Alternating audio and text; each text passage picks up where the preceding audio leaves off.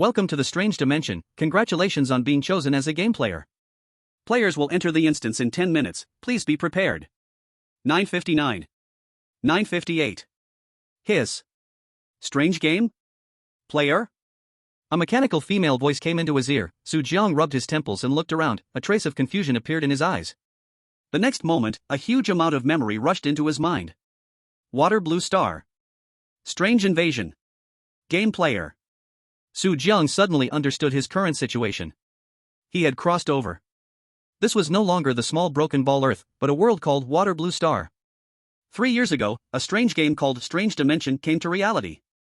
Everyone who turns 18 would become a game player and enter the strange instance to train. Passing the level means receiving rewards, returning to reality as a true game player, and becoming superior to others.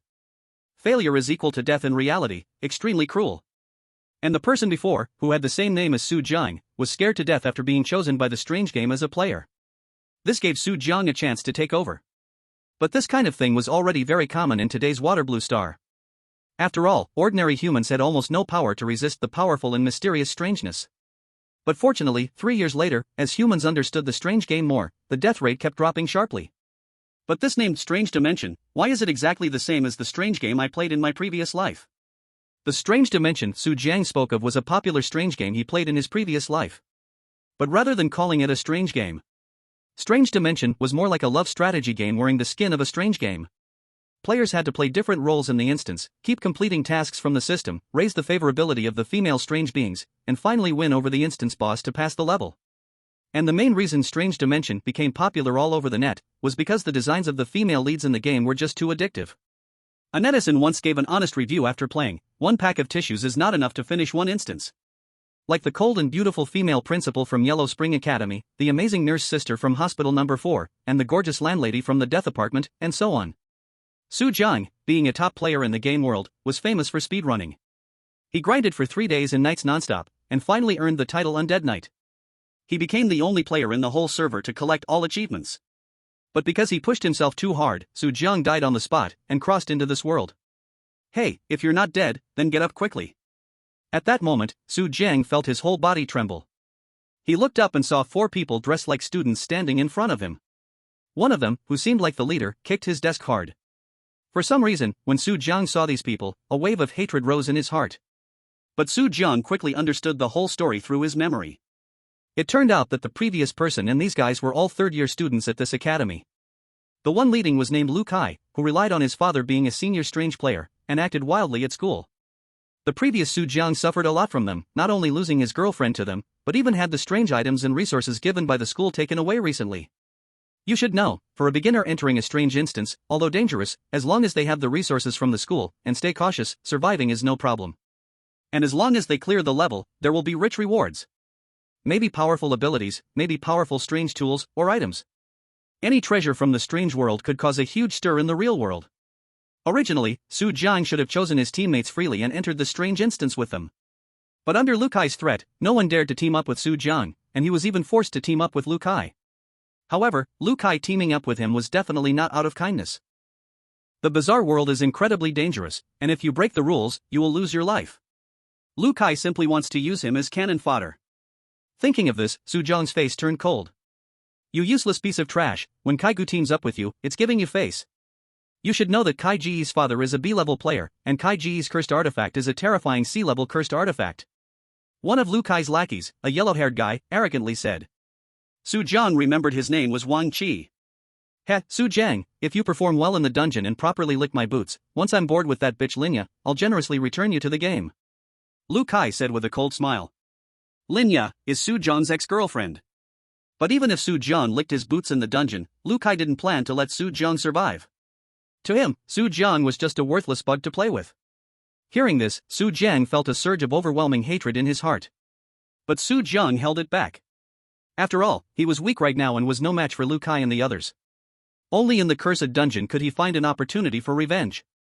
Midnight. Dungeon loading completed. Dear player, welcome to Yellow Spring Academy. Dungeon introduction. This is a highly regulated, key academy known as Hongshuwei in the cursed world. Obeying the strict rules of the school is the student's duty. Dungeon level, B level. Number of players, 12. Main quest: survive in the dungeon for 3 days as a third-year student at Yellow Spring Academy. Achieve specific conditions to directly clear the dungeon. Side quest: become one of the top 10 students in the academy. Depending on the ranking, players will receive rich rewards. Other quests to be unlocked. Live streamer loading. Live room loading. Holy crap! Yellow Spring Academy. That legendary graveyard for rookie players, the hell level difficulty rookie dungeon, Yellow Spring Academy? Hiss. A rookie matched with a B-level rookie dungeon, they are probably doomed. To be honest, the female headmaster of Yellow Spring Academy is quite good looking, hee hee. Actually, the homeroom teacher who likes to use a whip is also quite nice, sarcasm. Umatba, may all the live streamers be blessed. Under the grey-white sky, dark crows stood at the school gate, watching the 12 humans in front of them with their scarlet eyes. The school gate, carved with unknown blood, bore the 4 eerie characters, Yellow Spring Academy. Not only did the gate look extremely eerie, but the interior of the school also exuded a chilling atmosphere. The entire world was dominated by dark tones. One glance was enough to send a shiver down anyone's spine. Which class are you in? What time is it, and you're still coming to class? Is there any order left? Before the crowd could recover, the eerie security guard scolded them loudly. Its bizarre eyes greedily watched the 12 humans in front of it. As long as any one of the humans in front of it showed any sign of weakness, it would immediately strike, devouring them without delay. Fire Tong Lu Ming. This is the hell level rookie dungeon? Alright, ramp up the intensity. I remember the last player who entered this dungeon, half of them died just because of this eerie security guard. I wonder how many of them will die. Chapter 2, this belongs to the headmaster. The eerie security guard greedily stared at the 12 humans in front of it. Its old eyes were filled with brutality. It seemed as if it would start a massacre at any second. All the players hesitated in place, too scared to make a move. Uncle Security, sorry, we're third-year students. Can you let us in? At this moment, one player stepped forward to negotiate. In the next second, the eerie security guard's hand instantly crushed his skull, chewing on his brain. As it chewed, the eerie security guard's old eyes looked at the remaining players. Are you also third-year students? Blood splattered everywhere. Several players didn't react in time and were hit with blood all over their faces. The rookie players, who had never seen such a bloody scene, immediately showed strong fear on their faces. No, we are not third-year students. What the hell? Is it starting off this intense? This is still tame compared to the previous stream. You should have seen it. That creepy security guard killed half of the newbie players right away. After all, most new players haven't experienced the terror of the bizarre world. One wrong move, and they break the rules and get eaten by the bizarre. So why exactly did this guy break the rules? Heh, this idiot thought he was a third-year student, but it's class time right now, isn't that breaking the rules? To be precise, they are all transfer students. Damn, I didn't even realize that. Su Jian looked at the headless body still spurting blood, his expression complicated. So, this is the dangerous and treacherous bizarre game? One wrong move, and you could touch the rules and die instantly. On the other hand, as long as you follow the rules, the bizarre can't harm you easily. Unless you run into a big shot from the bizarre world, and this big shot just happens to dislike you. Lu Kai stood among the crowd, his face also looking a bit ugly. It was his first time in the bizarre world, and he was too scared to make a rash move. But the next second, Lu Kai thought of Su Jiang. That's right. Isn't Su Jiang just a cannon fodder? Let Su Jiang go die, and it'll be fine. So, Lu Kai looked at Su Jiang and said in a commanding tone, Su Jiang, go ask it how we can get in. Su Jiang, your boss is giving you the chance to be a lapdog, why aren't you going to ask? Lu Kai's underling, Wang Qi, also chimed in arrogantly. Get lost. Su Jiang cursed without hesitation. You motherf. Lu Kai's face instantly stiffened, and a surge of anger rose in his chest. Su Jiang, this useless piece of trash, how dare he resist me? Lu Kai instinctively wanted to beat Su Jiang up, just like in the real world. Fighting among students is a violation of the rules. This is an A-level dungeon. Do you want to die? At this moment, a player nearby coldly reminded them. Of course, he wasn't trying to save Su Jiang. He purely didn't want his teammates to die too quickly, or it would only make things harder for the remaining players. Lu Kai, upon hearing this, dared not make a move. Although he had a C-level bizarre item, it was clearly nothing in front of an A-level dungeon. Lu Kai could only spit out a harsh threat, you wait for it. At the same time, the bizarre security guard sneered as he watched the players. His mouth was stained with blood, looking as eerie as could be. Since you're not third-year students, what are you doing here? The players were all scared out of their wits, afraid they would become the next headless corpse. Faced with such a terrifying bizarre security guard, no one dared to stick their neck out. The bizarre security guard at this moment just wanted to continue his massacre. Just as he was about to continue questioning, a player stepped forward and said, "We are new transfer students. Our homeroom teacher told us to report to school at this time. Please open the door and let us in." The bizarre security guard narrowed his eyes and grinned mysteriously, "No student ID, no entry." "We haven't reported yet, we don't have student IDs." "Then go report first." "Sir, we need to enter the school to report." "Then where are your student IDs?"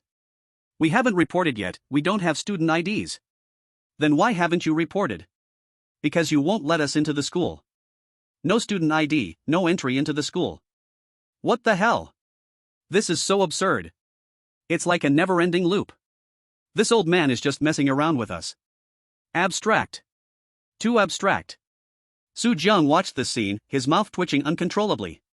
But in this situation, the players really had no way to deal with the bizarre security guard. After all, it was just following the rules: no student ID, no entry into the school. For a moment, the atmosphere became tense and stagnant. "Sir, this is a bit unreasonable, don't you think?" The player's mentality was on the verge of breaking. If it were the real world, he'd probably turn into a rage-filled, foul-mouthed person. The bizarre security guard sneered, "What, do you want to break in right under my nose? I just don't want to make sense. What can you do to me?" The player wanted to say something but stopped, not daring to speak again, afraid that the next moment, if he said even a single wrong word, the strange security guard would crush his head. Huangquan Academy. Su Jiang always felt that the scene before him seemed familiar, as if he had seen it somewhere before. But he couldn't remember exactly where. In fact, after entering the strange world, Su Jiang had always felt that this world was strangely similar to the strange dimension he played in his previous life. Even the names were exactly the same. However, the strange dimension was just a single-player game on Earth. How could it possibly be related to the strange dimension of Shui Lan Star? Perhaps it was just because they were both horror games, so the scenery was somewhat similar. "Old man, don't be so ungrateful. My father is a B-class player." At this point, Lu Kai finally completed his mental preparation. At this moment, Lu Kai had figured it out. His father was a B-class player, an important figure in reality. And even in the strange world, no matter how this instance was rated as A-class, so what? "You, a stinky doorman, how strong could you be?" And Lu Kai's confidence came from the C-class strange artifact his father gave him. It was now firmly in his hand. However, what Lu Kai didn't know was that the strange security guard was a C-class strange being. Lu Kai's level was too low, and using a C-class strange artifact couldn't last long. "I see you." The strange security guard sneered. Just as it was about to act, it suddenly noticed a figure, Su Jiang. That person is? It felt that Su Jiang in front of it seemed a bit familiar. The next second. Holy crap! Isn't that the lover of the principal? In that moment, it remembered everything. 3 years ago, it was driving a car with the female principal of Huangquan Academy, Faragini, often going in and out of Huangquan Academy. It was this handsome man in front of it. Back then, it would often let Su Jiang and the female principal's car pass. Although it was a C-class strange being, it was nothing compared to the female principal. The female principal of Huangquan Academy was the real terror, an A-class strange being. Whether Lu Kai could offend it didn't know, but Su Jiang was definitely someone it could never offend. This was the lover of that terrifying female principal. Chapter 3, Old One, You Don't Want To. As soon as Su Jiang entered this strange instance, he felt that the scene inside was somewhat familiar, but he couldn't recall where he had seen it before.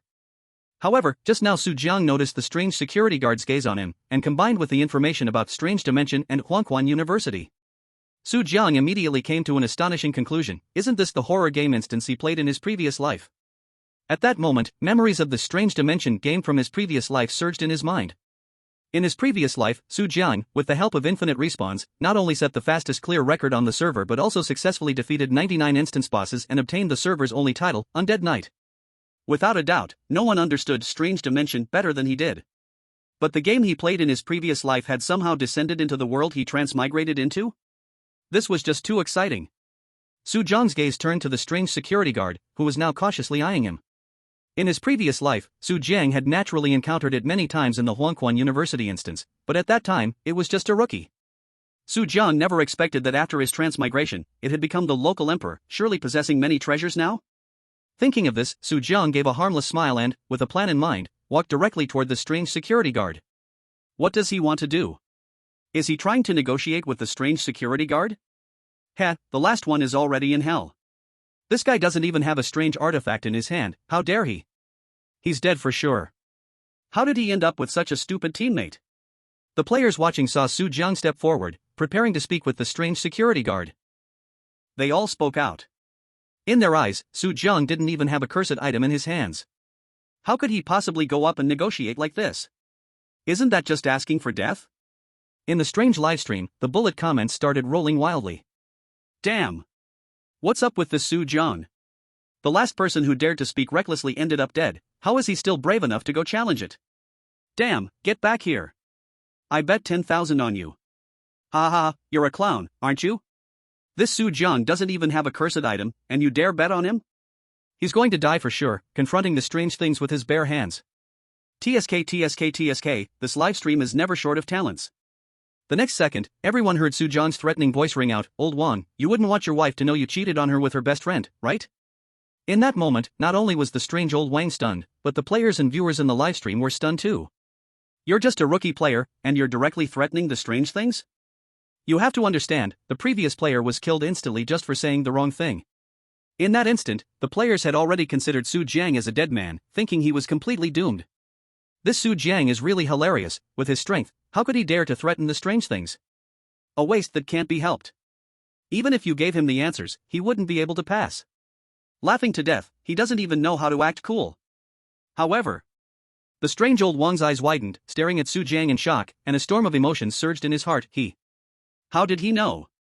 How could anyone else know about this matter? This is impossible. If it were anyone else threatening him, old Wang would have just killed them. But this was Su Jiang. His wife was an A-grade strange being.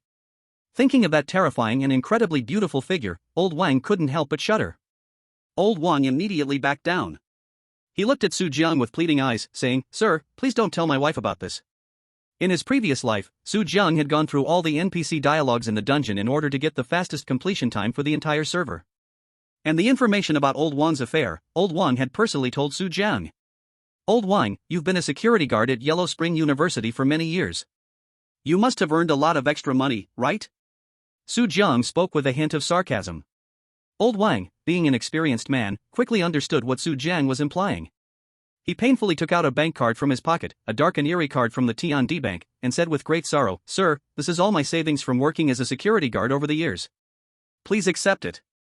Obtained item, Tiandi Bank Savings Card, green. Balance, 10,000 ghost coins. Only 10,000? Su Jiang raised an eyebrow, displeased, and said, "Are you sending me off with a beggar's coin? Be honest, don't think I don't know, you've been making a lot of money off the humans." In his previous life, Su Jiang had spent billions and billions in the game. Naturally, he didn't find 10,000 ghost coins impressive. Old Wang bitterly said, "Sir, how dare I lie to you? Most of my money has been given to my wife, this is just a bit I managed to save up from the clubs." Since the conversation had reached this point, Su Jiang decided to shift focus. He leaned in close to old Wang's ear and said, "You seem to have a cursed item, right? Let me borrow it."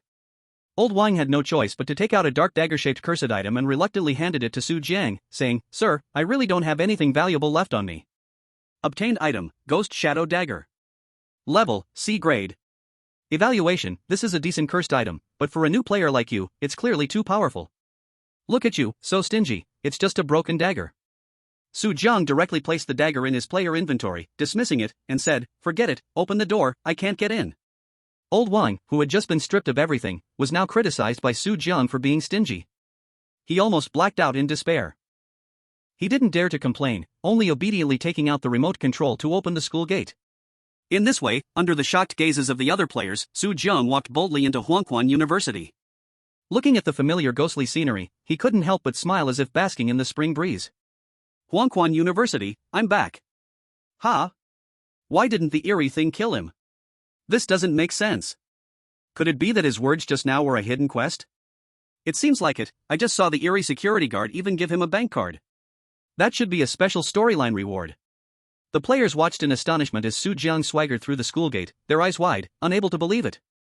A fragile rookie, someone who could easily be crushed by the eerie things, not only survived but even received a reward? This must be a hidden quest. Otherwise, how could Su Jiang have survived? Thinking of this, the players couldn't help but feel excited. Because Su Jiang had revealed all the information, it also meant that they too could complete this hidden quest. But what no one expected was Would Su Jiang reveal helpful information to those who had just been mocking him? Chapter 4, Want to enter the school gate? 1,000 Eerie coins per person. In the Eerie livestream, as the plot began to twist, the bullet screen started to guess. Ha! So the Eerie security guard at Huangquan University has a hidden storyline? But how did this player named Su Jiang know about it? We must have all missed something. Su Jiang, he might be a big shot. I knew it. Su Jiang is a hidden big shot. Upstairs, I saw you mocking Su Jiang earlier. But why would Su Jiang reveal this information? Didn't all those players just mock him? If I were Su Jiang, I'd definitely keep this information hidden. Hiss. I smell a conspiracy. Hahaha, Su Jiang didn't die. My 10,000 yuan isn't wasted. Taoist Master is back in action. However, the players in the instance didn't have the godlike perspective of the livestream audience. They only knew that Su Jiang had completed a hidden quest and received a rich reward. And now all the players knew the trick to completing this hidden quest. Therefore, in their eyes, the Eerie security guard level was like a free reward level. Thinking of this, some players couldn't resist the temptation, stepping forward arrogantly to the Eerie Old Wang and saying, "Old Wang, you wouldn't want your wife to find out about your affair, right?" Seeing someone already taking action, other players couldn't hold back their excitement, and two even strutted forward, no longer acting timid as before. He's right. If you don't want your secrets exposed, hand over the reward obediently and let us through. I also know your secret. Of course, for every impatient player, there were cautious ones. These cautious players were waiting for the impatient ones to go first before they followed. For example, there was Lu Kai among them. At this moment, one of Lu Kai's subordinates, a player with yellow hair named Wang Qi, anxiously said, "Big brother, why do we have to wait for them to go first? Su Jiang has already gone through, so it must be real. What if they take all the rewards?" Lu Kai calmly replied, "Idiot, if the hidden quest rewards were limited, then after Su Jiang went through, they should be gone. We can wait for them to scout the path before we go. Besides, do you think Su Jiang would be so kind as to tell us all the information? Can you guarantee that what we know now is everything about the hidden quest?" Hiss, Wang Qi gasped. Even he, no matter how stupid, could feel that something wasn't right. If Su Jiang really set up a huge trap for them, he probably wouldn't end up with a good outcome. Thinking of this, Wang Qi felt a chill rise in his heart. I didn't expect that Su Jiang could be this cruel and ruthless. Lu Kai said viciously, "Besides, even if Su Jiang unlocked a hidden mission and got a hidden reward, so what? After we go in, not only those rewards, but everything he knows will be ours." The meaning was clear: everything Su Jiang had gotten and everything he knew, Lu Kai planned to take it all. Wang Qi immediately looked at Lu Kai with admiration and flattered him. "No wonder you're the boss. These dirty tricks of Su Jiang are nothing in your eyes." The other two underlings of Lu Kai also chimed in. "Boss is awesome. Just petty tricks." Being praised by three underlings, Lu Kai suddenly felt extremely happy, like his body became light and floating. Sure enough. Just as their voices fell, those three players were instantly crushed in the head by the strange old Wang. Seeing this bloody scene, Lu Kai and the others all gasped in shock. Wang Qi cursed directly, "That dog bastard Su Jiang. He actually set a trap to kill us." Lu Kai looked at the four headless corpses, his eyes were cold as ice, and his tone carried a bit of killing intent. "Looks like Su Jiang has decided to go against us to the end, then he can't blame us." At the same time, the strange old Wang looked at the players with a murderous face, almost laughing from anger at these clown players. Su Jiang dared to threaten it, because Su Jiang's wife is the principal of Yellow Springs University. But what are these clowns? A bunch of ant-like players, how dare they threaten it? They are just asking to die. But now that things had come to this, old Wang looked at the remaining 7 players, a bit troubled in his eyes. Even though they also knew old Wang's secret, as long as they didn't act foolishly like the 3 just now, old Wang couldn't really do anything to them. Suddenly, old Wang had an idea and showed a creepy smile. "You don't want to die here just because you can't get through the school gate, right? If you want to enter the school gate, it's 1,000 ghost coins per person. The players, ? The livestream viewers, ? A big question mark appeared on everyone's face, all of them dumbfounded. Even the strange beings in the instance were starting to imitate Su Jiang now? But there was no other way. The players didn't dare take the risk of not getting into the instance, so they obediently handed over 1,000 ghost coins. Lu Kai handed over 1,000 ghost coins with a heart full of pain. You have to know, the exchange rate of ghost coins to real money is 1 to 1,000, and 1,000 ghost coins equals 1 million. Even though his dad is a B-rank player and gave him 10,000 ghost coins, no matter how rich he is, he can't keep wasting money like this. Thinking of this, Lu Kai couldn't help but feel a wave of anger rise in his heart. If not for Su Jiang, how would he have wasted 1,000 ghost coins for nothing? All of this was caused by Su Jiang. I must make Su Jiang die. Not only Lu Kai, But the other players also started to hate Su Jiang in their hearts. This guy obviously knew the way to pass, but wouldn't tell them. He even dug pits for them to fall into. What a vicious tactic. But did Su Jiang do anything wrong? Su Jiang was just passing the level his own way. Why should he tell them the answer? All those people who mocked Su Jiang and said they wanted to kill him, weren't they the ones saying that? They were just used to not caring unless it involved themselves. They only know how to blame others for every problem, and never look at what's wrong with themselves. Completely different from them, the livestream comments took a huge turn. Damn! Su Jiang is awesome. 1,000 ghost coins is enough to buy a house in real life. Hey you upstairs, don't slander him. Su Jiang just passed the level in a simple way. They were the ones who asked to die by copying him. I'm dying laughing. These people are actually blaming Su Jiang now? Weren't you the ones mocking him earlier? If you suck, practice more. If you can't handle the game, then don't play. The past is the past, now is now. If you keep comparing the past to the present, buddy, why don't you compare it to the time you were just born? After all, the viewers in the livestream have the perspective of gods, they can see everything too clearly. The strange dungeon is full of danger, and it's common for players to turn on each other. Don't say Su Jiang didn't help them, it would have been a good thing if he had dug an even bigger hole for them and buried them all. You have to understand, in the strange dungeon, solo clearing rewards are doubled. Players have never been teammates with each other. Some players are ruthless, willing to kill everyone for the double rewards, and there are not a few of them. In the strange dungeon, the only one you can trust is yourself. This is a truth recognized by everyone. Chapter 5, Self-Introduction. At this point, Su Jiang had already arrived in front of the teaching building. Su Jiang didn't pay attention to what was happening at the school gate. He said the information in front of the players simply because he thought it was of no use. After all, if you don't have the strength and dare to threaten old wine, that's a dead end. Every player can think of that.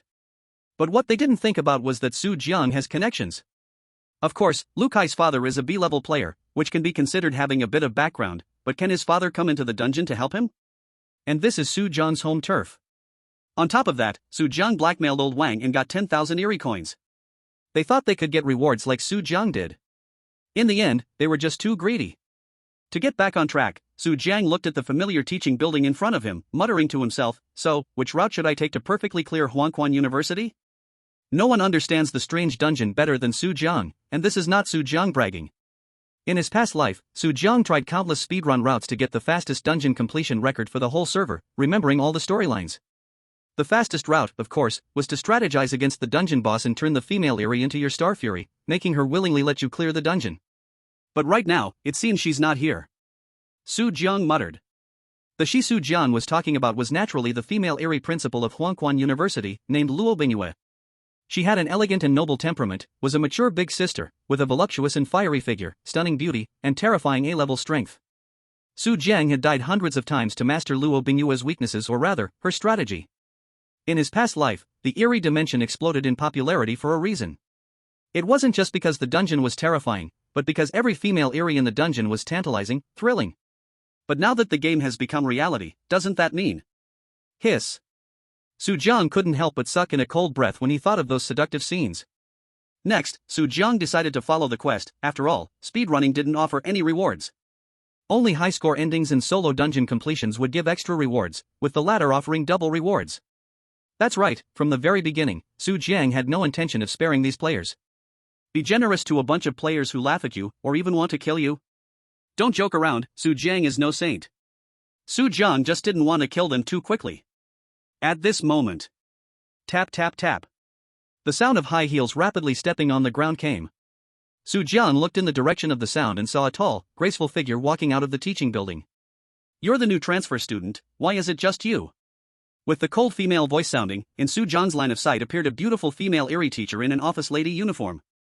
This was a very beautiful female Eerie, and the office lady uniform accentuated her fiery figure. The female Eerie had a delicate face, a tear mole at the corner of her eye, a faint expression of disgust, and she was holding a leather whip in her hand. Was this the Eerie class teacher of Huangquan University, Qin Yuanyu? As soon as Su Jiang saw the Eerie teacher, his mind instantly flashed with memories of her. In his past life, Su Jiang studied how to complete the dungeons as quickly as possible, and he had encountered Qin Yuanyu many times. This female ghost being called the strongest homeroom teacher by players was not without reason. In the game, Qin Yuanyu was either whipping players or on her way to whip them. As players in the game felt no pain, some players, after being whipped by the beautiful ghost, became her avid supporters.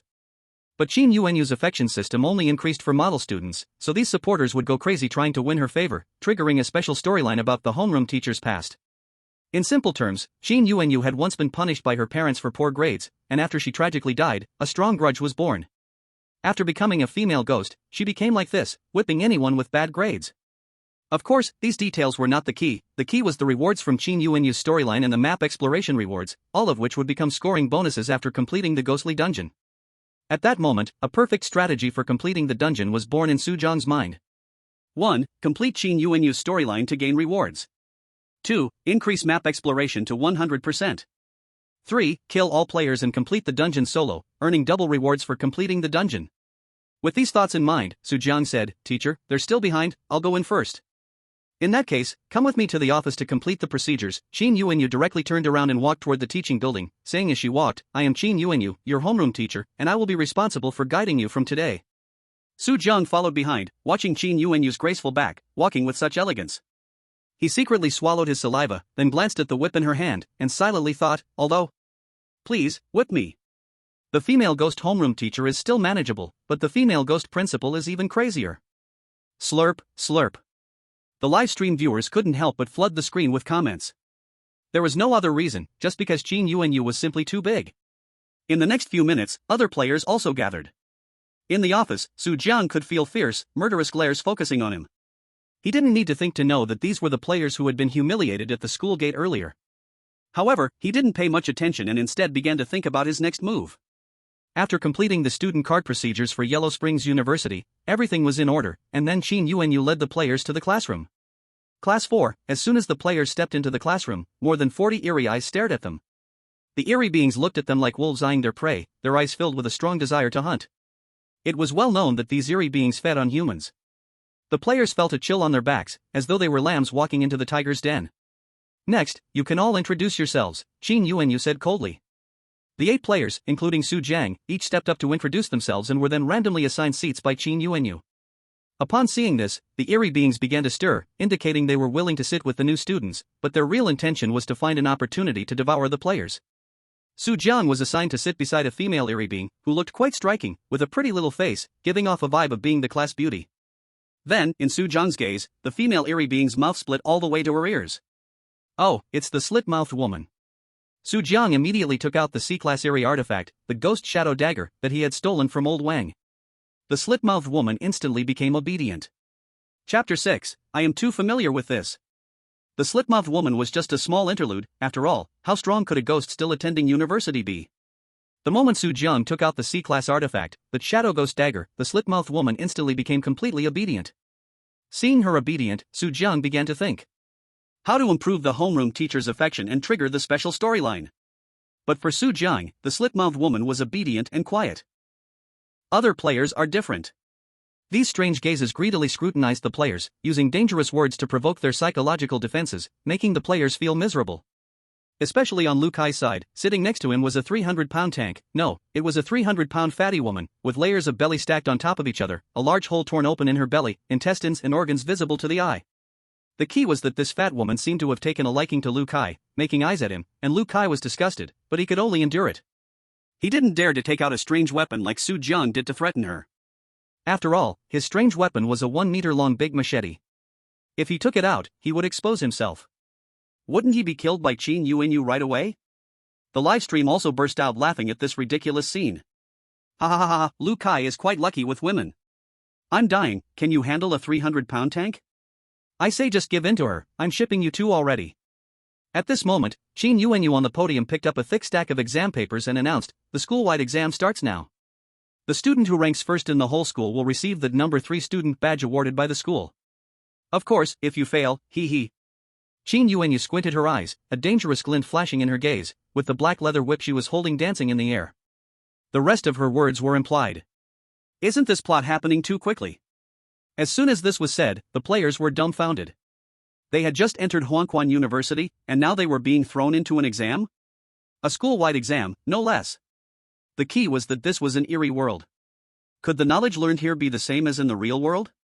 Forget about the reward for ranking first, just passing would be a miracle. We're doomed, the players all frowned in distress. In contrast, Su Jiang was energized. The school-wide exam is perfect. I'm so familiar with this.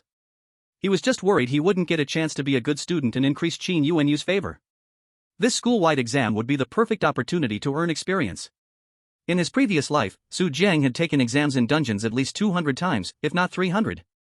Although each exam had different questions, they were basically all the same type of knowledge background information he could recite backwards. It's worth mentioning that among the players, there was one person with a confident look on his face. School-wide exam? With my information reserve, this is no problem. This person was none other than Lu Kai. His father was a B-level player who had experienced numerous eerie dungeons. He had long passed on a lot of dungeon information to him, including knowledge of the school exam dungeon. Therefore, when Qin Yuanyu announced the school-wide exam, Lu Kai was very confident. Thinking about this, Lu Kai couldn't help but glance at Su Jiang. Su Jiang had made him lose 1,000 eerie coins earlier, and Lu Kai was eager to see Su Jiang being whipped to pieces. However, what Lu Kai didn't realize was that this was Huangquan University, the eerie version of Hongshui, notorious for its strictness. The school's exam questions were specifically designed to be difficult. Here it comes. This is the value of the Hell-level beginner dungeon. Starting with the school-wide exam. I wonder how many will pass this time. I remember the last batch of players, not one of them passed. TSK, they were whipped into a bloody mess by that sadistic teacher. No chance. They're all newbie players, how could they possibly know about the eerie world's information? Not necessarily, this Lu Kai is the son of a B-level big shot in our city, I think he might pass. But Su Jiang knows about hidden quests, right? Soon, as Qin Yuanyu gave the order, the exam papers were quickly distributed to each student's desk. Looking at the paper filled with what seemed like astronomical symbols, the players showed expressions of doubt about life. Multiple choice, what is the most delicious human meat dish recognized worldwide? A. Pickled pepper brain. B. Steamed human heart. C. Spicy human ears. D. Stir-fried o-jin-jin. Is this even a question a human could come up with? I don't eat people. Lu Kai, seeing this question, confidently filled in A, because he had heard his father say that the weird things loved eating people's brains the most. But Su Jiang calmly chose D. Lu Kai actually didn't make the wrong choice, if it were a question from another school. But the problem was with the weird being that set this question, well, it loved eating people's something. There were many such questions. Questions from other weird schools wouldn't work at Huangquan University at all. Otherwise, why would Huangquan University be called the newbie hell? You, a human, think you can solve questions that even these weird beings can't understand? Unfortunately, there's a bug in the form of Su Jiang. 10 minutes later, Su Jiang had finished all the questions, and even took 2 minutes to check his answers. No problem. Su Jiang raised his hand and said, "Teacher, I'm done, can I submit the paper?" As soon as he said this, everyone in the room turned to look at Su Jiang. You finished these ridiculous questions already? You must have just randomly written it. Even the weird beings didn't believe Su Jiang could finish so quickly. The players were even less likely to believe Su Jiang could finish the questions. Lu Kai sneered repeatedly, random writing and still daring to hand in the paper early, you're really asking for death. What the heck, what is Su Jiang doing again? It's only been 10 minutes, how could he possibly be done? This guy wouldn't have just given up, right? That shouldn't be the case, he looks so relaxed. In the weird livestream, the viewer's perspective of the test paper was blocked by the powers of the weird world, so they had no idea what Su Jiang wrote. Human pest, you'd better have seriously finished, or else. Qin Yuanyu naturally thought Su Jiang had written randomly or didn't write anything at all. A dangerous light flashed in her eyes, and her hand holding the whip tightened slightly. As soon as she noticed Su Jiang had written randomly or nothing at all, she would whip him without hesitation. But the next second, when Qin Yuanyu looked at Su Jiang's neat handwriting on the paper, she froze. Because she realized, these answers were all correct. Cheating? That was impossible. She had been watching him the entire time. For a moment, Qin Yuanyu was deeply surprised. A human could solve questions from the weird world? Teacher, is there something wrong with my test paper? Su Jiang said with a faint smile. No, no problem. Qin Yuanyu shook her head, not only was there no problem, but all the answers were correct. If you could see her favorability, you'd be surprised to see it rapidly rising, +1 +1 +1 +1 +1 +1. Rapidly climbing. Chapter 7, Su Jiang, first in the whole school? Su Jiang could also feel Qin Yuanyu's gaze softening. It should be noted that before, when Qin Yuanyu looked at any human, she always had an expression of disgust, as if looking at a cockroach. But now, Qin Yuanyu's eyes had a touch of tenderness. Without a doubt, this was a sign that Qin Yuanyu's favorability towards Su Jiang was rising. That's right, Qin Yuanyu's favorability was that simple. In Qin Yuanyu's eyes, as long as you were a good student for one day, she would be gentle with you for that day. But if you suddenly performed poorly, she would whip you. So, players from the previous life were happy in this kind of ice and fire experience, because there was no pain, so no suffering. However, others didn't notice Qin Yuanyu's change. They just watched with glee, waiting for Qin Yuanyu to whip Su Jiang, but instead, she only took Su Jiang's test paper and did nothing. Now, not only the players were dumbfounded, but even the weird beings were confused. Because based on what they knew about Qin Yuanyu, this was the time she should have whipped Su Jiang to death. Why did nothing happen to him? Could it be that he really can do it? The players also started to think that Su Jiang might actually be capable of solving the questions. Could it be that Su Jiang also knows how to do it? But soon, this thought was dismissed. Impossible. That's absolutely not possible. Even if Su Jiang can do the weird world's problems, there's no way he could be this fast. Unless he has the answers. But that's completely impossible. First, this is the weird world. Second, they had just entered the instance. Unless Su Jiang had been here long ago, but Su Jiang is a newbie player. So naturally, the players believed Su Jiang must be writing nonsense. As for why Qin Yuanyu didn't stop him, they had no idea. After all, no one said you couldn't write nonsense, right? Thinking this, the players felt it made much more sense. Then, when they looked at Su Jiang, their eyes held more ridicule. When the scores come out, this idiot is done for. They had all been tricked by Su Jiang before, so of course they wanted to see him punished. What a stupid fool who overestimates himself, Lu Kai cursed in his heart. He even once thought Su Jiang might have something special. But he didn't expect that just as things started, Su Jiang would dig his own grave. Then Lu Kai stopped thinking and went back to the test. But the more he worked on it, the more his eyebrows furrowed. He scratched his head, this crap isn't like what my dad taught me at all. Fill in the blank, as everyone knows, Lady Red Moon is the strongest in the weird world. She is an SSS level great weirdo. The Red Moon Corporation she founded is one of the top powers in the weird world. Please fill in Lady Red Moon's 3 body measurements. A big question mark appeared on Lu Kai's face. It's true Lady Red Moon is the strongest. It's true she's an SSS level great weirdo. And it's true she's the boss of Red Moon Corporation, a top force in the weird world. Lu Kai had heard a bit from his dad about SSS level bosses in the weird world. But? You're seriously asking me for Lady Red Moon's 3 sizes? What kind of decent person writes questions like this? Lu Kai was about to vomit blood from anger.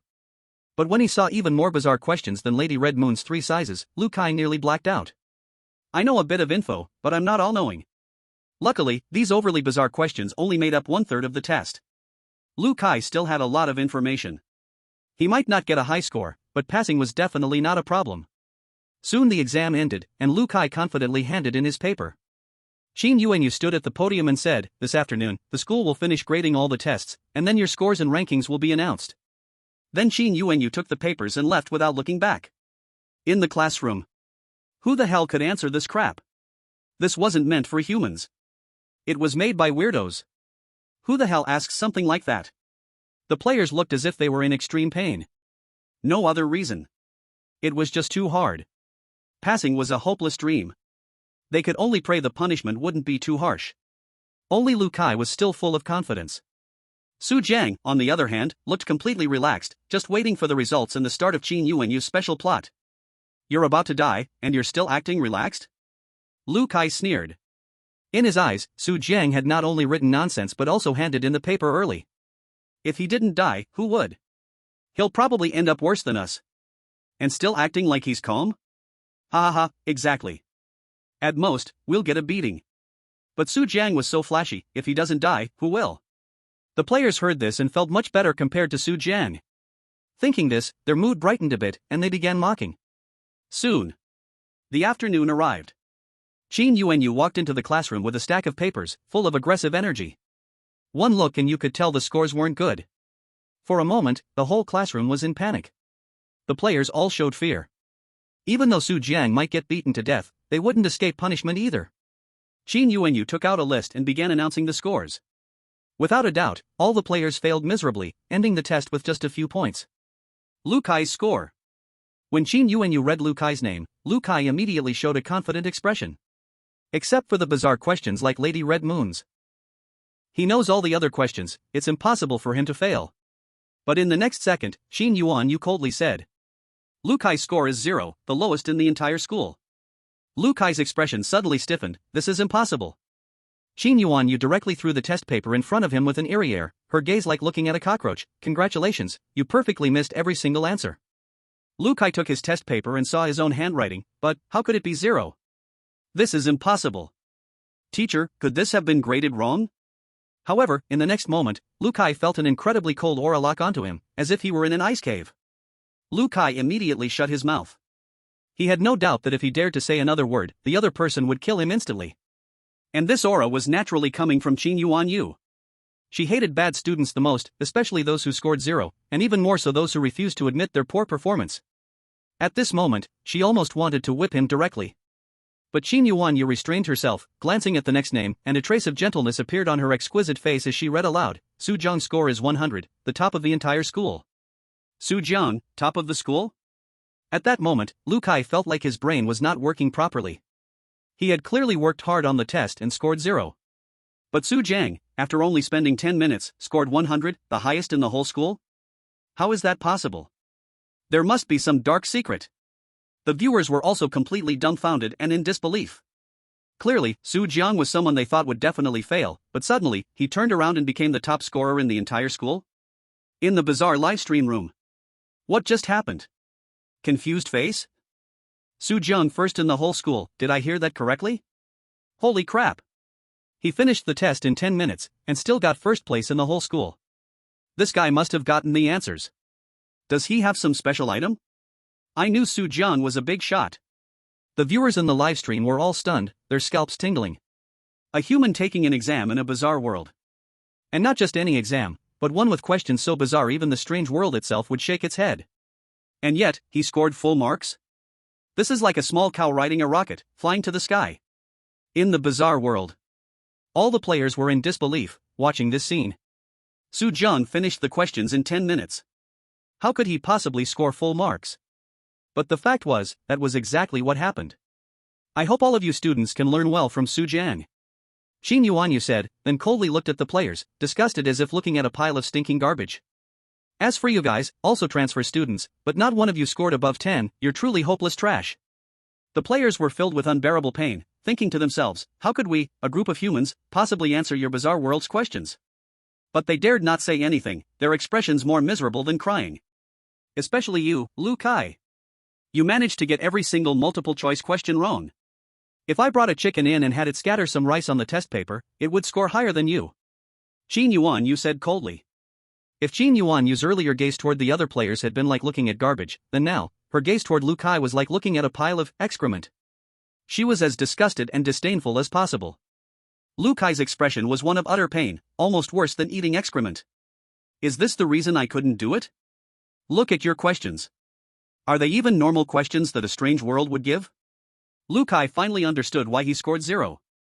Because the bizarre world that set the questions didn't follow any usual rules. Here, there's no knowledge, just right or wrong. And because of that, everything he knew was wrong, and everything he didn't know was still wrong. Meanwhile, the other players, who originally knew nothing, could still randomly pick and get a couple of questions right by accident. Damn! Is this really a level that humans can pass?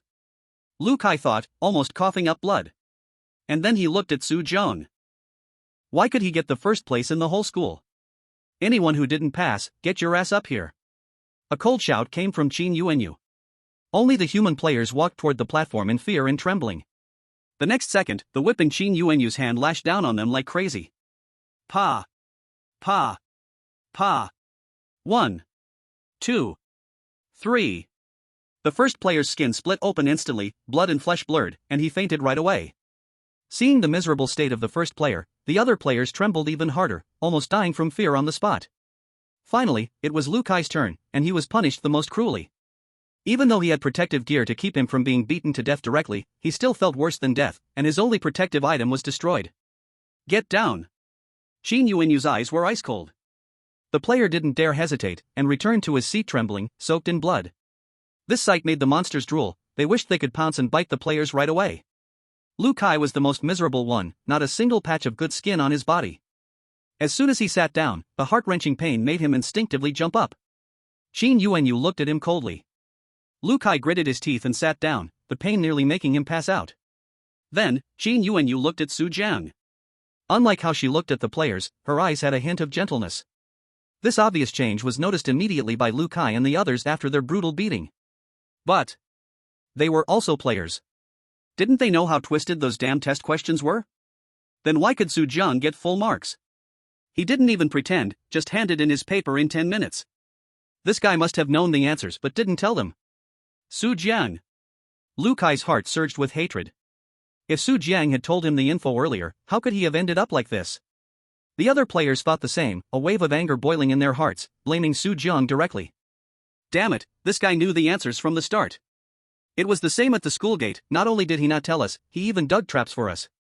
Truly vicious-hearted. If Su Jiang had shared the info from the beginning, how could they have suffered like this? It was all Su Jiang's fault. At the same time, Qin Yuanyu took out a black badge and said to Su Jiang, as the number one in the whole Huangquan University, this 3 good student badge is your reward. As soon as this was said, all the monsters in the class looked surprised. Because a student with the 3 good student badge held quite a status even in Huangquan University. Even if he was a human. What's so great about a broken badge? It's not even a monster item, the players thought secretly. They said that, but jealousy was already boiling in their hearts. Thank you, teacher. Su Jiang took the 3 good student badge and pinned it right on his chest. He didn't know what the players were thinking. He only knew he got something good. Huangquan University 3 good student badge, purple. Function, immunity from attacks by monsters below grade A. Intro, Huangquan University's 3 good student badge. Owning it makes you the coolest in the whole school. Note, this item cannot be taken out of the dungeon. Cannot be worn by any player except the one who obtained it. That's right. With this badge, you could walk sideways in the school. Unless a grade B or above monster attacks you, you're basically invincible. That's why, in the previous life, the good student route was one of the fastest ways to clear Huangquan University. Maybe tonight the special storyline for completing Qin Yuanyu will start. Su Jiang thought as he returned to his seat. Monster livestream room. 3 good student badge? What use is this thing? Don't know, no player ever got one in the past livestreams. There must be a special purpose, otherwise, it wouldn't be given out as a reward. Perhaps it's an item to unlock some special storyline? Next, as Su Jiang's goodwill toward Qin Yuanyu increased, meaning after becoming an exemplary student, he quickly unlocked Qin Yuanyu's special storyline. Su Jiang became the class representative, helping Qin Yuanyu handle class affairs, and then he received the item to unlock the special storyline. Key to the homeroom teacher's office, blue. Function, can unlock the door to Qin Yuanyu's office. Introduction, maybe you can discover something special in Qin Yuanyu's office? Note, cannot be taken out of the instance. Chapter 9, Infiltrating the Office. In this world, even if a player really got the key, they probably wouldn't dare to sneak into Qin Yuanyu's office, Su Jiang murmured. In the game, players just need to become exemplary students and follow Qin Yuanyu's side quests. They would then gain the office key, and the system would automatically pop up a task prompt. So this special storyline became well known among the public. But in this eerie game, whether players can even earn the exemplary student badge is a question. Even if they got it, players probably wouldn't dare to infiltrate the homeroom teacher's office. After class in the evening, players were all assigned dorms. Staying in one room was the greatest comfort for them. Otherwise, if they had to sleep in the same room as the eerie presence, they probably wouldn't sleep the entire night. However, what worried them the most was that Su Jiang was in the same room as them. This guy not only withheld information but also seemed to trap them. At this moment, all the players were wide awake, their gazes sinister, all waiting for one person. Su Jiang. Boss, what if Su Jiang doesn't come back to the dorm?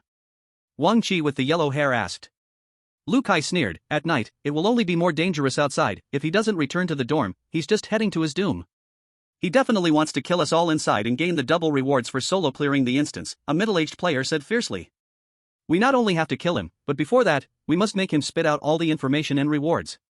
In his middle age, he still struggled at the bottom of society, thinking about the possibility of obtaining instance rewards to return to reality, feeling his inner darkness grow unchecked. Other players shared the same thought. One Su Jiang, could he really kill so many of us? Thus, the 7 of them sat in the dormitory, but even after midnight, they still hadn't seen Su Jiang's shadow. What's going on? Su Jiang didn't die outside, did he? Could this guy prefer dying outside rather than telling us anything? He's really a selfish person. Returning to the evening after class. Seeing Lu Kai and the players' unfriendly gazes, Su Jiang knew they probably came up with some plan against him. But Su Jiang was too lazy to deal with them now. Su Jiang only wanted to wait until deep into the night to sneak into Qin Yuanyu's office. As the lights in the teaching building gradually went off one by one, this eerie building fell silent, and Su Jiang appeared in the corridor. Using the eerie world's crimson moonlight, Su Jiang could barely see the dim corridor. The exemplary student badge on his chest emitted a faint glow. If it weren't for the exemplary student badge, the moment Su Jiang appeared in the teaching building, he could have been instantly killed by something eerie. After some exploration, Su Jiang arrived at the door of Qin Yuanyu's office. Without hesitation, he inserted the key into the keyhole and easily unlocked the office door. Qin Yuanyu's office was not large. Directly opposite was a window in Qin Yuanyu's desk, on one side was a bookshelf, and on the other side was a sofa. Entering the office, Su Jiang did not rush to search but walked straight towards the bookshelf on his right hand. On the second shelf of the bookshelf, a faint light glimmered between the gap of a book. Just as in the game. Su Jiang couldn't help but smile, reaching directly for the book and pulling out a pinhole camera from it. Suspicious pinhole camera, white. Function, used to secretly film videos. Introduction, perhaps it has a huge purpose. Note, cannot be taken out of the instance. This was, but also was not a reward. To be precise, this pinhole camera was a tool to unlock a reward level. In the game, when players unlock Qin Yuanyu's special storyline, they will find a pinhole camera in her office.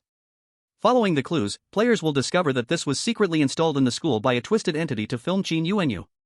At this point, players face two choices.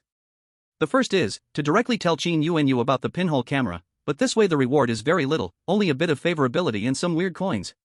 The second is to take the pinhole camera and blackmail the twisted entity, risking being killed by it, but potentially gaining a large reward. Without a doubt, Su Jiang chose the second option. Getting the item, then blackmailing the entity to gain a hefty reward. As for the risks, Su Jiang simply ignored them. He possessed the model student badge. Aside from the instance boss, Luo Bingyue, no entity could kill him. Thinking this, Su Jiang murmured, since I'm here, I might as well complete the other exploration tasks. As an A-level instance, Huangquan University naturally couldn't have just one way for good students to clear it. However, it is undeniable that the good student route is definitely the safest. But Su Jiang was well acquainted with Huangquan University, so the possibility of danger didn't exist for him. A few hours later, Su Jiang counted the rewards he had obtained. He had 150,000 weird coins, plus old Wang's made it 160,000. There were also many strange items and tools. Although having more strange items didn't help much, they could still be sold for money in reality. After doing all this, Su Jiang estimated that his exploration degree should be quite high. He arrived at the dormitory door closest to the teaching building and kicked the dormitory door. Bang! The twisted dorm manager was woken up in the middle of the night, glaring at him in anger, but upon seeing the badge on his chest, ultimately did nothing. Twisted dorm manager, you damn live in building 13. Su Jiang, building 13 is too far, is there any empty dorm here?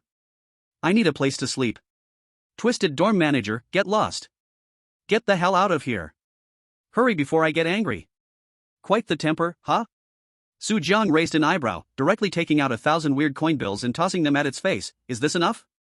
The twisted dorm manager's eyes widened instantly. This human dared to insult it with money? It certainly. It displayed a smile like a blooming flower and opened the dormitory door, bowing deeply. Young master, welcome back to the dorm. There was no way. He simply gave too much. You have to know that the twisted dorm manager's daily salary was only 100 weird coins. This was a full 10 days of salary for it. Please, insult me more. The next day in class. The players who waited for Su Jiang the whole night, one by one, drowsily arrived in the classroom, only to suddenly discover. The Su Jiang they thought was undoubtedly dead appeared in the classroom unharmed. He even looked spirited, clearly having had a good night's sleep. In contrast, after they prepared to sleep last night, the entities outside continuously harassed them, leaving no one able to sleep well all night. Why is this guy still alive? Damn it, he must know some hidden information again. No, we need to actively capture him and interrogate him. Chapter 10, All Dead. Su Jiang obtained evidence of the twisted entity's secret filming, naturally planning to blackmail it for rewards. However, when he noticed Lu Kai and other players looking at him with ill intentions, a thought suddenly arose in Su Jiang's mind. When class ended, Su Jiang had an urgent look as he rushed out of the classroom. Big brother, it looks like Su Jiang is going to do something. What should we do? Huangmo Wangqi asked. Quick! Catch up and block him. Lu Kai said directly. He understood. Waiting for the hair to come out was not going to work on Su Jiang. This Su Jiang definitely knew a lot of information about Huangquan High School. Okay. The other players all sprang into action. By the end of the day, all players were subtly following Lu Kai's lead. It was not only because his father was a B-level player, but also because Lu Kai possessed a C-level strange weapon. This was extremely rare among new players. It was no different from a newbie holding a max-level item. The problem was that their luck did not get them selected for an A-level dungeon. The players all followed, and indeed saw Su Jiang excitedly looking at an item in his hand. He's definitely holding a key item. One player exclaimed excitedly. Lu Kai squinted and said, "Go block him and make him hand over the item." So, 7 players went up and surrounded Su Jiang directly. It seems Lu Kai and the others did not want to let Su Jiang go. Even if Su Jiang was strong, facing 7 players, he probably had no chance. But, when did this guy get that item in his hand? He probably got it last night, but there was no livestream. I feel like the 3 good student badge he obtained should be very useful. Meanwhile, Su Jiang scoffed coldly in his heart, but pretended to be terrified on the surface, hurriedly shoving the camera into his pocket. "What do you want?" "Su Jiang, hand over the key item," Lu Kai said. "Su Jiang, no way. This is something I obtained myself, I can't give it to you." Lu Kai revealed a strange weapon in his hand. "Will you hand it over yourself, or should I take it by force?" I'll give it to you then." Su Jiang's face turned pale, and he had no choice but to hand the camera to Lu Kai. "Go get it," Lu Kai said to Wang Qi. Wang Qi got the camera and instantly exclaimed, "Big brother, this is a real item." Lu Kai felt quite pleased and said, "Now tell us everything you know." Su Jiang looked terrified, staring at the strange weapon in Lu Kai's hand, and gritted his teeth to tell him everything. After finishing, Su Jiang said, "That's all I know. If you want a reward, go ask that perverted anomaly yourself.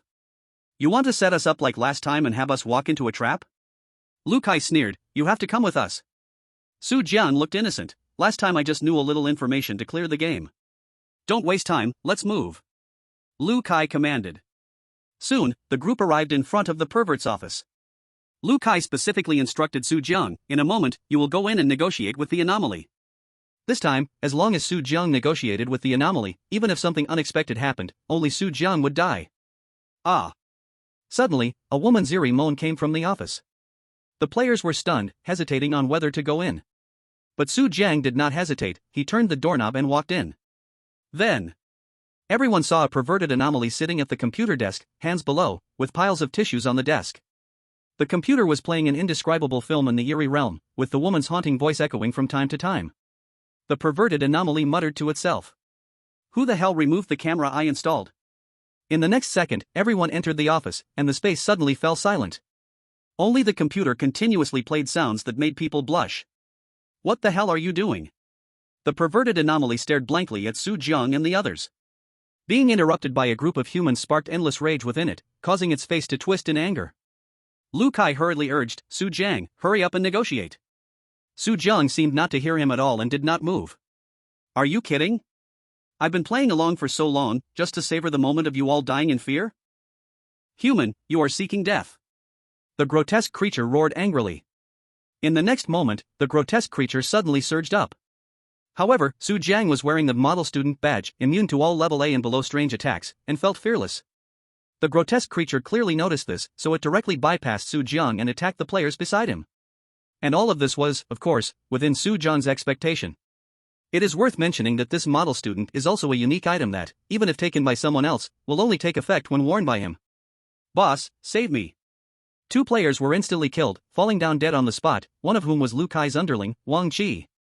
Seeing his underling drop dead, Lu Kai angrily threatened, "Do you believe I'll kill you first?" Su Jiang thought since they had gone this far, he might as well speak up. "Wait, you installed the pinhole camera in teacher Qin Yuanyun's office, right?"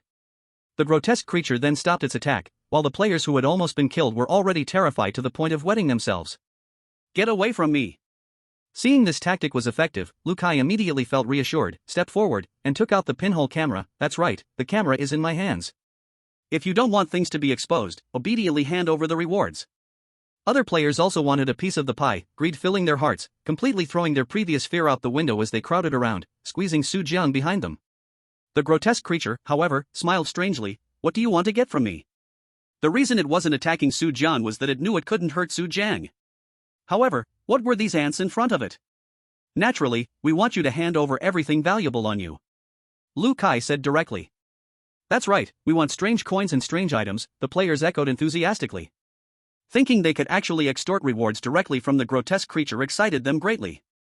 I'll give you a head. In the next moment, the grotesque creature suddenly surged again, charging straight at Lu Kai.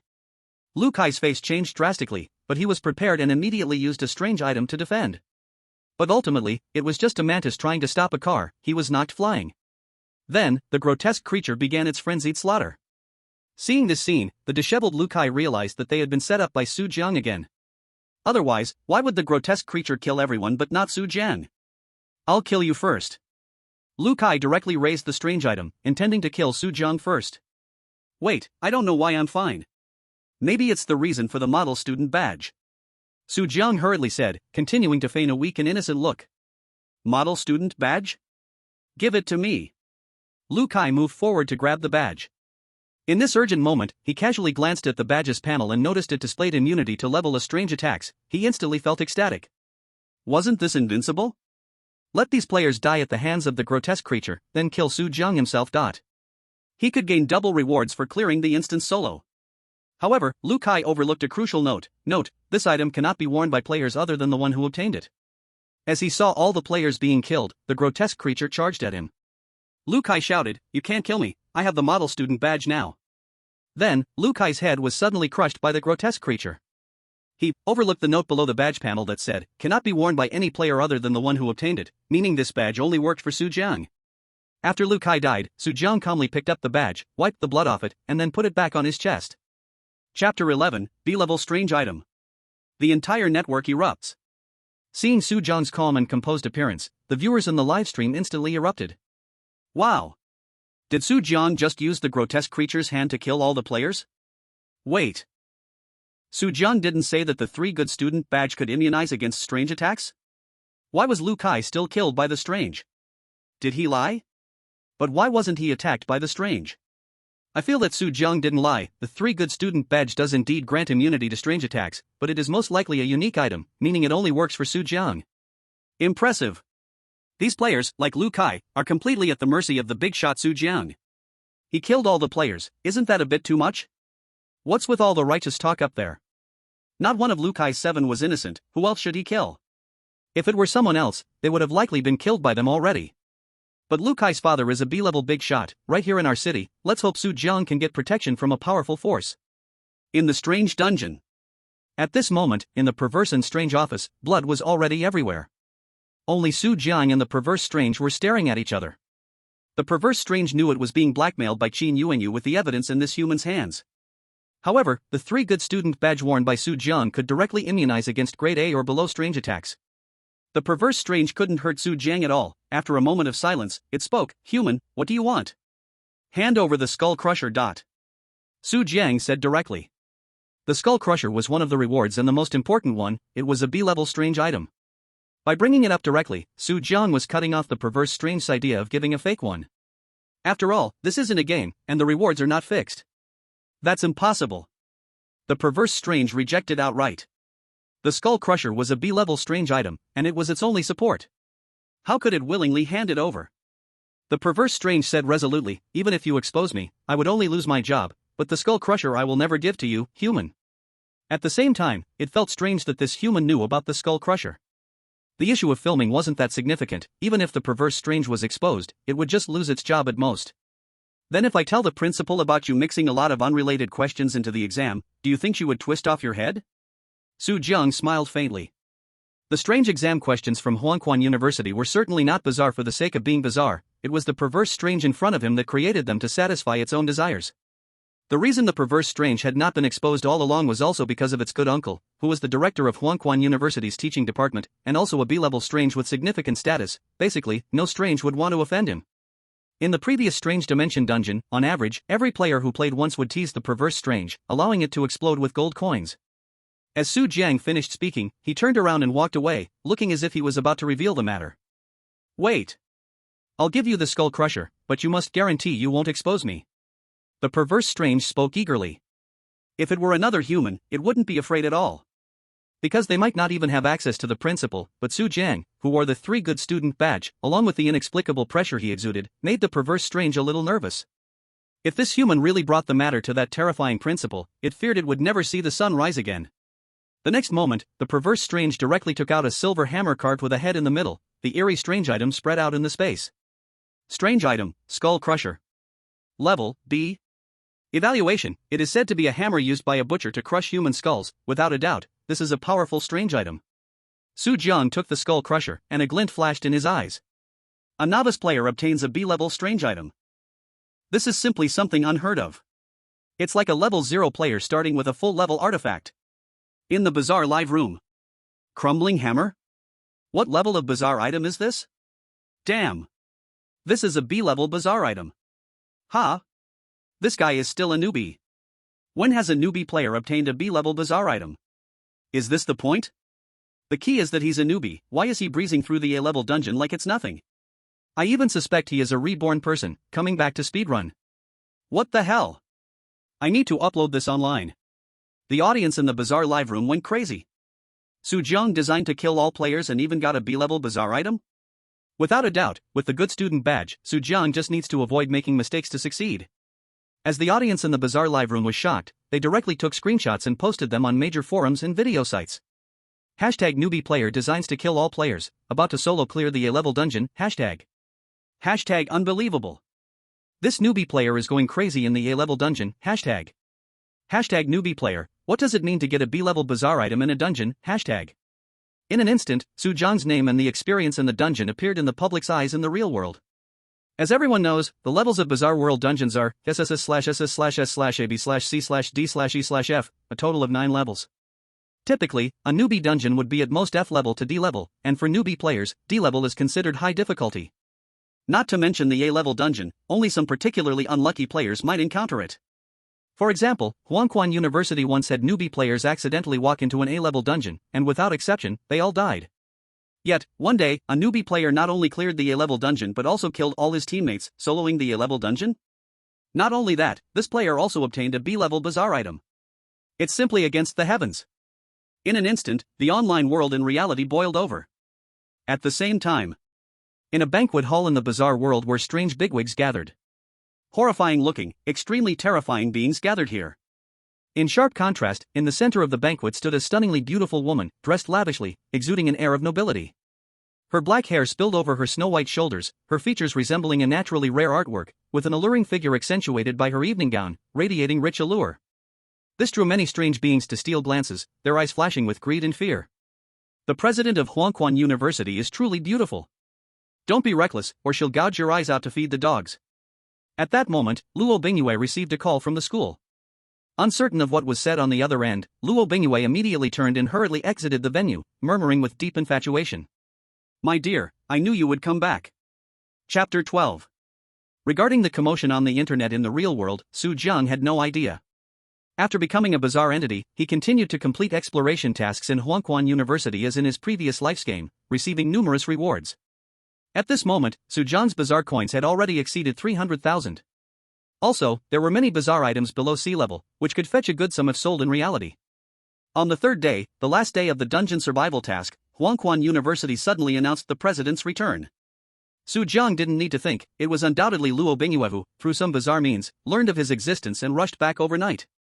If the exploration degree is 100%, then only Luo Bingyue's side remains unexplored. Su Jiang thought to himself and directly headed towards the president's office. In the bizarre live room. Damn! Is the dungeon boss coming back? No matter how powerful the good student badge is, it shouldn't be able to withstand the boss's attack since Huangquan University is an A-level bizarre place. Hiss. I thought boss Su Jiang could pass smoothly, but now it seems it's too early for that. Wait. As long as Su Jiang doesn't mess up and doesn't bounce in front of the strange female principal, he should be fine. Hey, wait a minute, where is Su Jiang going? That direction, could it be the principal's office? Holy crap. Boss Su Jiang, don't mess up. Inside the live broadcast room, the comments were filled with wails. In the strange dungeon. Su Jiang couldn't see the wailing comments as he walked down the eerie school hallway, feeling an indescribable emotion in his heart. What if my wife from the game in my past life becomes real after crossing over? I'm waiting online, anxious. But thinking of the character design of Luo Bingyue from the game, as well as the thrilling CG plot. Su Jiang couldn't help but feel a little excited. Isn't this like finally meeting the online girlfriend in real life? So funny. While others meet their online girlfriends, he meets a strange online girlfriend. Su Jiang arrived at the door of the principal's office, which felt both familiar and strange. Familiar because he had seen the principal's office door countless times in the game before. Strange because it was the first time he was really seeing a scene from the game in reality after crossing over. Su Jiang placed his right hand on the doorknob and was about to open the door when suddenly, the principal's office door was pulled open by a force from inside. In the eerie live broadcast room. Boss Su Jiang, don't mess up. Holy crap. Don't give me a B-class strange item. Such a good beginner start, and you want to mess it up? I thought I could witness a great player being born, but unexpectedly, this guy started to mess up the next second. Daring to jump in front of the female strange boss, he's doomed. True mess-up player. But to be fair, the female principal of Huangquan University has an amazing figure and face, really enchanting. Okay, as long as she looks good, the female strange gets maternity leave, right? Sai obviously could perfectly clear the game. Why does Boss Su Jiang want to mess up? The audience comments were rolling madly. A human player actually ran to jump in front of the dungeon boss. In their eyes, this was undoubtedly a suicidal act. Clearly, Su Jiang's new player start could take off right from the spot. Yet he had to come and do this confusing mess. This made some viewers grind their teeth in frustration, wishing they could replace Su Jiang. Meanwhile, in the eerie dungeon, Su Jiang felt the doorknob loosen in his hand, and then the door was pulled inward by a force.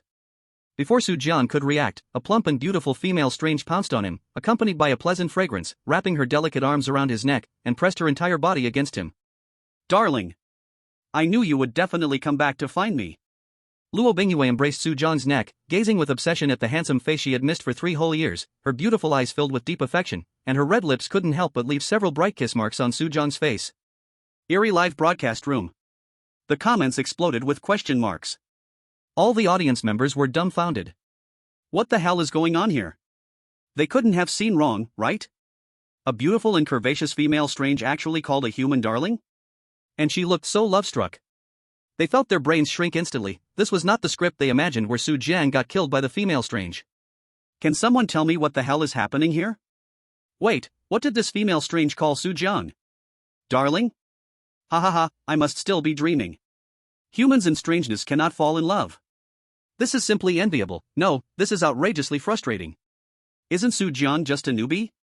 Could it be that this female strange has fallen for him at first sight? No. This guy must have mistaken my account. In the eerie dungeon. Luo Bingyue immediately started kissing Su Jiang, leaving him both amused and helpless, quickly raising his hand to block her eager and stunning face.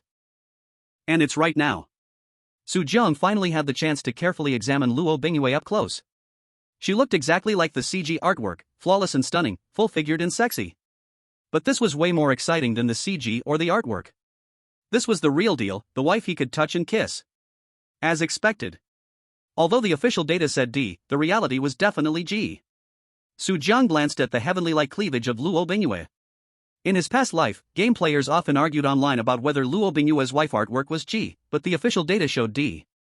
Now Su Jiang could give a very certain and firm answer, definitely G. Too bad he couldn't go back, because Luo Bingyue had really become his wife. But the world is vast, the exploration task is the biggest, aiming for the stars and... Su Jiang said seriously, I still have important business to take care of, we'll deal with things later. Hiss, how can Su Jiang, the big boss, let such a beautiful female anomaly go and do a task instead? Damn. Bro, you've got your pants off and you're showing me this? Hey, didn't you just say Su Jiang's actions were despised by all? In the strange dungeon. Luo Bingyue obediently said, I'll listen to you, my dear. Do you understand the value of an obedient older woman? But then Luo Bingyue suddenly changed her tone and showed a passionate expression. So, my dear, will you punish me today? Hiss. Su Jiang took a sharp breath, forgetting that Luo Bingyue was an M. Then, he viciously said, shut up. Wait for me to punish you harshly tonight. Wait a second, my mind is still loading. Punish for what? Damn. I told you to be a death knight, not to actually ride one. It's over. This world has gone crazy. Chapter 13 Dungeon completed. The Demon Tamer. What made the viewers in the live stream even more speechless was Luo Bingyue, who was supposed to be the S-level anomaly boss of the dungeon. After hearing Su Jiang's harsh words, instead of getting angry, she looked extremely obedient. Whatever my dear says, goes. In fact, there was even a hint of pleasure in Luo Bingyue's eyes. How could such a voluptuous and seductive body, such a stunning face with an older woman allure, utter such delicate and obedient words? I'm so jealous. He even tamed an S-level female anomaly, and I still don't have a girlfriend in real life. Holy crap. Can someone slap me? I must still be dreaming. I'm not Li Jie. Why does he get to be so perfect? Such a beautiful female anomaly, let's just enjoy the show. On the other side, in the strange world, Su Jiang thought of the three main conditions to clear the Water Blue Star dungeon. The first is to complete all the tasks, which is the simplest method. The second is to kill all the anomalies. The third is to reach 100% exploration, ultimately by entering the boss's territory and staying for 3 minutes to clear the dungeon. Of course, the longer you stay in the boss's territory, the better the rewards. Most players choose the first condition, as it is the easiest. A small number choose the second. As for the third, almost no one chooses it. Because the dungeon boss, Luo Bingyue, is terrifying. For all players, she is a nightmare. So, no one ever stays in her territory for the full 3 minutes. But Su Jiang was different. In this kind of place, he could stay as long as he wanted. But doing nothing here was not good either. So, Su Jiang's gaze fell on Luo Bingyue's voluptuous, seductive body. The reason the game's Strange Dimensions became so popular in his past life wasn't just because of the artwork. It was also because of the bodies of the female anomalies, all top tier. Her long eyelashes fluttering were so beautiful, and her black, shiny hair cascaded over her jade-like shoulders. Her skin was fair, her eyes alluring, her swan-like neck exposing the beauty of her bone structure in front of Su Jiang. And that deep, mesmerizing cleavage, slightly revealing a hint of snow-white skin, made Su Jiang slightly lost in thought. Especially those long, sensual legs that weren't too fat but still full of meat. They had driven countless fans crazy in his past life. Who doesn't love an older woman with this kind of allure? The latter immediately cast a compliant glance, slightly tilting her head, exuding boundless charm in every movement. The key point is that the woman in front of him is a heavy M. Hiss. Thinking of this, the next moment, Su Jiang directly reached out and wrapped his arms around the waist of the strange Luo Bingyue. Didn't you say you wanted to punish me? Then this time, let me properly punish you. Damn. Is this what I can see? Awesome. Is my buddy directly live streaming as the Undead Knight? Okay, tissues are ready. Hiss. Are you really doing it, buddy? The audience in the live stream instantly erupted. Various comments flew wildly. Then in the next second, they suddenly found the screen went black. Strange livestream, player Su Jiang has cleared the level, livestream closed. Is this a joke? This time, my buddy truly took off his pants. Damn. Isn't this a survival instance? It's not even the third day yet. How did he clear it so quickly? Is the upstairs person stupid? Su Jiang has already defeated the strange boss, the whole instance belongs to Su Jiang, clearing it is just a matter of course. My buddy treats you like a brother, and you won't let him watch, treating him like an outsider, huh? In the strange world. After a round of enchantment, Su Jiang couldn't help but sigh. Don't look at how in the past life of the game, with just a click of the mouse, you could earn various CG benefit images, but in reality, moving is really exhausting. Darling, are you leaving? Luo Bingyue also realized something, looking at Su Jiang pitifully. Su Jiang fell silent. Leaving is inevitable. After all, a human cannot stay in a strange instance for long. However, Su Jiang thought of a profession at the peak, who can contract the submissive strangeness and bring the strangeness out of the instance. Such players are also known as Yugi Masters. Because they carry powerful strangeness, Yugi Masters are among the most powerful tiers of strange players. However, to become a Yugi Master, first, one must meet the level requirements, at least S level or above to contract with the strange. And the conditions for contracting are very harsh. It depends on the contractor's understanding of a strangeness.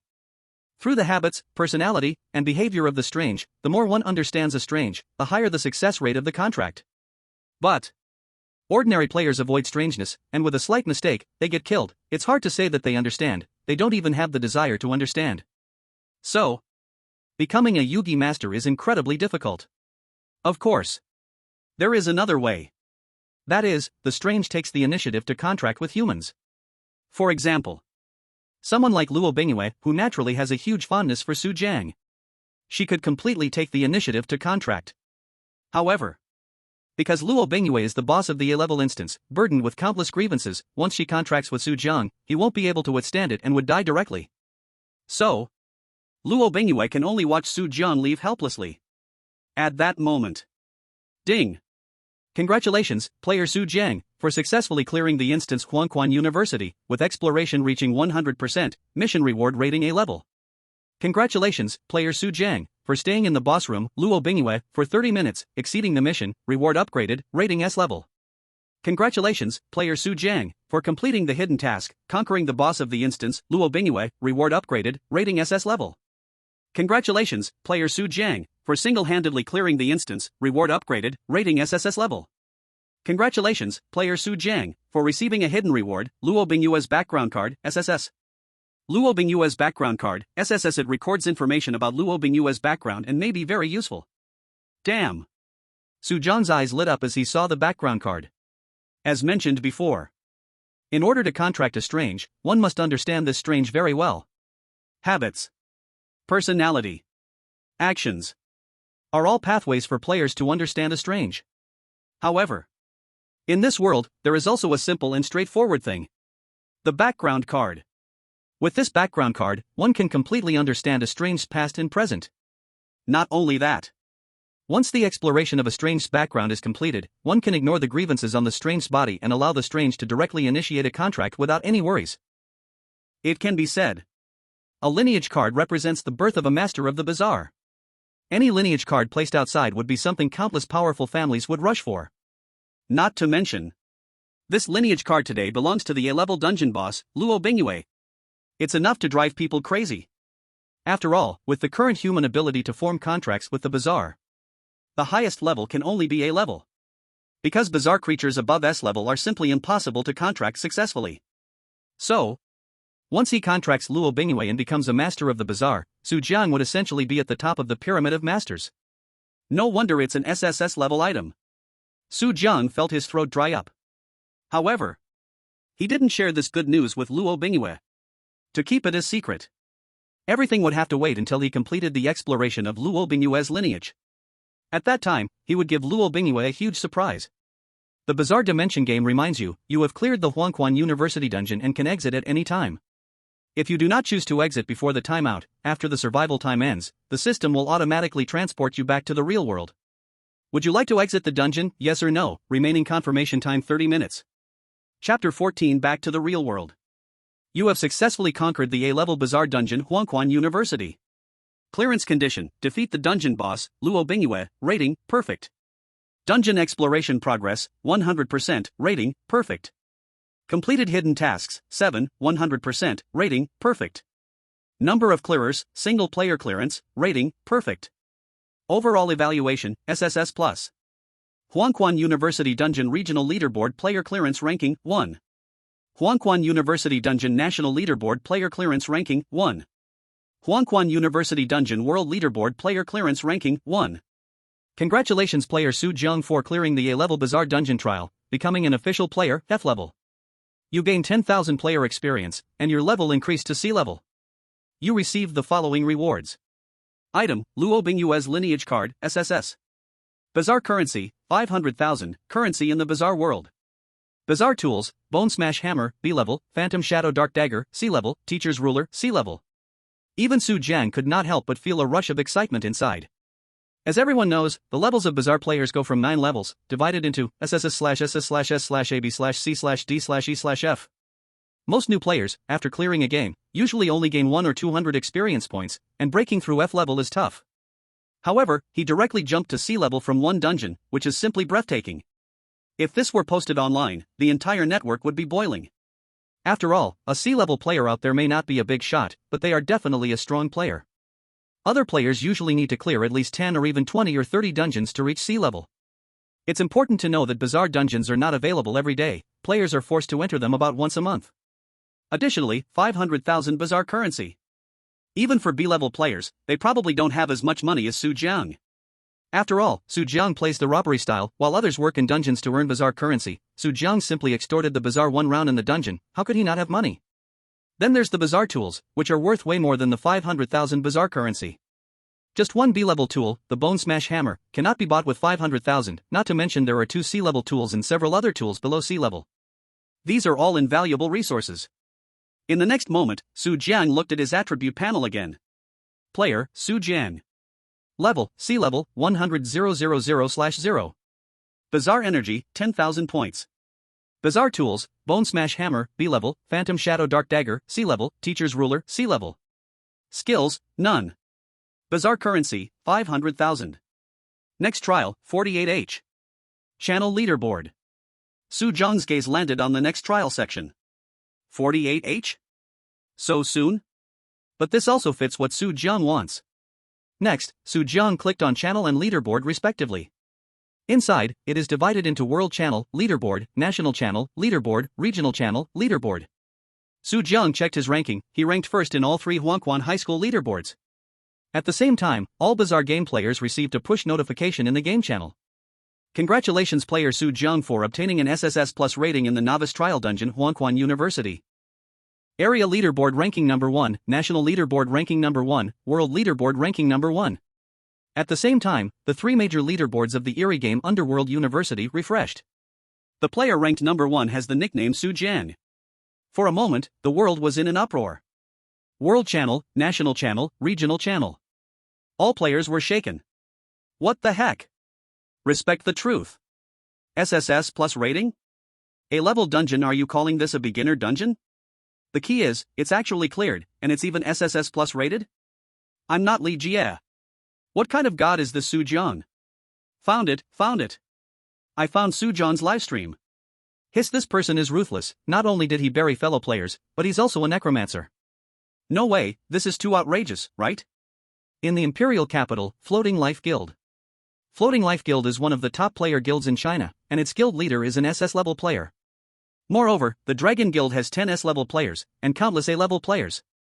In an office on the top floor of the Dragon Guild building, a beautiful woman in a qipao stood by the floor-to-ceiling window, overlooking the prosperity of the Imperial capital, a curious expression appearing on her stunning face. A new player cleared an A-level dungeon, and got an SSS Plus rating. Interesting, let's check this person's identity and see if he is willing to join the guild. Yes. Guild leader. A man in a black suit standing behind the woman did not dare to hesitate and immediately conveyed the qipao woman's order.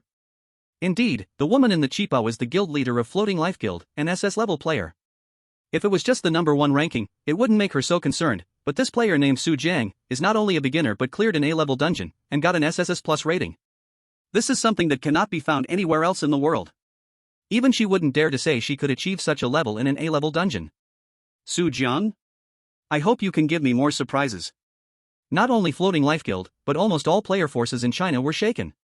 What? A beginner solo cleared a dungeon? An A-level dungeon? And the rating is SSS Plus? Find out. I want all information on Su Jiang within 30 minutes. This scene played out among all player forces large and small across China.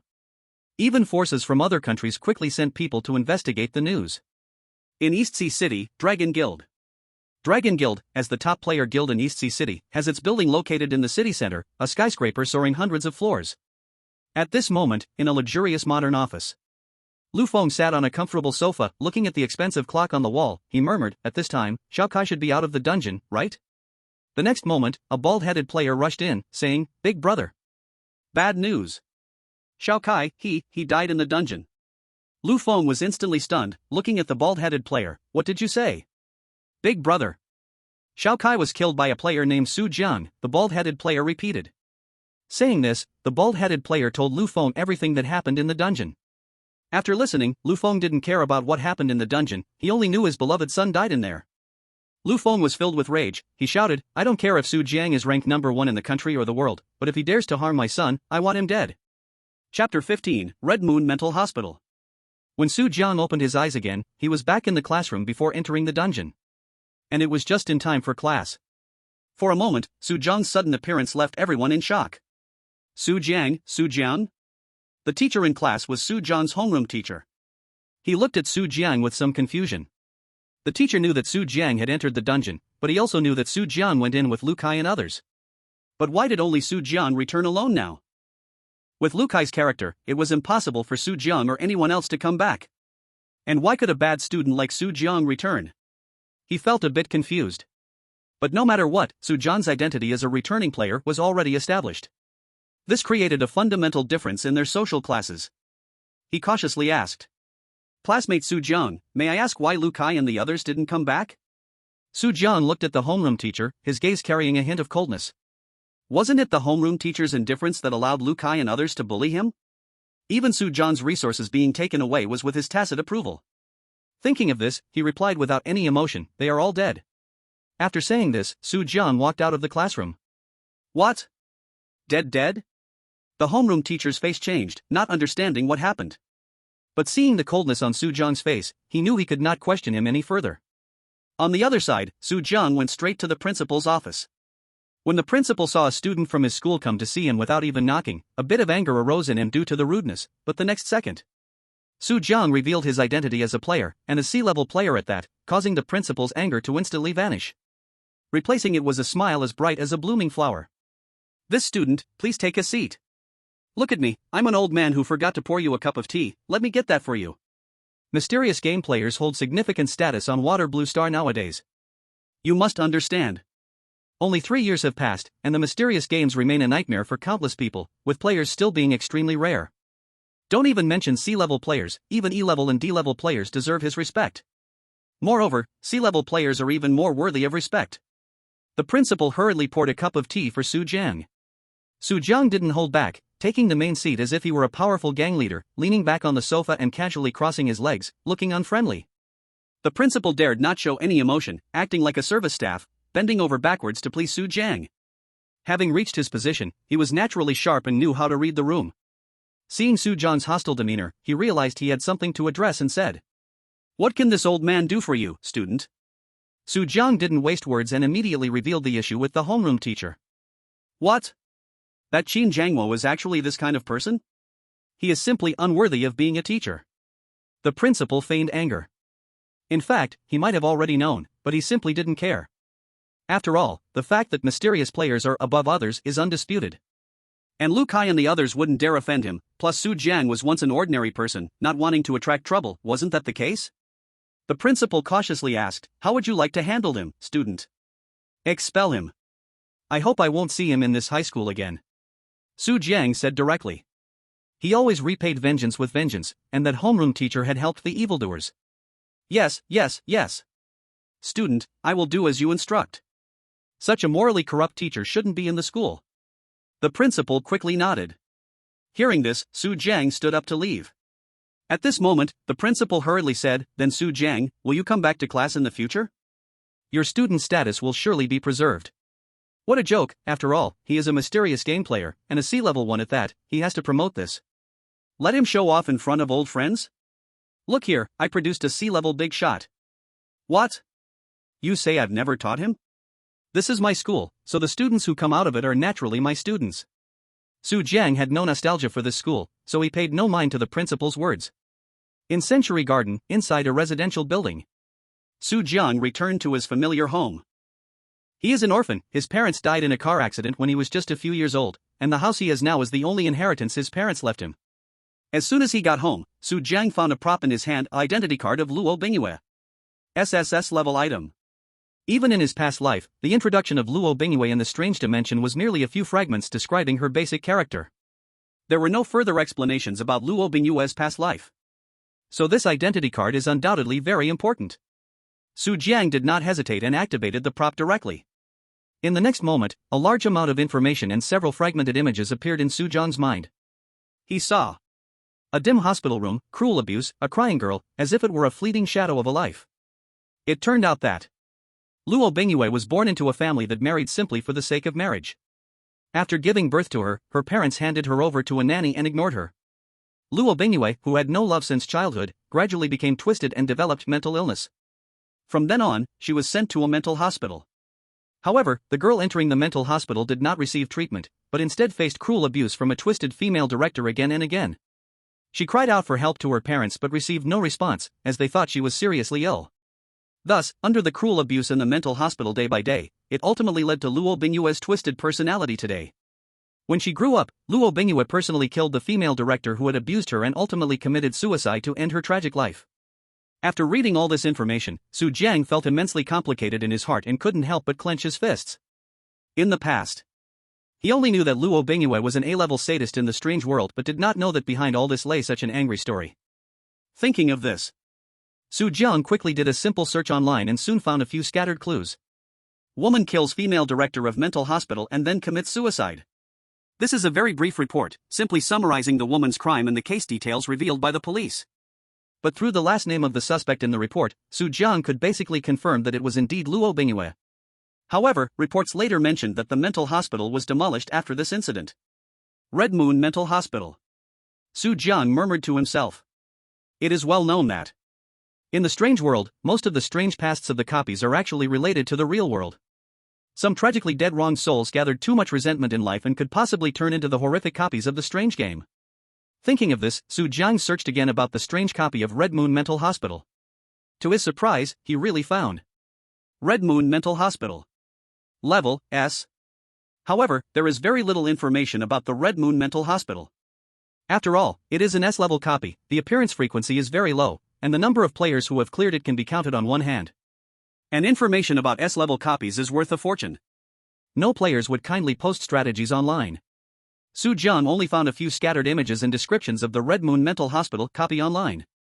However, based on this information, Su Jiang was still able to determine this was also a copy he had played in his past life. Not only had Su Jiang played it, but he also had a deep memory of this copy. After all, among many copies in the strange dimension of his past life, Red Moon Mental Hospital was very popular. Unlike the sadistic female boss Luo Bingyue of Huangquan University, the female boss of the Red Moon Mental Hospital copy is a gentle and intellectual big sister. Of course. This is under the premise that you can do your job well, otherwise, you will be mercilessly killed by her. However, as an expert player, it is impossible to only be proficient in one copy. Su Jiang is known as the speedrunner of all copies, a terrifying man. Thinking of this, Su Jiang prepared to enter the copy again. Why the rush? He is not stupid. Lu Kai, as the second generation of tricksters, killed Lu Kai in the strange dungeon. This time, it was definitely a kill of the younger one, then the older one comes back. Lu Kai's father is a B-level player. Although he has a B-level weird artifact, the former has been a B-level for many years and could probably crush him with connections. Su Jiang has no doubt about the cruelty of the current world. To protect himself, he must enter the dungeon, steadily raise his level, and then become a master of the strange. If others knew his thoughts, they would probably go crazy.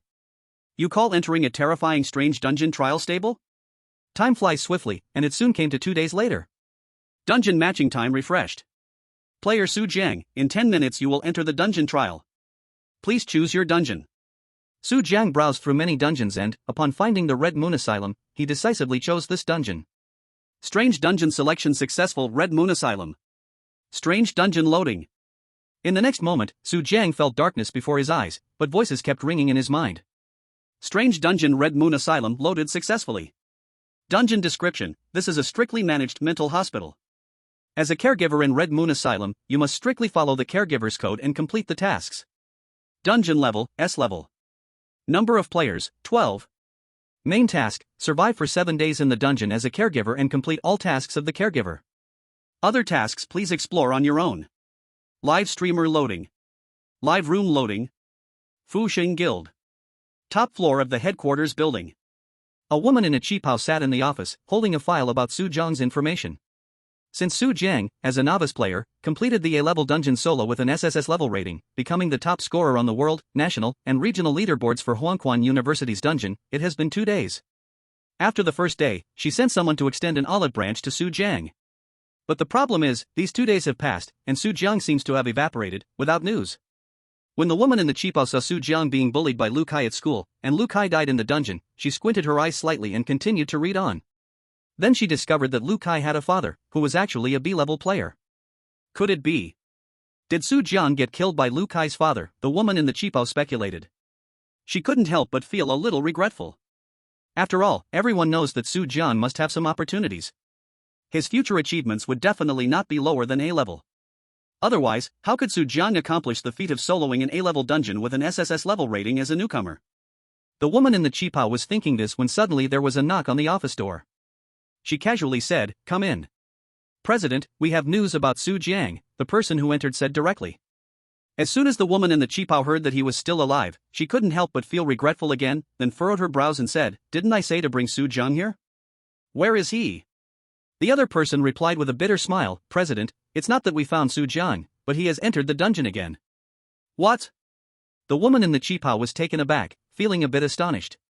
This Su Jiang is quite interesting. While others wish they could avoid the dungeon for a lifetime, he just came out and rushed back in without stopping. It seems he knows. Since he is being targeted by Lu Kai's father, he must raise his strength through the dungeon. Smart. Brave. Such a person will definitely achieve great things in the future, must be recruited. Thinking of this, the woman in the cheapao asked, which dungeon did he enter? A level or B level? I will immediately arrange for our people to negotiate with him in the dungeon. Although novice dungeons cannot be selected the first time, players can choose once they officially become players. Normally, regular players would choose dungeons suitable for their level. According to the information she knew about Su Jiang, after the Yellow Spring University dungeon, his level had already reached C. So he is very likely to enter a C-level dungeon, but considering that Su Jiang has cleared A-level dungeons, and even solo cleared with an SSS rating, she believed that Su Jiang might very well re-enter an A-level dungeon, or play it safe with a B-level dungeon. However, the next second proved that she was obviously wrong, as she heard the messenger say, with a bitter face, Su Jiang, he entered an S-level dungeon. What? The woman in the cheapao's face instantly changed. It must be known that S-level dungeons cannot be compared to A-level dungeons. Although they are only one level apart, the survival rate is 100 times lower. Since the strange game arrived, the survival rate for S-level dungeons has been very, very low. Only 1 out of 10 can survive. This is still for A-level players, let alone Su Jiang, who is just a C-level player. The next moment, the cheapo woman said with a disappointed gaze, let those people withdraw. However, this time it was not disappointment over Su Jiang's death, but disappointment in Su Jiang himself. How could he think of clearing an S-level dungeon with a C-level? It was simply a pipe dream. Even if he cleared an A-level dungeon, so what? The two cannot be compared. Su Jiang is definitely going to die. Chapter 17 C-level players entering S-level dungeons? What? This fool actually dared to enter an S-level dungeon? What a death wish. It wasn't just the Floating Life Guild. When every guild across the country was looking for Su Jiang and extending an olive branch to him. Upon hearing that Su Jiang entered an S-level dungeon, they all recalled their search parties and withdrew their olive branches. No other reason. Only because the S-level dungeon is not something a novice player, or a C-level player can clear. Su Jiang could clear an A-level dungeon with an SSS rating, which only shows he indeed has strength and some good luck. But the difficulty of S-level dungeons is far from being that simple. Let's put it this way. The survival rate for A-level dungeons in China is 65%. But when it comes to S-level dungeons, the survival rate drops straight to 10%. A 1 in 10 chance. Even for A-level players, most would not choose S-level dungeons. As a result, countless guilds found it laughable, thinking Su Jiang must be overestimating himself. Did he think that just because he cleared an A-level dungeon with an SSS rating, the strange game was easy? In a top guild in the country. In the president's office. A young man in an expensive black suit, upon hearing the news that Su Jiang entered an S-level dungeon. He was first taken aback, then, as if hearing some incredible gossip, a look of disdain appeared on his face. This fool, does he think that just because he cleared an A-level dungeon with an SSS rating, all strange dungeons are easy? Dreaming. Ha, our guild doesn't need a fool like this. A C-level player entering an S-level dungeon will definitely die. Withdraw the personnel, there's no need to waste resources on someone who is sure to die. The same scene played out in many top guild offices. A C-level player wants to conquer an S-level dungeon? It's a foolish dream. In Donghai City, Divine Dragon Guild. Lu Feng had already chosen an assassin and was preparing to send his trusted aide to assassinate Su Jiang. But suddenly, his subordinate told him some news. After Su Jiang exited the dungeon, he immediately entered an S-level dungeon. S-level? At that moment he got the news, Lu Feng felt like he might be hearing things. Lu Feng looked at the man in the black suit and asked with certainty, what did you say? How many levels of dungeons did Su Jiang enter? It's an S-level dungeon. Su Jiang entered the S-level dungeon Red Moon Asylum, boss, the latter repeated. Ha ha ha ha ha. This beast, not walking the path to heaven, but instead breaking into hell. This news made Lu Feng laugh heartily. Then he gathered his smile, with a heavy sense of regret on his face, it's just a pity, Shao Kai, that I couldn't avenge you myself. That's right. Lu Feng also believes that Su Jiang will surely face death after entering the S-level instance. What kind of thing is Su Jiang? Just an ant who fortunately cleared the A-level instance. He only got an SSS rating because of good luck. He's merely a C-level player, yet he dreams of clearing the S-level instance? Even if he has a B-level strange object in hand, it is still utterly insufficient. You should know that even Lu Feng, a B-level player, has no confidence in surviving the S-level instance.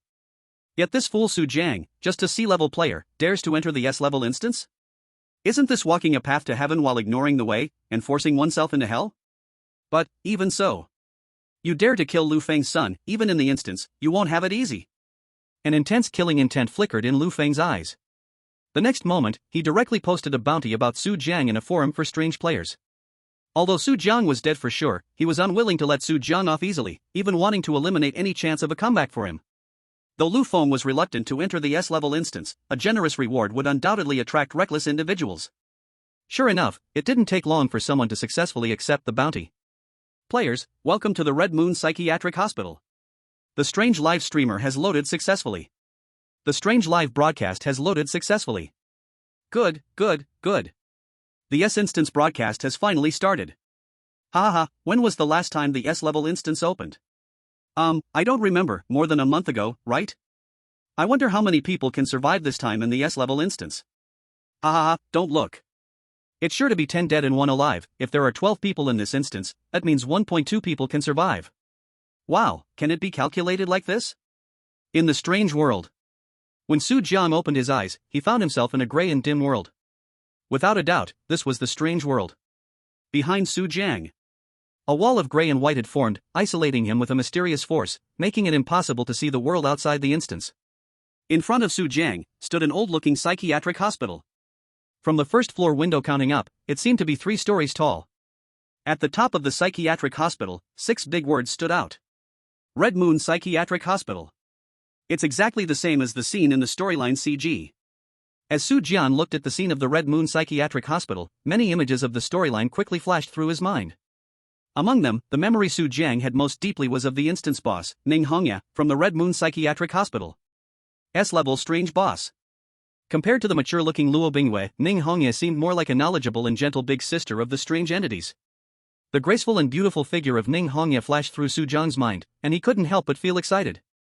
In front of the psychiatric hospital's main door stood 11 shadows, who were, of course, players just like Su Jiang. Seeing the last player arrive, the 11 people turned their gazes toward Su Jiang. Fire Pincer Lu Ming. All are big shots. Does anyone know these live streamers? I don't recognize a single one. That guy in a black suit? I know him. He's the last strange live streamer, an A-level big shot, but he cleared an S-level instance a few months ago. That tall lady in a professional outfit, I know her. In the last instance, she used her beauty to lure the strange entities. It was thrilling, and she's also an A-level player. Haha, for the S-level instance, of course everyone starts at A-level. Except for forced summons, who the hell below A-level dares to enter the S-level instance? Wait a minute, there really is someone below A-level. The player who just came in is a C-level player. Ha? No way. Really? No mistake. I was watching his live broadcast 2 days ago. 2 days ago, he was still a novice, yet cleared the A-level instance with an SSS rating, and he caused all his teammates to die, clearing it solo. I didn't expect he's now C-level and entered the S-level instance. Wow. Is this big shot really that fierce? Hee hee, what's the point of being fierce in an A-level instance? This is an S-rank dungeon. A C-rank player entering an S-rank dungeon, it's guaranteed death. Is this kid inflated with pride? Just a C-rank and dares to enter an S-rank dungeon? He really overestimates himself. Hee hee, I bet he'll be the first to die. Chapter 18, Caregivers Rules. Assigning the patient rooms. In this strange world, when all players looked at Su Jiang, a fat man wearing glasses suddenly complained, why is there a C-rank waste in an S-rank dungeon? As everyone knows, strange dungeons are divided into multiplayer dungeons and single-player dungeons, not counting single-player dungeons. In essence, multiplayer dungeons are meant for cooperative teamwork.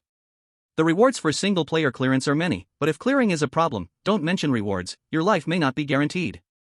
Moreover, this is an S-rank dungeon. Having one more skilled and powerful player gives the whole team extra assurance. And suddenly a C-rank player appears, you should know that even forcibly recruited players are generally at least B-rank or above. After all, the S-rank dungeon is not like the A-rank dungeon, the difficulty of the former is evidently like hell. If they weren't forced to enter the dungeon when the matching time limit was over, how could they possibly want to enter an S-rank dungeon? However, a C-rank player appeared in an S-rank dungeon. This is equivalent to a world full of big shots, and they have to carry a 0-level novice. Isn't this just a pure burden? Thinking of this, the bespectacled fat man couldn't help but curse angrily. What kind of rubbish matching mechanism is this? Why did it match a C-rank waste? Not just him, the expressions of the other players were not much better. After all, this concerns their lives. Kid, I'd advise you to be honest in the dungeon.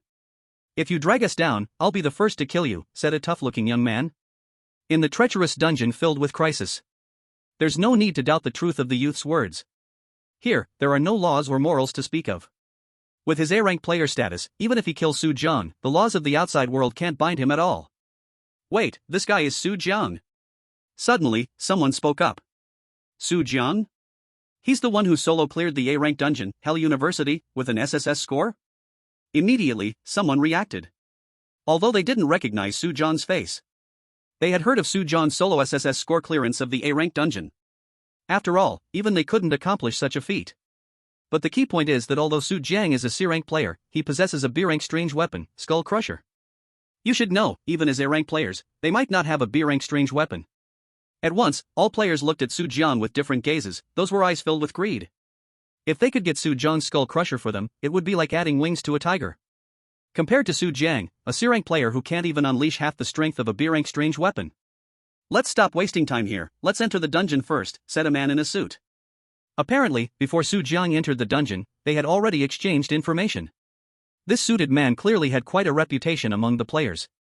After the suited man spoke, all players followed his suggestion and entered the dungeon. I'm dying of laughter, this guy is like a waste in front of A-rank big shots.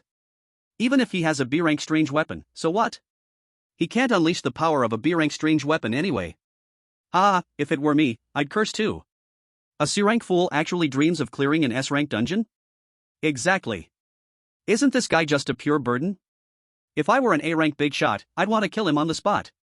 Haha, let's guess when this Su Jiang will die. I guess he will die as soon as he enters the mental hospital. I feel like the one upstairs is right. Otherwise, as a C-level player, if he can survive an hour, it's already impressive. Don't forget the anomalies in the Red Moon Mental Hospital are all A-level. The comments in the anomaly livestream were crazily scrolling. All the viewers thought Su Jiang might not even pass the first level. After all, a C-level player is still a weak presence in an S-level dungeon. Even if he possesses B-level anomaly tools. In the anomalous world. After Su Jiang entered the mental hospital, he saw a strange female nurse already waiting at the door. Seeing this, Su Jiang's mind suddenly recalled the game plot from his past life, choosing a ward. In simple terms, players act as caregivers in the Red Moon Mental Hospital and need to choose the ward they will be on duty in. There are a total of 4 wards in the dungeon, namely, Ward 1, Ward 2, Ward 3, and Ward 4. Among these, Ward 1 is the hardest. However, similarly, choosing the caregiver task route for Ward 1 is also a necessary condition for perfect clearance. When all the players gathered, the strange female nurse finally spoke. It seems all caregivers are here. Starting today, you will all be the caregivers of my Red Moon Mental Hospital. Now, I will give each of you a booklet of caregiver regulations, which outlines all the tasks you need to accomplish and your working hours. Please read it carefully and remember it. After all, this is related to your lives and deaths. After the strange female nurse finished speaking, she distributed a white record book of caregiver regulations to each of the 12 players. All players, including Su Jiang, opened the caregiver regulations.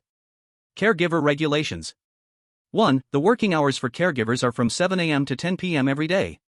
2. Mealtimes for caregivers are from 6:30 a.m. to 7 a.m., 12:30 p.m. to 1 p.m., and 5:30 p.m. to 6 p.m. 3. Medication time for patients is 6 p.m. every day. Note, make sure patients take all their medicine within 15 minutes. 4. Please deliver dinner to the patients at 8:30 a.m., 12 p.m., and 6 p.m., and ensure all patients finish their meals instead of throwing them away, to prevent hunger at other times. 5. Lunchtime for patients is 1 p.m., but it cannot exceed 2 p.m. 6. Wards need to be cleaned every day, always maintain the tidiness of the ward. 7. Please do not engage in too much interaction with the patients. 8. As a caregiver, you must always obey the instructions of the nurse and doctors. After reading the caregiver regulations, all players couldn't help but exclaim. Goodness, this is even worse than the treatment for prisoners of war under the Geneva Convention. But there was no choice. This is in the terrifying S-level anomaly dungeon. They had no right to refuse. However, there is one rule that applies to all dungeons. As long as players comply with the rules and systems of the anomaly dungeon, their lives will not be threatened. This can be considered the only way for all gamers to sign up. With this in mind, a glimmer of hope rose in the hearts of all players. Although the S-level dungeon is incredibly terrifying. But the rewards of the S-level dungeons are also incredibly rich. They are definitely not something A-level dungeon rewards can compare to. These rewards could even allow them to level up to S-level players. Chapter 19, Choosing Ward 1. Among these 11 A-level players, there were several who were just one S-level dungeon trial away from becoming S-level players. Thinking of this, a fiery passion could not help but appear in their eyes. S-level players are among the top figures in the entire Water Blue Star. Compared to A-level players, the difference is like heaven and earth, a qualitative leap. After all players finished reading the caregiver regulations, the strange female nurse spoke again. Since everyone has read the regulations, it's time to assign the wards. Here it comes, here it comes. The most crucial choice question. Did I miss something?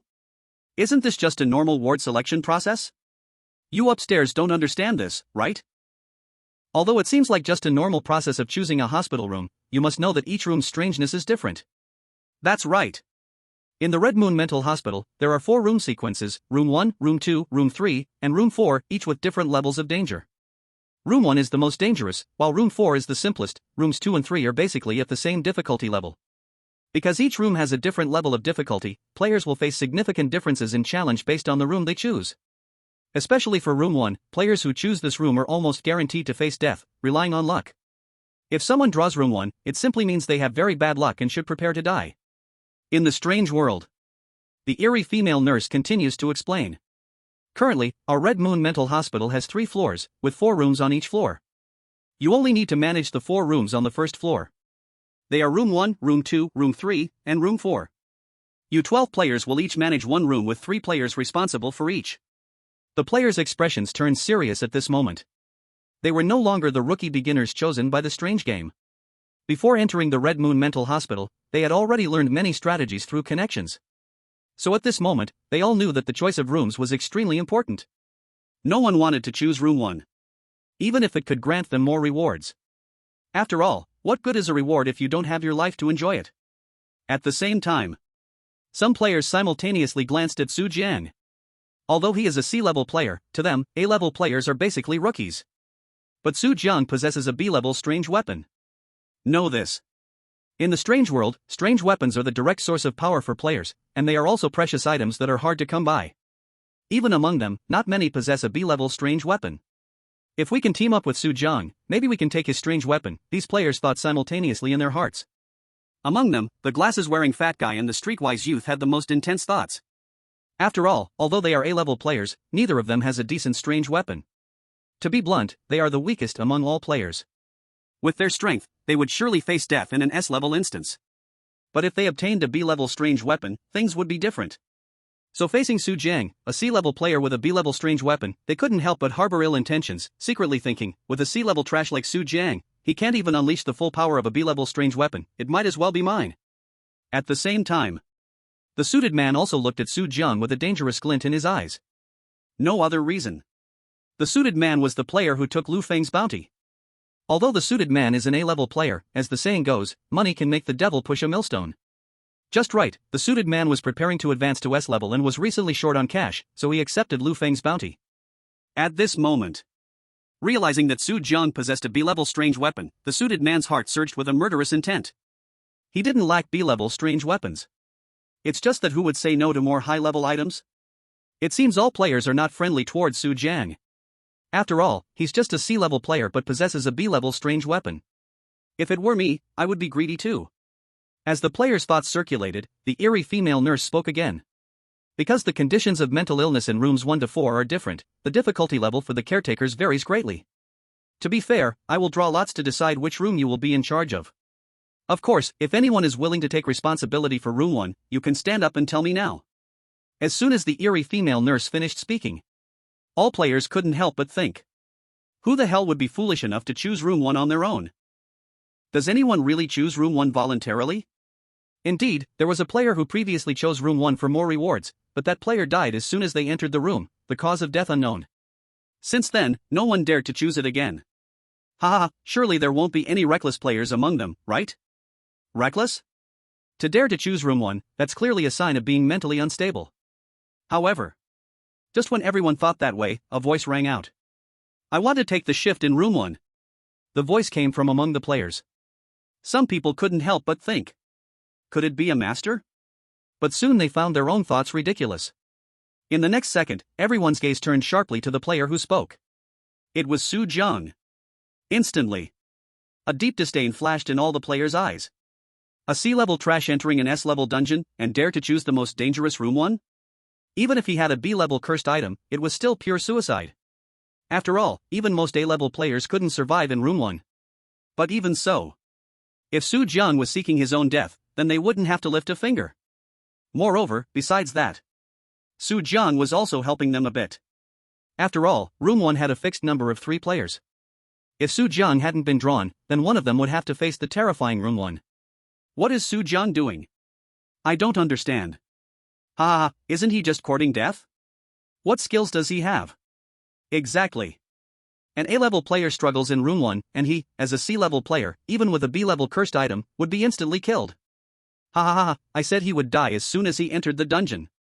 It seems that in the previous A-level dungeon, he was simply riding the coattails of information. I thought he was a big shot, but turns out he has so little sense. For everyone, a C-level player not only chose the S-level dungeon but also the most difficult route.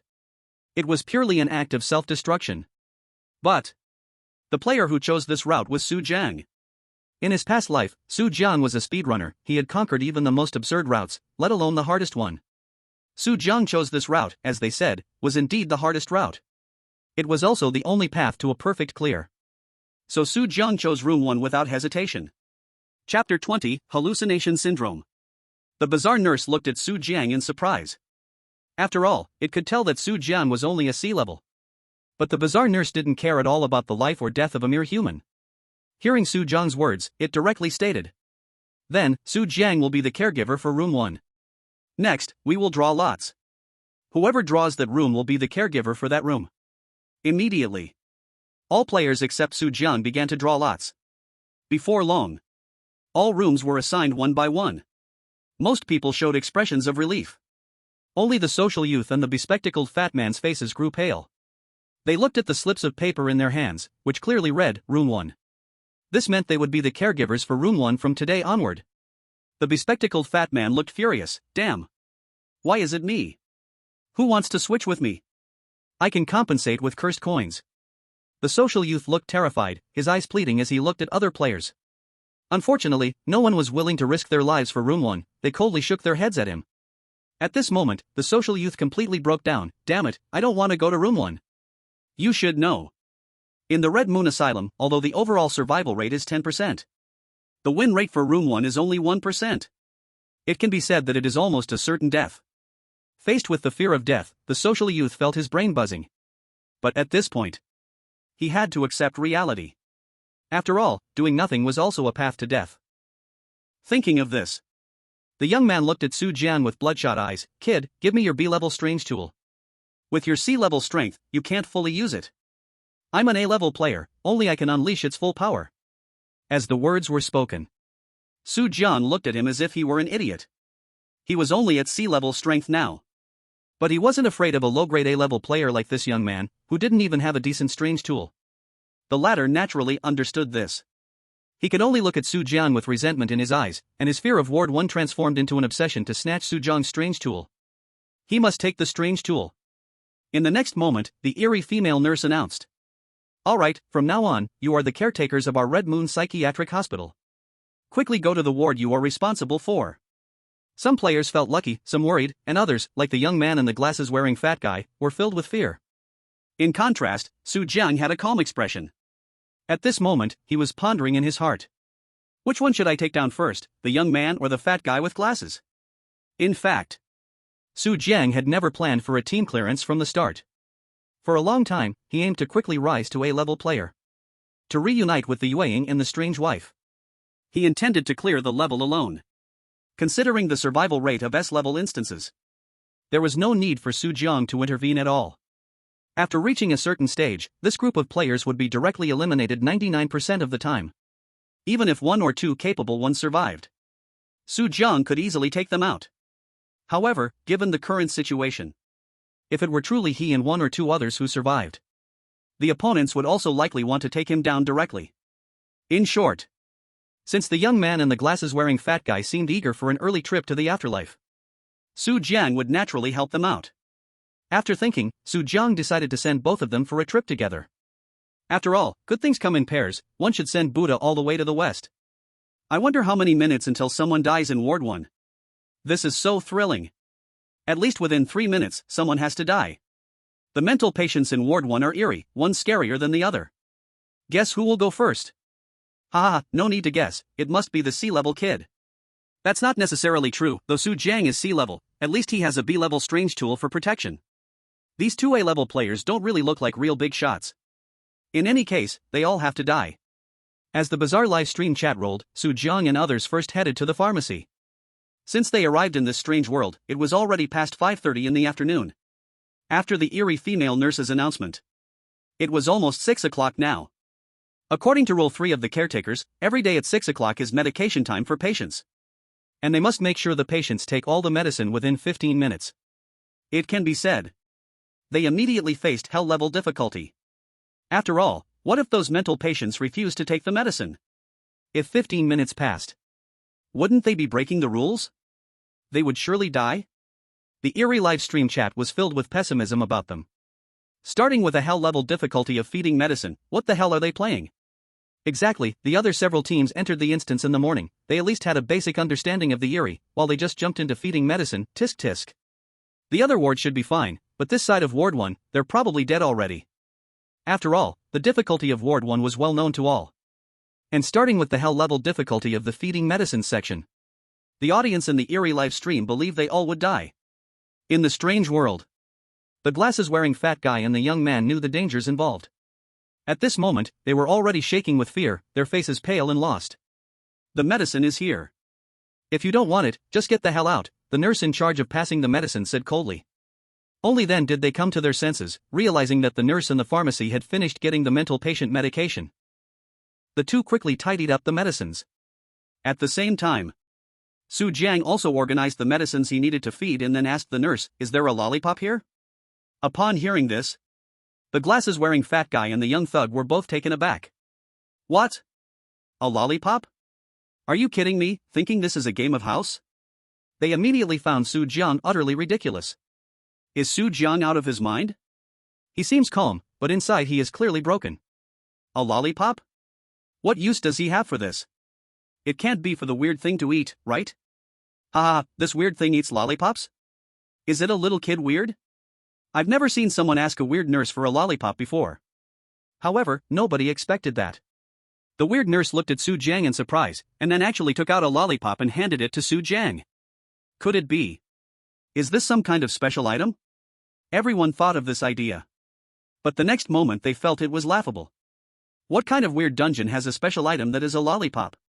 Moreover, the lollipop didn't show any information on it. It was obviously just an ordinary lollipop.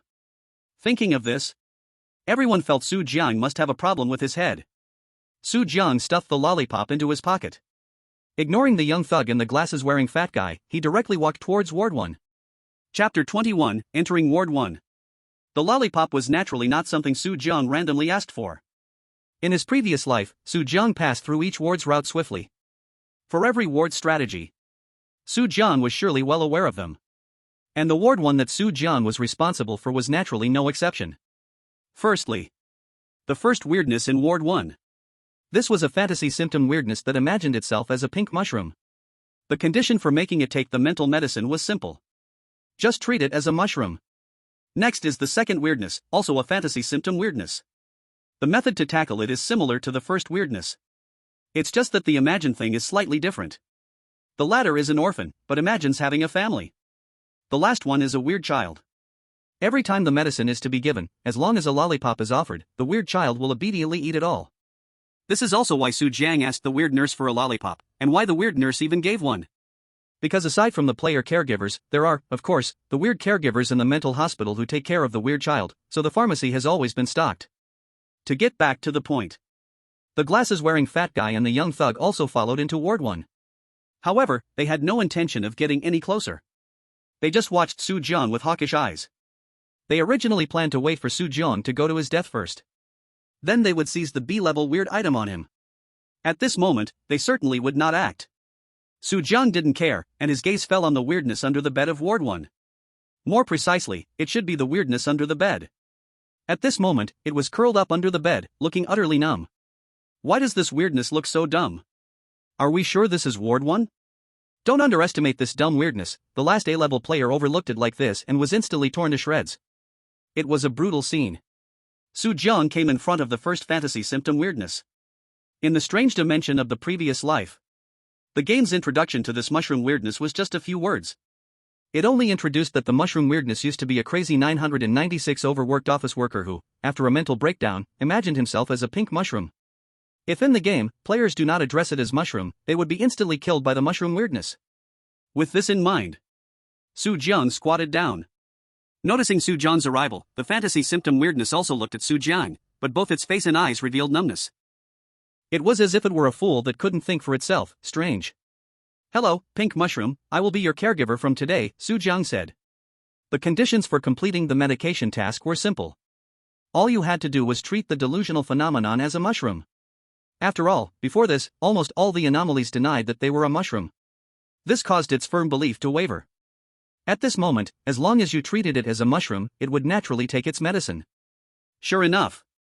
When Su Jiang's voice rang out, the anomaly in delusion suddenly revealed a sparkle in its eyes. What did you just call me? I said you are a pink mushroom, Su Jiang said directly. That's right, you are correct, I am a pink mushroom. I have always been a pink mushroom, I am not sick, they are the ones who are sick. The delusional anomaly spoke to itself as if it had grasped a lifesaver. Su Jiang didn't care, he took out a cup of water and a dose of psychiatric medicine. Listen, mushroom, you have a cold now, you need to take the medicine. Can mushrooms catch a cold? The delusional anomaly looked at Su Jiang with a puzzled expression. Of course, Su Jiang nodded. In the next second, the delusional anomaly swallowed the psychiatric medicine whole. I finished the medicine, caregiver, now I shouldn't catch a cold, right? Then you need to take the medicine every day. As Su Jiang finished speaking, suddenly, a message appeared in front of him. Unlocking of Luo Bingyue's origin card storyline successful, current progress, 5%.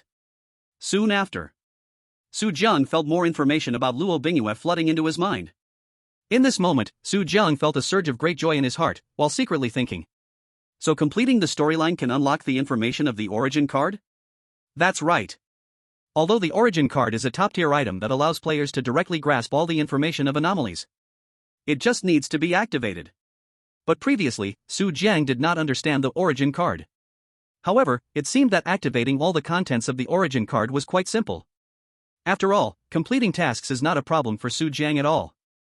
Thinking of this, Su Jiang's gaze immediately turned to the next anomaly. No, I didn't see it wrong, did I? Su Jiang just called it mushroom, and this anomaly took the medicine by itself? What the hell, could it be that just calling it mushroom is enough? This is not reasonable. How could this be?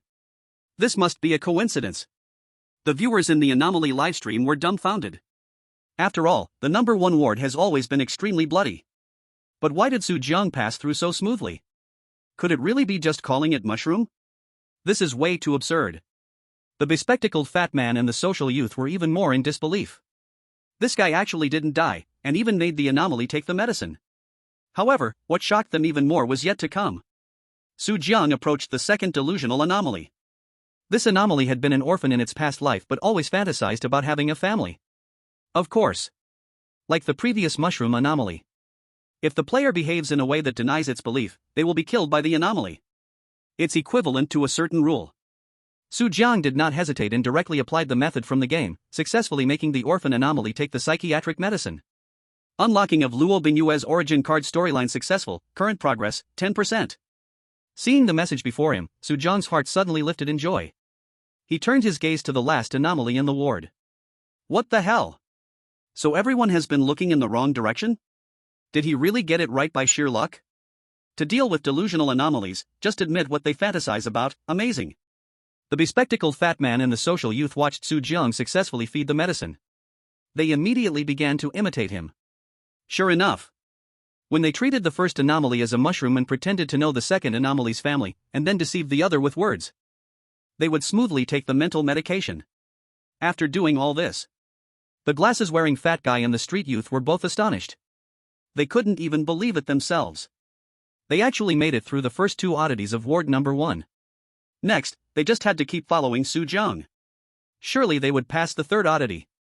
At this moment, Su Jiang came to the 3rd bed.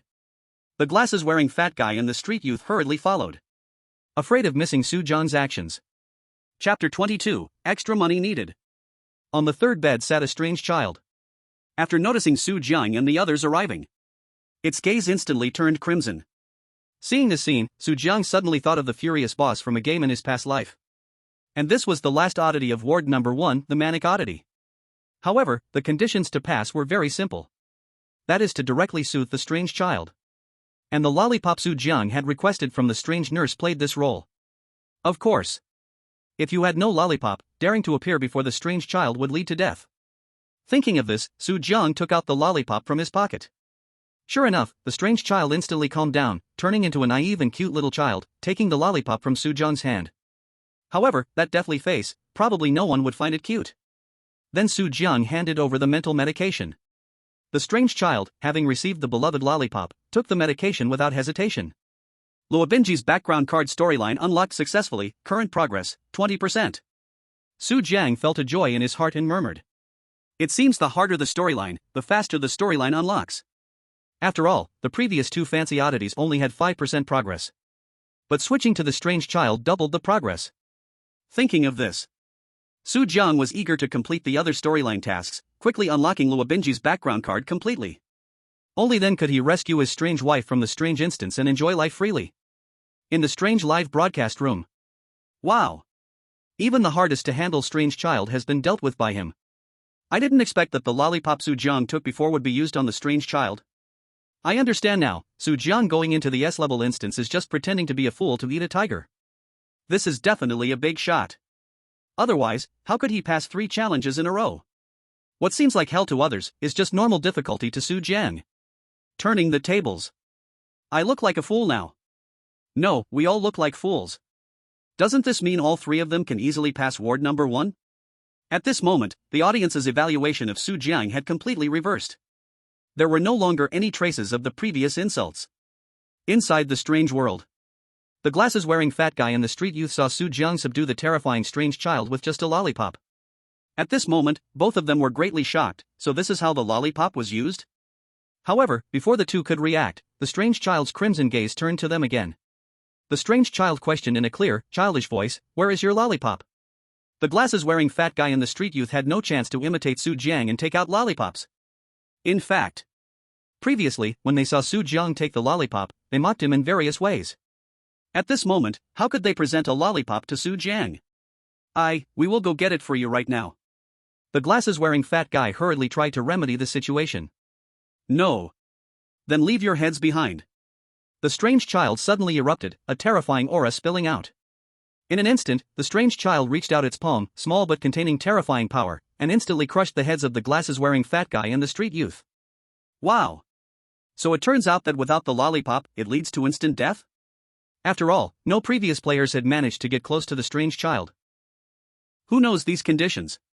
But it's truly funny that these two were mocking Master Su for taking a lollipop. In the strange world, inside room 1. The blood of the glasses-wearing fat man and the social youth stained the floor, ending their lives with hatred. But at that moment, Su Jiang had already exited room 1. According to the nurse's code, the ward should be kept clean. However, Su Jiang had completed his task in room 1 and no longer intended to continue as a nurse. That's right. In the Red Moon Psychiatric Hospital, players can also change their professions. Su Jiang pondered in his mind and muttered, "Then I shall become a doctor." Of course. Becoming a doctor wasn't just a whim for Su Jiang. Rather, it was one of the many paths in the strange dimension of the Red Moon Psychiatric Hospital before his rebirth. As a doctor, one has a lot of power in the psychiatric hospital, making exploration much easier. Having thought of this, Su Jiang set off immediately. Inside the Red Moon Psychiatric Hospital, there are 3 strange doctors taking turns to be on duty. In addition, there is a strange director responsible for managing these 3 doctors. The key to changing professions lies with this strange director. In the game, players need to obtain the strange director's consent to change professions. But it's not easy for a human to change from a nursing profession to a doctor profession with the strange director's consent. However, whether human or strange, the essence remains the same: money. In both the strange world and the human world, there exists a gap between rich and poor, and the temptation of money. Simply put, this gameplay is about bribery that can persuade the strange director to allow the player to transform into a doctor. What the heck? What does Master Su want in the strange director's office? I remember the strange director is considered a mini-boss in the Red Moon Psychiatric Hospital. Isn't Su Jiang going to meet his death? Not necessarily, Don't you remember that Su Jiang just asked for a lollipop? Right, Master Su might have his reasons for doing this. The audience in the strange livestream began to speculate. In front of the director's office, Su Jiang directly opened the door and walked in. A portly strange being instinctively frowned at the doorway, and upon seeing the human figure, its frown tightened further, revealing a hint of killing intent. A human dares to enter its office without even knocking? But soon it sensed something was off. How could this person be so audacious? Su Jiang simply entered and sat on the office sofa, looking as relaxed as if he had returned to his own home. Seeing this portly director, the strange being was incredibly astonished, then a surge of anger ignited within. How dare a mere human be so arrogant? However, the next second, Su Jiang walked to his desk and slammed a thick stack of cash onto the strange director's face. At that moment, the strange director was completely stunned. A human dare to slap it in the face with cash? What a humiliation is this? What a disgrace is this? Just as the strange director was about to explode, it suddenly saw that the cash was from the Bank of Heaven and Earth, truly genuine strange coins. With this amount, there are at least tens of thousands of strange coins. This is equivalent to its monthly salary. Su Jiang couldn't care less about the strange director's thoughts and directly said, "I need to become a doctor at the Red Moon Psychiatric Hospital, is that possible? You think I can be bribed with mere strange coins? What do you take me for? This job is my sacred passion. I will never let you tarnish it with money." The strange director took on a solemn doctor-like demeanor, but the next moment, it turned its tone and gritted its teeth, saying, "You need to raise the offer." Chapter 23, The New Doctor. It is well known. Although the strange dungeons are filled with dangers. In fact, each dungeon truly exists. And these strange copies do not exist in the human world, but in the bizarre world. Similarly, the bizarre world also has a hierarchy like that of human society, with distinctions of wealth and status. Besides strength being a measure of one's position in the bizarre world, money is also used to assess one's standing in this strange society. For example, the bizarre director, though he is the head of the Red Moon Psychiatric Hospital, actually earns just a little over 10,000 a month. However, even so, in the bizarre world, that is considered a high salary among the strange crowd. Currently, Su Jiang suddenly threw out tens of thousands of bizarre coins, equivalent to several months' salary, making the bizarre director unable to resist the temptation. However, the director knew that since Su Jiang could take out so many bizarre coins at once, he was definitely not someone short on money. So he quickly changed his tone and gritted his teeth, saying, "I need more money." Su Jiang heard this and directly took out another 50,000 bizarre coins, throwing them in the director's face. "Is this enough now?" Although in the last copy, Su Jiang had earned a total of 500,000 bizarre coins. But one must understand that bizarre coins are meant to be used to gain more resources. In the previous game, players wanted to change their profession to a doctor under the bizarre director. They needed at least 200,000 bizarre coins. However, this is not a game, but reality, where 50,000 bizarre coins is already a huge amount for the bizarre director, let alone 100,000. Of course, if Su Jiang had first offered 200,000, the bizarre director would likely have asked for even more. Back to the point. When 50,000 bizarre coins were thrown at the bizarre director's face again, his horrified face instantly broke into a radiant smile like a blooming flower. In the next moment, the bizarre director's expression changed like a trick, and he put on a smile, saying, "That's enough, that's enough. Sir, I will process your employment paperwork right away." He was the director of the Red Moon Psychiatric Hospital. Casually arranging for someone to start a job was a simple matter. As for whether Su Jiang would see patients, he didn't care much about that, as the Red Moon Psychiatric Hospital itself was full of patients. He couldn't tell if Su Jiang was capable. With that in mind, the bizarre director hurriedly began to process Su Jiang's employment. What? I can't believe the bizarre game can be played like this? Just directly spend money? Amazing. Directly bribing the bizarre to change professions, a path I never imagined. Is it something ordinary players can even think of to directly throw money at the bizarre director as a bribe? The key is that this bizarre didn't go wild and kill Su Jiang, too insane. What? So this is how you can clear the bizarre game? I'll have to try it next time. Friendly reminder, poor players are not suited for this way of clearing the game. That's harsh. If bizarre coins were really that easy to obtain, someone would have already cleared it using a spending method. In the bizarre live stream room, the audience was stunned by Su Jiang's outrageous actions, their mouths agape, wildly sending bullet comments. Directly using bribery to change professions was simply unheard of. One must know that in the bizarre world, a player's profession is fixed. This is almost common knowledge for everyone on Water Blue Star. Yet today, someone actually broke this common sense, telling them it was possible to change professions through bribery? Of course, with Su Jiang's operation, it was not hard to imagine that one could even bribe the bizarre to clear other levels. It's just throwing out 100,000 bizarre coins. This cannot be described as a rich person's extravagance. For ordinary players, they could earn a maximum of 3 to 400 bazaar coins from a copy, and even advanced players wouldn't earn more than 10,000. But one must understand how much advanced players value their lives. Entering a copy only once every month or two, even an S-class wouldn't be willing to squander like this. In the bazaar world.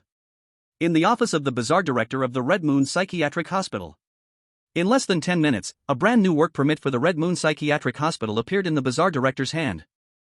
The above profession is a psychiatrist, and the name is naturally Su Jiang's famous name, along with a 1-inch blue background photo of Su Jiang. Mr. Su Jiang, your work ID. The strange director smiled broadly as he handed the work ID to Su Jiang. The service attitude was like that of an excellent service worker. What the hell? So it turns out that the strange world has such a friendly side? Nima, this is ridiculous, a strange being that is greedy for money. I remember this group of strange beings didn't smile like this when they killed people. The viewers in the livestream couldn't help but complain about this contrasting scene with the strange director. It's important to know that strange beings have always been synonymous with horror and terror in the eyes of all humans. Have they ever seen such a contrasting strange being? It seemed that in Su Jiang's eyes, this strange instance was as easy as going home. In the strange world. Su Jiang took the work ID and left the strange director's office. At the same time, Su Jiang's mind became active. It must be known that the player-caregiver profession at Red Moon Psychiatric Hospital has very limited authority and can only act in designated areas. But if it were changed to a doctor profession, it would be different. Aside from a few places that are expressly prohibited in Red Moon Psychiatric Hospital, the authority of the doctor profession is quite large. Therefore, Su Jiang naturally has more tasks to choose from now. On the other side. On the first floor of Red Moon Psychiatric Hospital. At this moment, all players had completed their respective medication tasks. Compared to Room 1, the difficulty of the other rooms is much lower. Thus, among the 9 players in rooms 2 to 4, except for a few unlucky ones, most passed the first medication task smoothly without any danger. At this moment, the player group from room 2, led by a man in a suit, looked at the 2 players who came out of room 3 and said, "It seems some of you encountered danger?" The 2 players who survived in room 3 looked a little pale. After all, they had just seen a player get crushed by a strange being right in front of their eyes. Although both were A-level players and had seen such scenes before, it was still shocking. One of the women in a white dress spoke up. Another player who was with us accidentally messed up the task and was killed by the strange being. Aside from room 1, after the first round, only 8 players were left among the 9. The man in the suit thought this to himself. He then looked towards the tightly closed room 1. Although room 1 was the hardest, it had already passed the 15-minute time limit for the medication task, yet none of the players from room 1 had come out. Clearly, all the caregiver players in room 1 had already died. Just as he was thinking this, the strange nurse who had led the players outside Red Moon Psychiatric Hospital brought someone in front of all the players. Let me introduce you, starting today, Dr. Su Jiang is our newly hired doctor. Chapter 24, Kid, you have no right to refuse. As soon as the strange nurse's voice fell, it immediately aroused the doubts of one player, Su Jiang. Why does that name sound so familiar? Oh, it must be a coincidence. How could a player become a doctor? Besides, players can't change their professions in the instance. Hearing this, a player reflexively retorted. Even if Su Jiang holds a B-level skull-crushing hammer. This is completely absurd. Because in the strange instance, professions cannot be changed, this is the consensus of all players. That's right, you're overthinking it. Su Jiang, as the caregiver of Room 1, hasn't come out yet, so he must be as good as dead. Another player echoed. Room 1 is so difficult that even this group of A-level players might not have confidence in surviving. Let alone Su Jiang? It seems that this Dr. Su Jiang must be a namesake. Other players thought the same, as coincidences in names are not a rare occurrence. Thinking this, the next moment, when they saw the face of that one person, all the players' expressions instantly changed to confusion and shock. Su Jiang. How is this possible? Behind the strange nurse, Su Jiang's face appeared on all the players. At this moment, Su Jiang was no longer wearing the caregiver uniform but had changed into a white coat, with a work ID hanging from his chest. The work ID clearly showed his job title and name, with Dr. and Su Jiang written on it. Additionally, there was a blue photo of Su Jiang on the ID. There was no doubt. Su Jiang had become a doctor at the Red Moon Mental Hospital. But how could Su Jiang possibly become a doctor? Before entering the Red Moon Mental Hospital, he was just like all the other players, a caregiver. At this moment, all the players felt disbelief. If it weren't for the visible human appearance and aura of Su Jiang, they would have instinctively thought that the Su Jiang behind the strange nurse was some strange person with the same name, even looking exactly the same. However, the real Su Jiang in front of them undoubtedly proved one thing. He not only survived the terrifying number 1 ward but also broke the consensus of everyone on Water Blue Star, changing careers to become a doctor at the Red Moon Mental Hospital. At this moment, all the players suddenly realized something. Although players cannot change their profession was a shared belief, there was no rule saying that the job in a dungeon couldn't change. In other words, the so-called consensus was just something that everyone had never seen before, which led them to think that way. At this moment, all the players couldn't help but speculate. Could it be that Su Jiang triggered some hidden storyline in the number 1 ward? Only that could explain why Su Jiang was still alive and even became a doctor. With this thought, all the players' gazes turned to Su Jiang, their eyes burning with fervor. There was no doubt that if they could master the information to change careers like Su Jiang, they could also successfully complete the dungeon, or even get rewards beyond expectations. After all, could a doctor and a caregiver be the same? The rewards must have an earth-shattering difference. Back to the point. After the strange nurse finished speaking, she approached again and said, "From now on, Dr. Su Jiang will be responsible for managing the 8 of you. You must obey Dr. Su Jiang's orders unconditionally." Faced with the strange nurse's words, the players dared not argue, but their minds were filled with different thoughts. They were all players, so why should Su Jiang command them? In fact, the strange nurse's arrangement was exactly what they hoped for, as it gave them the perfect chance to extract career-changing hidden information from Su Jiang. Could it be that the 8 of them, all A-grade players, were afraid they couldn't handle Su Jiang, a C-grade player? With this thought, all 8 players couldn't help but feel a surge of joy in their hearts. I didn't expect this kid to survive. Looking at his situation now, he must have triggered some kind of hidden task. If I can get information about that hidden task, this trial will definitely be a success. Then, I can kill this kid instantly, get the reward after going out, and it's a 2-for-1 deal. The man in the suit watched Su Jiang closely, a calculating look flashing in his eyes. He had originally thought Su Jiang was surely dead in number 1 ward, but to his surprise, not only was Su Jiang alive, but it seemed like he had turned misfortune into fortune, triggering some hidden task and directly becoming a doctor. But so what? A career change wasn't the same as a power boost. With his strength, he could easily torment and kill Su Jiang. At the same time, the strange nurse finished speaking to the players and then turned to Su Jiang, saying, "Dr. Su, if you need anything, you can always come to me. I have urgent matters to attend to next. I'll go ahead." As he spoke, the strange nurse threw a flirtatious glance at Su Jiang. After all, she had also caught wind of some news. This person in front of her seemed to be very wealthy. Unfortunately, Su Jiang looked down on this strange nurse who was baring her teeth and showed a hint of disdain. The strange nurse had no choice but to leave reluctantly. However, after the strange nurse left, the players all perked up. "Su Jiang, how did you survive in Ward 1? What about the other 2 players?" An impatient player directly stepped forward to ask. His tone was sharp and aggressive. Su Jiang's eyes narrowed slightly, but he had no intention of hiding information that could be revealed at any moment. "They are naturally dead." "Then why didn't you die?" The first player continued to press. His purpose was obviously not to ask how those 2 died, but to question why Su Jiang didn't die, why he could become a doctor. "What does that have to do with you?" Su Jiang replied coldly. He could tell what the players were thinking. But why should Su Jiang say anything?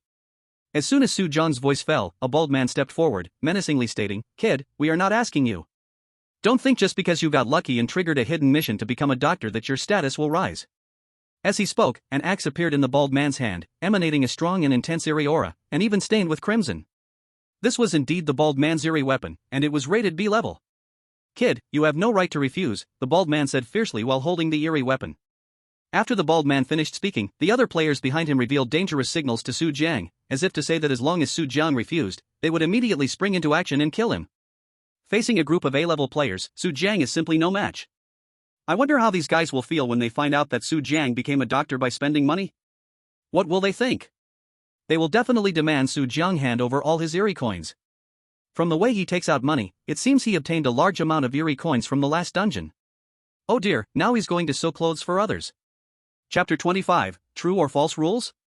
Faced with the threat of A-level players. Plus, the bald man held a B-level eerie weapon. Moreover, the 8 game players were all standing against Su Jiang. Involving the benefits of clearing the game, they would not easily let Su Jiang go without him revealing real information. However, the viewers in the eerie live broadcast room all knew that Su Jiang had triggered some hidden mission to become a doctor, purely thanks to his cash ability. Once the 8 players learned that Su Jiang obtained his doctor profession through spending money, they would definitely question why he had so many eerie coins, thus taking all his eerie coins away. In a dangerous dungeon game, never underestimate players' greed. Although Su Jiang knew the information inside the Red Moon Mental Hospital, he was ultimately just a C-level player. How could one person possibly defeat 8 A-level players? Thinking this way, all the viewers in the eerie live broadcast room believed that Su Jiang was really losing big this time.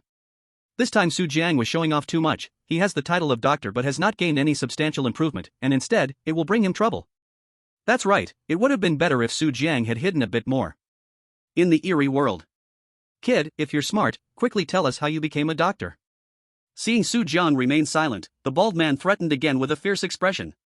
Although Su Jiang was just a C-level player, he was also the owner of a B-level eerie weapon. If it really came to a fight, his chances of winning were obviously higher, but he was afraid of falling into a trap. Even if he had 7 other A-level players behind him. But, this was an eerie dungeon. Only benefits, no enemies. The fewer players there are, the more rewards in the dungeon. If he unfortunately fails, no one will help him. The bald man understood this deeply, because even if other players faced death, he could never step in to save them. Thinking of this, the bald man became even more cautious in his heart. If it weren't for this caution, he would have died in the previous dungeon long ago. With this in mind, the bald man tightened his grip on the strange weapon in his hands. Suddenly, a powerful, sea-like strange aura spread out from the bloody axe. Have you ever considered a question? At that moment, Su Jiang spoke up. As his voice rang out, everyone turned to look at him, their faces filled with confusion. Had they considered a question? What question? Someone asked, what do you mean? Faced with Su Jiang's words, they couldn't help but ponder. After all, Su Jiang was now a player ahead of them. Perhaps there really was a problem. Just as the players were puzzled, Su Jiang continued, as long as you don't touch the rules in the strange dungeon, you won't die. Conversely, touching the rules means certain death. Kid, you're about to die, so stop pretending. This is the most basic thing, and all of us A-level players here know it by heart. The bald man sneered, if you want to buy time, I advise you to give up. The other 7 players thought Su Jiang was about to say something that would warn them. They didn't expect to hear what was essentially the simplest rule of the strange dungeon. As players of a strange game, who doesn't know not to break the rules? Even a random ordinary person from Water Blue Star would know this information. This kid really opened a hidden task by luck, otherwise, how could a newbie entering the dungeon for the second time be worthy? Thinking of this, they couldn't help but feel amused, realizing they had taken Su Jiang's words seriously for a moment. Kid, I advise you not to struggle in vain. You've already triggered the hidden task, so why not just tell us? We could help you clear the level. Exactly, kid, your luck might be good for a moment, but it doesn't mean it will last. Why not share the information so everyone can tackle this dungeon together? If you don't want to say it, we have 100 ways to make you talk. You can either painfully reveal the hidden information or clear the dungeon smoothly and share the hidden info. You choose. Of course. The above was purely made-up nonsense. Helping Su Jiang clear the level? That was simply impossible. Some players might relax and spare Su Jiang if they knew the hidden information. But the vast majority wouldn't do that. After all, they were not fools. By forcing Su Jiang to hand over the hidden information, he would certainly see them as enemies. Leaving one Su Jiang behind was undoubtedly leaving behind a threat. Cut the roots of the grass was a saying they all understood well, so even if Su Jiang revealed the information, they wouldn't let him go. In their eyes, Su Jiang had already become an object doomed to die. Hey! Su Jiang shook his head inside, looking at the 8 players with pity in his eyes. Are you guys brainless? Since the dungeon rules determine life and death, then I am your superior, and you are my subordinates. You must obey my commands, which is naturally one of the rules. Can you guess what happens if the rules are openly violated? At this point, Su Jiang's eyes were filled with mockery. The way he stood radiated confidence. As if he were completely unafraid of what the players might do to him, his mocking gaze swept over the crowd. And Su Jiang's latter words were naturally self-evident. Openly violating the rules, the consequence is naturally death. Of course. This rule comes from Su Jiang's mouth. It is not a rule given by the strange copy. It may be mixed with elements of forgery. But, do the players dare to bet? In the face of the threat of death, they simply do not dare to bet. After all, Su Jiang is not without reason. In the caregiver's code, there is a clear rule: as a caregiver, one must obey the orders of nurses and doctors at all times. Without a doubt. Now, as a doctor, Su Jiang can command them, and in the strange game, subordinates overstepping their superiors also violates the rules. Secondly, all players thought of one point: since Su Jiang obtained his doctor status through a hidden task, could it be that the hidden task only gave him an empty title? Thus, players who understood this point instantly felt a chill down their spine. They could not imagine that if they had forced Su Jiang just now, demanding him to reveal hidden information, they would have directly violated the rules, and the consequences would definitely be unbearable for them. But being able to think of these things, they could also think that Su Jiang might be using his position to scare them. After all, if they really attacked Su Jiang and all died for violating the rules, wouldn't Su Jiang clear the game alone? Yet no one dared to bet. But still, someone, not willing to give up, said, "Why should we believe your words? If it were true, wouldn't you have already used the rules to kill us?" Chapter 26 Player Infighting. Damn. I thought next, Su Jiang would be forced to reveal information without a doubt. I didn't expect he would directly push back. I think he is just talking nonsense. Who knows if the copy's rules are true or not? Who would believe him? You upstairs, don't be stubborn. Didn't you see that all the A-level players in the game don't dare to act recklessly? Doesn't this show that Su Jiang's words have some deterrent power over them? Exactly, although this is only Su Jiang's side of the story, in a strange copy where life and death are at stake, who would be willing to gamble their life? Wow, it seems that Su Jiang has some tricks left. The strange live broadcast room was also dumbfounded by Su Jiang's move. After all, they had previously believed that Su Jiang would surely have to admit defeat in the face of 8 players. But unexpectedly, Su Jiang managed to make all 8 players hesitate with the game rules. In the strange world, the 8 A-level players did not want to miss the precious hidden information, but at the same time, they also did not want to risk violating the copy's rules. They could only voice their thoughts one after another. "Su Jiang, after saying so much, this is just your word, why should we believe that what you say is true?" Exactly, we are not easily scared. All 8 of us are A-level, who hasn't fought their way up from low-level copies? Don't think you can intimidate us. But even though they said this, no one dared to take any action. Even the bald man, who had previously brought out the strange device, at this moment also put it away and retreated to stand with the players. Now, he was afraid to be the bird that stuck its head out and took risks.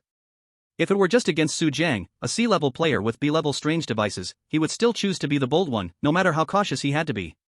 After all, the latter, no matter how powerful, was only a C-level, and based on the usage time of the strange device, it could not compare to an A-level player like him. But now he was facing the deadly rules of the copy. The bald man did not dare to gamble with his own life. Su Jiang scanned all the players, they all showed serious expressions. He knew that the nonsense he casually made up actually worked. Yes, everything Su Jiang said just now was merely made up by him on the spot. In the strange copy, violating the rules would lead to death. Yes, but also no. In fact, under the premise that breaking the rules in the bizarre scenario will lead to death, one must encounter bizarre beings, and those beings must be stronger than you, so only then can the bizarre kill you. After all, most bizarre scenarios are not based on rule horror stories. However, this is not important. What matters is that this group of players has basically believed in the rule that breaking the rules in the bizarre scenario will lead to death. With this in mind, Su Jiang revealed a calm smile on his face and mockingly said, "Don't believe me? Then you can come at me and see if the rule is true." Of course. With Su Jiang's strength, if a fight truly broke out, they would not be his opponents, but it wouldn't be an instant defeat either. And during this time, Su Jiang had enough confidence to trap them in a more difficult situation.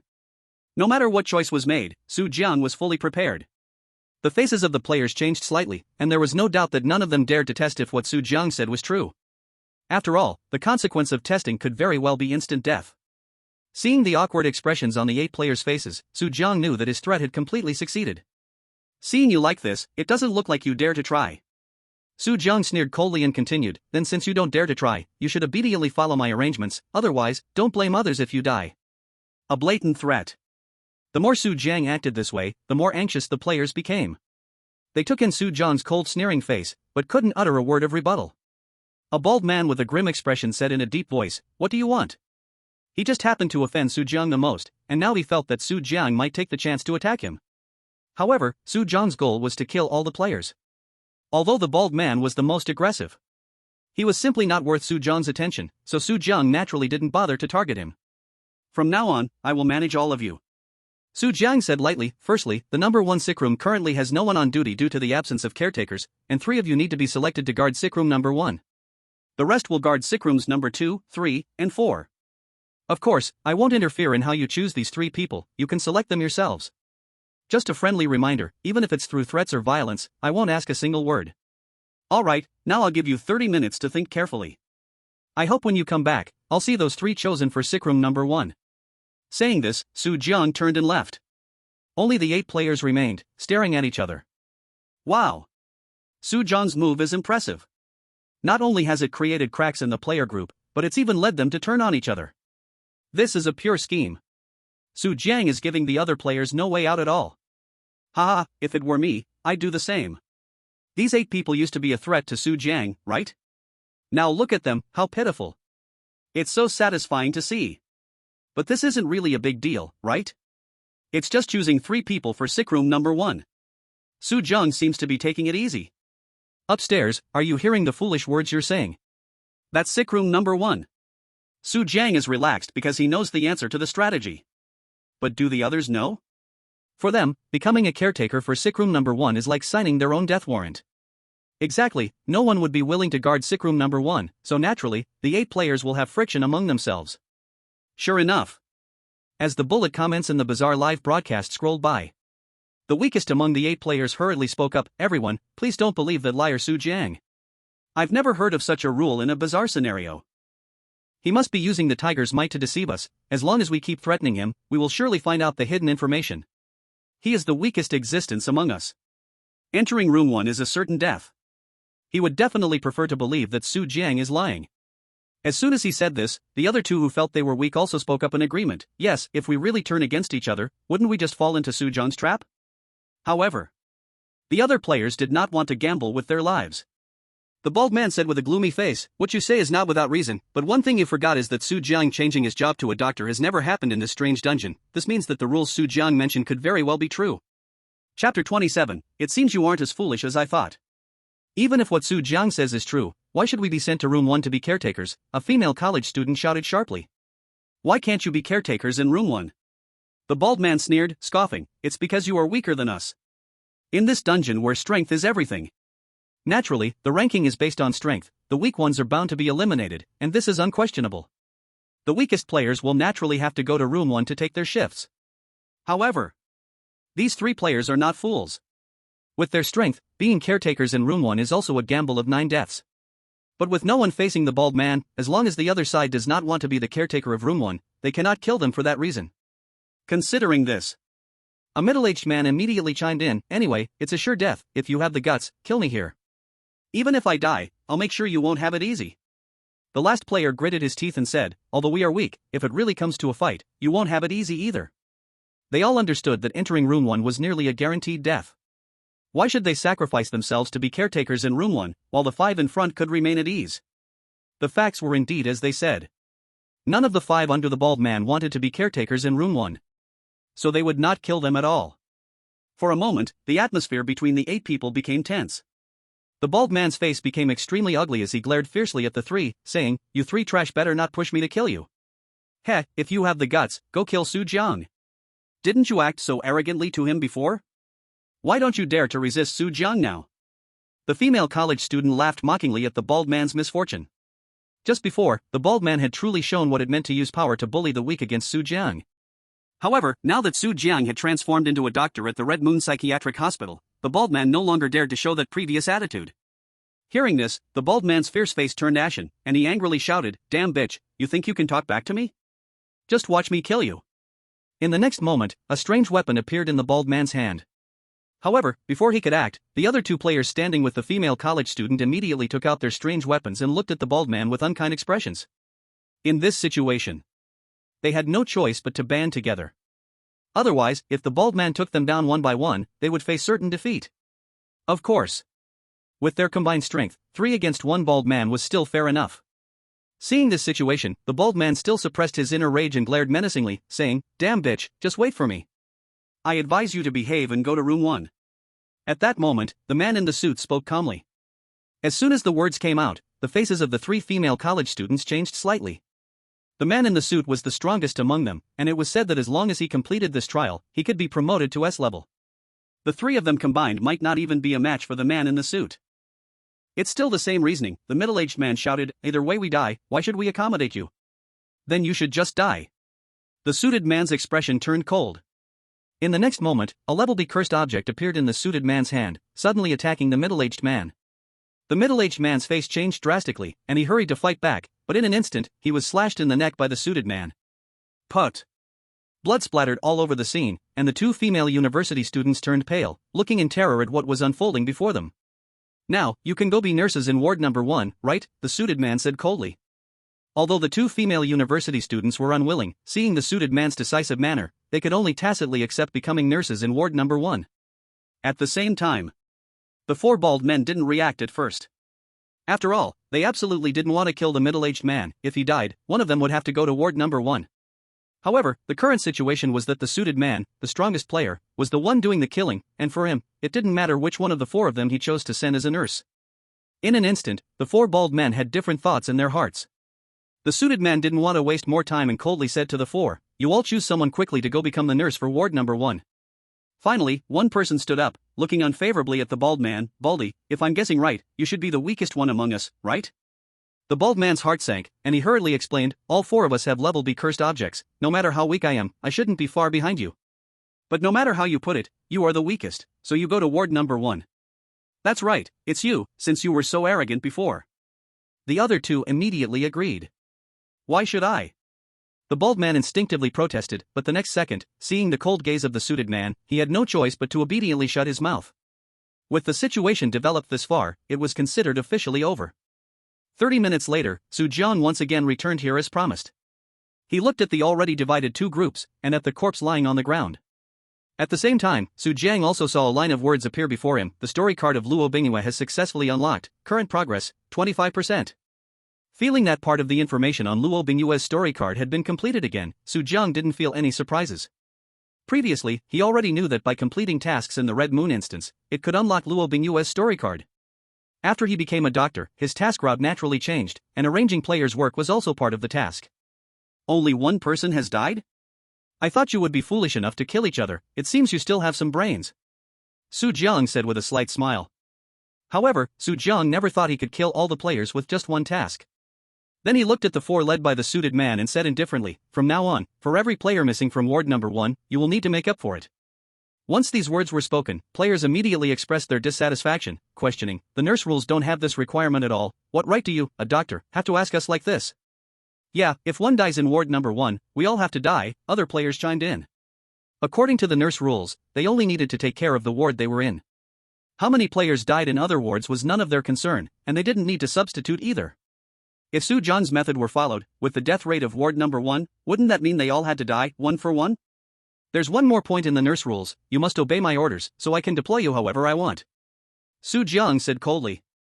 With just a flick of a finger, they could be killed. But at this moment, players had fallen into the belief that breaking the rules would result in death, thinking that the caregiver's rules were untouchable, so they all shut their mouths. However, as they became more passive, they would eventually realize this, but that would be a matter for later.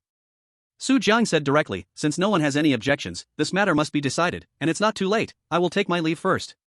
Having said that, Su Jiang turned around and left. After all, for him, completing the task and unlocking Luo Bingyue's identity card was the top priority. Killing this group of players was just a side task for passing the level.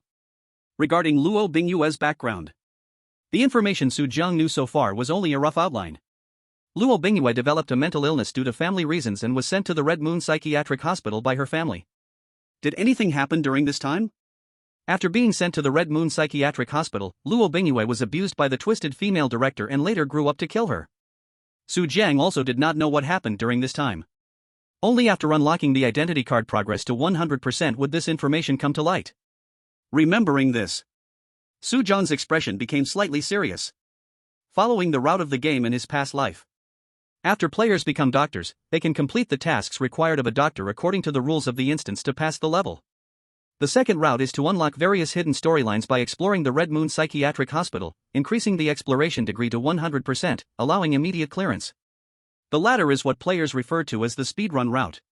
In his past life, Su Jiang, as a speedrun player, was naturally skilled in various hidden storylines. Thinking of this, he suddenly recalled a special hidden storyline. As everyone knows, among all the bizarre instances, there is only one instance boss. But the Red Moon Psychiatric Hospital has an exception. In a certain room on the 3rd floor of the Red Moon Psychiatric Hospital, there is a bound anomaly whose power is extremely strong, and no players at that stage could fight against it. Yet the mission storyline requires killing the bound anomaly. As a result, players in the past life referred to it as the second boss of the Red Moon Psychiatric Hospital.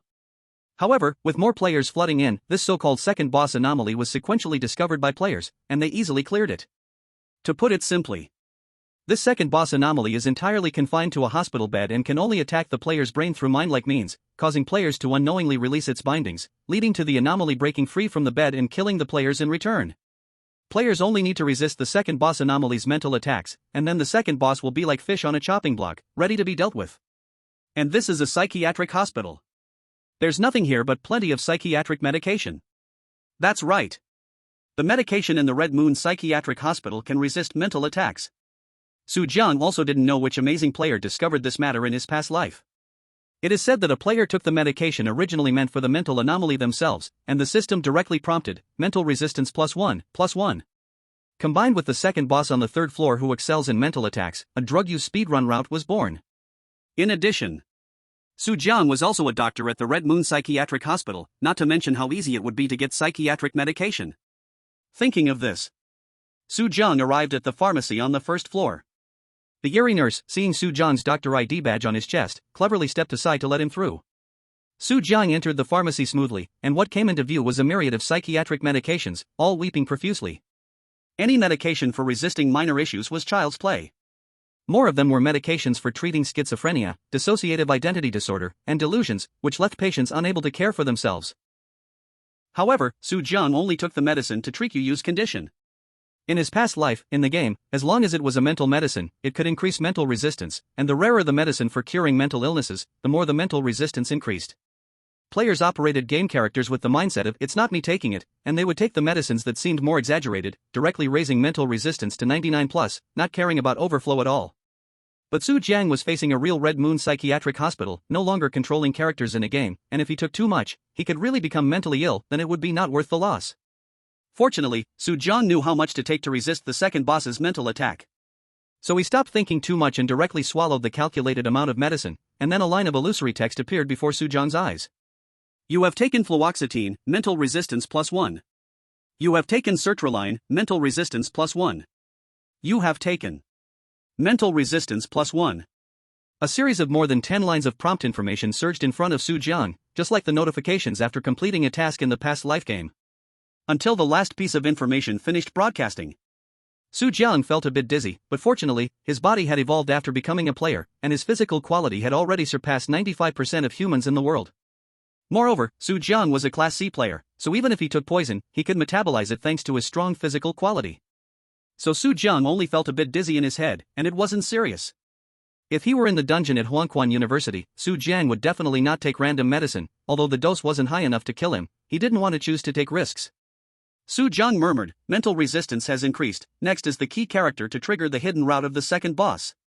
That was the essential NPC to start the storyline. In the game, players just needed to find a big mouth NPC on the second floor and talk to him, spending a little more time, and the other party would take the initiative to inform the player about the strange events on the third floor, thereby obtaining a hidden mission. Thinking of this, Su Jiang set off toward the second floor.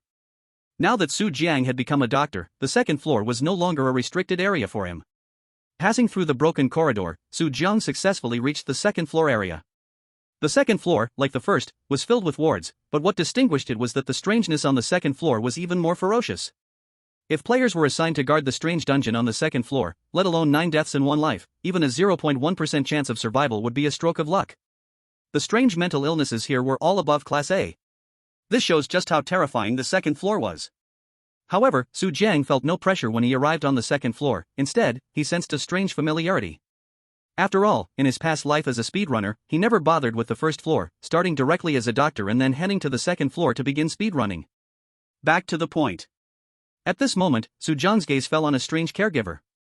Chapter 29, The Past History of the Red Moon Psychiatric Hospital. Do you know about the strangeness held in the third floor ward? Su Jiang cut straight to the point without wasting words. Human, you. When the elderly, strange caregiver saw that he was speaking to a human, the caregiver's expression immediately turned dangerous. Because in the caregiver's code of conduct for human players, they were not allowed to go to the second floor. This represented that the human before him had violated the rules of the strange dungeon and could be dealt with at any time. But the next moment, the strange caregiver suddenly noticed the work badge on Su Jiang's chest, with the profession clearly stating psychiatrist. Instantly, the strange caregiver became docile, and his old, wrinkled, gray face broke into a smile like chrysanthemums. Dr. Su, I know all about the things on the third floor. I am an old employee of the Red Moon Psychiatric Hospital, let alone the third floor, even the matters of the director. I also know a thing or two. Do you know about the head of the hospital? Su Jiang questioned as he looked at the strange caregiver. After all, in the game, it was a loudmouth oddity, and Su Jiang guessed that such a being liked to brag a bit. The strange caregiver was familiar with the third floor, and Su Jiang believed this, because in the game, the strange caregiver had indeed worked there when they were younger.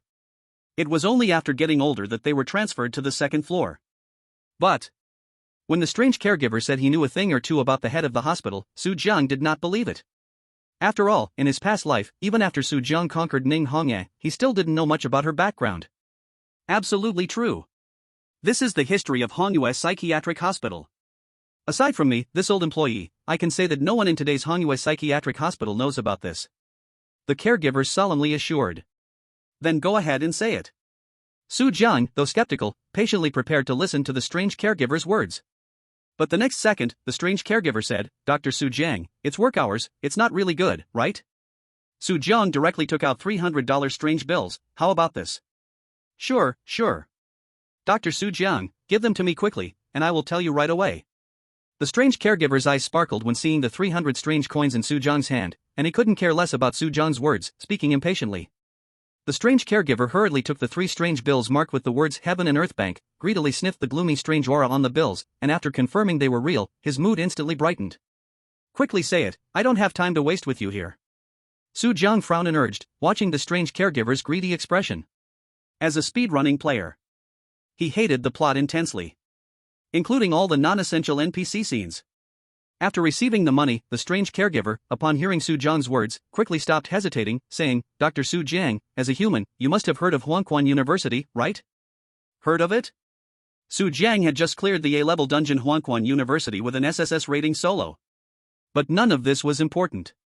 What does the head of Hongyue Psychiatric Hospital have to do with Huangquan University? Su Jiang frowned. Dr. Su Jiang, you don't know this, do you? The strange caregiver chuckled, revealing a deep and inscrutable expression on his gray and wrinkled face, saying, It's said that the Hongyue Psychiatric Hospital used to be a mental institution where the former head of Huangquan University stayed. Upon hearing this, Su Jiang couldn't help but slightly narrow his eyes. Without a doubt, the strange caregiver was correct. This was something Su Jiang had only learned through Luo Bingyue's background card. Moreover, since the strange caregiver knew this, it indicated he indeed knew some of the historical background of Hongyue Psychiatric Hospital. Realizing this, a hint of joy rose in Su Jiang's heart, considering it an extra reward. At the same time, the strange caregiver continued, speaking of which, the head of Huangquan University was once a mental patient receiving treatment in Hongyue Psychiatric Hospital, but the original female head of Hongyue Psychiatric Hospital was a sadist. What the strange caregiver said matched almost exactly with the story card of Luo Bingyue. I already know this, just tell me the most important part directly. Su Jiang said.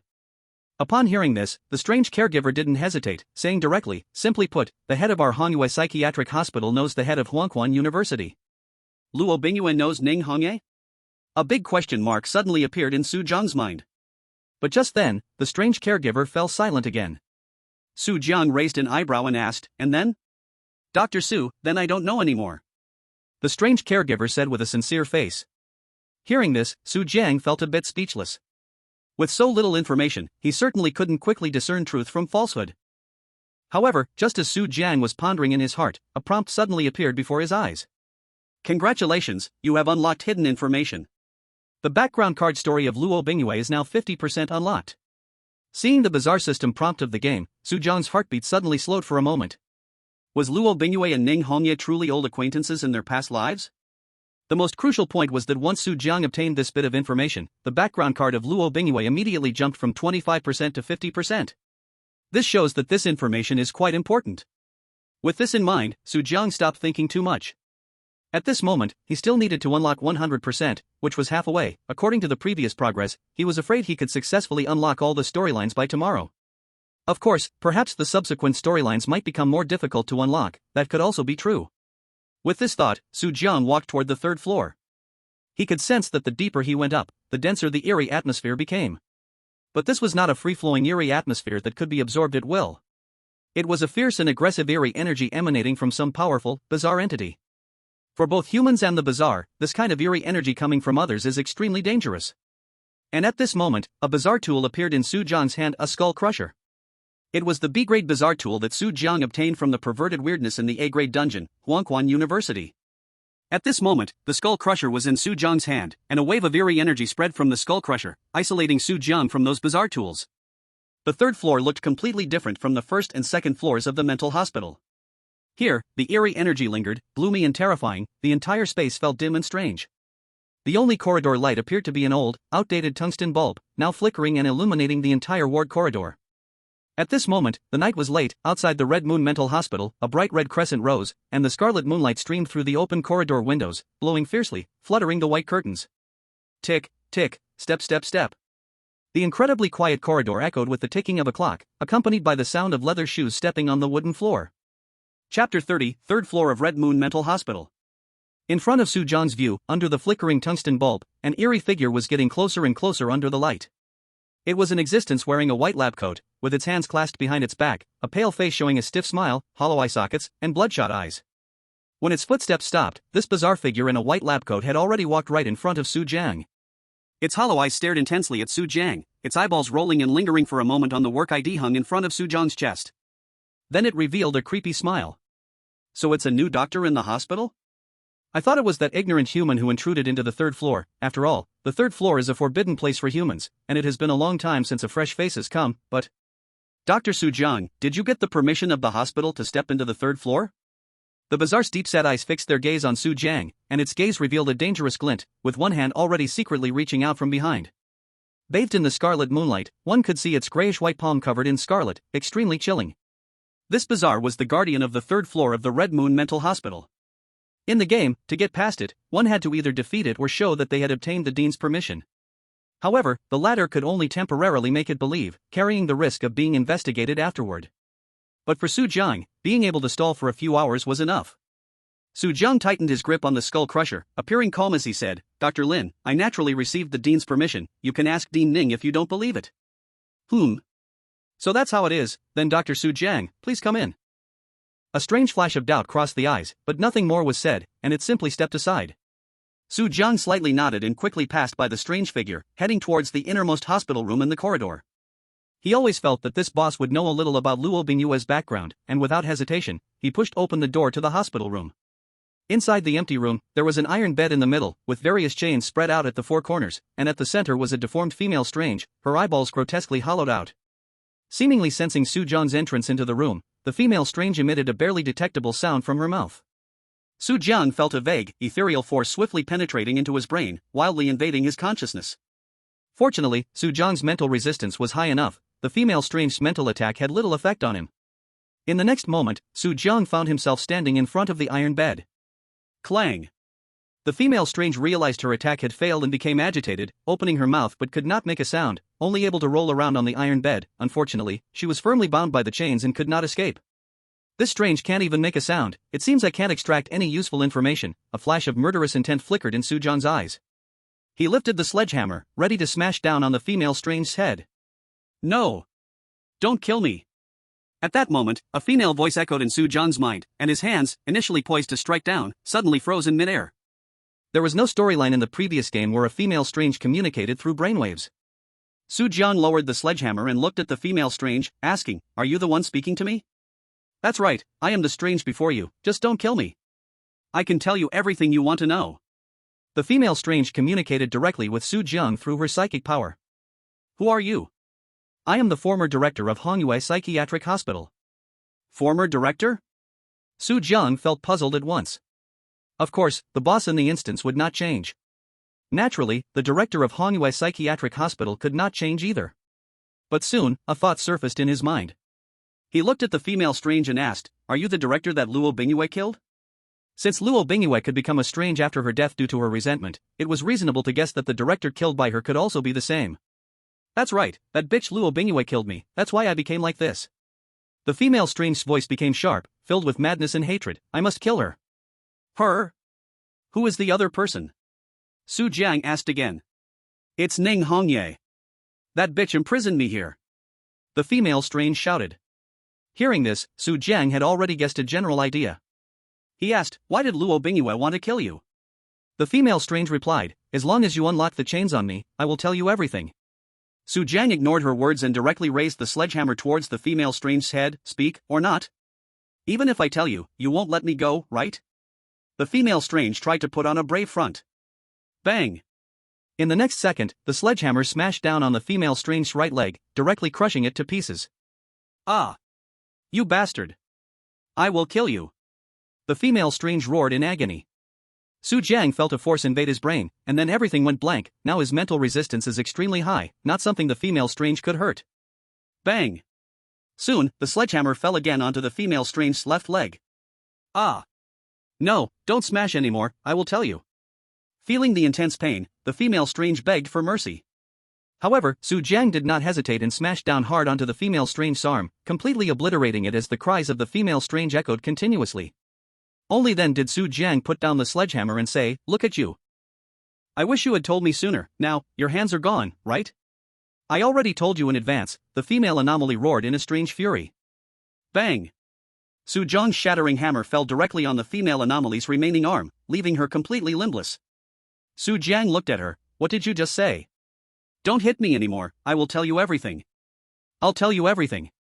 In that moment, the female anomaly's voice began to tremble, visibly filled with fear towards Su Jiang. "If you had listened earlier, you wouldn't be suffering like this," Su Jiang smiled lightly. At that moment, the female anomaly dared not act out, hastily revealing all the details to Su Jiang. It turns out, Luo Bingyue and Ning Hongye had both been patients at the Red Moon Mental Hospital. The two met during their treatment at the Red Moon Mental Hospital and formed a very close bond. Until one day, Ning Hongye discovered the female anomaly was abusing Luo Bingyue. She tried her best to rescue Luo Bingyue, but ultimately the female anomaly killed her in the mental hospital. After Luo Bingyue learned of this, it was then that the incident mentioned in the news reports occurred. Congratulations, you have unlocked hidden storyline. Luo Bingyue's background card is now 80% unlocked. Chapter 31, Mental Skills. I've told you everything I know, can you let me go now? The female anomaly pleaded. At this point, she was no longer pleading for Su Jiang to free her from the iron bed. She just hoped Su Jiang wouldn't torment her and would simply kill her instead. However, Su Jiang coldly said, "You seem to have misunderstood. When did I say I would let you go?" There was a reason why the female anomaly from her previous life was called the second boss by players. First, she was incredibly powerful. Second, killing her offered substantial rewards. Naturally, she was also one of the essential conditions for a perfect clearance of the Red Moon Mental Hospital. And not just that. After defeating the female anomaly, players could gain an A-grade new skill. It's important to know. In the power system of strange players, there are roughly 3 paths. One is the power of strange artifacts, but advanced strange artifacts become harder to obtain. The second is the player's skills, which also possess great power and require completing certain specific tasks in strange instances to acquire. The third is the master of the strange. Each of these 3 paths is incredibly difficult. Otherwise, the group of A-grade players entering the Red Moon Mental Hospital would not have left without any A-grade strange artifacts. Skills, on the other hand, are even harder to obtain. After all, they are equivalent to a player's own strength and cannot be taken away. Unlike strange artifacts, which can be directly lost when taken. The same goes for the master of the strange, they too cannot be taken away. With this in mind, Su Jiang raised the shattering hammer high. "You bastard! You're not trustworthy. Even if I die and become a vengeful spirit, I will never let you go." Ah! The female anomaly felt Su Jiang's overwhelming murderous intent. She immediately screamed and roared in deep resentment. However, no amount of curses met their end in the next moment, struck down by Su Jiang's shattering hammer. Bang! The hammer landed on the female anomaly's face, disfigured beyond recognition, and in the next instant, her head exploded like a watermelon. Just like that. The female anomaly, once called the second instance boss by players in her previous life, was killed by Su Jiang. Congratulations, you have unlocked hidden storyline. Luo Bingyue's background card is now 90% unlocked. Su Jiang's eyes once again showed a game prompt. I didn't expect this wave to increase the progress by a full 40%. Su Jiang said with blazing excitement. It's important to know that previous tasks only yielded increases of 5 or 10%. However, just this one task involving the female anomaly raised it by a whopping 40%. Only 10% remained to reach 100%. With this thought, a glimmer of joy surged in Su Jiang's heart. After all, once it reached 100%, he could contract Luo Bingyue and bring his strange wife back to reality. How could this not be exciting? You have killed the A-level oddity former director of Red Moon Mental Hospital and gained a new skill, Mental Invasion, A-level. Mental Invasion, A-level. You can ignore the target's level and launch a mental invasion on the target, briefly controlling the other person's consciousness. Indeed, it is mental invasion. Su Jiang's eyes burst with excitement. No other reason. Only because in the previous world, odd dungeons also had skill classifications, and among them, the rarest were mental attacks. Because mental skills often directly harm the target's brain, ignoring the opponent's level. And in the odd game, mental resistance is the hardest to obtain. In the former world, skills that were very powerful, let alone placed in the current odd dungeon where players barely had a few decent strange items. Where would skills come from? Let alone talk about mental resistance. Just relying on the little that players got from their level was simply not enough. It can be said that this skill could almost allow players below S level to walk all over. Thinking of this, Su Jiang couldn't wait to try the skill out. But it's already getting late, I'll test it on that group of players tomorrow. Su Jiang muttered to himself. Then, after finishing everything, Su Jiang left the third floor and returned to the doctor's staff dormitory, a single room with a living room, kitchen, and bathroom. It was much better than the caregiver's dormitory, where there were bunk beds and desks, with over a dozen people sleeping in one room. Time quickly passed to the next day. Su Jiang slept well before getting up to wash up and heading to the first floor ward area of Red Moon Mental Hospital. Wow, Su Jiang, you finally logged in. I really envy the doctor profession, you can sleep until noon. In Ward 1, someone died last night and another this morning. It's really tragic. It's only the second day, and out of 12 players, only 6 are left so quickly. So quick? You don't know how fast players used to die when they entered Red Moon Mental Hospital. Exactly, to still have 6 left by the second day is considered good. The death rate will get lower from here, though, provided that Su Jiang doesn't cause trouble. According to Su Jiang's demands, for every person who dies in Ward 1, another must be filled in, right? I reckon they'll all be dead today. On the first floor of Red Moon Mental Hospital, the ward area. At that moment, 6 players were gathered together. No other reason. Ward 1 was simply too terrifying. Only last night and this morning, 2 people had already died. If it continued like this for another day or two, wouldn't all 6 players be completely dead? Thus, they all huddled together to discuss countermeasures. The bald man said with a pale face, at this rate, we will all die in Ward 1. As a caregiver in Ward 1. He was more terrified than the other players about this. Always on edge. Of course, the other players were not much better off, they were always worried about being substituted into Ward 1. One player could not help but say, although what Su Jiang said about the rules makes a lot of sense, it's just his word. Even if we offend the rules in front of him, who can enforce them on us? This was naturally something all players could think of. It's just everyone had been afraid to take that gamble before. But now, faced with the fear of Ward 1. As time passed, the players started to come back to their senses from Su Jiang's intimidation, and they began to sway. What are you all doing huddled here? Just then, a voice came. Everyone's eyes turned in unison, and it was none other than Su Jiang, who had just finished washing up. At this moment, he took on an authoritative posture and scolded the players, it's work time, why aren't you getting to work? Did you come to be caregivers just to slack off? Su Jiang, we all know, what you said yesterday was just intimidating, you want us to go to Ward 1 to die, and... It's absolutely impossible. The bald giant directly exclaimed. Is that so? Su Jiang revealed a trace of a smile, a glimmer of light flashing in his eyes. He had just acquired a new skill the night before, and now he could give it a try. With a thought, Su Jiang activated mental invasion, and a powerful, ethereal mental force instantly surged into the bald giant's mind. In the next moment, the bald giant suddenly became dazed, and in his hand appeared a strange axe, which he unhesitatingly used to slit his own throat. Chapter 32, Ning Hongye returns. Put. The bald giant suddenly slashed his own throat with the strange weapon. In an instant, blood gushed forth from his neck like a fountain. The bald giant's robust figure then fell to the ground with a bang. This bizarre scene left all the players present dumbfounded. Why did he commit suicide? Could it be true that what Su Jiang said about dying for breaking the rules? That's impossible. This isn't even a rule dungeon. Even the suited man felt his heart skip a beat at this scene. As the strongest player among them, he had seen a lot.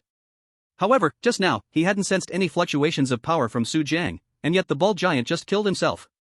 At this moment, the suited man couldn't care less about any bounty nonsense. After all, he was currently facing Su Jiang and couldn't even ensure his own safety. 1,000 thoughts raced through the suited man's mind, and he couldn't help but think. Could it be that what Su Jiang said is true? But how could this be possible? The suited man had never seen such a strange thing. Even if someone broke the rules, there wasn't such an absurd way to die. Right now, there was only one possibility. Su Jiang had the ability to control players into committing suicide. It was simply unheard of. There was no way the bald giant suddenly had a conscience and decided he deserved to end his life, right? Thinking of this, a trace of fear surged within the suited man. What the hell? What is happening? Why did this bald player kill himself? Is what Su Jiang said true? As long as you break the rules, you will be killed by the power of the strange world's rules? This is the first time I've seen something like this. I feel like it's more of a special ability of Su Jiang. But this is too absurd. Forcing a player to commit suicide? Su Jiang has created so many impossibilities for us. The audience in the bizarre live broadcast room was also in an uproar. After all, controlling players to commit suicide was something they had never heard of. Of course. The bizarre game had only just arrived for 3 years, and there was too much information they did not know. Inside the bizarre dungeon. Does anyone have any objections now? Su Jiang surveyed the remaining 5 players. The bald giant's bizarre death had left them in awe. Even witnessing the bald giant's self-infliction did not allow them to realize any clues. Thus, they dared not act recklessly. Very well, it seems you have no objections, then according to what I said earlier, even if you die, the last person must come forward. Su Jiang said coldly. Using an A-grade skill required a massive amount of mental energy. Given his current state, being able to use it once was already his limit, but that was enough. After his display, the players not only did not doubt his words but even if they did, they no longer dared to act impulsively in the short term. Thinking of this, Su Jiang no longer pondered and turned to leave. Now, the background card of Luo Bingyue has been unlocked to 90%, with only the last 10% remaining. Su Jiang murmured. If Luo Bingyue's storyline in the Red Moon Mental Hospital had any parts left, it would naturally only be the hospital director, Ning Hongye. That is, the boss of this S-grade dungeon is strange. But, strange dungeon bosses naturally wouldn't reveal themselves at the beginning, it was only the first day. Looks like I still have to wait a few more days? Su Jiang was just thinking like this when he suddenly heard footsteps coming from the front. Tap, tap, tap. He looked up and saw the white-clothed eerie figure approaching him from the 3rd floor. The moment he saw the white-clothed eerie figure, Su Jiang silently cursed that something was wrong. After all, Su Jiang had deceived it to enter the ward last night. Naturally, there was a huge risk. Now that the white-clothed eerie had come to find him, what else could it do but settle accounts? However, the white-clothed eerie was an A-class eerie, and he had just used mental invasion again, so his mental strength was severely lacking. Yet just when Su Jiang felt a sense of urgency, the white-clothed eerie piled on a smile, its sunken, bloodshot eyes revealing a hint of flattery. Dr. Su. I finally found you. I searched for you several times on the 1st floor but didn't see you. Hearing this, Su Jiang was stunned. It seemed things were different from what he thought. He asked with some confusion, Dr. Lin, is there something you need from me? Oh. Dr. Su, I really didn't recognize the mountain. You are a friend of the dean. Why didn't you say it earlier? If you had said so, I would have shown you around the 3rd floor properly last night. Now, the dean has returned today and asked me to take you to find her. The white-clothed eerie flattered. Hearing this, Su Jiang immediately understood everything. So it turned out that Ning Hongye had appeared early. Maybe there were other changes, or perhaps she learned about Su Jiang's news and returned to the instance early. That was why the white-clothed eerie had become so flattering. But these no longer mattered. What mattered was Ning Hongye. A graceful figure suddenly appeared in Su Jiang's mind. Dean Ning Hongye of Hongyue Mental Hospital. As one of the boss series that Su Jiang had once encountered in his previous life, she also possessed captivating beauty and a graceful figure, comparable to Luo Bingyue. Her strength was even an S-class eerie, far surpassing Luo Bingyue. How did Su Jiang become friends with the dean of Hongyue Mental Hospital again? Damn it, I didn't hear wrong, right? This is an S-class instance, S-class instance. Everyone, please calm down. Su Jiang was a Death Knight in an A-class instance and having a boss friend in an S-class instance is reasonable, right? Crap, so Su Jiang relies on connections to clear eerie instances? How can humans be friends with eerie's? This is too ridiculous. The audience in the livestream was stunned by the words of the white-clothed eerie. In the eerie world. Su Jiang didn't waste any words, directly asking the white-clothed eerie to take him to the front of an office on the 3rd floor. The white-clothed eerie respectfully said to Su Jiang, Dr. Su, I will stop here. The dean said you could go directly inside. After saying that, the white-clothed eerie left on its own. Su Jiang's gaze turned to the wooden door of the office, and just as he was about to reach for the doorknob, he heard the sound of 2 women talking inside. Sister Hongye, did dear really enter the mental hospital? I only found out last night that Su Jiang came into my instance. I heard he has already entered your instance? Just a few days ago, but dear left the instance soon. I didn't expect to see dear so quickly again. Sister Hongye, since we both like dear, why don't we serve him together tonight? Your suggestion is not bad. Hearing this, Su Jiang's mouth twitched slightly, his right hand gripped the doorknob, hesitating whether to push open the door. One Luo Bingyue was already enough for him to handle, adding another Ning Hongye would surely overwhelm him.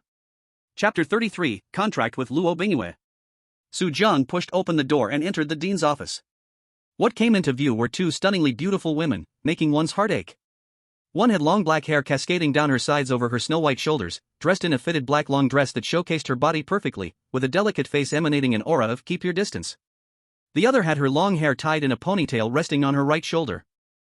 Wearing a red dress, with a curvy figure, a stunning face radiating a touch of gentle elegance. No matter who it is, they are all extraordinarily beautiful, each with their own charm. Wow, are all the female characters in this game this amazing? Slurp. I'm literally licking my screen like crazy. Let's have a challenge. Two beauties. Naturally, they are Luo Bingyue and Ning Hongye. Dear. As Su Jiang just pushed open the door to the office, Luo Bingyue excitedly rushed over, leaping into Su Jiang's arms, rubbing against him. Su Jiang felt a bit itchy from Luo Bingyue's hair, trying to stop her affectionate behavior. Wait a moment, let me get in first. The final mission in the Red Moon Psychiatric Hospital. Naturally, it is the exploration of the director's office, which is the boss territory. Ha? Dear? Did I hear something? I must still be half asleep, let me sleep a little longer. Why did I get bitten by the mouthless woman in this weird game, while Su Jiang gets to hug beautiful women? The audience in the eerie livestream who hadn't seen the Huangquan University dungeon were completely dumbfounded. Others were clearing levels. Wow.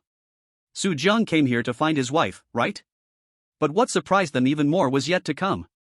In the strange world. Here. Su Jiang had just pushed Luo Bingyue away from him. The next second. Su Jiang, little brother, long time no see. Ning Hongye directly came barreling in with a ball, wrapping her delicate hands around Su Jiang's head. Su Jiang could only smell a hint of milk fragrance. His vision went dark, with his face sinking deep into softness. Immediately followed by a suffocating sensation. Murder. It's simply murder. Su Jiang couldn't care less, quickly breaking free from Ning Hongye's embrace. Taking a deep breath, he finally felt alive again. Sister Hongye, you really shouldn't hug others so easily, it's very easy to suffocate someone. Su Jiang kindly reminded her. Compared to Luo Bingyue's softness, it was clear that Ning Hongye's was equally impressive. Plus, Ning Hongye was even a bit taller, almost on par with Su Jiang's height. Adding that when she hugged Su Jiang, she liked to wrap around his head and press him against her chest. Whether it was intentional or not was unknown. It really made one wonder if Ning Hongye had ever accidentally suffocated someone. Sister only hugs you. Ning Hongye showed a gentle smile, her enchanting eyes curving like crescent moons, extremely beautiful. Su Jiang's old face turned red, unable to meet Ning Hongye's alluring gaze. In his previous life, he was a recluse, even his romantic times were spent with paper-cut wives. Where had he ever interacted with girls offline? Let alone someone like Ning Hongye, a top-notch beauty. Of course. Luo Bingyue was different. This girl was a true masochist. Su Jiang didn't know how many times he had teased her in games, he could handle her easily. But Ning Hongye was different, her view on relationships was quite normal, and she was a very understanding woman. Remembering this. Ahem. Su Jiang cleared his throat and said seriously, Sister Hongye, let's sit down and have a cup of tea and talk properly. Okay, I'll listen to little brother Su Jiang. Ning Hongye giggled. Ha? This script seems off? The weird dungeon isn't supposed to be scary. Why has it turned into a romance game on Su Jiang's side? I don't want to be Li Jie. Wow, is it possible that these two are Su Jiang's former girlfriends? Please let go of Su Jiang and let me come. Wow, with such beautiful ladies around, why aren't you playing with them instead of sitting down to talk? There's a ghostly night vibe up there. Not envious of couples, not envious of fairies, just envious of Su Jiang every day. Players are about to clear the dungeon, the eerie livestream has closed. In the strange world. Su Jiang, Luo Bingyue, and Ning Hongye were sitting on a soft sofa. The two women sat on either side of Su Jiang, perhaps because the two women already knew each other, they seemed extremely harmonious. It's been 3 years, little brother Su Jiang has grown even more handsome. Ning Hongye smiled, her eyes gazing at Su Jiang like silky threads, her red lips glistening. Seeing this, Su Jiang felt a tickling sensation in his heart. He paused and praised, Sister Hongye, you look even more beautiful. This statement was the truth. After all, can the CG from the previous life compare to a real person? It cannot fully capture Ning Hongye's beauty. So much so that Su Jiang's hand uncontrollably touched Ning Hongye's leg, which was clad in stockings. At this moment, Luo Bingyue eagerly leaned against Su Jiang, hugging his arm, her eyes filled with adoration as she asked, Dear, can you reward Bingyue tonight? Of course. Her reward was self-evident. As a submissive, What could be a normal reward? With one on the left and one on the right, Su Jiang felt a surge of heat rise within him. Goodness. It seemed today there was a tough battle to fight. Congratulations, you have completed the side quest. Luo Bingyue's background card unlock progress has reached 100%. Just then, a prompt suddenly appeared in front of Su Jiang. Seeing this, joy surged in his heart. It was also at this moment that Su Jiang felt a large amount of information about Luo Bingyue flooding into his mind. At the same time, he also felt a vague and elusive bond forming between him and Luo Bingyue. Feeling carefully, he could actually sense Luo Bingyue's existence, including her current emotional state. Su Jiang could sense it very clearly. Without a doubt, this was the benefit effect after Luo Bingyue's background card reached 100%. Dear, why do I feel like our bond is deeper now? Luo Bingyue looked at Su Jiang with a slightly touched expression. In the next moment, as if discovering something, Luo Bingyue exclaimed excitedly. Dear, it seems I can be contracted by you. This was natural. When Luo Bingyue's background card reached 100%, Su Jiang's understanding of her had already reached the maximum level. Thus, as long as Luo Bingyue was willing, she could become Su Jiang's contracted entity at any time. Luo Bingyue was naturally more than willing to contract with Su Jiang. She couldn't wait to bind herself directly to Su Jiang. After realizing this, Luo Bingyue took the initiative to contract with Su Jiang. Su Jiang entered the Red Moon instance for this purpose after all. So naturally, he could not refuse. In the next second. Congratulations, you have successfully contracted the entity, Luo Bingyue, you have obtained the new profession master of the oddities. A prompt appeared before Su Jiang's eyes. He successfully signed a contract with Luo Bingyue. Great. Dear, I can stay with you forever from now on. Luo Bingyue sensed the contract bond she had established with Su Jiang.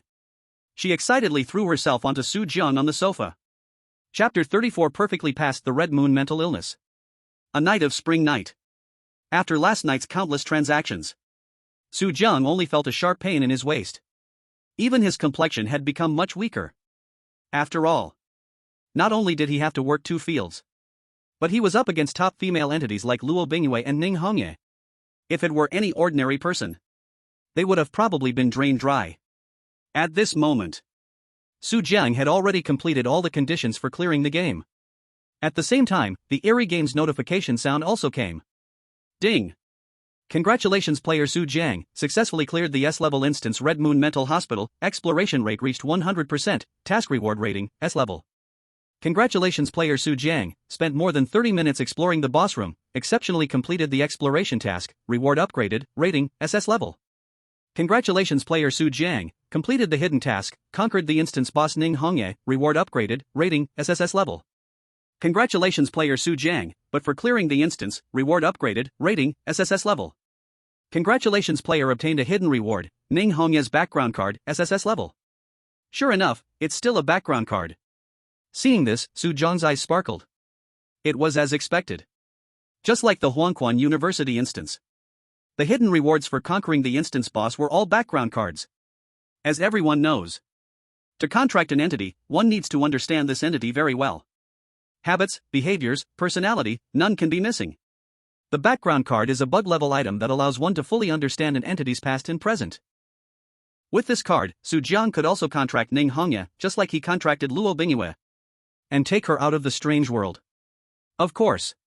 With Su Jiang's current C-level strength, he must unlock 100% of Ning Hongye's lifecard progress, or he will not be able to withstand the eerie aura from this S-level strange being. Thinking of this, Su Jiang's heart also surged with a sense of urgency. If Su Jiang's level had already reached B-level or even A-level now, then he could directly contract Ning Hongye. We can only say the revolution is not yet successful, comrades must still work hard. Strange Dimension game reminds you, you have cleared the Yellow Spring University dungeon. You may choose to exit at any time. If you do not choose in time, after survival time ends, the system will automatically send you back to the real world. Do you want to exit the dungeon, yes or no? Remaining confirmation time, 30 minutes. Back to the main story. Su Jiang did not rush to exit the strange dungeon. On the player's side, after Ning Hongye casually sent a white-clothed strange being to trouble them yesterday, they were already completely wiped out. On the other side, Luo Bingyue and Ning Hongye, after experiencing last night's battle, also slept deeply. Of course. The dungeon has 7 days of time. Su Jiang was not in a hurry at all. Since he couldn't take Ning Hongye out, he simply decided to stay a few more days in the dungeon. Until the survival time ended. So, These few days, Su Jiang worked hard farming through the night without sleep. 7 days later. Player survival time is about to end, you will be sent to the real world automatically in 10 seconds. Ning Hongye looked at Su Jiang with reluctance, then hugged him and gave him a kiss, but in the next second, Su Jiang's figure disappeared from the strange world. You have successfully cleared the A-level dungeon Red Moon Mental Hospital. Reward is being calculated. Clear condition, solo defeat of dungeon boss, rating, perfect. Map exploration rate, 100%, rating, perfect. All task completion, 100%, rating, perfect.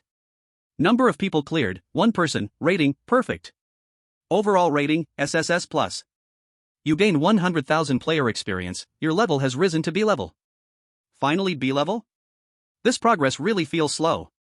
Su Jiang felt like reaching B level took an entire century.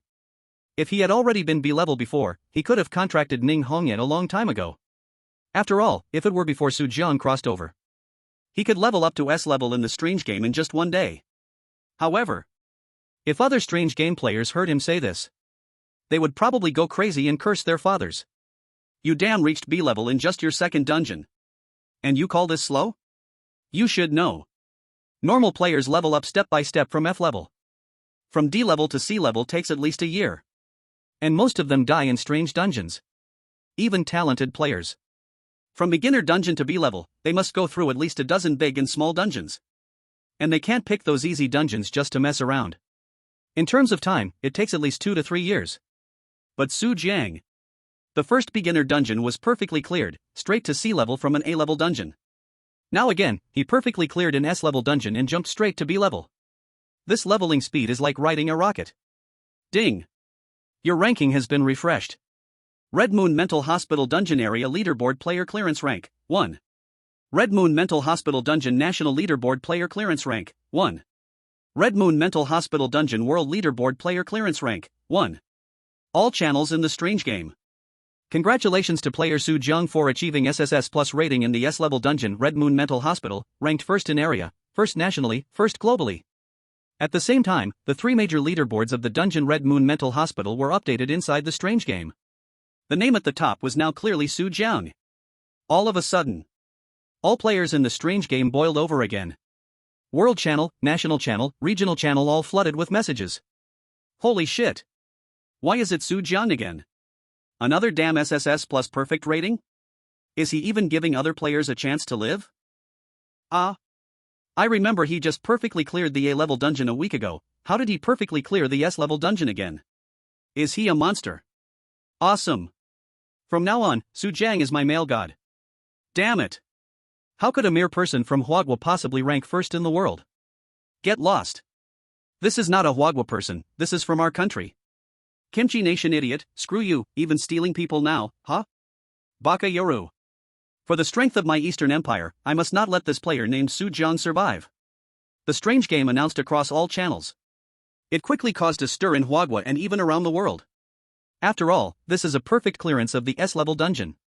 The strange game has only descended for 3 years. Players who can clear S-level dungeons are extremely rare worldwide. Not to mention the SSS Plus perfect clearance. At this moment, Su Jiang's deeds became legendary.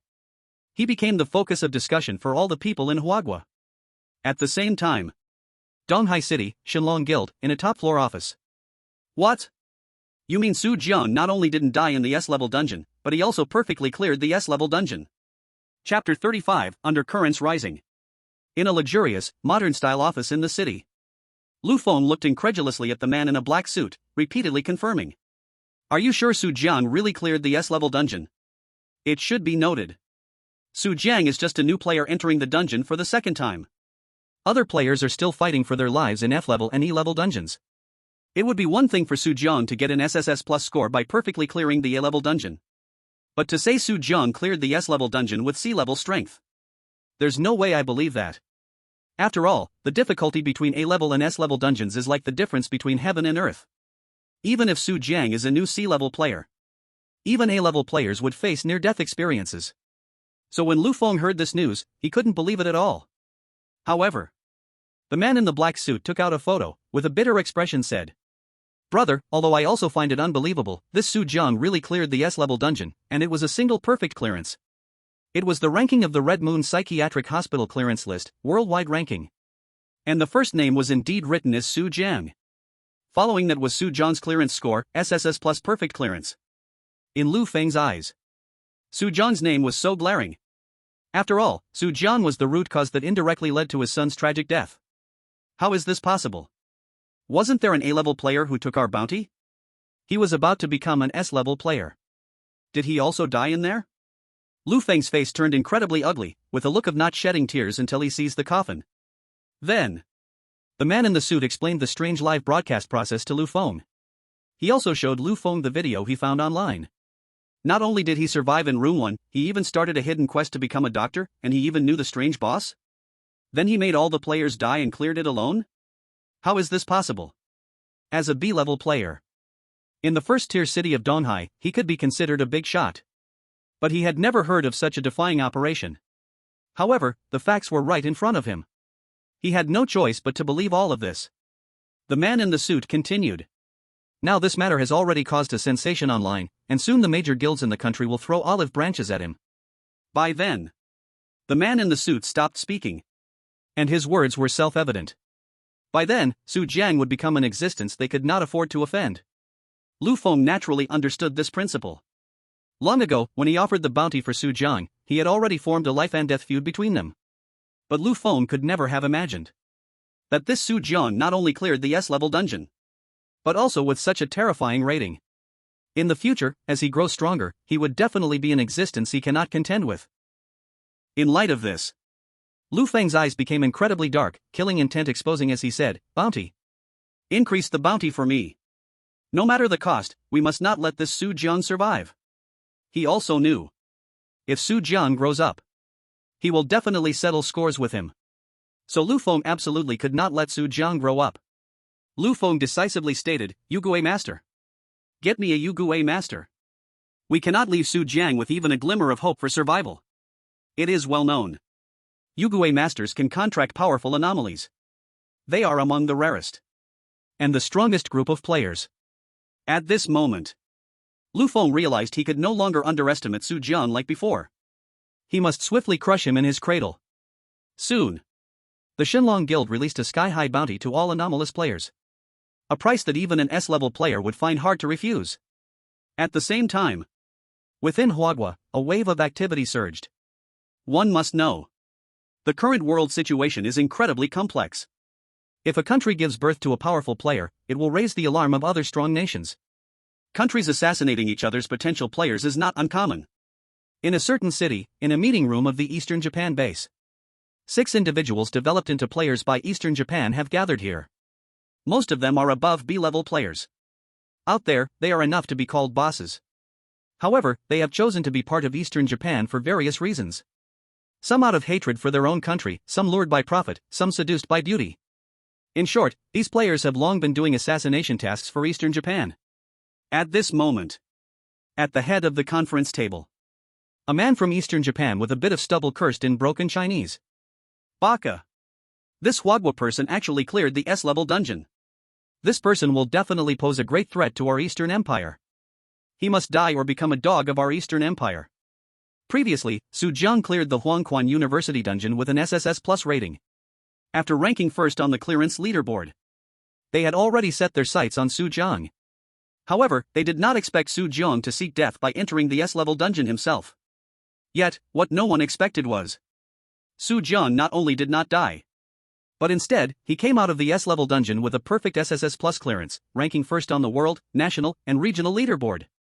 It's simply unprecedented. Without a doubt, this is a player with incredibly terrifying potential. Either they must recruit him as their own, or completely crush him in his cradle. "A mere waste dares to stand above our Eastern Empire people," the Eastern Japanese man said proudly. However, none of the 6 anomalous players present showed any dissatisfaction. After all, being swayed means their hearts had long been elsewhere. Not only in Eastern Japan. At the same time, several other major countries are secretly developing their own systems. Some countries' agencies are direct and brutal, issuing bounties for Su Jiang to all players in the world.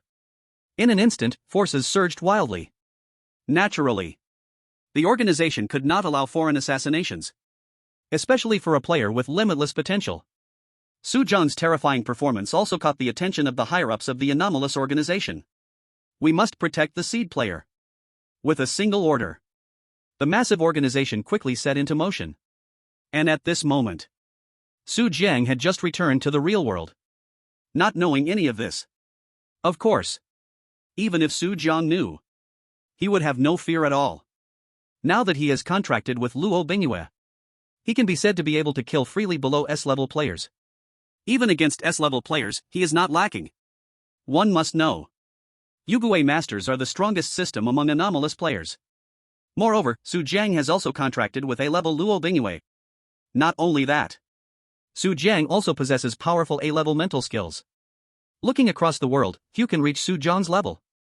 And moreover, not all S-level players possess A-level ghost artifacts. Strange tools, skills, and controllers. Each one rarer than the last. Chapter 36, The Strange Association. Now, back in the real world, Su Jiang just wanted to hold his fragrant and soft strange wife and rest well. Luo Bingyue, being his contracted strange entity. Naturally, she had just emerged from a strange instance. It must be said, although Luo Bingyue is a strange entity, she can hardly be considered human anymore. But her body is nothing like other terrifying and ugly strange beings. Instead, it gives off a chilly touch. Her entire body is as soft as jelly. Her skin is so fair and tender it seems like it could squeeze out water. She also carries a fresh body fragrance. Su Jiang isn't very keen on scents, so he couldn't really describe this fragrance at the moment. In short, it is refreshing and delightful. Moreover, with the cool and soft touch, holding her to sleep is simply too comfortable. Dear. At this moment, Luo Bingyue had just exited the strange instance, arriving in Su Jiang's living environment. She felt no discomfort, and instead, an indescribable happiness filled her heart. Luo Bingyue wrapped her arms around Su Jiang's arm, her delicate body pressed close, like a curious little child, her beautiful eyes scanning the surroundings, revealing joy in her gaze. Is this the environment where Deer usually lives? Su Jiang smiled, just about to speak when he heard Luo Bingyue's voice again. Dear, can I reward Bingyue tonight as well? Su Jiang. Several days of working through the night in the strange instance. He had long been worn out. He had just barely escaped from the instance. Su Jiang thought he could have a good rest for a few days. Unexpectedly, Luo Bingyue seemed completely unsatisfied. Clearly, during their time in the strange instance, he had used every method available to him in the game. Thinking of this, Su Jiang took a deep breath, and couldn't help but think. Maybe bringing Luo Bingyue by my side was not the right choice. If I bring a few more, I will eventually be drained dry. Of course. Luo Bingyue was completely unashamed in this regard. Did you expect a submissive to be shy? So whatever she wanted, she would say it directly. For a moment, Su Jiang didn't know what to say. Only for tonight, after all, our time is still quite pressing. Su Jiang said helplessly. I will listen to Dear. Luo Bingyue immediately showed a smile and kissed Su Jiang on the cheek. Ding dong. At this moment, the doorbell rang. Su Jiang was taken aback. In this life, he is an orphan. His parents died early, and his relatives did not want to deal with such a burden. Moreover, he had always been a solitary person. Almost no friends. Who would come to find him now? Arriving at the door, Su Jiang looked through the peephole to see a man and a woman dressed in black suits standing outside. As for why Su Jiang knew they were strange players, it was naturally because he sensed the strange aura emanating from them. Plus, they seemed to possess considerable power. However, since these two rang the doorbell instead of choosing to break in, they probably weren't bad people. The main thing is that Su Jiang currently has confidence that his enemies can't return once they come. So Su Jiang directly opened the front door.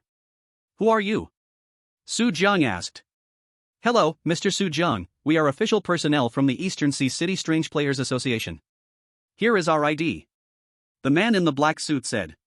Saying this, he handed over an official document to Su Jiang. It clearly detailed the information of the man in the black suit. Eastern Sea City Strange Association official ID, name, Zhang Ming, level, I, rank 1 player, with the official seal of the Eastern Sea City Strange Association below. Mr. Su, this is my ID. The other black-clad woman also didn't waste words, taking out her ID as well, name, Xiali, level, B, rank 2 player. The Strange Association is the official organization of strange players in Huagua. In cities across the country, there are associations, and it is also the strongest force in the Hua Nation. Without a doubt, the two people in front of him are official members of the Donghai City Weird Association. Su Jiang had thought that after his ranking at the Red Moon Mental Hospital rose to first place, many powers would come to him, extending olive branches. But he didn't expect the Donghai City Weird Association to come so quickly. However, he had no plans to join any organization at the moment. Su Jiang said, "If you two are here to persuade me to join the Weird Association, then please leave, at least I am not in the mood to join any organization right now." For Su Jiang, improving his strength is more useful than joining any damn force. Other forces know information that he, an all-around player who has cleared all dungeons, doesn't know. As for resources, let's not even mention that. Su Jiang has everything he lacks right now. He only lacks powerful strange devices and skills. But he estimates that these forces are likely lacking too. It's impossible for them to offer anything of value. So for Su Jiang, joining any force is not worth the effort. It's better to improve his own strength, to bring out his strange wife earlier, and live a happy life. Zhang Ming immediately replied with a bitter smile, "Mr. Su Jiang, please wait a moment, we have something more important to discuss." A player with such terrifying potential as Su Jiang is naturally a top talent that every major force would compete for, and the Hua Nation Weird Association is no exception. Even if Su Jiang is unwilling to join the Weird Association, they still need to show him goodwill first. After all, once he grows, he will undoubtedly be an immense presence. In addition to that, they also have an even more important matter to discuss. That is about Su Jiang facing crazy assassination bounties from various major forces. Even though Su Jiang has limitless terrifying potential, he is still just an unripe eagle right now. Thinking of this, Zhang Ming said seriously, "Mr. Su Jiang, you may not know, but the current international situation is extremely complex. Countries are afraid that a terrifying player will appear on the other side. Many potential players have been assassinated in the past years, and now your situation has already caused a sensation in the world. It is feared that soon, major assassins will come to kill you." Upon hearing this, Su Jiang's expression turned serious. Although he is very confident, he is not at the point of being arrogant. Facing the targeting of forces from all over the world, Su Jiang feels it is necessary to take this a bit seriously. With that in mind, Su Jiang motioned for the two to come into the room to talk. "Please come in and explain in detail." "Okay." Zhang Ming and Xia Li's hearts flashed with joy. They were not afraid of Su Jiang's assassination, they were afraid that Su Jiang would not only be targeted but also become arrogant. Such things had happened many times in previous years. Some players thought that after getting some items in the strange dungeons, they became invincible, indifferent to others. Then they were all snuffed out by spies from various countries in the cradle. The two followed Su Jiang into the room. "Darling." Luo Bingyue directly hugged Su Jiang's arm right in front of them. She didn't care about the presence of the two at all. But Zhang Ming and Xia Li were left dumbfounded. Isn't this the boss from the A-rank dungeon, Huangquan University? How did she get out of the dungeon? In an instant, an incredibly shocking thought surged in their hearts. Chapter 37, Action. Su Jiang wouldn't have contracted the A-rank dungeon boss, Luo Bingyue, would he? This thought just surfaced in their minds. Zhang Ming and Xia Li suddenly felt extremely shocked. As if they had heard a tale so unbelievable. They couldn't believe it. It is well known that strange beings cannot leave the strange dungeons to come into the real world by themselves. Unless the strange being is contracted by a player, it can be brought out of the strange dungeon as the player's contracted strange being. But keep in mind, strange beings are born to see humans as food. How could they possibly be willing to become humans' contracted objects? Therefore, strange beings that are controlled are extremely rare on Waterblue Star. The presence that can be contracted to become a bizarre master. None other than a strong person from one side. Moreover, what Su Jiang contracted was the boss of an A-level dungeon. This simply shocked them to the core. A player who contracts an A-level bizarre being. This is simply an extremely rare existence. Thinking of this, Zhang Ming took a deep breath, his gaze complex as he looked at Su Jiang, cautiously saying, "Mr. Su Jiang, may I ask you a question first?" Su Jiang was about to invite both to sit down. But upon hearing Zhang Ming's words, along with the shock in Zhang Ming and Xia Li's eyes, Su Jiang instantly understood something, and faintly said, "Sure. May I ask, this lady is your contracted bizarre being, right?" Zhang Ming's gaze turned to Luo Bingyue, then he couldn't help but look at Su Jiang in shock again. Su Jiang never thought of keeping it a secret. After all, a great battle coming up would expose it sooner or later. He nodded and said, "That's right, she is my contracted bizarre being." "Why, is there any problem?" "No, no problem." Zhang Ming bitterly shook his head, his voice trembling. Hearing Su Jiang's tone, it seemed so casual. But one must know, this is an A-level bizarre being. Placed in Waterblue Star, it is undoubtedly an existence that could bring great disaster. In an instant, he seemed to realize. Even facing the assassinations of various forces. For Su Jiang, it was nothing. After all, A-level bizarre beings and A-level players are not the same. You all sit casually, I'll go pour you some tea." Su Jiang nodded, calmly said. Upon hearing this, Zhang Ming and Xie Li were instantly stunned, subconsciously wanting to stop Su Jiang. But at this moment, Su Jiang had already turned and gone to the kitchen. They suddenly felt a bit anxious. Letting a terrifying player with an A-level contracted bizarre being pour water for them? If this were in the outside world, it's something others wouldn't even dare to imagine. At this moment, Luo Bingyue's cold gaze had already fallen on the two of them. Luo Bingyue's attitude towards other humans was completely opposite to her attitude towards Su Jiang. The look in her eyes towards Zhang Ming and Xie Li carried a hint of superiority, her entire being exuding a terrifying aura. Zhang Ming and Xie Li did not dare to meet her gaze and could only watch with eyes wide open. Their anxious hearts couldn't help but hang heavily, cold sweat pouring down their backs. The pressure Luo Bingyue gave them was overwhelming. And the next second, Su Jiang emerged from the kitchen with 2 cups of tea. Dear! Luo Bingyue instantly turned her face like flipping a book, displaying an extremely beautiful smile, walking up to Su Jiang. Wait a minute, I still have important matters, Su Jiang said, and Luo Bingyue immediately obediently stepped aside. This scene left Zhang Ming and Xie Li in shock. Then Su Jiang placed the tea in front of Zhang Ming and Xie Li. The two of them heaved a sigh of relief. Thank you. Su Jiang sat on the sofa, and Luo Bingyue followed and sat beside him.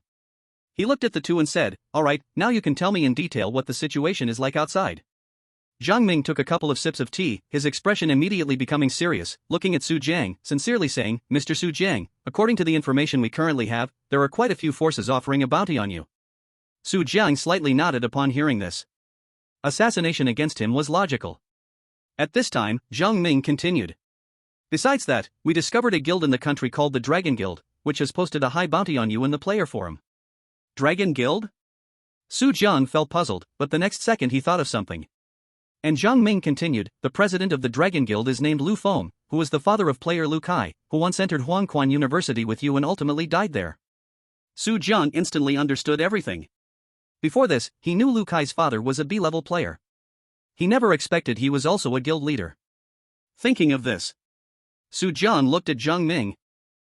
If I go kill Lu Feng now, will your officials stop me? Mr. Su Jiang, as long as you do not harm ordinary people, we generally will not interfere in the grudges between players, Zhang Ming said. I understand. If there is nothing else, you can go back now. Thank you for talking so much with me, Su Jiang nodded and directly issued the order to leave. Since things are mostly clear, then there is no point in keeping them here. Zhang Ming was a bit amused and frustrated. They originally came to try to win Su Jiang over under the pretense of protecting him. But Su Jiang directly rejected them and didn't want their protection at all. An A-level bizarre being was by his side. Any player below S-level trying to assassinate Su Jiang would be walking to their doom. But S-level players were not easily found everywhere. Considering this, Mr. Su Jiang, then we will take our leave. Our officials will increase patrols here. Zhang Ming and Xie Li both stood up. The latter part of his sentence was also a gesture of goodwill towards Su Jiang. After all, forming a good relationship with such a terrifying player could only be beneficial. Su Jiang slightly nodded and watched the two leave. As soon as they were gone, Luo Bingyue eagerly approached, her expression filled with disgust. These annoying humans really don't know how to avoid death. With me here, no one can harm my dear. She was naturally speaking about those who would assassinate Su Jiang. Su Jiang patted her head, feeling warm inside. Is it Donghai City? It's not too far from here, Su Jiang thought for a moment and said to Luo Bingyue, let's go out together tomorrow. Are we going to kill those ignorant humans? Luo Bingyue asked. Su Jiang nodded, then wrapped his arm around Luo Bingyue's slim waist, saying, let's rest well tonight. The next day, as dawn broke, Su Jiang and Luo Bingyue finished washing up and set out from home. Although the two played until very late, Su Jiang, having become a B-level player, only needed a few hours of rest to stay energetic. And Luo Bingyue, being a bizarre being, also had a strong mental power. Chapter 38, Why are you here? What a beautiful girl. It's a pity she's already taken. Damn, why am I so handsome and still can't find a girlfriend? Wait a minute, didn't you guys notice? This beautiful woman seems to be a bizarre being. Now that you mention it, it does seem true. So, does that mean that handsome guy is a bizarre master? Wow, such a beautiful female bizarre being, how lucky is that handsome guy? What? A bizarre being? Wouldn't that be better, not being able to get pregnant? Su Jiang and Luo Bingyue walked on the street, and passers-by couldn't help but frequently glance over. After all, being a bazaar master was an extremely rare profession, especially in a small city like Baiha. Moreover, with Luo Bingyue's stunning looks, many opposite genders couldn't help but steal glances, but feeling the terrifying aura around her, they quickly dared not look too much. Soon, the two boarded a vehicle to Donghai. The distance from Baiha to Donghai was not far, about a 2-hour ride. In Donghai City, at the Divine Dragon Guild. In the president's office. Lu Feng sat on a leather sofa, tapping his fingers on the table absent-mindedly. For some reason, his left eyelid kept twitching, and a sense of urgency and crisis loomed in his heart. He felt something significant would happen today. But what exactly was it? Lu Feng racked his brain but couldn't think of it. He was a proud B-level bazaar player. What could possibly cause him to feel a sense of crisis? Suddenly, Lu Feng thought of someone, Su Jiang. Although this person had not yet fully grown, he was already a sharp presence. If this person was not eliminated, he would undoubtedly become a disaster for him in the future. Thinking of this, Lu Feng glanced at the man in the suit, his expression urgent as he asked, "Is there any news about Su Jiang's bounty?" "President, there is still no news." The man in the suit shook his head and explained, "Su Jiang can clear an S-level instance alone. He will definitely receive many offers from powerful factions. Plus, Su Jiang himself possesses a B-level strange object, which regular A-level players wouldn't dare to take, and S-level players wouldn't look at our bounty." Lu Feng thought for a moment upon hearing this. In the next moment, a look of pain flashed across his face, and he said fiercely, "Add Blood Butcher to the bounty." "President, are you serious?" "Blood Butcher is our guild's only B-level strange object." The man in the suit hesitated. Lu Feng was able to establish a player guild in the precious land of Donghai City because he had fortuitously obtained a B-level strange object when he first entered a bazaar instance. This also allowed Lu Feng to become a prominent figure in Donghai City. Even for A-level players, a B-level strange object is a rare artifact. However, Lu Feng unexpectedly wanted to offer it as a reward for Su Jiang. This made the man in the suit somewhat incredulous. Lu Feng's expression was stern as he said, "I have a feeling this person will become a serious threat to me. If I don't get rid of him now, it will be me who dies later. Strange objects are just material goods, seeking stability is worth it." The man in the suit took a deep breath and said, "I understand, President, I'll go have the bounty reissued right now." If the previous bounty was insufficient, adding a B-level strange object now would definitely be a dream reward for all A-level players. With such a heavy reward, there will surely be reckless people who take it on. Therefore, Lu Feng breathed a long sigh of relief at this moment. The uneasy feeling in his heart also disappeared without a trace. Su Jian? Clearing the S-level instance? World ranking number 1? So what? After tonight, you will undoubtedly die. A cold smile flashed across Lu Feng's face. Before long, the man in the suit returned to the office. "President, someone has already taken the bounty," the man in the suit said. "Who is it?" Lu Feng was not surprised. After all, B-level strange objects are extremely valuable throughout the country. "It's a player with the surname Su, and he is a B-level strange object master," the man in the suit said. Upon hearing this, Lu Feng was taken aback. He didn't pay attention to the fact that Su Jian also had the surname Su. Because with so many people in the country with the surname Su, what were the odds? From an A-level player's perspective, this player with the surname Su was certainly unqualified. But this person was a strange object master.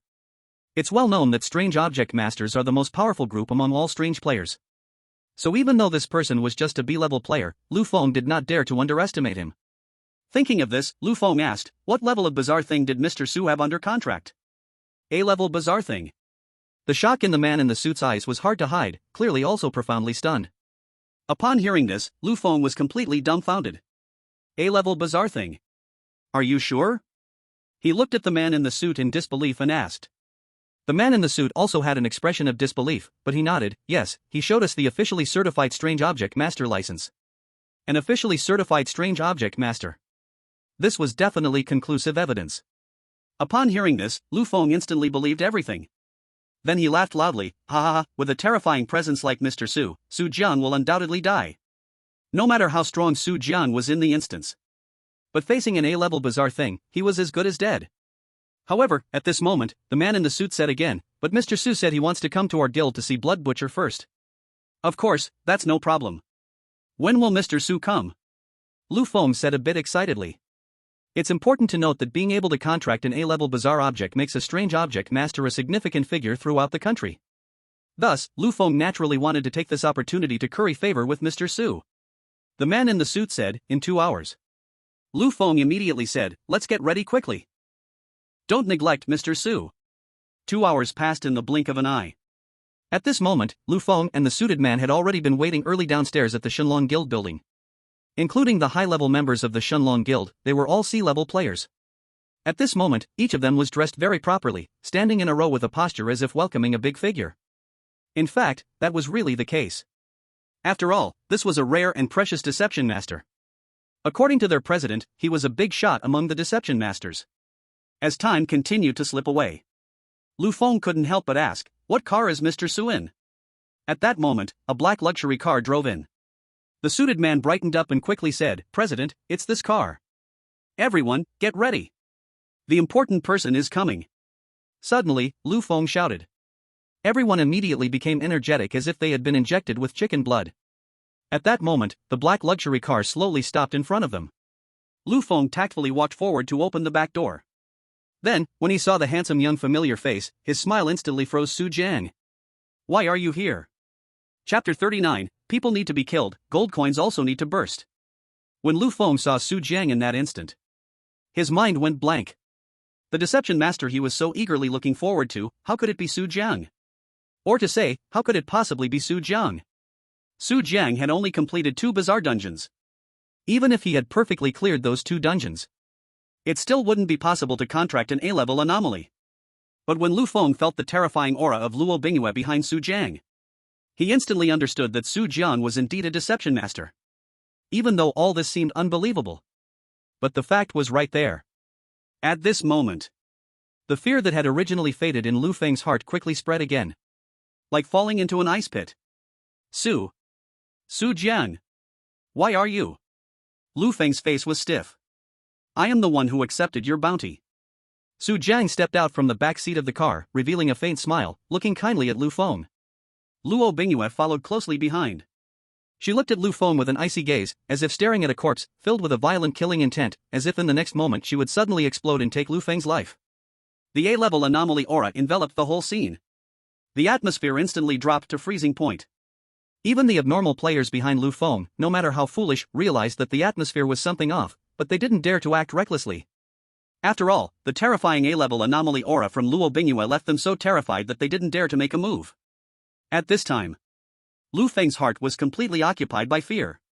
He began to tremble all over, stuttering as he spoke. Su Jiang, this is a misunderstanding. Oh? A misunderstanding? What misunderstanding could there be? You asked me to kill someone, I know that. Su Jiang narrowed his eyes and smiled, his tone casual and common.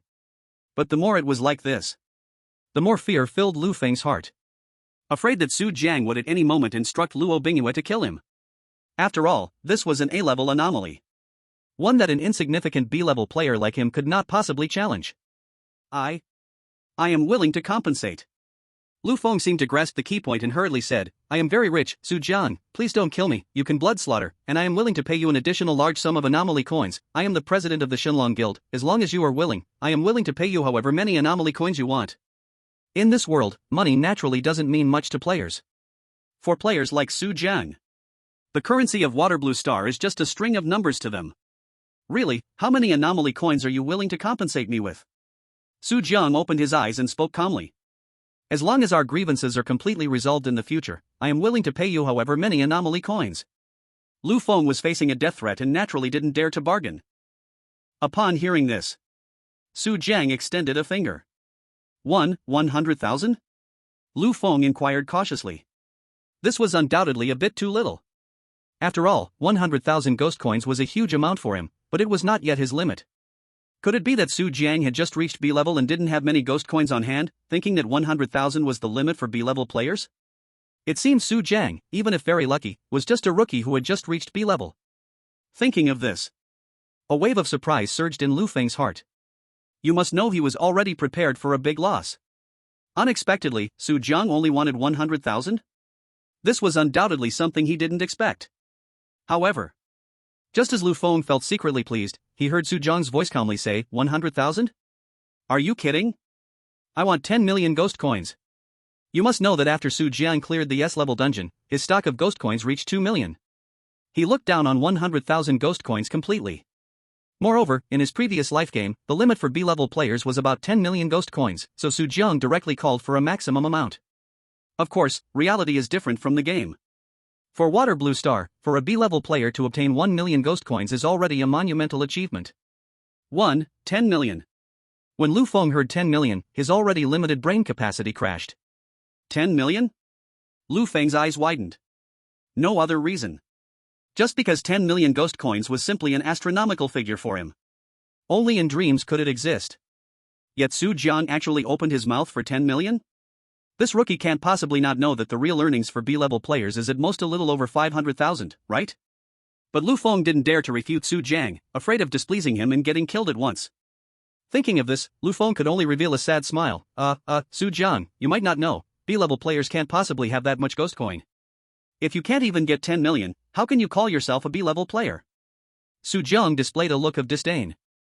The next moment, Su Jiang also realized that players in his last life were different from real players on Water Blue Star. Thinking about it, he added, 1 million then, 1 million will settle our grudges, and that B-level ghost artifact is also mine. If not, just wait to die. Lu Feng's mouth twitched, and he felt anger in his heart.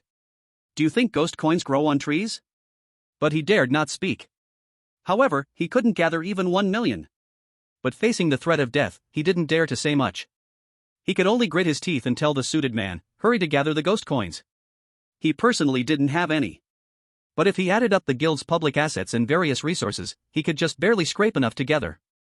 Although this might wipe out all his previous efforts, facing the threat of death, he could only stubbornly agree. Before long, 1 million ghost coins were transferred to Su Jiang's game account, and the B-level ghost artifact was also given to Su Jiang. Lu Feng hurriedly flattered, Su Jiang, now our grudges.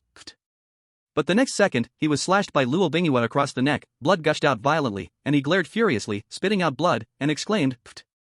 You are not trustworthy. I only agreed to settle our grudges, but I never said I wouldn't kill you. Su Jiang's eyes flashed with mockery, coldly laughed. Of course, he had to kill the man, and he would also take the gold coins. Lu Feng's eyes were about to split with resentment as he looked at Su Jiang, but soon he died due to excessive blood loss. The members of the Dragon God Guild all looked at Su Jiang with terrified faces, as if facing a great enemy. Su Jiang's gaze swept across these people, eventually landing on the suited man, who was the player who issued the bounty, although he was just following Lu Feng's orders. But he still had to die. The ghost manipulator, after a ghostly contract, established a mental connection between the two. Even building a dialogue between souls is possible. Therefore, when Luo Bingyue sensed Su Jiang's killing intent, she immediately struck towards the man in the suit. The latter had almost no ability to resist and fell into a pool of blood. Daring to put a bounty on my dear, looking for death, Luo Bingyue said coldly.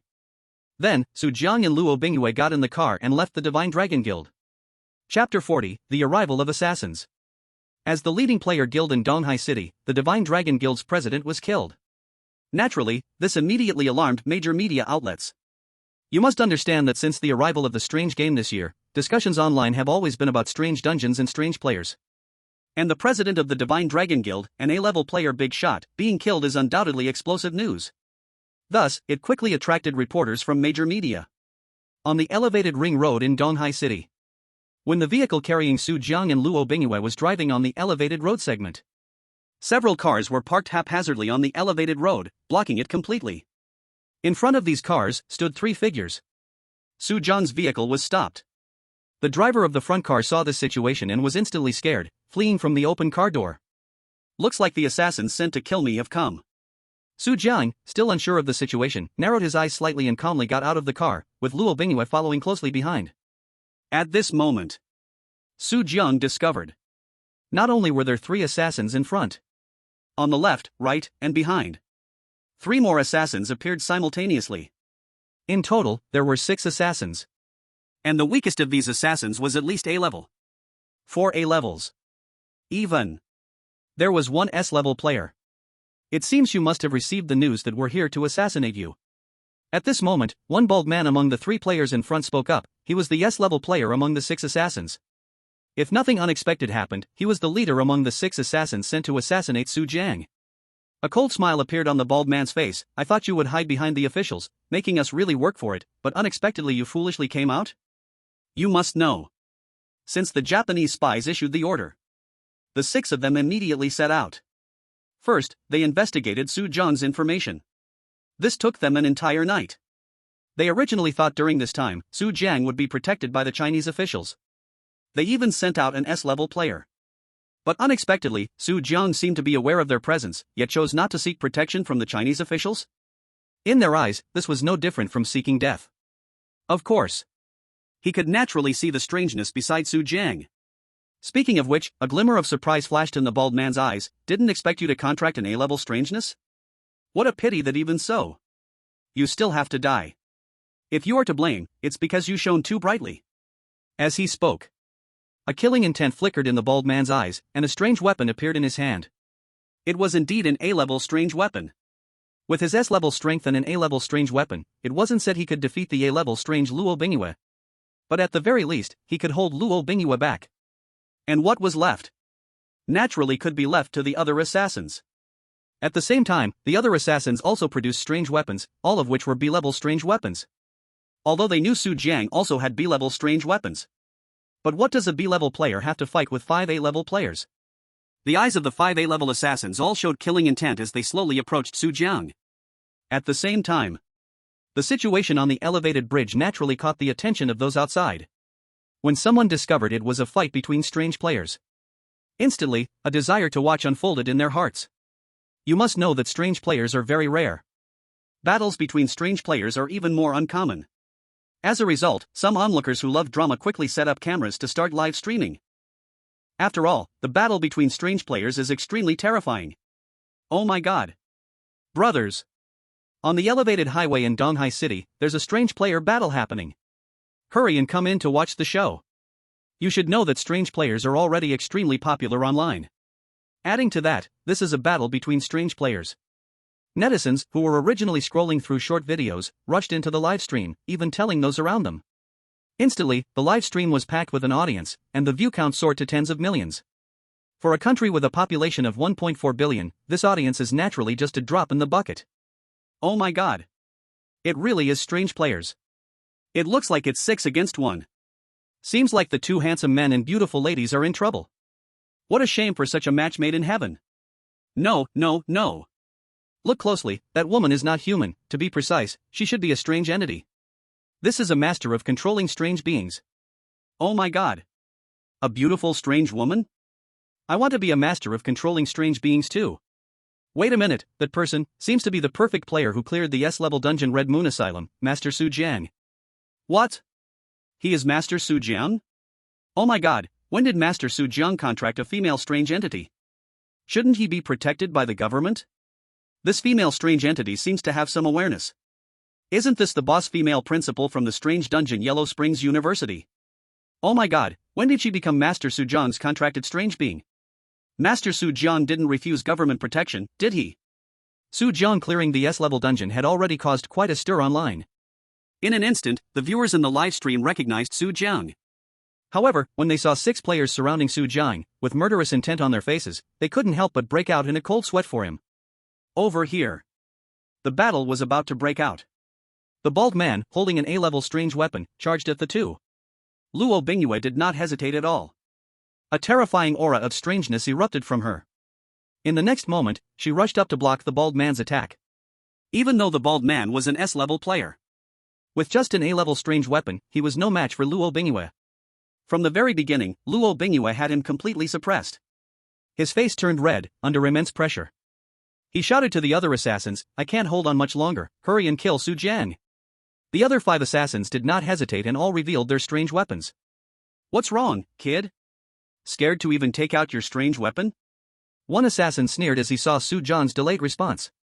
If I remember correctly, you should have a B-level strange weapon? As a B-level player, you can't possibly contend against us 5 A-levels. Give up resisting, and I can give you a quick end. Another assassin said coldly. But Su Jiang smiled, who told you I only have a B-level strange weapon? As soon as he said this, the 5 A-level assassins all changed their expressions. You have an A-level strange weapon. If Su Jiang only had a B-level strange weapon, they could easily kill him, but if Su Jiang had an A-level strange weapon, their situation would be different. Just with their 5 A-levels, they might not be able to kill Su Jiang. However, Su Jiang then said, I do not have an A-level strange weapon. The 5 assassins all breathed a sigh of relief. If you don't have it, then shut the hell up. One assassin said fiercely, preparing to rush at Su Jiang. However, the next second, the assassin raised his strange weapon and placed it against his own neck. Shoo! Blood sprayed wildly. He actually committed suicide with the strange weapon.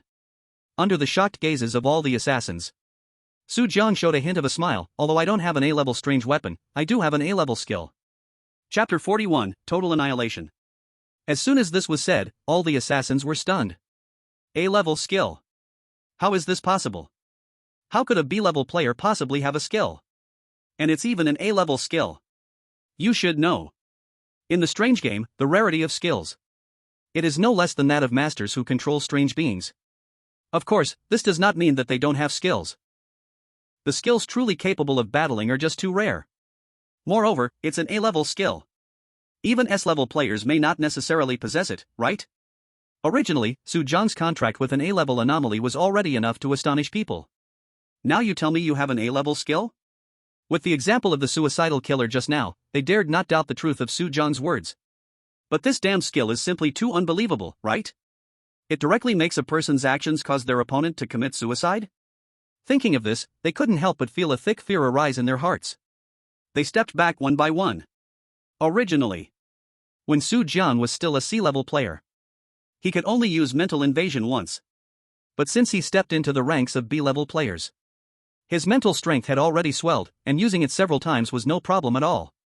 In the next moment, Su Jiang's mind moved slightly. A massive mental force swept toward the four killers. They could of course feel a terrifying power invading their minds, their faces changing drastically, but they had no power to resist at all. In the next second, their eyes all became dull. Put. One after another, they cut their own throats and fell into pools of blood, making the scene incredibly bizarre. What the hell happened? Why did this group of killers commit suicide? Did they encounter a ghost? This is just outrageous, there's no way it's this bizarre. Skill. It must be a skill from the anomaly game. What advanced skill has Su Jiang obtained now? To achieve this level, it's at least an A-level skill. What? Perfect speedrun copies, B-level anomalies, contract anomalies, becoming a controller of anomalies, and now you're telling me he also possesses an A-level skill? Am I playing a fake anomaly game? No wonder Su Jiang is so fearless. The audience watching the live broadcast was completely dumbfounded by this scene. What did they see? 5 killers surrounded Su Jiang. Then they all committed suicide one by one? This something even a damn drama wouldn't dare to portray. Such a bizarre scene is even more terrifying than in the anomaly instance. On the other side, the bald man fighting with Luo Bingyue was also momentarily distracted by this scene. Even as an S-level player, he was completely dumbfounded. As an S-level player, he had become a player of the anomaly game 3 years ago and entered trials in the instances. He had seen such bizarre skills before, but wasn't Su Jiang just a novice who had only entered the instances twice? Why was it so terrifying? Boom! Just as the bald man was shocked, Luo Bingyue's palm, filled with massive anomaly energy, crashed onto the bald man's chest. Put! With Luo Bingyue already suppressing him, at that moment, he faced her attack head-on, spitting out a mouthful of blood and flying backwards. However, Luo Bingyue did not let him off just like that. With a light step, she was next to the bald man in an instant, and the next moment a flash of red light passed by. The bald man didn't even have time to react before his body was torn in half by Luo Bingyue. At this point, the matter was declared over. The killers were completely wiped out.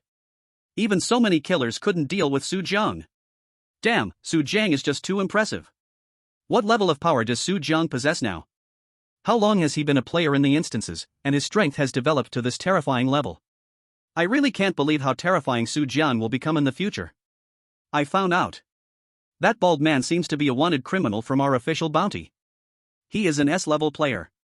What? S-level? Damn. The audience in the live broadcast room had completely boiled over by this point. Because this battle didn't seem like a hunt for Su Jiang at all.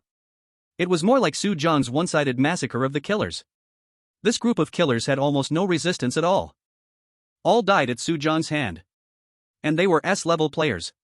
You must know that in all of Huagua, S-level players are like giants. They are beings that ordinary people need to look up to. Yet, they died just like that. Moreover, Su Jiang had only recently become a strange player and achieved such a terrifying level. In an instant, everyone felt a storm rise in their hearts. The viewers in the live stream reached a terrifyingly huge number. At the scene, At the same time, several black cars drove up, the official organization of Donghai arrived on site, and some ordinary police quickly set up a cordon. After receiving the news, the official forces of Donghai Strange Association urgently dispatched several player teams to the scene. But when they arrived, they witnessed a shocking sight before them. Su Jiang and Luo Bingyue stood in place without a scratch. And on the ground, there were corpses lying all around. The bald man was not even worth mentioning, as he was torn in half by Luo Bingyue. The other 5 men were sprawled together, each with a prominent wound on their necks, yet they had no other injuries, looking as if they hadn't even fought. The entire scene looked incredibly eerie. A group of official players looked at this scene, and the shock in their eyes was hard to conceal. Mr. Su. The leading strange player swallowed hard and looked at Su Jiang. Whom? Su Jiang looked at him in confusion. The latter shivered and hurriedly bowed, saying, "Please let us handle this, these people are our wanted criminals, and the reward will soon be transferred to your account." Seeing these killers, he recognized them at a glance, and his heart was filled with shock. Because these killers were all famous A-level wanted criminals. The strongest among them even reached S-level. Yet now, they were all dead at Su Jiang's hand. "Then I'll trouble you." Su Jiang nodded. The bounty on these killers was just pocket money. What was truly valuable was the strange items in their possession. But now, they had all been collected by Su Jiang. No trouble at all. The leading strange player quickly put on a full smile. "Wherever you want to go, I'll arrange for my subordinates to take you." Su Jiang's driver had already fled. Hearing his words, he did not refuse. Listening to this, the leading strange player hurriedly said to a player next to him, "Quick, arrange a car for Mr. Su." "Yes. Mr. Su, please follow me." The player did not dare to be slow. For them, without a doubt, Su Jiang had already become a terrifying figure they needed to respect, even look up to. Su Jiang and Luo Bingyue got into the official car together. Chapter 42, again, the whole network shakes. After this incident, the identities of the 6 killers were quickly uncovered by the powerful internet users. They were all players above A level. One of them was even an S-level player. After all, they were famous killers listed in the official player organization's bounty. In no time, the online community in Huagwu boiled over. After all, this was 5 A-level killers and 1 S-level killer. And their opponent was merely a new player who had not been in the game for a month. 5 A-level and 1 S-level killers attempted to assassinate a novice player, and they all ended up dead. This matter would be an unbelievable tale in any country. Moreover, it was soon discovered that these killers were spies from other countries, often assassinating talented seed players in the country. So for the next few days, all the videos and posts online were about this event. #shock. 5 A-level killers and 1 S-level killer attempted to assassinate a newbie player, but were all wiped out. Outrageous. In his hands, 5 A-level players and 1 S-level player were like mere toys. From perfectly clearing the A-level dungeon to flawlessly finishing the S-level dungeon, what did Su Jiang experience? At the same time, Su Jiang's name once again drew the attention of major forces across the country. After Su Jiang perfectly cleared the S-level dungeon, the Red Moon Mental Hospital, they began to notice him. However, they knew that afterwards, Su Jiang would definitely face many forces targeting and assassinating him. Some small forces did not dare to get involved at all. After all, in the struggles between large forces, these small forces could easily be destroyed by accident. And some large forces also had many concerns. After all, there would inevitably be many costs involved. But when Su Jiang turned the tables and killed all the assassins, all player guilds in the country were shocked. At this moment, inside the Floating Life Guild, as one of the top guilds in China, the Floating Life Guild possesses powerful intelligence capabilities. Therefore, as soon as the incident happened, the information quickly entered the eyes of the guild leader. She is a woman dressed in a qipao, exceptionally beautiful. To hold the position of president of the top national guild, Floating Life, she is naturally not just a pretty face, but a genuine SS-level player, terrifyingly powerful, and a true top figure in all of China. But at this moment, even such a woman showed a look of shock upon seeing Su Jiang turn the tables on all the assassins. It's worth noting that previously, when Su Jiang just cleared the A-level dungeon, she had asked the Floating Life Guild to extend an olive branch to him. But when he entered the S-level dungeon, the Red Moon Mental Hospital, everyone believed he would undoubtedly die. However, Su Jiang once again completed the Red Moon Mental Hospital with a perfect score. But even so, Su Jiang's situation is not optimistic. After all, in China over the years, there have been many cases of genius players being assassinated. Players like Su Jiang, who are nearly monstrous, are even more of a target. They will inevitably face assassination and targeting from various forces. The potential of such seed players is naturally incredibly strong. But as the president of the Floating Life Guild, she has to consider many issues. Firstly, to recruit Su Jiang, a large amount of protective resources must be invested. But even if they can protect Su Jiang once, can they protect him a second time, or a third time? As soon as Su Jiang is assassinated even once, all the investments from the Floating Life Guild will turn into bubbles. This is undoubtedly a gamble. Yet now Su Jiang not only fought back against all the assassins but even S-level assassins couldn't survive? This is undoubtedly a terrifying matter. Thinking of this, the Qipao woman's expression slightly tightened. If such a seed player is snatched away by other forces, it will undoubtedly pose a huge threat to the Floating Life Guild. The next second, the Qipao woman called her subordinate, "Immediately find Su Jiang for me, no matter the cost, we must recruit him into our guild." The same scene also appeared among the high-level figures of several other top forces in the country. What did you say? Su Jiang not only didn't die but also killed all the assassins? Hurry! We must recruit Su Jiang before other forces do. As long as Su Jiang is willing to join our guild, we'll directly promote him to a high-level player in our guild. You ask Su Jiang if he wants a wife or not. My sister is a top idol in a girl group. As long as he agrees to join our guild, I'll introduce her to him. If that doesn't work, my wife. It's important to know that even just an S-level player is extremely valuable to them. But Su Jiang is only B-level yet can kill S-level players. He is a terrifying existence. Not to mention he has many auras and bonuses, various perfect solo clearings of dungeons. Even the identity of a harbinger of deception. This is something that all top powers take extremely seriously. You must know that the strength of a harbinger of deception stands at the forefront of the peculiar players, and each harbinger is a rare genius player. In a certain city, inside a Japanese spy base conference room. Bang! When the Japanese spy saw that all 6 of his assassins were completely killed by Su Jiang, he immediately slammed his palm on the table, veins bulging on his forehead. Baka Yoru. What exactly is this Su Jiang? It is not easy to counteract spies and traitors within the territory of Huagua, and those 6 players were nearly 2/3 of Japan's spy players in Huagua. Those 6 players were his efforts over the past 3 years. Not only had he invested a tremendous amount of resources into them, but he had also spent 3 years of his time. Yet in a single day, the massive resources they put in and the time spent turned completely into smoke? And the most critical point is not only the loss of so many spies but also that Su Jiang did not die. He even showed a terrifying potential beyond what Japan had anticipated.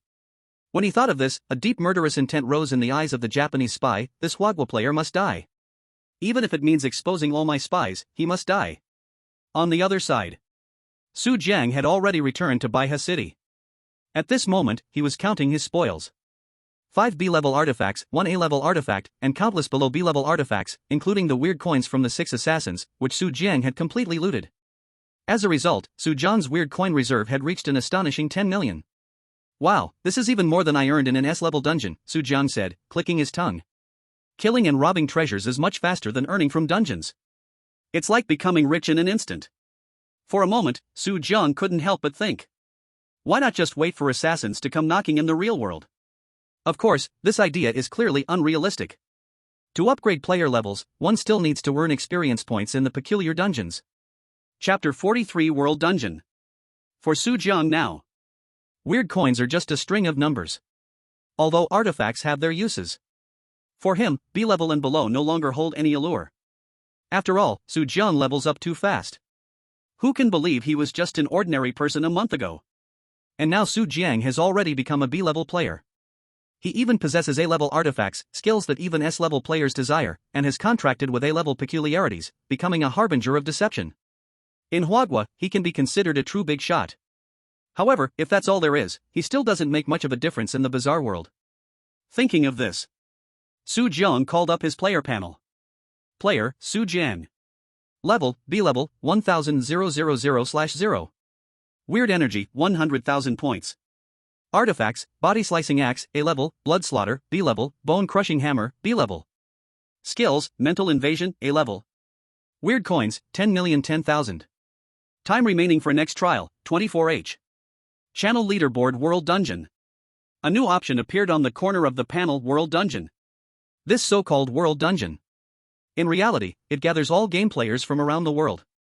And there is an extremely strict restriction.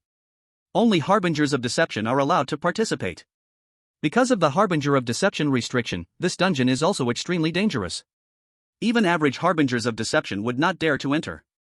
Aside from that, this dungeon has another feature. It does not match players from the same region or country.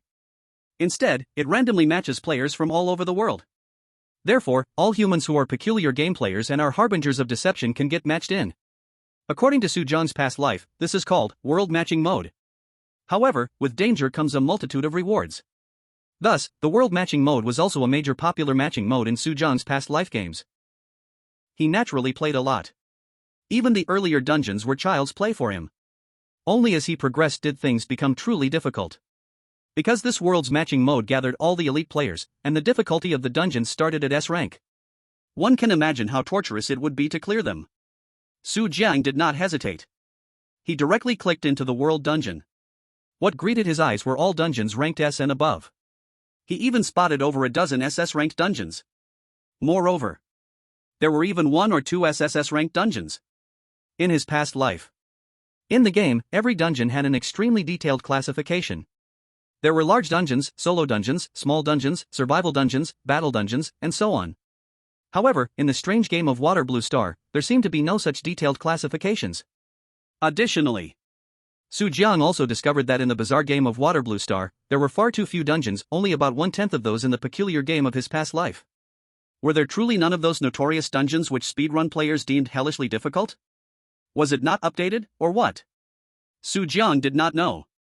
However, even though the dungeons in the bizarre game of Water Blue Star were few in number, he was generally familiar with them. Moreover, there were even a few dungeons that he remembered vividly. For example, the S-rank dungeon, Nightmare Castle, where the castle lord, Lady Elisa, and her 2 daughters were vampires who particularly loved to suck the blood of young and handsome humans. The plot inside was incredibly thrilling. And for instance, the SS-rank dungeon, Death Train, as the name suggests, was a train leading to death, where players needed to act as passengers and survive for a whole 7 days. The uncanny passengers on the train were all terrifying S-ranked weirdos who knew a cursed human among them, so players had to behave like true weirdos to successfully clear the stage. However, Su Jiang did not plan to enter these dungeons first. His eyes fell on one dungeon, Davy Mountain Scenic Area. This was an S-rank dungeon, but at the same time, in the game of his past life, it was classified as a large dungeon. As the name implies, this dungeon required not just a dozen players, but a total of 46 players to raid together. Of course. After all, it was a dungeon open to the whole world. The number of players from various countries was uneven. Even in the game of his past life, players often competed fiercely in dungeons. But this large dungeon had one advantage. That is, the experience gained would increase rapidly. Of course, at the same time, the difficulty of such large dungeons also surged. It was not something an ordinary S-rank dungeon could compare to. Since he had already become a master of the weird, Su Jiang thought about quickly contracting Ning Hongye. Not only would it enhance his strength, but moreover, Ning Hongye had already become his woman. He naturally wanted to contract her soon to live a joyful life together. If he could bring Ning Hongye out of the dungeon, then on Water Blue Star, even facing real top players, Su Jiang could directly lay back and enjoy a delicious soft life. Of course. All of this was mainly because his current level was not enough. Not to mention contracting Ning Hongye. He didn't even have the qualification to contract a second weirdo. That's right. In the game, the number of weirdos a master of the weird could contract was indeed limited. Below A rank, only one can be contracted. With this in mind, Su Jiang firmly set his determination to enter Davy Mountain. Returning to reality. There were still 24 hours until the next dungeon matching would open.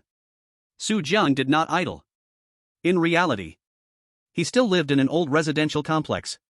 And there was not a hint of liveliness at all. Most of the residents here were workers from other places. Moreover, there was almost no property management here. The environment of this neighborhood could be said to be rather terrible. Thus, Su Jiang directly bought a ready-made villa in the richest area of Baihe City, completely bidding farewell to the old community. A few hours later, the new home was cleaned spotless by the cleaning company. Only then did Su Jiang and Luo Bingyue move in. Su Jiang was just about to do something. However, the next visitors seemed to have made an agreement and all rushed in at once. Of course, these were not Su Jiang's friends or relatives. After all, long before, after Su Jiang's parents passed away, his relatives all ran off. Now they probably couldn't even be bothered to inquire about his situation. Even if they heard his name, they would only think of a big shot with the same name. And those who came to visit were the representatives of various top guilds in China. However, Su Jiang was not at all interested in them. After all, in his previous life, Su Jiang was a speedrunner, always going solo. The really cooperative dungeons that needed teamwork hadn't even been updated in this bizarre game yet. So Su Jiang refused them all. Chapter 44, There is a path to heaven, but you won't walk it. Among them was the official Bazaar Organization of China.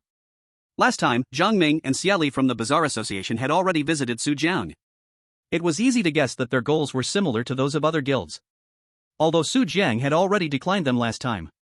But big shots are not easily invited once or twice. However, upon seeing so many forces being rejected, Zhang Ming and Xia Li felt the urge but did not mention the matter again. Anyone with common sense could see that Su Jiang truly did not want to join any forces. So why waste their breath? Besides, they had another important matter to discuss. Thinking of this, Zhang Ming looked at Su Jiang, his gaze filled with even more respect than last time, and said respectfully, "Mr. Su Jiang, I have come this time on behalf of the official authority of China, hoping to cooperate with you." Upon hearing this, Su Jiang's interest was slightly piqued. Of course. Whether it's the Bazaar Association of Baiha or other cities, they can all be considered official. But what Zhang Ming meant now was clearly different. He was not just referring to the official Bazaar Association of Baiha. He meant the official organization representing the entire country of China. This carried much greater weight than the Bazaar Association of Baiha. As an official organization, the Bazaar Association of China was undoubtedly the most elite force in the country. There were certainly many big shots among them. Although Su Jiang had already entered the ranks of big shots in China, there were still higher-level players above him. Naturally, Su Jiang would not refuse access to more resources. So Su Jiang was quite interested to hear what the cooperation was about. Hearing this, he looked at Zhang Ming and asked, "What kind of cooperation?" "It's about the cooperation concerning the World Dungeon. After you become a warding enforcer, you should have noticed the functions of the World Dungeon, right?" Zhang Ming directly stated without any preamble. This is a terrifying mode that encompasses all warding enforcer players, aimed at players worldwide. The dungeons are extremely perilous but at the same time offer rich rewards. At this point, he shifted his tone to a more serious one. "However, you should also know that you are currently standing at the eye of the storm, making it easy for players from other countries to target you, even to execute assassinations. Moreover, given that you are unwilling to join any forces, the official side has decided to cooperate with you. On one hand, we can provide you with some assistance, on the other hand, we have been deeply involved in the World Dungeon for many years and have mastered a vast array of dungeon information." At this point, Zhang Ming's implications were evident. It was about collaborating with Su Jiang to enter the dungeon and tackle it together. If this were any other player, these conditions would undoubtedly be extremely tempting. But for Su Jiang, there was absolutely no attraction. Not to mention that a speedrunner like him always acted alone. Just considering his mastery of instance information alone. Is there any organization in Water Blue Star that can compare to the information Su Jiang, a player who cleared all instances in his past life, possesses? To be blunt, Su Jiang's mind is full of speedrun strategies about the strange game. So when Zhang Ming finished speaking, Su Jiang shook his head in disappointment. In simple terms, the conditions given by the official Huagua were of no use to him. "Since it's just like this, you two may leave," Su Jiang said indifferently. Upon hearing this, Zhang Ming was immediately anxious. Because he came with absolute confidence. He hurriedly explained, "Mr. Su Jiang, have you thought this through? The difficulty of the world instance is not comparable to any previous instance. Facing the power of global players, the best choice is to team up for warmth. Otherwise..." But before Zhang Ming could finish explaining, Su Jiang interrupted him, coldly saying, "Sorry, I'm used to acting alone, you two may leave." Are you kidding? The players of Water Blue Star, no matter how strong, could they be better than the players from his past life? Yet even so, Su Jiang still topped the speedrun leaderboard in his past life with exceptional skills. Let alone the strange players in front of him in Water Blue Star. Alright. Zhang Ming sighed and had to leave awkwardly. In his opinion, Su Jiang might be a bit arrogant. After all, world instances are not just some extremely difficult strange instances. Players also have to face dangers from different national forces. In domestic instances, even local players need to be cautious. Let alone world players? There are quite a few countries now that harbor hatred towards Huagua. Moreover, Su Jiang stands at the center of this storm. From yesterday's assassination, one can tell. If other countries knew Su Jiang entered the world instance alone, they would definitely not let him off. In the instance, they could even go all out. After all, this is not in Huagua. Within Huagua, they cannot send out their strong players. In strange instances, they can gather openly to assassinate Su Jiang. At the headquarters of the Huagua Strange Association. When the official higher-ups learned that Su Jiang had rejected their olive branch. For a moment, they couldn't believe it. Is Su Jiang too arrogant? Does he really think he can easily clear world instances like he did in normal instances? Forget it, since he has refused, let him fend for himself. I want to see how far he can go alone. But still, it's a pity for such a good seed. If he were willing to join us, he could definitely become our seed player. Everyone has their fate. If Su Jiang dies in the instance, it is his own choice. We can't blame anyone else. Strange instances are difficult. And the strange instance of world instance is even more challenging. Players can basically only choose teamwork to pass the trials of the world instance. And players from different countries are rarely willing to trust players from other nations. So basically, players from each country stick together for warmth. There has never been a player in the world who could clear an instance alone. Originally, with Su Jiang's displayed strength today, he could be considered strong among Huagua's top players. That's why they thought of bringing Su Jiang in to collaborate on clearing instances. Now that they learned Su Jiang actually rejected their invitation to collaborate, the higher-ups of the Huagua Official Strange Association only felt that Su Jiang was too arrogant. And on the other side, at the spy base of the eastern country. Originally, this eastern country spy was still thinking about how to assassinate Su Jiang. Now, given Su Jiang's strength, it's almost impossible for an ordinary player to carry out an assassination. But the S-level players from Hua country are basically under official surveillance. Even if they were to defect, it would be hard to assassinate Su Jiang under their noses. And the top S-level players from their own country shouldn't even think about stepping onto Hua country's territory. So, carrying out an assassination on Su Jiang is very difficult. But suddenly, he heard that Su Jiang was going to enter the world dungeon alone. He immediately laughed. Isn't this just walking into a trap? Su Jiang, there's a path to heaven, yet you won't take it. Chapter 45, Entering the Dabi Mountain Dungeon. Dungeon matching time refreshing. Player Su Jiang, you will enter the dungeon trial in 10 minutes. Please choose your world dungeon. World dungeon selection successful. Dabi Mountain scenic area. World dungeon loading. You will enter the world dungeon in 10 seconds. In the next moment, Su Jiang felt darkness before his eyes, while a voice echoed in his mind. World dungeon Dabi Mountain scenic area loaded successfully. World dungeon introduction. You are one of the many tourists who came to climb Dabi Mountain, but the way out is blocked by a mudslide.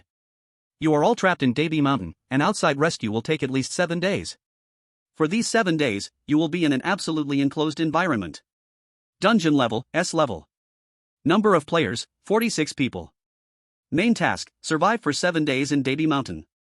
Other tasks can be explored by yourself. Note, you may discover something at the mountain's peak. Live host loading. Live room loading. Bullet screen loaded successfully. Dabi Mountain? I didn't expect this live stream to be this dungeon. Wow, this dungeon is known as the Hell level dungeon among S-level dungeons. Actually, Dabi Mountain isn't as hard as you think. If more than 40 players stick together, there shouldn't be too many problems. What nonsense are you talking about? Which world dungeon have you seen where players from all over the world are willing to band together? Exactly, it's usually just a few players from the same country teaming up, and it depends on luck. If our Hua country only has one player, then it's game over. This dungeon is different from previous ones. With over 40 players, the difficulty is unimaginable. Clearing it solo is practically impossible. Alright, stop babbling, let's see who those players from our Hua country are. The matching conditions for the world dungeon are for the supernatural investigators. At the same time, the viewers of the world dungeon livestream are also supernatural investigators. So, those who can watch these live streams are mostly top-level big shots from both home and abroad. Of course, Supernatural live broadcasts can also switch between World Channel live broadcasts and National Channel live broadcasts. However, players from Hua country usually watch the live broadcasts of their own players. Meanwhile, in a gray-white eerie world, a majestic mountain stands tall. This world seems to have only this one tone. It's just before sunset, but the evening sun looks incredibly sinister. Even the shapes of the clouds reveal eeriness. As if countless eerie presences were slumbering, 4 figures appeared out of nowhere by a stream at the foot of Dabi Mountain. What's going on? Why do we only have 4 people from Hua country this time? And one of them looks so unfamiliar? Did they just gain the qualification for the world dungeon? The other 3 are all strong among the S-level players, but this newcomer, how are they only B-level? Damn, they dare to enter Dabi Mountain at B-level, are they that fierce? Wait a minute. Isn't this the guy Su Jiang who just went viral online a couple of days ago? I heard he has contracted an A-level supernatural being. He even has A-level skills. After counter-killing those assassins, I guess he also has A-level supernatural artifacts. This guy can be called an all-round warrior. Damn. So he is Su Jiang? No wonder he dared to enter Dabi Mountain for the first time. If I had his abilities, I would have been strutting around like a peacock. I can't believe it. When I was at B level, I was still playing the B level copy with the sneak style, and he went straight to Daebishan at B level? The viewers in the strange livestream room were completely stunned. You have to know that they could watch this livestream. None of them were not S-level experts. And they were all contracted with the strange beings. Because for the players from Water Blue Star, it is nonsense for A-level players to contract with strange beings. Let alone B-level players. Therefore, Su Jiang, a B-level player contracting an A-level strange being, not only exploded on the internet, but also stirred up huge waves in the hearts of all experts in Huagua. Damn it. They risk their lives just to contract B-level, or even C-level strange beings at the S-level. If some players are lucky enough to have strong skills or powerful strange devices on hand, they might be able to contract with A-level strange beings. But this is a very small group. However, now you actually tell them that a B-level player has contracted an A-level strange being? Is this cheating or what? In the strange world, when Su Jiang and the three appeared here together, their eyes quickly scanned each other. There are very few S-level players in the country.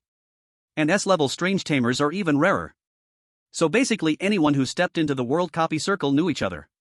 Thus, the three people besides Su Jiang did not need to introduce themselves, a glance could understand each other's intent.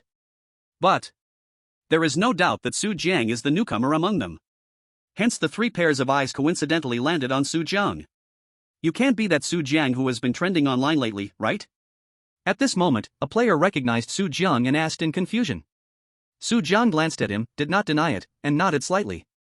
As soon as this was said, the other two suddenly became interested. A young man with obviously just graduated from college and an excited fro hairstyle walked up to Su Jiang. Wow! You are that Su Jiang. Brother, I heard you only completed 2 copies and became a strange tamer. Impressive, bro. The fro guy said familiarly. Without a doubt. Clearly, Su Jiang's name was also quite famous among them. B-level strange tamer. One person killed all 6 assassins of A-level and above, including 1 S-level assassin. How could this not be famous? At this time, another man in a suit spoke up. Now is not the time to talk about this, the sun is about to set, we must hurry back to the hotel in the scenic area, now is not the time to linger, it's too dangerous outside at night. It is the consensus of all players in Daebishan that nighttime is when strange beings come out to commit crimes, and players should absolutely not appear outside the hotel, otherwise they will surely encounter strange attacks. Okay, then let's hurry to the hotel. Upon hearing this, the fro guy's expression also turned serious, and then looked at Su Jiang. Dude, let's go to the hotel first and talk about other things. The Daebishan Hotel is the starting point for all players to enter the copy. If you want to go to Daebishan and unlock more plots, you must first go through the Daebishan Hotel. Moreover, the Daebishan Hotel is also the only relatively safe place for all players. Thus, Su Jiang did not refuse and nodded. So the 4 of them set off together. If nothing unexpected happens, something unexpected will occur. As the 4 walked, a strange weeping suddenly came from the dark shade of the trees ahead. This strange crying voice carried a hint of innocence. It sounded as if the age should not be great. It should be a little girl. If it were in the real world of Water Blue Star, most people would choose to stop and offer help. But this is the strange world. The 4 of them followed the sound and, sure enough, saw a strange being about 8 or 9 years old squatting under a big tree by the roadside, crying. Although this little girl looks, you can say, extremely cute on the outside, but those big eyes are all black, the skin even shows a kind of dead person's whiteness, looking extremely strange. Did not expect we actually met this strange thing. Afrohead said with surprise, but he did not show any fear. After all, this strange thing is harmless. Simply speaking, as long as players do not pay attention to her, they can be safe and sound. Moreover, this harmless strange thing does not appear every time. Generally speaking, only 1 group out of 10 groups of players will encounter it. Of course, there are also players who have guessed, maybe this is some kind of hidden plot. But facing a strange thing in an S-level dungeon, who the hell dares to mess around with it? Let's go, don't bother with her, anyway she won't hurt us. Afrohead directly said. But at this moment, Afrohead suddenly saw that Su Jiang actually walked directly towards that strange little girl. Frightened, he hurriedly stopped him and said, Damn. Brother Su Jiang, what are you doing? If you don't mess with her we can pass directly. But Su Jiang did not pay attention to him. Because only Su Jiang knows. In the previous life's strange game, this strange little girl in front is a very rare hidden task. And also randomly refreshed, that means, not every time can encounter this hidden task. Now he actually so luckily encountered this strange little girl, naturally it is impossible to let go so easily. The 3 of Afrohead seeing this scene, their faces all greatly changed, hurriedly retreated several meters away. but because no one dares to do anything to this little girl, so they also don't know what will happen. So the three people's hearts also have some curiosity. If players go to check this strange little girl, in the end what will happen? Is it a trap or hidden plot? Just like this. In the eyes of the three people, Su Jian walked to the front of the strange little girl. What exactly does the Su Jian want to do? Although this little girl in Daby Mountain is considered harmless strange thing, but this is after all a strange dungeon, who can believe a strange thing? Also maybe the little girl is a hidden plot?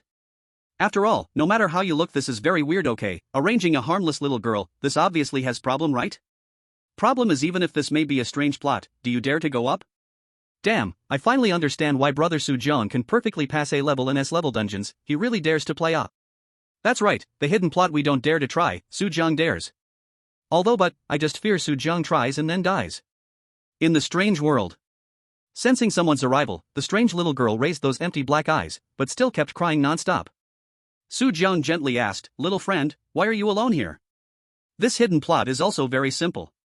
Simply speaking, the strange little girl is a child of a mountain climbing tourist who came to Daby Mountain, but got separated from her parents, so just need to bring her along and find her parents. This hidden task can be smoothly completed. Moreover, this little girl in the plot not only has not a single bit of danger to the players, but also is an extremely useful bodyguard. That's right. Bodyguard. And still an S-level bodyguard. This little girl in the setting is a very kind little girl, so as long as players promise to help her find her parents and bring her along, she will actively protect players. Of course, this is only limited to the early stage. When the little girl discovers her parents were abused and killed by other mountain climbers, she will turn dark, start madly, indiscriminately slaughtering all players. At this time, the wonderful use of opening the hidden plot appears again. Although the little girl turns dark and goes on a killing spree, but it won't harm the player who helped her. Sure enough, when Su Jiang finished his question, the little girl looked at Su Jian with a pitiful expression and said, "Whoa, my mom and dad are gone, I can't find them." "Little friend, did you come to the Daby Mountains to climb with your mom and dad?" Su Jiang asked. As a speedrunner and completionist, he certainly knew the identity of the little girl's parents, even exactly where they were killed and buried. Su Jiang was fully aware. However, Su Jiang still patiently went through all the questions in the game's dialogue. After all, this is reality. There is only one chance. Su Jiang didn't want to flip the boat in the gutter. So after a conversation, "Big brother, can you take me to find mom and dad?" The little girl looked at Su Jiang with pleading eyes. Su Jiang smiled and nodded, "Of course, but it's getting late now. Let's go to the inn at the foot of the mountain, maybe we can find some news about your mom and dad there." The little girl nodded. So Su Jiang extended his hand, indicating for the little girl to hold on. The little girl had let down her guard against Su Jiang, believing he was a good person, and without hesitation, took Su Jiang's hand. However, in the eyes of the three people with explosive hairstyles, this scene looked very strange no matter how they viewed it. A human holding the hand of an eerie being? That's just too terrifying. As they watched Su Jiang and an eerie creature walk toward them, the explosive-haired guy felt his heart race, and cold sweat began to drip from his forehead, hesitatingly saying, Su Jiang, are you really going to walk with an eerie being?" If Su Jiang wanted to team up with them, he would undoubtedly welcome it. But right now, Su Jiang was leading an eerie creature. How could they dare to team up with Su Jiang? Su Jiang, she may look small, but after all, she is an eerie being. If you insist on bringing her, then we can only refuse to team up with you. The other two players chimed in. The explosive-haired guy advised, even if she might be a key to a hidden storyline, the risk is just too high. Su Jiang, it's better for us to be cautious. Hearing the three of them, the eerie little girl looked fearfully at the explosive-haired trio and then at Su Jiang, worried that Su Jiang would abandon her. Her small hand gripped Su Jiang's even tighter. "Don't worry, I won't drag you down, and I never planned on teaming up with you," Su Jiang said lightly, then smiled at the little girl, gently saying, "Let's go." The little girl nodded like a chick pecking at rice, more convinced in her heart that Su Jiang was a good person. Chapter 47, Targeted. In the eerie live broadcast room. Wow, is Su Jiang really this brave? He's directly taking an eerie being to trial? The main point is that this eerie little girl is really following him.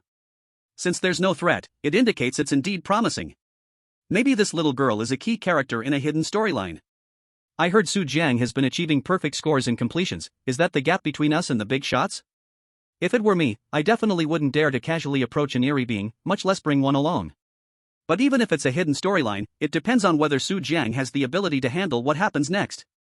It can't really be that easy to just take this little girl and earn rewards. Exactly, I think so too. The upcoming hidden storyline is the real dangerous part. The viewers in the eerie live broadcast room began to analyze in the barrage one by one. On the other side, in the eerie world, the three with explosive hairstyles watched Su Jiang truly take the eerie little girl's hand and walk away, each feeling differently. While they naturally wanted to consider that this little girl might be a key to a hidden storyline. But so what? Without a life, what's the use of progressing through the storyline? In the Dabi Mountain Dungeon. Just living is incredibly difficult, and yet he wants to play a plot? Forget it, let's go.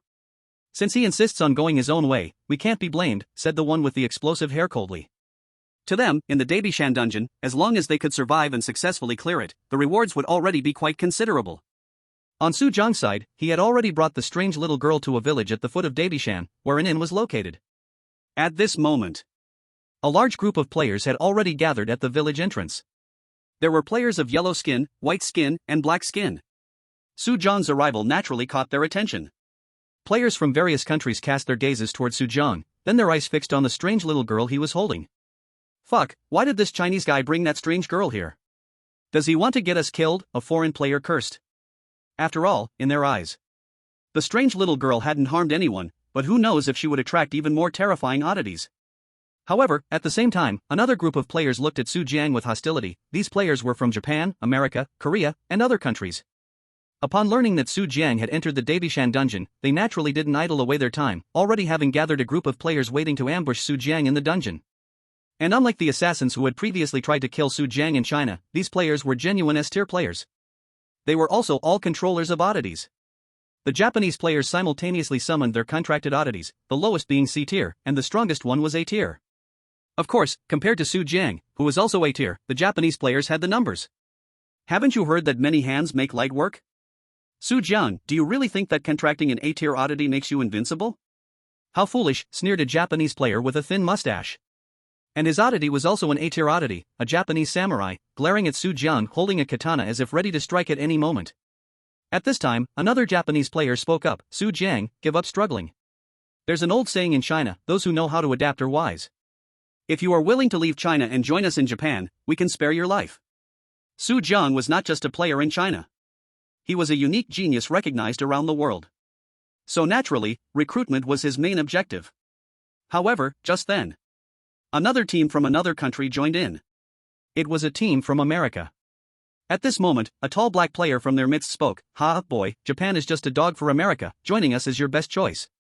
The player with the thin mustache glanced at the black player, revealing a cold expression, merely snorting but not denying the latter's words. Of course. It wasn't just Japan and America interested in targeting Su Jiang. These two countries were considered strong powers on the international stage, especially America, which was a global hegemonic state before the arrival of the oddity game. Later, as other countries gained plenty of resources, America's hegemony became nominally non-existent, but it cannot be denied that America still remained a top power. In the oddity livestream room, Su Jiang is being targeted. Those damn countries, America and Japan. Who can be blamed for this? I heard he previously rejected all the domestic guild invitations and turned down even the official cooperation. It's said that the officials have already given up on him, isn't he just asking for it? With his strength, dealing with 2 or 3 S-tier players wouldn't put him in dire straits, but facing so many S-tier players at once, he may be in danger. If he had just not rejected the invitation to team up from us, the players of Hua country, perhaps things could have turned around, but now. The viewers in the live stream began to analyze. They were all S-level players. They naturally understood that facing so many enemies from other countries alone would indeed be very difficult to win. In their eyes, Su Jiang's downfall meant either death or choosing to betray his country to survive. In the strange world, Su Jiang held an axe-like strange object in his hand. Without a doubt, this was the A-level strange object he had snatched from the assassin, a body splitter axe. And Su Jiang's action undoubtedly represented his choice. You want me to join you? Then defeat me first. Su Jiang said calmly. Upon hearing this, the black-skinned player from the beautiful country and the player with a mustache from the eastern country both changed their expression slightly, revealing a hint of fierce light in their eyes. At the same time, players from the beautiful country and the eastern country summoned their own contracted strangeness. You think you can fight us by yourself? The black-skinned player from the beautiful country mocked, this isn't your Hua country, and we are definitely not the fools of the eastern country. How can you, a B-level player, possibly contend against so many S-level players? Why so much nonsense? Su Jiang's expression remained calm, and in the next moment, he moved. Powerful strange energy gathered on the body splitter axe in his hand, and he charged towards the black-skinned player from the beautiful country. The black-skinned player from the beautiful country could feel that the strange object in Su Jiang's hand was A-level, but he didn't care and coldly said to his contracted strangeness, "Robert, kill him." In the next moment, the strange being in front of him moved and rushed towards Su Jiang. "Don't bully brother Su Jiang." However, at that moment, a terrifying strange energy suddenly erupted from the voice of the strange little girl. Chapter 48, Opposite Sky and Titan. The strange little girl suddenly unleashed a strong wave of strange energy that caught all the players off guard. When they reacted, the strange little girl had already vanished. In the blink of an eye, the strange little girl appeared before the contracted strangeness of the black-skinned player from the beautiful country. The latter, feeling the terrifying aura from the strange little girl, changed expression dramatically and was filled with fear. But it did not have time to dodge and was instantly torn to shreds by the strange little girl, and only after doing all this did the terrifying aura around her dissipate. This sudden scene stunned everyone. Countless questions swirled in their hearts. Wasn't this strange little girl a harmless being? Why would she actively harm others? Moreover, she seemed to be an exceptionally terrifying entity. Most importantly, why would she help Su Jiang? Even if they were dumb, they could figure it out. It must be because Su Jiang helped this strange little girl that she would protect him. Upon realizing this, absurdity arose in everyone's hearts. Previously, they unanimously believed that even if the strange little girl was harmless, she was not a good thing. But they never thought that this strange little girl was actually a welfare task? As long as they helped her, they could receive her protection. Who the hell knew that? At the same time, PFF. Su Jiang's axe also fell upon the black-skinned player from the beautiful country, who, unable to dodge in time, had one arm instantly severed by Su Jiang. The black-skinned player from the beautiful country cried out in agony, clutching his severed arm and screaming in terror, "Help! Damn it! He actually chopped off my arm." However, Su Jiang did not let him go and continued to charge at him. His own A-level strange being had been torn to pieces in an instant. Despite his arm bleeding profusely, facing Su Jiang's relentless pursuit, the black-skinned player from the beautiful country had to frantically evade, otherwise he had no doubt the next axe would sever his neck. At that moment, all the bizarre beings under the contract of the strangeness dared not approach Su Jiang anymore. In their eyes, there was immense fear of the strange little girl. Because in that very moment, they realized that this seemingly ordinary strange little girl was actually a terrifying S-class anomaly. Meanwhile, a player from the beautiful country couldn't stand it, took out a strange device and wanted to help. "Bob, I'll help you. Don't hurt brother Su Jiang." However, in the next second, the strange little girl appeared in front of the beautiful country player again and instantly tore him to pieces. Seeing this scene, the other players dared not help the black-skinned player anymore. As long as they attacked Su Jiang, the strange little girl would attack them. One could even say that if Su Jiang chased them and attacked, as long as they fought back, they would probably be instantly killed by the strange little girl, right? They, like their contract anomalies, could sense the terrifying aura emanating from the strange little girl. But who would have thought that the strange little girl, who had been overlooked by everyone, was actually an S-class anomaly and that anyone who helped her would be protected by her? Who could have thought this? The fact is just that. In Su Jiang's previous life, in the game, the strange little girl was actually a passive retaliatory bodyguard. As long as someone attacked the player, they would be attacked by the strange little girl. On the other side, the black-skinned player from the beautiful country also realized this. Facing the deadly Su Jiang, he felt extremely frustrated, but he didn't dare to fight back, fearing he would be torn to pieces in an instant. Put. Finally, the injured black-skinned player from the beautiful country, distracted for a moment, was instantly struck in the head by Su Jiang, and his head flew off, blood splattering everywhere. After doing all this, Su Jiang did not pause and looked at the other players with unfriendly eyes. "What do you want to do?" The faces of the beautiful country players and the eastern country players changed. "What do I want to do? Don't you understand? If you want to kill others, have you never thought about being killed yourself?" Su Jiang sneered. In the next moment, he moved again and charged towards the nearest player. Since these players from the beautiful country and the eastern country wanted to kill him, they naturally had to be prepared to be killed. Moreover, in the strange dungeon, this would also earn Su Jiang points. Faced with Su Jiang's assault, the other players did not dare to resist at all. Are you kidding? Su Jiang had an S-class anomaly bodyguard. As long as anyone attacked Su Jiang, they would be instantly torn to pieces. Who would dare to take that risk? In an instant, players from the beautiful country and the eastern country scattered and fled. The player being chased by Su Jiang was struck in the chest by his axe and died instantly. Then Su Jiang continued to kill the next player. Moreover, all their contract anomalies stood trembling to the side, not daring to interfere with Su Jiang's hunt. One player chased after a dozen players, and the latter did not dare to fight back at all, fleeing in all directions. This scene was quite ridiculous. The viewers in the strange livestream, who originally thought Su Jiang would definitely lose, were completely dumbfounded. Reverse heaven and earth? This strange little girl is really a hidden plot? Wow! What the hell is this operation? Directly reversing heaven and earth, chasing a dozen S-class players to kill? So this is how the strange little girl is used? Damn, who would have thought an anomaly would protect the player? The key is that this little girl seems to be an S-class anomaly too.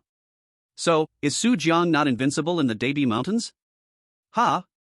So as long as you help this little girl, you can receive her protection? Is this hidden task that simple? No, in fact, this hidden task is not that easy to complete. Every time it refreshes, it's random, and the chance of encountering the strange little girl is only 1 in 10.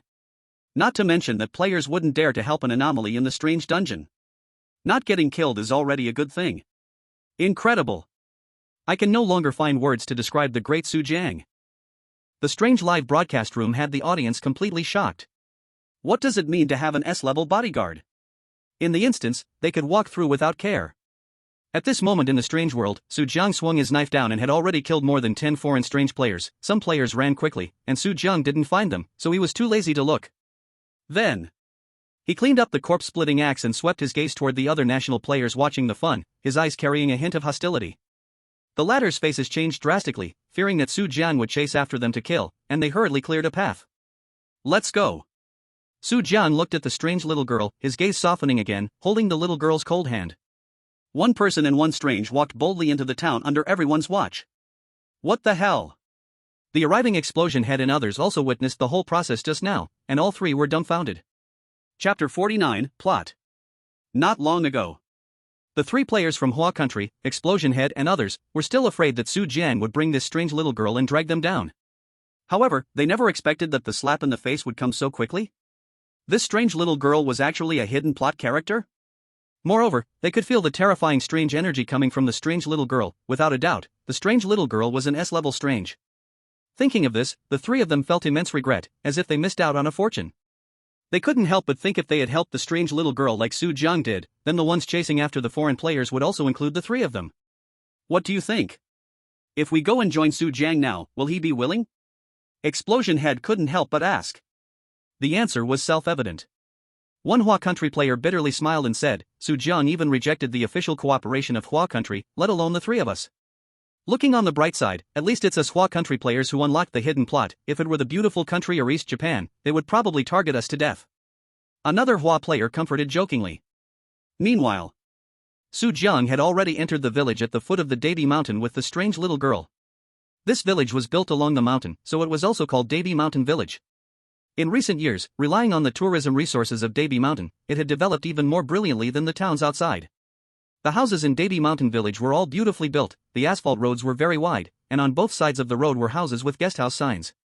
But surprisingly, in this village that thrived on tourism, the streets were incredibly deserted, with only a few strange beings scattered about. And the player's task in this instance was very simple, just survive for 7 days. Of course, even so, it wasn't that simple. Of course, this was only true for all players except Su Jiang. Su Jiang had already cleared the Debi Mountain instance once, so he was naturally very familiar with the plot there. The first plot when players entered Debi Mountain Village was to find a place to stay, which is the inn. In Debi Mountain Village, there were only 3 inns available for players to choose from, Hongqian Inn, Baimian Inn, and Heishou Inn, and each inn had different safety levels and plots, so there was much to learn. In fact, all players misunderstood one thing. These 3 inns were not actually safe zones. The likelihood of encountering danger was even greater if players stayed in these inns. Because the ones targeting players had always been the surviving villagers. They needed to periodically use some living people for sacrifices, so they would randomly choose some weaker players among those staying in the inns, strike them unconscious at night, and take them away. This matter cannot be known by the players. So they choose to hide and act at night, otherwise, if the players find out, they would all run away directly. Although they might not be able to do anything to the players, once the players identify their enemies, these 46 players could really join forces, and it wouldn't be easy for them to handle. At this moment, Su Jiang directly brought the strange little girl to the front of the Hongqian Inn and asked, "Boss, do you know this little girl?" Of course. Su Jiang was following the plot in the game to avoid any changes. Sure enough, when the boss of the Hongshin saw the strange little girl, he looked as if he had seen a ghost, and fearfully said, "You fool. Why did you bring her to the village? Get out. Hurry up and get out." Su Jiang did not waste words. An axe appeared in his hand, and he threatened, "Boss, if you don't want to die, tell me everything you know." Faced with an A-grade strange artifact, the B-grade boss of the Inn ultimately surrendered. So, Su Jiang interrogated the information from the bosses of 3 inns, using the exact same method of questioning. Of course, he already knew all of this, he was just going through the plot of the game one more time. In simple terms, the strange little girl held by Su Jiang was the final boss of this dungeon, Baby Mountain. However, in the game, players needed to gradually gather information and piece together this answer from scattered clues to discover the true reason for the little girl's death. But the audience in the strange live broadcast was a bit confused watching his series of actions. What is Su Jiang doing? Asking about the strange little girl's background? Ha! Could it be that the strange little girl has more than just this plot? An S-grade bodyguard is not satisfying enough. Fool, the strange little girl is obviously not simple. Have you ever seen her take action? Based on the information from those in bosses, this strange little girl probably has something to do with the dungeon boss. Anyway, I'm completely convinced by Su Jiang. Just for his daring to help the strange little girl, I feel Baby Mountain will be easily cleared by him. In fact, the answer is quite simple. Baby Mountain Village was once a very poor and backward mountain village. There wasn't even a proper cement road, only muddy paths, and the buildings in the village were all brick houses, unlike today's oil-paved roads. So why did Baby Mountain Village suddenly develop into the scene it is now? This goes back to a sacrificial ceremony more than 10 years ago. At that time, the village was extremely poor, and the village chief spent a fortune to invite a shaman to change the village's fortune. The shaman proposed that he could use magic to change the village's fortune, but the condition was that a child aged between 6 and 10 must be sacrificed to the spirit god. However, when the villagers heard this, who would be willing to sacrifice their own child? Just then, a young couple from outside the village arrived with an 8-year-old girl. The villagers collectively decided to kill her parents and, through deception, locked her in a shrine on Baby Mountain, allowing her to starve to death. Sure enough, Baby Mountain became prosperous, turning into a well-known tourist attraction in the country. However, the villagers of Baby Mountain never expected that even though the mountain became wealthy, the girl sacrificed after her parents were killed would end up haunting outside the village in a strange form. And this girl was, of course, the strange little girl held by Su Jiang, who was also the boss of this dungeon. In the early stages of the plot, she was still in a juvenile state. As players gradually unlocked clues and uncovered the truth, the girl's memory would completely return. At that time, she would restore to her complete form and become the boss of this dungeon, Lin Xingyan. Of course, Su Jiang couldn't wait that long, so after finishing the hotel storyline, he led Lin Xingyan to continue climbing the Davishan Mountains. Whoa, is Su Jiang going to climb a mountain? At night? Chapter 50 Escape Mode. Is it too dangerous to go mountain climbing at night? This is an eerie dungeon. But I won't be surprised by what Su Jiang does anymore, plus he now has S-level eerie protection, so what's there to fear? Just go for it. Exactly, I feel like this is the way Su Jiang operates. In the eerie world. Su Jiang first followed the game's storyline and took Lin Xingyan to the place where her parents were buried after being killed by the villagers of Davishan village. After so much prior information, Lin Xingyan vaguely guessed the fate of her parents, and memories surfaced in her mind. Tears the size of beans welled up in her dark pupils, rolling down her grayish-white cheeks and dropping onto the ground. Brother Su Jiang, my parents, are they dead? Lin Xingyan looked at Su Jiang with vacant eyes. Although it wasn't her first time going through the storyline, seeing this scene still touched Su Jiang's heart. However, quickly getting through the plot was important, so Su Jiang casually comforted her with some dialogue from the game.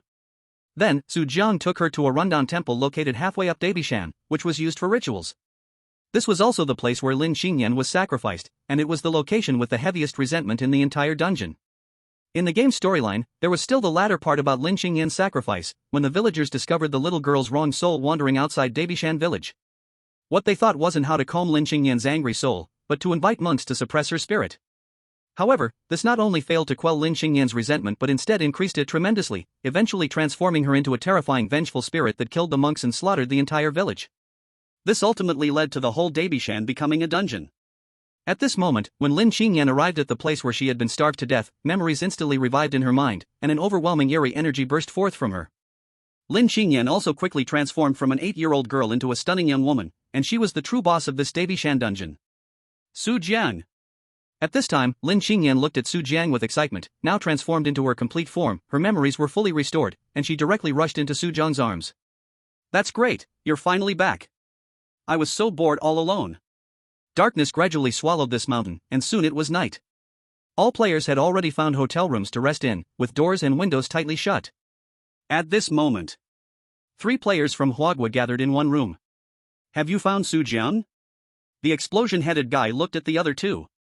As a Chinese, he naturally wanted to benefit from Su Jiang's immense Erie protection, but when they entered the village, they couldn't find Su Jiang anywhere. The other two shook their heads. It was already late when we entered the village. There wasn't enough time to search. Let's look again tomorrow. Ding. Warning. Warning. Due to the player's intervention, the dungeon boss Lin Qingyan has entered the plot early. This dungeon mode will change from survival mode to escape mode. Warning. Warning. Due to the player's intervention, the dungeon boss Lin Qingyan has entered the plot early. This dungeon mode will change from survival mode to escape mode. At that moment, without exception, all players suddenly received the Eerie Game's red prompt. In an instant, everyone was dumbfounded. Escape mode? The Eerie Game can change modes too? The explosion-headed guy couldn't help but curse. Since the Eerie Game arrived, they had never seen an Eerie dungeon change modes. The escape mode is clearly not a simple mode. Add to that the information that the boss intervened in the plot ahead of time. They could hardly understand. They were being hunted by the boss. Thinking of this, the explosive-haired player was suddenly flooded with a strong sense of crisis. Because of the player's intervention? Could it be that Su Jiang did this? Another Chinese player couldn't help but speculate. After all, Debi Mountain had never entered such a mode before, and no one had attempted to help the strange little girl. Now there was an additional new mode. It was hard not to make people think of this. It must be Su Jiang's doing. The third Chinese player said with a bitter smile, it seems he really might have unlocked some hidden level. If he can achieve an SSS rating in Debi Mountain, it would hardly be an exaggeration to call him the strongest player. And at the same time, players from other countries also received the weird dungeon prompt. Since Chinese players guessed it was Su Jiang, they naturally could too. For a moment, each one hated Su Jiang to the bone. This damn Chinese player, does he want to kill us all? Help!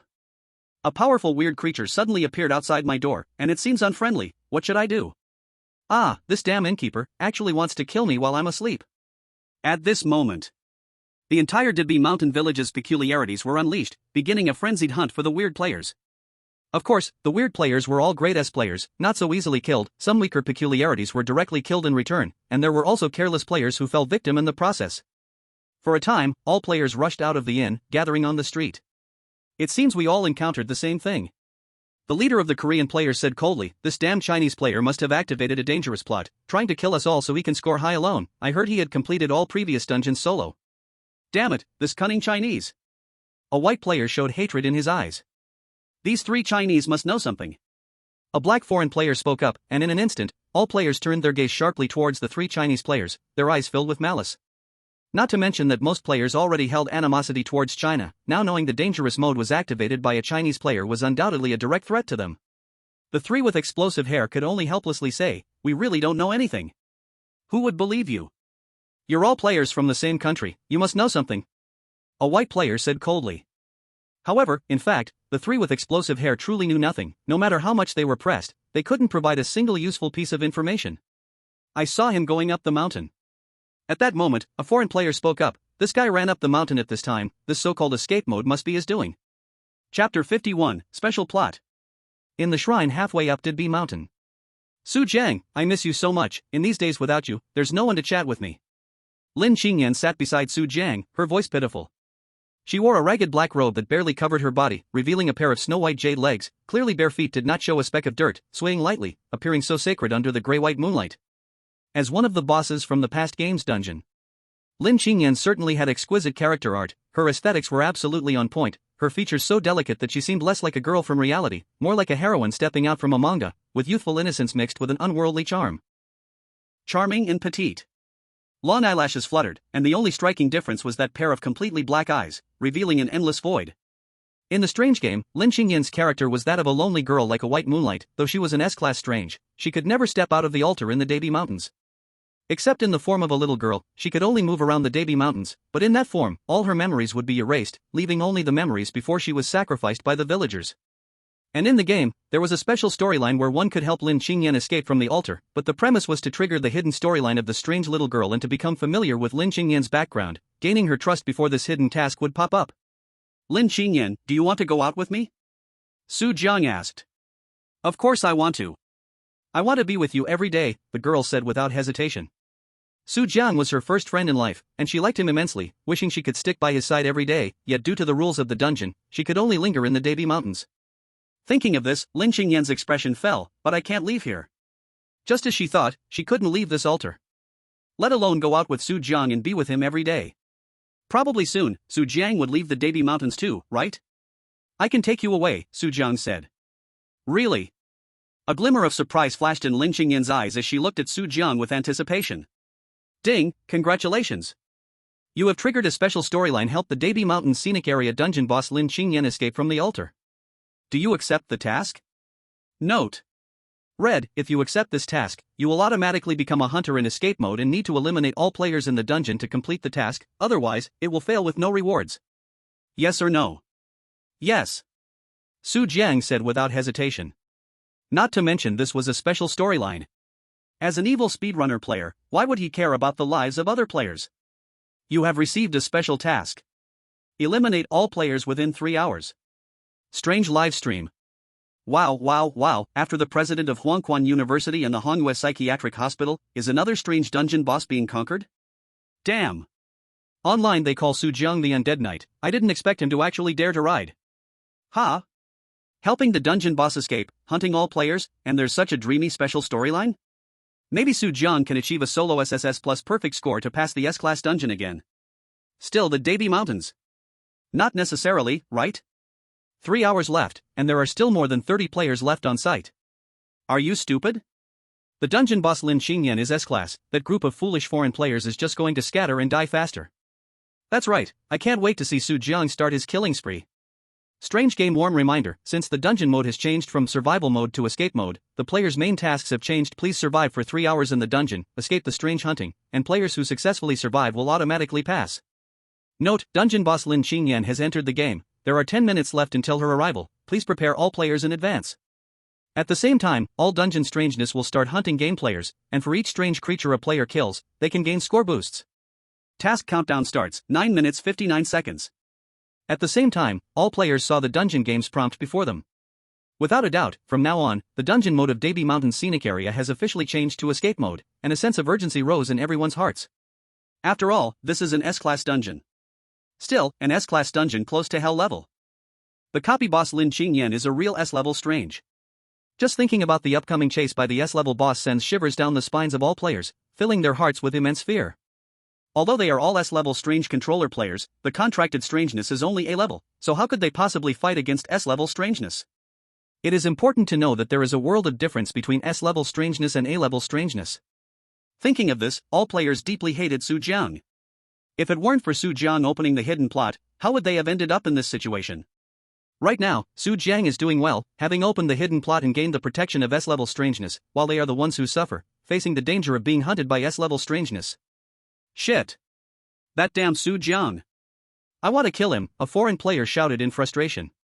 Of course, he only dared to express his anger verbally. After all, if it came to actually killing Su Jiang, how could he dare? There's an S-level strangeness protecting Su Jiang. Would he smash his head against Su Jiang? No matter what, since we now have a common enemy, let's work together to get through this instance. How about it? Proposed a white player. After all, although Su Jiang had killed more than a dozen players from the beautiful country and the eastern country, they still had over 30 S-level players on the scene. If they really calculated it, that was quite a force, and it might just be enough to last for 3 hours. Of course, imagining it is beautiful, but reality is harsh. Who would dare to gamble on the terrifying power of S-level strangeness? I think it's better for each of us to play our own game. Gathering together would only allow the instance boss to catch us all at once, right? If we spread out, maybe we can survive until the instance ends. Another foreign player jumped up and countered. The white player's face darkened, and he said coldly, what you're saying would only let the boss take us down one by one. Heh, then you play your own game, we won't join your team game. The latter sneered, directly telling the players from his country, let's go. After that, he led 7 or 8 people back into the forest from which they came. Chapter 52, The Hunt Begins. Task countdown, 5 o'clock. The remaining players, although some think that many people have greater strength, several have already left, and those that remain realize that forcing themselves to group could be even more dangerous. As they said, gathering makes it easier to be caught, but if they scatter, there's a chance they might survive for 3 hours. So, 2 more groups of players left, and seeing that only his fellow countrymen were left, the white player also had to quickly lead his team away from Dabishan Mountain Village. Game prompts had stated very clearly that all instant strangeness would begin hunting players. Therefore, Dabishan Mountain Village was no longer safe, and since they couldn't escape the mountain, they could only choose to flee into the forest at the foot of Dabishan. Task countdown, midnight escape task officially begins. As the 10-minute countdown ended, all players' escape tasks officially began. At the same time, in the Dabishan Shrine. As all players' tasks officially started, Lin Qingyan felt all the restraints that had trapped her for over 10 years instantly vanish. Great! Su Jiang! I think I can go out. Lin Qingyan's heart surged with endless joy. She of course realized this was Su Jiang's doing. So, she excitedly hugged Su Jiang's arm and kissed him on the cheek, exclaiming, "Thank you, Su Jiang." Su Jiang was somewhat embarrassed by Lin Qingyan's sudden action. Compared to Luo Bingyue, Ning Hongye was younger and full of youthful energy, like an active and lively young girl. She exuded a fresh and innocent fragrance, causing Su Jiang's heart to flutter unexpectedly. As long as he wanted, he could hold Lin Qingyan's soft, delicate body in his arms at any time. Enjoy it well. However, the task has just begun. It is still too early for Su Jiang to be happy. Special task remaining time, 2 hours, 59 minutes, 23 seconds. Special plot introduction, you have become an escape mode hunter. Please eliminate all bizarre game players within the stipulated time. Number of players to hunt, 0. Remaining players, 32. Qingyan, can you sense where the human players are in the Dabi Mountains? Su Jiang asked. The next thing became much simpler. That is to hunt the players. Eliminate all players. Lin Qingyan, as the instance boss, although unable to leave the Dabi Mountain Ritual Hall, still has a certain level of control over the Dabi Mountain instance. Su Jiang had already experienced this in the past games. All instance bosses have special privileges in their own instances. Let me see. Lin Qingyan said, then looked toward the foot of the Dabi Mountain. The next moment, it seemed like she sensed something and said, "It appears most humans are in the forest near Dabi Mountain Village, but it seems a few are right at the foot of the mountain. Scattered and hiding to buy time? Ah, truly wishful thinking." Su Jiang sneered. If these players gathered together, he might not be able to complete the task 100%, but this group of fools chose to scatter. This was undoubtedly the most foolish decision. Lin Qingyan holds absolute control in the instance, especially now that she has been unsealed. It could be said that in this game of cat and mouse, Su Jiang enjoys absolute initiative. With this in mind, Su Jiang and Lin Qingyan descended the mountain. The hunting game begins. In the bizarre live streaming room. Good. I want to see Su Jiang dominating everywhere. Wow, this is definitely a presence unprecedented in history. Are you kidding? If it were historical, the bizarre instance wouldn't be so difficult. Do people really think everyone can sail through it like Su Jiang? To be honest, I seriously doubt if I am playing the same game as Su Jiang. This is the world of geniuses, we mere mortals cannot understand it. At this moment. At the foot of the Dabi Mountain, in a scenic spot. 7 to 8 players gathered here. Around them, more than 10 bizarre corpses lay in all directions. After they killed the last B-level bizarre, everyone finally breathed a sigh of relief. Damn! These cursed bizarre creatures, how dare they attack us with just B-level, a leading S-level player from the Republic of Korea cursed. Unlike players from other countries. When they saw players from other countries choosing to hide in the forest. This leading player decisively chose to come directly to the scenic spot at the foot of the Dabi Mountain. Although they knew Su Jiang and the instance boss were very likely on the Dabi Mountain. But as the saying goes, the most dangerous place is the safest. Moreover, all players flooding into one forest was not a wise choice either. Maybe the instance boss would be too busy chasing players in the forest to remember them. Thinking of this, the leading S-level player couldn't help but feel proud. These fools have all plunged into the forest just waiting to be caught in one net. And we, hiding in the most dangerous place, are actually the safest. Ah! However, the next second he could no longer laugh, as a terrible scream rang out, and the leading player turned his head in confusion, only to see a bizarre figure appear not far in front of him. The head player's heart suddenly sank, and his face changed dramatically. The visitor was actually Su Jiang and Lin Qingyan. And the player who screamed was already lying on the ground, dead beyond resurrection. Su Jiang's face was one he knew all too well. He had just entered the instance when. This guy relied on an S-class eerie little girl, chasing down players from beautiful country and Eastern Island country to kill. His fierce appearance had long been deeply imprinted in his mind. And Lin Qingyan. Isn't this the boss from the Dabishan dungeon? How could she be with game players? Even a fool could guess the reason. This escape mission must have started because of Su Jiang, and Su Jiang is now with the dungeon boss. Having killed his players from Bangzi country, he must have become the lackey of the dungeon boss. Thinking of this, the leading player from Bangzi country suddenly stiffened, but still unwilling to accept, he asked, "Su Jiang, what do you want to do?" "What do I want to do? Of course, I want to kill you." Su Jiang replied plainly. The leading player from Bangzi country turned pale and said, "My father is the CEO of the Sanqing Group. If you kill me, my father will never let you go." As a group controlled by a chaebol, the domestic chaebol power of Bangzi country is incredibly terrifying, possessing the strength to challenge a country. If it were anyone else, they would surely be afraid to offend such a son of a chaebol. But Su Jiang remained extremely calm and said, "Are you done talking? If you're done, then die." Chapter 53, Hunting. Haha, this group of Bangzi country scum finally has their day? Kill this group of Bangzi country dogs. But this guy is actually the son of the Sanqing group's boss? The Sanqing group is one of the three major chaebols in Bangzi country, not to be trifled with. No matter how strong the Sanqing group is, does he dare to reach into our Hua country? Although that's what we say, if we kill someone from the Sanqing group, it will definitely bring their crazy revenge. The last guy who dared to kill someone from the Sanqing group is now buried 6 feet under. Why should we care about that? Su Jiang is such a big shot, he must have his ways to handle it. The audience in the eerie live stream room couldn't help but discuss. It is well known that Bangzi country is a nation ruled by chaebols, almost the entire country is controlled by chaebols, so the Sanqing group, as one of the 3 major chaebols of Bangzi country, is considered a top force in the world. It's easy to imagine how terrible it will be to offend such a terrifying power. It is said that the last player who killed someone from the Sanqing group faced the Sanqing group's crazy revenge. In the eerie world. However, Su Jiang completely had no such concerns. Just as Su Jiang's words fell, Lin Qingyan's figure had already moved. As an S-class Eri, her power far surpassed that of the A-class players from Bangzi country before her. An A-class Eri contracted by a Bangzi country player was torn to pieces by Lin Qingyan in the blink of an eye, without even having time to react. "Don't kill me. I surrender," the other contracted Eris hurriedly pleaded. It was known that there is a heaven and earth difference between A-class Eris and S-class Eris, one in the sky and one on the ground. They wouldn't dare to resist against S-class Eris. And the contract between the Eri and the players is fundamentally equal. Even if players die, they won't die, so facing life and death crises, how could they risk their lives for the players?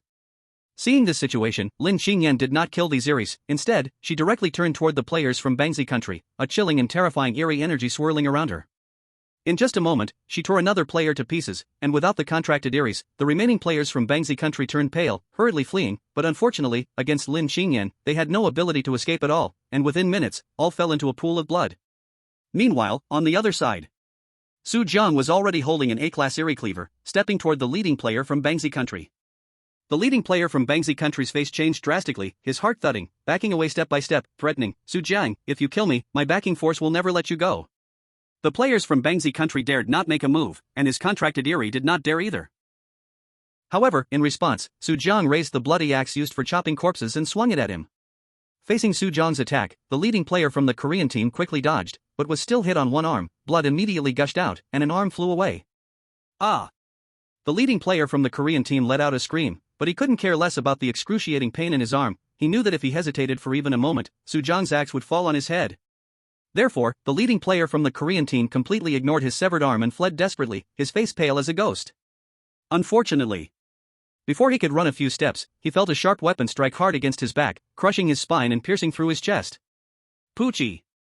The leading player from the Korean team spat out a mouthful of blood, instantly lost his life. Great killing!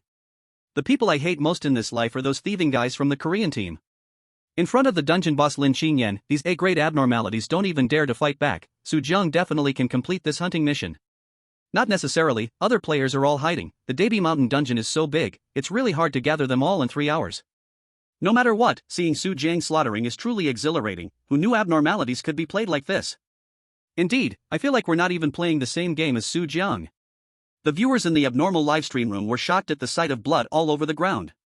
You must know that the viewers in this livestream room are all basically at S level, and in the abnormal dungeon, they are not just trying to survive but are extremely cautious, weighing every action. And Su Jiang actually started a bloodbath directly in the dungeon. This scene made them doubt whether they were playing the same game. On the other side, in the abnormal world. Remaining time for the mission, 2 hours, 35 minutes, 30 seconds. Special storyline introduction: you have become a hunter in escape mode. Please eliminate all abnormal game players within the given time. Number of players to be eliminated, 7 people. Remaining players, 32 people. Having killed the player from the Korean team, Su Jiang continued towards the next hiding spot of the players. With Lin Qingyan's presence, although he couldn't pinpoint the players' exact locations, he could sense their general whereabouts, which was enough. Though, with Lin Qingyan's strength, he could almost slaughter all players at will. However, the scope of the Dabi Mountain dungeon is still very large, and most of the time is spent on the road, not to mention some players might be exceptionally good at fleeing. Thinking of this, Su Jiang quickened his pace. Remaining time for the mission, 2 hours, 21 minutes, 10 seconds. Under the pitch-black night, Su Jiang moved agilely, weaving through the forest, and soon spotted a few human figures. At this moment, Lin Qingyan, who was beside Su Jiang, was quicker, charging directly towards the nearest player. The overwhelming abnormal aura swept across the area, followed by a scream, and Lin Qingyan did not stop there, moving on to the next player. In an instant, bloodlight erupted in the dim forest, and screams echoed one after another. Meanwhile, Su Jiang didn't just stand there, he charged with the corpse-chopping axe towards the player running at the front of the group, who recognized Su Jiang's face and questioned, "Su Jiang, why are you helping the abnormalities chase us?" However, Su Jiang was too lazy to listen to his nonsense and directly swung the axe onto his neck, blood splattered, and a head flew into the air, its face displaying deep terror, staring resolutely at Su Jiang, ultimately not knowing where it ended up. At the same time, Lin Qingyan had already killed all the other players. Chapter 54 SS Level Oddity. The following process was, without exception, a one-sided slaughter by Su Jiang and Lin Qingyan. What Su Jiang did not expect was, this process was very smooth, with not a single surprise. After all, these strange players from Water Blue Star are nothing compared to the fearless players from his past life games. Su Jiang, we are all human, yet you help an oddity harm your own kind? In the darkness, a surviving player's eyes were bloodshot, angrily shouting.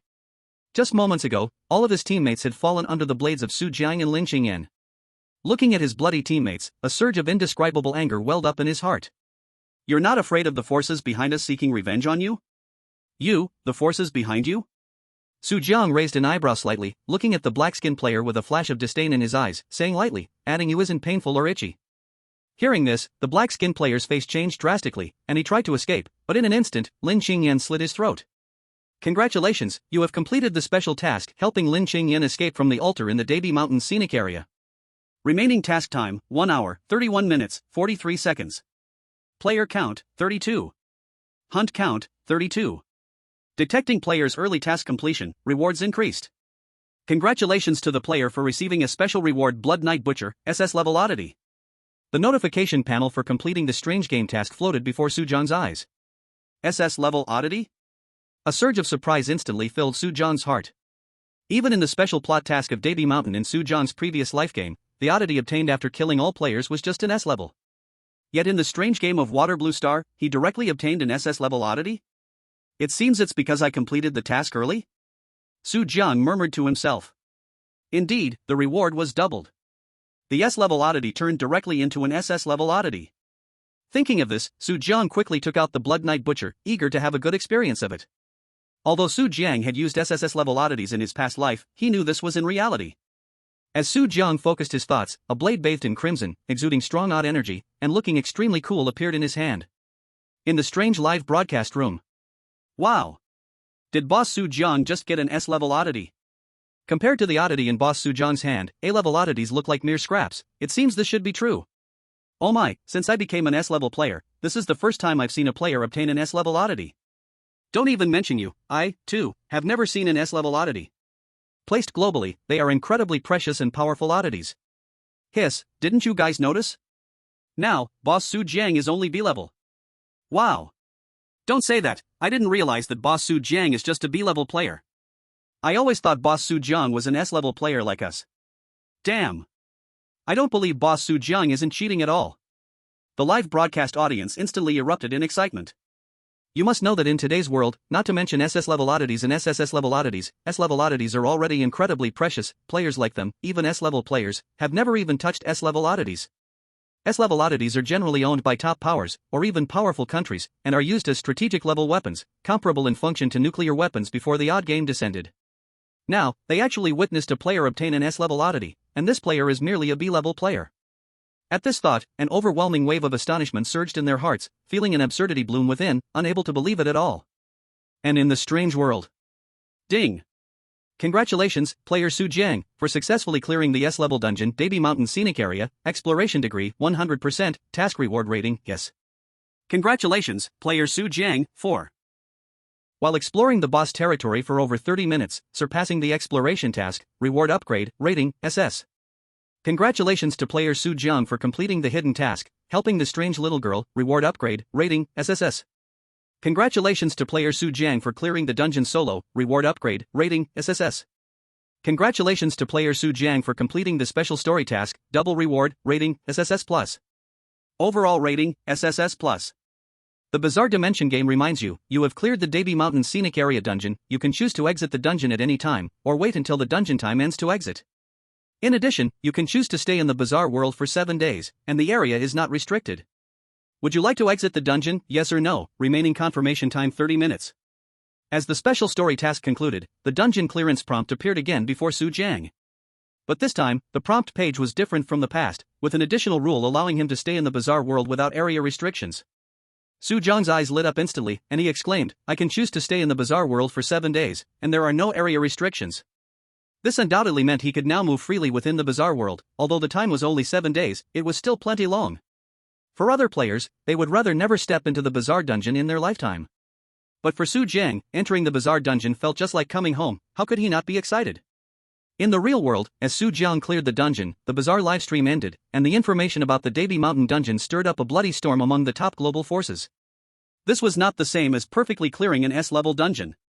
Su Jiang not only directly changed the dungeon's mode but also killed all players. After all, there were 46 players in the Davy Mountain dungeon. Besides that, it seems Su Jiang also obtained an S-level Bizarre object, which was enough to cause a global sensation. In the World Dungeon, only S-level players had the qualification to watch, so it had not spread in the ears of the global population yet.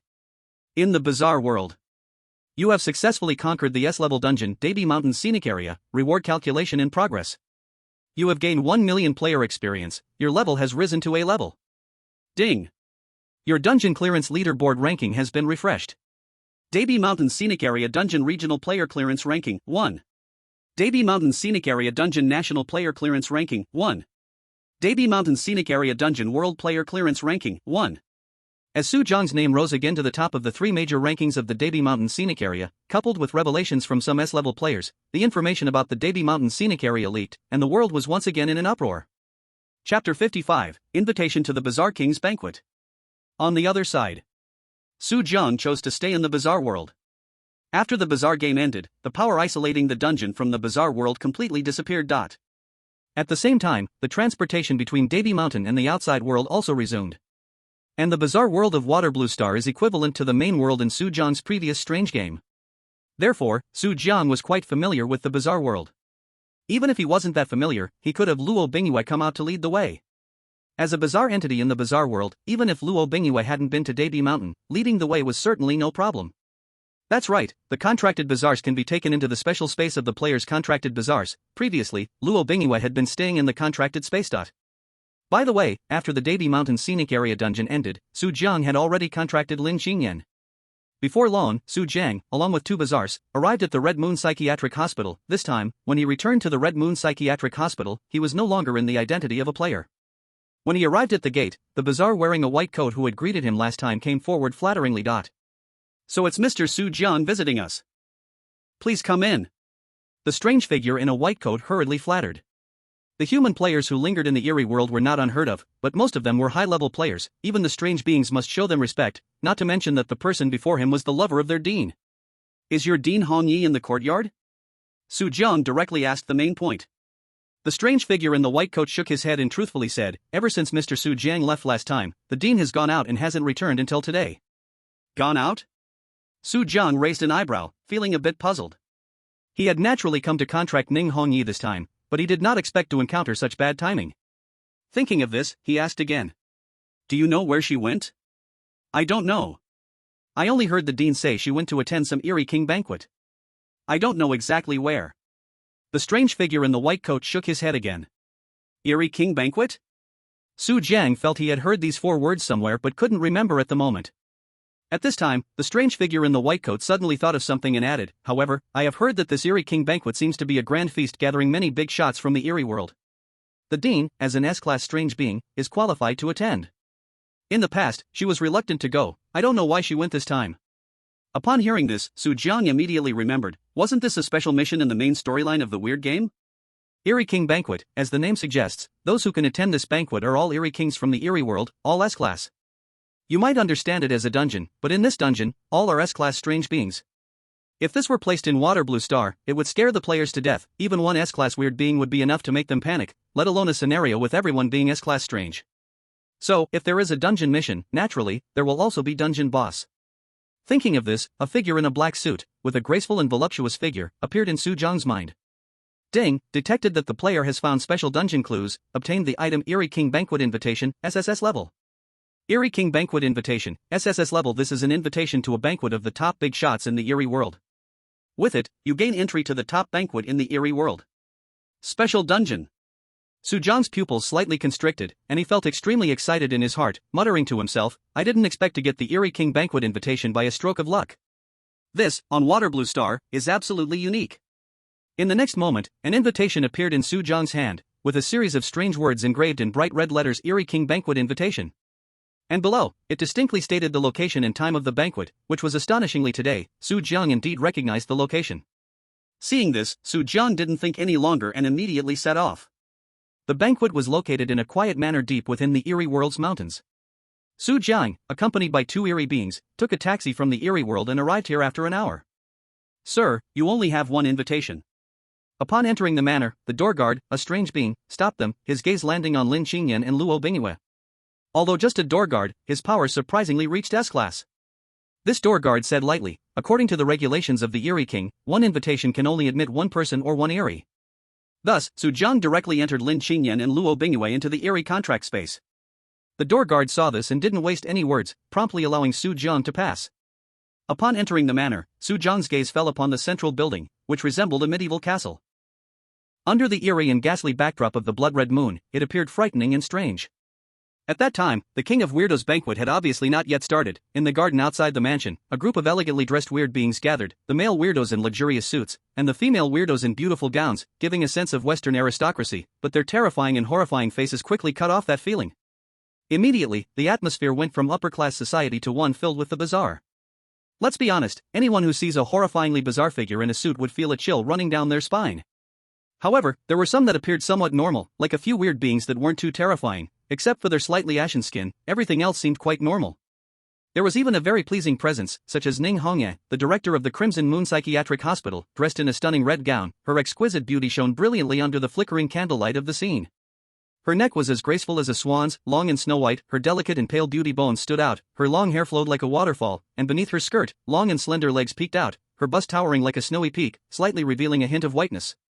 This inevitably drew the attention of all the bizarre beings at the scene, making them frequently turn their heads to look.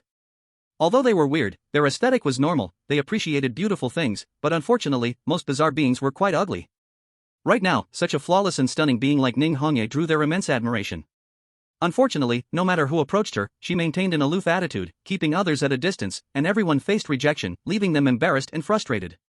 But seeing every bizarre being get rejected just like them made them feel much better. At least if they couldn't have her, no other weirdos could either. However, the next moment, they felt uncomfortable again. They saw Ning Hongye, as if she had spotted someone she liked, reveal a charming smile on her originally frosty and stunning face, walking quickly towards a human and actually hugging that human directly. Yes.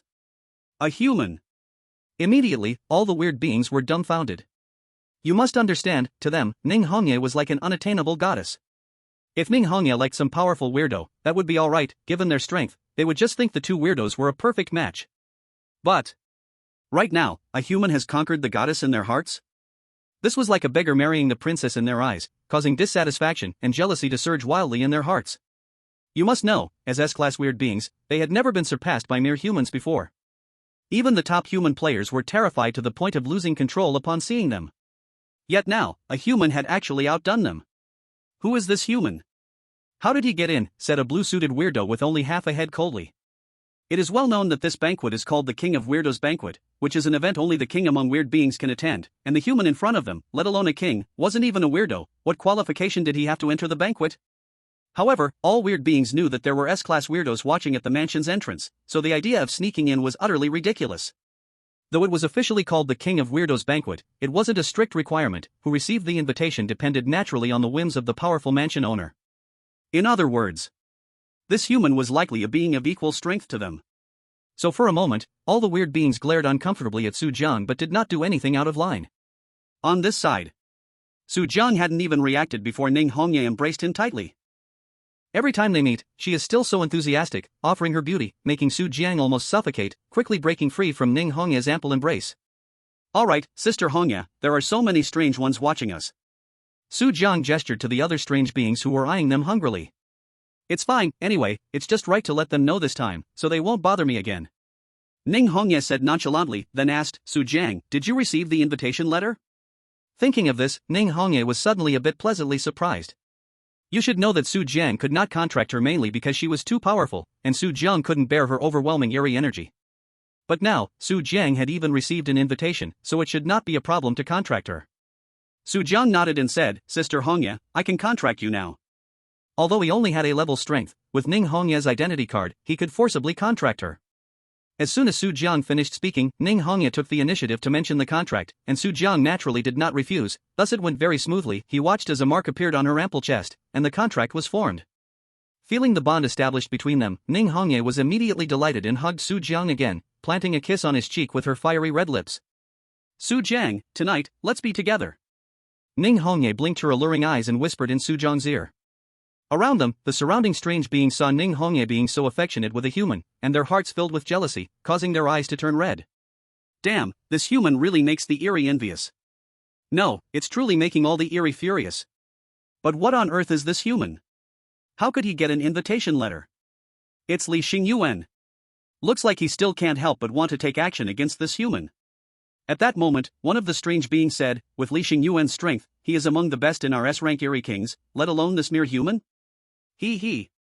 Naturally, there are strong and weak in any realm, and the Li Xingyuan mentioned by this eerie is indeed a strong one among the S-rank eerie. In the gaze of all the eerie beings, a sharply dressed individual with slick back hair and a tall figure approached Su Jiang and Ning Hongye. However, this eerie named Li Xingyuan had a grotesque and terrifying face, with all the flesh below his nose rotted away, leaving only a skeleton with some fleshy bits stuck to it, and the bones were dark, looking very horrifying. At this moment, Li Xingyuan's gaze towards Su Jiang was filled with hostility. As the saying goes, a man remains a boy until death. Now that he had turned into an eerie, he naturally also liked beauties, and a beauty like Ning Hongye was rare in the eerie world, originally Li Xingyuan's goddess. However, today he saw his goddess being so affectionate with a human, and his heart filled with immeasurable hatred, wishing he could kill Su Jiang on the spot. But the fact that Su Jiang was able to receive an invitation letter made him cautious, so he planned to test Su Jiang first. Thinking of this, Li Xingyuan looked at Ning Hongye, a glint of greed passing through his eyes, and said softly, Hongye, this weak human is not worthy of you, you should let him go soon. What he meant was to provoke Su Jiang. If Su Jiang did not dare to retort, he would take more advantage. Ning Hongye frowned slightly upon hearing this. She clearly found this eerie very annoying. Just as she was about to say something, she saw Su Jiang step forward and show a harmless smile. It seems you have doubts about my strength, how about we have a spar? Accompanying this was an incredibly terrifying eerie weapon appearing in Su Jiang's hand. It was none other than the SS-level eerie weapon, Blood Knight Butcher, which Su Jiang obtained from the Debi Mountains.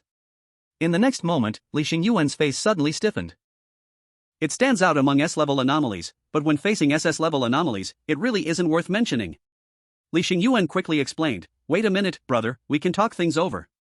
However, in the next second, Su Jiang had already charged in front of it, the Blood Knight Butcher in his hand appearing incredibly sinister under the wash of the scarlet moonlight, with overwhelming eerie energy swirling on the blade. Li Xingyuan instinctively wanted to defend himself, but in front of the SS-level anomaly, his body felt so fragile. Thud. A flash of scarlet swept past, blood sprayed across the scene. Li Xingyuan let out a miserable scream as his right arm was instantly severed. However, in the next second, Su Jiang did not hold back, once again lunging towards Li Xingyuan's vital spot. Li Xingyuan's face changed dramatically, and after narrowly avoiding a disaster, he hurriedly said, this is the territory of that lord. If you dare to kill me, that lord will definitely not let you go.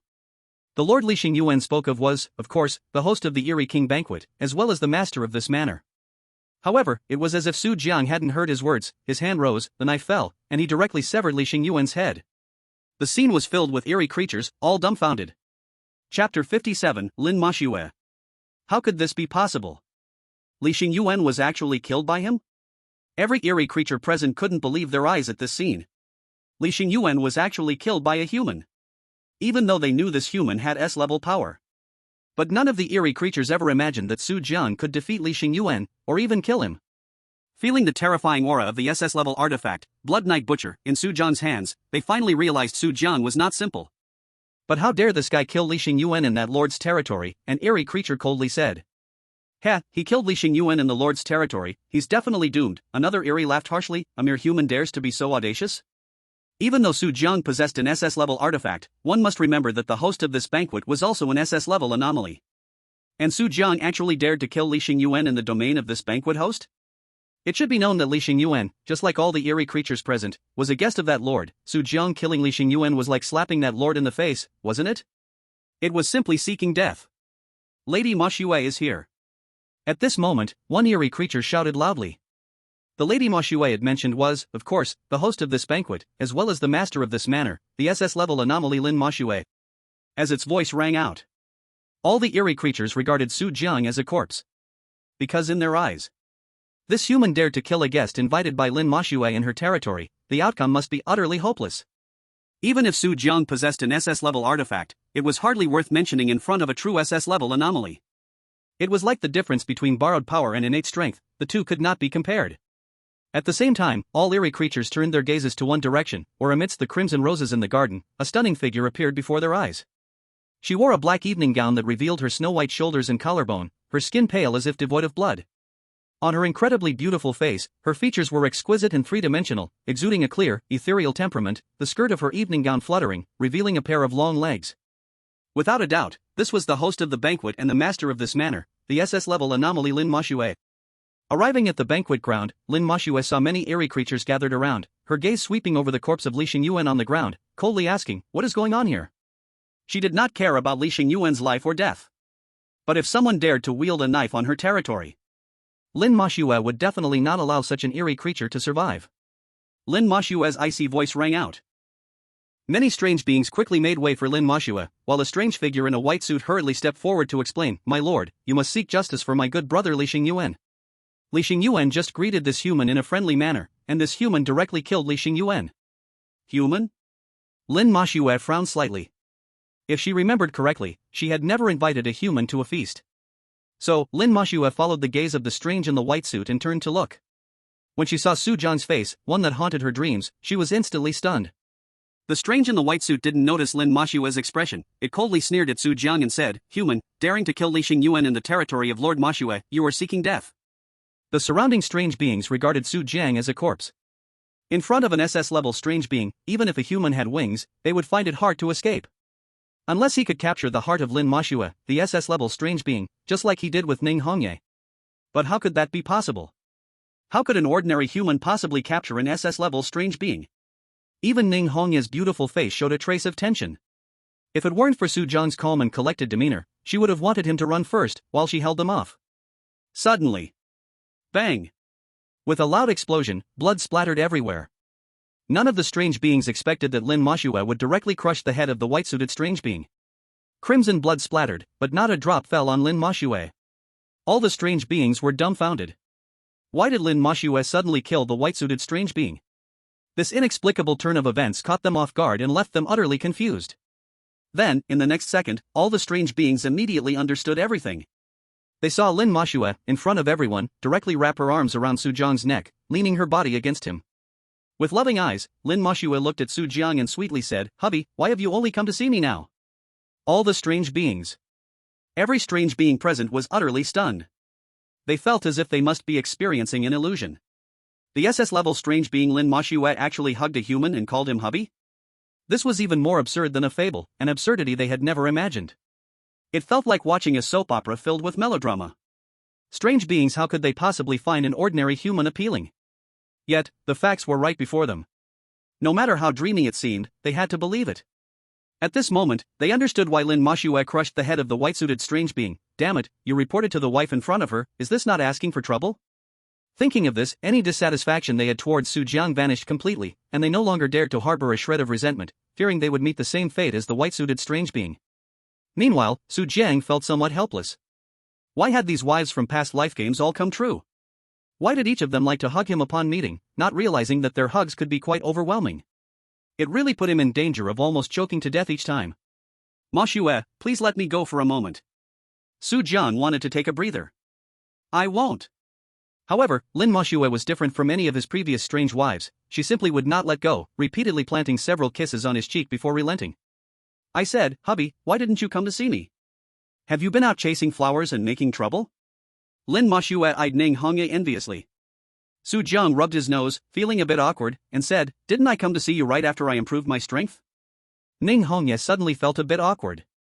She wanted to assert dominance over Lin Ma Xue, to show that she was the main wife. But Lin Moshue was an SS-level strange being, and she was wary. Next, Su Zhang's appearance made Lin Moshue immediately lose interest in the banquet. Actually, she wasn't very interested in the banquet to begin with. It's just a gathering once a year as per tradition. Most of the time she would casually say a few words to get by and then run away. But this time, with Su Zhang's appearance, she had no interest even in saying a few words. She directly took Su Zhang's hand and led him into the castle of the manor. Chapter 58 Global Announcement. This night, Su Zhang was destined to be sleepless. It hadn't even begun when two car headlights shone directly in his face, then rolled over him deeply. The next day. Hiss, my back, so painful. Su Zhang got up from bed holding his waist. After a night of battling, he finally managed to put Lin Moshue and Ning Hongye to sleep. But Su Zhang was already overwhelmed, and there was a sharp pain in his lower back. Just with Lin Moshue and Ning Hongye alone, it had been like this already. Su Zhang could hardly believe how it would have been if he had summoned Luo Bingyue and Lin Qingyan from the contract space last night. This morning, perhaps it wouldn't be Su Zhang who appeared, but the withered corpse of Su Zhang. Hiss, really two little devils. Su Zhang clicked his tongue, glancing over the two delicate bodies on the big bed, then muttered. Form is emptiness. Ding. Congratulations player Su Zhang, successfully cleared the special dungeon Ghoulish King's Banquet, map exploration rate reached 100%, task completion rate 100%, overall rating, SSS+. Since you are the first player to clear this special dungeon, your clearance information will be globally announced. Ghoulish King's Banquet dungeon clearance rewards being calculated.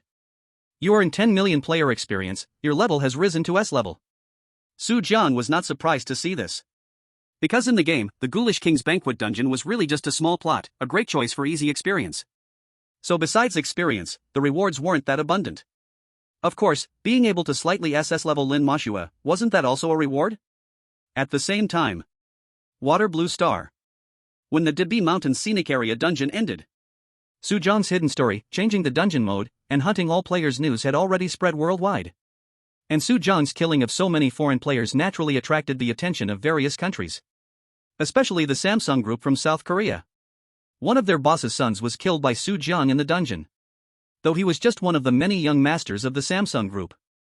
But after all, he was the young master of the Samsung Group. Su Zhang daring to kill the boss's son of the Samsung Group, of course, provoked them greatly. In an instant, the Samsung Group publicly announced on social media that they would definitely launch a crazy retaliation against Su Zhang. Not just the Samsung Group, but also the official players from various countries who were killed by Su Zhang all expressed on international social platforms that they would surely retaliate against Su Zhang, this cancerous player. After all, his behavior of helping to kill all players in the Ghoulish dungeon was undoubtedly an inhuman act, also a sharp slap to the faces of officials from various countries. It's important to know that these top S-level players are basically important forces in every country. However, they also knew that Su Zhang ultimately didn't choose to exit the dungeon, but remained in the Ghoulish world, so there hadn't been any movements from the various countries for now. All countries were quietly waiting for Su Zhang's return to reality. Thus, 2 days later, they finally received news from Su Zhang, but it was not news of his return, but news that Su Zhang had once again cleared a dungeon. And it was a special dungeon.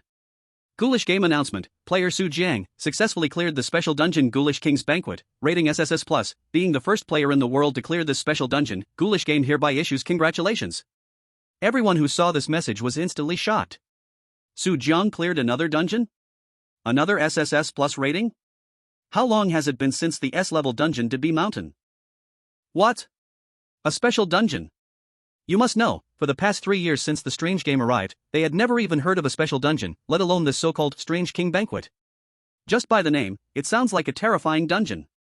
After all, can the title of Strange King be just casually used? 3 years have passed since the Strange Game arrived on Earth Blue Star, and humans are not completely ignorant about the strange world. For example, the term Strange King means a strange ruler, and only an S-level strange can call themselves that. The Strange King Banquet means that all the strangeness in this dungeon is at least S-level. The key point is that Su Zhang has cleared it. Thinking of this, everyone felt like the world had gone mad. In the land of the Iron-Crossed Bamboo. Sanqing Group. The land of the Iron-Crossed Bamboo is one of the developed countries of Earth Blue Star, therefore, its overall national strength is considerable. And Sanqing Group, as one of the 3 major chaebols controlling the land of the Iron-Crossed Bamboo, controls a third of the country's economic lifeline and is itself one of the top forces in the world. At this moment. In the headquarters of Sanqing Group. In the office of the group president, a middle-aged man in a suit sits in front of the floor-to-ceiling window. What? A special dungeon. He is the president of Sanqing Group and also an SS-level strange player, named Jin Jichang. 3 years ago, when the strange game arrived, as the president of Sanqing Group and a person of immense power, he quickly gained the first benefit of the strange game. From then on, Sanqing Group swiftly transformed into a strange power, began to cultivate strange players, and ultimately became one of the top international strange player forces. However, just a few days ago, Jin Jicheng suddenly received news that his son was killed by a Huagua player, which made him furious, issuing an announcement that he would begin a mad revenge on Su Jiang. But unexpectedly, less than 2 days later, Su Jiang actually cleared such a terrifying special dungeon, one full of S-level strangeness. Even he, as an SS-level strange player, might not dare to say he could guarantee a successful clearance. Thinking of this, a strong killing intent surfaced in Jin Jicheng's eyes. I must assassinate Su Jiang before he grows stronger to eliminate future troubles. At the same time, in the high-level conference room of the East Ing nation, several influential figures who decide the national policy of East Ing gathered here. As a strong nation close to Huagua, they are always wary of Huagua's power. So, when Su Jiang appeared, they sent spies to assassinate him, but unfortunately, they were all killed instead. Not long ago, they sent strong players into the dungeon to assassinate Su Jiang again, but once again, the situation reversed. This time, the strange game even globally announced the first player to clear a special dungeon. The first case in the world. They simply couldn't believe how much such a prodigy player could grow. You must know. They had sent so many killers, and now they had already formed a deadly feud with Su Jiang. It was a situation where only one of them could survive, and they would never allow Su Jiang to live. This Huagua player will inevitably become a great threat to our nation in the future. We must not allow this Huagua player to live, a senior East Ing official said solemnly. Such scenes are not only happening in the high-level conference room of East Ing, they are also unfolding in the beautiful country, in the Eagle country, and among many other strong nations. Chapter 59, Undercurrents Rising. In the high-level conference room of the beautiful country. As one of the top strong nations of Earth Blue Star, the beautiful country possesses the top military power of Earth Blue Star. Before the strange game arrived, the beautiful country had long been dominating Earth Blue Star with its powerful military force. And after the strange game arrived, the beautiful country quickly used its strong military force to frantically plunder strange game players and resources from other countries, rapidly establishing a powerful strange player system. By now, the beautiful country has become the most powerful strange player organization on Earth Blue Star. In the whole world, almost no country dares to offend the beautiful country. Even a powerful country like Hua must show 3 points of respect to the beautiful country. When all the players from the beautiful country in the Davy Mountain copy were killed by a Hua player named Su Jiang, it naturally stirred up a huge uproar within the beautiful country and sparked great discussion. Then, without a doubt, this matter immediately attracted the attention of the high-ranking officials of the beautiful country. After some discussion, they reached a conclusion. On the day of the incident, the beautiful country's official account released information on international social media, announcing that they would seek crazy revenge on this player named Su Jiang. Following that, barely 2 days later, the Strange Games Global channel once again sent out a message, while player Su Jiang cleared a special copy and became the first player in the Strange Game to clear this special copy. When this news broke, the entire Water Blue Star was in an uproar, and the high-ranking officials of the beautiful country were equally shocked. They must know that as high-ranking officials of a top powerful country, they are also strange players. With their immense power, they are one of the top players in the world. However, even they had never heard of a special copy before. Special Strange King Banquet. Doesn't that mean it's all S-level strange copies? How on earth did this Hua player clear it, and with an SSS plus perfect score? One high-ranking official of the beautiful country exclaimed in shock. If Su Jiang's perfect score in the previous S-level copy was already incredible, now clearing a copy filled with powerful bizarre beings made them even more incredulous. This guy, could he not be a hacking player? This player named Su Jiang must be eradicated in its cradle, another high-ranking official of the beautiful country said in a deep voice. Such a terrifying player could undoubtedly be called the number one in the strange game, and having such a player not belonging to their country posed a huge threat to their beautiful nation's dominance. Thus, they must destroy it. And this is precisely the domineering style of the beautiful country. Whoever shows signs of rising will be suppressed. Although there are many factions among the high-ranking officials, they remain very united in external matters, especially regarding Hua. Thinking of this, all the high-ranking officials looked toward the central leader of the beautiful country. The latter slightly nodded and said calmly, "Make Su Jiang the number one target for our sanctions. No matter the cost, we must not let Su Jiang survive." Thus, with this command from the leader of the beautiful country, the entire massive national machine began to operate, and a large number of strange players in the beautiful country began to take action. At the same time, the spies of the beautiful country located within Hua also sprang into action. In addition, powerful countries like Donying, Bangzi, and Eagle also sent large numbers of strong strange players rushing to Hua. And within the underground world of Hua, dark currents began to stir as well. Meanwhile, in the strange world, In the Strange King Banquet copy, within Lin Mashua's manor. After finishing the storyline tasks of the Strange King Banquet copy, the banquet naturally came to an end. However, Su Jiang could stay in the strange world for up to 7 days, so he was not in a hurry to exit. In any case, his bizarre wife had already become his contracted partner, and with Lin Qingyan and Ning Hongye as 2S level strange wives in his contract, he could easily relax. In addition, Su Jiang naturally wanted to contract Lin Mashua to take her out of the copy as well. Not to mention her S-level strength, just because she is one of Su Jiang's cardboard wives, she deserved to be brought out of the copy. Of course, this was not because Su Jiang was lusting after her body. To be fair, who wouldn't want to have a cardboard wife come to life and stay with them happily every day? Ahem, back to the point. After Su Jiang cleared the Strange King Banquet special copy yesterday, he directly added 10 million experience points, reaching S level. This also gave him the ability to contract Lin Mashue. But it is well known that to contract an anomaly, a monster controller must have a sufficiently high understanding of that anomaly. An understanding is simply about the habits, personality, past experiences of the anomaly. In simple terms, the more familiar they are with each other, the higher the success rate of the contract. Therefore, Su Jiang wanted to see if he could increase his understanding of Lin Mashue in the coming days and contract her too. With an SS level anomaly in this bizarre game, he would surely be the most dazzling existence, almost invincible. So in the following days, Su Jiang engaged in deep conversations with Lin Mashue. Their relationship as one person and one anomaly continually drew closer, from a distance to intimacy, day by day. A few days later, after a tiring day, Su Jiang leaned against the headboard, with Lin Mashue nestled in his arms. Lin Mashua's body pressed against him, cold and delicate, her skin soft and bouncy. Her weight felt almost weightless to Su Jiang, making it a completely enjoyable experience. The only downside was that her hair had grown a bit long, brushing against him and causing a slight itch. Mashue, I feel like it's about time, Su Jiang yawned, feeling an indescribable fatigue. At this moment, even the allure of the gentle surroundings couldn't lift his spirits. After all, from last night to this morning, he had pulled an all-nighter. Despite his S-level player body speed, he couldn't handle such long days and nights. Su Jiang felt his whole body aching, and after these few days of deepening understanding, he felt he had reached the standard to contract Lin Mashue. Hubby, I feel ready too, Lin Mashue nodded, a hint of satisfied joy showing on her stunning face as she actively requested the contract with Su Jiang. No surprises here. The contract was formed. A scarlet contract mark appeared on Lin Mashue's smooth, flat abdomen, and the patterns were suggestive. Let me rest for a bit first. Su Jiang felt the connection of their souls, and he didn't express much surprise because he was too tired, wanting only to close his eyes and rest. Meanwhile, Lin Mashue sensed the bond they had established and was incredibly happy, then excitedly hugged Su Jiang. Hubby, I want more. Chapter 60, Collaboration. Just finished and already coming back? Hiss. Su Jiang took a sharp breath, wanting to refuse, but Lin Mashue was too enchanting. After another 2 days of intimacy, it was the 7th day when Su Jiang received the forced exit prompt from the bizarre world. Bizarre game reminds you, your time in the bizarre world is about to expire. You will be forcibly transported back to the real world. Remaining time is 3 minutes, please pay attention. As the system prompt echoed. 3 minutes later, Su Jiang was transported back to the real world. Just returned to the real world. Su Jiang sensed a group of people at his doorstep. This made Su Jiang frown slightly and murmur to himself, I just got out of the dungeon and they are already here? Who are they? Without a doubt. Those who would come knocking at this time could not be ordinary people. They were either official anomaly players from Huadwa, major guild players, or bizarre players from various global forces coming to assassinate him. Su Jiang was not a fool.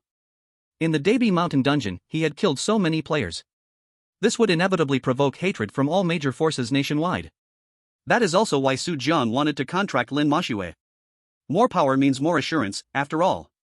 Although having 2S-level contracted anomalies in today's world was already quite exaggerated and powerful. However, if he truly encounters the top players of the Water Blue Star, Su Jiang might not really be able to handle it. But since he contracted with Lin Mashue, it's different.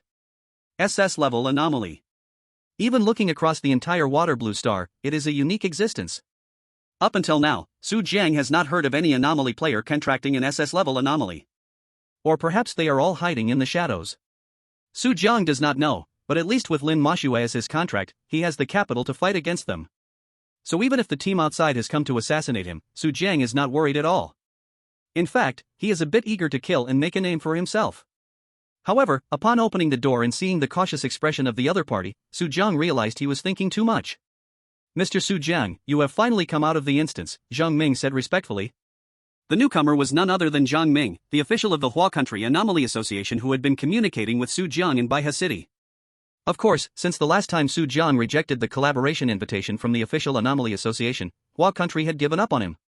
But that was because Su Jiang could not provide them with any power, or perhaps Su Jiang was not strong enough yet. And right now, without a doubt, Su Jiang is already powerful enough. Come on, he has contracted an S-level anomaly and obtained an S-level anomaly item. Isn't that strong enough? He belongs to the top players within the Hua Country. And for such a powerful player, it's essential to curry favor and build relationships. After all, Su Jiang is also a citizen of Hua Country, his growth brings endless benefits to Hua Country. So after the Big Bamboo Mountain instance and the report of the special instance, the Hua Country government was more determined to support Su Jiang. Thus, they sent Zhang Ming again. And besides that, Su Jiang turned his gaze to a few others. Although they, like Zhang Ming, were dressed formally in suits, it was clear they were not from the same group as Zhang Ming. Su Jiang immediately understood and realized that these people were likely from several top guilds in the country. When the latter sensed Su Jiang's glance, they quickly introduced themselves. Mr. Su Jiang, I am the vice president of the Strong Growth Guild, one of the leading guilds in Hua Country. As he spoke, the vice president of the Strong Growth Guild did so with a hint of pride. Strong Growth Guild. Su Jiang had heard some rumors about it before. It is one of the top player guilds in Hua Country. And as the vice president, he is naturally the second in command of the guild, a well-known figure in Hua Country. However, in Su Jiang's eyes, he was just average, an S-level player, nothing special. Hearing this, Su Jiang's eyes showed no interest, his expression unchanged. The vice president of the Strong Growth Guild immediately smiled awkwardly, feeling embarrassed. Indeed, what was he so proud of? Su Jiang had perfectly cleared the special instance, the Anomaly King's Banquet, which had S-level anomalies everywhere. For S-level players like him, it was almost a death sentence. Then the next few guild representatives were clearly smarter, adopting a humble and respectful demeanor, not daring to show any signs of overstepping. Hello, Mr. Su Jiang, I am the vice president of the Anomaly I Guild. This time, I hope to establish a friendly cooperative relationship with you, said a graceful anomaly player in a white suit, resembling a noble. Hello, Mr. Su Jiang, I am the deputy president of the Mountain River Guild, and I hope to establish a cooperative relationship with you as well, another guild's vice president chimed in. Anomaly I Guild and Mountain River Guild, without a doubt, like the Strong Growth Guild, they are also among the top guilds in the country. Su Jiang nodded slightly, then his gaze fell on the last person, a beautiful woman dressed in a qipao. Because she was wearing a form-fitting qipao, her figure was clearly beautiful at first glance, and her pretty face, visible across the entire country of Hua, was undoubtedly a goddess-level beauty admired by all. However, what Su Jiang noticed was this. The vice presidents of the Stronghold Guild, the Ghost Eye Guild, and the Mountain River Guild looked at the qipao woman with a hint of surprise in their eyes. As expected. As Su Jiang turned his gaze towards her, she confidently introduced herself. Hello, Mr. Su Jiang, I am Mo Fuxing, the president of the Fuxing Guild. I came here hoping to get to know you. Indeed, the woman in the qipao was Mo Fuxing, the president of the Fuxing Guild, an SS-level strange player, who ranks among the top players in Hua.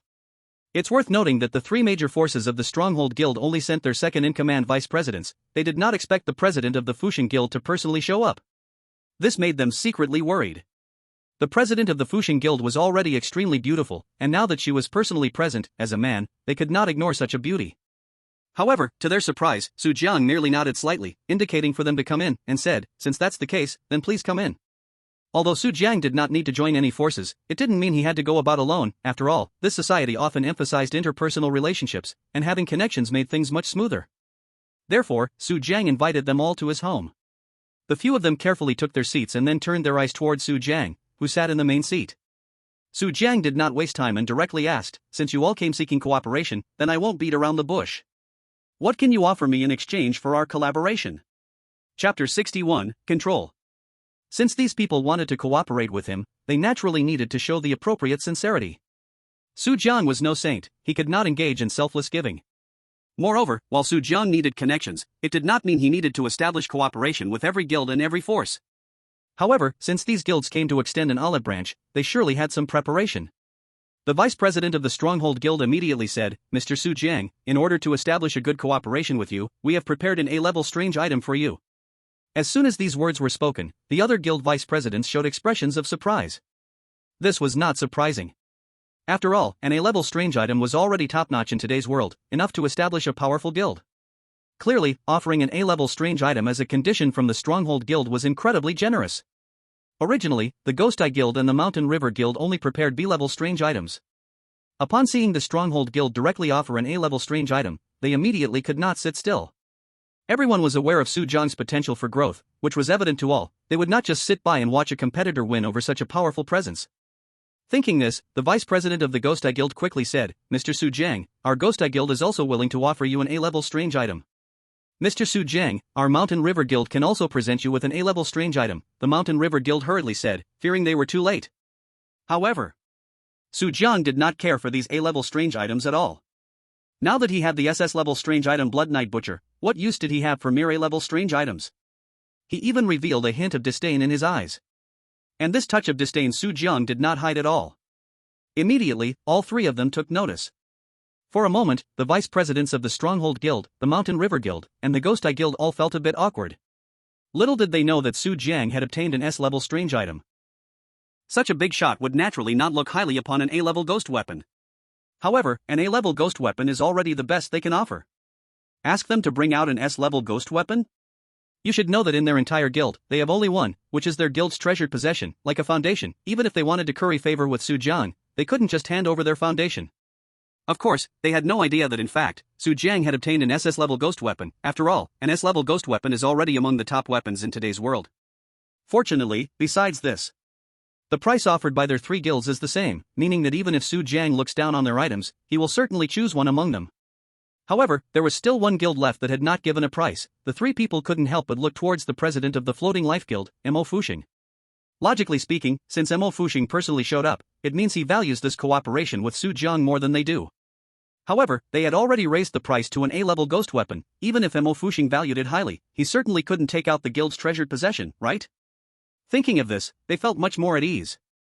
Meanwhile, Su Jiang's gaze also turned towards Mo Fuxing. He didn't say he was solely motivated by profit, but he really looked down on the A-level ghost weapons from the Strong Guild, the Ghost Eye Guild, and the Mountain River Guild.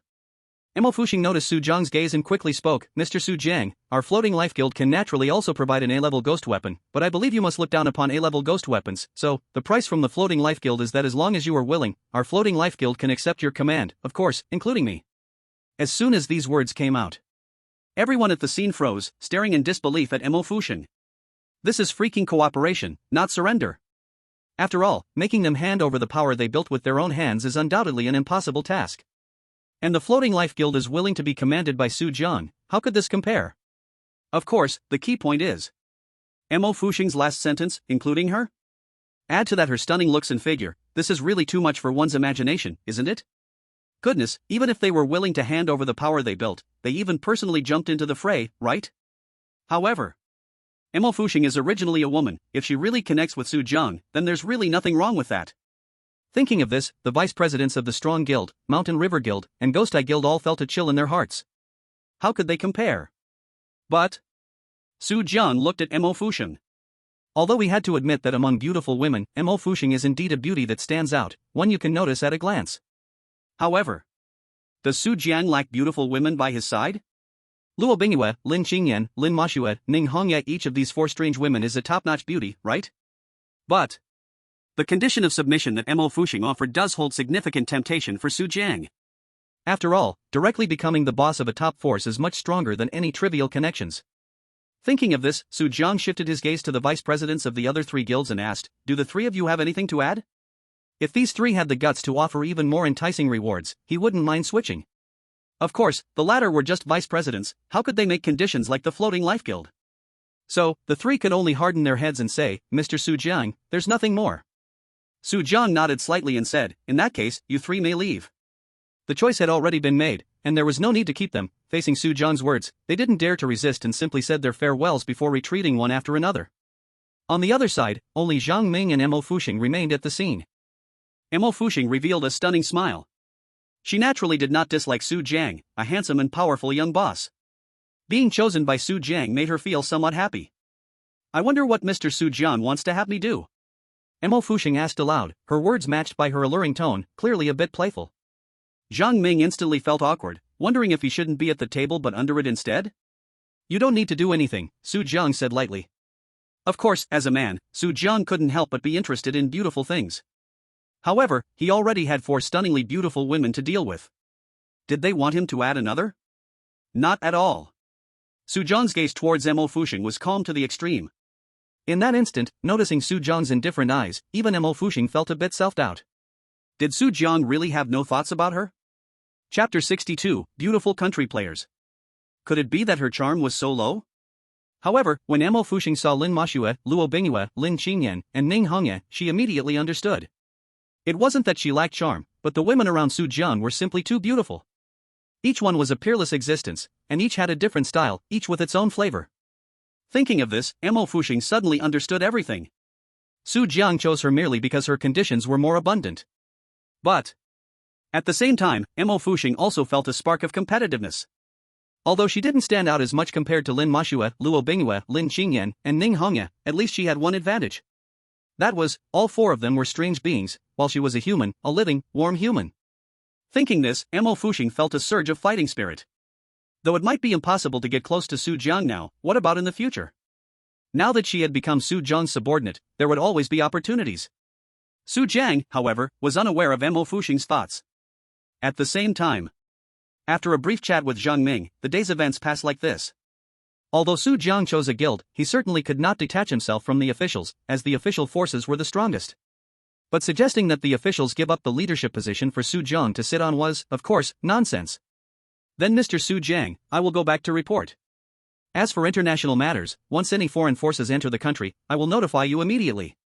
Zhang Ming said. Su Jiang nodded. The official intelligence organization was indeed very powerful. At the same time, the officials had also stationed a large number of patrol personnel inside and outside the villa community where Su Jiang lived. Although they may not be of much help, at least they could help Su Jiang fend off most of the assassins. After all, if Su Jiang had to handle all the threats personally, with so many national forces trying to assassinate him, he would be worn out. After Zhang Ming left Su Jiang's home, Su Jiang's gaze turned to Mo Fuxing again. Please feel free to give orders. Mo Fuxing thought her opportunity had come and quickly spoke. Now she could be considered Su Jiang's subordinate, even regarded as a secretary. As the saying goes, secretaries handle matters, and when there's nothing to do, well, cough cough. Just as she was thinking this, Su Jiang said quietly, since there's nothing to do, you can go back. Mo Fuxing. Naturally, Mo Fuxing did not want to leave just like that. She stubbornly said, boss, please let me stay. I can do anything. Since she wanted to take the opportunity to get closer to Su Jiang, she certainly needed to be nearer. There's a reason for the saying the near water tower gets the moon first. Can you cook? Su Jiang casually asked, not paying much attention. I can. Mo Fuxing immediately replied upon hearing the question. As a high-quality woman, she is not only beautiful but also powerful, and importantly, she can cook and handle all kinds of housework easily. Boss, I not only can cook, but you can also give me any housework. I am really good at it. Mo Fuxing volunteered. In contrast, Lin Maxue and the four strange girls obviously would not. After all, the strange ones eat differently than humans. One cannot expect Lin Maxue and the four strange girls to prepare spicy dishes for Su Jiang, right? In that case, you can stay and choose a room for yourself, Su Jiang nodded. He would still hire a maid to do these things even without Mo Fuxing, but since there was someone to do it for free, why not take the help? On the other side, seeing Su Jiang finish his work, Lin Maxue and the four girls quickly surrounded him. After all, it had been less than 2 months since Su Jiang reunited with them, and Lin Maxue had only returned for less than 2 weeks recently. So naturally, they wanted to cling to Su Jiang even more. Dear, can we reward Bingyue tonight? Luo Bingyue looked at Su Jiang pitifully. In the past few days, Su Jiang had left her in the contract space, making her feel terribly lonely. Now holding on to Su Jiang, she had no intention of letting go, her beautiful eyes filled with longing. Su Jiang actually wanted to rest for a day because he was already sore and tired from the ordeal with Lin Maxue in the instance. However, seeing Luo Bingyue's pitiful appearance, Su Jiang couldn't bear to refuse and nodded. Su Jiang, what about me, your sister? You haven't come to care for me for several days. Ning Hongye said softly, her gentle eyes looking at Su Jiang. Hiss, Sister Hongye. Su Jiang took a deep breath, his eyes scanning Ning Hongye's curvy body and her stunningly gentle face. He still couldn't bear to refuse and ultimately nodded. Husband, I want in too, Lin Maxue said in a charming voice, her eyes like silk. After speaking, her soft, cool body pressed against Su Jiang, her slender fingers tracing circles on his chest. Su Jiang felt completely overwhelmed. He wanted to ask, aren't you tired after 7 days straight? Obviously, there are no fields that are overworked, only cows that are worked to death. And the last girl, Lin Qingyan, with her delicate face as cool as the white moonlight, was now looking at him eagerly. Su Jiang, I want to join you too. Su Jiang. He sighed. Finally, Su Jiang nodded. Thus, Su Jiang, surrounded by the 4 girls, entered the master bedroom on the 2nd floor. Laughter and cheerfulness. Mo Fuxing, alone downstairs listening to all this, felt a wave of heat inside her. Her delicate face was flushed, and being still an innocent girl, she had never experienced such things. Just by listening, she felt her whole body heating up, a sensation she could hardly describe in her heart. Hearing the sounds of pleading, Mo Fuxing couldn't help but mutter to herself, is the boss really that amazing? At the same time, at the international airport of the empire capital in Hua country. As an international flight landed at the airport, about 20 golden-haired, blue-eyed white people disembarked from first class. Both men and women, it was clear from their mannerisms that these were not ordinary people. I didn't expect that the internal situation in Hua country is so decayed. We entered Hua country and didn't raise even a bit of commotion, a white man said. It's not that they are decayed, but that our beautiful country is very strong. After we kill Su Jiang, our beautiful country will once again become the ruler of the Blue Water Star, another tall, strong white man said. Indeed, these more than 20 people were all players from beautiful country sent to assassinate Su Jiang, all ranked S or above, and among them were even SS ranked players. As these white people walked down the stairs, several black luxury business cars immediately stopped in front of them. A few men in black respectfully opened the rear door of the business car for them. Soon, everyone got into the car and drove away. Chapter 63, The Assassins Arrive. However, this group of white players did not know. The moment their plane landed at the international airport of the imperial capital. In the dark, a pair of eyes was watching them. How could a powerful nation like Hua country not notice such small movements? As this group of white players got into their luxurious black business car and drove off, the Hua country agents responsible for monitoring them immediately sent the information back to the headquarters of the Strange Association in Hua country. At the headquarters of the Hua country Strange Association. At this moment, a number of high-level officials gathered in the conference room. To reach this level, everyone present was a top boss in Hua country. At this moment, a middle-aged man sitting at the head of the round table looked at one person and spoke, "Is there any news?" The middle-aged man was the president of the Hua country Strange Association and also an SS-level strange player. However, the other person shook his head and said, "It means we should not interfere with this matter." Bang! The president of the Strange Association immediately erupted with anger, slamming his hand on the conference table and shouting, "Not interfere? Let this group of beautiful country players kill our genius players in Hua country for nothing?" There was silence in the room. Otherwise, should they send their elite to their enemy's territory to die? The president of the Strange Association naturally understood the reasoning behind it, but he did not want to watch a genius die just like that. Moreover, being assassinated by enemies on their own soil was a tremendous humiliation for them. The president of the Strange Association snorted coldly, "Since they are unwilling to act, then we will take action ourselves." Baiha City. It was still dim outside. Su Jiang was still lying in the gentle embrace, with 4 cold soft beauties lying in his arms. If it weren't for the physical quality of an S-level player, he probably wouldn't have been able to hold on. At this moment, suddenly, a knocking sound came from outside the door. Su Jiang was a bit exhausted from last night, plus he was completely drained, having only fallen asleep around 4 in the morning. Now, someone was knocking at the door at 6, so he couldn't help but feel a bit grumpy, and he fiercely pinched Lin Qingyan, causing her to let out a whimper. However, after this, the 4 women also lost their sleepiness. After all, they were all S-level strange beings, and sleeping 1 or 2 hours was enough to keep their spirits up. Su Jiang got up and went to the door, pushing it open to look outside. Besides Mo Fuxing, whom he had just hired as a maid yesterday, there was no one else in his house. He looked at Mo Fuxing, but found that the latter also had heavy dark circles under her eyes, a bit puzzled, yet he didn't pay much attention and asked, "What's the matter?" Waking him up so early couldn't be for something boring. What Su Jiang didn't know was that their commotion last night was so great that Mo Fuxing didn't get a wink of sleep, but that wasn't important. Mo Fuxing said, "It's Zhang Ming from the Baiha City Strange Association. It seems he has something very important to tell you, boss." "Alright, have him wait for me in the living room." Su Jiang nodded, and he roughly guessed why Zhang Ming had come so early. Who else could it be besides the assassin trying to kill him? But Su Jiang wasn't in a hurry. He closed the door, washed up in the bathroom connected to the master bedroom, and then went downstairs. "Mr. Su." When Zhang Ming saw Su Jiang coming down the stairs, he hurriedly approached with an anxious expression. "Is there news about the assassin?" Su Jiang asked calmly when he saw Zhang Ming looking worried. "Yes, Mr. Su Jiang, according to the information from headquarters, the assassin sent by the beautiful country to kill you has already disembarked at the Imperial Capital International Airport last night, and now he should be on his way to Baiha City." Zhang Ming said.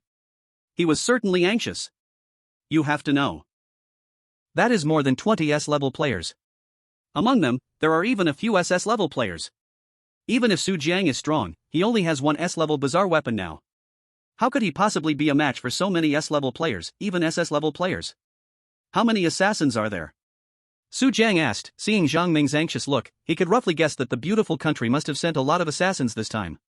Or is it that someone hopes for his death? Thinking of this, a fierce light flashed in Su Jiang's eyes. Even if they are from China, if they dare to challenge him, he will kill them without hesitation. However, for now, he should focus on dealing with the assassins from the beautiful country. Su Jiang looked at Zhang Ming again. Zhang Ming said, this time the beautiful country sent 21 S-level bazaar players and 3 SS-level bazaar players to assassinate you. Moreover, these people are all top bazaar players in their country. Each of the 3 SS-level bazaar players has contracted 1 S-level bazaar, and S-level weapons and even S-level skills. Among these 21 S-level bazaar players, there are also genius players who possess S-level weapons and even those who have contracted S-level bazaars. Among the assassins from the beautiful country. First of all, the SS-level bazaar players are the most powerful. Even in China, they are considered top-tier powerful beings. It is obvious that the beautiful country has definitely spent a lot of resources this time. In the end, the fact that these SS-level bazaar players have also contracted S-level bazaars and possess S-level weapons and skills is truly concerning. Even among global players, they are considered to be at the top. There are also S-level bazaar players who have contracted S-level bazaars, making them the very best in the world. It's no wonder that Zhang Ming is so nervous, even his voice started to tremble. With such a lineup, let alone Su Jiang as an S-level player, even SS-level players would be hard-pressed to escape death. Unless, he possesses an SS-level weapon or contracted an SS-level bazaar. But how is that possible? Last time, Su Jiang obtaining an S-level weapon in the Davishan instance was already surprising. Of course, the truth is, no one dares to think of the Blood Knight Butcher as an SS-level weapon. After all, obtaining an SS-level weapon in an S-level instance is simply too outrageous. But Mr. Su, please rest assured, this time our Bazaar Association will do our utmost to protect you. Zhang Ming said at this moment. However, the next second, Su Jiang's reaction stunned him. Chapter 64, Seeking Death? Su Jiang slightly nodded after hearing this, showing no signs of panic, but instead asked calmly, can you track the whereabouts of the assassins from the beautiful country? Zhang Ming was stunned for a moment, obviously not expecting Su Jiang to react this way to such a terrifying lineup of assassins. He said clumsily, yes. If it were a normal person, upon learning of being targeted by such a terrifying group of assassins, they would likely be scared out of their wits. But obviously, Su Jiang showed no signs of fear at all, which made Zhang Ming entertain a thought, could it be that Su Jiang has a way? But soon, he extinguished this thought, as it seemed too absurd to entertain. However, the next second, he was puzzled again. Su Jiang said, then please help me track their locations. To Su Jiang, this group of players was just a minor nuisance. Or rather, they were here to deliver resources to him. After all, he possessed the SS-level weapon, Blood Knight Butcher, along with the SS-level bazaar, Lin Mashue, and 2 S-level bazaar, Lin Xingyan and Ning Hongye. Oh, and it's worth mentioning that although Luo Bingyue is the weakest, her strength has rapidly increased since contracting with Su Jiang, and she will likely upgrade to an S-level bazaar soon. Therefore, even when faced with the assassination of players from the beautiful country, Su Jiang was completely unafraid. He even wanted to test the power of the Blood Knight Butcher. His eyes were filled with anticipation. Tracking the position of the American players? Zhang Ming was confused. What does Su Jiang want the position of the American assassin players for? But he caught the expectation in Su Jiang's eyes, and suddenly an absurd thought emerged in his mind, could Su Jiang really be planning to take the initiative to kill them? But in the next moment, Zhang Ming quickly shook his head, throwing away this absurd idea from his mind. How could this possibly be the case? However, despite this, Zhang Ming still nodded and said, I'll let the intelligence department track this immediately. It should be known that the entire country of China is equipped with the Sky Eye system, along with China's powerful intelligence system, and this group of American players, supported by high-level Chinese officials, moved around boldly and openly. So, the intelligence department of the Odd Association effortlessly tracked the location of the American players and quickly relayed it back. When Zhang Ming saw the position of the American players, his face suddenly turned pale, and he hurriedly said, Mr. Su Jiang, you'd better come with me right away.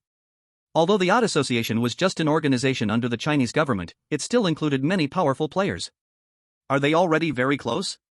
However, Su Jiang glanced at the red dot on the screen, quickly moving forward on the map, and he was already not far from Baihe City. So, Su Jiang boldly said, since that's the case, let's act as hosts and give them a welcome gift. Ha! Zhang Ming was taken aback, instantly dumbfounded. Give the American players a welcome gift as hosts? Come on, big brother, they are here to hunt you down. Looking at it this way, there's nothing good for you. Jiang Ming quickly said, Mr. Su Jiang, in this assassin team, there are 3 SS level weird players, and the weird contracts, weapons, and skills they possess are all S level. Of course I know this. It's just S level, what's there to be excited about? Su Jiang said calmly. Jiang Ming was not stupid, he knew that Su Jiang's calmness must come from confidence, but this made him gasp, with waves of shock surging in his heart. What if Su Jiang really has an SS level weapon? It should be noted that in the later stages of weird weapons, the differences in each level can create earth-shattering changes. Even with such a terrifying lineup as the American players, they are simply not enough in front of an SS level weapon. Thinking of this, there was no longer any urgency on Jiang Ming's face, instead, it was replaced with full-blown shock and horror. The two left Su Jiang's home, and earlier, Su Jiang had also placed Lin Mashue and the other 3 girls into the contract space, allowing them to recover their energy and maintain their best condition inside. On the other side, on the highway directly connecting the capital city to Baihe City, several black business cars sped down the highway. Even though it was already past 8 in the morning, only these few black business cars were seen driving on the road. At this moment, inside the lead car, 3 blonde-haired, blue-eyed weird players sat in the back seat. They were the SS-level assassins sent by the United States to kill Su Jiang. 3 men. One was tall and muscular, a real powerhouse, while another, in stark contrast, was a middle-aged man in a suit, and the last was an old man over 50. I heard that this Su Jiang has always achieved SSS plus perfect level clearance in previous dungeons and even obtained an S-level weapon in the Debi Mountains. Our harvest should not be small this time. The middle-aged man in a suit said. Not only in previous dungeons, but he also directly helped the dungeon boss kill all players in the Debi Mountains. I estimate that the boss of the Debi Mountains has very likely been contracted by him. That boss in the Debi Mountains is a beautiful female freak, and the A-level dungeon boss Su Jiang contracted before is just the same. In the eerie copy, the top goddess is strange. Perhaps we can obtain them this time. The big muscle player from Beautiful Country licked his lips, revealing a hint of greed in his eyes. The contracted strange beings can be recontracted. Of course, this premise is that the original contractor of the strange beings must die. The old white man opened his eyes and said, "The Su Jiang is very strange, we should be cautious." Haha, with us 3 SS-level players, who doesn't have an S-level strange being, strange artifact, or skill? He is just a small S-level player, what can he use to fight us? The big white muscle player scoffed. Humph. At that moment, the speeding vehicle suddenly braked, but the 3 were SS-level players and quickly stabilized themselves. The big muscle player angrily looked at the Chinese driver and cursed, "Yellow-skinned monkey, what the hell are you doing? Can't you drive properly?" The driver showed fear, pointing ahead, "Sir, there are people blocking the road." Hearing this, the 3 turned to look and saw about a dozen people blocking the highway. However, when they saw the person at the front, they all froze for a moment. Su Jiang. Indeed, the one coming was Su Jiang.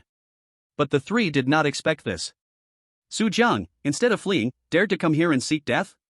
Could it be a trap? However, when they glanced at the strange players beside Su Jiang, the strongest was only an S-level, and there were even a bunch of A-level players among them who were just pretending. The 3 immediately showed disdain. Could these worthless beings dare to come to die? Chapter 65, Trap? Could there be a trap? The 3 couldn't help but think of this possibility. After all, Su Jiang had grown to this level and could not possibly be a fool. How could he come to seek death? The only possibility they could think of was a trap. Su Jiang must have something to rely on to come intercept them. Perhaps there were high-level players lying in wait in the shadows. But who has a higher level? The 3 of them were SS level, and they had a bunch of S-level strange players. Looking across the entire Huagua, apart from the top elite players, there were almost no forces that could rival them. However, they dared to swagger into Huagua. Naturally, they had their reasons. But even if there is an ambush, so what? As long as the high-level leaders of Huagua do not take action, we are invincible within Huagua. The next moment, the big muscle white player from Beautiful Country sneered. Although the old white man and the middle-aged man in a suit did not speak, their calm and confident expressions clearly showed their contempt for Su Jiang. So the 3 got out of the car, chuckling coldly. At the same time, other players from Beautiful Country also got out of their cars. In an instant, the 2 sides faced off against each other. The big muscle player from Beautiful Country scanned the surroundings and finally focused on Su Jiang, sneering, "Su Jiang, you killed my Beautiful Country's players, today is your day of death." As he spoke, a powerful strange being appeared in front of him, emanating strong strange energy, which was the S-level strange being contracted by the big muscle player from Beautiful Country. At the same time, he also held an S-level strange artifact in his hand. Not only the big muscle player, but other players from Beautiful Country also either summoned their own strange beings or drew their weapons, looking at Su Jiang with murderous intent. On Su Jiang's side, besides Zhang Ming, several players from the Strange Association also arrived, mostly A-level, with 2 or 3 S-level players, but when they saw the scene from Beautiful Country, they immediately had thoughts of retreat. Although they received orders from their superiors to protect Su Jiang, facing the danger of death, they could not be so selfless. Su Jiang did not hesitate, directly summoning Lin Mashua and the 4 girls from the contract space. The big muscle player from Beautiful Country, upon seeing the 4 girls appear, greed flickered in their eyes, for these 4 anomalies were all of the best quality. Moreover, their strength was not weak at all. Even the weakest was A-level. That is to say, Luo Bingyue. Then, above her were Ning Hongye and Lin Qingyan. 2 S-level anomalies. Hiss. Seeing this, the 3 muscle-bound men took a cold breath, astonished that an S-level anomaly player could simultaneously contract 2 S-level anomalies. They knew that even the 3 SS-level players among them could only contract 1. As for the remaining anomaly, the 3 muscle-bound men showed a puzzled look, because Lin Mashua's level seemed to be higher than Ning Hongye and Lin Qingyan, but then it would be an SS-level anomaly. They simply could not believe that an S-level player could contract an SS-level anomaly. Is this even something a human can do? An S-level player contracting 2 S-level anomalies was already astonishing. However, the 3 quickly realized that something was off. They saw the contracted anomalies of the American players all showing fear on their faces simultaneously. Damn it, how can it be SS-level? An S-level anomaly trembled and murmured, filled with terror as it looked at Lin Mashua in the distance. The next moment, it returned directly to the player's contract space. Fuck. To fight an SS-level anomaly? Following closely behind, other contracted anomalies from America also hurriedly imitated this S-level anomaly, fleeing straight into the contract space. It is known that the contract between players and anomalies is a mutual assistance contract. American players cannot force the anomalies to fight. Even if the player dies, these contracted anomalies will only be teleported back to the anomaly world. Let them fight an SS-level anomaly? Don't even think about it. American players were left dumbfounded at this scene. SS-level anomaly. How the hell is this possible? The 3 muscle-bound men turned pale, terror in their eyes as they looked at Lin Mashua. In that moment, Lin Mashua suddenly seemed to them like some enormous horror. In fact, it was indeed so. An SS-level anomaly is infinitely close to the top existence, even in the anomaly world, not to mention on Water Blue Star. But an S-level player contracted an SS-level anomaly? God! Are you kidding us? Watching Su Jiang and the 4 female anomalies approach them with unfriendly expressions, the American anomaly players all lost their composure, their faces displaying a hue called fear. At the same time, the 3 muscle-bound men noticed that a horrifying weapon appeared in Su Jiang's hand, emanating an overwhelming pressure, and the weapons in their hands compared to Su Jiang's were like a superior mage facing a novice, utterly insignificant. The 3 instantly realized SS-level weapon. In an instant, they felt their minds shrink back. How could this Chinese player be like someone using cheats? And no Su Jiang, perhaps there is some misunderstanding between us. The muscle-bound man squeezed a smile onto his face, trembling as he spoke. His bulging muscles trembled, looking quite comical. But the next second, Su Jiang, wielding the Blood Knight Butcher, charged towards them. At the same time, the 4 beautiful figures behind Su Jiang also erupted with terrifying, unmatched anomaly energy, instantly enveloping the entire area with a chilling, eerie forest atmosphere. The American players' expressions dramatically changed, with no combat will remaining. As Su Jiang charged out, they began to flee in all directions. As for the muscle-bound man, he too wanted to escape, but Su Jiang's knife was already close at hand, and if he turned his back to Su Jiang now, he would undoubtedly die. Knowing this, the muscle-bound man could only raise his S-level weapon to resist. However, in later levels, each step-up held a world of difference. In the face of Su Jiang's SS-level weapon, the muscle-bound man's S-level weapon was like a toy, instantly severed by Su Jiang. The muscle-bound man's expression changed drastically. Turning to escape, however, Su Jiang raised the slaughter knife again, and with a swift motion, the big muscle man's head was suddenly severed from his body. On the other side, Lin Mashua had already easily twisted off the heads of 2 SS-level players from the Beautiful Country. After all, Lin Mashua was an SS-level anomaly. Although Su Jiang possessed an SS-level freak weapon, he could not compare to the power of an SS-level anomaly. In addition, Ning Hongye, Lin Qingyan, and Luo Bingyue, the 3 girls, showed no mercy as they killed. After all, they were anomalies, treating humans as if they were ants. In a moment, the scene lost more than 20 players from the Beautiful Country fighting with contract anomalies, and none had the power to resist. Chapter 66, Shock. The one-sided massacre left the players of the Anomaly Association dumbfounded, unable to believe what they were seeing, their hearts stirred in turmoil. Su Jiang actually contracted an SS-level anomaly? How is this possible? Su Jiang is an S player, right? How did he do it? This is too absurd. An S-level player contracting an SS-level anomaly? Am I crazy or has this world gone insane? The players of the beautiful country could not believe all of this, nor could the Chinese players, who were equally shocked, staring in disbelief at the scene. Su Jiang's unmatched figure, along with the rippling aura of the four girls, crashed against them, telling them the truth. SS-level contracted anomaly. Zhang Ming had always thought that the anomaly artifact Su Jiang obtained in the Daba Mountains was S-level. Now it seemed he was completely wrong. Su Jiang actually possessed an SS-level artifact. And that was not the most shocking thing for Zhang Ming. The most shocking thing was that Lin Mashue was an SS-level anomaly. At first, he only thought Lin Mashue was a slightly stronger S-level anomaly.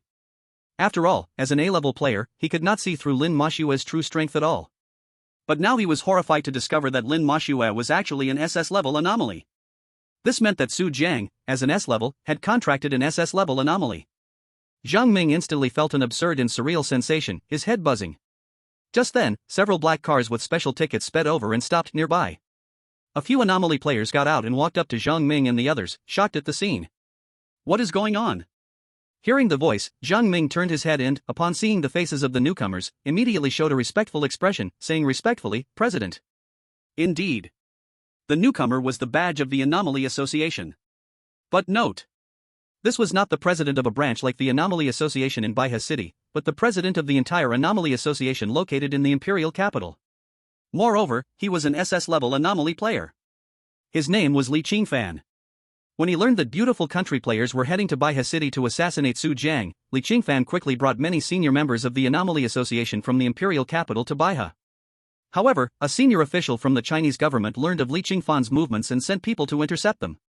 After several interceptions, when Li Qingfan rushed to the scene, he learned that Su Jiang had actually taken the initiative to attack, leaving them both surprised and anxious. Surprised that an S-level player like Su Jiang could take the initiative, did he have hidden depths? Concerned that an S-level player obviously could not be a match for three SS-level players from the beautiful country. However, when they hurriedly arrived, what they saw left them utterly shocked. Su Jiang was wildly slaughtering beautiful country players. What is going on? Li Qingfan took a deep breath, looking at Su Jiang and the others, then his gaze fell upon a terrifyingly beautiful figure. Lin Mashue. Seeing this anomaly, Li Qingfan's eyes filled with deep apprehension. Because he sensed fear from this anomaly. SS-level anomaly. Li Qingfan knew at a glance this strange level, of course, not because of his strong power, but because there was clearly no other reasonable explanation. Zhang Ming also simply stated what he knew. Upon hearing this, Li Qingfan immediately laughed heartily and said, "Haha, this time the beautiful country possibly never expected that their assassination target not only possesses an SS-level strange object but also contracted an SS-level strange entity, losing their lady and their soldiers." At the same time, Su Jiang here had also ended the battle. The players sent by the beautiful country to assassinate him totaled 23, and without exception, they all died at Su Jiang's hands. "Big brother Su Jiang, let us clean up here, the loot on them, I'll have someone deliver it to you later without missing a single piece." At this moment, Zhang Ming quickly came to Su Jiang's side to flatter him. He naturally wouldn't miss the chance to gain favor. At this moment, Zhang Ming even changed how he addressed Su Jiang, going from Mr. Su Jiang to Big Brother Su Jiang. But this was reasonable, after all, Su Jiang now, even in the world, was a top strange player. One couldn't help but wonder if the beautiful country would crumble upon realizing all the players they sent to assassinate Su Jiang ended up dead. After all, this group of players was a significant part of the beautiful country's foundation. As for Su Jiang, to be honest, he had started to look down on the loot from these beautiful country players and was too lazy to clean up himself. "Thank you for your trouble," Su Jiang casually said. "Not a trouble. Not a trouble." Zhang Ming bent down, replying. Following this, players from the Strange Association quickly began to clean up. On the other side, the president of the Strange Association, Li Qingfan, looked at Su Jiang with a complex gaze. Originally, by seniority, he could have called Su Jiang uncle, but clearly, Su Jiang had already surpassed him. And who could have thought that this young man in front of him was just an ordinary person 2 months ago? Thinking of this, Li Qingfan felt a wave of absurdity. He walked to Su Jiang's side, handed over his business card, and respectfully said, "Mr. Su Jiang, I am the president of the Strange Association. If you ever need help in the future, feel free to contact me, here is my business card." Su Jiang didn't put on any airs, took the business card from Li Qingfan, glanced at it, and said, "I suppose I don't need to introduce myself, right?" After all, his information had likely been checked 3 generations over by the big shots of various forces in Huagua. They probably knew him better than he knew himself. "Ha, Mr. Su, your great name is known by all. In Huagua, there is no strange player who doesn't know it." Li Qingfan laughed heartily. The two exchanged a few pleasantries, and Su Jiang then said his goodbyes and got in the car. Li Qingfan watched Su Jiang's car leave inside. I wonder if that group of old fools in the beautiful country will be afraid when they find out? He was naturally talking about Su Jiang. The beautiful country thought Su Jiang was just an ordinary S-level and directly sent elite forces to assassinate him, but they never expected to hit a brick wall. One should know that even in the beautiful country, players who contracted SS-level strange entities and possessed SS-level strange items were not non-existent. But they were definitely extremely rare. Moreover, Su Jiang was the kind of monster-level player who created miracles repeatedly. And without a doubt.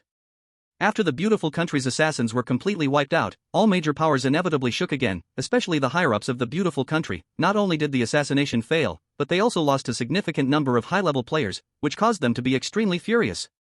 But when they learned that Su Jiang had contracted an SS-level strange entity and possessed an SS-level strange item, they fell silent. My god! S-level player contracted SS-level strange entity.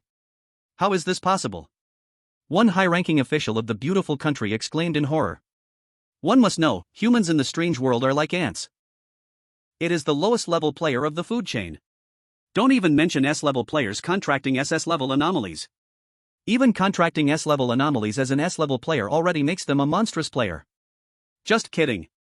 How could anomalies that treat humans as food possibly look up to humans? Apart from this beautiful country's high-ranking official, every other high-ranking official in the beautiful country's congressional meeting room was dumbfounded, utterly shocked. Without a doubt. This is absolutely the first player to achieve such a feat since the Bizarre Game's arrival. Of course, that's not the key. The key is that they sent many players to assassinate Su Jiang, not only failing to kill him but also losing both their lady and their soldiers, and they have completely offended Su Jiang as a result. Players who contract SS-level anomalies are among the few even in their beautiful country. Yet now, they have managed to offend him like this. Previously, the beautiful country's high-ranking officials only thought Su Jiang was a genius, but at most he was just a contracted S-level anomaly. However, what they all didn't expect was Su Jiang had already contracted an SS-level anomaly and even possessed an SS-level weird device. If the beautiful country's high-ranking officials had known this beforehand, they certainly wouldn't have chosen to assassinate Su Jiang. After all, having reached this level means nearly the top combat power in the human world. Damn it! What do we do now? Asked one high-ranking official of the beautiful country, his face ashen. Shit! What do we do? What else can we do but apologize, said another high-ranking official who had grasped the situation. After all, to ease the unrest. They couldn't possibly refuse to make a concession. Apologize? He's just a mere Chinese person, how can he deserve an apology from our beautiful country? The former snorted coldly. Clearly, he held a paranoid and discriminatory view towards the Chinese. You are truly unreasonable. The latter felt a wave of speechlessness and no longer paid him any attention. The person before him likely basked in the superiority brought by the beautiful country's former military hegemony, yet now in this world of bizarre games, where firearms had almost become ineffective, the beautiful country had long lost its previous dominance. Still, some remained immersed in the glories of the past. Of course, people like this who fail to recognize the times only make up a small part of the beautiful country. Otherwise, if the entire beautiful country were filled with such arrogant and conceited people, it would have collapsed long ago. At this moment, the leader of the beautiful country spoke up. Let's apologize to Su Jiang as Robert suggested. He wasn't a fool, although he secretly looked down on the Chinese. He knew that if he didn't soften toward Su Jiang now and instead continued with the previous tactics in the Daba Mountain instance, directly killing their beautiful country's people in the instance, how would their beautiful country's bizarre players dare to enter a bizarre instance in the future? Over time, the beautiful country would inevitably fade into history. This was absolutely a situation he would not allow. As soon as the leader had spoken, even those high-ranking officials of the beautiful country, no matter how unwilling, could only fall silent. Then, the beautiful country immediately released a statement on global social media, apologizing to Su Jiang.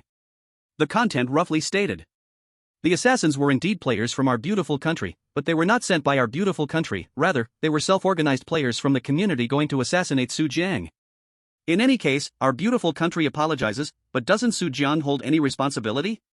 It was Su Jiang who first killed our beautiful country's players in the Daba Mountain instance, and the community players couldn't bear it, which was an irresistible force. Nevertheless, our beautiful country still formally apologizes to you and hopes you, Su Jiang, do not fail to recognize our goodwill and continue to hold on to our beautiful country. As soon as this news broke, it instantly caused a global uproar. Though the apology from the beautiful country carried much reluctance, it must be acknowledged that powerful as the beautiful country was. In this world's top power, a country once known as the world's police, a country that would beat anyone who opposed them, has actually apologized. And it was to a nation they have always seen as an enemy, an apology delivered by a Chinese man named Su Jiang. Once upon a time, this player named Su Jiang was slaughtering players from various nations in the Debi Mountains, and they all claimed they would take crazy revenge on him. At that time, the world was shaken. After all, this was the first time they had seen a player being targeted for revenge by so many powerful nations at the same time. However, the reality was that most countries did not act immediately. After all, Su Jiang was still a Chinese man, and these countries simply did not have the strength to reach into China's territory. Only the beautiful country truly and honestly followed through on their threats, directly reaching into China to assassinate Su Jiang. But guess what? Su Jiang not only didn't die. The beautiful country even directly apologized. It's important to note that this was a historic first. Then, as the world's netizens dug deeper, they discovered that the beautiful country had indeed kicked a steel plate. They sent a large number of players to assassinate Su Jiang, only to realize they had kicked a hard wall. Not only did they fail, but they also lost their men and offended the terrifying Su Jiang. In an instant, players around the world were shocked. The beautiful country also has today? I can only say Su Jiang from China did a great job. Hooray! Exactly, the beautiful country used to roam around, beating anyone they didn't like. Now they've hit a wall and know what pain is. After this, the beautiful country will definitely suffer heavy losses. In future weird dungeons, I wonder how you beautiful country players will still be arrogant. You know what? I've said it long ago, Su Jiang is not a player from China, he's from my country. Red bean paste? Don't trust those thieves from that country. Netizens in China, upon hearing this, climbed over the wall to join in the gossip. Wow! I didn't expect the great Su Jiang to be so awesome. He actually made the beautiful country apologize? Holy cow! Wasn't Su Jiang just an A-level player? How did he suddenly become an S-level player and contract an SS-level anomaly? What the heck? Contracting an SS-level anomaly is one thing, but all of them are goddess-level anomalies? I refuse to accept it. He must be cheating. Really, the undead knight. I don't envy the pair of lovers or the immortals, I only envy Su Jiang every day. As news spread back to the country, it instantly exploded online, with all sorts of posts and videos springing up like mushrooms after rain across major platforms. #shock. This Chinese player actually made the beautiful country apologize in person. #S-level player contracts SS-level anomaly, is it a moral decline or? #analysis, how player Su Jiang went from novice to top boss. Chapter 68 Nightmare Castle.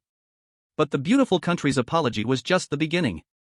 Other nations that had previously expressed their intent to take wild revenge on Su Jiang, upon seeing this scene, especially notable were those countries that had once been subservient to the beautiful country, such as South Korea and Japan. Now, seeing their master, the beautiful country, apologize, they dared not offend Su Jiang any longer. In an instant, one by one, they also went on global social platforms to apologize. This wave left the world's audience stunned. To say that someone could make so many powerful countries apologize, Su Jiang is definitely one of a kind. But clearly, Su Jiang's weight as a player is more than sufficient now. Contracting an SS-level anomaly is rare, and around the world, there are probably not more than a dozen such cases, and we must remember Su Jiang is only an S-level player. What will happen when he reaches SS or SSS level? On the other side. In Ba City, China. Following the continuous fermentation of public opinion, Su Jiang has almost become a household name. A star-like existence. After all, one must know that it is the people of Hua who made powerful countries like the beautiful nation apologize. This moment made Su Jiang become a hero in the hearts of Hua people. On the streets and alleys, as long as you haven't lost your hearing, you can easily hear the name Su Jiang. Some ordinary people even showed a proud look on their faces when mentioning Su Jiang's name, as if it was not Su Jiang who made countries around the world apologize, but they themselves. This scene was quite amusing. And with this incident, many people naturally became curious about who Su Jiang really was. However, the Hua government quickly sealed off all information about Su Jiang, and netizens could only dig up his basic information, such as age, gender, and where he was from, etc. At the same time, in a heavily guarded villa area in Baiha City. In one of the villas, Mo Fuxing stared blankly at Su Jiang, who was surrounded by many women, completely stunned. She certainly knew all about the heated discussions happening outside. But Mo Fuxing never expected. Just a moment ago, she was extremely worried about Su Jiang's life due to the beautiful nation players chasing him. Yet in the blink of an eye, Su Jiang made the beautiful nation, along with many other powerful countries, apologize? Mo Fuxing was stunned. Totally stunned. She stared at Su Jiang with her mouth agape, nearly able to fit an egg inside. At this moment, Mo Fuxing clearly realized how correct her earlier decision was. Meanwhile, after receiving information from Zhang Ming, Su Jian also learned about the apologies from countries like the Beautiful Nation, the Stick Nation, and the Island Nation. However, let's not talk about how these countries' apologies were full of reluctance and desperately tried to wash their hands of the matter. Su Jiang had no intention of letting the Beautiful Nation off the hook. And Su Jian was not a fool. The Beautiful Nation boldly sent players to assassinate him, and they thought that an apology and a clean break would suffice? It was like saying, I wanted to kill you, but after discovering I couldn't, I'll just apologize and think this is over, all while acting high and mighty. Since they dared to send people to assassinate him, they must bear the consequences. Su Jian was no saint, not a single snowflake is innocent when an avalanche occurs. Player, Su Jiang. Level, S level, 100 million/0. Weird energy, 10 million points. Weird items, Blood Knight Butcher, SS, Cleaver, A, Bone Crusher, B, Shadow Phantom Dagger, C, Teacher's Ruler, C. Skills, Mental Invasion, A. Weird currency, 56,320,000 weird coins. Next trial opens in 30 days. Channel Leaderboard World Instances. As everyone knows, weird players are divided into compulsory summoning trials. That is to say, players are forcibly summoned and transported to weird instances by the weird game. This kind of trial cannot be refused by players. From F-level players to S-level players, the higher the level, the longer the summoning time will be. For example, F-level to D-level players generally have a summoning every week, while C to A-level players typically summon once within a month. Players above S-level might have summons as infrequently as every 1 to 2 months or as often as every few months. But Su Jiang was apparently a bit different. His weird instances not only started at an extremely high difficulty, but his summoning time was also much shorter than that of normal players. Yet this was only beneficial for Su Jiang, with no downsides whatsoever, because the rewards from the summoned instances would be higher. Of course, what is a good thing for Su Jiang may not be seen as such by other players. After all, weird instances were like a hellish world for them. Any slight mistake could lead to death. Furthermore, weird players could also choose to enter instances for trials on their own. But most weird players actively chose to enter weird instances for trials. It is known that the strange copies also have their limits, and strange players cannot choose copies that are far below their own level. Otherwise, if you are an S-class player, running into an F-class novice strange copy would be a slaughter. Back to the main point.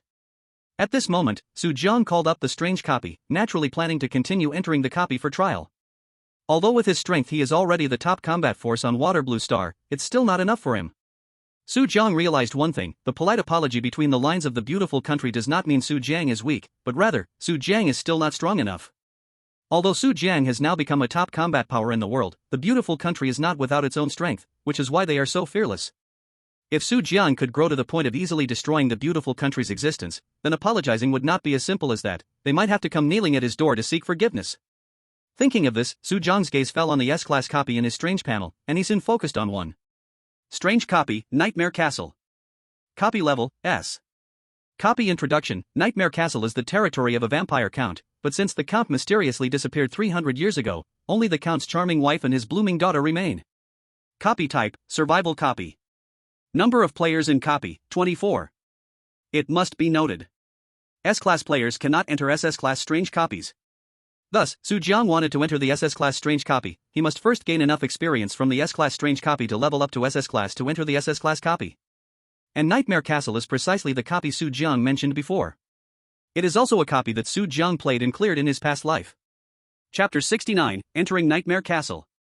Would you like to enter the copy Nightmare Castle? Confirm. Su Jiang's thought moved. Copy Nightmare Castle successfully selected. In 10 seconds, you will enter Nightmare Castle. Please prepare. 10, 9, 8, 3, 2, 1. Copy loading successful. As the countdown ended, Su Jiang felt a brief darkness, then his consciousness fell into endless chaos, as if the world had pressed the power-off button and he lost all perception of everything around him. Soon, when Su Jiang's consciousness returned, he found himself in a gray-white strange world, where death pervaded, devoid of life. Strange live broadcast loading. Strange broadcaster loading. Loading successful. Did the world copy trial open a new round again? I wonder what big shots will be in this round. Sigh, after watching the live broadcast of the great Su Jiang, watching other broadcasts just makes me feel like, what junk is this? Yeah, without the live broadcast of the great Su Jiang, I really feel bored now. If it weren't to gather some information on strange copies, I wouldn't want to watch it at all. The live broadcast of the great Su Jiang is the real deal. The place where Su Jiang appeared was in a lush forest, but hidden within this lush forest was great strangeness, with a crimson half-moon always hanging high in the sky, its light bright yet eerie, failing to illuminate the terrors of this forest. In front of Su Jiang's vision stood a large, Western-style ancient castle, towering amidst the forest, ancient, strange, dangerous, and mysterious. Wow! Captured a wild great Su Jiang. Didn't the great Su Jiang just reach S-class? Why did he enter the strange copy so quickly? Hey! What kind of existence is the great Su Jiang? Isn't entering the copy trial as easy as splashing water? This copy seems to be Nightmare Castle? That copy with the double strange boss? Wow, based on the great Su Jiang's previous clearance method, isn't he going to capture all of them this time? His mother and daughter? Is it that thrilling? Don't say, I'm actually kind of looking forward to it. After all, those two really are beautiful. I wonder if there are other big shots besides Master Su Jiang. It seems that it's definitely the Nightmare Castle.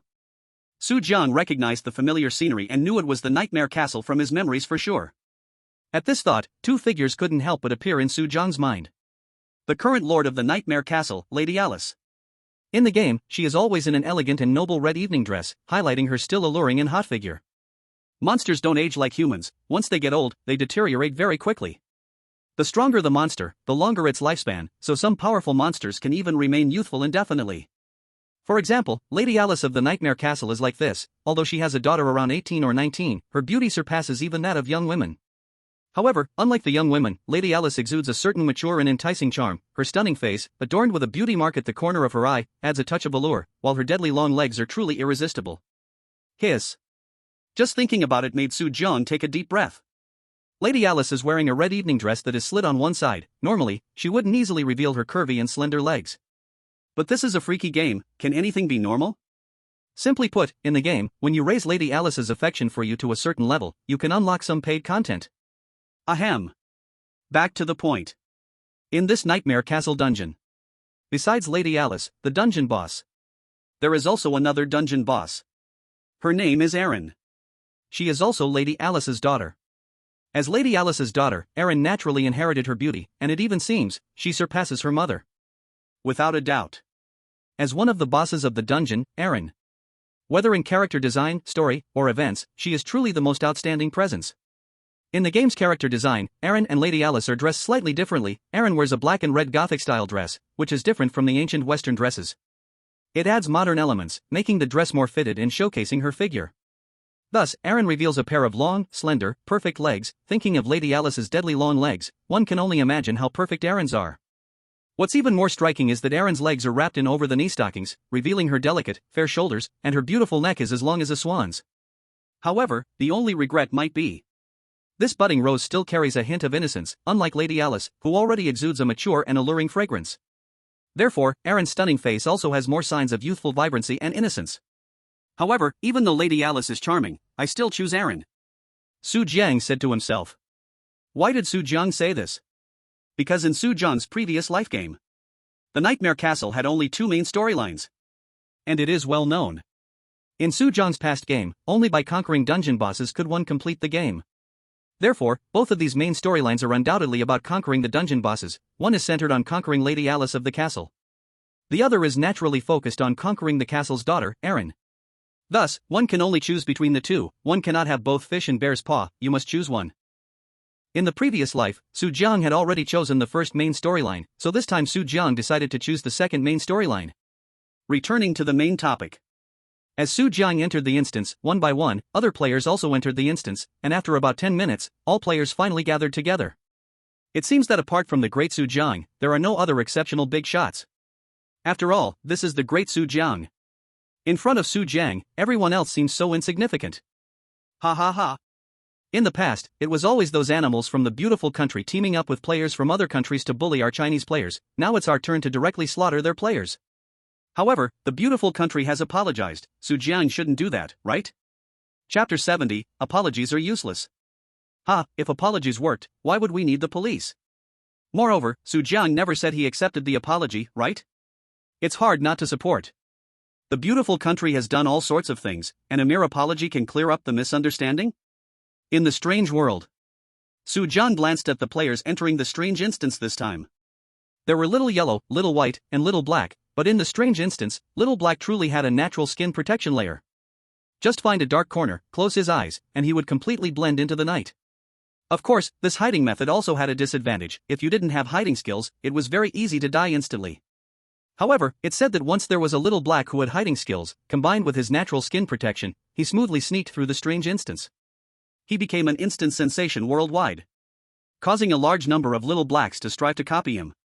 Then this group of Little Blacks without hiding skills ended up in tragedy. The unlucky ones died on the spot, and those with slightly better luck barely saved their lives but ended up with disabilities, ultimately dying in later instances with regret. At this moment, these players, upon feeling Su Jiang's gaze, all showed a hint of fear on their faces. No other reason. Only because they were very familiar with Su Jiang. After all, nowadays, Su Jiang's notorious name for hunting players worldwide had already spread across the globe. As S-rank players, how could they not know about this? Or rather, they understood it better than anyone else. After all, they were S-rank players. If they matched with Su Jiang in the same instance, who knew whether Su Jiang would hunt them again, so they naturally would gather information about Su Jiang in advance. And sure enough, what you think is what you get. They matched with Su Jiang in the strange instance. In fact, they had specifically chosen to enter the strange instance after Su Jiang's previous instance was over. However, they never expected that Su Jiang would not take a break after finishing the strange instance and would directly enter a new instance. Thinking of this, they secretly cursed their bad luck. After all, although the death rate in S-rank instances was high, the death rate in instances matched with Su Jiang was 100%. Yes. After Su Jiang became famous worldwide, his instance completion information was naturally uncovered. And almost without exception, all of Su Jiang's completed instances ended with perfect scores in solo clearances. This means that as long as you matched with Su Jiang, the death rate was infinitely close to 100%. Thinking of this made their hearts chill halfway. Shit, how did I end up with the god of death Su Jiang? Aish, what bad luck. But Su Jiang is even more handsome than the pictures circulating online. Among these players, some were fearful, some were nervous. Equally, there were those with ulterior motives. Some female players looked at Su Jiang with a hint of admiration in their eyes. After all, someone like Su Jiang, a top big shot, was indeed a rare high-quality man. Especially one who was also good-looking. Even among high-quality men, he could be considered the top. Thus, in their eyes, he was naturally the best choice for a partner. If they could climb up to this high branch, their status would also rise with the tide. Thinking of this, these female players' minds stirred, eager to speak. At this moment, Su Jiang suddenly asked them, "Who among you is a player from beautiful country?" Instantly, all the players looked at Su Jiang in confusion. They did not understand why Su Jiang asked this. But soon after, a possibility occurred to them: revenge. Could it be that Su Jiang wanted to take revenge on the players from beautiful country? After all, before this, beautiful country had sent a large number of strange players to assassinate Su Jiang, and given Su Jiang's decisive character, it wasn't impossible. However, beautiful country had already apologized. Could Su Jiang still dare to kill players from beautiful country, this bold? Although they thought like this in their hearts. As soon as Su Jiang's voice came out, they all unconsciously took a step back. After all, they all knew that Su Jiang not only possessed an SS-level strange weapon but also had contracted an SS-level anomaly. This was something that their group of S-level or even SS-level players couldn't contend with. Opposing Su Jiang was undoubtedly a dead end. Thus, several players from beautiful country at the front felt a sudden panic. One of the white players from beautiful country looked at Su Jiang and said, "Su Jiang, what do you want? Do you still want to kill? Our beautiful country officials have already apologized to you, is this too much?" He was not a fool. His country had already offended Su Jiang long ago. Su Jiang had them come out. What good could it possibly mean? Even if it wasn't for killing them in revenge, it was likely to make them suffer. We are not the players who assassinated you, their assassination of you has nothing to do with us. If you want revenge, what use is it to find us? At this time, another strange player from beautiful country also spoke up. But even though they said as much, it was clear that at this level, they were no longer ordinary players from beautiful country. At the very least, they were the core contracted players of beautiful country's officials. All were beneficiaries under beautiful country's banner. What are these beautiful country players talking nonsense about? Have they not hunted our Chinese players enough before? That's right. These dogs are all beneficiaries of beautiful country's officials. Even if they weren't directly involved, they have benefited. It's like saying, "I assassinated you, but discovered that the one I killed was a big shot and just wanted to apologize to settle it." How ridiculous. Haha, these arrogant guys from beautiful country finally facing a day like this? And in the strange world. When Su Jiang asked who was a player from beautiful country, he wasn't just idly wasting time. After all, Su Jiang had already said that since beautiful country dared to assassinate him, they had to bear the consequences that followed. Beautiful country's assassination of him was precisely because Su Jiang's potential was too terrifying, fearing that he would grow and shake beautiful country's position as a strong nation. Since that was the case, then Su Jiang would directly kill all the high-level players from beautiful country. Let's see how anxious beautiful country is. Thinking of this, a hint of killing intent appeared in Su Jiang's eyes, and then a blood-red strange knife appeared in his hand. In an instant, Su Jiang resembled a god of death, with fierce light flashing in his eyes. And the players from beautiful country, who didn't understand Su Jiang's intention, instantly changed their expressions, and several of them began to flee in a panic. And the anomalies they summoned? Originally, as S-level or SS-level players, the anomalies they summoned were either A-level or S-level. When they realized there would be a fight, they surged out from the contracted space with a fierce momentum. However, when they saw the one approaching, holding a terrifying SS-level strange weapon, their expression shifted. One by one, they were scared out of their wits and hurriedly dove back into the contract space, not daring to stay for a moment, which was quite amusing. Chapter 71 Welcome to the Nightmare Castle. What a joke! Who wouldn't be afraid when a mighty warrior holding a top-tier artifact charges at you? Meanwhile, these contract monsters narrowly escaped a calamity, but their contract master, that is, the players from the beautiful country, were in dire straits. Most who could enter the world instance were monster tamers, with the main source of their power being these contract monsters. Now, without their contract monsters, they felt as if they had lost their sharp weapons. Faced with the terrifying Su Jiang, they had no strength to resist. Put. A player from the beautiful country looked to defend with an A-grade artifact. However, the A-grade artifact in his hand shattered into countless pieces the moment it met the eerie energy Su Jiang unleashed. With a splash of blood, his head flew off several meters away, and his expression was forever frozen in terror. Su Jiang did not stop after killing one but continued to charge at the nearest player from the beautiful country. Ah! Another scream, and Su Jiang claimed another head. Although there were SS-level players among the beautiful country's ranks, their true strength was far inferior to Su Jiang's. Their strongest combat power was merely S-grade monsters.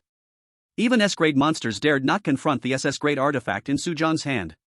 Thus, in Su Jiang's presence, even SS-level players from the beautiful country had no resistance. Damn it! I'll fight you! An SS-level monster player, clutching an S-grade artifact, had no choice but to turn around to face Su Jiang's relentless advance. However, he knew well the terror of Su Jiang's SS-grade artifact, the Butcher of Blood Knight. It was far beyond anything his S-grade artifact could compare to. Su Jiang, you dare to kill our beautiful country players? Do you really want to go against us? He gritted his teeth and said. But all he received in return was Su Jiang's silent attack. Su Jiang showed no mercy to the players from the beautiful country. The Butcher of Blood Knight in his hand unleashed a powerful and eerie aura. The scarlet color on the blade flickered, radiating an incredibly terrifying power. The SS-level monster player from the beautiful country felt this terrifying power and turned pale, his heart racing. He could feel it. The artifact in his hand seemed tiny as an ant compared to Su Jiang's SS-grade artifact. Yet he couldn't just give up, he gritted his teeth and held on to his artifact, charging forward. However, in the face of absolute power, he couldn't stir up any waves, and his form was instantly reduced to dust before this terrifying force. Within just a few minutes, nearly all players from the beautiful country were wiped out. Wow! No wonder it's an SS-grade artifact, it can't even be compared to an S-grade artifact. Is this the legendary artifact? I've seen it for the first time. Those guys from the beautiful country finally have their day. Last time, in the monster instance, they were so arrogant, specifically seeking trouble with our Hua country players. It feels really satisfying to watch. In the strange live broadcast room, the audience was cheering and applauding. After all, the beautiful country had always been the one to dominate on Water Blue Star. Nations like Hua country, which are rising, are always at the top of the beautiful country's suppression list. So, in the monster instance, the beautiful country often teamed up with their sycophant nations to oppress Hua country players. Some Hua country players were already filled with deep grievances, and now, seeing Su Jiang hunting the beautiful country players, they could not help but cheer in delight. On the other side, in the strange world, facing the unparalleled terror of Su Jiang, the last female player from the beautiful country had long been scared to the ground, paralyzed. Watching Su Jiang approach her step by step. This beautiful country female player. A strong fear surfaced on the beautiful face as she trembled and said, "No, don't kill me, I am willing to do anything for you, please don't kill me, I beg you." The intense threat of death lingered in her heart, making her already anxious feelings teeter on the edge of collapse. At this moment, the sharp knife in Su Jiang's hand still dripped with the crimson blood of the beautiful American player. Saying this, the beautiful American player directly tore open the front of her shirt, revealing large patches of shiny white skin. Wow, is this the kind of content I can see without paying? Hiss, this Western girl is indeed really beautiful. Is this the world of the strong? Beautiful women have everything.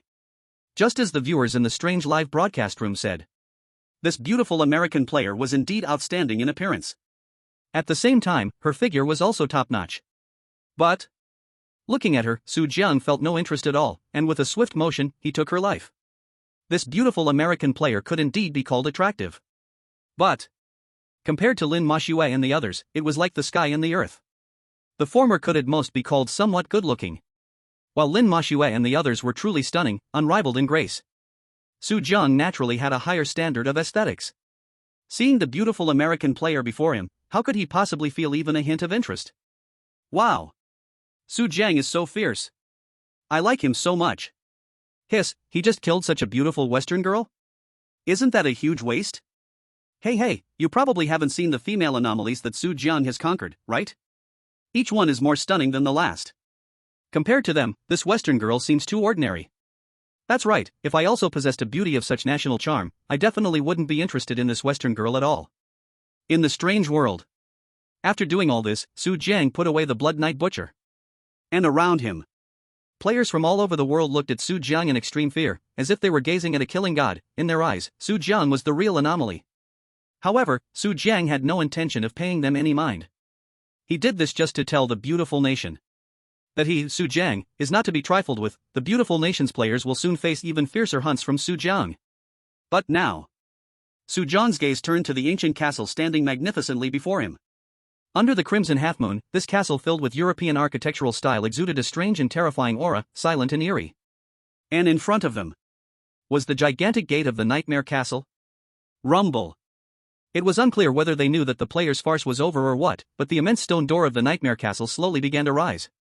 In the crimson moonlight, a strange figure gradually emerged from within the gate, appearing before all the players. It was an elderly and elegant anomaly dressed in a black tailcoat, with a gold-rimmed monocle over his right eye, sporting a seemingly perpetual smile, his eyes squinting into a straight line. As the castle gate completely rose, the elegant old anomaly slowly opened his mouth, his chilling voice resonating through the space. It seems everyone has gathered. Welcome to the Nightmare Castle. Chapter 72, Choosing a Position. The trial of the strange dungeon Nightmare Castle has officially begun. Introduction. Recently, Nightmare Castle is recruiting a batch of servants, and as candidates, you will face tests from the butler Charlie of Nightmare Castle over the next 3 days. Please do your best to pass Charlie's tests. Main task, survive for 3 days in Nightmare Castle. Side task, there may be many secrets hidden within Nightmare Castle. As explorers, you might uncover these secrets and trigger hidden tasks for supreme rewards. As the elegant old man in tails spoke in a chilling voice, the trial began. The players before them saw strange game prompt panels appearing. However, not a single player cared about these. They gazed at the bizarre old man before them. Everyone held their breath in unison. Because they all sensed immense terror from this strange being. S-rank bizarre. Without a doubt. The elegant bizarre old man before them was indeed an S-rank bizarre. While it was not uncommon for players to contract S-rank bizarre beings, this was only true for a few SS rank players. The vast majority of S-rank players contracted bizarre beings that were only A rank. And A rank is simply not comparable to S rank. The bizarre old man surely brought them great pressure without them even realizing it. Is starting with an S rank bizarre this dangerous? It seems that the Nightmare Castle instance is just as daunting as the Davy Mountain scenic area. Though, the 2 female boss characters in Nightmare Castle are really something. But Master Su Jiang seems so calm, showing not a ripple of concern. Is this the composure of a top master? No joke, if I contracted an SS rank bizarre with SS grade bizarre equipment, I'd be looking down at everyone. In contrast, the difference is really obvious for players from other countries. In the bizarre world, Su Jiang was naturally unshaken. After all, in his past life, he was a speedrunner. Gaming through bizarre instances was already a routine for him. The bizarre before him was the steward of Nightmare Castle, an S-rank bizarre named Charlie, managing many matters in the castle. In the story of Nightmare Castle, he was also considered an important character. In the game of his past life, to accomplish the feat of defeating the instance boss, one needed to trigger Charlie's storyline. For example, the initial plot determined the route to tackling the future instance bosses. Because players, as applicants to become servants of Nightmare Castle, would be assigned different job roles by Charlie. In Soo Jong's past game. Without a doubt. The closer one was to the two bosses of Nightmare Castle, the easier it was to defeat the instance bosses. Sure enough. As Soo Jong's thoughts flowed, the elegantly dressed old man in a tailcoat spoke ominously. I am the steward of Nightmare Castle, Charlie. From today on, you will be servants of Nightmare Castle, and I will be your supervisor. All your work matters will be arranged by me. As he spoke, Charlie looked at all the players. Except for the beautiful player from America who had been killed by Soo Jang. There were still 17 players present, all top players from various countries. At this moment, everyone nervously looked at Charlie in unison. Although they were top players from their respective countries, this was an S-rank instance in a world dungeon, where the dangers far exceeded those of a normal S-rank instance. You will be the florist in the garden from now on. You will be the cleaner responsible for keeping the floors clean. And you look quite tall and strong, go pick cotton in the cotton plantation. Charlie assigned most players to their respective jobs, and as he finished, his gaze landed on a tall and strong player named Xiao Hei, inexplicably feeling he was well suited for this job, and directly assigned him to pick cotton. The territory of Nightmare Castle is quite large. Correspondingly, Nightmare Castle has many industries. The cotton plantation is just one of them. Thus, it was very simple to assign positions to a mere dozen players. And the players dared not voice any complaints. After all, in this bizarre instance, they were the lowest beings. I think the assignment for the Xiao Hei player is reasonable. Has the bloodline awakened? But why didn't Charlie assign a task to Master Soo Jang? In the bizarre world. As the audience in the bizarre livestream raised questions, Charlie's gaze finally fell on Soo Jang. But his originally smiling face suddenly changed, eyes that were squinted open wide, revealing a pair of hollow black eyes and crimson pupils. Then Charlie's expression also shifted from elegance and nobility to one of flattery in an instant. Sir, I wonder what job you are applying for. Charlie's voice lost the previous eerie terror, replaced solely by a tone of ingratiation. This stark contrast in attitude immediately left the livestream audience and the peculiar players present dumbfounded. Is it true that even the strange are this opportunistic? With other players, Charlie held himself high and mighty, but with Soo Jang, he appeared obsequious and eager to please. Talk about double standards. Of course. This kind of obsequiousness was something they could understand. After all, Soo Jang possessed an SS-level strange object, far beyond what an S-level strange could compare to. But in such a top-tier instance dungeon, where had they ever seen a strange being ingratiating itself to humans? It's important to know that in these terrifying dungeons, even S-level players faced the risk of dying at any moment. Wow! Is this how the strong are treated? Even S-level strangeness needs to bow and scrape to the great Soo Jang. Although the Nightmare Castle is terrifying, the most powerful boss in the dungeon is only SS level, while the great Soo Jang now possesses SS level strength, naturally earning corresponding respect. I wonder what job the great Soo Jang will choose. In the world of the strange, Charlie's reaction was completely within Soo Jang's expectations. Rather, it was Charlie not reacting that surprised Soo Jang. Although this is a strange world, most of the strangeness is indeed born from the powerful resentments of people who died tragically. Thus, inheriting the human tendency to flatter is quite reasonable. Moreover, this counts as a hidden plot line in Soo Jang's previous life in the game of strangeness. When players grew to a certain level and entered the Nightmare Castle, they would trigger this hidden plot and choose their applied position. If they wanted to pursue the boss Lady Alice, they could choose to become Lady Alice's secretary. If they wanted to pursue the boss young Lady Aileen, they could choose to become her teaching teacher. Chapter 73 Teaching Teacher. And Soo Jang's choice was undoubtedly to become Eileen's teaching teacher. In the previous life Soo Jang traveled from, because Nightmare Castle only allowed a choice between two main lines, Soo Jang had already pursued Lady Alice. And the remaining pursuit of Eileen's main line hadn't started, he had already crossed over to this world. Since that is the case, then let's pursue it again in reality. To this, Soo Jang was quite confident. After all, as a top-tier fast-paced up master from a small broken station in his previous life, he was extremely clear about Eileen's storyline in Nightmare Castle. It is just the difference between the game and reality. For him, the practical operations in reality and in the game were no different. Thinking this, Soo Jang said to Charlie, I need to apply for the position of Miss Eileen's piano teaching teacher. As the young lady of Nightmare Castle, Aileen had been a privileged noble girl since childhood. In terms of knowledge, virtue, and physicality, she had undoubtedly received comprehensive training in Nightmare Castle. And in any case, the teaching profession of any aspect had little difference in changing the storyline. However, reality isn't like the former game, where you could just click on options, and the story would take over to resolve the teaching content for you. But in reality, clearly, all of this was not feasible. Fortunately, in his previous life, Su Jiang was a musical prodigy, so he was at ease in this respect. Miss Aileen? Is she the lovely boss of the dungeon Aileen I'm thinking of? Slurp, winky face. I am Miss Eileen's dog. The great Su Jiang actually chose to be the teaching teacher for the strange boss? Wow, this Aileen, although not the strongest strange in Nightmare Castle. But she is an S-rank anomaly, not to mention that her mother, Lady Alice, is an SS rank anomaly. Is Master Su really that bold? The teacher, is it the serious teacher I am thinking of? Master Su seems to have collected all the female bosses from the previous copies? If this copy contracts, then the Undead Knight is truly deserving. What's going on? I am actually a bit excited. As soon as Su Jiang spoke, the strange live streaming room filled with curious messages. After all, Aileen is the boss of the Nightmare Castle. Ordinary players can't even avoid her. However, Su Jiang chose to go against the trend and directly decided to become the teaching instructor for the boss. In the strange world. Charlie heard Su Jiang's words. A hint of hesitation appeared in his dark, beautiful eyes. His crimson pupils flickered slightly with a red glow. However, this was not because he was unwilling. It was because Miss Aileen, as one of the owners of the Nightmare Castle, held a very high status. Naturally, not just any cat or dog could become her teaching instructor. But, considering that Su Jiang was in existence with SS-level combat power. After a moment of contemplation, he finally spoke, Mr. Su Jiang, the position of teaching instructor is not something I can decide, but I can host and let you have a trial lesson with Miss Aileen. If Miss Aileen is interested, you may continue teaching, if not, please choose another position. Although Charlie was the steward of the Nightmare Castle, being an S-rank anomaly. In the Nightmare Castle, he was just a little higher than a servant. If he casually arranged a teaching position for Su Jiang, if Su Jiang's teaching failed, Lady Alice would undoubtedly blame him.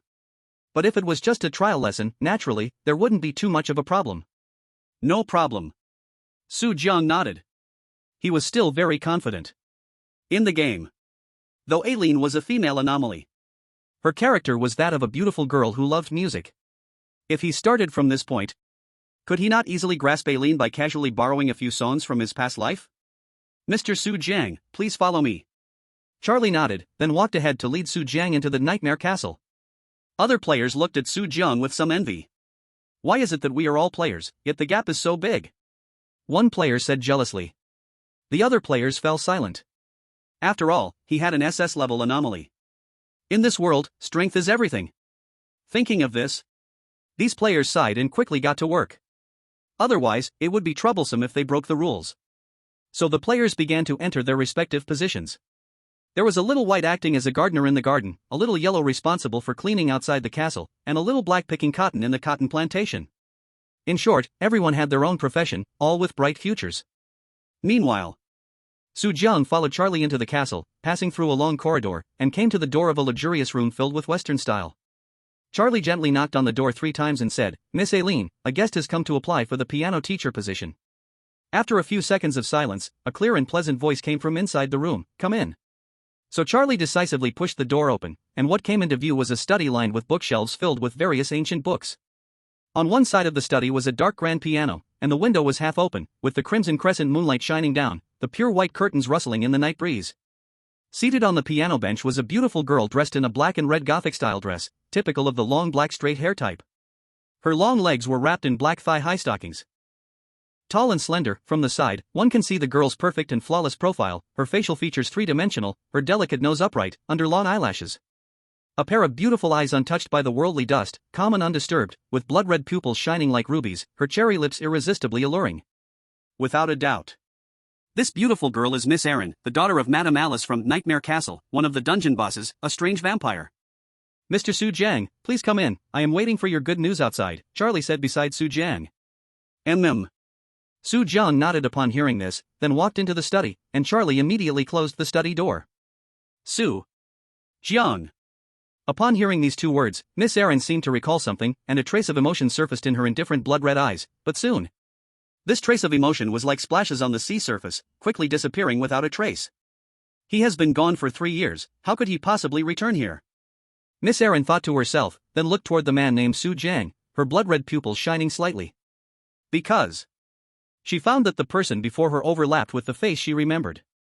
Chapter 74, Gaining the Profession of Piano Teacher. Strange live broadcast room.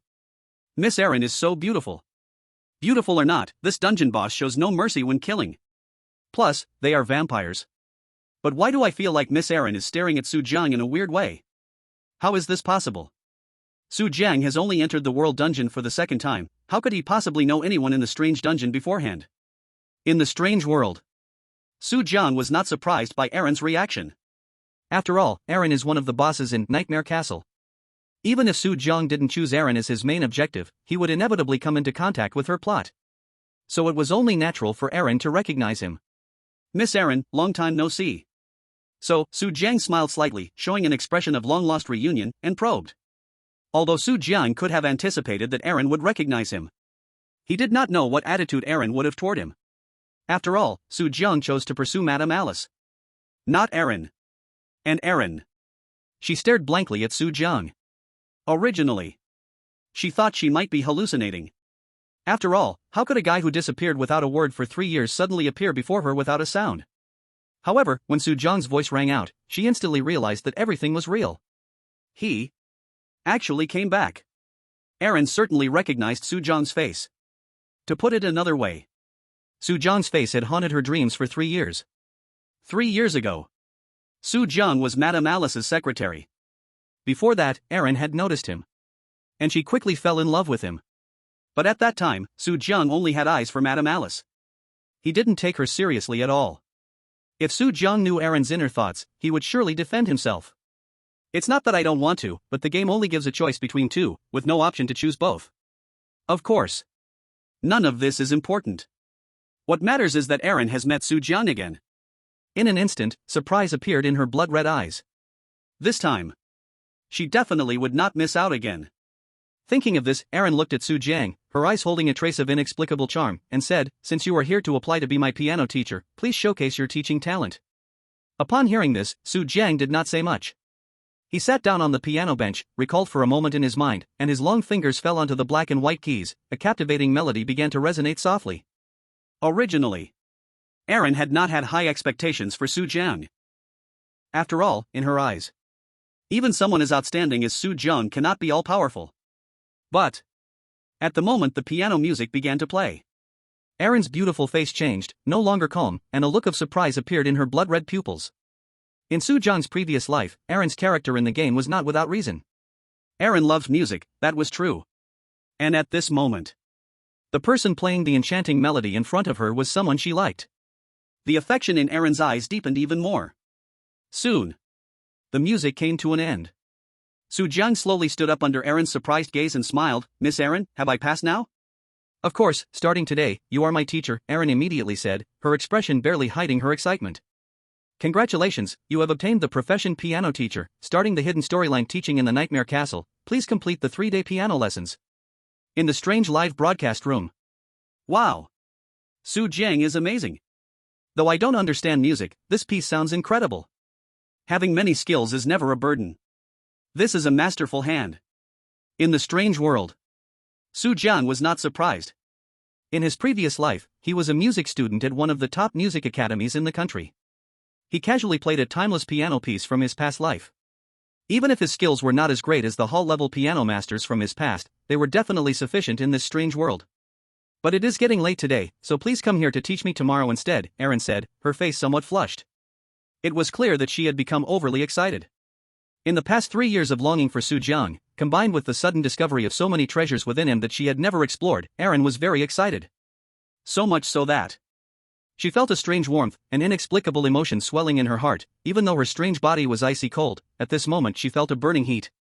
She didn't want Su Jiang to see such a vulnerable side of her. "Alright," Su Jiang nodded and exited the study under Erin's gaze. When Erin saw Su Jiang leave the room, she immediately collapsed onto the floor, her eyes showing a look of infatuation, and one delicate hand reached beneath her skirt as she softly said, "Teacher, this time I must have you." On the other side, Su Jiang walked out of the study. Charlie approached, showing even more respect to Su Jiang. "Mr. Su Jiang, now let me take you to a special resting room." Now Su Jiang had become Erin's teacher. His status had naturally risen without notice. Su Jiang nodded and followed behind Charlie. After all, there was plenty of time. He had 3 days to win over Erin. He was not in a hurry. So he followed Charlie to his accommodation. Strange players are the trial takers of the identity copies. they will be tested in the Nightmare Castle for 3 days. Naturally, there would be accommodation provided. However, other players were generally arranged in shared dormitories. The conditions in the dorms were not only dirty and chaotic but also extremely dangerous. But Soo Jong's accommodation was different. He was arranged in a luxurious suite in the Nightmare Castle. It had everything, including a private bathroom. There were even strange maids serving Soo Jong personally. This treatment, let alone being a teacher. It would not be too much to say he was a VIP of the Nightmare Castle. But it makes sense. Soo Jong possessed SS level strength. And he had become Aaron's teacher. It's important to note that the strongest in the Nightmare Castle, Lady Alice, was only an SS level anomaly. In this light, Soo Jong seemed to meet the criteria to be a VIP of the Nightmare Castle. However, in the strange live broadcast room, as the audience saw Soo Jong being treated with such respect, they could no longer hold back. Is this what you call a trial of a strange copy? This is not a trial for brother Soo Jang, it's clearly enjoying the copy. While other players are still out there struggling to work hard, big brother Soo Jong has already begun to rest, and with a personal maid? Not to mention, the strange maid still has her charm. Ha, do you want to see the little black from France? He's going crazy at the cotton plantation. The cotton plantation in that strange world is full of little black strange beings. Chapter 75, The Resurrection of the Strange Wife?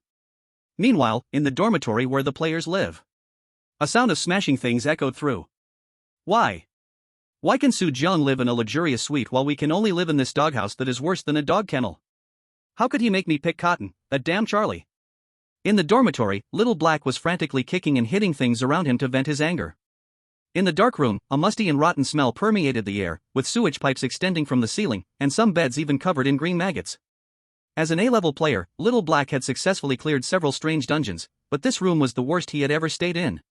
Not just him, others also felt disgusted by this environment. It's all that Soo Jong's fault, he must know something, which is why we got moved here. If we don't find a way to deal with him, we'll be dealt with by him sooner or later. Everyone had a face full of resentment. After all, this kind of thing had happened before. Players who participated in dungeons with Soo Jong had never survived. On the contrary, only Soo Jong cleared the dungeons with SSS ratings each time, gaining various rewards and even hugging beautiful strange beings. Damn it, I want to hug a beautiful strange being too.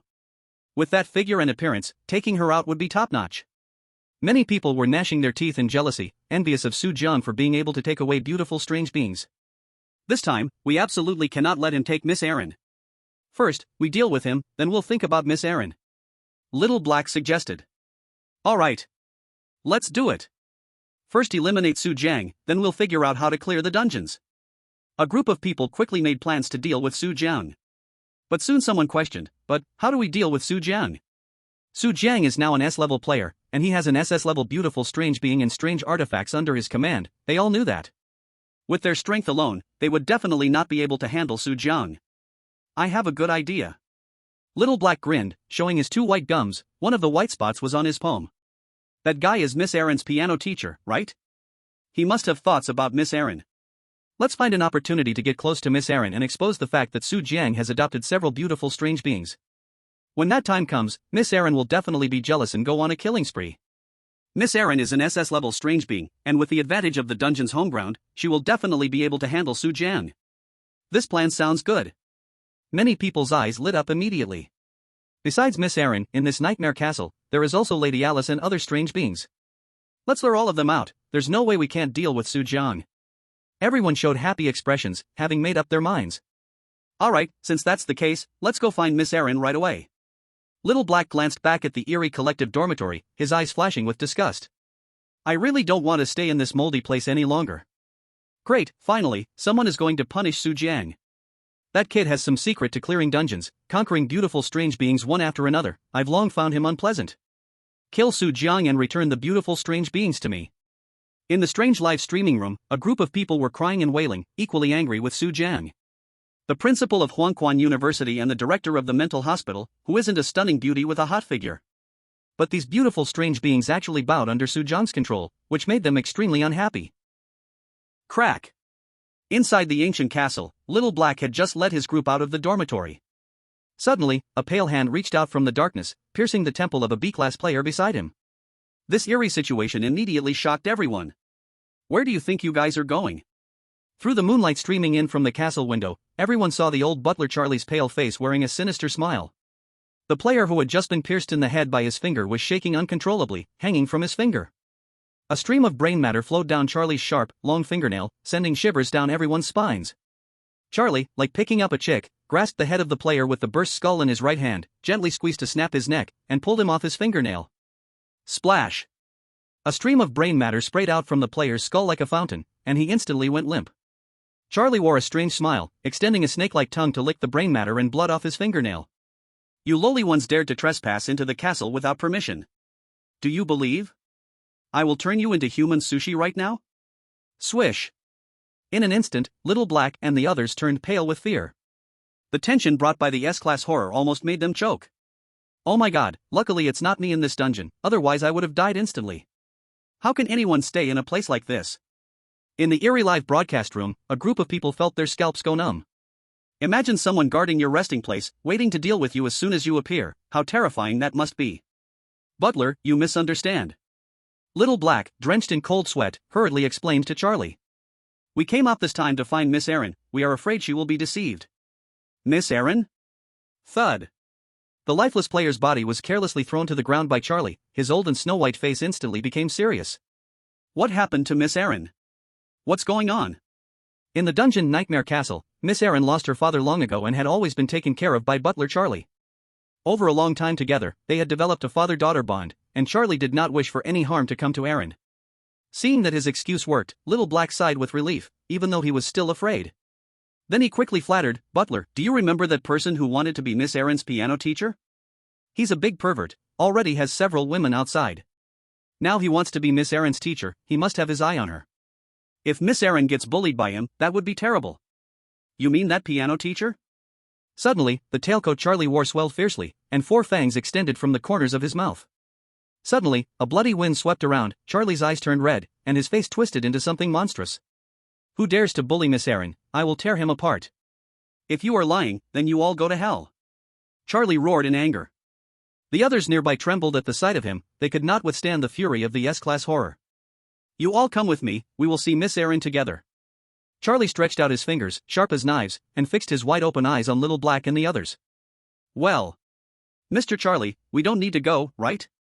Little Black was already sweating profusely with fear. He wasn't afraid of meeting Miss Erin but feared that if she went wild, they would all be taken out too. The others nodded vigorously. Right. It's better for us not to go. I have to work on the farm tomorrow morning, it's really inconvenient to go. Charlie halted, narrowing his eyes at everyone. Are you trying to deceive me? If you don't go, do you want me to send you to meet God right now? Snap. Suddenly, the old butler Charlie opened his mouth. His old face stretched long. Countless black bats flew out of his mouth, making piercing, sharp sounds. They flapped their wings and rushed towards Xiao Hei and the others, sharp claws leaving countless blood marks on them. Don't. Damn. We're going. Xiao Hei and the others screamed in terror, shrinking their bodies desperately to resist the bats. Old butler Charlie was at least S-level weird, and the bats he spewed were blood-sucking bats, capable of turning living humans into jerky. Everyone cried out for mercy, fearing they would end up drained by the blood-sucking bats if they were late. Seeing that everyone was willing, old butler Charlie quickly closed his mouth, and a powerful suction force pulled all the bats back outside. Since you are willing, hurry and follow me. If the young lady is really tricked, you will be rewarded heavily. If she is not, you will all be food for my little bugs. Hearing that Charlie actually considered those blood-sucking bats as little bugs, everyone's faces grew even uglier. For them, these little bugs were simply demons. Xiao Hei, what now? A group of people whispered behind old butler Charlie. They originally just wanted to find Charlie to deal with Su Jian, but unexpectedly, Charlie asked them to go together. Xiao Hei looked at Charlie's back excitedly, grinning, what else can we do? Of course we follow. Ha! Everyone looked at him as if he were foolish, seriously doubting whether he had been scared silly. But Xiao Hei clenched his fists, suppressing the joy inside. Didn't you hear? As long as we prove that Su Jiang really wants to trick Miss Eileen, old man Charlie will reward us. We've unlocked a hidden mission, do you understand? Hidden mission? The other's eyes immediately brightened. Hidden missions are rare, they never expected to encounter one. As long as they prove that Su Jiang really wants to trick Miss Eileen, they can gain rewards, which is simply like a pie falling from the sky. The few of them exchanged glances, and without needing words, they were already ready to act. Later on, no matter how Su Jiang explained, they would insist he was trying to seduce Miss Eileen. What are you still standing there for? Hurry up and come. Suddenly, Charlie roared, everyone's body shook and reacted, quickly following behind him. In no time, they arrived at Miss Eileen's bedroom door. Inside the room, a melodious piano sound occasionally echoed. In the tranquil and peaceful night, this piano sound was ghostly and cold. Miss Eileen hasn't slept yet? The old butler Charlie frowned tightly. Logically, Miss Eileen should be asleep at this time, yet she was still playing the piano. Don't. Through the crack of the closed bedroom door, a weak moan faintly came out. What happened to Miss Eileen? Why is there such seductive sound coming from there? Old butler, hurry in and take a look. It must be that Su Jiang causing trouble. Old butler, hurry and kill him. In the eerie live broadcast room, viewers watching the stream cried out in anger. These sounds they had only heard in certain Eastern action films. Thinking of Su Jiang defiling another beautiful woman was extremely infuriating. Mr. Charlie, Miss Eileen must have been tricked, let's hurry in to save her. Xiao He forcibly held back his excitement. At this moment, going in not only could earn Charlie's favor, but they could also catch a glimpse of Miss Eileen's springtime beauty. Why not? I knew Su Jiang was untrustworthy. Miss Eileen, I'm coming to save you. Bang! At this moment, Charlie transformed into a vampire, spraying blood-sucking bats from his mouth, surrounded by a chilling wind, his face twisted in anger. With a kick, he burst open Miss Eileen's door, charging into the room with a group of players. But in the next moment, everyone was stunned. The romantic scene they imagined did not appear. In the room, there was only Miss Eileen alone, holding a bright red rose. Delicate fingers continuously plucked the petals above. Don't, want. With tears welling in the corners of her eyes, Miss Eileen was using the number of petals to determine whether to confess her love to Su Jiang, and whether he would want her. In the next moment, she suddenly noticed something unusual in the room. As she raised her head, Miss Eileen's expression began to change. You lowly people, what are you doing in my room? You seek death. Suddenly, Eileen's body rose several feet, her form resembling a demon god, her princess dress transforming into long white snakes. Her beautiful face twisted into one of disgust, sharp fangs sprouting from her mouth, her grin resembling that of a monster. Hiss! Countless blood-sucking bats that rushed into the room were instantly devoured by the wide-open mouth of the white snakes. At this moment, Butler Charlie appeared utterly powerless in front of Miss Eileen. Oh my god! This is an SS-level horror. The S-level old Butler Charlie is simply insignificant in front of her. Look at her appearance, this is her true face. Wasn't there someone just now who wanted to be tormented by Miss Eileen? Come out quickly. The people in the live broadcast room were horrified to see Miss Eileen's true face. Even more terrified were those who followed Butler Charlie, like Xiao He and the others. They never expected Miss Eileen to be this frightening when mad. Miss, spare me. I am Butler Charlie. Please don't act. Butler Charlie was already scared out of his wits, retracting his arrogant demeanor, shrinking back like a child caught doing something wrong. But Miss Eileen did not listen to him, her wide-open eyes stared at him intently. Uncle Charlie, tell me, why did you bring a group of lowly people to my room in the middle of the night? What were you trying to do? Buzz. All were shocked, their faces turning pale in an instant. That's it. Now they had caught a thief but ended up being thieves themselves, unable to find a reason to explain, with only a dead end ahead. Old Butler Charlie was trembling in fear. Miss, I heard them say the new piano teacher plans to deceive you, so I came over, please spare me. The new piano teacher, are you talking about me? In the next moment, Su Jiang, with a calm face, walked in from outside the bedroom, appearing before everyone. Su Jiang, how did you get here? Everyone, including old Butler Charlie, was startled. In their imagination, Su Jiang should have appeared in Miss Eileen's bedroom. Su Jiang spread his hands and said, in the middle of the night, should I be resting in my room, or come to disturb Miss Eileen like you? After speaking, his gaze shifted to Eileen beside him. Teacher. Suddenly, a gust of wind swept in, and the transformed she-demon Eileen quickly concealed her expression, her fierce face returning to a gentle pretty face, with the white snakes composing a fluffy princess dress. Eileen's complexion turned rosy, shyly turning her head, no longer possessing the fierce appearance from before. She plucked a rose from the vase on the windowsill and began to tear off the petals again. Did you see my face earlier, teacher? I saw it, didn't see it. Oh my god, is this still the Eileen I know? The aloof Eileen, how can she have such a shy demeanor? In the live broadcast room, everyone was astonished. This was entirely different from the Eileen who wanted to kill old Butler Charlie just moments ago. I didn't see it. Finally, as Eileen tore off the last rose petal, confirming that Su Jiang did not see her true face, she eagerly turned around, clutching the hem of her princess dress, and excitedly began to dance in the room. This child is still the same. Su Jiang wore a calm smile on his lips. Having experienced this chapter, he understood that Miss Aileen was a sickly, possessive girl. Tearing the petals earlier was her way of making decisions. No matter the choice, Aileen would only determine the result through divination. Su Jiang had long since grown accustomed to this. Teacher Su Jiang. In the next moment, Aileen rushed in like a gust of wind. In the blink of an eye, she appeared beside Su Jiang, warmly hugging his right arm. Teacher Su Jiang, on this beautiful evening, are you here to teach me how to play the piano? Aileen said with a sweet smile. Beneath her pure white princess dress was a proud figure, making Xiao Hei and the others nearly bleed from their noses. Damn it, why isn't it me being squeezed? Why does every good thing fall upon Su Jiang? A group of people gritted their teeth, almost yearning for the outcome. But Aileen didn't even glance at them, just hugging Su Jiang with a smile. Feeling the warm pressure on his arm, Su Jiang smiled slightly. I just heard the sound over here and came to take a look, but didn't expect trouble to almost happen. After saying this, he suddenly turned his head, smiling at Butler Charlie. Mr. Charlie, what are you doing bringing so many people here? Buzz. Suddenly being called out, Charlie's body shook, and his eyes instantly filled with fear. He looked up at Aileen, immediately seeing her eyes turn angrily once again. Uncle Charlie, please answer the teacher's question.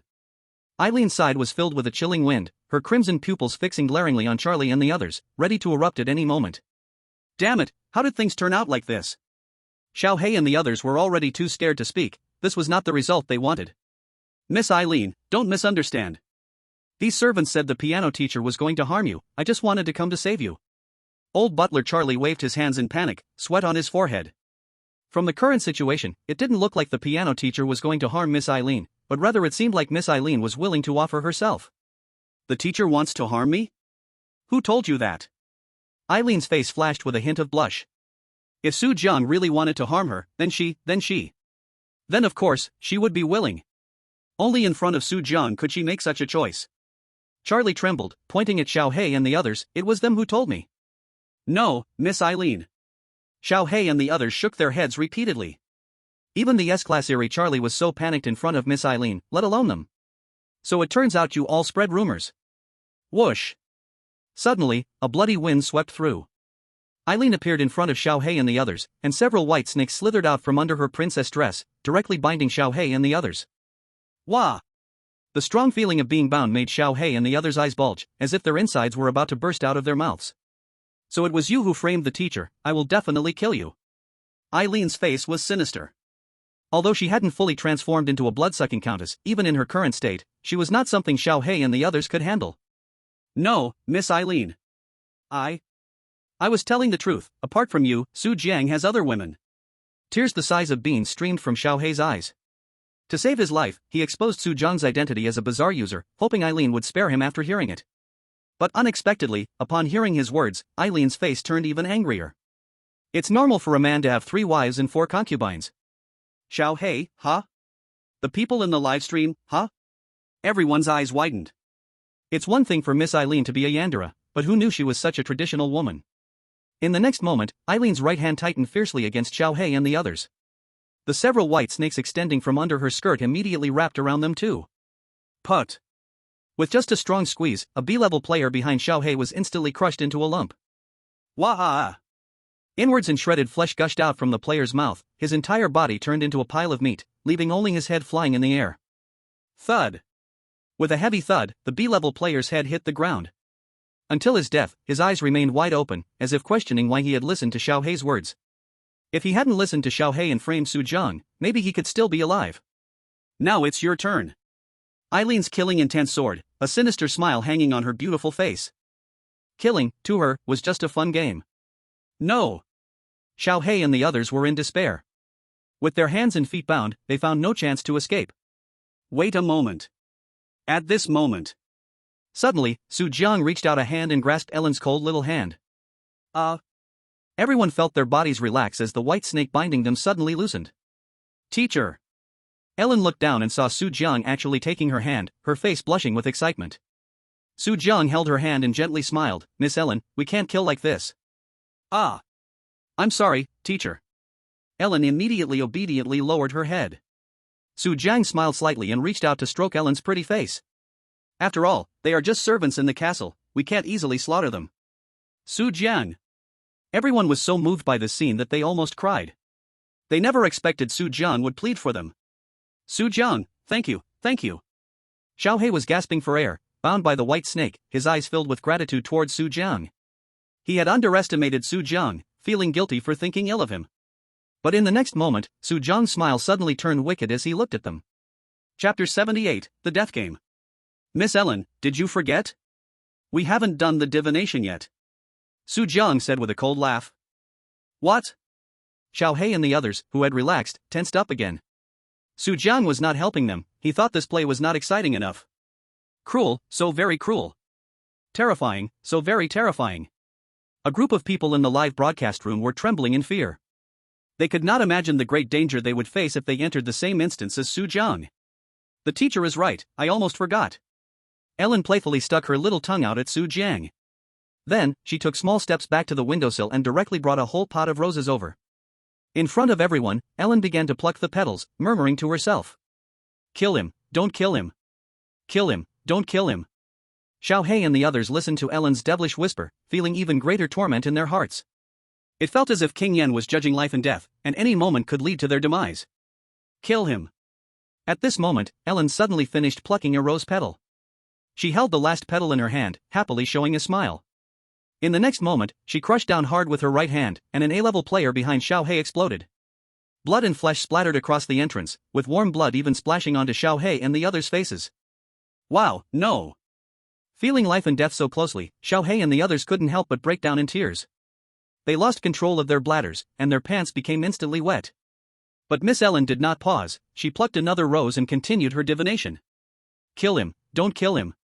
A game concerning life and death unfolded before everyone, and Xiao He and the others stared intensely at the petal in Ellen's hand. Kill him. With a splat, another player turned into a puddle of flesh.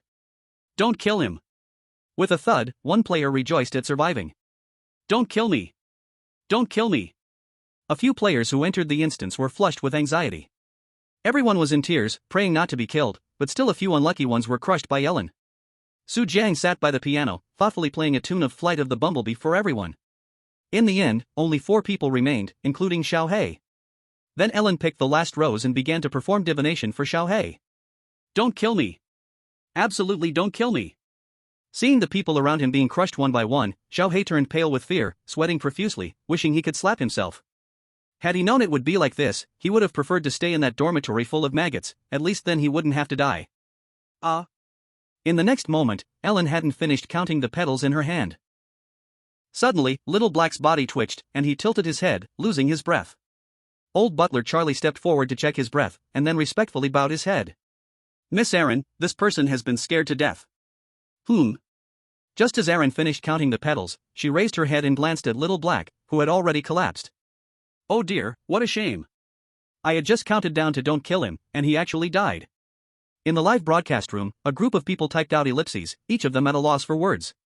Clearly, Little Black could have avoided death, but he scared himself to death instead. Sigh, forget it, this isn't fun. Throwing away the petals in her hand, Aaron clenched her fist tightly again. With a sound like a balloon bursting, Little Black's body exploded in front of everyone.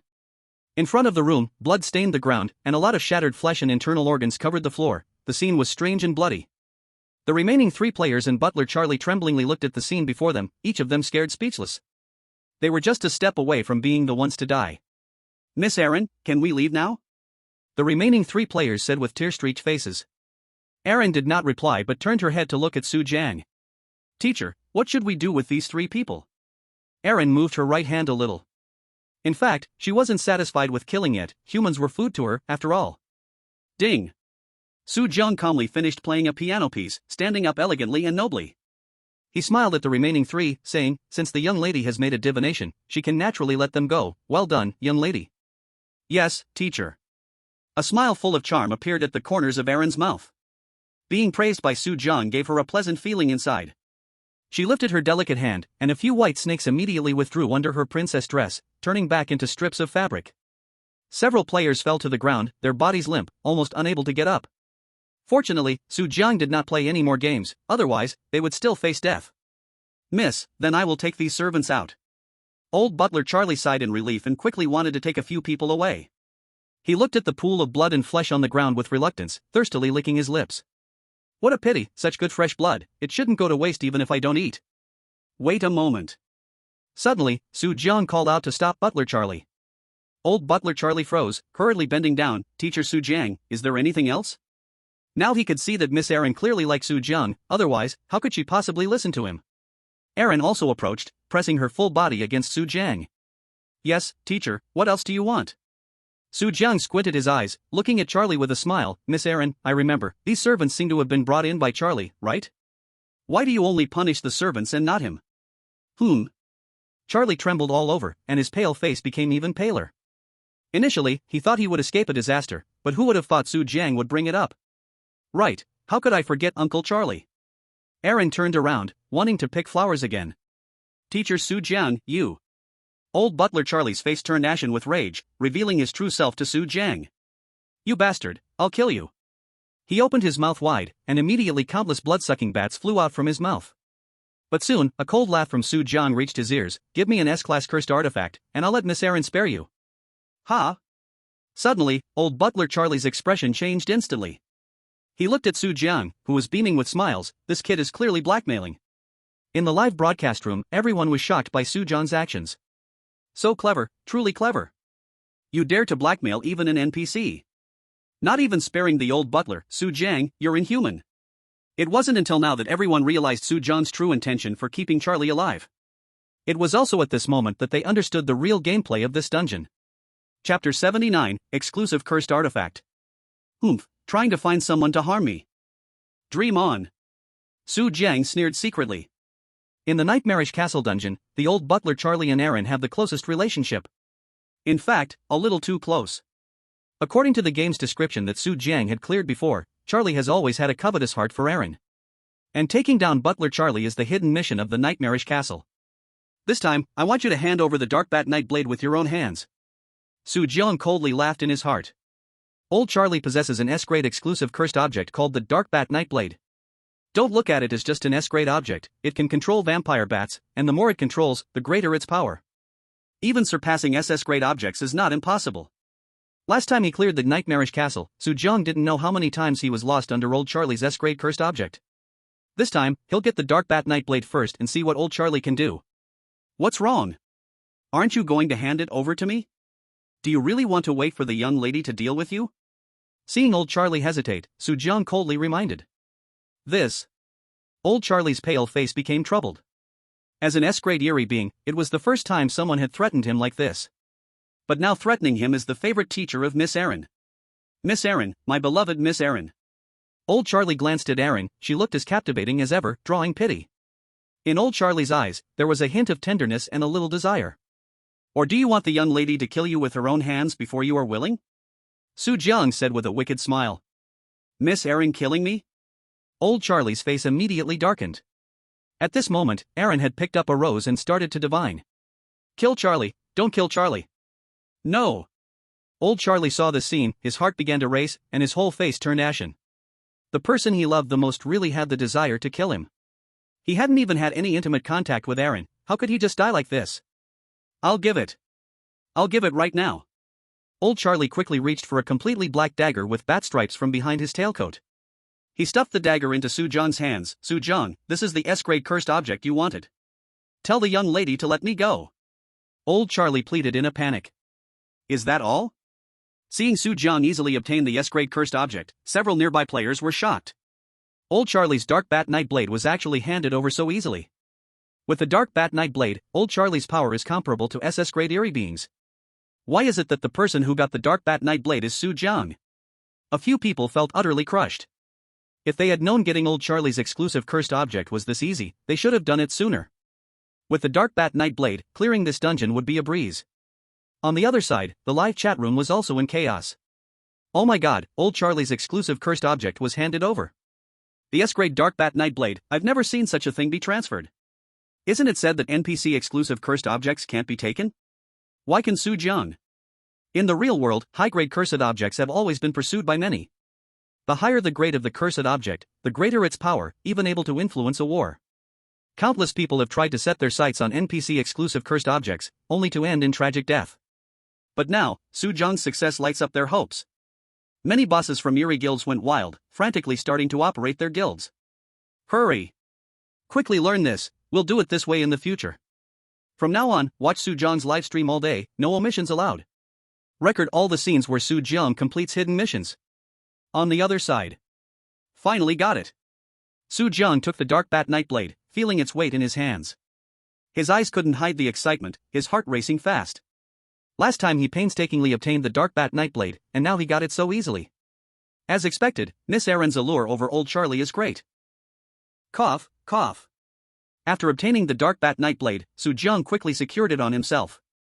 He pretended to be calm and coughed, saying, "For the sake of this S-class strange weapon, I will help you plead with Mississippi. But if you act like this again in the future, don't blame me for not helping." "I wouldn't dare. I wouldn't dare." Old Charlie nodded eagerly, a fawning smile on his face. His reddened gaze fixated tightly on Erin, his heavy breathing escaping his nose. As long as he could continue watching over the miss, he didn't mind handing over the exclusive strange weapon.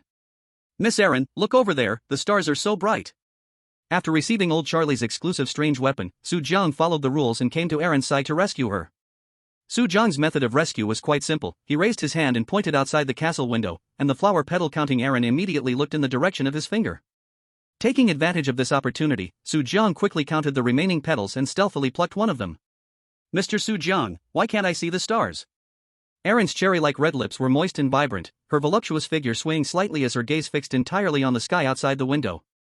"Silly girl, maybe the glow you give off is too bright, blocking out the other stars." Su Jiang teased, gently scratching Erin's upturned nose. "Ah! You are so annoying."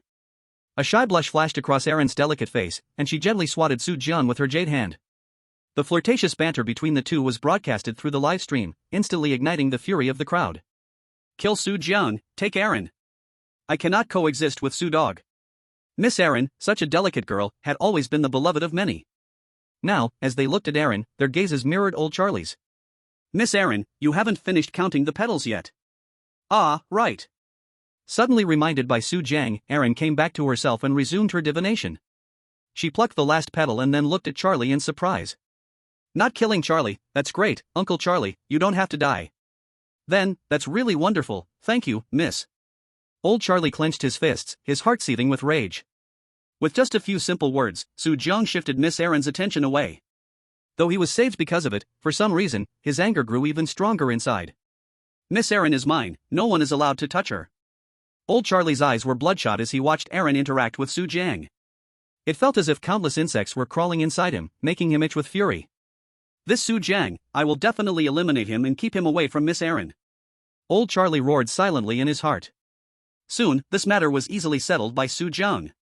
The old steward ordered the other players to clean up Erin's boudoir, and then angrily left with them. Chapter 80, The Sorrowful Erin. After bidding farewell to Erin, Su Jiang returned to his own bedroom. However, he did not sleep. Instead, he lay on the bed and took out the S-class strange weapon, the dark bat nightblade, given to him by old Charlie. "How should I control this thing?" Looking at the dark bat nightblade in his hand, Su Jiang's eyes flickered with doubt. Before, he had only played with the dark bat nightblade in the game, but he didn't know how to control it in reality. Dark bat nightblade, old steward Charlie's S-class exclusive strange weapon, cannot be obtained, cannot be used. To use, one must first drop blood to acknowledge the master, and it cannot be transferred. "I have to drop blood to acknowledge the master? And it can't be transferred?" Su Jiang sprang up from the bed, surprised, and waved the dark bat nightblade a couple of times. Ordinary strange weapons, as long as they could be taken out of the dungeon, could be sold. But NPC exclusive strange weapons, on the contrary, could not be transferred. But then again, if they could be transferred, what kind of exclusive strange weapon would that be? Su Jiang quickly let go of his worries and held the dark bat nightblade against the tip of his right index finger. "If that's the case, then let you become my first exclusive strange weapon." Su Jiang gently poked the dark bat nightblade on his fingertip, and the sharp dagger instantly pierced through to make a wound. A drop of blood surged from the wound and instantly attached itself to the blood channel on the dark bat nightblade. Boom! In the next moment, a gust of dark wind suddenly broke through the window, smashing the window switch to pieces, rushing straight towards Su Jiang. At the same time, Su Jiang felt a dark power being imbued upon him, making his entire aura take on an alluring edge, and his gaze became sharper. Ding! Congratulations, host has obtained an S-level exclusive cursed weapon.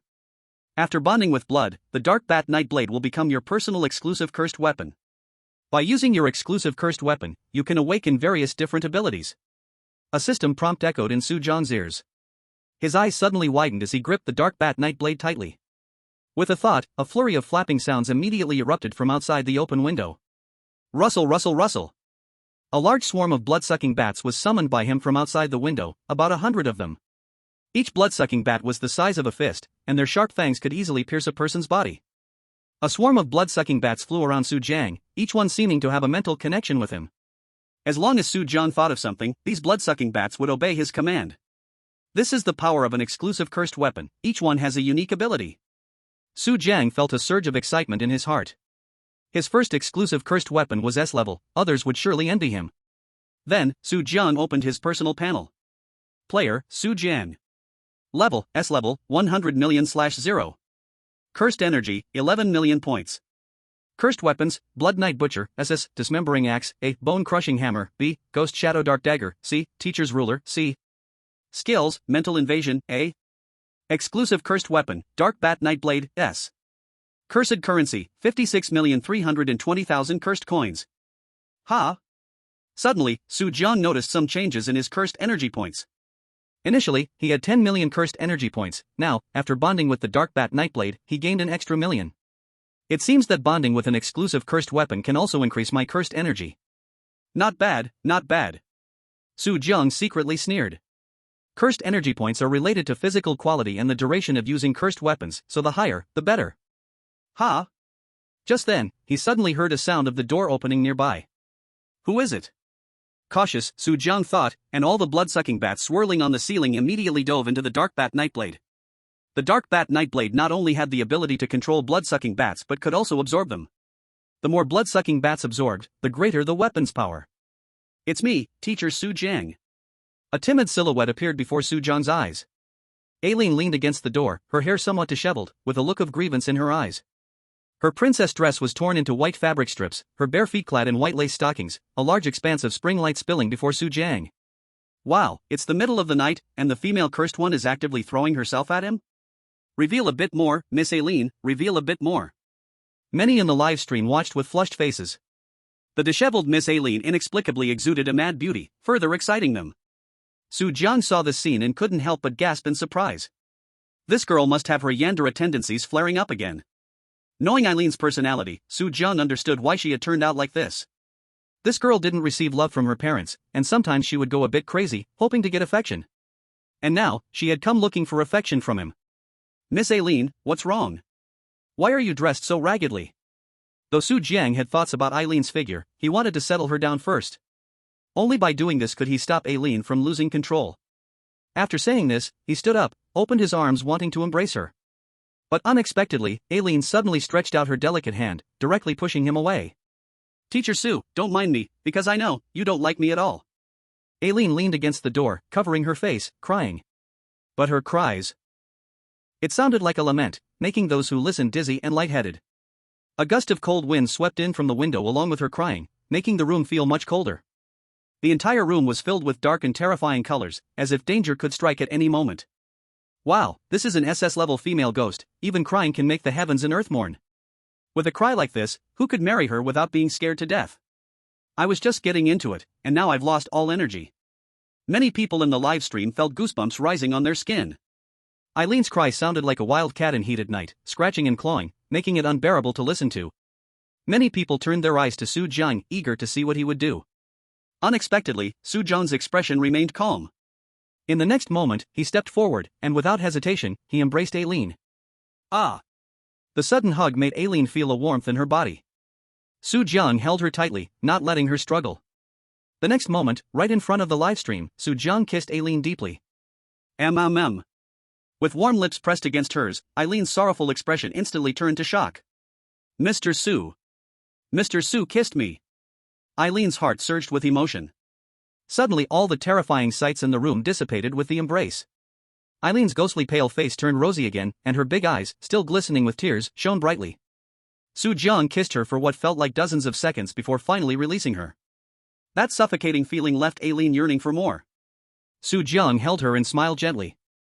Dear Miss Aileen, why did you say I don't like you? As your teacher, the person I like the most is you. The teacher's most favorite is me? Eileen's heart raced wildly, and the corners of her bright red lips unintentionally curled up. That's great, so the person the teacher likes the most is me. Suddenly, Aileen lunged forward, tightly hugging Su Jiang, wrapping her arms around him without a care for how her full body pressed against him. My god, this girl's body is so good.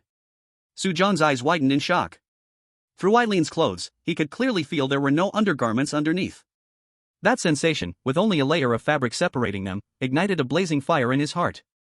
That's great, teacher, I like you the most too. Aileen, with her golden hair and blue eyes, smiled sweetly, almost like Athena from Greek mythology. When she wasn't acting crazy, she could easily be considered a top-tier beauty. The people in the live stream were seething with jealousy. Damn, I hate this. Why is it always Su Jiang? Miss Aileen should be mine. Miss Aileen, don't fall for Su Jiang's tricks. A group of viewers from the live stream were watching from an omniscient perspective, wishing they could replace Su Jiang. Teacher. Suddenly, Aileen raised her head. She gazed at Su Jiang with deep affection, her face tinged with a hint of shyness. In a voice as soft as a mosquito's hum, she shyly whispered, Teacher really likes me. Su Jiang was puzzled by what Aileen was murmuring, but in the next moment, he suddenly realized, because he was so close to Aileen, he had unknowingly reacted. Miss Aileen, please let go. If this goes on, it might spark something. Su Jiang tilted his head back, silently reciting a mantra to calm himself. He wanted to push Aileen away, but the harder he struggled, the tighter she hugged him. Aileen moved closer, pressing herself against his body, and the breath from her small nose brushed against his neck. Teacher, it's okay. I like you too. How about tonight I give myself to you? With that, she parted her red lips and kissed Su Jiang's neck. Oh. The cool, moist feeling was so pleasant that Su Jiang couldn't help but moan. In the next moment, Aileen waved her finger, and the straps of her clothes began to slip away one by one. Everyone in the live stream turned red, watching in silence. Under the moonlight, Aileen was as pure and radiant as the brightest light. Give us more, I love this. Su Jiang, stop hesitating and give in already. A group of people eagerly grabbed their tissues, just waiting for the plot to unfold further. On the other side, Su Jiang was struggling with all his might. It wasn't that he didn't like Aaron, but they were live streaming now. If they really got together, the live stream would get shut down. Teacher, just give in to me. Aaron cast a sorrowful glance at Su Jiang. Pouting her lips, she acted like a spoiled child. She tightly wrapped her arms around Su Jiang, unwilling to let him move. Damn it, if this goes on, something really bad will happen. Su Jiang was anxious in his heart. Dark Bat Night Blade. His fingers quietly reached for the Dark Bat Night Blade behind him, and the next moment, a swarm of blood-sucking bats flew out from the dagger, swirling around the room. Ah! The blood-sucking bats screeched sharply, immediately distracting Aaron. Damn bugs, who told you to come out and stir up trouble? An angry Aaron finally couldn't help but let go of Su Jiang. She transformed into a strange witch, summoning countless white snakes to surge out from her skirt. Hiss! Countless white snakes hissed, angrily rushing towards the blood-sucking bats in the room. The whip-like white snakes and blood-sucking bats battled in midair, making it impossible to see any figures in the room. Die! Just die! Aaron's mouth revealed two sharp fangs, her face becoming savage.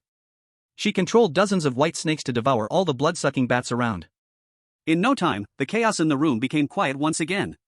Before the crowd could think Aaron was going to continue getting cozy with Su Jiang suddenly grabbed the blanket on the bed, blocking Aaron's enchanting body. What the heck? I've even got my tissues ready, and you show me this. The crowd in the livestream was in despair. Su Jiang actually managed to hold back at a crucial moment. Teacher Su Jiang, what are you doing? Don't you like Aaron? Seeing Su Jiang not letting her get close, Aaron's big eyes immediately filled with tears. The surroundings became tense, about to turn dark again. You misunderstood, Miss Aaron. Su Jiang quickly called out to her, already prepared. With a serious expression, he said, I like Aaron the most, but didn't you forget? If we do this now, how do we explain to your mother? My mom? Suddenly, Aaron's crying stopped, her pupils shaking like an earthquake. Su Jiang leaned closer to her ear and whispered, Did you forget? Your mom likes me too. The mother that Su Jiang mentioned was, of course, Mrs. Alice, another big boss of this game scenario. According to the game setup, Aaron and Alice, being two big bosses, would almost never meet. Even when Su Jiang finished the game, he only saw the two women meet at the end. What Su Jiang needed to do was to find a way to lure Alice out. Only then could he unlock the hidden game scenario. Sure enough, upon hearing about her mom, Aaron's pretty face was instantly clouded with anxiety. Teacher, can't you avoid meeting my mom? She won't know about this, she never cares about me. Aaron nervously played with her fingers. Though she was indeed an SSS level anomaly, she was still afraid of her mom. No way, if I don't meet your mom, how can I take you away?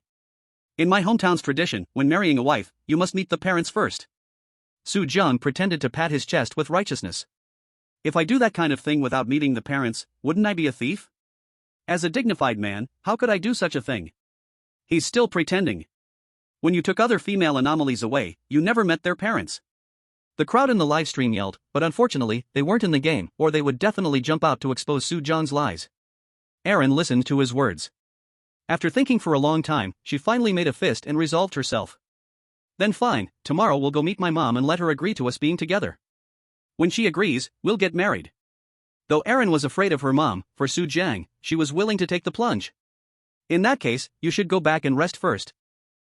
Let's meet again tomorrow, Su Jiang said with a gentle smile. He patted his chest and secretly let out a sigh of relief. No matter what, let this little girl settle down first. But who would have thought, suddenly, Eileen stretched out her delicate hand and wrapped it around his waist. Eileen blinked her big eyes, a hint of shyness on her face as she said, I want to sleep with my teacher tonight, don't worry, I won't move. If the teacher refuses me, then I won't talk to the teacher anymore. Okay. Looking at Eileen's exquisite little face, Su Jiang silently cried out in distress. Chapter 82, NPC seeks cooperation with player. If he dared to refuse Eileen again, she would probably explode right away. For the whole night that followed, Su Jiang couldn't close his eyes. Eileen's figure was just too enticing. He was afraid that if he acted impulsively, he would commit a crime right in front of the livestream. The next morning, Su Jiang, sporting two big dark circles under his eyes, walked out of the room hand in hand with Eileen. When they saw the two of them coming out of the room, the remaining three players and the old housekeeper Charlie were stunned. Miss, the miss actually came out of Su Jiang's room? Could it be that they have already done that kind of thing? Seeing Eileen snuggling happily on Su Jiang's shoulder, old Charlie was frozen in shock. In the next moment, a surge of anger swiftly arose in his heart. No! Miss Eileen should belong to me! Old Charlie shouted with a red face. An evil aura surged from his body, and the tails of his tuxedo were rustling wildly. Around him, the environment started to change. Along a 2-meter radius from old Charlie, cracks emerged on the castle walls and floors, and darkness began to spread. The moment he saw Miss Eileen coming out of Su Jiang's room, old Charlie instinctively thought his coveted first blood was gone. All along, he had regarded Miss Eileen as his forbidden fruit. But now, she had actually been taken by this pig named Su Jiang.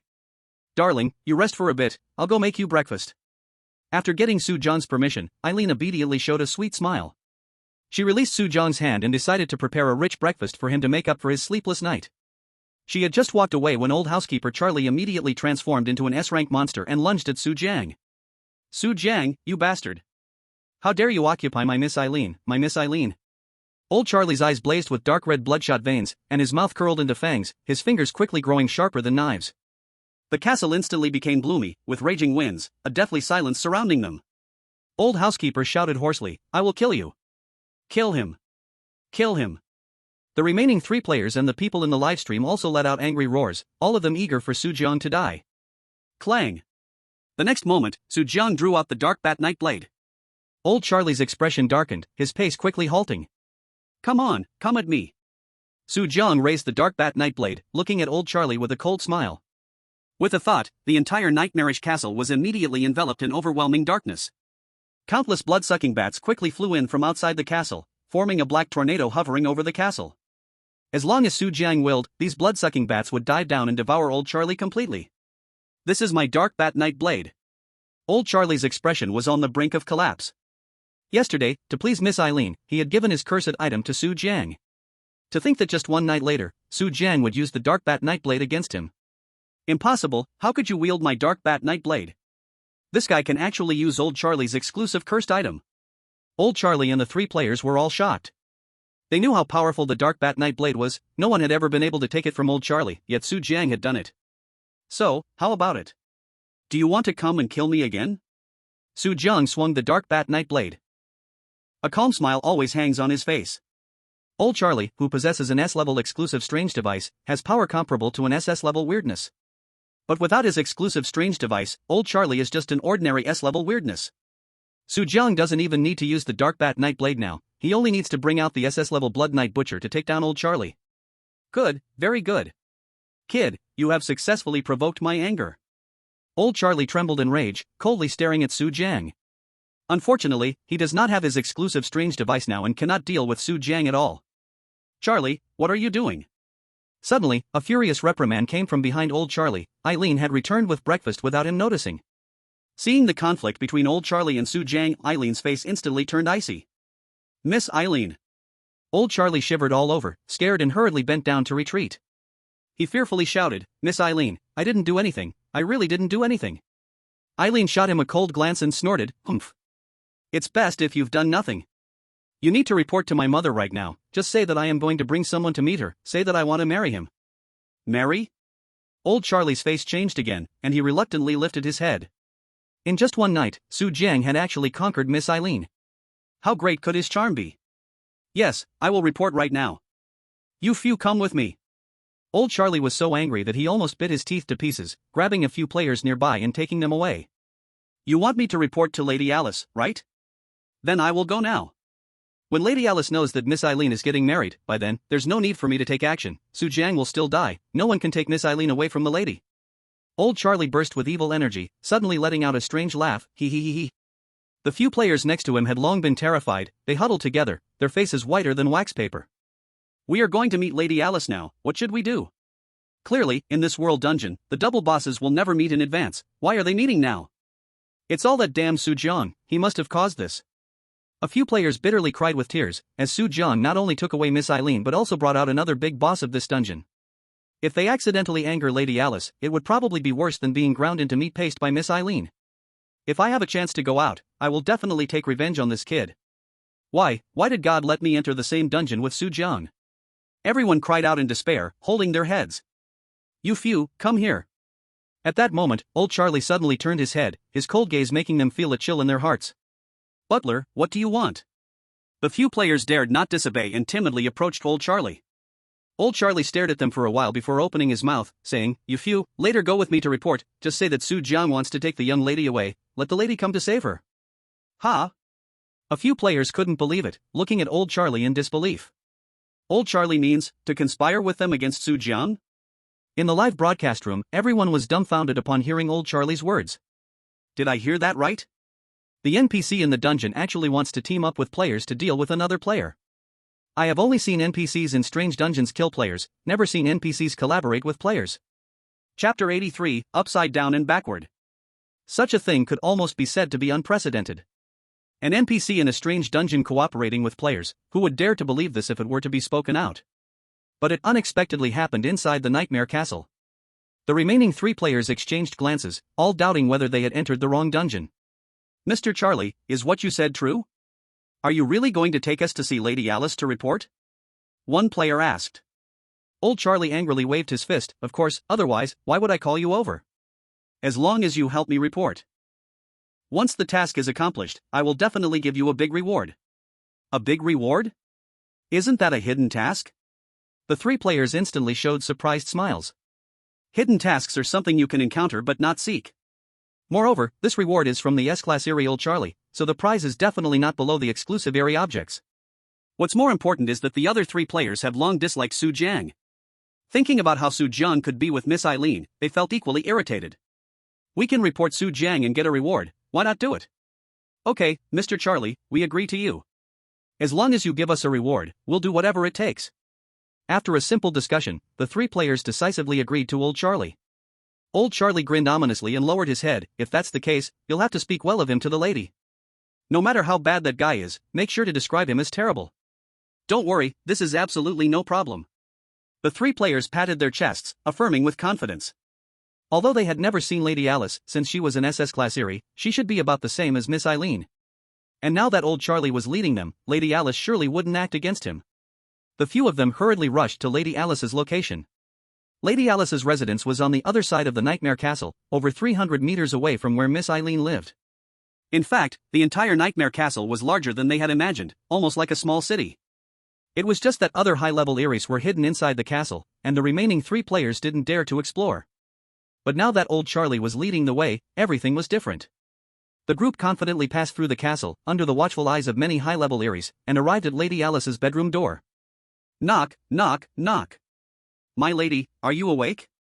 Old Charlie lowered his head halfway and knocked on the door decorated with dry flowers. After a while, a charming voice floated from inside the room. Old Charlie, what's the matter? The players immediately stiffened upon hearing this voice. My goodness, just her voice is so beautiful. If this is how she sounds, she must be stunning in person. As they fantasized, old Charlie received permission from Lady Alice and gently pushed the door, stepping into the room. As soon as the door opened, a strong fragrance of fresh flowers rushed at them. The players felt shaken, and as they looked around, they were immediately startled.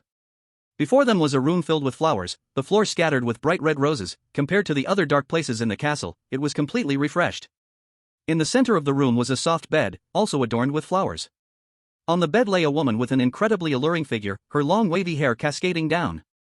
The woman was dressed in a red gown, her curves provocatively displayed, her long white legs comfortably resting on the bed.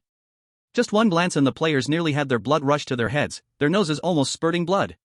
This is Lady Alice. God, I didn't expect Lady Alice to have such a fiery figure. If Miss Eileen is a budding white rose, then Lady Alice is a fully bloomed red rose. Stay calm, this is a female Eerie. This is a female Eerie. The few of them took deep breaths, trying to keep themselves calm. Lady Alice suddenly cast a charming glance their way, almost causing them to lose their composure again. Mr. Charlie, why did you bring a few servants to my room? Are you going to feed me? Lady Alice uttered a line that was filled with lethal charm, and the players, who originally harbored fantasies, were suddenly shaken. They almost forgot that Lady Alice was an SS-class female Eerie. Most importantly, Lady Alice truly lives by sucking blood. At this moment, they dared not have any thoughts about Lady Alice and quickly lowered their heads. Madam, you misunderstood, these few are the new servants who have just started working in the castle, they are not for eating. Old Charlie quickly explained. Alice glanced over the few players casually, her red lips parting slightly. I think so too, such low-quality goods are not even fit to feed to pigs. The few players dared not speak, their faces dark as blood. After all, they were A-level players, with decent physical fitness, who knew that Alice would not even look at them. But fortunately, they were not part of Lady Alice's dungeon. As long as they report the situation later, they could return to Miss Erin's side. So, what do you want with me now? Alice asked, puzzled. Old Charlie immediately put on a flattering smile and bowed his head. It's like this, madam, Miss Erin said she wants to see you, and asked me to come and tell you. Erin? Alice's gaze became misty, and after a few seconds of thought, she murmured. Ah. I remember now, Erin is my daughter, we haven't seen each other for a long time, what does she want from me? It's like this, Miss Erin recently found a piano teacher, and she said she wants to marry him. Old Charlie gritted his teeth and said. Marry? Lady Alice's beautiful eyes trembled, her lazy body propping up slightly from the bed. Snow-white spring light leaked out from under her red dress, making her even more eye-catching. Erin just found a piano teacher, and she wants to marry him? What's going on? Alice's tone suddenly changed, carrying a hint of surprise and anger. Rustle, rustle, rustle. Suddenly, everyone felt a cold wind blow through the room, the roses on the ground began to sway, and a shadow hidden beneath the flowers moved towards them. Though they didn't know what it was, the few players were already terrified. After all, she was an SS-level female ghost. If Lady Alice really got angry, they wouldn't be able to withstand it. Old Charlie also sensed that something was wrong, quickly stepped forward, pretending to be aggrieved. Madam, I also think there's something wrong with this matter. That piano teacher just arrived at the castle for a day, and the young lady is already clamoring to marry him. In my opinion, this piano teacher must have used some method to confuse the young lady. Old Charlie pleaded with a sorrowful face. Lady Alice suddenly stood up from the bed, her charming eyes elongating, transforming into snake-like pupils. Old Charlie's words seemed to have touched a taboo. She flicked out a long tongue, and her originally stunning face instantly turned terrifying. You say that piano teacher has bewitched Erin? How did that guy manage to do it? Swish, swish, swish. More shadows began to stir beneath the roses, moving toward old Charlie and the others. The players huddled together in fear, feeling even more terrified. No matter what was hidden beneath the roses, it was definitely not a good thing. Old Charlie continued to shake his head and plead, I don't know how he bewitched the young lady. But I heard that the piano teacher is wicked and has committed many evils, even killing other servants to achieve his goals, making the castle restless. I brought several servants here just to tell you about this. After speaking, old Charlie turned to look at the few players. The three players understood immediately and stood up, following suit in their pleas. Yes, Lady Alice, that piano teacher is a demon. He abuses us, doesn't let us rest, doesn't let us eat, and takes pleasure in torturing us. He's marrying the young lady, it's definitely to seize this castle. Boom. Once again, Lady Alice was furious. A cold wind whipped around her, her pupils turned blood red, and her neatly arranged teeth transformed into sharp fangs. That fierce look made the faces of the few players turn pale instantly. This was the true form of Lady Alice. Not only that. Beneath the roses on the ground, 3 huge black shadows appeared. 3 giant pythons, over 10 meters long, raised their upper bodies, spitting out their tongues and releasing a stinky breath of rotting flesh. With their bodies covered in hard black scales, they looked just like 3 enormous meatworms. So these things are hiding under the roses. The 3 players were almost scared silly. Compared to the white snake emerging from Miss Eileen's dress, these black pythons were even more massive, their presence even more intimidating. Alice let out a hoarse scream. "Dream on if you think you can take this castle. Bring that piano teacher here. Today, I will personally destroy his marriage with Aileen. No one is allowed to take my castle, and no one is allowed to take Aileen." A strong, foul wind lifted the rose petals on the ground, and the whole room instantly became chaotic. Alice's rage made her seem even more terrifying than Aileen. "Yes, I'll go call them right now." With his purpose achieved, old Charlie revealed a sinister smile and immediately led the 3 players out. Then he quickly returned to Aileen and Su Jiang's side, pretending to be calm as he reported.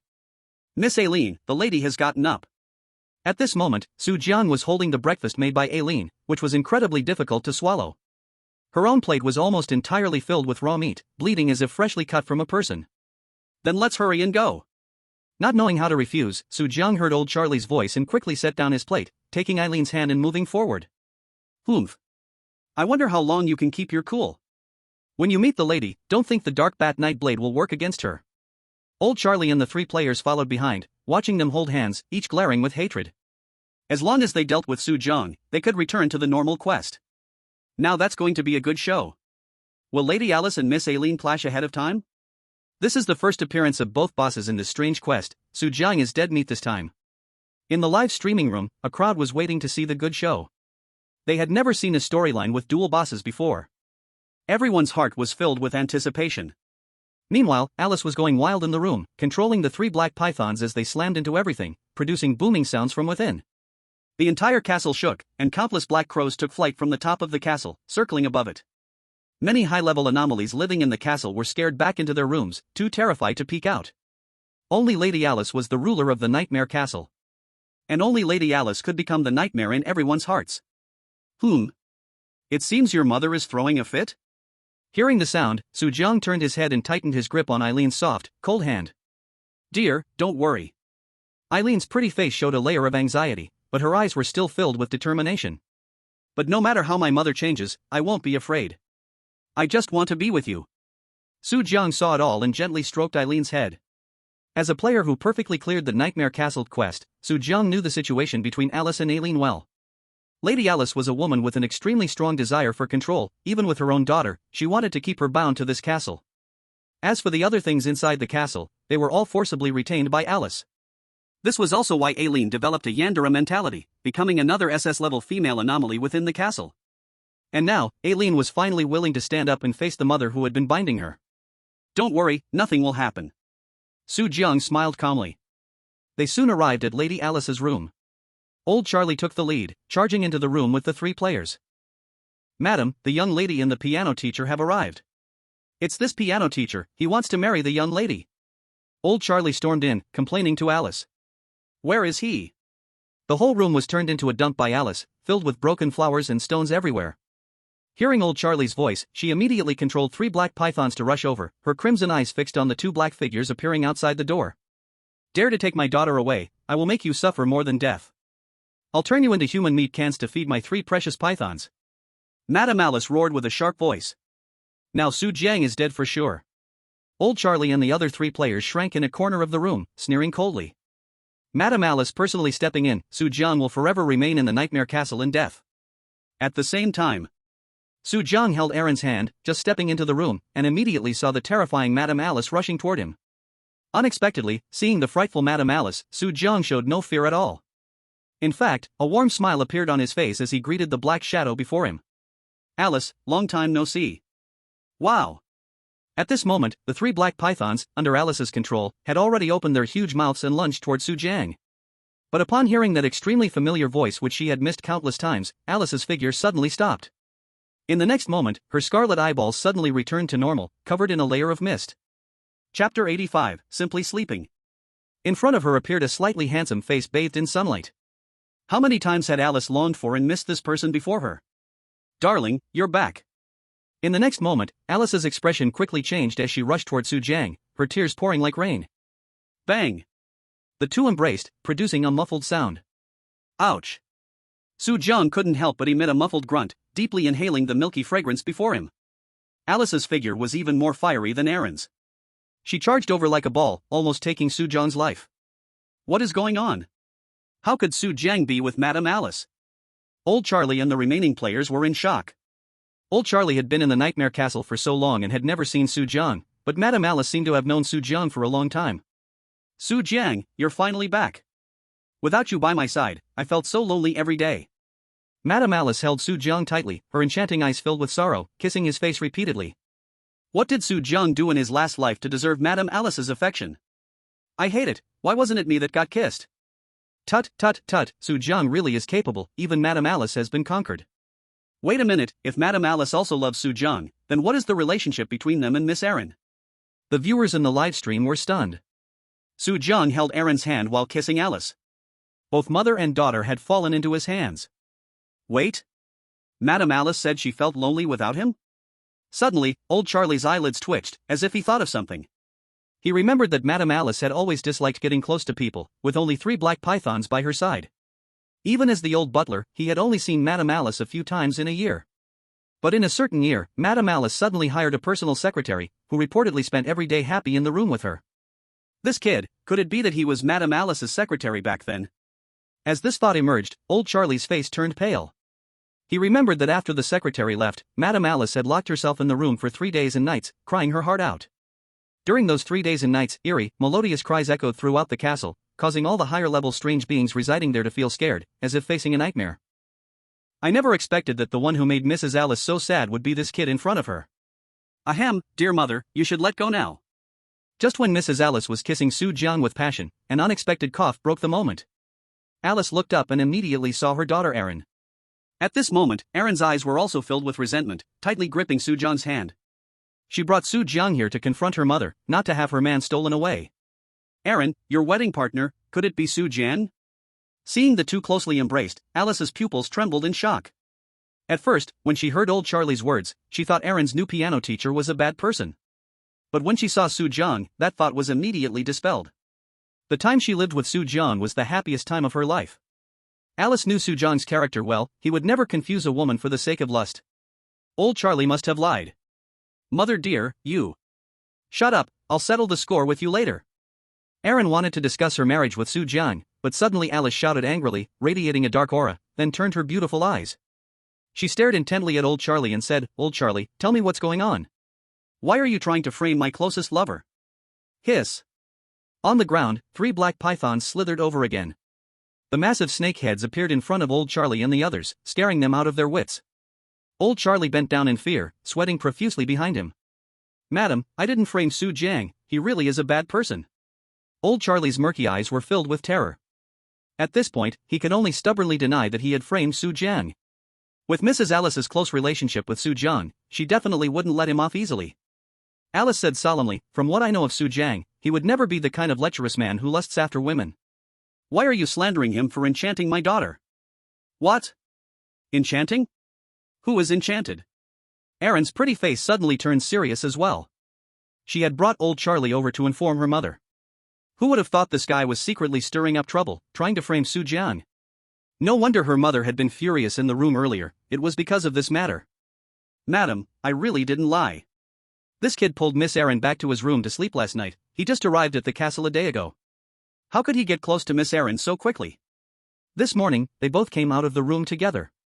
This kid definitely took Miss Erin's first blood. Old Charlie knelt on the ground, earnestly pointing at Su Jiang. What nonsense are you talking? Erin's face immediately changed, instinctively looking at Alice, fearing her mother would get angry. Although her first blood was still intact, suddenly having it mentioned in front of her mother made her feel somewhat shy. Old Charlie still insisted, Madam, look at this kind of person. As soon as he arrives, he takes possession of the young lady. Other than enchanting her, I can't think of any other way for the young lady to give herself up so quickly. He sounded reasonable. After hearing this, Alice furrowed her willow leaf brows, also feeling he had a point. Alice's gaze shifted to Su Jiang, her eyes a bit forlorn. Could it be? Su Jiang really was that kind of wastrel? But at that moment, Su Jiang stepped forward with a cold face.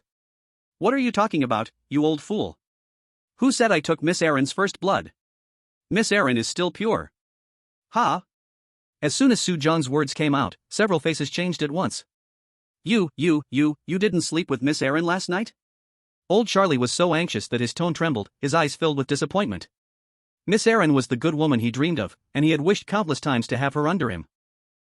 And now Su Jiang has this opportunity, but he did not take it? We slept, Su Jiang said with everyone panting, but we did nothing, just simply slept. Simply slept? A few players nearby were dumbfounded. No one in the outside world would believe this word. But now Su Jiang says it, and it doesn't sound like a lie. I prove that what Su Jiang said is true. The reason is simple, because we did not see anything last night. Chapter 86 White Pineapple. If Su Jiang really did something last night, then we would have a good show to watch. In the live broadcast room, a group of people was both angry and helpless. Last night, they had prepared the toilet paper. But Su Jiang did not move at all night. If Su Jiang were not still standing, they would think he was a dead body. Mother, what Su Jiang said is true. Eileen blushed as she stepped forward, nervously lowering her head. I did want to give myself to him, but he said he needed your consent. So early this morning, I brought him to see you. Alice was a bit dazed, so I misunderstood Su Jiang? Once upon a time, she firmly believed that Su Jiang was the perfect lover she wanted. But later, when Su Jiang left, it made her doubt him again. Now hearing her daughter's words, Alice felt relieved while a wave of angry fire surged from her heart. Old Charlie, you almost made me misunderstand my beloved. Whoosh, whoosh, whoosh. In the boudoir, the surroundings began to swirl with flying flowers and stones again. Various fragments of flowers and dirt mixed together, swirling in the air. Old Charlie, you shameless little man. Madame Alice opened her mouth, and her face gradually began to change. Her plump body suddenly swelled dozens of times, transforming into a gigantic vampire. Behind Alice, a pair of black wings grew. She spread her wings, about 4 meters in diameter, clearly visible, all kinds of human vengeful souls were on it. I died so miserably, who will save me? Come and save me, I don't want to die yet. Although those vengeful souls had become wings, they could still make sounds, trying to draw everyone closer. Wow, I heard that Madame Alice's vampire wings are made from the absorbed vengeful souls of players. With such large wings, it is estimated that Madame Alice has taken down hundreds of players. The audience in the live broadcast room trembled in fear. Although Madame Alice and Miss Eileen were both SS-level anomalies, there were still differences in strength among SS-level female anomalies. Alice's power was several times greater than Eileen's. Old Charlie, give me a good explanation, why did you lie? Looking down at Old Charlie, at this moment, Alice's figure had already grown to 5 meters tall. In front of everyone, she was a massive demon. Madam, I truly do not know what happened. Old Charlie trembled, kneeling on the ground, his expression filled with regret. At this point, there was no way for Madame Alice to blame Su Jiang, all he could do now was to save himself. I know why he framed me. Suddenly, Su Jiang raised his hand, casting a disdainful glance at Old Charlie. Old Charlie has always wanted to possess Eileen, because he saw me with her, he felt jealous and deliberately slandered me. What? Both Eileen and Alice were startled. To them, Old Charlie was the butler of the Nightmare Castle, most things in the castle were managed by him. All along, Old Charlie had been a butler who obediently followed their commands. But they truly did not know about Old Charlie's feelings for Eileen. You little brat, what nonsense are you talking? Old Charlie became anxious, his tailcoat puffed up with momentum, eyes bloodshot as he lunged at Su Jiang. His eyes filled with terror and anger, he never expected that Su Jiang would know about this. Su Jiang, on the other hand, was not afraid at all, turning his head and smiling at Alice. Alice, if you don't believe me, go search Old Charlie's bedroom yourself and you'll know if I am right or not. Alright, then let's go now. Alice's face was serious as she waved her hand, sending out a bright red energy to envelop everyone and rush towards Old Charlie's room. No way. Old Charlie was anxious, his body visibly shaking. He tried to stop Mrs. Alice from heading to his bedroom, but he couldn't block her at all. Bang! The door to Old Charlie's bedroom was kicked open. The scene that met their eyes filled everyone with shock. Inside the room, there were yellowed photos and portraits of Erin hanging all over. Those old photos were secretly taken by Old Charlie with a vintage camera, all chosen from sneaky angles and categorized by type. Like skirt glimpses, snow white pineapples, and so on. But these were not the most jaw-dropping things. The most shocking were the portraits drawn by Old Charlie, all depicting Erin without clothes. Pervert. Erin's face instantly changed, she never thought her respected Old Charlie was such a person. No, miss, listen to me, don't misunderstand. Old Charlie bit his tongue trying to explain. But Su Jiang was quick and suddenly pulled out a letter from the pile of letters on the room's table and read it aloud. I really like Miss Erin. I really want to take her blood. I really want to ride on her. Gasp. At this moment, old Charlie took a cold breath, completely speechless. These letters were written during his fantasies, he just didn't expect someone to come to his bedroom and did not hide them. Now, with Su Jiang reading them out loud, he felt utterly embarrassed. "You little brat, dare to fight with me." Su Jiang wore a cold smile. In the world of the Nightmare Castle dungeon, there were many hidden tasks. Back then, to achieve all hidden tasks, Su Jiang explored the entire Nightmare Castle and discovered old Charlie's sleazy behavior.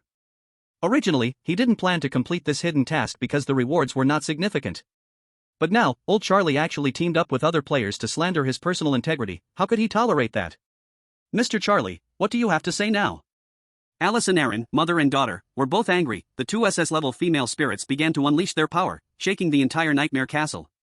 Their figures instantly expanded, sharp fangs and claws, faces wrinkled, their bodies exuding a strong smell of blood. Black pythons and white snakes slithered out from under their skirts, circling around old Charlie and the others. At this moment, old Charlie was destined to die.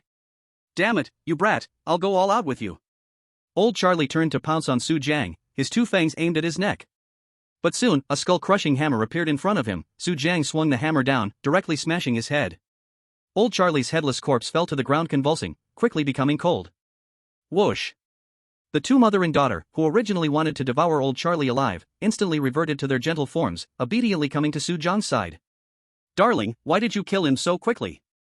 "I wasn't done playing yet," Alice said with a hint of longing. Beside her, Aaron clung to his arm, also somewhat unsatisfied. "No need to worry about that, there are still a few left." Su Jiang smiled lightly, his gaze moving to the remaining three players. Chapter 87, Crazy 7 Days. No! A few players saw Su Jiang and others glare at them, their faces immediately turning terrified. "Su Jiang, we were wrong just now, we shouldn't have slandered you. But it was old Charlie who made us do it, we had no choice. Stop the nonsense, no matter what, you all will die." Alice didn't listen to their words at all. In the next moment, she let out a sharp scream. 3 black pythons darted out from under her skirt, opening their big bloody mouths and lunging at the 3 in front. Just by holding her mouth down, the bodies of the 3 players disappeared halfway. Biting down further, several players were swallowed into the belly of the black python, as if they had never been there. The 3 black pythons, satisfied, flicked their tongues and then slowly shrank back under Alice's skirt. 3 people just died like this. In this strange dungeon, only Su Jiang survived. I wonder how he will deal with these two mother and daughter. The viewers in the live broadcast watched in shock as people were eaten by the snake, swallowing their saliva. Their eyes turned back to Su Jiang. "Dear." Suddenly, the 2 women rushed toward Su Jiang as if competing for his favor. Both embraced Su Jiang, their immense strength nearly tearing him in half. "Mother, what are you doing? Let go of my husband." "Irene, what are you doing? Su Jiang is mine." The 2 mother and daughter had red eyes, the powerful aura of SS-level female monsters swelling behind them. Just moments ago, they were united against the outside world, but now, for Su Jiang, they began to fight.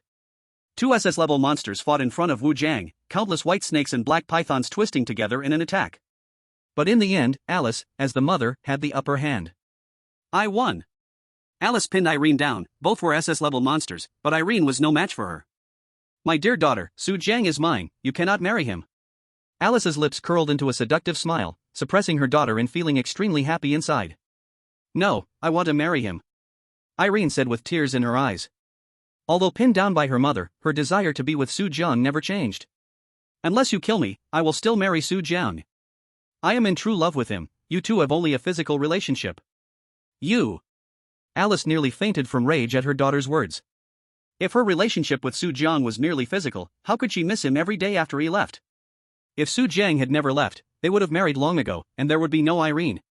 All right, stop arguing you two." Suddenly, Su Jiang walked over, smiling calmly, and patted both of their shoulders.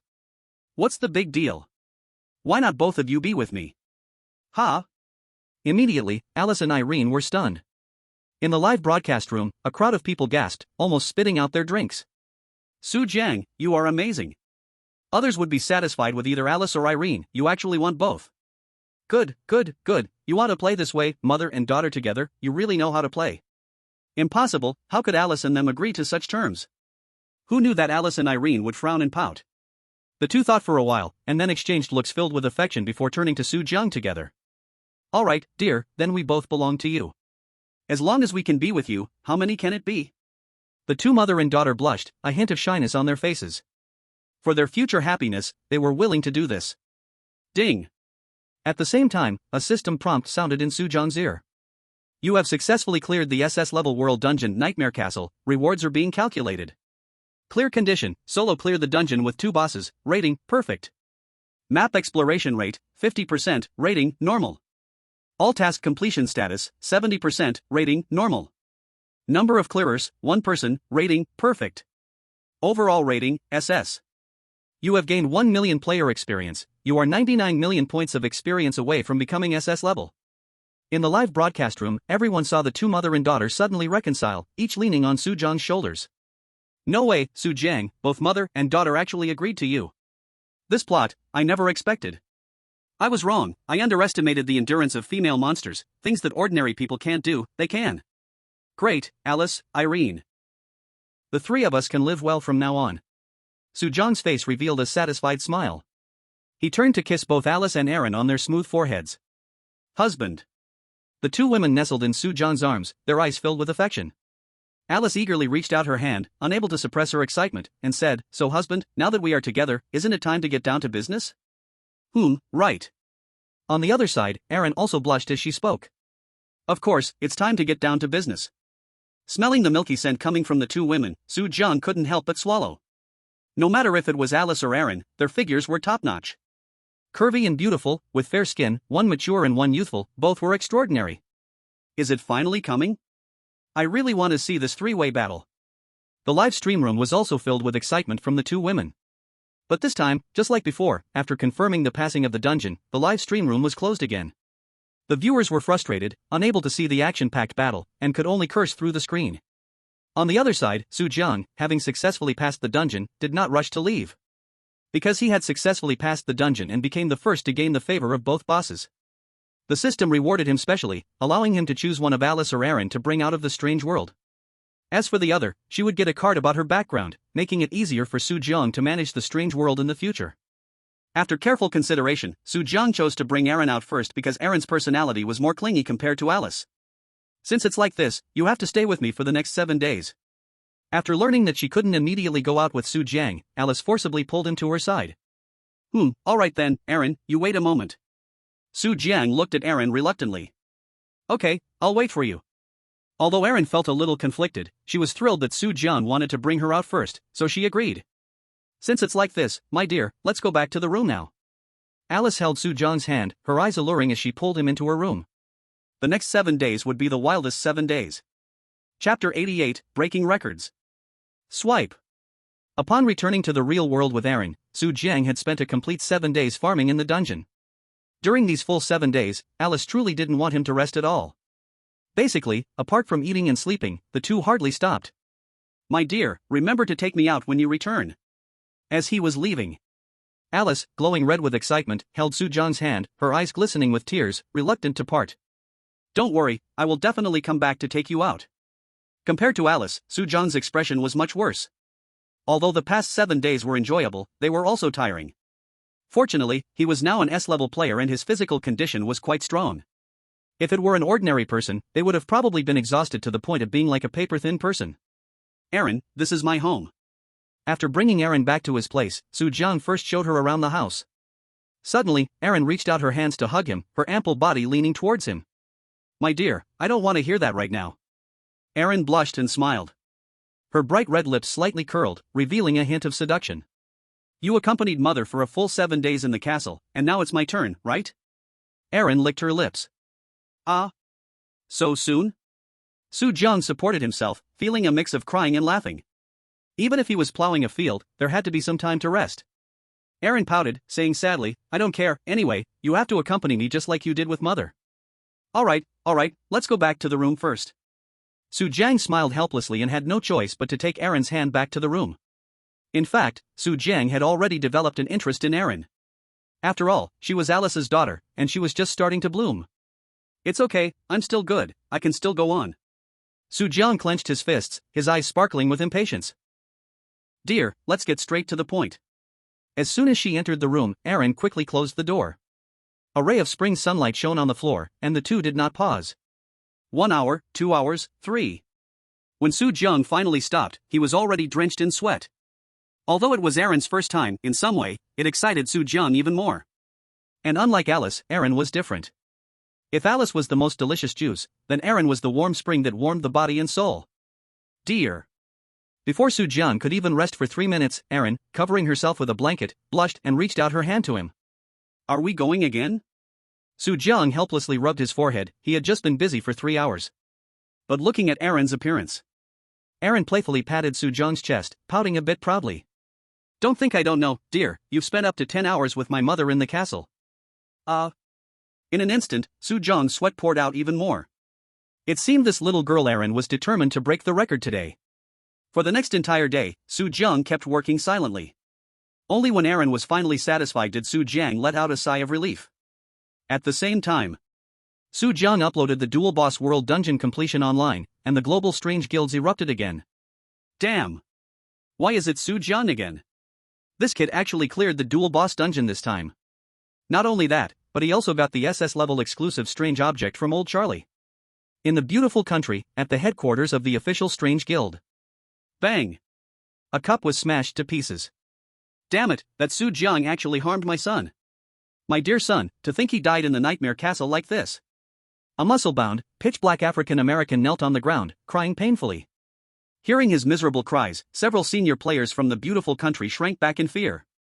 You see that big dark guy over there? He is our guild's SS level player, Big Black. Ranked top 1000 globally. I heard his son went into the same dungeon as Soo Jung, and then died inside. Big Black came over this time. He must be wanting to take revenge for his son. SS level player, we can't afford to offend him. Let's hurry up and leave, or we'll be caught up in this. People hurriedly left Big Black's side, who knew what he might do if he got angry. Big Black, my condolences. A senior official from the beautiful country's strange guild stepped forward, patting Big Black's shoulder and sighing. I watched the live broadcast of that Soo Jung letting the female strange kill your son. According to the rules, your son provoked him first. In this situation, our guild can't help. The senior official sighed.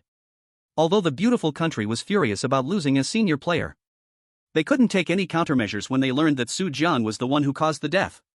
Last time they acted, they had to apologize to Soo Jung. Because of that incident, their beautiful country became the laughingstock of the world. If it happened again, they would truly lose all face. I know what to do. Big Black wiped his tears and stood up. If you can't help me, I'll deal with Soo Jung myself. That guy is just an S-level player, he can never win against me.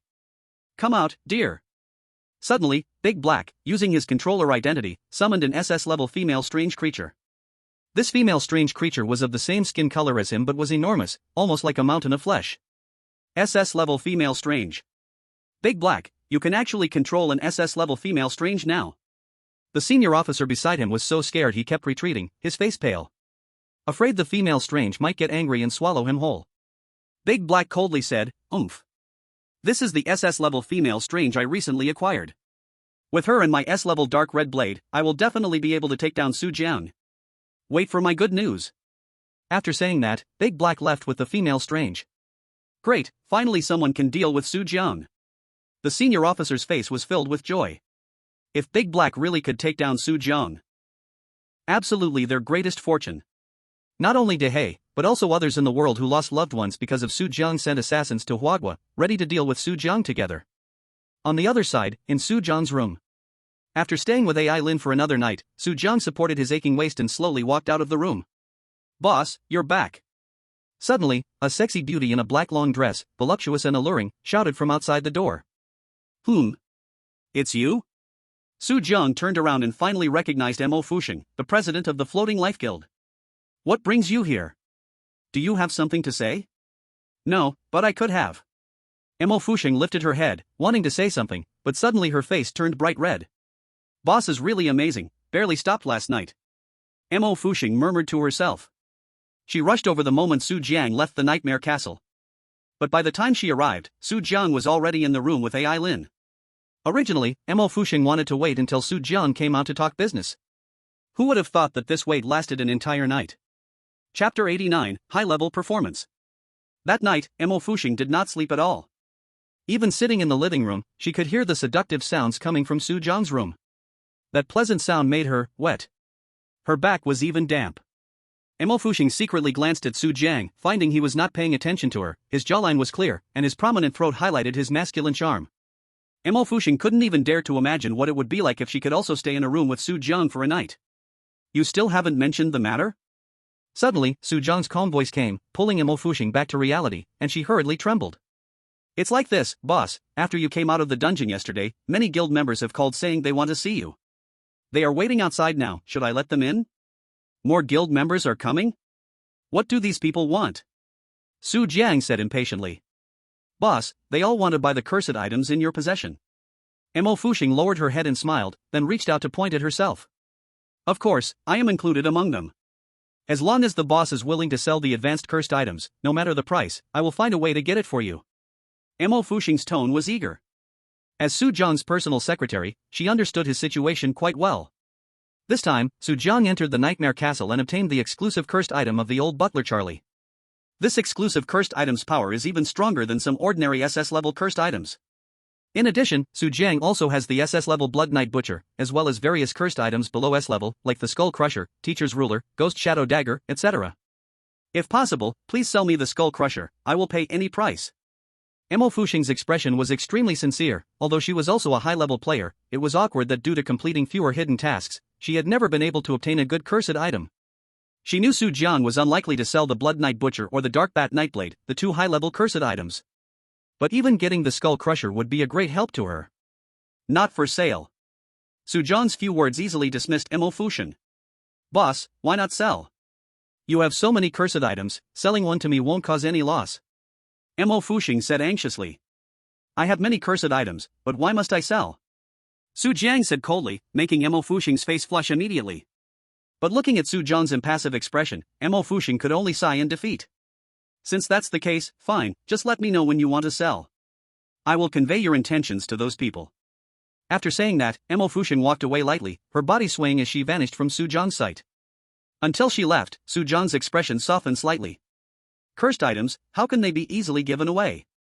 Even if giving, one must offer something of equal value in exchange. Su Jiang snorted coldly. Now he has several million strange coins in his account, which would amount to billions outside. Mo Fuxing wanted to get a strange device from him and had to offer more tempting conditions. For example, that girl's body? Su Jiang recalled Mo Fuxing's swaying figure. For some reason, the longer he got along with this woman, the more he liked her. Maybe it was because he had interacted with too many strange women that he felt a bit unaccustomed to normal people. But now, Mo Fuxing gave him a different feeling. Bingyue, Mashue, Hongye, Qingyan, come out. Swish. In the next moment, Su Jiang summoned the other four strange women. Dear, you finally came back. I don't care, today you have to spend time with us. As soon as the few strange women appeared, they immediately hugged Su Jiang's body. In a flash, Su Jiang's body became smooth and shiny. You guys, stop messing around, I want to introduce someone to you. Su Jiang pulled a few of them into the room. Inside the room, Eileen was still lying on the bed, dripping with fragrant sweat, shyly looking at Luo Bingyue and the others. This is the strange girl Eileen I just brought out from the dungeon, let me introduce her to you. Su Jiang smiled. Hello, big sisters. Eileen's little face was flushed red, responding a bit shyly. Her voice was like a mosquito buzzing, yet everyone understood her. Another little sister? Hubby, you're amazing. Now, it's good, we will have fun together from now on. Come, little sister Eileen, let's teach you a few poses. The mature big sisters suddenly each stretched out a hand and directly pushed Su Jiang down. Then, in front of Eileen, they began their entertainment. Little Eileen watched the impressive performances of the big sisters, her beautiful eyes filled with shock.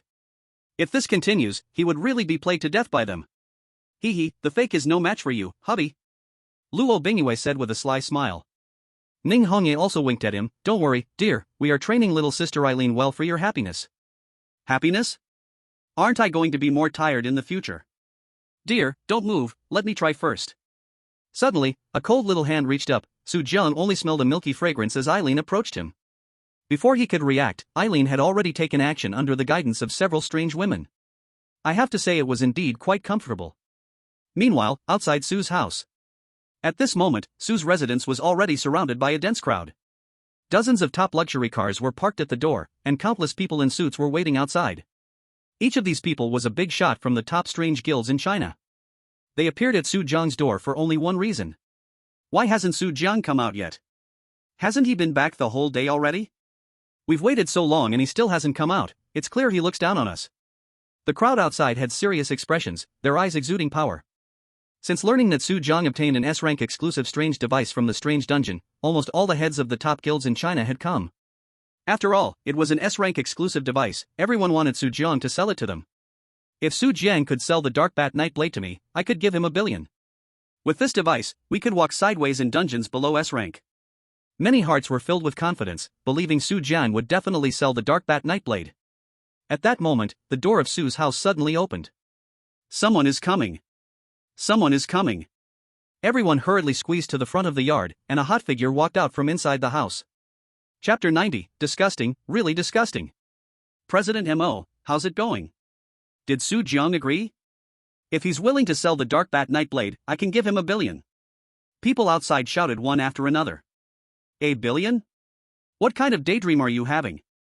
M.O. Fuxing disdainfully glanced at the person who had just spoken.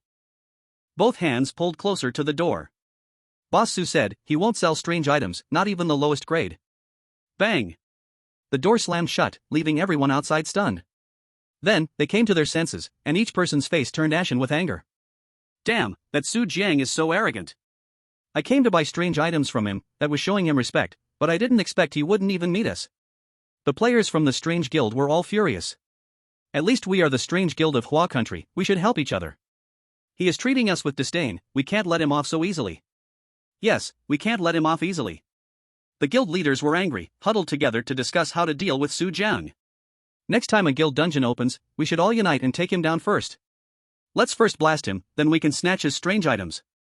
The crowd stood in front of Su's house, grinning sinisterly, plotting against him in public. In the strange dungeon, besides solo dungeons, special dungeons, and world dungeons, there were also team dungeons and guild dungeons. Every dungeon basically has different content. For example, in solo dungeons, naturally, the strongest person is the most powerful. However, in team dungeons or guild dungeons, the overall strength is what matters. With only Su Jiang, even if he had many strange items, he couldn't create waves in front of them.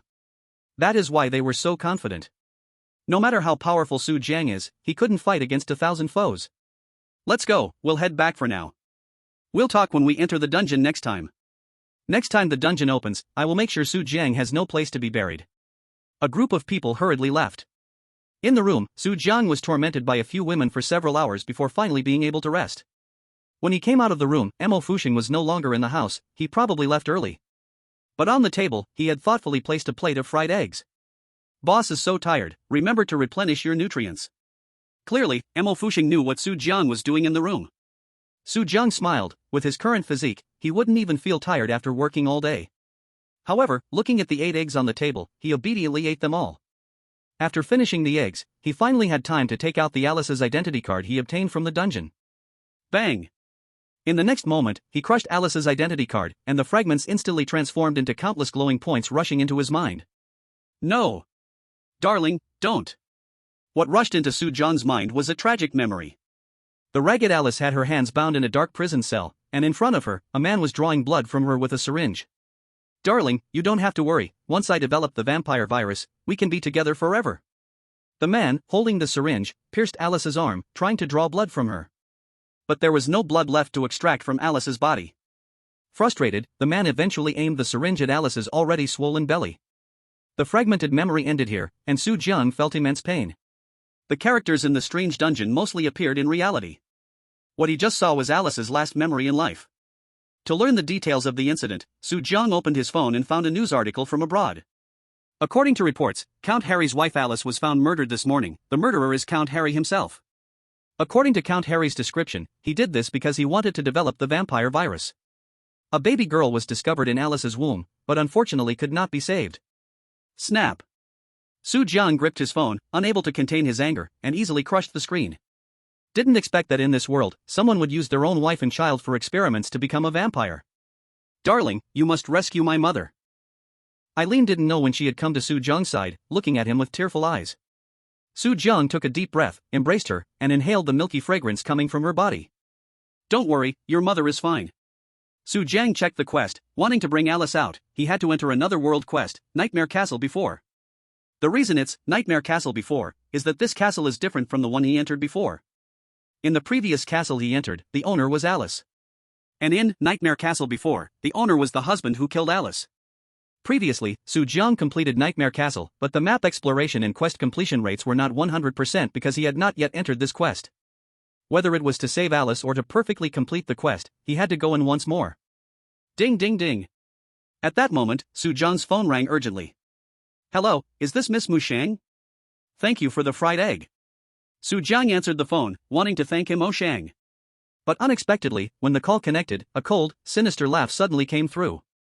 Su Jiang, don't answer the phone, I have been captured by the enemy.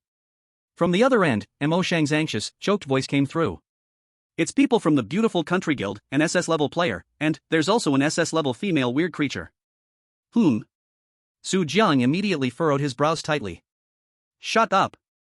Suddenly, a scolding sound came from the phone, followed by Shang's scream from a slap.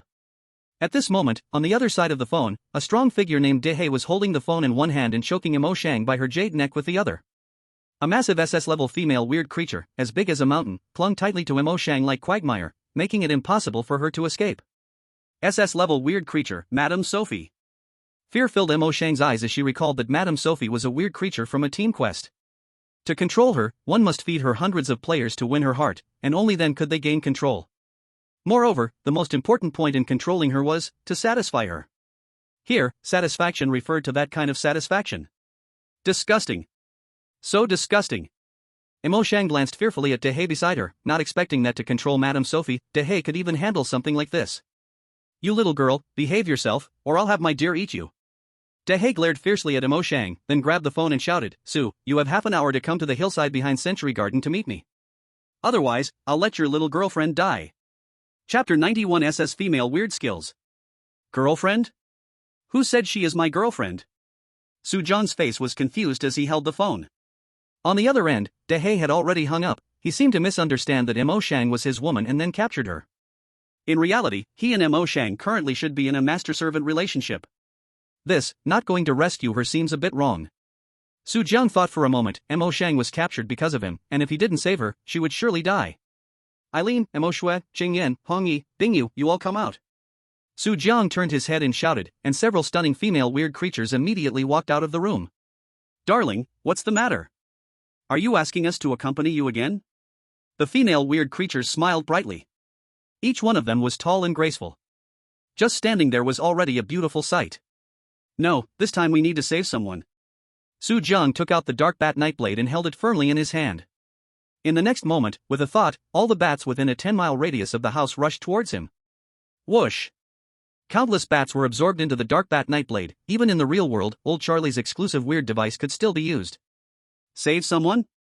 Ning Hongyi raised her brow, her red lips curling into a cold smile. I haven't heard those two words in a long time. It's always us killing people. Didn't expect that we still need to save someone. Lin Mashue and Lin Qingyan smiled like blooming flowers. Since it's our dear asking us to save, let's go and save. Luo Bingyue and Aaron quickly came to Su Jiang's side, each embracing one of his arms, exuding a milky scent. Although we only know how to kill, we won't drag down our deer. Su Jiang's gaze was sharp. Don't worry, this time what you need to do is just kill. On the small hillside behind Century Garden. Dehe hung up the phone, coldly sneering as he crushed Mo Fuxing's phone into pieces. You little brat, when you come, I'll let you see how powerful my wife is. Dare to kill my child, I'll make sure you accompany him to the grave. Wow. Dehe opened his hand, and the phone turned into countless shards that fell. You are wrong, he won't come. Suddenly, Mo Fuxing let out a bleak laugh. Ha? What did you say? Dehe's smile abruptly vanished, his face burning with anger. Mo Fuxing coldly snorted and said, Su Jiang and I are just master and servant relationship, I'm not his girlfriend. Do you think he would come to save a servant? You? Just a servant? Not his girlfriend? Dehe's tone carried shock, his eyes scanning Mo Fuxing from head to toe. No matter how he looked, Mo Fuxing belonged to the kind of girl who could captivate a nation, looking like a fairy. Such a girl turns out to be just Su Jiang's servant? You think being Su Jiang's girlfriend is so easy? A trace of loneliness flashed in Mo Fuxing's eyes. With her frail body, she couldn't compare to those strange girls who could easily handle things without any risk of damage. Perhaps it's also because of this that Su Jiang looks down on her. Her choice to become Su Jiang's personal secretary might have been her biggest mistake.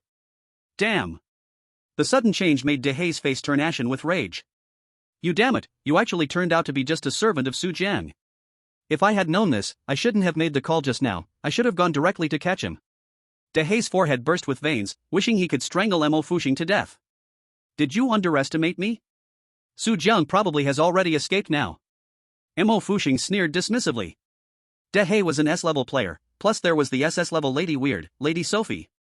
With such immense power, if it had been her, she would have escaped long ago. Escape? I will chase him to the ends of the earth. But before that... Dehei looked at Mo Fuxing meaningfully, sneering as he licked his lips. What do you want? Mo Fuxing suddenly had a bad feeling in her heart. Before catching Su Jiang, of course, I must have some fun first. If I let you go just like this, wouldn't it be a waste? You dare. Suddenly, Mo Fuxing's eyelid jumped, and a wave of fear surged in her heart. She had already prepared to face death. But to make her do that kind of thing. She would never agree. Humph, you think I look at you? I only have you as a current plaything, Sophie. Do it. SSS. Suddenly, the SS-level Lady Weird clinging to Mo Fuxing, breathed out a burst of pink miasma from behind. This pink miasma carried a bloody scent. But for some reason, as Mo Fuxing inhaled the smell, she suddenly felt herself turn hot. So hot. Mo Fuxing frowned tightly. A layer of fragrant sweat oozed from her forehead like hot water. Basically, an SS-level Lady Weird would possess one skill. And Lady Sophie's skill was to release a kind of mysterious miasma. Ordinary people who inhaled this miasma would immediately feel the heat rise, various functions of their body would be aroused. Regardless of male or female, they would be trapped in this miasma swamp, unable to extricate themselves. It was because of this skill that Lady Sophie could confuse a group of players. She would torture players to death alive and then devour them. Dear. Suddenly, Lady Sophie behind Mo Fuxing made a hoarse, muffled sound. Only then did Mo Fuxing realize that this mound of flesh behind her had a face. All covered under the fat. A dark purple lip stretched open, revealing deep yellow gums, and spat out a foul breath. I want it too. Madam Sophie said so. Darling, don't worry, let me get ready first, and then I'll come and be with you. Rip. Dehei walked over with a cold sneer. He gently hooked a finger, and Mo Fuxing's black dress tore open a crack. Spring light. Great exposure. No. Mo Fuxing desperately shook her head, trying to resist. But under the effect of Sophie's poisonous air, her whole body was getting softer and softer. Haha, it's okay, in a while you will feel good. Dehei laughed coldly and stared at Mo Fuxing without blinking, his mouth almost drooling. Help me. Mo Fuxing bit her red lips, trying to call for help. But to her surprise, her voice also became soft. As if her whole body was going to melt into water. She tried to struggle, but as an S-level player, she had no advanced ghost tools, and was not a ghost controller. She could not fight against Dehei at all. Go ahead and scream, even if you scream your throat out, no one will come to save you. Dehei laughed even louder. The more panicked Mo Fuxing got, the more excited he became. At this moment, suddenly a light voice came into his ear. Who said no one is coming to save her? A sudden voice scared Dehei so much his body shook like a tiger. Beside him, he didn't know when a young man with a handsome and gentle face appeared. This young man looked at the stuck Mo Fuxing first, then turned his icy gaze over. Hello, my name is Screaming Throat. Chapter 92. No more pretending. Su Jiang, it's you. Seeing the face clearly, Dehei jumped back in shock. His whole body felt like thunder had exploded. He didn't expect Su Jiang would really come. Su Jiang? In Mo Fuxing's watery seductive eyes, there was also a light of joy. What? Didn't you call me here? Why so surprised? Su Jiang walked like an old man strolling, hands behind his back, circling around Dehei. His gaze moved to Mo Fuxing in that mountain of flesh, first looking at Mo Fuxing's exposed chest. Not bad, a good woman. Su Jiang's eyes were glowing. At this moment, Mo Fuxing's face was red, her soft body twisting under the mountain of flesh. She was like a pool of spring water. Su Jiang. As if feeling Su Jiang's gaze, Mo Fuxing let out a moan. Cough, cough. Su Jiang quickly came back to his senses, his eyes swept to the mountain of flesh behind her again. SS-level female ghost, Madam Sophie? Speaking of this Madam Sophie, Su Jiang could not possibly not know her. This Madam Sophie was probably the game character he hated the most in his previous life. The reason was simple, because Madam Sophie was too much to deal with. Her appetite was even bigger than Irene, Ning Hongya, and Luo Bingyue combined. Basically, Madam Sophie was never satisfied, even 24 hours a day she wouldn't stop. Compared to Irene and the others, Madame Sophie was the truly unsatisfied one. Of course, Su Jiang didn't give himself to her in his past life. He caught other NPCs, even roadside cows and horses to give to Madame Sophie to clear the level. But now it's fine, Madame Sophie had already been tamed, that means she won't appear in other ghost game stories. Each dungeon only has one, and each ghost character is also only one. Since Madame Sophie was summoned, doesn't that mean the dark red blade is also on him? Su Jiang looked at Dehe with deep meaning, a cold smile on his lips. Maybe, saving someone this time might bring some special reward. Su Jiang, you bastard. Suddenly a loud roar sounded. Dehe held the dark red blade, baring his teeth, wishing to rush up and kill him right away. Enemies meet, and eyes turn red with hate. Who are you? Why did you lay hands on my secretary? Su Jiang said coldly instead, not putting Dehe in his eyes at all. You bastard, you killed my son Xiaohe. How could you be so self-righteous? Is Xiaohe your son? Su Jiang raised his head, suddenly realizing. So you came to take revenge for your son, that's why you called Lady Sophie over? What's wrong? Are you scared? Dehe smirked cruelly. Sophie is someone I've worked hard to contract with, don't think you can deal with her easily. TSK, you must have spent quite a bit of time with Lady Sophie to make the contract successful, right? Su Jiang shook his head in disgust. To contract with Lady Sophie, you would have to fight together for 3 days and 3 nights. Moreover, you must satisfy her. Only when the compatibility is high enough can the contract be successful. Though he didn't know how Dehe made her satisfied, just thinking about it made Su Jiang feel sick. Hurry up and return the secretary to me, I don't want to see you. Su Jiang waved his hand. You want me to hand over this woman? Dehe laughed arrogantly. If you want me to give her up, first hand over all your strange items, then let me stab you once, and I will let her go. Dehe's eyes were filled with greed, he had watched Su Jiang's livestream and knew he had old Charlie's S-Class exclusive strange item. S-Class exclusive strange items are even stronger than his S-Class dark red blade. If he could get his hands on it, he would definitely crack into the top 30 among the world's strange player rankings. You? Want my strange item? Su Jiang raised his head, his gaze ice cold. Rejecting a toast is tantamount to drinking a punishment drink. Do you really think just because you have an SS-Class female strange being, you're invincible? S-Class exclusive strange items are unbeatable treasures in the real world. Dehe opened his mouth and wanted to argue, his words were overly bold. Yes. So what? Dehe held the dark red blade, his muscles starting to swell. He had inhaled quite a bit of miasma, besides being burned with desire, his body was also getting more excited. Don't think just because you got old Charlie's exclusive strange item that you can show off in front of me. Old Charlie's exclusive strange item is at most an SS-Class strange item, it can't compare to my SS-Class female strange. Dehe roared. He certainly knew the power of S-Class exclusive strange items. But to compare with a real SS-Class strange being, it definitely fell short. Otherwise, old Charlie wouldn't be so afraid of Lady Alice and Miss Erin. Is that so? Su Jiang smiled calmly. Then what if I also have an SS-Class female strange being? Impossible. Dehe directly refuted. Don't think I don't know, you just came out of the Nightmare Castle, at most, you've got a double boss's identity card. As long as you haven't completed the identity card task in the instance, you won't be able to bring out an SS-Class female strange being. Dehe was not foolish to come looking for Su Jiang. He had watched Su Jiang's livestream and knew his relationship with Alice and the others. Because of this, he picked this moment to appear. It was all to take Su Jiang down before he could get his SS-Class female strange being. But Su Jiang instead laughed. Who said you need an identity card to contract an SS-Class female strange being? Dehe's face darkened, covered in deep suspicion. He wasn't sure if Su Jiang was lying to him. In the world, there are only a handful of strange tamers who could possess SS-Class strange beings. Now Su Jiang claims to have one, how could that be possible? Impossible, you definitely don't have an SS-Class strange being. If you do, I'll cut off my head and kick it like a ball. Dehe declared. Is that so? Su Jiang couldn't help but laugh, a glint of light flashing in his eyes. Alright then, I'll come clean, no more pretending. Mo Shui, come out. Swish. With Su Jiang's call, a figure in a white dress, delicate as snow, with charming eyes like silk, slowly stepped out from the strange space, appearing before everyone. Dear, did you need me for something? Lin Mo Shui stepped forward, leaning against Su Jiang, her large white glow swaying along with her. SS-Class female strange being. Lin Mo Shui. When Dehe saw Lin Mo Shui, he was completely dumbfounded. As someone who had been in this instance before, he clearly knew who Lin Mo Shui was. That is a female entity capable of summoning numerous S-level entities for a party. And now, this female entity has become a person by Su John's side. How about it?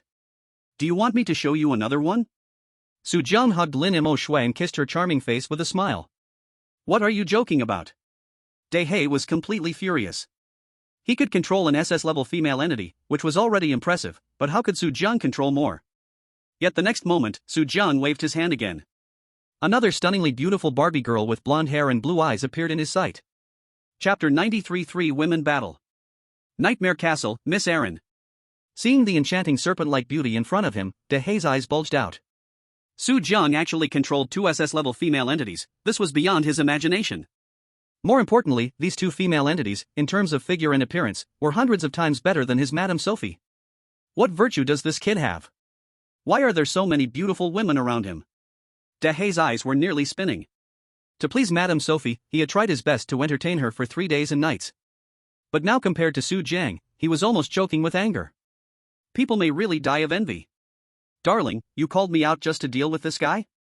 As Erin stepped out of the strange space, she instantly threw herself into Su Jiang's arms, a smell of milk wafting around. She disdainfully swept her gaze over Dahe and Madame Sophie, a cold smile curling at the corner of her mouth. I thought this was a formidable character, turns out it's just a rookie. With just these two, there's no need for Darling to make a move, we can handle them ourselves. Lin Mo Shui said with a bright smile. The cold gazes from the two women fixed on Dahe, suddenly giving him a feeling of being pricked by needles. These two SS-level female entities could easily take care of him. Su Jiang, let's talk this over. Dahe panicked and stretched out his hands to call for a stop. What happened before was my fault, I can forgive you for taking out my son as long as you let me go. How about it? The 36 stratagems suggest that retreat is the best option. Dahe's back was drenched in sweat, not knowing that Su Jiang had received system rewards and directly pulled Erin from the strange space. If it was just Lin Mo Shui, he could still care less. But now with two SS-level female entities present, this was not something he could easily deal with. The best option was to retreat first, prepare properly for revenge later. Do you think I don't know what you're thinking? Su Jiang sneered coldly. Seeing Dahe's round, rolling eyes, he already knew the big guy's thoughts. I'm not an idiot, if I let you go, would you prepare to come back and deal with me? Since you are here, then let's bury you here. Mo Shui, Erin, go. Su Jiang didn't hesitate at all and directly ordered the two women to take action. Yes, darling. The two women replied sweetly, then immediately dashed out from Su Jiang's side. In an instant, their expressions turned dark.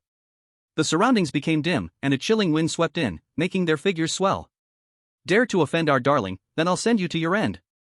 No one can bully our darling. Whoosh. Hiss. Surrounding the two women were whirls of dark wind and white snakes, like the snake kings in the winds. Several white snakes twisted into a typhoon, stirring up dust and grass on the hills. Even two mice were caught up, instantly shredded by the dark wind. This is the skill of these two female entities. Dahe's face turned pale with fear, seeing the mice being cut in half in midair, their insides spinning. He felt a wave of nausea rise in his heart. The skills of SS-level female entities are nearly unstoppable. Sophie! Come save me! Dahe called out to Sophie with a trembling voice. She was the only one who could save him now. But Sophie, upon hearing his words, did not act immediately. On the contrary, a round, glistening eyeball appeared on her face covered in fat and wrinkles. It seemed to be observing Dahe, waiting for something. Dahe gritted his teeth and then shouted, as long as you can deal with these two women, I will fight you for 7 days and nights without stopping. Dear! Almost in an instant, the mountainous body of Sophie also trembled. She suddenly stood up from the ground, her figure towering several inches, making the surroundings even darker. Only then did everyone see her tiny hands and ankles. Sophie wasn't just a ball of flesh, it was her limbs hanging with heavy fat that made her look like a meatball. Now hearing Dahe's words, she became excited, immediately radiating a pink haze that rushed towards Aileen and the two. No one is allowed to touch my dear. Madame Sophie let out a hoarse roar from her mouth, her feet on the ground as she quickly lunged at Dahe. Boom! Boom! Boom! The grass on the hillside actually began to tremble under her steps, as if an earthquake was happening. Aileen and Lin Mashue also felt the tremors from beneath their feet and quickly controlled their energy to turn around. In front of them, the plump Sophie, whose features were indistinguishable, charged forward like a tank. Her body wobbled with every step, and two round eyes shone green. Fat pig, die for me! Disgusting thing! Lin Mashue and Aileen activated their skills, one a sinister wind, the other a white snake. The two combined their attacks, clashing with Madame Sophie's pink haze. Both were SS-level anomalies, neither of them afraid of each other. Boom! The impact of the collision created a massive explosion. On the hillside of the Century Garden, a white light exploded, shining into the sky and darkening the entire garden. Many people living in the garden were startled, staring at the white light on the mountain, thinking something had happened. What's going on? Is there a bomb exploding? No. From this sign, it's more like strange players are fighting, and not just any ordinary strange players. Many were terrified. Only strange players could cause such destructive power. On the other side, on the hillside, Aileen and Lin Mashua's sinister wind and Whitesnake fell into Madame Sophie's haze, surprisingly causing an explosion. The two were swept away by the explosive force, their faces shifting between green and white. Madame Sophie was also not feeling well, several chunks of fat were blown off and fell to the ground like piles of foul-smelling oil. Aileen, Mo Shue, Su Jiang, quick-eyed and quick-handed, rushed out to catch the two women who had been blown away. Dear, I'm fine. Lin Mashue and Aileen stood up with fierce expressions in their eyes. At this moment, they had turned into unparalleled witches, hair disheveled, their gazes at Sophie filled with ferocity. Madame Sophie is too fat, we might take a little longer to take her down. The two gritted their teeth in anger. In terms of combat power, they were definitely not inferior to Madame Sophie. But in terms of figure, they were at a disadvantage. Sophie, with her layers of fat, could withstand even an explosion. While the two of them, being lightweight, could only be blown away. It's okay, I like your figures just the way they are. Su Jiang reached out and pinched their waists, smooth and without any excess flab. Disgusting. Dear, don't mess around. The two girls' faces quickly turned bright red and shy. In front of Su Jiang, they had no fighting spirit at all. If there's anything, let's solve this battle first. Dear, just wait a moment, wife will handle everything for you. The two girls kissed him on both cheeks and then once again summoned their SS-level power, charging toward Madame Sophie again. You can do it. Su Jiang remained calm, not worried at all. Although Sophie was tough and resilient, facing the attack of two SS-level female anomalies, taking her down was just a matter of time. Moreover, perhaps you won't even have to wait for you to take her down. Su Jiang turned his head to look at Dehe, taking out the Dark Bat Nightblade in his hand. There is a more straightforward way to make Lady Sophie stop attacking. That is to take down her controller. Su Jiang, this time you are definitely dead. On the other side, Dehe saw Su Jiang's two female monsters going after Lady Sophie. A smile appeared on his face. As long as there is no SS-level female monster to assist, Su Jiang would have only one SS-level artifact more than him. He took out the S-level artifact, the dark red blade, and licked it at the edge of his mouth. This knife of mine is poisoned. If I stab you, just wait to die. Dehe tried to threaten Su Jiang and shouted. But the next moment, with one hand holding the dark bat nightblade, countless bats surged out from the blade as Su Jiang focused his mind. With his other hand, he took out another SS-level artifact, the Blood Knight Butcher. SS-level artifact, Blood Knight Butcher. With a clang, the dark red blade fell from Dehe's hand to the ground. Not only does Su Jiang have an SS-level artifact, but he also has two. Swoosh. Countless bats surged from the dark bat nightblade, instantly covering the sky and forming a magical hand above Dehe's head. Thousands of bats, under Su Jiang's control, opened their blood-sucking mouths and all rushed towards Dehe. No. The next moment, Dehe knelt on the ground, seeing countless bats rushing towards him. These bats fell on him and immediately began to tear at him frantically. Originally, the bats Su Jiang summoned in the real world were ordinary bats. But after being transformed by the dark bat nightblade, they all became vampire bats. In just a short while, Dehe, who had a flushed face, quickly turned pale. His strong body also wilted quickly like a deflated ball. No! Get away! Dehe grabbed the dark red blade on the ground and swung it, countless vampire bats being easily cut in half. But no matter how many bats he destroyed, more bats would rush onto him, gnawing at every part of his body. Arg! Several bats burrowed into his crotch, and the next moment, he immediately felt a tearing pain in his pants. No! Dehe's pupils began to whiten, his body trembling uncontrollably. His blood was quickly drained, and his warm body began to feel cold swiftly. I shouldn't have come here. A voice of regret came from his mouth. If he had known Su Jiang was this powerful, he wouldn't have come to take revenge for his son, even if it meant death. With Su Jiang's current strength, he could absolutely stand at the top of the world. Even, he might surpass those few exalted beings. Ha! Suddenly, a shadow appeared in his sight. Su Jiang stood in front of him, holding the Blood Knight Butcher, his expression cold. Before he could plead for mercy, Su Jiang had already raised the Blood Knight Butcher. Go reunite with your son in the cotton field. Swish! With a swift stroke, a black, shriveled head rolled off Dehe's body. No! My dear! Not far away, Lady Sophie, who was struggling with Aileen and Lin Imo Shui, trembled violently. The next moment, her round, huge body actually began to disintegrate into particles. With the controller dead, she lost her master and would once again enter the strange instance as a boss. Bastard! If I ever encounter you, I will definitely kill you. Lady Sophie wailed at Su Jiang because he killed her beloved controller. From now on, she can only sink back into the instance world, waiting for the next person to control her. I'm not going to your instance. Glancing at Lady Sophie with disgust, Su Jiang shivered and turned away. Even if I went to your instance, I wouldn't seek you out. You sun-soaked beach. Lady Sophie's face twisted, and the remaining half of her body lunged towards Su Jiang. But before she could pounce, her entire form had already turned into particles, dissipating into the air. Her wailing voice still echoed in the surrounding air. On the other side. After Dehei's head fell to the ground, countless vampire bats crawled onto him, eating him until nothing remained. On the ground. Only a set of his clothes was left, along with a few strange weapons. Come back. With a thought, Su Jiang recalled the blood-sucking bats and the strange weapon belonging to Dehei. On the hillside, it quickly became quiet again. The sky returned to clear, and a layer of pink mist spread around. Another S-grade strange weapon. Su Jiang's face showed a hint of surprise. He certainly would not mind having more S-grade strange weapons. Ah! Dear, be careful. Suddenly, Su Jiang heard the voices of Aaron and Lin Manhwa by his ear. Su Jiang quickly turned his head, but only saw a shadow swiftly pounce towards him and wrap around him. Hold me. Love me. Pamper me. Mo Fuxing's eyes were hazy as she looked at him, exhaling a breath of blue mist. In the next moment, her right hand slid down. Hiss. Su Jiang instantly felt his body stiffen. He could sense that Mo Fuxing had wrapped herself around him voluntarily. You all saw it, she wrapped around me first. I didn't act first. Su Jiang hurriedly turned to shout. On the other side, Aaron and Lin Manhwa wore smiling faces, seemingly with no plans to intervene. On the contrary, they crossed their arms, watching the fun, almost like they were ready for some seeds. It's okay, dear, you can play as you like. After all, you've absorbed quite a bit of my asthma, it's probably going to break out soon. Su Jiang's eyes turned red with a hint of realization. In the next moment, just as Aaron said, he felt himself start to burn up and moved in sync with Mo Fuxing's actions. This is not what I really wanted.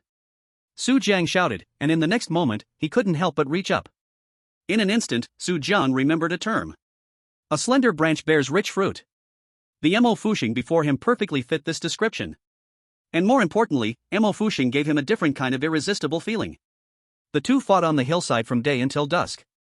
Only when the surrounding miasma completely dissipated did they finally calm down. When the two regained consciousness and exchanged glances, they immediately jumped back in shock.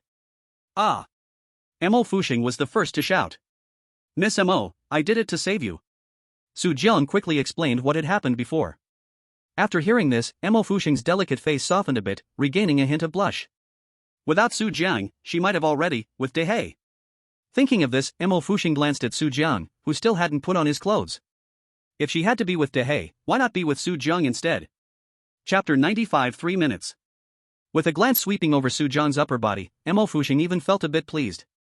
Previously, while at the Su family, she had only heard his voice and never seen him. Now, taking a close look. Majestic, spectacular. Since you're fine, let's get up and leave quickly. Seeing that Mo Fuxing didn't seem to mind, Su Jiang let out a sigh of relief. Is that how you treat me? Suddenly, Mo Fuxing looked up, tears welling up in her eyes again. Once you are done, you want to abandon me? Is it really that simple in this world? Su Jiang glared, Sister, you are just affected by the miasma. I am detoxifying you. If it weren't for me detoxifying you, you would have died long ago. Su Jiang quickly glanced at Mo Fuxing's figure. He wasn't uninterested in her. It's just that he knew very well that if Mo Fuxing took the opportunity, it would be him who would suffer. You detoxifying me doesn't need to be so direct. Mo Fuxing said with tearful eyes. Qi Ling curiously looked at her. If I'm not direct, how should I detoxify? You could be gentler. Mo Fuxing's face turned red as she said. This. Su Jiang furrowed his brow, suddenly feeling at a loss for words. Such a stunning and fiery beauty laid out before him, who could control their gentleness? He wasn't turning into a starving wolf, he was already gentle enough. Besides, it was Mo Fuxing who had launched herself at him first. Forget it, good men don't fight with women. You take this, and our matter is settled. Su Jiang impatiently took out a strange weapon and threw it to Mo Fuxing. S-grade strange weapon, dark red blade. Seeing the strange weapon in front of her, Mo Fuxing excitedly rushed over and quickly grabbed it in her hands. Her beautiful figure shone softly under the moonlight, and Su Jiang could see it even clearer. "Boss, are you really going to give this to me?" Mo Fuxing expressed disbelief. She had entered so many strange realms but had never obtained an S-rank eerie item. Now, Xiling made a move and just like that, it was an S-rank eerie item. "I don't need it anyway, so I'll give it to you." Su Jiang turned his head. The dark red blade was something he got from Dehe, but he already had the SS rank Blood Knight Butcher and the S rank Darkbat Nightblade, so he didn't need it. "Thank you, boss." Mo Fuxing took the dark red blade and quickly stored it on her. She looked at Su Jiang with gratitude. Clearly, it was her fault this time, yet he came to save her and even gifted her an S-rank eerie item, which suddenly made her feel happy. No matter what, it seemed she wasn't losing out. "Have we settled our issues? Can we go back now?" Su Jiang asked. "Well, my leg hurts," Mo Fuxing said with a red face, humming. After all, she wasn't an eerie woman, she wasn't as sturdy as those eerie girls. That entire afternoon, Mo Fuxing was basically in pain, and also joy. "Are you in pain?" Su Jiang turned his head to take a look and immediately noticed that Mo Fuxing indeed had some swelling. Moreover, on the ground, there were traces of blood red. This girl, is it her first time? An idea suddenly flashed in Su Jiang's mind, and he felt a bit embarrassed. It seemed he had inadvertently taken away Mo Fuxing's most important thing. "Since it's like this, then I'll carry you." Su Jiang walked to Mo Fuxing's side, and the next moment, he swept her up into his arms. "Ah!" Mo Fuxing was startled, but seeing Su Jiang's clearly defined jawline, she quickly calmed down. "Mo Shui, Ai Lin, take us both away." Su Jiang turned to the two SS rank eerie women beside him and instructed. Lin and Mo Shui and Ai Lin walked over with smiles, teasingly saying, "Darling, you're really bad. It only takes 3 minutes to detox, why did it take you an entire afternoon?" Ahem. As the two women spoke, Su Jiang and Mo Fuxing's faces turned even redder. "Stop talking, let's go back first," Su Jiang said, blushing. "Yes." The two women said no more, raising their hands to summon a gust of shadows, whisking Su Jiang and Mo Fuxing towards the Su home. With the eerie women assisting, Su Jiang and Mo Fuxing walked through the air, occasionally having some minor collisions. Soon, Su Jiang felt that something was a bit off. Because Mo Fuxing's clothes were already torn, every time Su Jiang's body swayed, there would be a gentle collision. Su Jiang's face turned hot. Aside from not being as strong as the eerie women, Mo Fuxing was practically perfect. On the other side, Mo Fuxing also clearly sensed something unusual beside her. Her little face was as red as an apple. But soon, they returned to the Su family home. Su Jiang hurriedly set Mo Fuxing down on the living room sofa and rushed back to his room. "There's some new clothes in the wardrobe outside, you can just wear them home." Su Jiang's voice came, followed by the heavy sound of a door closing. "Just like that?" Mo Fuxing's red lips opened slightly as she looked at the closed door of Su Jiang, feeling utterly speechless. She had given herself, but it seemed Su Jiang didn't care much about her at all. "Is my charm really this low?" Mo Fuxing looked down at herself. Her alluring, curvy figure. She seemed not to be bad at all, right? "Darling, what's wrong with you? Why do you look like you've seen a ghost when you see Miss Mo?" Ai Lin and Lin Mo Shui returned to the room with Su Jiang, joking as they wrapped their arms around him, a sweet scent wafting around. "You two are still young, you wouldn't understand." Su Jiang patted the heads of the two girls and then lay back on the bed. He rubbed his brow with his hand and sighed. To say he didn't like Mo Fuxing, that would be impossible. Whether it was her figure or her appearance, Mo Fuxing was no less than the eerie women he had collected. But, no matter how fun it was, Mo Fuxing couldn't compare to those eerie girls. Eerie women not only were beautiful and strong, but they also had one major advantage. That was their eternal youth. Just this point alone, Mo Fuxing could not achieve. Imagine if I conquer Mo Fuxing, one day when she grows old, while other girls remain young and beautiful. This would be a huge blow to her. What if there was a way to let Mo Fuxing stay youthful forever? Su Jiang's mind flashed with a spark, vaguely recalling some things. At that moment, he suddenly felt warmth spreading through his body. Aileen and Lin Mashue had somehow come close, kneeling in front of him. Aileen, with a lollipop in her mouth, said, "Darling, it seems like you're about to go into the dungeon again, right? Before you go in this time, spend some time with us too." For the rest of the night, Su Jiang gave himself entirely to Aileen and Lin Mashue, letting them tinker with him freely.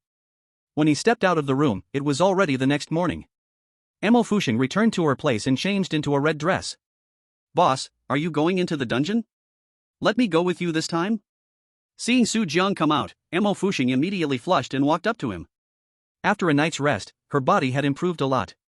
Perhaps it was because she had heard sounds from the room earlier, she felt a bit warm herself. Chapter 96, Nightmare Castle, Before. But Su Jiang just gave her a faint glance, his face expressionless. No need, I'm going into the dungeon by myself this time. By yourself? Mo Fuxing's expression flashed with a hint of urgency. If the two of us go, we can form a team, and the rewards for a team dungeon are greater than for a single one. Mo Fuxing thought that having interacted with Su Jiang, their relationship would improve. But now Su Jiang's attitude toward her seemed unchanged from before. The Fuxing Guild has encountered some trouble recently. If we don't quickly strengthen our power, we will definitely be schemed against. Mo Fuxing said through gritted teeth. She didn't mind being toyed with by Su Jiang, but the Fuxing Guild was founded by her. Even though it now belonged to him, she still didn't want anything bad to happen to it. Something happened to the Fuxing Guild? Su Jiang turned his head in surprise, about to ask what happened when his phone suddenly rang. A piece of news appeared in his sight. The Dragon God Guild, Iron Sword Guild, and Thunder Guild in Huagua have formed an alliance to impose sanctions on the Fuxing Guild. Dragon God? Iron Sword? Thunder? Seeing these three names, Su Jiang raised his eyebrows. All three of these guilds are somewhat famous in Huagua. Especially the Dragon God Guild, he had some complicated ties with them. Mo Fuxing said helplessly beside him, because you refused to sell the strange device last time, most of the strange guilds in Huagua have united to boycott our Fuxing Guild. If you don't take action, the Fuxing Guild will be finished. Mo Fuxing said pitifully. Is there really such a thing? Su Jiang thought for a moment. Initially, he agreed to Mo Fuxing's terms, allowing her to dedicate herself while he became the master of the Fuxing Guild. Now, to wash his hands of it seemed inappropriate. But this time he was going into the dungeon to rescue Alice. If he took Mo Fuxing with him, the difficulty of the dungeon would increase, and he didn't know if he could rescue Alice. Perhaps, it could even result in Mo Fuxing dying inside. After weighing it all, Su Jiang patted Mo Fuxing's shoulder. During this time, stay outside and stabilize the situation. When I return from the dungeon, I'll take you into the team dungeon next time. Take me into the team dungeon next time? Mo Fuxing's eyes sparkled like flowers. Going into the team dungeon with Su Jiang was much better than going in alone. Alright. I'll handle things these days, just focus on completing your dungeon. Mo Fuxing clenched her small fist. Even though the Dragon God, Iron Sword, and Thunder Guilds are strong, she isn't someone who can't fight back against them. Moreover, she now possessed the S-rank strange device, Dark Red Blade. To deal with her, they would have to ask if her strange device allowed it. In that case, I'll go in first. In the next moment, the strange space opened, and Su Jiang was automatically sucked in. Dungeon matching time refreshed. Player Su Jiang, you will enter the instance trial in 10 minutes. Please choose your world instance. World instance selection successful. Nightmare Castle Front. Note, you have chosen Nightmare Castle Front. This instance has a difficulty level of SSS. World instance loading. You will enter the world instance in 10 seconds. In the next moment, Su Jiang felt a darkness before his eyes, and at the same time, voices continued to echo in his mind. World instance Nightmare Castle Front loaded successfully. World instance introduction. You are a refugee who has escaped to Nightmare Castle, along with 5 other refugees. You must lead these people to survive in Nightmare Castle. Instance level, SSS. Number of players, 20. Main task, survive for 7 days in Nightmare Castle. Other tasks please explore for yourself. Remark, perhaps defeating the vampire count will reveal something. Streamer loading. Live room loading. Bullet chat loading successful. Wow. When the strange live room opened, a crowd of people immediately surged in. Oh my god. It is actually an SSS level world instance. Those who dare to play this instance must be at least S level big shots. I wonder who will be here this time. This Nightmare Castle Front, I heard it's even scarier than the Nightmare Castle ruled by Madame Alice. I wonder what the boss here will be like. When the viewers saw that the strange instance opened was SSS level, everyone was shocked. Because so far, no one has perfectly completed any SSS level tasks. Almost 60% of the strange players died in SSS instances. Some who barely survived ended up becoming dazed, mentally disabled, or insane. It can be said that those who dare to participate in SSS level tasks are already 1 foot in hell. Of course, it is because of the difficulty of SSS level instances that the rewards for completing the tasks are also quite generous. Even if after completing the task it's only ordinary level, one can at least obtain an A-level strange item. Because of this, many high-level strange players would still choose to take risks in high-level instances. Whoosh! The moment the live room opened, a large group of people was also refreshed in front of the doors of Nightmare Castle. Before them stood an enormous castle, 10 times larger than the one ruled by Madame Alice. In such a massive castle, many high-level strangeness lived in every corner. If one carelessly intruded, only death awaited them. I wonder which high-level player will come in this time. I heard there is a player called Dehei who recently entered an SS level instance and even successfully tamed the SS level strange lady, Madame Sophie. Wow, he even conquered Madame Sophie. This Dehei must be someone extraordinary. While a group of people chatted and joked in the live room, 20 players had already refreshed in front of the castle gate. Ha! This time the task is to help 5 refugees survive? As a puff of white fog descended, Su Jiang arrived in the strange instance. He had heard the details of the task clearly from the system prompt. However, seeing that this time the task was to lead the refugees to survive, Su Jiang's expression turned grim. Originally, he just wanted to come to Nightmare Castle to save Alice, but now the system made him lead refugees, which was simply adding several burdens to him. Damn it, this time the task is actually to help the refugees survive. In that case, how can I complete hidden tasks? Damn it, another 7 days wasted. Voices of cursing erupted from the crowd. Not only Su Jiang, many people became angry after checking their tasks. World instance tasks are basically randomly refreshed, but no matter how they refresh, they will always be within the range that the system thinks can be endured. But this task far exceeded the capacity of most players. There must be some big shot who came in, that's why the system raised the difficulty of the task. I wonder which big shot has entered. The crowd murmured. Oh my god. Suddenly, a surprised shout echoed through the crowd. A handsome blonde man from a beautiful country stared in shock at an Asian man ahead of him. This Asian man wore a blue and white kimono, holding a black samurai sword. His long hair was tied up, and his eyes revealed a hint of eeriness. The world's top 500 strange players, the SS class player from the eastern land, Taro Watanabe. It's Taro Watanabe. Many people in the crowd recognized Taro Watanabe. Earlier, he had successfully soloed an SS class dungeon and won the SS class strange weapon, the Grass S sword. No one expected to encounter Taro Watanabe in this dungeon. Hello, players. If you don't want to die, you are welcome to join my side. Taro Watanabe grinned, revealing a set of yellowed teeth. If you don't join, dying in there is none of my business. Really? Upon hearing his words, the crowd's faces lit up with excitement. Having an SS class player with them was much better than going in alone. Taro Watanabe, I'm willing to join your camp. Let's work together to get through this dungeon. Many rushed to Taro Watanabe's side, flattering him with nods and bows. Most people present were S-class players, and there were even a few A-class ones. Given their capabilities, it wasn't easy to survive in an SSS-class dungeon. More importantly, the system had specifically instructed them to protect the refugees under their care. Without a doubt, the survival rate of these refugees would also affect their mission completion. Alright, let's all cooperate, we need to find a way to survive. Taro Watanabe said with a sinister laugh. He gathered so many people, but he didn't really want to protect them. Instead, he needed a shield. With a death rate of up to 60% in each SSS class dungeon, how could he protect everyone? To survive, he had to sacrifice others. Cough, cough. Suddenly, a loud cough came from the crowd. A burly man in a bulletproof vest glanced unhappily at the players rushing toward Taro Watanabe. He held a 6-ring tin staff and slammed it heavily on the ground. Boom! Suddenly, the ground shook violently, and a strong wind swept through, causing them to sway unsteadily. Oh my god! Another top 500 strange player in the world, Michael from the beautiful country. Many turned their heads and were immediately startled by the sight of the muscular blonde man. Many had already seen information about Michael on the World Strange Forum. I heard Michael's staff was obtained from a Buddhist strange dungeon.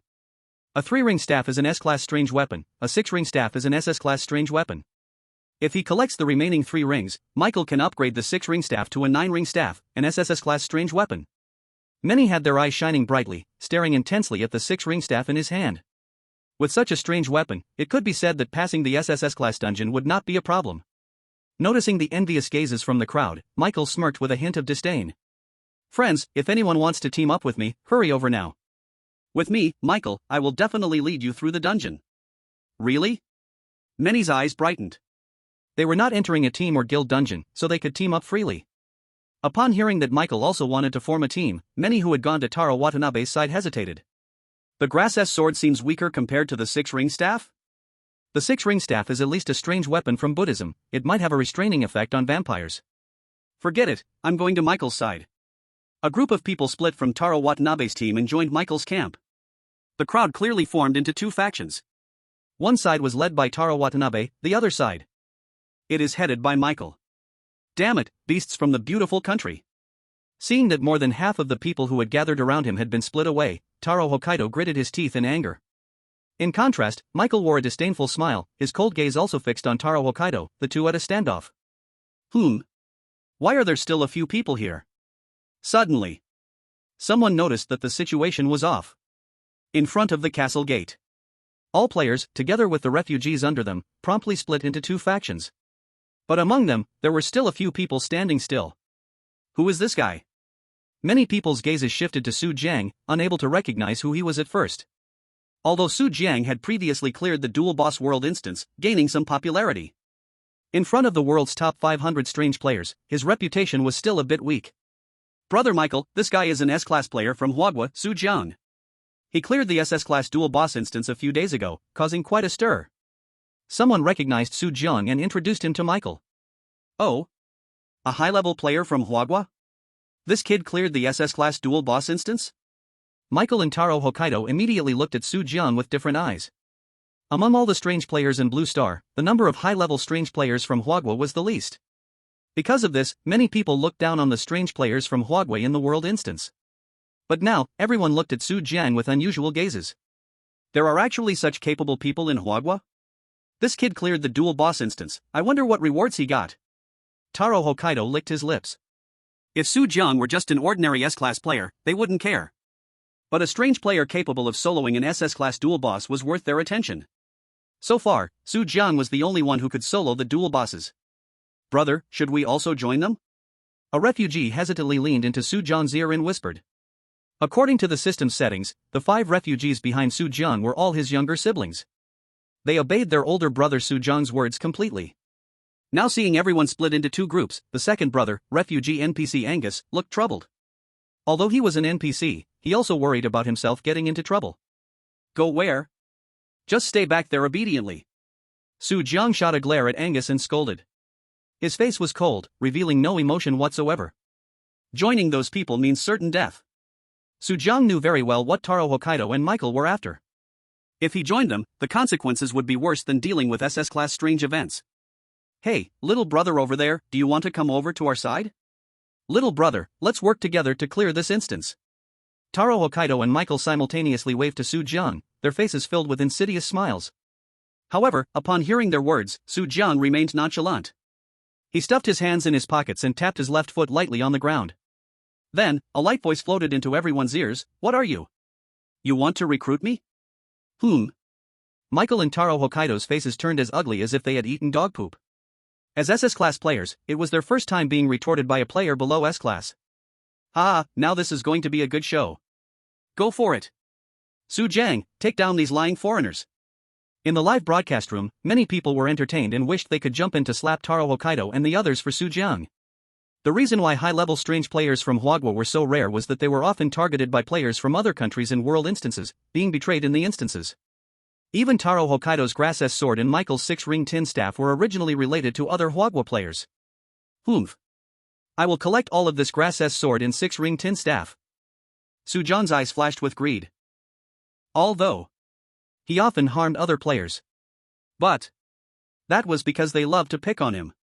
Little brother, we sought your cooperation because we respect you, don't overstep your bounds. Michael said, suppressing his anger. Taro Wada also pressed on, originally, your country's high-level players are few, don't let yourself fall here too. You little egghead, shut up. Su Jiang pointed at Taro Wada and cursed directly, then turned to Michael.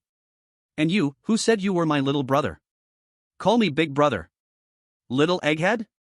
Big brother? Hearing this, both Taro Wada and Michael felt a surge of furious anger. Kid, I see you're asking for trouble. Believe it or not, before you even enter the ancient castle, I'll make you die here. Taro Wada and Michael stood up, one drew a sword and the other waved a staff, a storm surged around them, with their momentum rising. SS-level players combined with SS-level strange devices, the power unleashed was unstoppable. Big brother. Angus and others behind Su Jiang shrank into a ball, their faces turning extremely pale. Even Angus clutched Su Jiang's clothes, his body trembling in fear. They already recognized the power of Michael and Taro Wada, it was something their lack of combat power could not resist. You useless ones, what are you afraid of? Su Jiang turned around and slapped each of the NPCs behind him. Ouch. After several slaps from Su Jiang, the NPCs cried out in misery, tears welling up in their eyes. According to the system setting, these refugees had a combat power of 0. Even it could be directly termed as negative combat power. The slaps Su Jiang gave were also out of necessity. To prevent these guys from rushing up and interfering with his battle later. Just you, along with these useless ones? Wait to die. People like you are not worthy of entering the ancient castle. Tarawada and Michael put away their strange devices and sneered in mockery. Basically, every player was assigned NPC refugees with different personalities. And the ones assigned to Su Jiang were undoubtedly the worst. They also stopped attacking, wanting to see how Su Jiang would survive alone in. Crack. At this moment, a strange knocking sound suddenly echoed in everyone's ears. The giant ancient castle in front suddenly stirred with the winds and clouds, a dark cloud swirling in the sky, emitting a pale white light. Several black crows flew out from the castle, circling overhead, their scarlet eyes scanning down. It has come. In almost an instant. Everyone felt a chilling wind blowing out from the crack of the door, freezing them to shivering. Who's making noise in front of the castle? This is a private residence. A dry, pale hand stretched out from behind the big door, then pushed the entire door open. Next. An old man with a lantern, dressed in a black tailcoat, stepped out. His scarlet gaze swept over everyone like a mysterious beast. Quickly say, why have you come here? The old man walked up to one refugee, suddenly opened his right hand, and his long nails stabbed directly into the refugee's neck. We are here to seek refuge. The refugee NPC said in terror. Seeking refuge? Is our castle a place for you to seek refuge? Accompanied by a piercing scream, the old man's nails pierced through the refugee's neck, tearing off his entire head. Then the old man picked up the refugee's body and started drinking the blood flowing from the neck. Here it comes. The true butler of the Nightmare Castle, Charles. This old butler is far more terrifying than Madame Alice's butler, Charlie. This is an SS level anomaly. No. One player saw his managed refugee die and lamented in despair within his heart. Losing one refugee meant that even if he passed the dungeon, he would not achieve perfection. He just didn't dare to show it, fearing to anger the old butler Charles, and end up being drained as well. Are you also here to seek refuge? Charles savored the blood of the unfortunate NPC and, enjoying the taste, licked his fingers, turning to look at the others ominously. Under his crimson gaze, everyone was terrified and bowed their heads. They feared even saying a single word would get them picked up to be drained of blood. Absolutely do not say you are here seeking refuge, or you will be eaten. Taro Watanabe and Michael looked troubled. If they didn't declare their identities, they couldn't enter the castle. But if they revealed their identities as refugees, they would be eaten right away. You? Give me an answer. At this moment. Suddenly, Charles raised his hand, pointing at a Class A player near Taro Watanabe. Everyone was startled. Oh my god. How should I answer this? If I answer poorly, then I will die. The Class A player was so scared that tears and snot flowed, his legs weakening uncontrollably. In front of him, Charles exuded an aura of coldness, terrifying everyone. As long as he sensed anything off, someone would be executed immediately. The Class A player's eyes darted quickly, and suddenly he had an idea. Mr. Butler, we are here to apply for jobs. I heard the castle is short on gardeners, I can come in to work. Charles initially pulled back his outstretched hand, tilting his head slightly in thought. He murmured, is the castle really short on servants? I didn't know this. The Lord Marquis didn't seem to mention it. Everyone's face turned pale upon hearing his words. However, after thinking for a while, Charles raised his head and said, all right, since you are here to apply for a job, I will let you go for now. If there is anything, we will discuss it later. Yes. The Class A player felt as if pardoned, quickly leading a few refugees to the side. Chapter 99, is he threatening an SS level anomaly? Passed. Taro Watanabe and Michael, among others, were overjoyed. They hurriedly moved forward, attempting to use the same excuse to enter the castle. At first, Charles agreed to let them in. But as more people attempted to enter the castle with the same excuse, Charles quickly caught on. The Nightmare Castle does not need this many servants, aside from those just now, the rest of you can all die. Boom! Charles waved his hand, his fingernails suddenly growing rapidly, stabbing towards the heads of the crowd. Many refugees were pierced by Charles's finger blades, wailing as they fell to the ground. The finger blades pierced their skulls, yellow and white matter splattering everywhere. Some players who had escaped the ordeal felt deep sorrow and grief. Without these players, their mission had already failed halfway. Without a valid reason, no one else is allowed to enter. Charles retracted his finger blades, looking coldly at the remaining unlucky ones. Among these people, most were refugees, and there were a few players who had not yet passed. Boss, save me. The remaining players secretly called for help from Taro Watanabe and others who had already passed. There's no way, save yourselves. Who told you not to sneak in with us earlier? Taro Watanabe and Michael wore cold smirks on their faces. With their extensive experience, they had long been used to life and death. In an SS-level world, anomaly dungeons are destined for players to fall. As for who falls, it has nothing to do with them, as long as it isn't they. No. The remaining players wailed in despair. But the next moment, Charles waved his hand, slicing their heads into pieces, which fell to the ground like records. Then, Charles opened his mouth full of fangs. In front of everyone, he began to suck the blood of the unfortunate players. Human blood, delicious. Thank goodness it wasn't me going in, otherwise, I would have been delicious too. Everyone felt residual fear, grateful they were not dead at Charles's hands. That Chinese player hasn't come over either? At this moment, someone suddenly noticed Su Jiang mingling in the crowd. Su Jiang was still as nonchalant as before, hands in his pockets, as if he didn't take this seriously. This guy, even on the brink of death, is still acting cool. When Charles arrives, let's see how smug you are. Su Jiang's calmness irritated Taro Watanabe and Michael. They couldn't wait to see Charles slice off Su Jiang's head and use it as a blood wine container. A player who was questioned by Charles, unable to answer the question. Directly had his throat slit, blood sucked clean until death. Very soon, Charles arrived in front of Su Jiang and the others. Big brother. The NPC brothers and sisters behind him were a bit scared, nervously hiding behind Su Jiang. Their fear only piqued Charles's interest even more. Young man, tell me? What are you here for at the castle? If your answer is correct, I'll let you in, if not, you will go into my belly. A bloodthirsty light shimmered in Charles's eyes. He licked his lips. The more frightened the person, the sweeter the blood that flows out. But at this moment, Su Jiang suddenly stepped out with the refugee NPCs. This kid is doomed. He actually dared to come out himself, truly knowing no fear. Tian Taro and Michael wore faces full of mockery. Su Jiang's actions were nothing short of seeking death. As expected, upon seeing someone dare to step forward, Charles became immediately angry. You few, do you want to seek death? Believe it or not, I can send you to meet Satan right now. Ordinary people in the West mostly believe in God, however, Charles is a vampire who believes in the demon Satan. But at this moment, a cold voice rang in his ear. Old man, haven't seen you in a long time, and you still look like this. Suddenly, Charles's body shook, turning in disbelief. His crimson pupils trembled, shocked as he looked at Su Jiang beside him. Su? Mr. Su? Is it you? Charles shivered all over, his face turning pale as he took half a step back. The Su Jiang in front of him looked almost identical to what he saw a few years ago. There was not much change, and it seemed even more robust. Satan. This is the true devil Satan. Charles's heart filled with terror. What? Mr. Charles, you finally recognize me? Su Jiang calmly turned and smiled back. 3 years ago, Su Jiang had already descended upon Nightmare Castle. Not only was he a good friend of the Count, but he had also put a green hat on the Count. More importantly, 3 years ago, Charles was merely a small butler, assigned by the Count to be Su Jiang's sidekick. At that time, he had often accompanied Su Jiang to do bad things in the castle. Mr. Su Jiang, how did you come here? Charles, with skin as white as tofu, broke out in a cold sweat. Recalling the past, days and nights spent as Su Jiang's lackey, under his control. A strange fear surged in Charles's heart.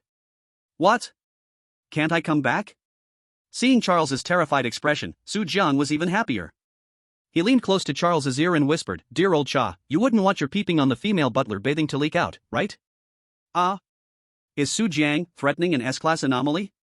The people in the live broadcast stared in shock, and through the god's perspective, they clearly saw Su Jiang threatening Charles.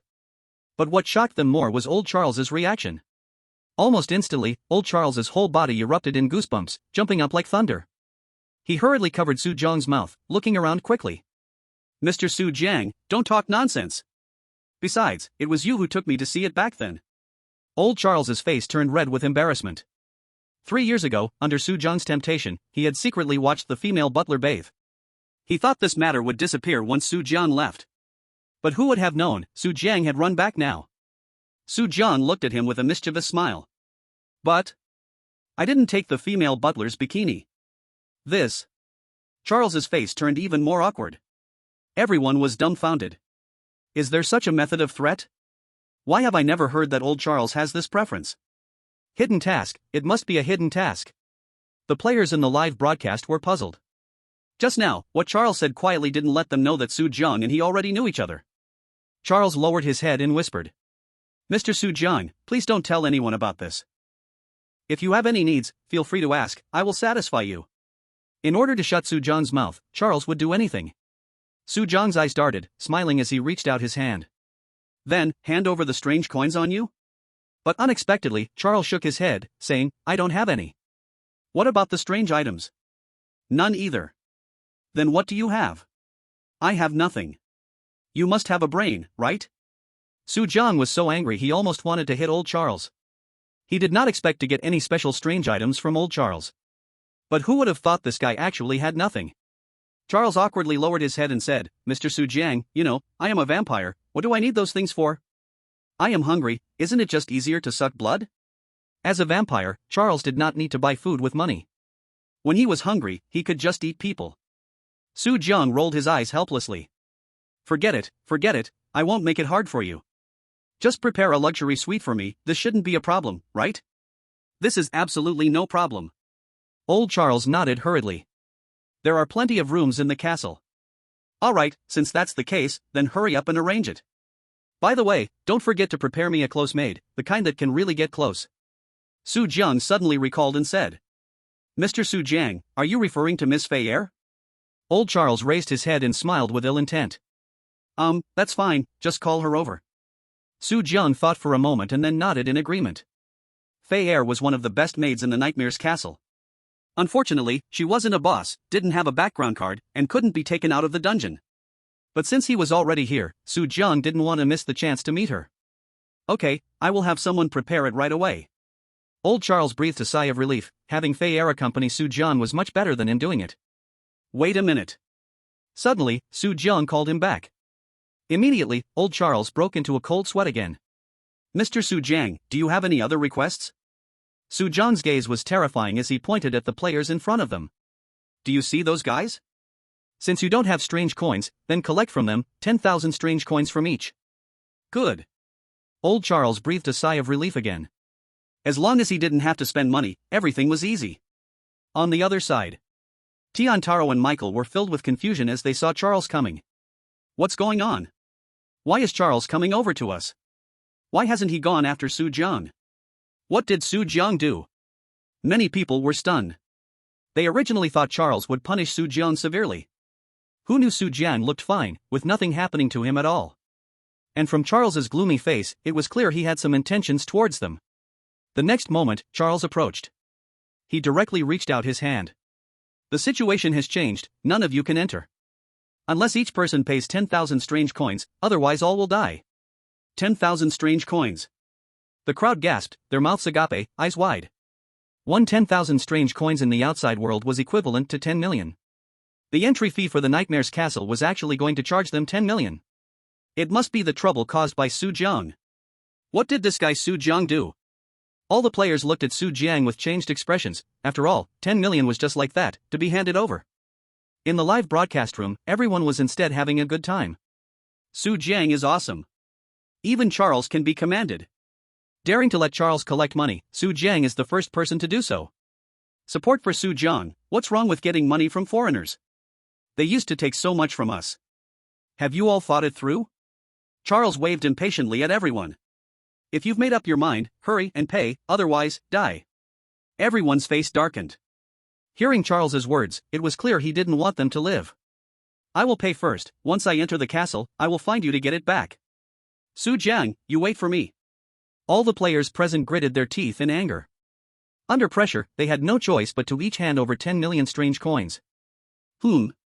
Only 10 million? Do these people behind you not want to live? Suddenly, Charles shouted in anger again.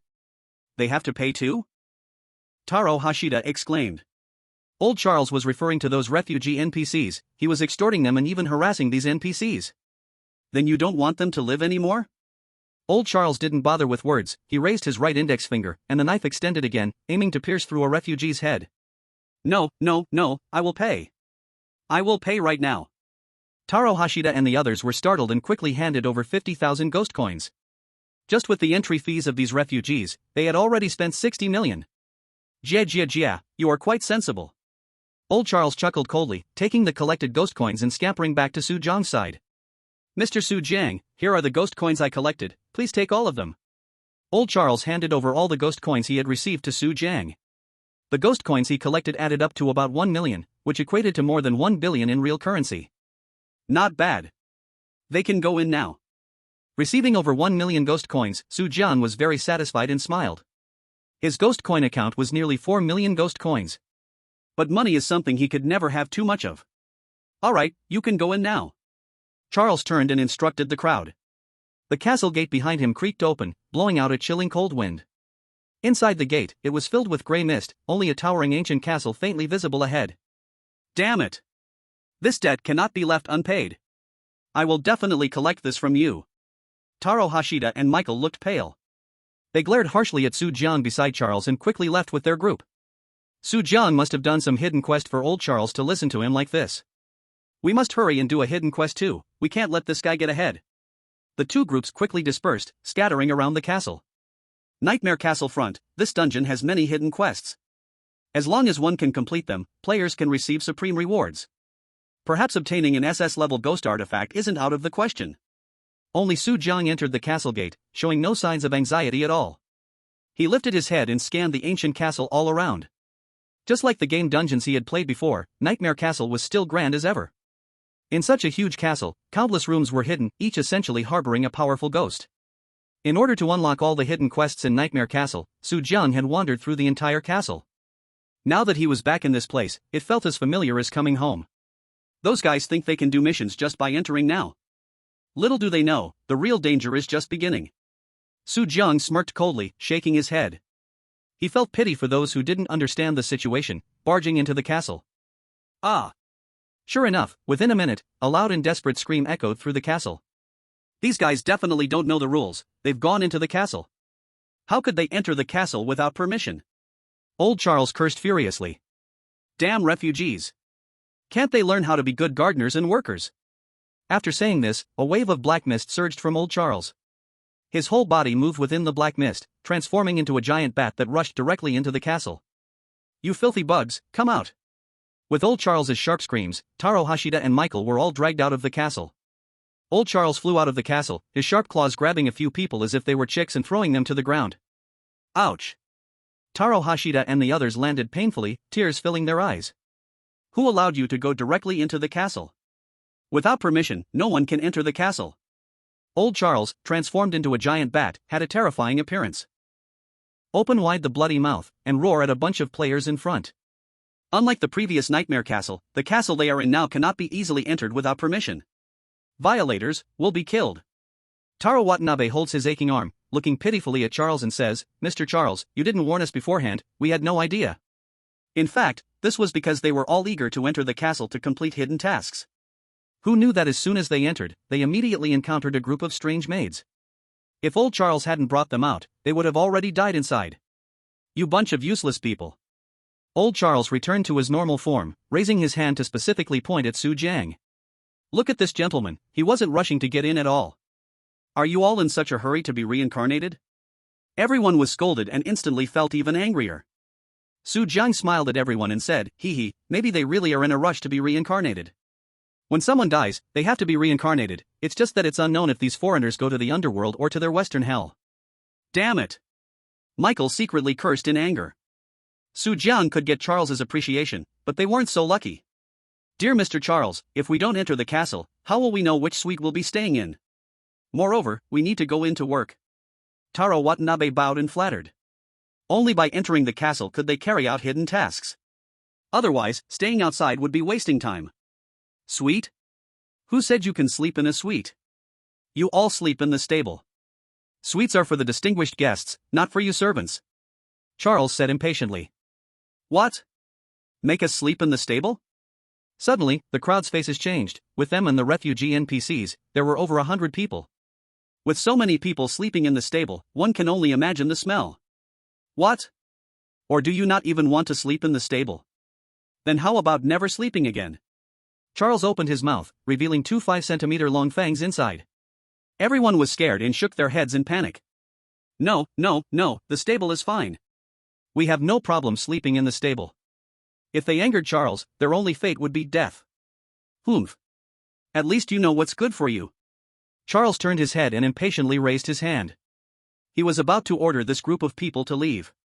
Suddenly, a gust of dark wind blew out from the castle door. Charles! A sharp shriek echoed from within the castle, as if it came from ancient darkness. Then, everyone only saw a pitch-black shadow flying out from inside the castle. Among these shadows were strange maids dressed in black and white, holding mops, trays, and various tools, sporting white skulls on their heads. Oh no! We've attracted Anne Rosette. Everyone saw old Charles shudder, his face visibly changed to fear. God, what kind of person is Anne Rosette that can scare an SS-level Charles? This former nightmare castle is terrifying. Could there be an SSS-level haunting? A group of players stared at the shadow rushing out, trembling all over. In their panicked eyes, one could clearly see things they shouldn't be seeing. Boom! In the next moment, a dozen strange figures burst out from the castle, their bodies stretching several meters, howling like vengeful spirits around the players. The sharp screams and the chilling wind seemed ready to tear them all apart. Only Su Jiang remained calm, his gaze fixed directly on the center of the black shadow. Then a big, round, and plump maid with 3 layers of swimming rings around her stomach stepped out of the shadow. As soon as she stepped out, all the surrounding vengeful spirits immediately shrank back, transforming into maids with skull heads and voluptuous bodies. TSK, TSK, TSK, if you don't look at the face, it can barely be tempting. But with that skull head, who can have the heart to do anything? What's the big deal? Just turn off the lights and cover your pillow. In the live broadcast room, a group of people discussed the body shapes and appearances of these maids. If you don't look at their faces, these maids are simply stunning. Boom! At this moment, the massive maid standing at the front stepped forward. Holding a mop, she slammed it down onto the ground, causing the floor to shake and the cold wind to howl around her. Old Charles, you bastard!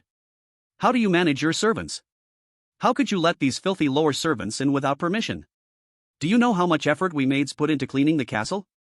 The fat maid yelled angrily at Charles, her upper and lower jaws clashing fiercely, making a chilling sound.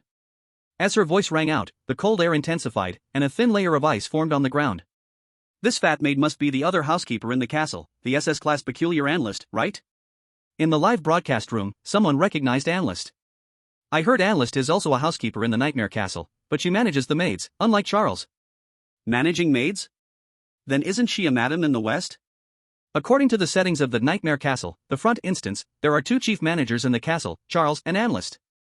Charles is responsible for overseeing the lower servants and the gardener. Meanwhile, Analyst handles all the maids and takes care of the daily needs of the vampire count. Don't be fooled by Charles's fierce demeanor in front of others. Once he encounters Analyst, he becomes as obedient as a little puppy. At this moment, facing Analyst, who had come to confront him, Charles was sweating with fear. He lowered his head and hurriedly explained to Analyst, "Dear Analyst, things are not as you think. These people barged in without permission, and I haven't told them they couldn't come in." You haven't told them? So that means you did it on purpose? I see, you can't stand that I'm the Count's favorite, so you want to frame me and make my work ineffective, you despicable person. Ow. Before Charles could explain, Analyst suddenly stepped forward, her thick thighs quivering like jelly. She approached Charles and twisted his ear, forcibly transforming him from human form into a giant bat. No.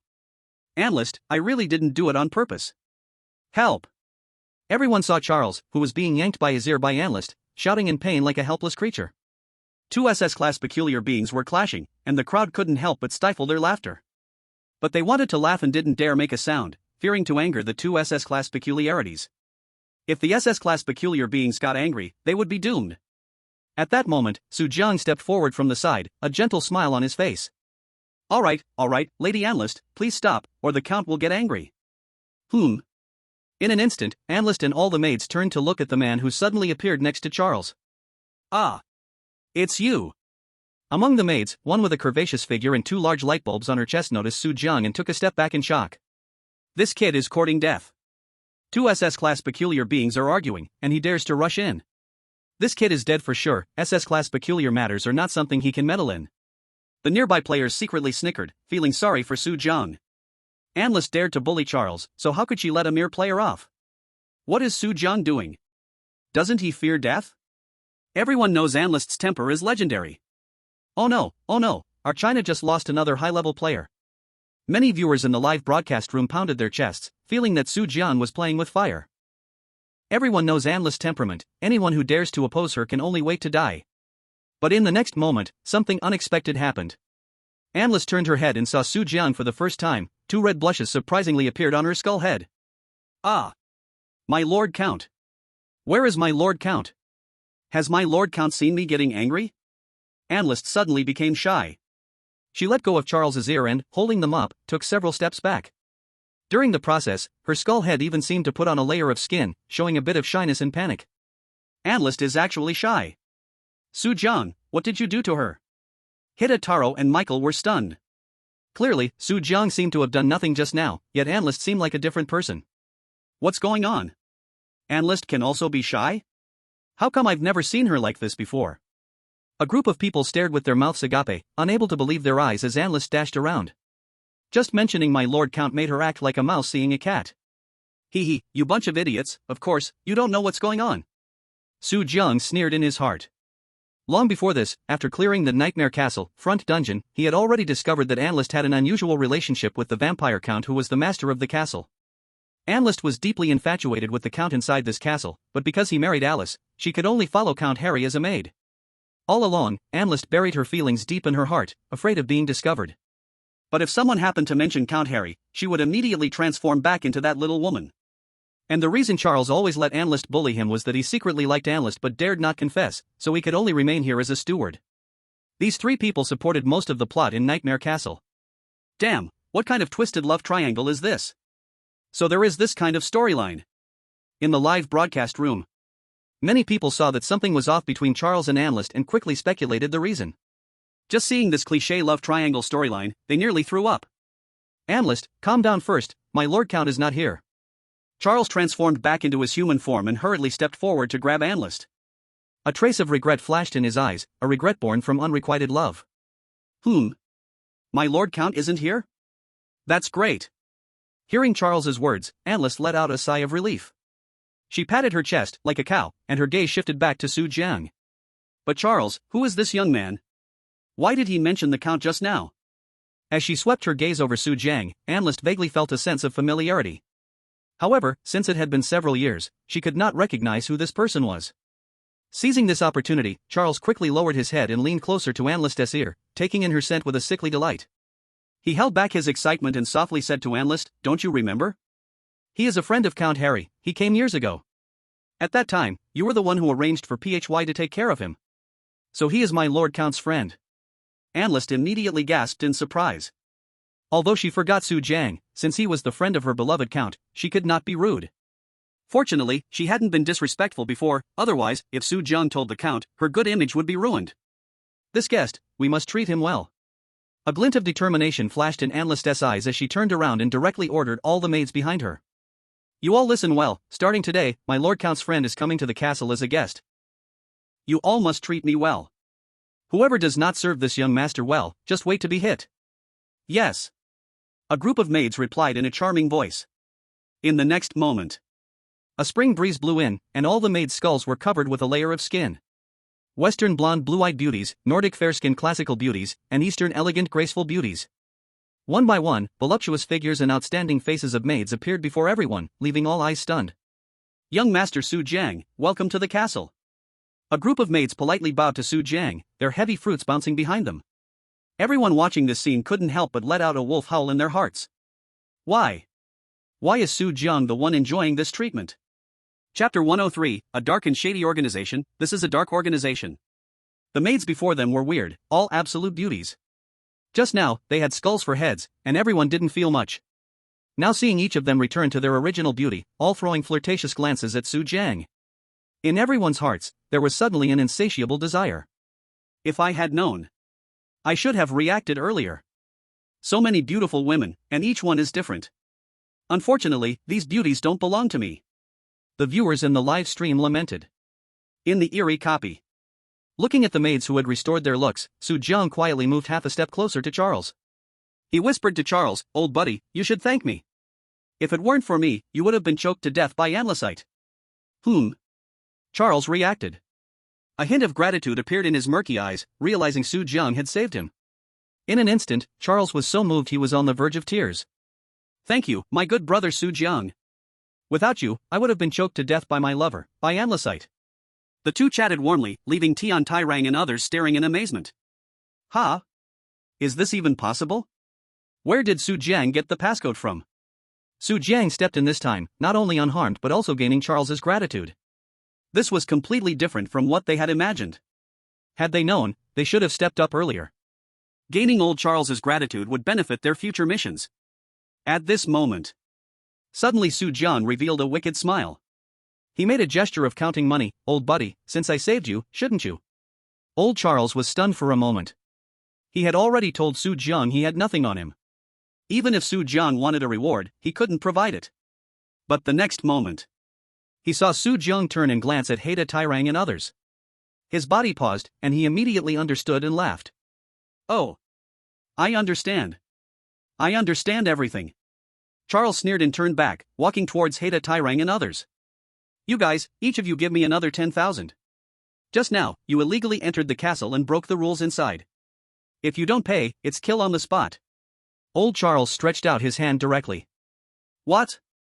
Pay more? Haida Tairang and a few others' faces darkened.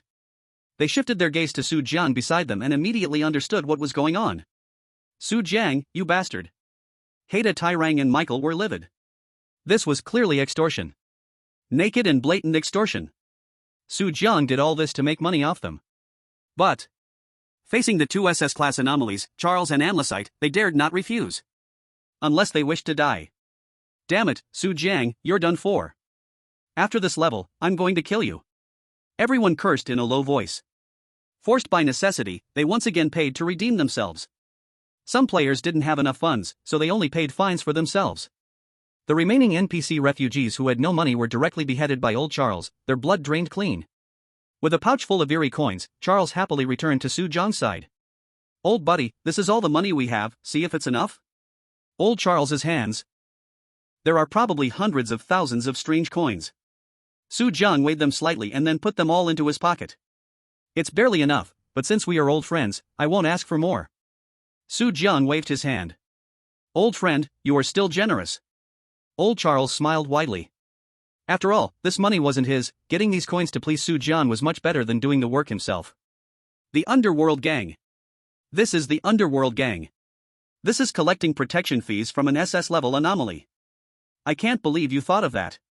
In the live broadcast room, a group of people were shocked by Su Jiang's methods. Fortunately, it wasn't them entering the dungeon with Su Jiang, otherwise, they would be the unlucky ones now. Mr. Su Jiang, you are visiting our castle again, you must be tired. Please go back to your room to rest, and let me train these people. Suddenly, Anlicite approached with a flattering smile, slightly bowing to Su Jiang. Then, she turned to wave at the many maids behind her. Phil, come out. Yes. A tall, stunning maid stepped out. Her long white legs were even longer than some people's waists. Anlicite said seriously, my good Phil, this time Mr. Su Jiang has come to the castle, you will be his personal maid. No matter what Mr. Su Jiang needs, you must do your best to satisfy him, do you understand?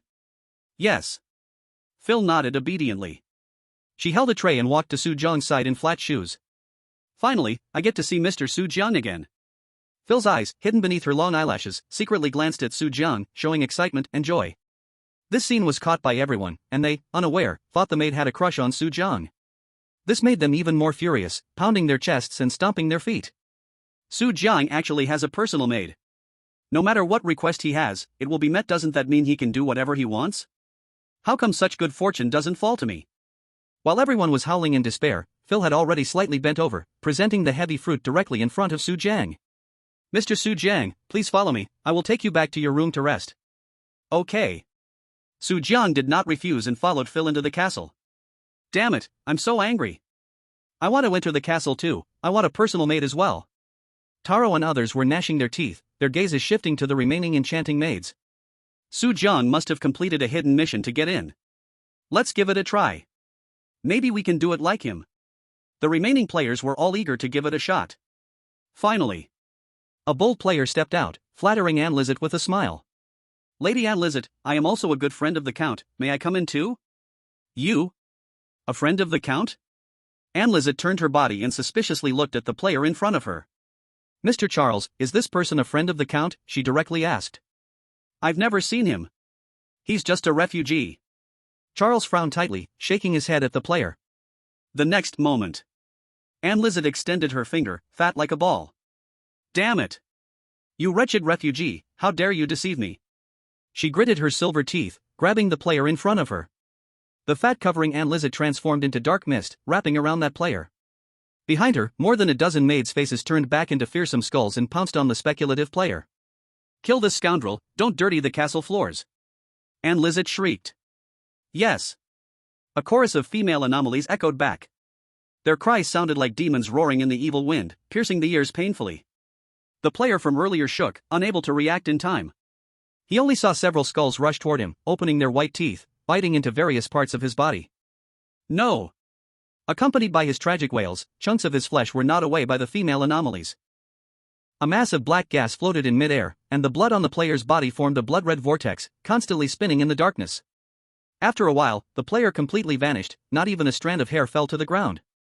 Seeing this scene, Taro and the others immediately understood and fell silent. Even if they wanted to pretend to be friends of Count Harry, they had to pass Charles's test. Otherwise, they would meet the same fate as that player just now. "Everyone, get to the stable. Without permission, you are not allowed to enter the ancient castle." Anne Lizette left these words and returned to the castle with a group of maids. "What are you all waiting for? Come with me." Su Jiang and Anne Lizette left, and Charles's face quickly returned to its cold demeanor. "Your work starts tomorrow, no one is allowed to enter the ancient castle now." "Damn!" Taro and the others had dark expressions. Among all the players, only Su Jiang entered the ancient castle. That also meant that only he could carry out the hidden mission. "That kid must know the secrets inside the castle, we must catch him when he comes out." Michael's eyes gleamed with intelligence, he wasn't without brains. Su Jiang could command 2 SS-level weird beings, so he must have some methods. As long as they figured it out, entering the ancient castle would be easy. Taro, let's temporarily join forces, we'll deal with Su Jiang first. Exactly, let's take care of that Chinese player first, it's good for both of us. The two reached an agreement and planned to take down Su Jiang first. They were taken to the stable by Charles. In the dilapidated stable, not a single horse could be seen. All that remained were piles of horse bones and countless flies and maggots flying around. This environment made Michael and others feel disgusted, wishing they could eliminate Su Jiang right now. Meanwhile, inside the nightmare castle. Thud thud thud. The pleasant sound of high heels echoed in the dark castle corridor. The maid Fei Er led Su Jiang to the luxurious suite prepared for him by Charles. At this moment, Fei Er's face was flushed, her shy fingers tightly intertwined. Her eyes occasionally wanted to look back at Su Jiang behind her. But each time she merely stretched her head out, then shyly withdrew it. "Mr. Su Jiang, you actually came again. Is he here this time to find me?" Fei Er felt anxious, her heart pounding like a deer. A few years ago, she had a brief romantic encounter with Su Jiang. At that time, she accidentally broke a vase of the Count while working in the castle and almost got punished by Anne Lizette.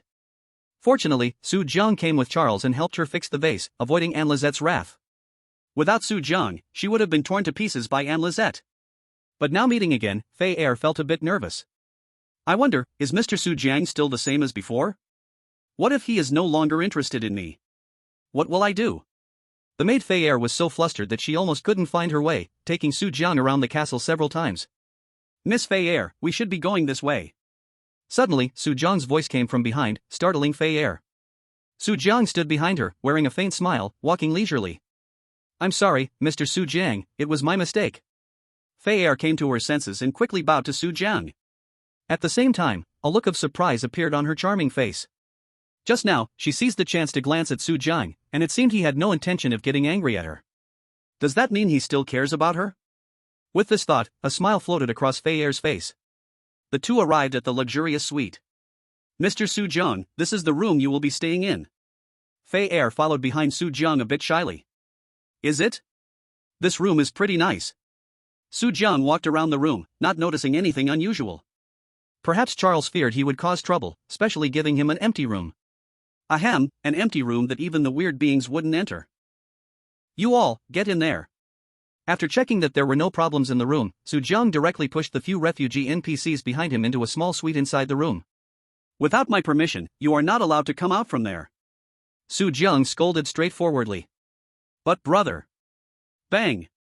Before these NPCs could say anything, Su Jiang had already closed the door and thoughtfully locked it 3 times from the outside. The task assigned by the system was to keep the refugees alive for 7 days. But how could Su Jiang be so foolish as to take these guys around the ancient castle? If they encountered a high-level creature, these people would just be food. As long as he survived for 7 days, Su Jiang didn't care what kind of life these refugees lived. On the contrary, there was something even more worth noting in front of him now. Su Jiang looked up and saw Fair standing sweetly against the door. Especially as her beautiful legs, clad in black stockings, swept past him. TSK, such a figure, such long legs, who wouldn't want to commit a crime? I didn't expect such a gem among the maids. This is a personal maid, the kind that can do anything. In the live stream, a group of people drooled while watching. It's simply because Maid Fair was too amazing. Noticing Su Jiang's gaze on her, Fair couldn't help but show a happy smile. She shyly lowered her head and said, "Mr. Su Jiang, is there anything you need? If not, then I'll head out first." How could there be nothing? Su Jiang slowly walked over and directly closed the guest room door. He walked straight to Fair and pulled her into his arms. Ah! As if prepared, Fair let out a small scream and instinctively leaned into Su Jiang's embrace. "Mr. Su Jiang, if you have something, you can just say it, Fair will satisfy you." Fair pressed her small hands tightly against her chest, shyly turning her head away, not daring to meet Su Jiang's eyes.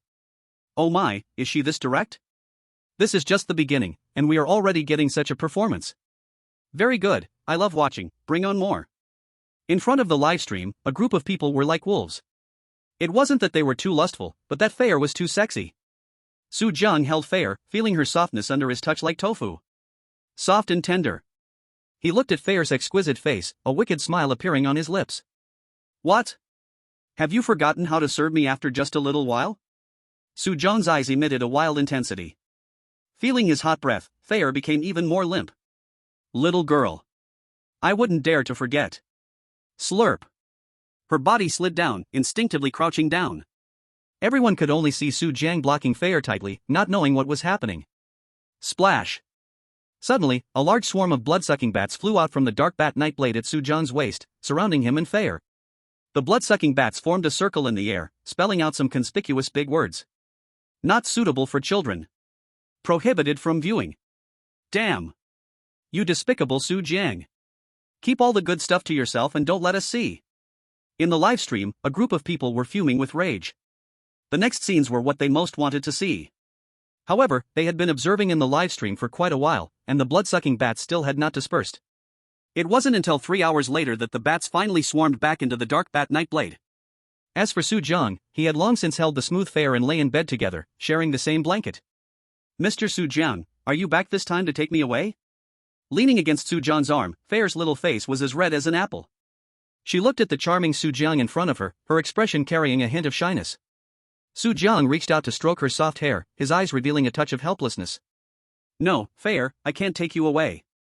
Upon hearing this, Fair's body trembled. But as if she had known this outcome would happen, she quickly showed a smile, leaning her head against Su Jiang's chest. It's nothing, dear Mr. Su Jiang, I already know. You have your difficulties, so you can't take me away. Taking in the faint fragrance emanating from the woman beside him, Su Jiang sighed helplessly. To take the female weird out of the weird copy, there is only one way, and that is to obtain the family card given by the system. After completing the family card task, the weird master can take the female weird away. However, there is still something Su Jiang cannot solve in this matter. Only the boss inside the weird copy can have such a thing as a family card.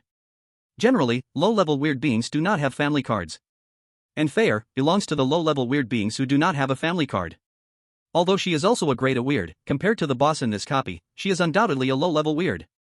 Unless Su Jiang can get a system reward and take Fair out as an exception.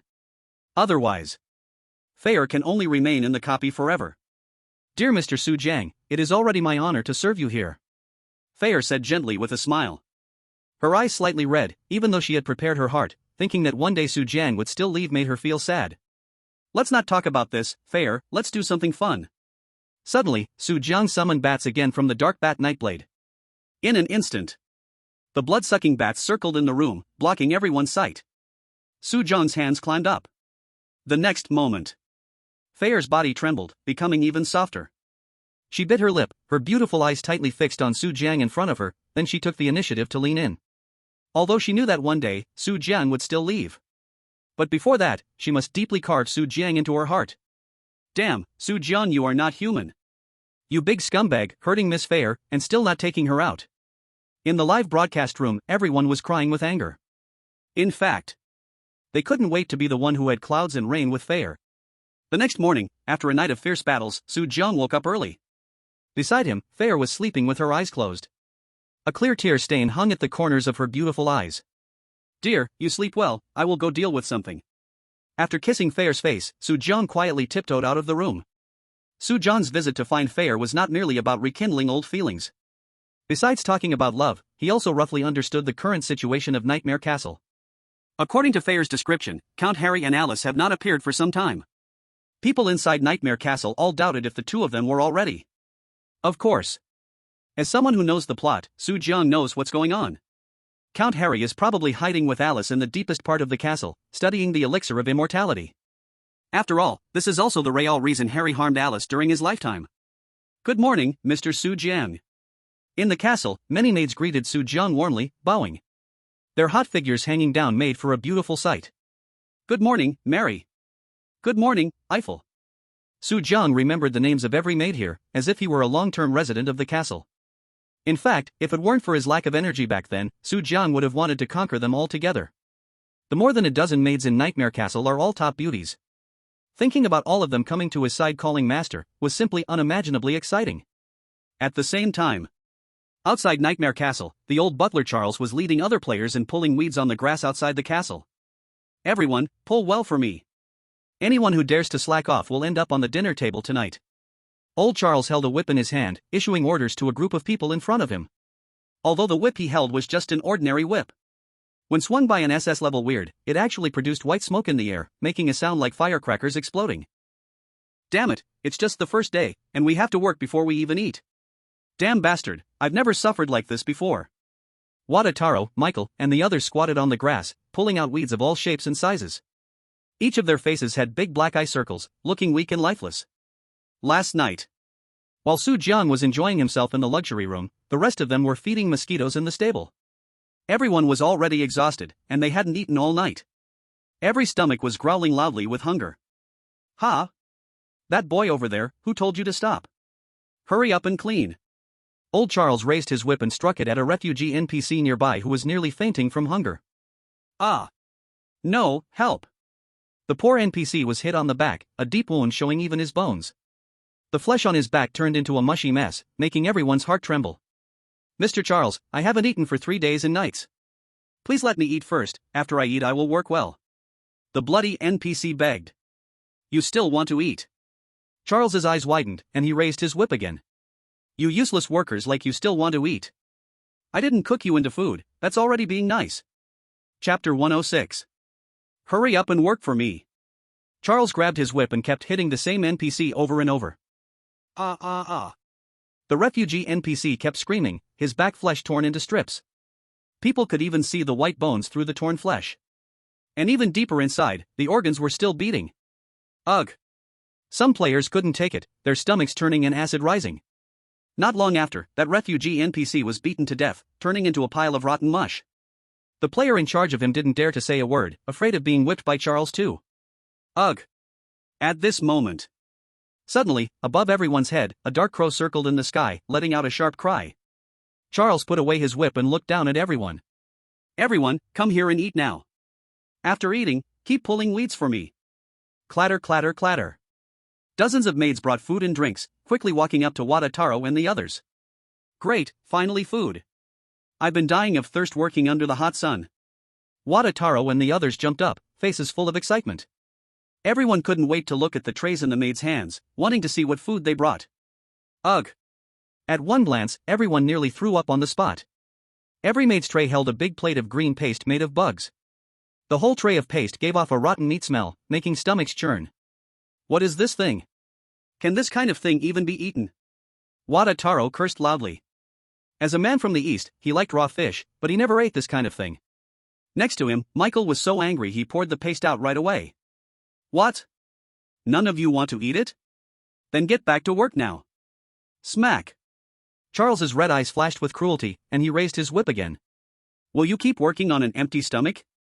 Or eat this bowl of green paste? The players' faces turned ugly. No matter which choice, it was bad for them. What? These people haven't eaten yet? At that moment, a cold wind blew. Housekeeper Annalist, holding a mop, appeared in front of everyone. Her cold eyes swept over the crowd. Seeing the food still untouched in the maid's hands, her eyes bulged in anger. You group of refugees, hurry up and eat. These foods took us a long time to make. If you don't eat, then all of you go die. Analyst's anger was even scarier than Charles's. Everyone saw the sky suddenly darken, and the originally young and beautiful maids quickly transformed into skeletons. The surrounding area was filled with chilling winds, terrifying as if the scene had changed. I eat. I eat. Everyone, hurry over to eat. Tian Taro and Michael jumped up, grabbing food from the tray and swallowing it directly. Ugh. Everyone held back the rancid smell and forced the food down. Their faces turned green, almost blue. This food, like slop, they really didn't want to eat. On the contrary. Other refugee NPCs, upon seeing the food, acted as if they had gone mad, immediately pouncing on it. Delicious. Delicious. Munch. Munch. A group of refugees stuffed themselves with spoiled meals, enjoying every bite. In no time, everything edible was devoured as if swept away by a storm, even the soup at the bottom of the bowl was licked clean. At this moment, Tian Taro and others deeply regretted not being NPCs. With these NPCs' ironclad stomachs, they probably wouldn't burst even if an SSS-level weird object hit them. Mr. Su Jiang. As everyone patted their bellies, hungry to the point of rumbling, Su Jiang suddenly walked out from the ancient castle. He looked relaxed, walking leisurely. Charles and Lister, upon seeing him, quickly turned to greet him warmly. Mr. Su Jiang, good morning. Did you sleep well last night? Where is your maid, Phyllis? Why isn't she by your side? The two S-class weird beings smiled ingratiatingly. People compared to people are infuriating. If I were these players, I'd probably be devastated. In the live broadcast room, a crowd of people couldn't help but sneer. Charles and Lister behaved like obedient little dogs in front of Su Jiang. Compared to how they had exploded at other players just now, it was like heaven and earth. Good morning, everyone. Su Jiang slowly approached, nodding at the crowd. Phyllis was too tired taking care of me last night, she's cleaning in the room now and will come down soon. Su Jiang smiled. The players below nearly spat blood upon hearing his words. Last night, they lay in the stable, hearing the moans coming from Su Jiang's room. The sounds echoed through the heavens and earth. Surely Phyllis wasn't cleaning, but being cleaned. So Phyllis is cleaning. And Lister suddenly realized, lowering her head. After a while, she looked up with concern and said, "It seems I didn't arrange enough maids for Mr. Su Jiang. Should I arrange another personal maid for you?" Put. Everyone's eyes turned red with anger. If they arranged another one for Su Jiang, they wouldn't sleep at all. That's enough, one Phyllis is enough. Su Jiang quickly waved his hand. If another personal maid came, it would be even more trouble to take her out. Miss Lister, I'm hungry. I wonder if you have any normal breakfast here? For example, eggs and ham? Su Jiang rubbed his belly. People are iron and meals are steel. Even though Su Jiang had great stamina, he still needed food to replenish energy. But seeing what Lister had cooked for the players, he worried he might also have to eat that. What are you talking about, Mr. Su Jiang? Our castle has everything, guaranteed to satisfy you. Lister covered her mouth, letting out a giggle. You all, show Mr. Su Jiang a thing or two. Lister raised her hand to give orders. The other maids bowed and left. In no time, they brought out a sumptuous English breakfast. The table was filled with various breads, sausages, juices, and fried eggs. Moreover, all of it was fresh ingredients, without any rancid smell. What is this? Tian Taro and the others almost fainted. They ate slop, while Su Jiang had a luxurious breakfast. Lister smiled ingratiatingly, all this food was specially prepared at my instruction for you. After Mr. Su Jiang finishes eating, don't forget to praise me in front of Lord Earl. Of course. Of course. I will definitely tell Earl Harry.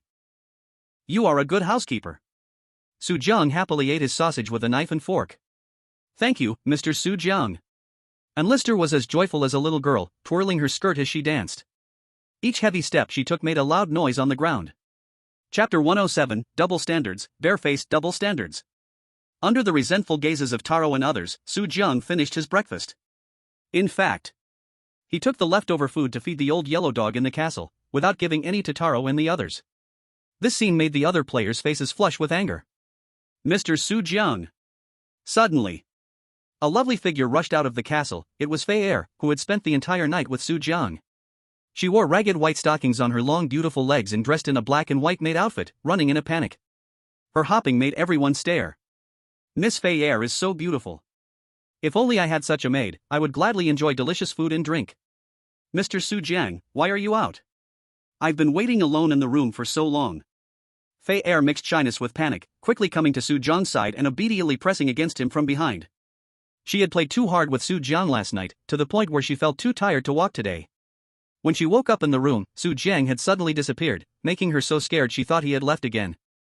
"Ha, I came out for breakfast, and I'm already full," Su Jiang said while patting his round belly. "Ah. Right, breakfast." Fei Er's face changed again. As Su Jiang's personal maid, she should have prepared breakfast for him. Who knew that because she overslept, she completely forgot about it? Thinking of this, she involuntarily looked toward Enlister, fearing being punished by her. As a maid, Fei Er had to be ready to serve her master at all times. This also led to her never having a proper rest before. Only when she was with Su Jiang could she truly relax. At this moment, Enlister said seriously, "Fei Er, I heard you were cleaning Mr. Su Jiang's room, is it done? If you haven't cleaned it well, you'll be punished when you go back." Cleaning? Fei Er's beautiful eyes flashed with surprise. She was clearly sleeping in the room. When did it turn into cleaning? Suddenly, a hand reached from behind her, holding her delicate little hand. "Ha, Miss Enlister, don't worry, Fei Er must have cleaned it well." Su Jiang stood up and winked at Fei Er. A smart maid like Fei Er considers cleaning a small matter. "Oh? Is that so? If it's cleaned well, then it's fine." Enlister nodded, relieved, and turned to instruct the other maids. In that instant, Fei Er understood what was happening. Mr. Su Jiang must be lying for her, letting her have a good sleep.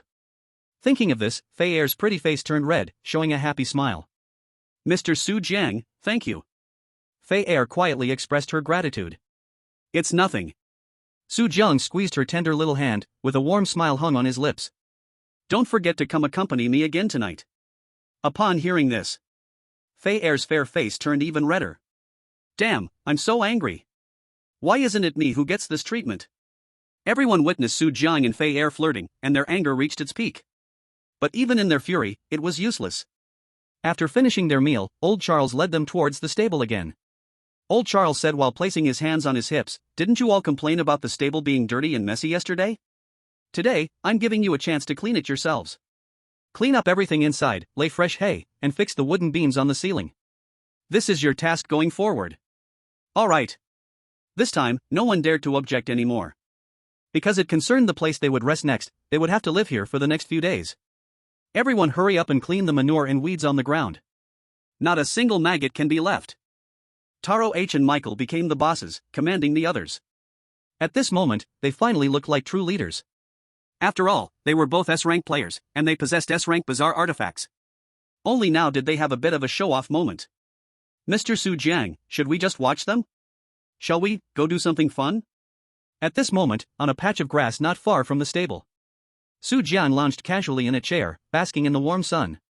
Behind him, obedient Phil held an umbrella, eagerly staring at Su Jiang. Last night, Phil had the most comfortable day she'd had in years. Now, looking at the charming Su Jiang, her body involuntarily started to twist. "No rush, let's take a break now," Su Jiang smiled. At this moment, he had no intention of keeping Phil company. On the contrary, Su Jiang's attention was completely on Taro H and Michael. These two held the S-rank artifacts he wanted. Grass S sword, and the 6-ring silver staff. "I must get these two artifacts back." Su Jiang's eyes sparkled with determination. The reason he hadn't acted for so long was due to the S-rank players who entered with him. Although they were not the bizarre manipulators. But S-rank players possessing S-rank artifacts were still not easy to deal with. Only the big boss of Nightmare Castle, Count Halley, could perfectly suppress the two of them. However, Count Halley stayed deep within Nightmare Castle for years, researching his immortality potion, and rarely came out. To lure him out, some special methods were needed. Of course, Su Jiang definitely knew these methods. Boom! Suddenly, a wooden shed in the corner of the stable collapsed.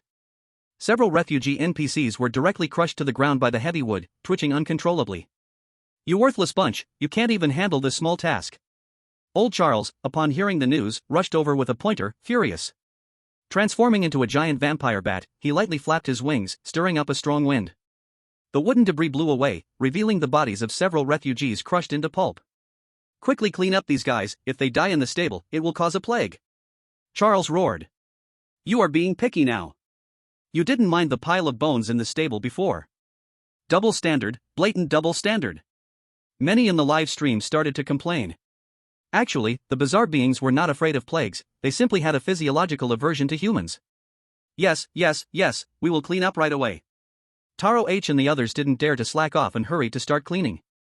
But as they tried to move the wood, they found each piece weighed 200 to 300 pounds. Who knows why such heavy wood was used to build the stable in the castle? Heave. Heave. A group of people struggled to carry the wood, panting heavily.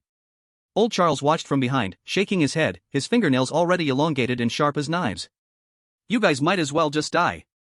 Chapter 108, The Mantis Catching the Cicada. No. Mr. Charles, spare me. In an instant. Everyone felt a cold wind swirling around them as the sky began to darken. Old Charles was furious, this was no ordinary event. When S-rank bizarre beings got angry, it was hard to resist. Even Taro H and Michael immediately prepared, if Charles really attacked, they would have to use their S-rank artifacts. At this moment, a soft, airy voice came through. My old buddy, why are you angry? It's just a few rotten pieces of wood, let me help you deal with it. Behind Charles, Su Jiang and Phil walked over slowly. Mr. Su Jiang. Seeing Su Jiang, old Charles immediately retracted his ghastly face. He hurriedly approached Su Jiang, bending slightly as he said, it's just a small matter, how could I trouble you? You are our guest at the castle. You should stay here and rest well. Old Charles occasionally looked towards the castle door. In fact, he didn't want to prevent Su Jiang from taking action. He was afraid that Enlist would know he had Su Jiang move the wood, and then come back to deal with him. It's fine, I just want to take a stroll. Su Jiang waved his hand to refuse old Charles's kindness and walked over to the pile of logs. What's wrong with this kid? Why is he suddenly speaking well for us? Taro Watanabe and Michael were puzzled when they saw Su Jiang approaching. Clearly, Su Jiang was their enemy, but now he had changed sides? Guys, don't be angry, I'm just trying to survive. Now I'm here to help you with this matter, and in the future, let's not look for trouble. Su Jiang whispered to the two of them. Is this kid seeking peace? Taro Watanabe and Michael were stunned for a moment but quickly reacted. Su Jiang took the initiative to make peace, this must be a good thing for them. Su Jiang had made them suffer a lot before, becoming a guest of the castle while they could only be refugees. He must be hiding other secrets they didn't know about. If they could uncover these secrets, they could also live better in the castle. However, Taro Watanabe and Michael were both SS level players and understood the meaning of deceit. They were afraid that Su Jiang was playing them. So, the two pretended to be indifferent. Whatever it is, you can talk after you finish dealing with these rotten logs. After you handle this, I'll consider whether to trust you. All right. Su Jiang shrugged, indifferent. Then I'll show you. Saying this, he took out his S-level exclusive artifact, the Dark Bat Night Blade. This is an S-level exclusive artifact. Taro Watanabe and Michael were frightened and hurriedly jumped back. The power of an S-level exclusive artifact was no less than their SS-level artifacts. If Su Jiang used it against them, they wouldn't even know how they died. But Su Jiang just gave them a dismissive glance and waved the blade, saying, Don't worry, I never said I would attack you. What I want to attack is this pile of things. He pointed the Dark Bat Night Blade at the pile of rotten wood ahead. Rise. Crash. In an instant, thousands of blood-sucking bats flew out from his Dark Bat Night Blade, rushing towards the pile of rotten wood. Each blood-sucking bat showed its sharp teeth, looking fierce and terrifying. Ah! Some timid players screamed in fear. They had never seen such a spectacle. Usually, only strange beings could control bats or venomous snakes. But now, Su Jiang could control them too. Boom! Thousands of blood-sucking bats landed on the pile of rotten wood, their claws hooking onto the wood, lifting it effortlessly. Under Su Jiang's control, countless blood-sucking bats raised the fallen wood into the air. They moved slowly like tower cranes, placing the wood back onto the beams, arranging it into its previous shape. In a short while, the previously fallen wooden shed was restored, appearing as if it had never been damaged. Thousands of blood-sucking bats circled in the sky, covering the entire area. Come back. An idea came to Su Jiang's mind, and these bats immediately rushed back into the dimensional space of the Dark Bat Night Blade. What a powerful ability! Taro Watanabe and the others were completely shocked. Although their SS artifacts had immense power, they lacked unique abilities. Because of this, they could only chop the timber into several pieces but couldn't rebuild it. Su Jiang was different. With his exclusive artifact, he could easily accomplish many things that they couldn't. So, how about it? I didn't deceive you, did I? Su Jiang winked at them. Mr. Su Jiang, you are incredible. Charles walked over with a beaming smile, praising him. Indeed, we still need you, these useless ones are of no help. The others received another scolding, but everyone felt happy inside. Because Su Jiang stood on their side, they no longer had to worry about Charles plotting against them. How about it? Michael, do you think he's trustworthy? Hadao Taro whispered. Michael's eyes flashed with brilliance. Trust him or not, we must. Right now, this kid is the favorite of Charles and Ann Lister, we need his help. At worst, when he is no longer useful, we will deal with him together. The two SS level players curled their lips into a slight cunning smile. Although they still did not like Su Jiang, they would not easily give up until they had drained this kid's value. On the other side, Su Jiang noticed Hadao Taro and the others from the corner of his eye. The corner of his mouth also slightly rose. How could he not know their thoughts? You want to use me? Let's see who ends up using whom. Su Jiang secretly thought. Before long, the stable was already cleaned. After everyone's efforts, the stable became 100 times cleaner and tidier than where they had stayed yesterday. Not bad. Old Charles nodded in satisfaction.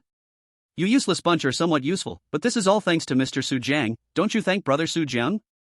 Thank you, Brother Su Jiang. Under the oppressive power, everyone could only lower their heads to thank Charles. At this moment, the female housekeeper Ann Lister walked over with heavy steps. Hearing her voice, the aging Charles, who was in love with Spring, immediately turned around with a smile. Don't you have any work to do here? If there's no work, let them enter the castle. There's a bunch of things to clean in the castle. Finally going to enter the castle. A hint of surprise flashed in everyone's eyes. Since yesterday, everyone had wanted to enter the castle to undertake a hidden mission. But because they didn't understand the rules, they were all kicked out and nearly died inside. Now Ann Lister was letting them in, and if they were lucky, they could complete the hidden mission inside. Hadao Taro, Mr. Michael. Su Jiang suddenly walked over and whispered to them, when we go in later, I will help you with the task. You? Willing to help us with the task? Hadao Taro and the others were a bit surprised. Before this, Su Jiang had never helped them, now although he said he wanted to cooperate, they still had doubt in their hearts. Hearing Su Jiang's words, they felt even more confused. Su Jiang smiled, I said, I came to cooperate with you, you can rest assured, right? Rest assured? What to rest assured about? Wolves in sheep's clothing. Hadao Taro and Michael sneered in their hearts. Although they didn't know what Su Jiang wanted to do, things were definitely not that simple. Since that's the case, then I'll trouble you later. Let's cooperate together and try to clear this SSS level dungeon. Hadao Taro and the others pretended to be friendly. Everyone was secretly calculating various strategies in their hearts. For an SSS level dungeon, wanting everyone to survive was impossible. How to keep themselves alive was what they needed to do. After that, under Ann Lister's lead, everyone was brought into the castle. We finally got in. I wonder how many hidden missions there are here. If we complete them all, we will earn a fortune. Many players looked at the inside of the castle, with rooms intricately arranged at various doorways throughout. On the gray-white walls were staircases leading to different rooms, each staircase leading to different doors. Shoo! Listen up! Ann Lister, holding a black whip, glared coldly at everyone. She raised her hand and pointed to the surroundings of the castle. Listen carefully, next, you will be responsible for cleaning the castle with the other maids. But pay attention. Under no circumstances may you wake any of the guests inside the castle. If you dare to wake them, wait to suffer death. Ann Lister's eyes widened, and the surrounding air turned chilly. Everyone felt the coldness inside the castle so intense that they could hardly breathe. In fact, without Ann Lister reminding them, they already knew that in every room inside the castle, there were different eerie beings living. Most of them were A-level eerie beings, but there were also S-level or even higher-level eerie beings. If they can enter the room, complete the hidden tasks inside, what awaits them will be an unparalleled grand prize. Miss Anrist, we all understand, please let us start cleaning. Michael said eagerly. Anrist glanced at him, alright, since that's the case, you go fetch water and mop the floor, no less than 100 buckets. Ah. Just now, eager Michael suddenly gaped. Originally, he thought the work was to enter the castle room, but Anrist actually assigned him to fetch water? The castle's well was right next to the stable. Fetching water from the stable would require at least a 50-meter walk. A round trip, that would be 100 meters. Even if Michael could carry 2 buckets at once, he would need to walk 50 times, equivalent to running 5,000 meters with a heavy load.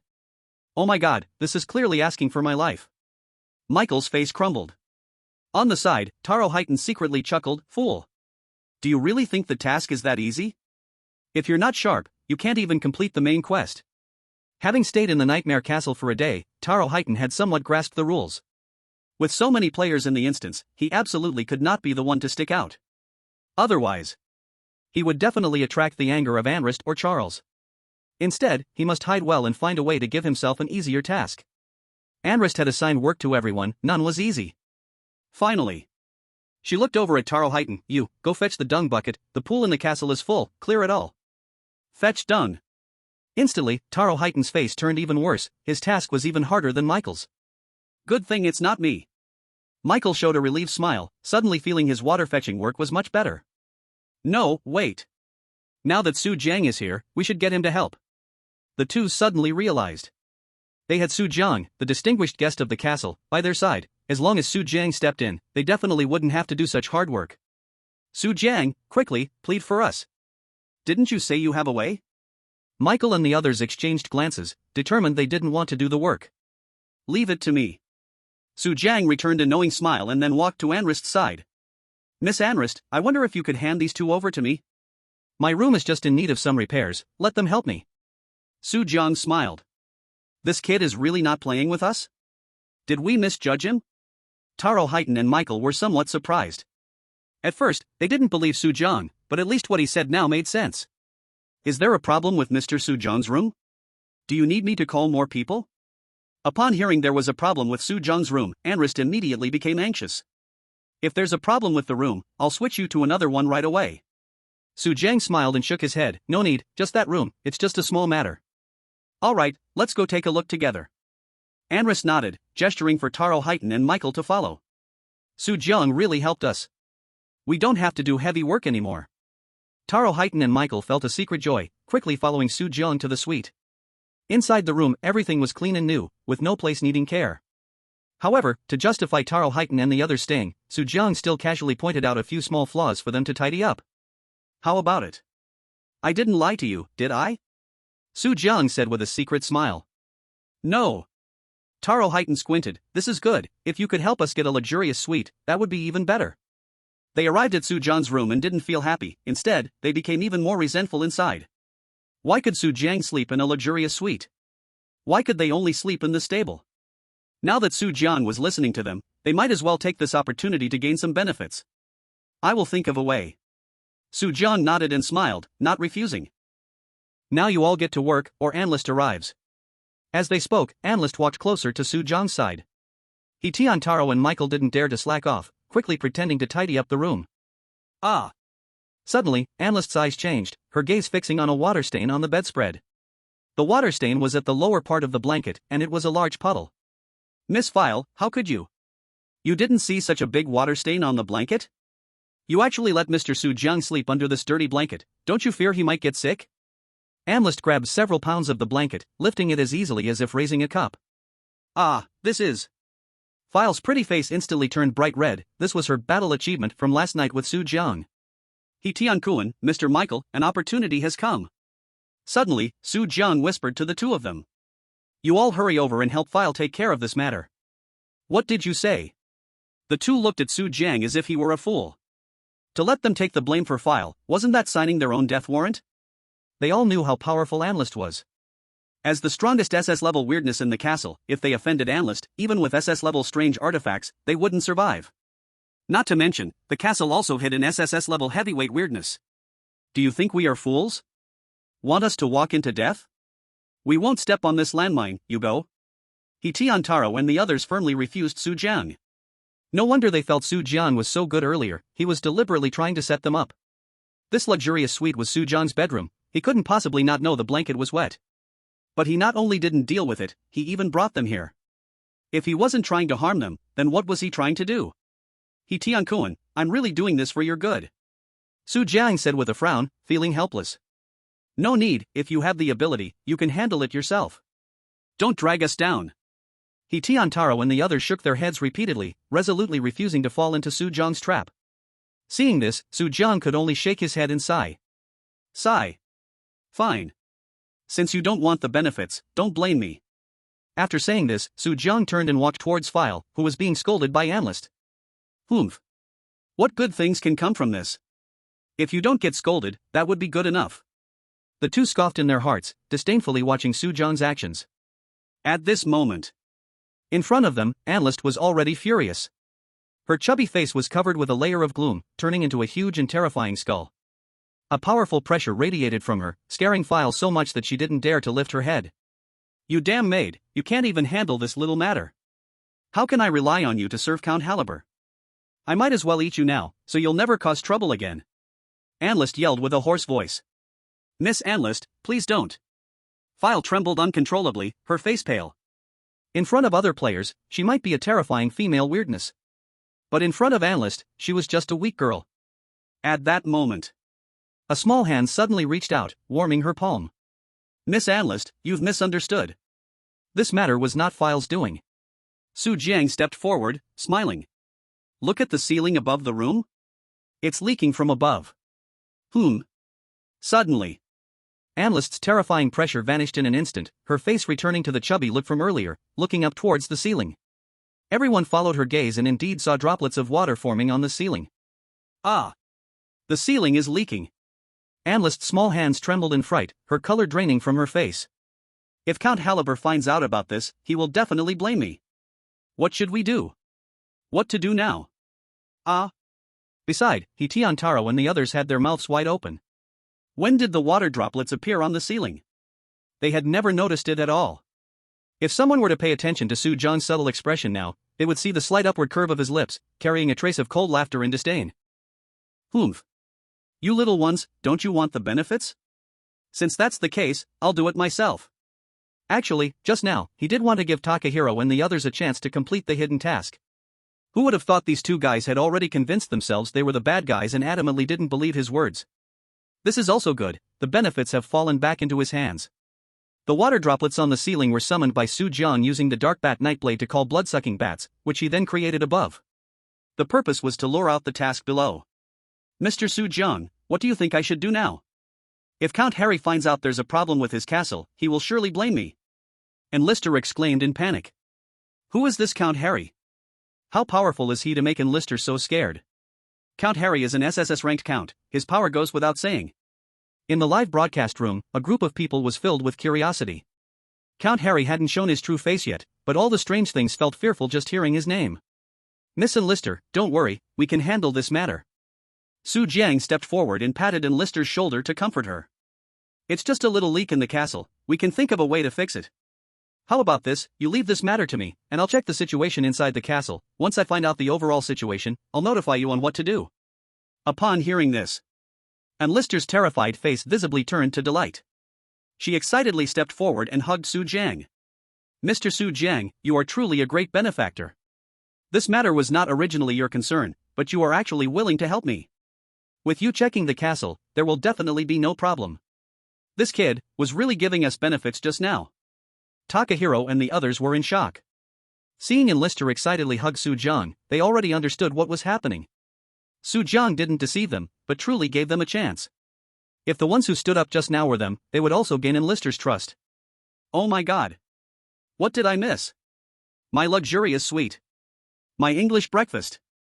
The two were in despair, holding their heads. A moment of hesitation made them lose the chance to live a good life in the Nightmare Castle. They were so angry they felt like slapping themselves in the face. At that moment, Lister grabbed Su Jiang's hand, reached into her maid outfit, pulled out a small black book, and handed it to Su Jiang. Mr. Su Jiang, thank you for being willing to help. Take this, with this, you can move freely in the castle to check if there are any problems. Ding! When the black book fell into Su Jiang's hands, a system prompt sounded. Congratulations! You have received an S-rank task item gifted by the maiden Lister, Castle Pass 1.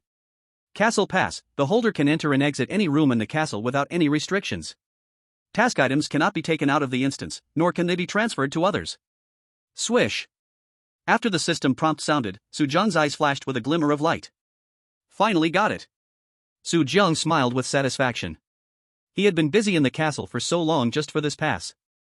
In his past life, after experiencing 36 losses in the instance, he finally figured out how to explore all areas of the castle. First, he had to complete the hidden task to gain Lister/Charles's trust. Only by gaining trust from one of them could he successfully obtain the castle pass. Once he had the pass, he could go anywhere in the castle without obstruction. Castle pass. On the other side, Takahiro and Michael watched Su Jiang complete the task and were so enraged they were nearly having heart attacks. Chapter 111 Room 666. Originally, this was supposed to belong to them, and now it was impossible to get it.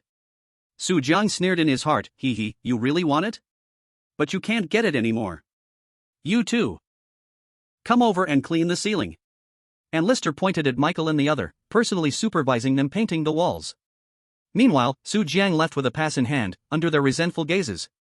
Phil, go prepare some food for me, I'm going to check the castle. Su Jiang said gently. Yes.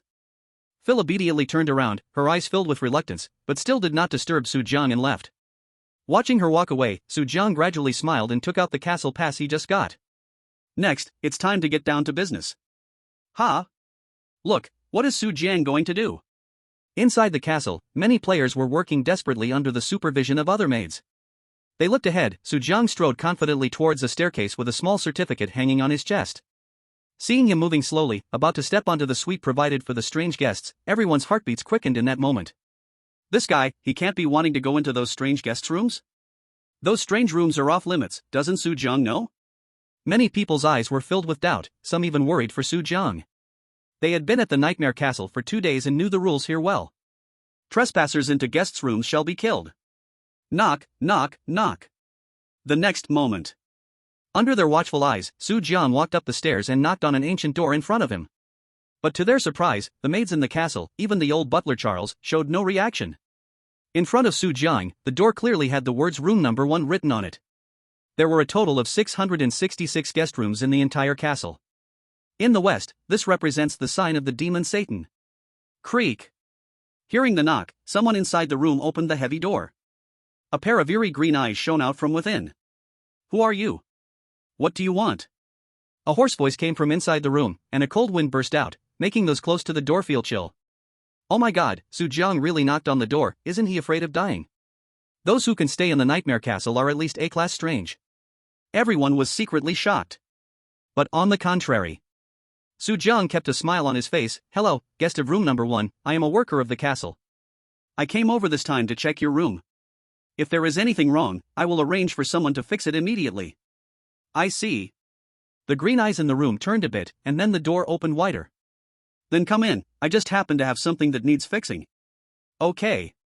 With a smile, Su Jiang calmly walked into the room. Hiss. All the players in the castle froze. Su Jiang just walked into the room like that? He walked boldly into the guest's room in front of so many strange beings? Why? Many were secretly groaning. While they had to stay outside the castle, cleaning up the surrounding garbage. But why could Su Jiang enter the room? He sneaked in, that guy definitely sneaked in. Mr. Charles, someone went into a guest's room, it's that Su Tong. Someone stood up and pointed at room number 1 to report. They couldn't have what they couldn't get, nor could others have it. But as soon as this player finished speaking, old Charles gracefully walked over, lightly raised his right hand, and removed his head. He placed the still beating head in his mouth, chewed it and swallowed. The player in front gaped, watching his own brain being eaten, but was already incapable of thought. Thud. The player fell to the ground. Old Charles said casually, Su Jiang has a castle pass, he can go wherever he wants, and you don't need to worry about it. Castle pass? What is that? Many players were shocked, they had never heard of this item. Clearly, after Su Jiang and Michael left earlier, they must have completed some hidden task. If I had a castle pass, then I can also go smoothly. Many players in their hearts wailed, but they had no chance to obtain the pass. In the entire ancient castle, there was only one castle pass, and it was non-transferable. That is to say, unless Su Jiang dies in the ancient castle, no one else can obtain the pass. I hope Su Jiang encounters an SSS grade monster in room number 1 and dies in there. Then we can get the pass back. Many players cursed in their hearts. At the same time, after Su Jiang walked into room number 1, he was immediately shocked by the scene before him. The room was not as terrifying as he imagined, it only had a soft bed, but around the room, there were piles of toys. That's right, they were adult toys. Sir, please sit. A delicate voice rang out. Su Jiang turned his head and his eyes lit up. Behind the door stood a figure with a hot body and enchanting beauty, a perfect female monster. She was wearing a black lace nightgown, her skin as white as jade. Her ghostly green eyes emitted a seductive glow, staring at Su Jiang with a smile. Oh! What a beautiful female monster! This figure, this appearance, tsk. Many in the live stream room stared at the female monster, already having impulsive thoughts. Su Jiang, show us how to conquer this female monster. That's right, make her kneel and call you daddy. Those who knew Su Jiang's character were eager to see how he would tame this woman. But unexpectedly, Su Jiang did not act immediately. I don't think I've seen this female monster before. Su Jiang's eyes flashed with confusion, his mind completely blank. The Nightmare Castle has a characteristic: the guests living here are all friends of Count Harry. But these people did not live here permanently, they came from other places to vacation here irregularly. In the previous quest Su Jiang played, the guest in room number 1 was a big, robust male monster. But now it seems something has changed. Miss, I wonder what you want me to fix? Su Jiang said calmly. Although he was worried, he was not overly anxious. In the Nightmare Castle, there is only one SSS grade monster, which is the Count Harry he hasn't met yet. As for the monsters below SS grade, he could handle them all. Hearing Su Jiang's words, the female monster curled her lips into a charming smile. The next moment, she stepped forward in her red high heels, revealing a section of her snow-white leg. The female monster waved her hand, and her clothes automatically slipped off. Under the light, there was a perfect body. Chapter 112, We Are Innocent. What the hell, this is so exciting. Just came to see, and I saw something big. Very good, love to watch. In the live stream room, everyone widened their eyes, eager to see more clearly. A situation like this was rarely seen by them at ordinary times. The female monster smiled at Su Jiang. What I want to fix, is you? Hiss. Staring at that nearly perfect body, Su Jiang took a sharp breath. So hot, it made him want to hold on forever. But the next moment, he saw the green-eyed female monster walk over to an ergonomic chair, pulling out a long stick from behind it. Dear, let's play a naughty game, the green-eyed female monster said with a sinister smile. Heaven knows what she would do with that long stick. But seeing her walking towards him, Su Jiang felt a bad premonition in his heart. He exhaled and said, so it's an A-grade seductress. Su Jiang directly drew out the nightblade from behind him, and in an instant, a sea of blood-sucking bats filled the entire room. Ah! What is this thing? Let me go! Thousands of blood-sucking bats flew onto the seductress, capturing her hands and feet, rendering her immobile. The face of the green-eyed seductress instantly turned panicked, facing the attack of thousands of blood-sucking bats. She had no way to defend herself. With your kind of little puny monster, you still want to torment me? Su Jiang picked up the stick that the green-eyed monster had thrown on the ground.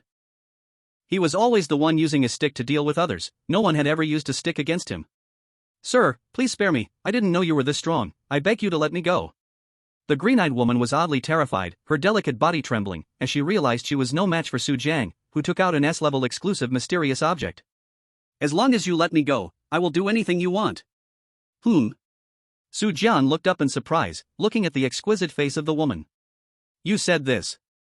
The next moment, he controlled the vampire bat and threw the woman onto the bed. Sir, what are you doing? Don't talk, move on your own. As Su Jiang walked closer, a glimmer appeared in the woman's eyes. About half an hour later, Su Jiang finally came out of the room.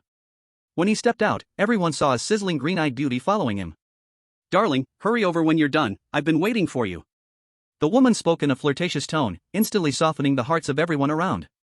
What has Su Jiang been doing in that room? Could it be he conquered this beautiful woman? As they saw the green-eyed woman in her sheer black silk nightgown, her beautiful body partially revealed, everyone's eyes widened. No wonder Su Jiang took 30 minutes to come out.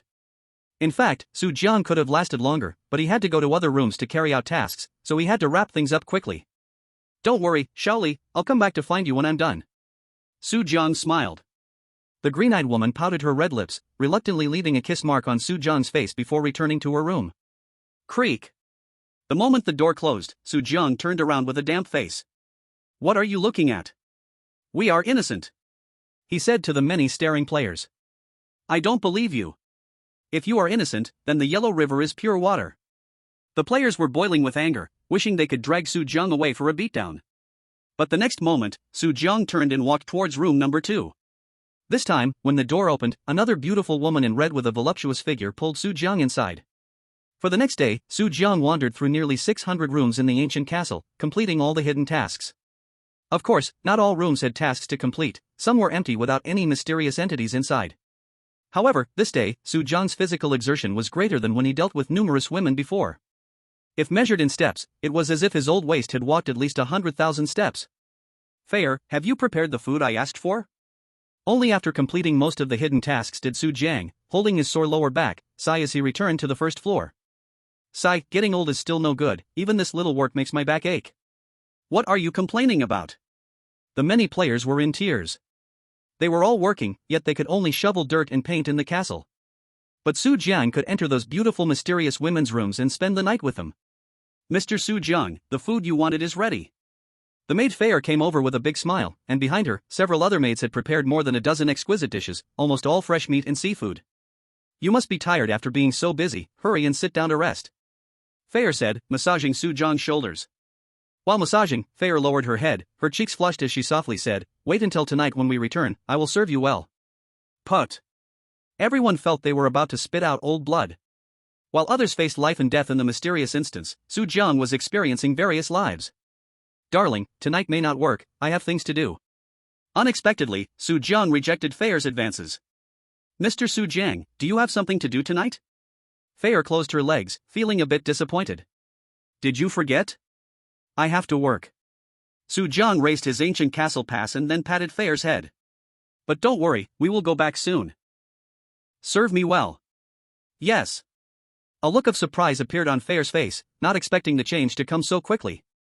At that moment, two people holding grey buckets, covered in cement and dirt, walked out from the depths of the castle. Where is Su Jiang, that guy? Where has that bastard Su Jiang gone? As Michael and Hidetaro came out, they hurriedly searched for Su Jiang's figure. They all knew that Su Jiang had obtained the castle's pass. Next, they had to carry out their mission, and they needed his pass for that. Mike, you guys finally came out. But you came out too late, Su Jiang has already roamed the whole castle. The players below complained sadly. What? Michael and the others widened their eyes. Just a moment ago, they were inside the room, tired and worn out applying gray to the ceiling, while Su Jiang took the opportunity to complete all the hidden tasks. Not only that, now he was enjoying the delicious food served by the maid in front of everyone. Damn it, fooled again. This guy really has bad intentions. The two were furious, wanting nothing more than to rush over and deal with Su Jiang. But before they could say anything, Su Jiang suddenly looked up and waved at them. Have you two finished? Want to come and eat something? Michael and the others' faces changed, looking down at the delicious food on the table. Meat and fish, delicacies from mountains and seas. They couldn't help but drool. Gore. Their stomachs embarrassingly growled. They exchanged glances and put down their tools, heading straight for the table. First eat, we'll deal with Su Jiang later. Later find a way to keep him here, make him hand over the castle's pass. The two sat down at the table, eating the leftovers from Su Jiang, gritting their teeth while staring at him. Su Jiang, as if nothing was wrong, leisurely raised a glass of deep red wine to his lips. In no time, the leftovers on the table were devoured by Michael and the others, causing the other players to feel even hungrier. Damn it, didn't Michael say he would take care of us? Why isn't he sharing the food with us? I just ate slop, and my stomach is still uncomfortable, yet they can enjoy good food. All players were filled with dissatisfaction. In their eyes, Michael and others must be on Su Jiang's side. After all, only Su Jiang was having a good time in the Nightmare Castle. To survive, the two might be able to do anything. Damn it, what do we do now? Should we betray them? Betray? Michael and Hidetaro are SS class players, plus they have SS class weird gear. Together, we aren't their match. Then what do? We can't just watch them eat everything. All the players looked frustrated, struggling to find a way to deal with Michael and them. Got it. Let's find Analyst or Charles, let them deal with Michael. Right, how did I forget this? There's also the Count of Vampires in the Nightmare Castle. The many players' faces lit up. The Bizarre Dungeon is a survival challenge game. Here, the only rule is that your own life is the most important. As for other people's lives, they can be used as stepping stones, as a ladder to escape. The players plan how to handle Michael and his partner. Though they could not defeat Michael and his partner, the oddities inside the castle could definitely take care of him. Squeak squeak. As everyone was discussing how to deal with the two SS class players, no one noticed a black blood-sucking bat flying up from under one player's clothes, landing silently on Su Jiang's shoulder. How is it? Are they having an internal conflict? Su Jiang silently lifted his glass of red wine, his mouth making a faint sound. Earlier, he had already used the Dark Bat Nightblade, commanding the bats to serve him. It can be said that, basically on every player, bats hung from where he had hidden them. Chirp. The vampire bat leaned on Su Jiang's shoulder, although it couldn't speak, it could nod or shake its head simply. Seeing the vampire bat nod on his shoulder, Su Jiang immediately revealed an imperceptible smile. Swish. With a flick of his mind, the vampire bat immediately burrowed back into the dark bat knife. You two eat slowly, I'm going back to my room to rest for a bit. Su Jiang stood up and smiled at Michael and the other person. Huh? You're going back to your room? Michael and the other person, enjoying the leftover food, quickly exchanged glances, still thinking about how to blackmail him for the castle pass later. Michael, let's eat first, there's plenty of time. On the other side, Taro Haitian was in no hurry, wolfing down his food. Anyway, it wasn't time for their mission yet, they could fill their stomachs first. Alright then, you go ahead. The two waved at Su Jiang like big brothers. Seeing their bossy demeanor, Su Jiang left with fey air, a glint flashing in the corner of his eye. You two still want to order me around? Dream on. Come on, fey air, let's go back to the room and do what we did last night. Put. Su Jiang's words almost made the two sputter their food, but they also felt completely at ease. Originally, they thought Su Jiang was going to do a hidden task again, but since he was returning to the room with the maid, there could only be one thing he intended to do. He got the castle pass, yet only thinking about doing that kind of thing. But that's fine, it'll make things easier for us in the future. Michael and the other person chuckled darkly in their hearts. They didn't mind Su Jiang staying in the room, as long as he was in there, he posed no threat to them. Yes. Hearing Su Jiang's words, the maid Fei Er shyly followed him, and the two walked back to the room. In the castle hall, only Michael and the other person eating remained, along with other players and a bunch of maids. Now's the time, what a good opportunity. The other players, watching Su Jiang leave, immediately felt a surge of anger. When Su Jiang was around, they couldn't deal with Michael and the other person, because Su Jiang was the honored guest of Nightmare Castle, even Ann Lister and Charles treated him with great respect. But with Su Jiang gone, everything would be easier. Miss Murphy, please go notify Ann Lister and Butler Charles, just tell them that the workers aren't working and are eating in the hall, and to come deal with it quickly. A player walked up to an A-class maid and said. Ha! Hearing the player's words, the maid turned around, thinking about scolding the player in front of her. Who knew the player would suddenly pull out an S-class strange tool, immediately making the prudent maid shrink back in fear. She cautiously glanced at the strange tool in the player's hand, then back at Michael and the other person. Alright, I'll go find Miss Ann Lister now. The maid NPC weighed her options, the CPU couldn't process an overload, so she chose to pass the problem to a higher level NPC. This scene made everyone in the live stream laugh. Ha, this killed me, I didn't expect the maid to be afraid of getting hurt. But these kinds of things happen often in strange dungeons, whoever is strong gets to decide. This was a small bug in the Bazaar dungeon, when NPCs realized they couldn't deal with players, they would look for even stronger NPCs to handle the situation. Phew! The maid named Murphy, with her long beautiful legs in white stockings, wearing high heels, left the castle under the eager gaze of the crowd. Not long after, the sky outside the castle suddenly darkened, and gusts of chilling wind rushed in through the door. Ha! What's happening? Could it be that someone outside angered the strange beings again? Michael and the other person were still eating, momentarily unaware of what was happening outside.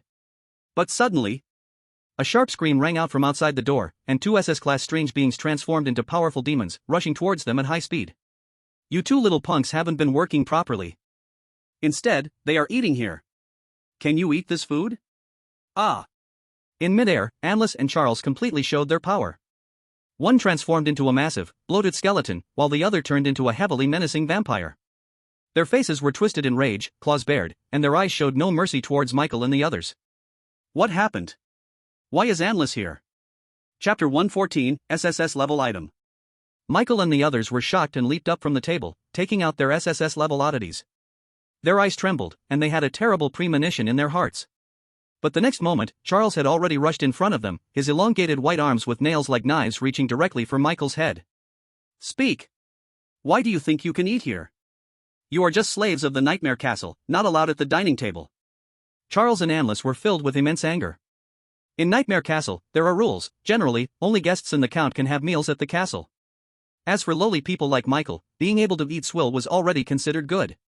For this matter, did Su Jiang not tell them we could possibly eat? Michael and the others' expressions changed, they thought Su Jiang called them over to eat, believing all the oddities in the castle would allow it. But who would have thought that these SSS-level oddities were unaware? Bang! Charles slapped the six-ring silver staff in Michael's hand, and an enormous sound echoed through the castle like a bell tolling.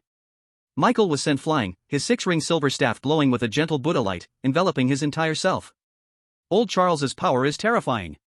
Michael fell to the ground, his face expressing immense pain. That slap, although it didn't hit him, still made his whole body ache, as if his bones were about to fall apart. Of course, Charles was not doing well either, the hand he used to slap the staff was emitting thick green smoke, and several of his long nails broke off and fell to the ground, making his face even more sullen. "You damn refugee, we let you stay here to work, and you don't cherish this opportunity, you even dare to hit me." Charles's body was covered in dark energy, once again charging towards Michael, showing no fear since they were both SSS level. On the other side, Taro was also caught up in a battle with Anlis. "Damn it, we've been framed." Taro clutched the SSS level oddity, Grass' sword, struggling against the advancing Anlis. Anlis held a mop in her hand, which had arms as thick as a person's. She continuously swung the mop towards Taro, but he managed to use the Grass' sword to chop off the snake heads on it. "You brat, you can't escape!" Anlis shouted angrily. The next moment, the chopped off snake heads on her mop grew back and attacked Taro again. "Damn! This is definitely Sujong's doing." Taro couldn't help but curse. No wonder Sujong kindly invited them to eat, it was all to lure the snake out of its hole. If we take them down, we'll be better off." The other players watched the battle between the two sides, smirking coldly. It would be best if Michael and the others were all taken out, that way, they could have a chance to pick up SSS level oddities. Michael and the others were fighting fiercely with the two oddities, turning the once tidy castle into chaos again. A huge noise erupted from the entire castle, as if something had exploded. The strength of Michael and the others was actually on par with the two oddities, Anlis and Charles. Before, they hadn't dared to take action due to the presence of something larger in the castle. Now that they were being attacked by Anlis and Charles, they had to fight back. At that moment, suddenly, the maids around them. Other A-level monsters also emerged from the castle, each one with a terrifying face, attacking Michael and his companion. The originally voluptuous and striking maids transformed into horrifying skull heads. Throughout the ancient castle, it was like 100 ghosts were out for a night walk, with eerie figures lurking everywhere. "Quick, let's hide far away." Seeing this, the surrounding players chose to retreat, fearing they might get caught in the crossfire. These eerie attacks were directed specifically at Michael and his companion. As long as they did not engage in battle, they did not need to worry about being attacked. Many players, along with the refugee NPCs they brought, hurriedly stepped back, leaving only the refugees Michael and Taro were managing, still frozen in place. "Big brother! Bro!" A few refugee NPCs cried out for help towards Michael, trembling in fear. But in the next moment, a sudden sinister wind swept through. In an instant, 10 heads were thrown high into the air. All the refugee NPCs under Michael's command were dead. No! Seeing this scene, both Taro and Michael's faces changed. The death of the refugee NPCs meant they had lost the chance to complete the quest perfectly. "Damn it! You bastards!" With bloodshot eyes, the two held their SS-level strange weapons and suddenly exploded in anger, launching attacks back at the horde of monsters in front of them. But in the next moment, the entire ancient castle let out a loud rumble, as if some great existence was awakening. "Not good, we can't fight anymore. If we keep fighting, we will only attract the vampire count." Michael and Taro suddenly panicked. Dealing with Anlister was fine, but if they drew the vampire count's attention, they would have no way out. That was an SSS-level monster. Taro gritted his teeth and suddenly made up his mind, shouting, "Watch me." Swish! In his right hand, he held a Grass' sword, and with his left hand, he suddenly produced a yellow talisman. What is this? Talisman? Is this thing useful?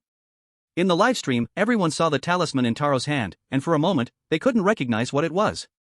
But some sharp-eyed high-level players instantly recognized what it was. This is the SSS-level talisman of the road, the talisman of forgetting. As long as the talisman of forgetting is used, all monsters within 100 meters will temporarily forget their attack targets, forgetting everything that happened within the past hour. There's such a thing? Many who saw the talisman of forgetting for the first time were shocked. They were too low in level to have come across something like this. In the eerie dungeon, there were many special rewards, and the talisman of forgetting was one of them. Not only the talisman of forgetting, but also the talisman of freezing, the talisman of burning, the talisman of binding, and so on, all could be used against monsters. However, these were all one-time use items, and once used, they would disappear automatically. Taro's face was filled with pain, but now, to stop this situation, he had no choice but to use the talisman. "Taro, hurry! The vampire count is coming!" Suddenly, Michael shouted. Taro turned his head. Deep within the castle, a heavy sinister wind had suddenly surged, and a massive figure filled with malevolence was rapidly approaching from within. Its enormous figure nearly blocked out the sun, taking up half of the castle's grand hall, which was already dozens of meters wide. Chapter 115, Count Harry. Who is causing trouble in the Nightmare Castle? A demonic voice echoed from deep within the castle, like a demon leading 10,000 souls, or like a corpse entombed in the deep mountains accumulating countless grievances. In an instant, everyone's body trembled in cold fear. On the ground in front of the castle, visible to the naked eye, a layer of cold air began to rise, quickly turning into frost. A layer of ice formed on the ground, and the air in the castle instantly became dry and stifling. It's the vampire count is coming out. This is bad, we've provoked the vampire count, and we are all going to die. The players who had just provoked the situation began to shrink back. Each person's face turned pale, filled with deep fear. If they had known a vampire count would be drawn out, they should have run further away, at least they wouldn't be dragged into it. In the next moment, a chilling wind rushed out from the ancient castle. Ah! Countless blood-sucking bats charged in, instantly covering the entire castle. These blood-sucking bats were larger than the one Su Jiang had stored in the dark bat Nightblade, each as big as a human head, with claws ready to strike. Ah! Two careless refugees were attacked by the blood-sucking bats, their mouths opening wide, sharp fangs piercing directly into the refugees' eyeballs. Thud! In no time, the two refugees were drained dry, lying lifeless on the ground. This scene terrified all the players present. Just one blood-sucking bat was so powerful, let alone when the vampire count emerged, what would happen then? Whoosh, whoosh, whoosh. A black smoke enveloped everyone from above. In the smoke, a tall figure gradually formed, slick hair and an eagle-hook nose above a pair of slightly curled mustaches. His wide-open eyes revealed red pupils, with two ghostly green irises within. Just being stared at by him made everyone feel a chill run down their spines. This is the final boss of Nightmare Castle, the vampire count, Harry. An SSS level anomaly, this is my first time seeing one. Many people were speechless upon encountering an SSS level anomaly. Usually, SSS level anomalies, as bosses, do not appear lightly. Once they appear, it means catastrophe, with bodies lying in heaps. An SSS level anomaly, in the human world, could turn an entire city into a dead city overnight. At this moment, after Count Harry appeared, he fiercely scanned everyone present, finally stopping on the old butler Charles and Anlis. Dear Charles, Anlis, please tell me, what has happened? Why have you bothered my peaceful sleep? Boom! Count Harry's eyes widened, his red eyeballs emitting a green light, his mouth stretched to the roots of his ears, revealing a mouthful of sharp fangs. At that moment, he was furious to the extreme. Originally, Count Harry was peacefully resting in his coffin. But because of the commotion in the castle just now, he was awakened early from his slumber. We're doomed! This scene terrified everyone present. They all felt as if, in the next moment, Count Harry would swallow them whole. Count Harry! Lord Harry! Almost simultaneously, Charles and Anlis dropped their hands, returning to their original human forms. They knelt on the ground, looking at Count Harry in terror. However, Charles looked up at Count Harry, his eyes filled with respect. While on the other side, Anlis was filled with admiration and infatuation. Lord Harry, it's these two guys, they actually had the audacity to eat in the castle without permission. They are just two refugees, yet they act like they own the place. Anlis complained while pointing at Michael and the others. You! Michael and his companion didn't know what to say, they were also deceived by Su Jiang, believing they could sit at the table. Two refugees? How dare you come to Nightmare Castle to eat? Don't you know the rules here? Count Harry turned his head, the black cloak he wore fluttered, and a wave of cold air instantly condensed beneath Michael and his friend's feet, freezing them in place. Ugh! Michael and his companions' faces turned painful, feeling as if their feet were about to freeze solid. Since they came to eat, why didn't you deal with them? Count Harry continued to ask. Upon hearing this, Charles and the others immediately panicked. Count Harry, these two possess an SS-level anomaly, we cannot deal with them quickly. They lowered their heads, fearing Count Harry's reprimand. Unexpectedly, Count Harry raised his head, his eyes showing a hint of surprise. Both of you possess SS-level strange items and you dare to come here and act arrogantly? Put. In the next moment, Count Harry's long, straight fingers extended a sharp claw that stretched out several meters, charging towards Michael below. Do you think that just because you have SS-level strange items, you can cause trouble here? Whoosh! A bone-chilling cold radiated from the claw, and even before getting close to Michael and his companion, they already sensed a killing intent. Taro Watanabe, what are you waiting for? Hurry up and make a move! Michael shouted with a pale face, turning to urge Taro Watanabe. Although he also had a means of saving his life, he did not want to use it now. Shut up, I know. Taro Watanabe grasped the forgetting talisman, trembling as he bit his finger, letting the blood drip onto the talisman.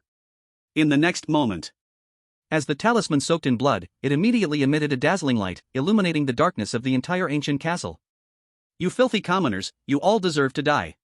Accompanied by Count Harry's words, his extended claw was about to pierce Michael's forehead. But suddenly, the forgetting talisman in Taro Watanabe's hand burst forth with brilliant light, almost instantaneously, enveloping the entire ancient castle, radiating within 100 meters. Ding! At the same time, all players in the strange instance received the system prompt immediately. A player has used the SSS level item, Forgetting Talisman. All strangeness within 100 meters will temporarily lose their attack targets and forget everything that happened within the last hour. All players please prepare, the Forgetting Talisman will last for 10 seconds. Whoosh! The surrounding white light created ripples, and Count Harry's eyes, originally intent on killing Michael, quickly began to fade into confusion. Huh? What happened? What are these things? Count Harry only saw a flash of white light before his mind started to reset quickly. All the strangeness had green modification codes flashing in their eyes, adjusting the forgetting program. Quick! Take advantage of this now. Michael did not dare to delay for a moment. Within the 10 seconds the forgetting talisman was activated, he hurriedly grabbed the 6-ring tin staff, shattering the ice blocks binding him and Taro Watanabe's feet. The two broke free from their restraints and rushed out of the ancient castle. Chapter 116, The Castle Basement. At the same time, other players also reacted and followed them to escape. Run! What if Count Harry gets angry again? We can't withstand it. A group of players fled in panic, not daring to stay in the castle. No one knew what would happen next. Swish! Just as everyone escaped the castle, the forgetting talisman finally lost its effect. Count Harry and Charles, under the adjustment of the strange instance system, reset the programs in their minds. Huh? What just happened? Why is the castle in such chaos? Where is the housekeeper? Where did the housekeeper go? Count Harry and the others regained their senses and saw the castle in disarray, immediately starting a cleanup operation. All the maids joined in, beginning to tidy up the mess in the house. All the strangeness seemed to forget simultaneously everything that happened within the last hour, completely unaware of how things had turned chaotic. Master, you are finally out. Do you need a bath, a meal, or personal service? The SS-level strange maid, Anne Lizette, scampered over to Harry, smiling obsequiously at him. At this moment, she no longer held her earlier temper. But Count Harry did not even glance at her, coldly saying, Anne Lizette, prepare some hot water for me, I want to take a bath. All right, I'll have someone prepare it right away. Anne Lizette beamed, quickly accompanying Count Harry to the bathroom. You few, get in here and help. Charles stepped outside and shouted at a group of players. Many players, hearing his voice, finally felt relieved. It seems it really is safe now. It's good that nothing happened, so we won't have to suffer again later. All the players let out a sigh of relief and hurried back to work in the ancient castle. Among them were Watanabe Taro, who lost a divine talisman, and Michael. Damn it! How could this happen? I lost an SSS level item for nothing, but gained nothing in return. The faces of the two were now pale with anger, wishing they could vent their frustrations immediately. Without a doubt, they suffered the most devastating loss this time. Damn Su Jiang, how dare he set us up? When I find him, I will make him pay dearly. Both were filled with rage, eager to find someone to take it out on. But soon they realized that Su Jiang was not in the ancient castle at this moment. Or rather, Su Jiang was now at the deepest part of the ancient castle. In the Nightmare Castle, 3 levels underground. Walking down a spiral staircase, Su Jiang, along with his maid, Fei Er, made their way to the deepest place. The surroundings were dimly lit, and their footsteps echoed clearly. As if there was no one else around them. Of course, it wasn't entirely empty. Sometimes, as Su Jiang passed by some rooms next to the staircase, he could hear heavy breathing or sharp, eerie laughter coming from inside. Mr. Su Jiang, coming down to the basement like this might not be a good idea. If Count Harry finds out, he will scold us. The maid Fei Er followed Su Jiang, her hand held tightly by him as they went down. Although Fei Er did not resist, as a maid in the castle, she knew very well what kind of place this was. The castle basement was a place prohibited for outsiders by Count Harry. The entire basement had 5 underground levels, each with several rooms. And these rooms were locked, containing powerful and strange creatures that Count Harry had imprisoned for experiments. Each strange creature in the underground was ranked just below Count Harry, being the strongest top-tier anomaly. It's fine, Fei Er, I'm just here to check if the Foundation has any problems. Unlike Fei Er, Su Jiang wore a smile, utterly unafraid. Holding Fei Er's hand, he strolled casually past each room on the underground 5th floor. The reason he remained calm was that he knew each of the creatures locked here. The anomalies in the basement were all experiments created by Count Harry for researching the elixir of immortality. And Su Jiang's purpose for coming here was to find one of those anomalies, his Lady Alice. Ding! Alice's background card storyline unlocked successfully, current progress, 70%. In Su Jiang's mind, the system's prompt echoed. Every step he took downwards, the system would send another notification. Ding! Suddenly, as Su Jiang reached the underground 5th floor, his voice system voice sounded once more. Alice's background card storyline unlocked successfully, current progress, 90%. This is the place. Looking at the bright red painted door in front of him, Su Jiang murmured. Just pushing open this big door, he could meet the purpose of his journey into this instance, Lady Alice. Mr. Su Jiang, what's wrong? Who is inside? Fei Er looked curiously at Su Jiang beside her. At this moment, his brows were tightly furrowed, and his eyes carried anxiety. It's nothing, let's go back. Surprisingly, Su Jiang took a deep breath and did not choose to immediately bring Lady Alice out. Instead, he held Fei Er's hand and walked back. Ha! Fei Er looked at Su Jiang in confusion. She felt strange, but Su Jiang was even stranger than her. Alice, I have unfinished business. I will come to save you once I am done. A hint of reluctance flashed in his eyes. Although Su Jiang also wanted to rescue Alice as soon as possible, there was still something he needed to handle. The two had just left the basement and returned to the castle hall. Su Jiang, you bastard. You owe me for my SSS level item. Watanabe Taro and Michael rushed towards Su Jiang furiously upon seeing him. But when they saw the personal maid Phil beside him about to explode, the two of them immediately pulled back their expressions, only staring at him with cold eyes. At this moment, without their SSS level items, they were afraid of provoking the terrifying being in the castle again, which might get themselves killed. What are you two talking about? Why don't I quite understand? Su Jiang said with an innocent face. In fact, what had just happened, he had already learned through the vampire bats. These two probably thought he had set them up, so they came to make trouble. Wada Taro glared and said, You still have the nerve to speak? You told us to stay for a meal, and then got old Charles to deal with us. Now great, even Earl Harry was drawn out. I had to waste a forgetting talisman to rewind. You used the forgetting talisman? Su Jiang opened his mouth in surprise. The forgetting talisman was a good thing. For Wada Taro to be willing to use it, it meant he had really gone all in. But Su Jiang waved his hand and said, It wasn't me who called Charles. At that time I was in the room with Phil. HM? If it wasn't you, then who? The two of them exchanged a glance, full of suspicion. There are so many players here, probably many want to harm you too. Su Jiang spread his hands. Chapter 117, Night of Killing. Su Jiang's words reminded the two, and they turned their heads. The other players instantly trembled in fear. What do we do? Michael and them are looking over here. Su Jiang must have said something to them. They're starting to suspect us. The many players turned pale. If it was found out they had gone to tattle, Michael and Wada Taro wouldn't let them go. They're coming over here. Suddenly a player cried out in panic and turned around in fear. You few, I ask you, who exactly went to tattle to Charles? Michael stormed over, furious. A group of people stayed silent, eyes full of fear.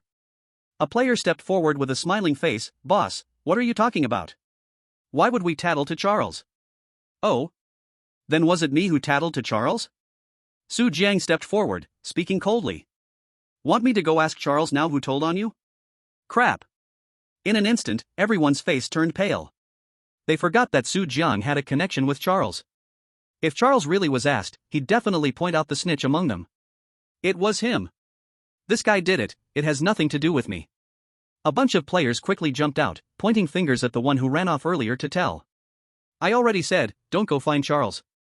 But this guy was upset you got to eat, so he went to complain. All of you agreed to this earlier. The player being pointed at turned deathly pale. Complaining to Charles was a group decision. But now, these people chose to betray him just to save themselves. All of you, go to hell. Wada Taro and Michael were furious, their eyes bloodshot. At first, they thought Su Jiang had tattled. Who knew it was one of their own? The next moment, the two of them held their SSS-level cursed weapons and started slaughtering them. No! Brother Michael, spare me! A group of players screamed in fear, trying desperately to resist. They brought out all kinds of A-level or S-level cursed weapons, some even summoned monsters, trying to fight back against Michael's attack. But the power of two SSS-level players was far above the other 15 players present. In just a moment, except for Su Jiang, the rest were all killed by Michael and Wada Taro. You traitors dare to betray me now, so you definitely would again. In that case, I might as well send you to the afterlife first. Michael and Wada Taro panted heavily, blood flowed all over in front of them, all the players were brutally murdered. Guts and intestines spilled everywhere. Every face before death was full of deep regret. Su Jiang stood by the side, watching calmly, as if he saw nothing. Hee, you are still too foolish, forgetting that the forgetting charm can erase all strange memories within an hour. Originally, Su Jiang threw Charles out. Due to memory loss, Charles couldn't possibly remember the fight just now. Unfortunately, these guys are indeed brainless. If they could think a little deeper, the outcome wouldn't have become like this. But for him, this is rather a benefit. He didn't need to lift a finger, and almost all the players were wiped out. Next, he just needed to deal with Taro and Michael. With the other players dead, the refugee NPCs who had been following them lost control and began to go insane. Some NPCs cried out in despair, while others simply ran out. Su Jiang effortlessly took care of most of them. Soon, the remaining refugees were quickly cleared out by the Nightmare Castle, either captured and killed or left to stay here as slaves. Su Jiang, I'm truly sorry, I misunderstood you just now. It was we who didn't think things through, almost getting you into trouble. Michael and Taro retracted their SS-level strange weapons, looking at Su Jiang with awkward smiles. A sinister glint flashed in their eyes. Since they had taken out the other players, they wouldn't mind taking out Su Jiang too. But at that moment, Su Jiang reached out and shouted at the two brothers, I know a good place in a castle, let's go check it out tonight. A good place? What good place? Besides, the castle will close tonight, we won't be able to get in. Michael and the others put away their smiles. Don't worry, have you forgotten that I have this? Su Jiang waved the castle pass in his hand, smiling as he spoke. The two exchanged glances, then decisively agreed. The castle pass was useless to them. Instead, they needed to redo tasks to obtain it.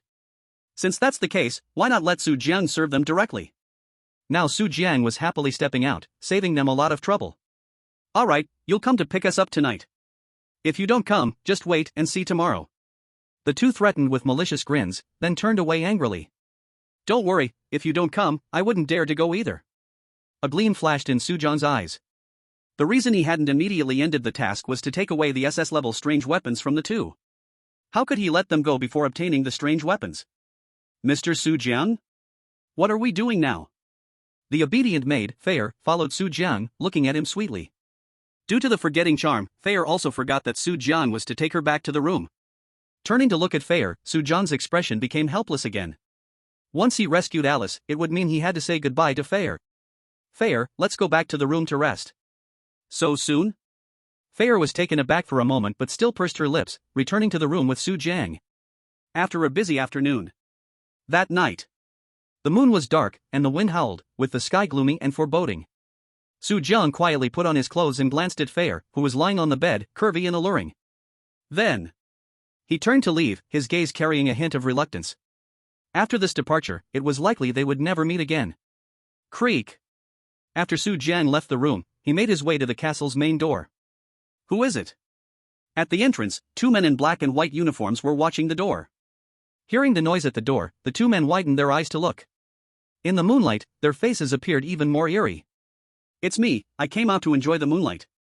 Su Jiang, wearing the castle pass around his neck, walked out calmly. Seeing it was Su Jiang, a good friend of the old butler Charles, the expressions of the two men immediately turned flattering. So, it's Mr. Su Jiang. Mr. Su Jiang can go wherever he wants, feel free. Generally, the Nightmare Castle prohibits outsiders from entering or leaving at night. However, since Su Jiang had the pass, the other strange beings would not stop his movements. He walked out of the castle and headed directly toward the stables. Su Jiang, you guy really came looking for us. In the stable, Michael and the other two jumped out, having waited for a long time. Chapter 118. He wants to play a game. The two looked a bit pale. Maybe it was because the other players had all been eliminated, making the stable feel especially cold tonight. To keep warm, Michael and the others even used the 10 refugee NPCs as a human wall, having them undress so they could huddle in their embrace to feel warmer. TSK, it turns out overseas is really open, no wonder the culture of chaos is so rampant. Su Jiang turned to look at those refugees, and because of Michael's coaching, every one of their faces had turned red. These refugee NPCs were all set up as family members or relatives. Ahem. Suddenly Su Jiang coughed, bringing the topic back on track. You two come with me, and we'll enter the castle together. Taro Watanabe hesitated a bit. Su Jiang, are you sure this will work? What if the strange one at the door doesn't acknowledge us? Then we'd just be trespassers in the castle. It's not that the two weren't worried. Now, only the three of them remained in the entire castle. Su Jiang had a castle pass, so he didn't need to worry about being targeted by the strange things. But the others were different. If those strange entities noticed something was off, they would be the first to be eliminated. Don't worry, I will tell them you are the workers I hired, those strange things will let you in. Of course, if you don't believe me, you can stay here and play your game. Su Jiang turned to the 10 men and women entangled together. No, we'll go with you. After a moment of thought, Taro Watanabe and the others quickly chose to agree. Rather than getting tangled up with these refugees, it was better to take the opportunity to enter the castle. At least it would be warmer inside the castle. Alright, then follow me. Su Jiang didn't say more and led the two back. Glancing sideways at Su Jiang's back, Taro Watanabe whispered to Michael, Michael, do you think Su Jiang really wants to help us this time? I always feel like something is a bit off. Michael frowned and replied, I also find it strange, but he has already helped us twice during the day. This time, he shouldn't be lying to us, right? Originally, Michael and the others didn't trust Su Jiang. But after the betrayal incident during the day, it made them feel like Su Jiang might not be so bad. Maybe he really wanted to cooperate with them. It's just a pity that most of the hidden tasks in the castle have already been done by him. This time, the hidden task he wants us to do must be very dangerous, otherwise, he could have just done it alone. Earlier during the day, Michael and the others had asked Su Jiang about the tasks. Since Su Jiang left the last task undone, it must be because that task is very dangerous. Of course. The more dangerous the task, the greater the rewards. Let's be careful this time, if we can't handle it, we withdraw, we cannot lose our lives. Exactly, let's work together and share life and death.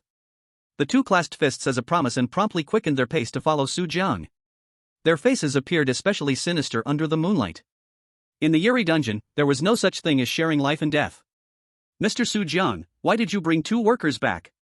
In front of the castle gate, two male strange beings saw Michael and the others behind Su Jiang, and indeed stopped them for questioning.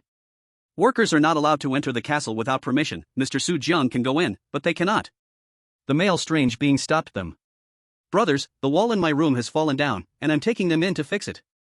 As previously agreed, Su Jiang found an excuse for Michael and the others to enter. He smiled and walked up to the two male strange beings, slipping 10 eerie coins into their hands. Just do me a favor and let them in to fix the wall, okay? 10 eerie coins? The two male strange beings looked down, and their eyes widened in surprise. They were guarding the Nightmare Castle. 1 month, not even 10 mysterious coins can be earned. Now, Su Jiang's move was indeed bold.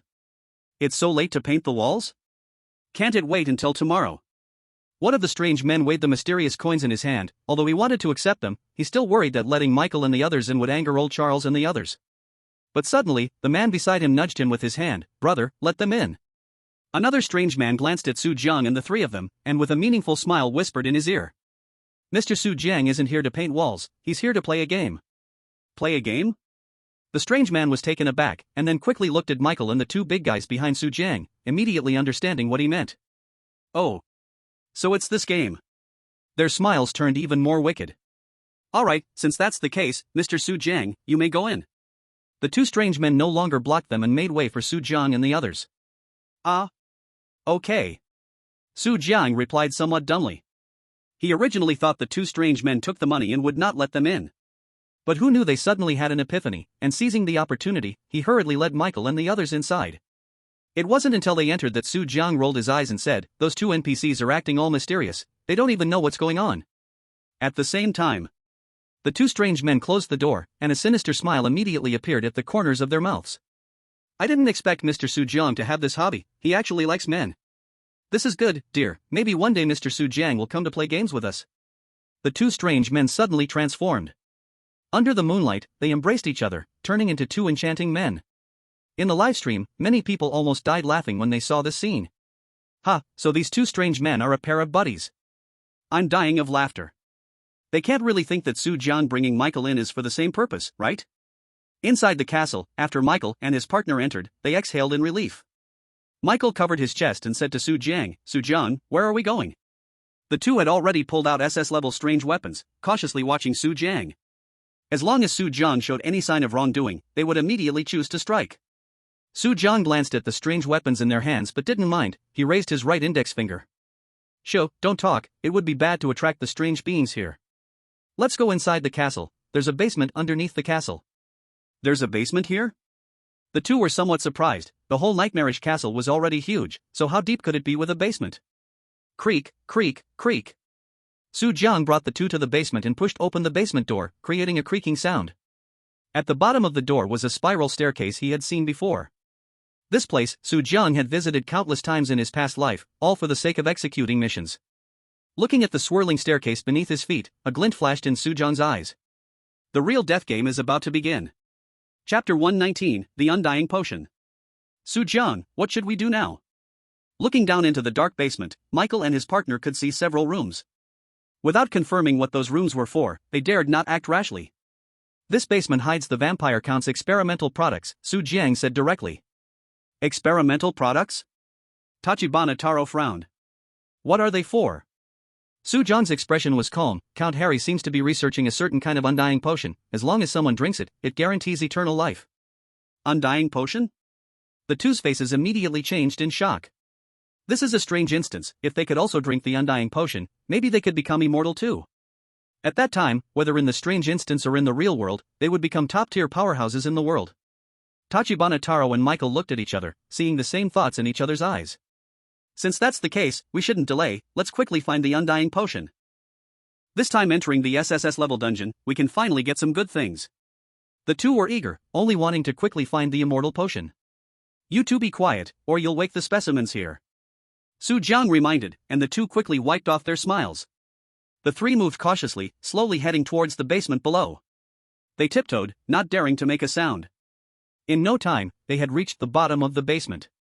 However, Su Jiang did not take them to the room painted in red but stopped at a door in front of the red-painted room. Is this where Count Harry puts the potions? Michael asked, somewhat suspicious. That's right, let's go in and see. Su Jiang said no more as he gently opened the door and led the two inside. Whoosh, as the door opened, dozens of bats flew out and darted toward the staircase overhead. This scene startled Michael and the others, who quickly prepared to guard themselves. Fortunately, there were only bats in the room, with no extra human shadows. Inside the room, several large cabinets were neatly arranged, each with glass jars of different sizes on top, containing various unknown liquids. Is this where Count Harry puts the potions? Michael and the others peered in, seeing the row of potions in the room, their eyes filled with shock. Human heart, human liver, human eggs. Michael looked at the yellowed paper tags on the glass jars and felt a chill down his spine. Although the pharmacy was not large, it gave off a cold feeling, as if a chill was tightly gripping their ankles, sending waves of cold through their bodies. Hurry up, let's find the immortal potion and get out. Tian Taro held a flashlight, using its light to search for the potions inside, making sure he stayed alive first, which was the most important.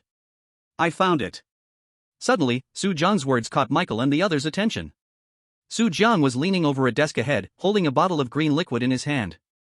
You found the immortal potion? Is this what you call the immortal potion? Michael and others excitedly walked over, grabbing the potion from Su Jiang's hand. Inside the transparent glass bottle was a similarly transparent green liquid, and on the bottle, there was indeed a label with Immortal Potion written in gold letters. Item, the Immortal Potion researched by Vampire Count Harry. Function, drinking it grants the ability of immortality. Introduction, the Immortal Potion is an incomplete product, drinking it carries a chance of side effects. Can be taken out of the eerie dungeon. As Michael and others obtained the Immortal Potion, they immediately received a prompt from the system. What they had obtained this time was indeed the true Immortal Potion. As long as they drank it, they would gain the ability of eternal life.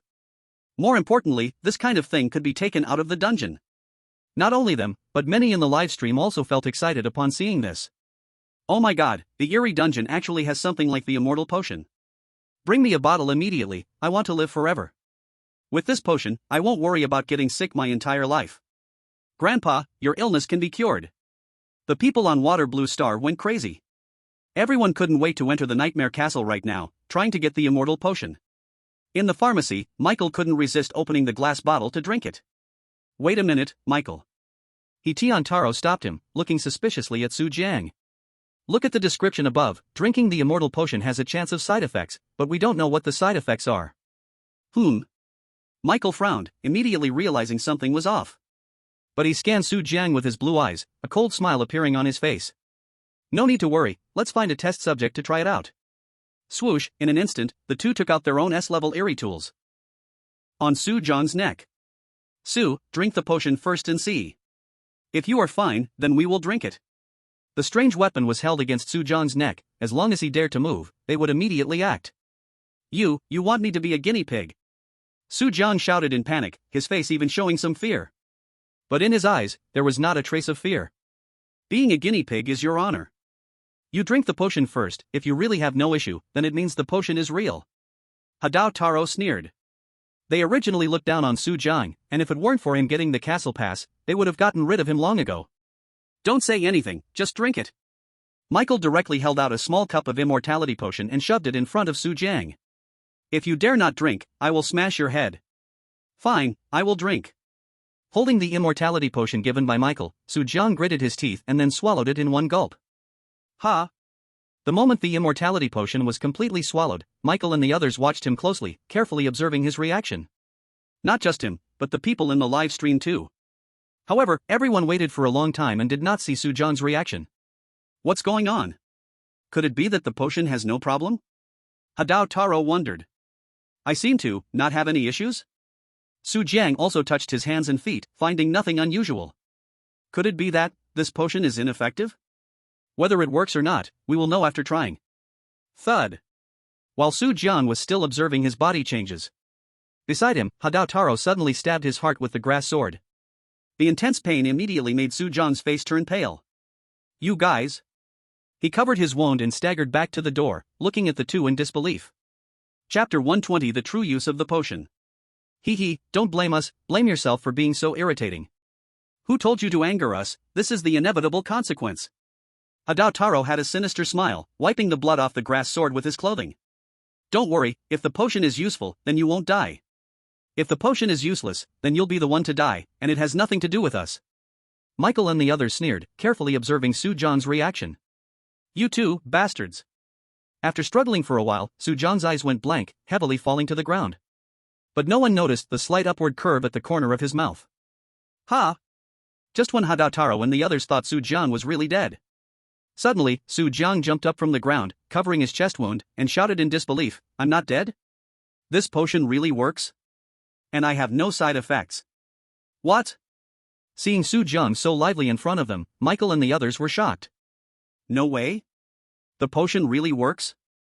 Of course it works, otherwise why is Su Jiang still alive now? Hadao Taro was filled with joy. He remembered he did stab the knife into Su Jiang's heart, and since Su Jiang was fine, it meant the potion was indeed effective. Ah, you two guys, dared to kill me. You didn't expect it, did you? I am now immortal, you can't kill me. Su Jiang made a funny face at the two on purpose. The two looked at him flaunting, instead of being angry, their smiles widened even more. What are you so proud of, Su Jiang? We also have immortality potion. Once we drink the immortality potion, we too can become immortal, everlasting. After saying that, Michael and the others raised the immortality potion and drank it as well. Sure enough. After they drank the potion, like Su Jiang, nothing changed. But they knew that they were now immortal like Su Jiang. You too. I'll go find Count Halliburton to deal with you. Su Jiang looked anxious and suddenly created chaos in the basement, purposely shouting loudly. Help! Someone has broken into the basement. Hurry up and save people. A huge noise echoed throughout the entire basement, and almost instantly, the experimental subjects locked up on the other floors also let out terrifying howls. Who is causing trouble in my underground laboratory? A sharp scream filled with rage rang through the entire basement. Above the basement, dark winds surged, and countless vampire bats were swiftly flying down. Ha ha! Do you really think you can deal with us by bringing Count Harry here? We are now immortal, we can't die no matter what. Michael and his companion showed no fear and instead laughed even more wildly. They held SSS-class sinister tools, no longer taking Count Harry seriously. Even if Count Harry was an SSS-class anomaly, as long as they possessed the ability of immortality, he wouldn't stand a chance against them. Hee. But at that moment, Su Jiang, who had been guarding the door, curled his lips and suddenly let out a laugh. Brothers, actually there's something I haven't told you. Su Jiang raised his head, looking at them with a mocking gaze. Suddenly, their laughter stopped. For some reason, they felt an unsettling premonition in their hearts.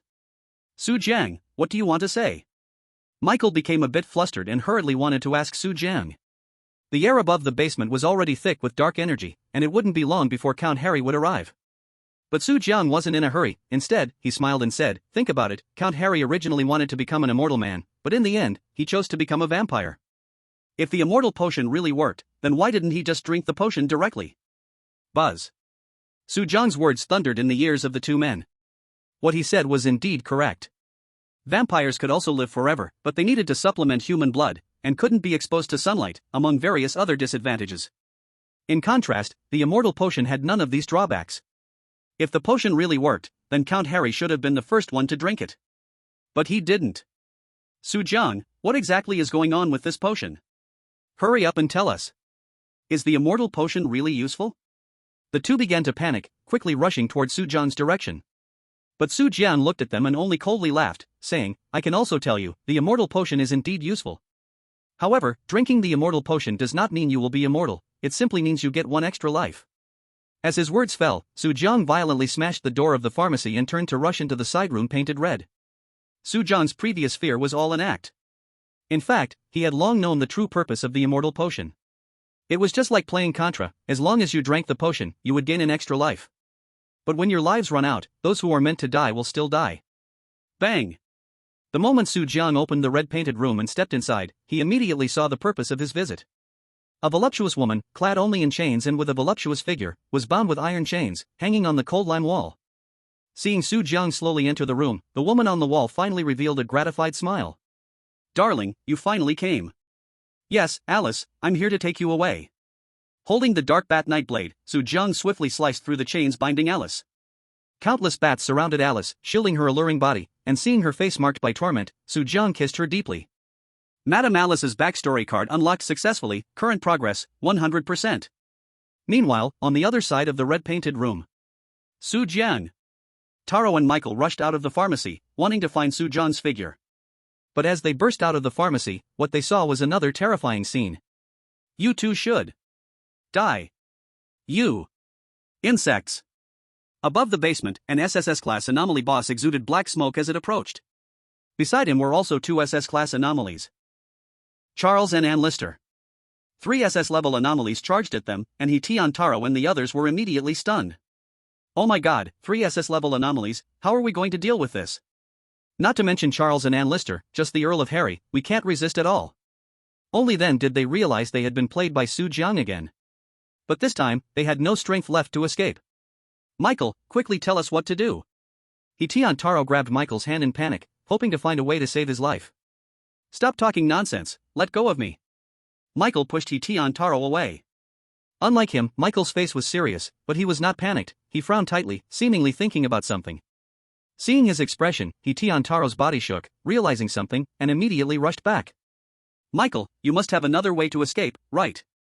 Chapter 121, The Buddha's Light Shines. Save me, Michael, as long as you can take me out, I can give you anything. Tian Taro tightly held onto Michael, he felt that the only one who could save him was Michael, as he no longer had a second for getting charm.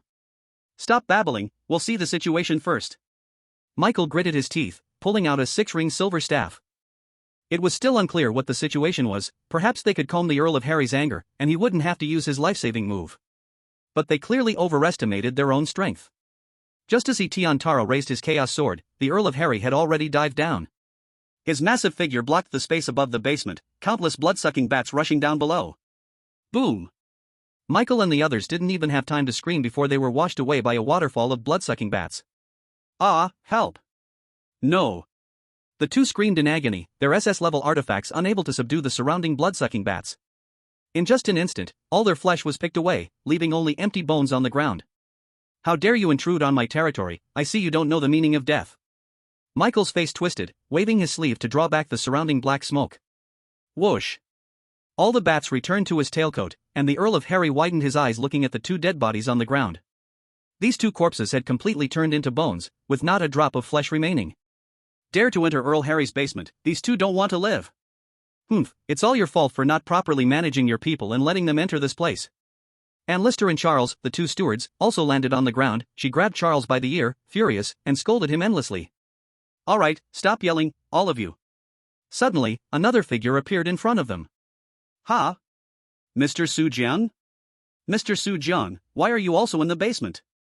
Ann Lister and Charles were startled. Could it be that Su Jiang and those two servants were in cahoots? Su Jiang? Is that you?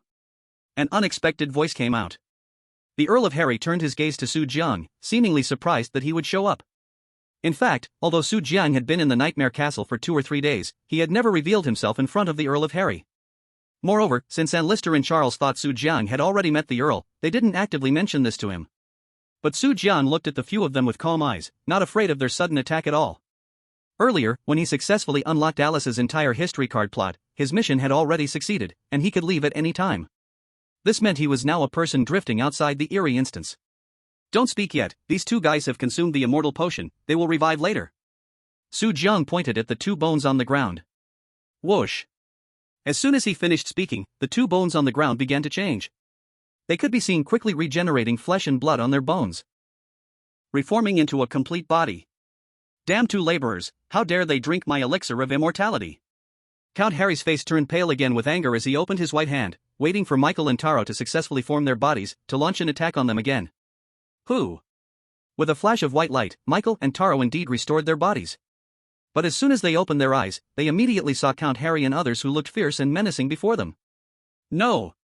Seeing Count Harry and others ready to attack, Michael reacted quickly and hurriedly thrust the six-ring scepter into the ground.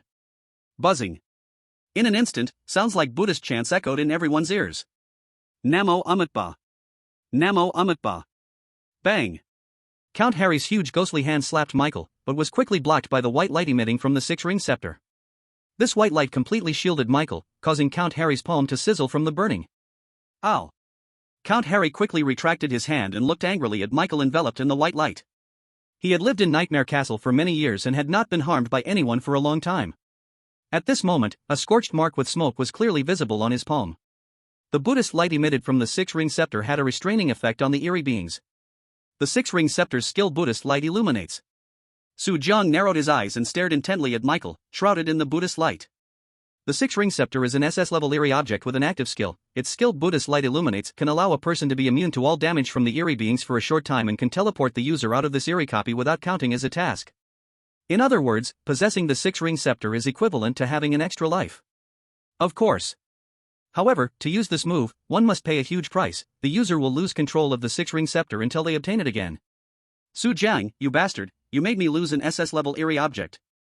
I will definitely get revenge for this, just wait. Amidst the white light, Michael shouted angrily at Su Jiang. To save his life, he had to give up the six-ring scepter that he had worked so hard to obtain. He didn't know how many tasks he had completed to upgrade the three-ring scepter to the six-ring. He had no idea when he could start over again in the future. Wait, Michael, take me with you. Don't leave me alone outside. Taro beside him desperately tried to dive into the white light.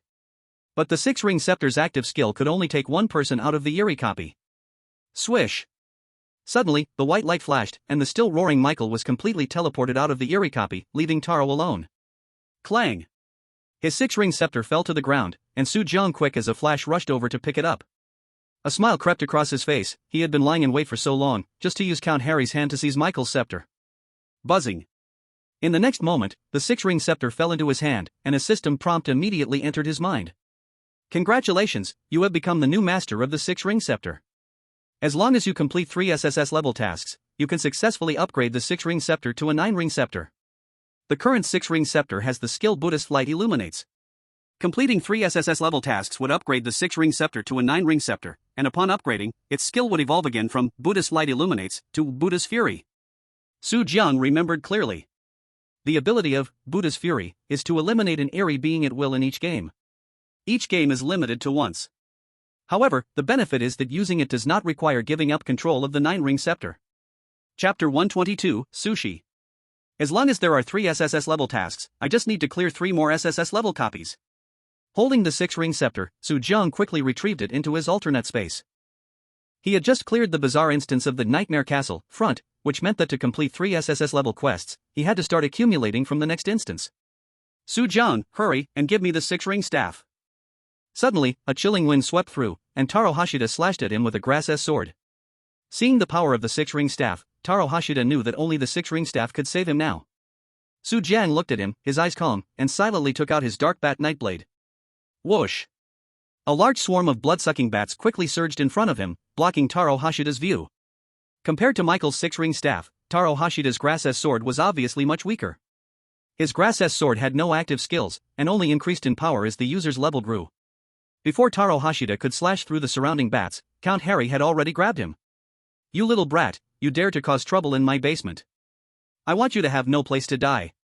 Count Harry's figure towered several feet high, making him look like a giant vampire monster. He opened his gaping mouth, his fangs gleaming menacingly. Everyone watched as he lifted Taro Hashida and began to stuff him into his mouth, intending to eat him alive. No! Taro Hashida turned pale with fear and waved his grass-s sword to defend himself. However, Count Harry squeezed his shoulder and shattered his scapula with a single grip. In the live room, everyone could hear Count Harry making a grinding sound from his mouth. Is this sushi? Count Harry is so powerful, an SS-level player just like that gone. Everyone felt shocked and terrified, grateful it wasn't them in this instance. Otherwise, their deaths might be even worse than Taro Hashida's. Tui. After finishing Taro Hashida, Count Harry's tongue poked around in his teeth, spitting out a grass-s sword. This grass-s sword was like a toothpick in his mouth. Count Harry dug at his teeth and said, "Count Harry, long time no see." Su Jiang smiled and approached him, seizing the opportunity to grab the grass-s sword from the ground and tuck it into his arms. "Su Jiang, you rascal." Suddenly, Count Harry's gaze shifted to Su Jiang, and he transformed into a black wind, appearing in front of him in the blink of an eye. Just when everyone thought Count Harry was going to get angry at Su Jiang, Count Harry's attitude surprisingly made a complete turnaround, smiling at Su Jiang. "Thank goodness you came this time, or I would have lost even more." His relieved gaze moved towards the pharmacy. In Count Harry's mind, he believed it was Su Jiang's timely shout that saved the potions in the pharmacy. Long ago, Su Jiang had already known Count Harry. In the past, Su Jiang kept reviving in the game, learning Count Harry's methods, and became a guest in his castle. He clearly knew what things made Count Harry the angriest and could provoke his wrath. However, when Count Harry charged over, Su Jiang's back was drenched in cold sweat in fright. He really thought Count Harry would eat him too. Luckily he was unaware of what Su Jiang had done. Su Jiang rolled his eyes and sighed. It's a pity those two guys drank the immortality potion, and the one who just ran away took Lady Alice with him. Su Jiang is indeed impressive. Even when tricking Count Harry, he's still so justified. Poor Michael, before leaving, he still gets slandered by Su Jiang. The chat in the live room burst into laughter. Poor Michael, he likely had no idea he had been played by Su Jiang before leaving the instance. Instead, Su Jiang found it quite normal. If others don't harm me, I won't harm them. It was Michael and his friends who wanted to act against him first, so he couldn't be blamed for giving them some trouble. Upon hearing Su Jiang's words, Count Harry surprisingly wasn't too angry. It's just an immortality potion, I have as many as I want. As for Alice, I've already grown tired of her, let her go. Analyst was also delighted and said, "Yes, anyway, Lady Alice has been staying in the castle for so long, it's time to change to a new husband. No, I mean, change to a new experimental subject." Analyst looked at Count Harry with affectionate eyes, constantly sending him love. This scene made Su Jiang feel sick. These two were one cheap and one wicked, definitely a match made in heaven. "Alright, let's talk about this tomorrow, don't linger in my basement." Suddenly, Count Harry waved his hand, and a puff of green smoke sent Su Jiang and the others out of the basement. "Analyst, post a notice outside the castle tomorrow, saying we are looking for a new lady, preferably an elf." "Huh? An elf?" Su Jiang's eyes turned. How could Count Harry, as a vampire, be interested in elves? Since entering the Bazaar quest, Su Jiang had lost all curiosity about everything. As for elves, there were plenty in the Bazaar quest, but they were all strange elves. Not only strange elves, but there were also bizarre fairies, bizarre mermaids, and other characters.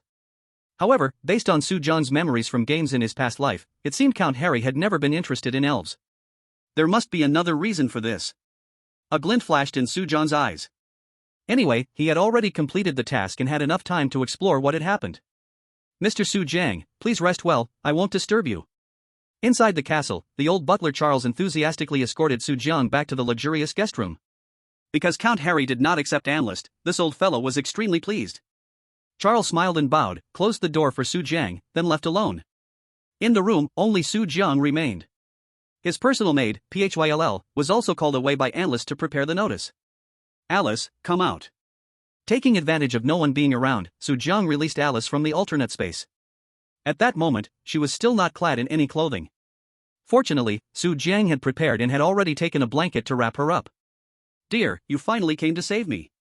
Alice's eyes were teary, choked with emotion as she rushed into Su Jiang's embrace. Her ample body pressed against Su Jiang, making it hard for him to breathe. Alice's affection was wild. Once she came out, she wrapped herself around Su Jiang and gave him a French wet kiss. "Alice, don't rush, we're still in the castle, it would be bad if your husband finds out." Su Jiang held Alice's waist and quietly pointed towards the door. "Ah? What should we do?" Alice's cheeks turned rosy, and her eyes were filled with longing. Having been locked in the basement by Count Harry for so long, she could no longer contain herself. "It's okay, let's keep our voices down." Su Jiang gently held Alice, carrying her to the bed. Then, they caressed, shared passionate kisses. All of this was done under the cover of the vampire bats. Okay, showing off in front of Count Harry, huh? Poor Count Harry, the immortality potion didn't work, and now he's turned green like a lush meadow. Quick, move those damned bats, I want to see a battle between the bizarre beings. After a night of fierce struggle. Dear, let's leave this place soon, take me away. Alice kissed Soo-jong's face reluctantly, holding him tightly. Don't worry, Alice, I'll take you out once I'm done. Whoosh. In the next moment, Alice was taken back into the alternate space by Soo-jong. At this moment, he had already completed his lifeguard task. Whenever he wanted to leave, he could set off at any time. However, before leaving the Nightmare Castle, before quest, he still had other things to do. Boom! Just as Soo-jong changed clothes and went outside, a bizarre being floated towards him and almost bumped into him. Oh, it's Mr. Soo-jong, my apologies. The speaker was a maid in the castle. She threw Soo-jong a flirtatious glance and then swayed her hot body and quickly left. The entire Nightmare Castle had become completely different from yesterday. A large number of bizarre beings were drinking tea and chatting in the castle's first-floor hall, engaged in all sorts of activities. Because a large number of players had been slaughtered. As Soo-jong completed the task, the strange live broadcast room had already closed, and the Nightmare Castle returned to its usual operational state. The previously remaining strange NPCs in the room nearly all came out, chatting enthusiastically. If it weren't for Soo-jong knowing what was going on, he would think there was no difference between here and a hotel. Mr. Soo-jong, you finally woke up. A shy voice rang out. The maid, Thayer, stood respectfully behind Soo-jong, her face slightly flushed. With a hint of apology, she said, I'm so sorry about last night, Miss Alice suddenly ordered me to do something, and I couldn't take care of you. Hee, it's all right Thayer, I don't mind. Soo-jong smiled slightly, reaching out to pat Thayer's head. Last night, he and Alice had an intense battle in the room for a full 8 hours. Even if Thayer hadn't come, he would already be satisfied. It's good that Mr. Soo-jong isn't angry. Thayer breathed a sigh of relief, patting her large chest, her pretty face showing a hint of relaxation. Where is Count Harry? Where is he? As for Count Harry, he should be in the basement. After confirming Count Harry's location, Soo-jong turned to head to the basement. He wore the castle pass, which remained effective as long as he didn't leave the instance. As expected. Soo-jong arrived in the basement and happened to see Count Harry busy in the pharmacy. Soo-jong, you're just in time, I just brewed a bottle of biochemical potion, want to come and taste it? As soon as Harry saw Soo-jong, he rushed over with a bottle of green liquid, his eyes shining with excitement as if he couldn't wait to make Soo-jong drink it. Damn it, how could I survive after drinking your potion? Soo-jong silently thought to himself and hurriedly jumped aside. He grabbed Harry, my lord, didn't I tell you to find lab rats for experiments? Why do you still like experimenting on people? Previously, in the game, Soo-jong had often drunk potions made by Harry. Some of these potions were poisons, drinking them would lead to poisoning. Some had additional effects and could actually help him clear the game. But now in a different game, for safety's sake, Soo-jong could only firmly refuse. Hearing Soo-jong's words, Harry looked a bit helpless. How can lab rats do? It has to be people, living people are best. Although Harry was cruel by nature, it was because he focused all his attention on the immortal potion. To him, the immortal potion was everything. Having said that, he looked at Soo-jong with glimmering eyes again. Ahem, don't get any ideas about me. If you do, I won't be able to help you find the immortal potion outside. Soo-jong quickly jumped away, fearing that if he drank Harry's potion, he might die on the spot. He could still be friends with Harry because he had successfully deceived him with the excuse of finding the immortal potion. Mentioning the immortal potion made Harry's expression relax. He put down the potion in his hand and helplessly said, Dear Mr. Soo-jong, if it weren't for needing your help to find the immortal potion, I would have bitten you ages ago and turned you into a vampire. Look at all our common interests, it would be wonderful if we could research together. Stop. Soo-jong took a step back, he and Harry had no common interests. The other party would torture his own wife for the sake of researching the immortal potion. Moreover, seeing this guy's ill intentions towards him, it wouldn't be surprising if he was bisexual. Their only common interest might be that he had stolen Alice, Harry's wife. Ahem, dear Count, I actually came here to say goodbye. Soo-jong restored his calm and said. To find the immortal potion for you, I have decided to go to the farther west to take a look, where many different races live. Perhaps I might find the immortal potion you want. Different races? Harry looked up, his eyes flashing with surprise. This moment of astonishment was perfectly captured by Soo-jong. He said that going west must be a lie. His true purpose was actually to find out what Count Harry wanted to do. Sure enough. As soon as he heard he was going to look for other races, Harry's eyes lit up immediately. Soo-jong, is there an elven race in the place you're going? If so, bring one back for me. Just like last night, Count Harry was still very persistent about finding elves. In fact, Early this morning, Su Jiang saw that many notices were posted in Nightmare Castle. As long as one captures an elf and brings it back to Nightmare Castle, Harry would give that person all his wealth. Even if one only obtained news about elves, they could still receive a huge reward. And this was also why Su Jiang did not leave and decided to stay in the instance. Elves? Count, what do you want to capture elves for? Su Jiang asked. Regarding elves, he indeed knew a couple. However, asking him to bring them to Harry was absolutely impossible. Harry rubbed his hands together with a bit of excitement and said, Su Jiang, you don't know. According to the information I have, my immortality potion still needs the tears of an elf as a material. As long as I can get the tears of an elf and add it to my potion, I will definitely be able to create a true immortality potion. A real immortality potion. Hearing Harry's words, Su Jiang was moved. The reason he didn't want to be with Mo Fuxing was precisely because there was no immortality potion. But if he could get the immortality potion, all problems would be easily resolved. Chapter 124, Your wife is amazing. You say that, but asking me where to catch elves. Elegant figures flickered through Su Jiang's mind. He did indeed know a few elves. However, asking him to catch those elves made him feel 1,000 times unwilling. But I may not be able to catch the elves, but maybe I can get the tears. Narrowing his eyes slightly, Su Jiang took a furtive glance at Harry. Count Harry, asking me to catch elves might not work. Why? Harry turned his head, a layer of gloom overlaying his pale face. Do you not want to work for me? If that's the case. TSK. He hadn't finished speaking when two sharp fangs peeked out from the corner of his mouth. Count Harry, you misunderstood me. Su Jiang felt a bit anxious but still gathered his courage. If there really are elves, I may not be able to bring them back alone. Those elves are very powerful. How about you come with me? You want me to go with you? A hint of fear appeared on Harry's face. As an SSS level anomaly, he was already at the top of the anomaly instance, but even so, he knew what he could do and what he couldn't. You should go alone, Su Jiang. I can't be out in the sunlight. But I can't catch elves by myself. But I can't be out in the sunlight. But I can't catch elves. I can't be out in the sunlight. The two were about to spat flowers with their argument. Su Jiang thought of every possible way to lure Harry outside. Not being able to be in sunlight was Harry's weakness. He originally wanted to use this weakness to threaten Harry to become his SSS level anomaly. But now it seemed, it wasn't that easy.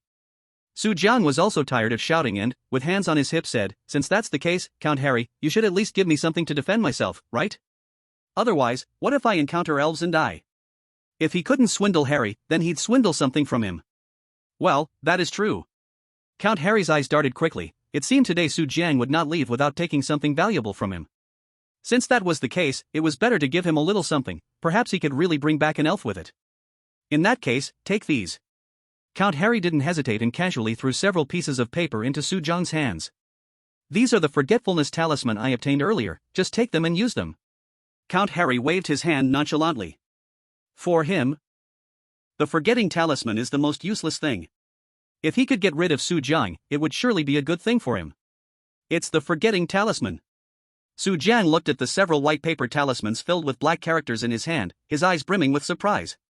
On the talismans were drawings in English of a small-minded chicken. Su Jiang couldn't understand, he could only recognize a bat in the upper left corner of each talisman.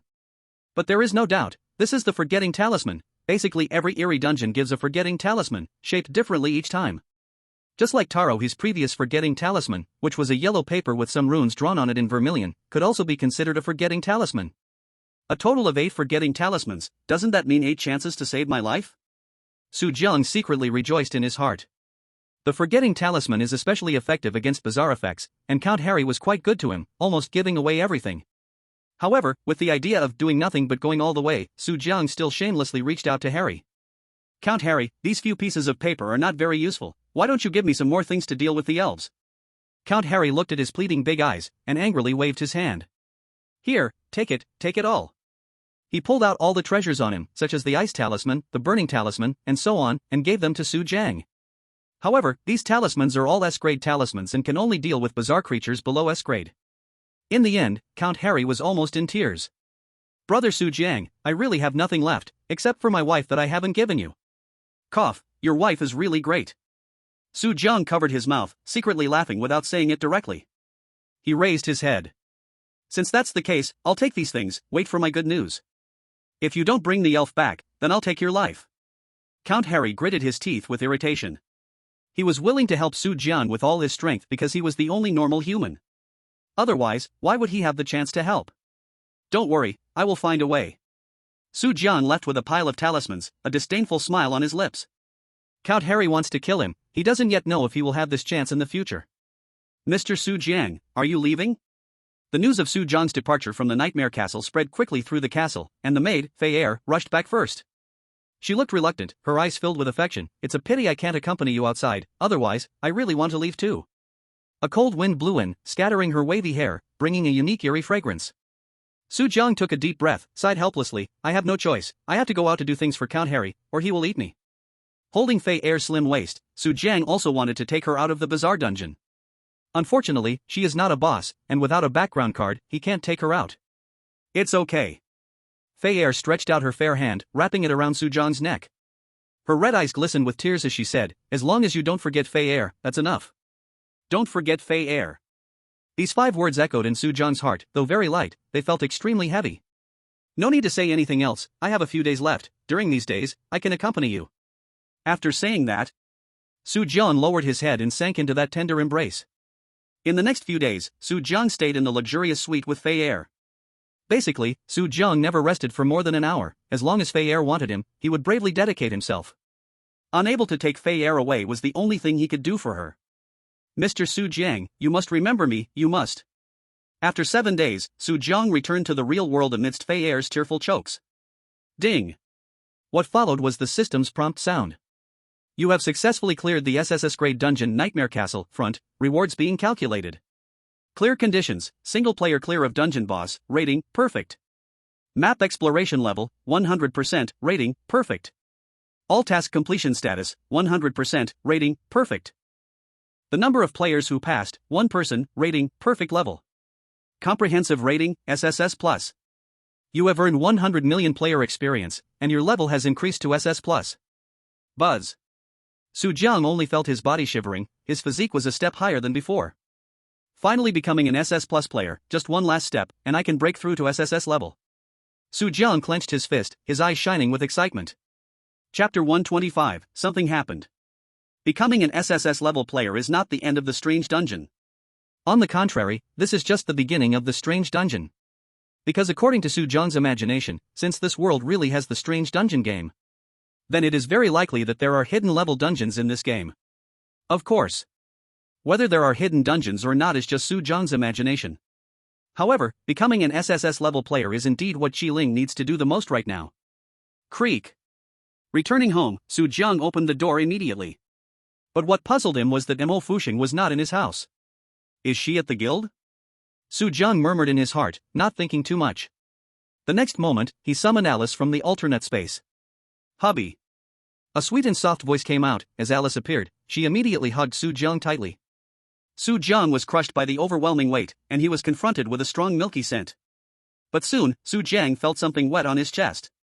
He looked down and saw Alice with tears in her eyes, filled with gratitude. Thank you, hubby, you finally brought me out, I don't have to stay in the castle for my whole life anymore. Alice had been trapped in the basement for a long time, causing her thoughts to become suppressed. But in fact, deep inside her, she was a little girl who loved flowers, the sun, rainbows, and Su Jiang.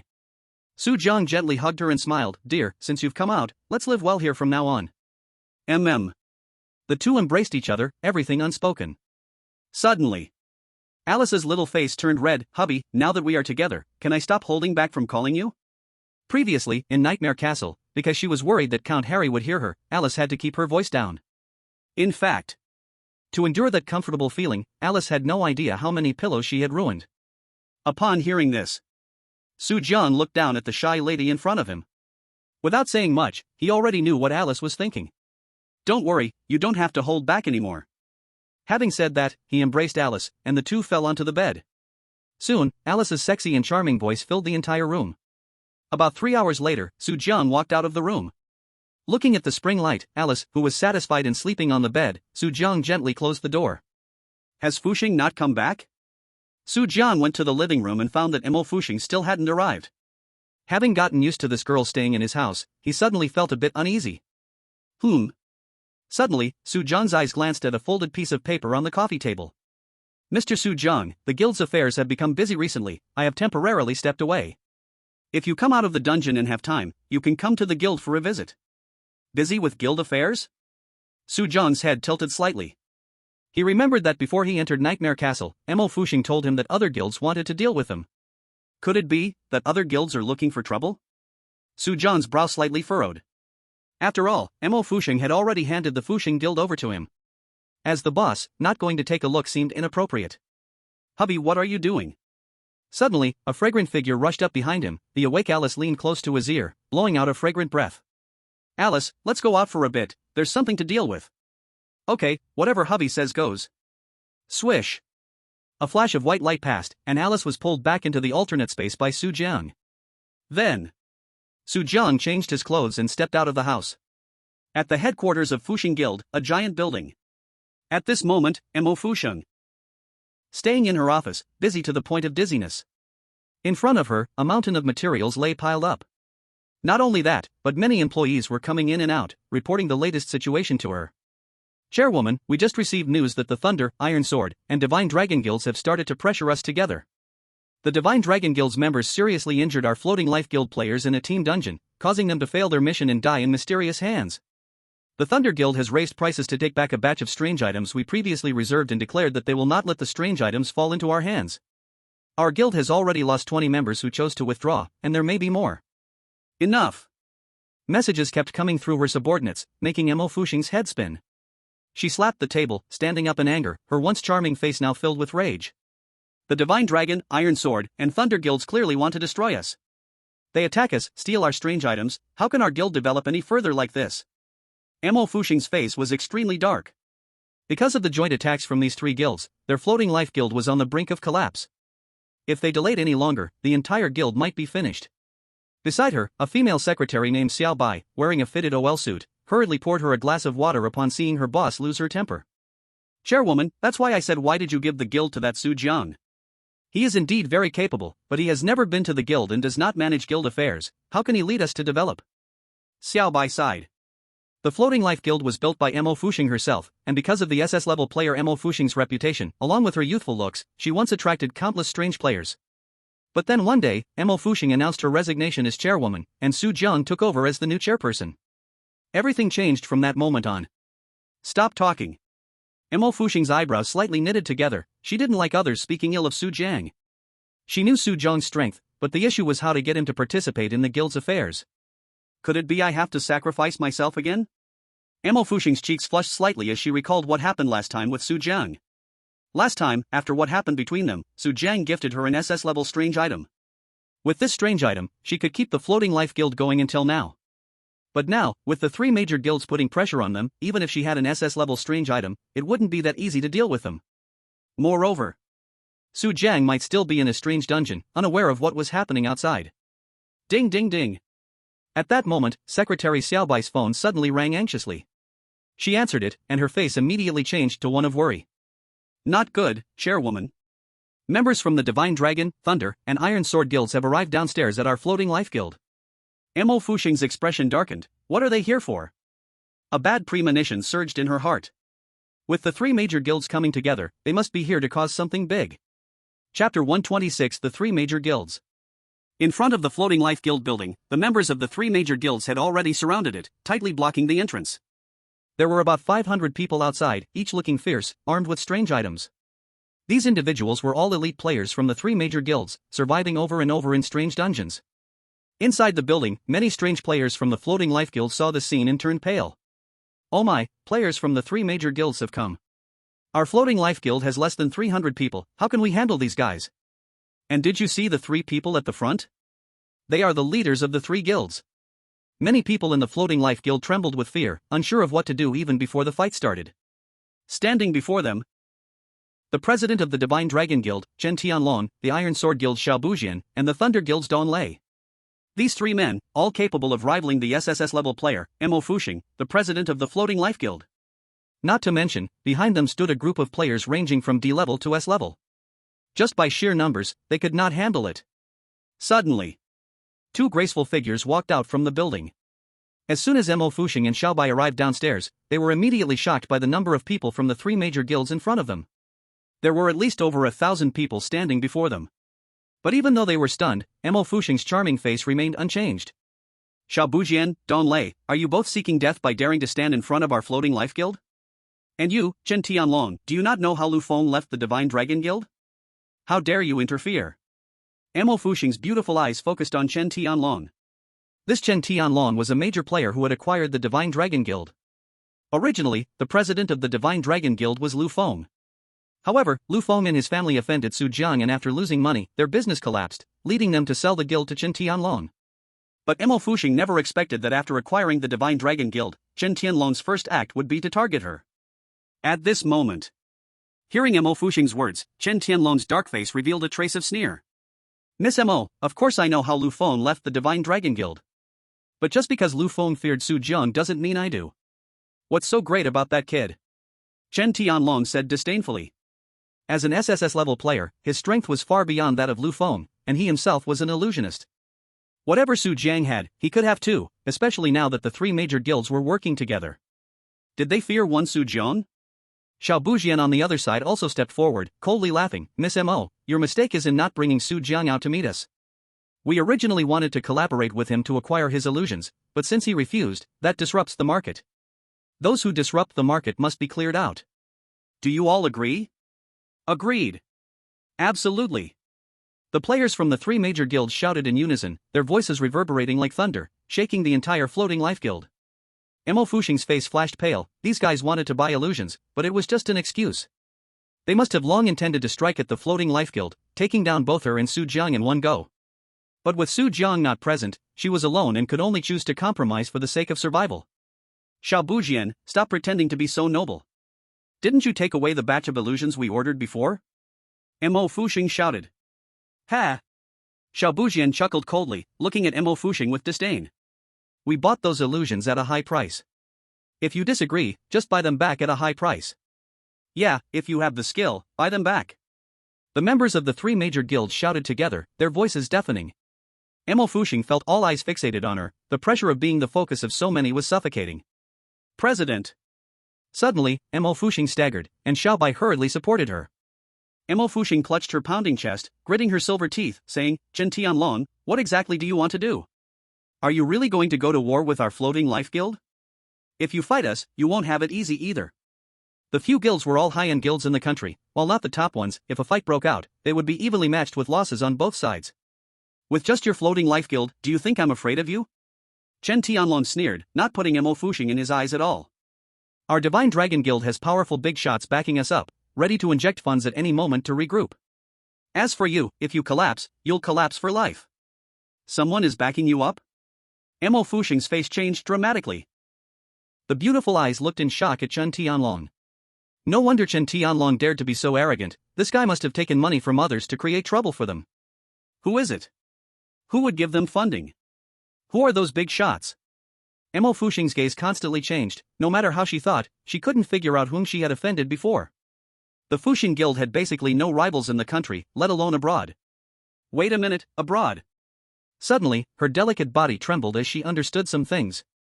In the past, Su Jiang had offended several foreign guilds. Although the other party later ended it by losing money, they definitely wouldn't let Su Jiang off that easily. The three guilds in front of her might be the ones hired by foreign people. You traitors, how dare you assist the villains? Mo Fuxing clutched her chest and cursed angrily. Traitors? When did we become traitors? Chen Tianlong coldly sneered. He did not reveal the figures behind him but let Mo Fuxing guess for herself. If you want to blame someone, you can only blame your Fuxing Guild for colluding with Su Jiang. Once you collude, there is only one way to die. The three guild leaders looked at Mo Fuxing as though they saw a piece of meat. This piece of meat was exquisite, and they couldn't wait to grab it and devour it. Chen Tianlong licked his lips. I'll ask you one last question. Do you want us to attack, or does your Fuxing Guild choose to surrender? If we attack, no one from the Fuxing Guild can think of surviving. If you surrender. Chen Tianlong snorted coldly, stepping directly onto a patch of grass beside him. If you surrender, let Mo Fuxing serve me tonight. That's right, let her serve me. And me. The three guild leaders stood out together, each wearing a sinister smile. They stared at Mo Fuxing, their eyes filled with lewd light. You bunch of bastards. Mo Fuxing's face turned ashen, and she angrily cursed again. These guys were clearly targeting her, wanting her to offer herself. A surge of anger flooded her mind, nearly causing her to faint from rage. President. Secretary Xiaobai hurriedly hugged her, preventing her from falling to the ground. You go, don't mind me, today, I want to fight them to the death. Mo Fuxing gritted her teeth and said. She knew her Fuxing guild was no match for Chen Tianlong and the others. Rather than everyone dying together, it was better for her to understand this matter herself. President, I'm going with you. Xiaobai helped Mo Fuxing up, glaring at Chen Tianlong and the others with angry eyes. You guys want to bully our president? You have to step over me first. After saying that, a shadow flickered beside her, revealing an A-level weird creature. This male weird creature held a long sickle in his hand, with his upper body bare, showcasing a muscular physique. He wore a mask filled with nails, huffing heavily. It's actually the A-level weird creature, Scythe Jerry. I didn't expect someone to be able to control Scythe Jerry. Many people's faces in the crowd turned shocked. Scythe Jerry was among the top existence in A-level weird creatures. With that long sickle, he could easily slice off a man's head. Xiaobai, you. Mo Fuxing looked up in surprise, unable to believe what she saw. Xiaobai had followed her for so long without ever revealing her identity as a weird controller. But for her, Xiaobai actually intended to strike. What should we do? Should we go out to help? There are so many of them, going out to help is suicide. Other players in the Fuxing Guild were basically curled up inside the company. Each of their faces looked grim, not daring to go out and fight. Their abilities were clear to them, they didn't want to die like this. Humph. Just you two, what ability do you have?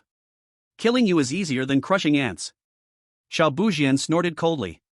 He stepped out, waving his hand, and instantly a fat man appeared behind him. This fat man was even larger than the SS-level weird creature, Madame Sophie, that Mo Fuxing had seen before. It really seemed like a big mountain. The fat man was glistening all over, holding a human skeleton in his hand and chewing on it. Everyone took a careful look at the skeleton in his hand and found it was actually human bones. S-level anomaly, Ghoul Henry. Someone suddenly shouted out, and the whole place erupted like an explosion. Oh my god, it's actually Ghoul Henry.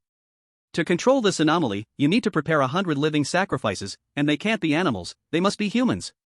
Many people were even more shocked to see Ghoul Henry. There were not many who could control an S-level anomaly in this world. Compared to Ghoul Henry, Scythe Jerry suddenly seemed low-level. Little White's face also changed.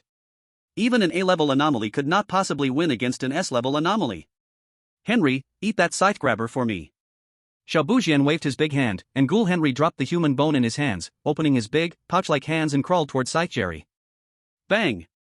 Ghoul Henry slammed both hands on the ground, and there was an immediate loud rumbling sound. The ground shook like a small earthquake, leaving everyone's faces filled with shock. This is Ghoul Henry, the power of an S-level anomaly. Everyone watched Ghoul Henry move. Although his steps were slow, his massive body made every step feel like the earth was collapsing. Jerry, you go too. Little White gritted his teeth and also sent Scythe Jerry to attack. Unlike Ghoul Henry, Little White had a very simple way to successfully control Scythe Jerry, to become his lover. Okay, my lover. Scythe Jerry, holding a giant scythe, replied in a calm tone, then walked toward Henry. Both are anomalies, but they would not refuse to listen to the commands of their controller because of their differing levels. This was also the reason why countless anomaly players wanted to become controllers. Once they successfully controlled an anomaly, it was equivalent to having a loyal servant. Oh whoa! Seeing Jerry charge at him, Ghoul Henry opened his mouth and roared at him. A row of yellowed teeth were revealed in his mouth, and thick saliva spurted out wildly. Ghoul Henry's eyes were covered with a greasy yellowish color, clearly enraged by Scythe Jerry. Hiss hiss hiss. Everyone could only see his saliva falling to the ground, immediately creating green smoke and corroding the surface into pits. Henry's saliva is toxic. Everyone be careful not to get sprayed, otherwise, you will get hurt. The people around hurriedly retreated, fearing being caught in the crossfire. On the other hand, Jerry remained calm, holding his scythe as he walked forward. In the next moment, he suddenly swung his crescent-shaped scythe and drew a large circle in the air, aiming directly at Henry's neck. Whoosh! Almost in an instant, his long scythe cut through the air, crashing down on Henry's neck. Puff! Everyone saw a splash of yellow liquid erupt from Henry's neck, but it was not the blood everyone expected. On the contrary, the liquid flowing from Henry's neck wound was all greasy fat.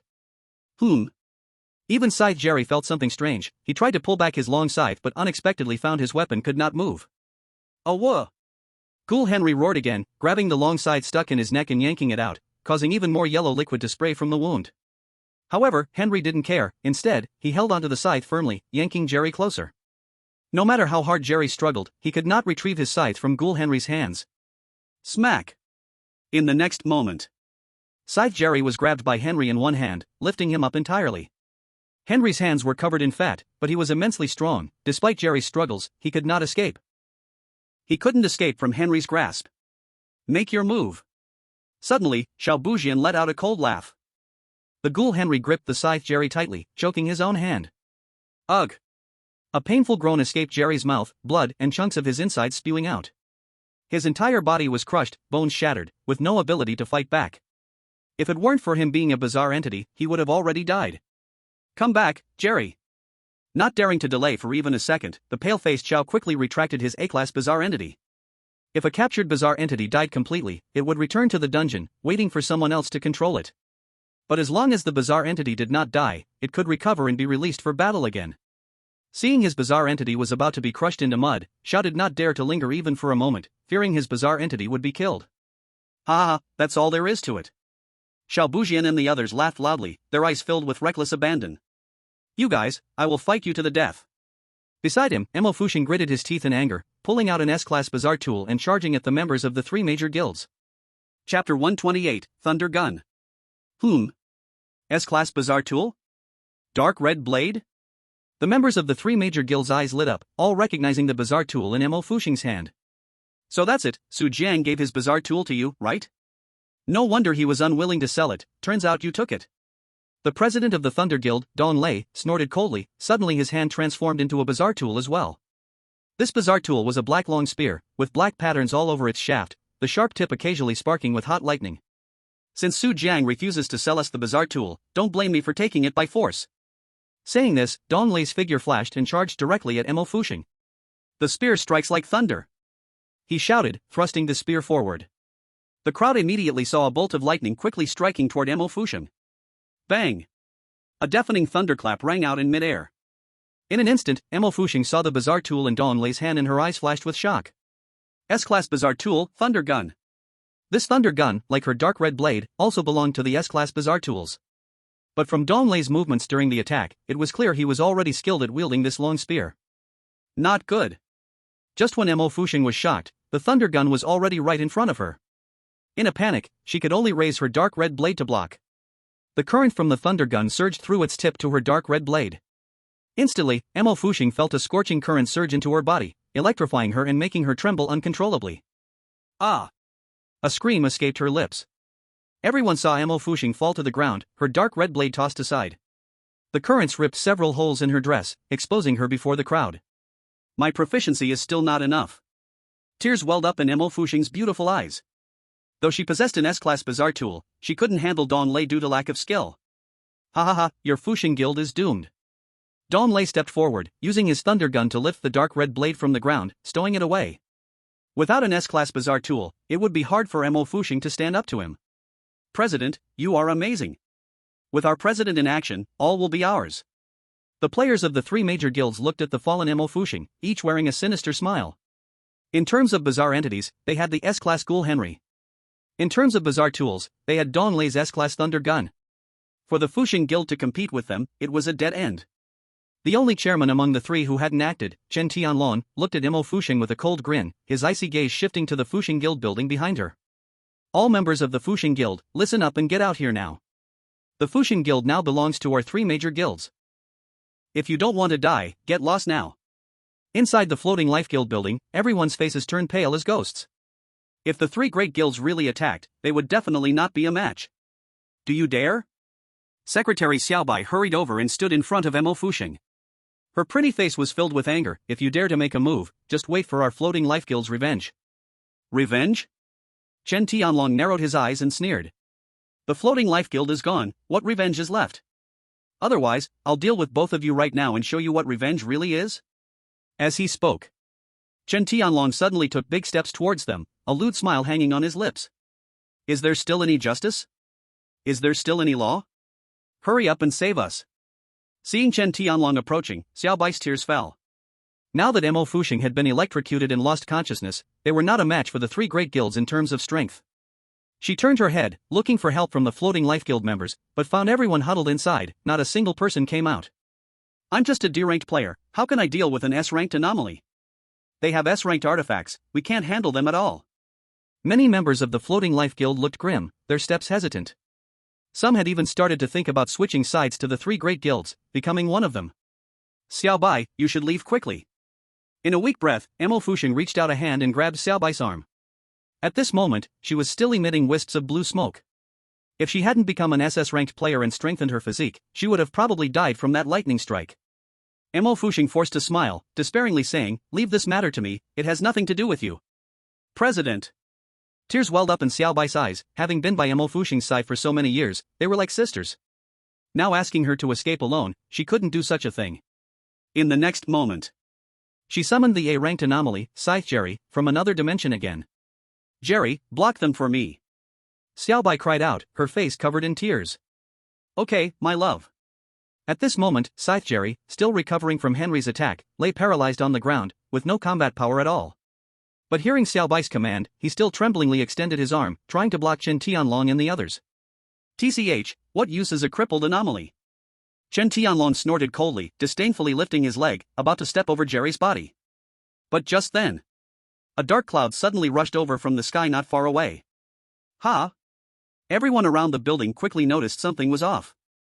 That distant dark cloud was coming at an incredible speed, almost in the blink of an eye. It was about to reach above their heads. As the dark cloud approached, people finally saw clearly. This was not a dark cloud, but swarms of bats numbering in the tens of thousands. Chirp, chirp, chirp. Countless bats, the size of fists, made sharp cries in the air, piercing everyone's ears. What is happening? Why are there so many bats? Which anomaly god is coming? Many people's faces were shocked. The ability to control so many bats was certainly not something an ordinary person could do. And before everyone's eyes, suddenly, the swarm of bats spread out, revealing a high-cold, carefree figure. A cold-faced man slowly descended from the air, stepping on the bat-made staircase. Su Jiang? The three guild leaders looked up, and the moment they saw Su Jiang, their eyes flashed with shock. Mo Fusheng, who had been lying on the ground, also trembled upon hearing the name Su Jiang, slowly turning her head to look at the figure descending from the sky. Until she saw the figure walking down from the sky, her stunning face revealed a tired yet relaxed smile. The floating life guild is saved. At the same time, Su Jiang stepped down the bat staircase, landing steadily on the ground. His cold gaze first fell on Mo Fusheng, who was sprawled on the ground. Then he turned his head and saw Dong Lei holding the lightning gun and the dark red blade, two artifacts. Unexplainable. Dong Lei suddenly had a feeling of guilt as if he were a thief. But before he could react, Su Jiang suddenly flashed and appeared in front of him. "Is my stuff something you can touch?" Chapter 129, Ice-Sealing Divine Talisman. Puff.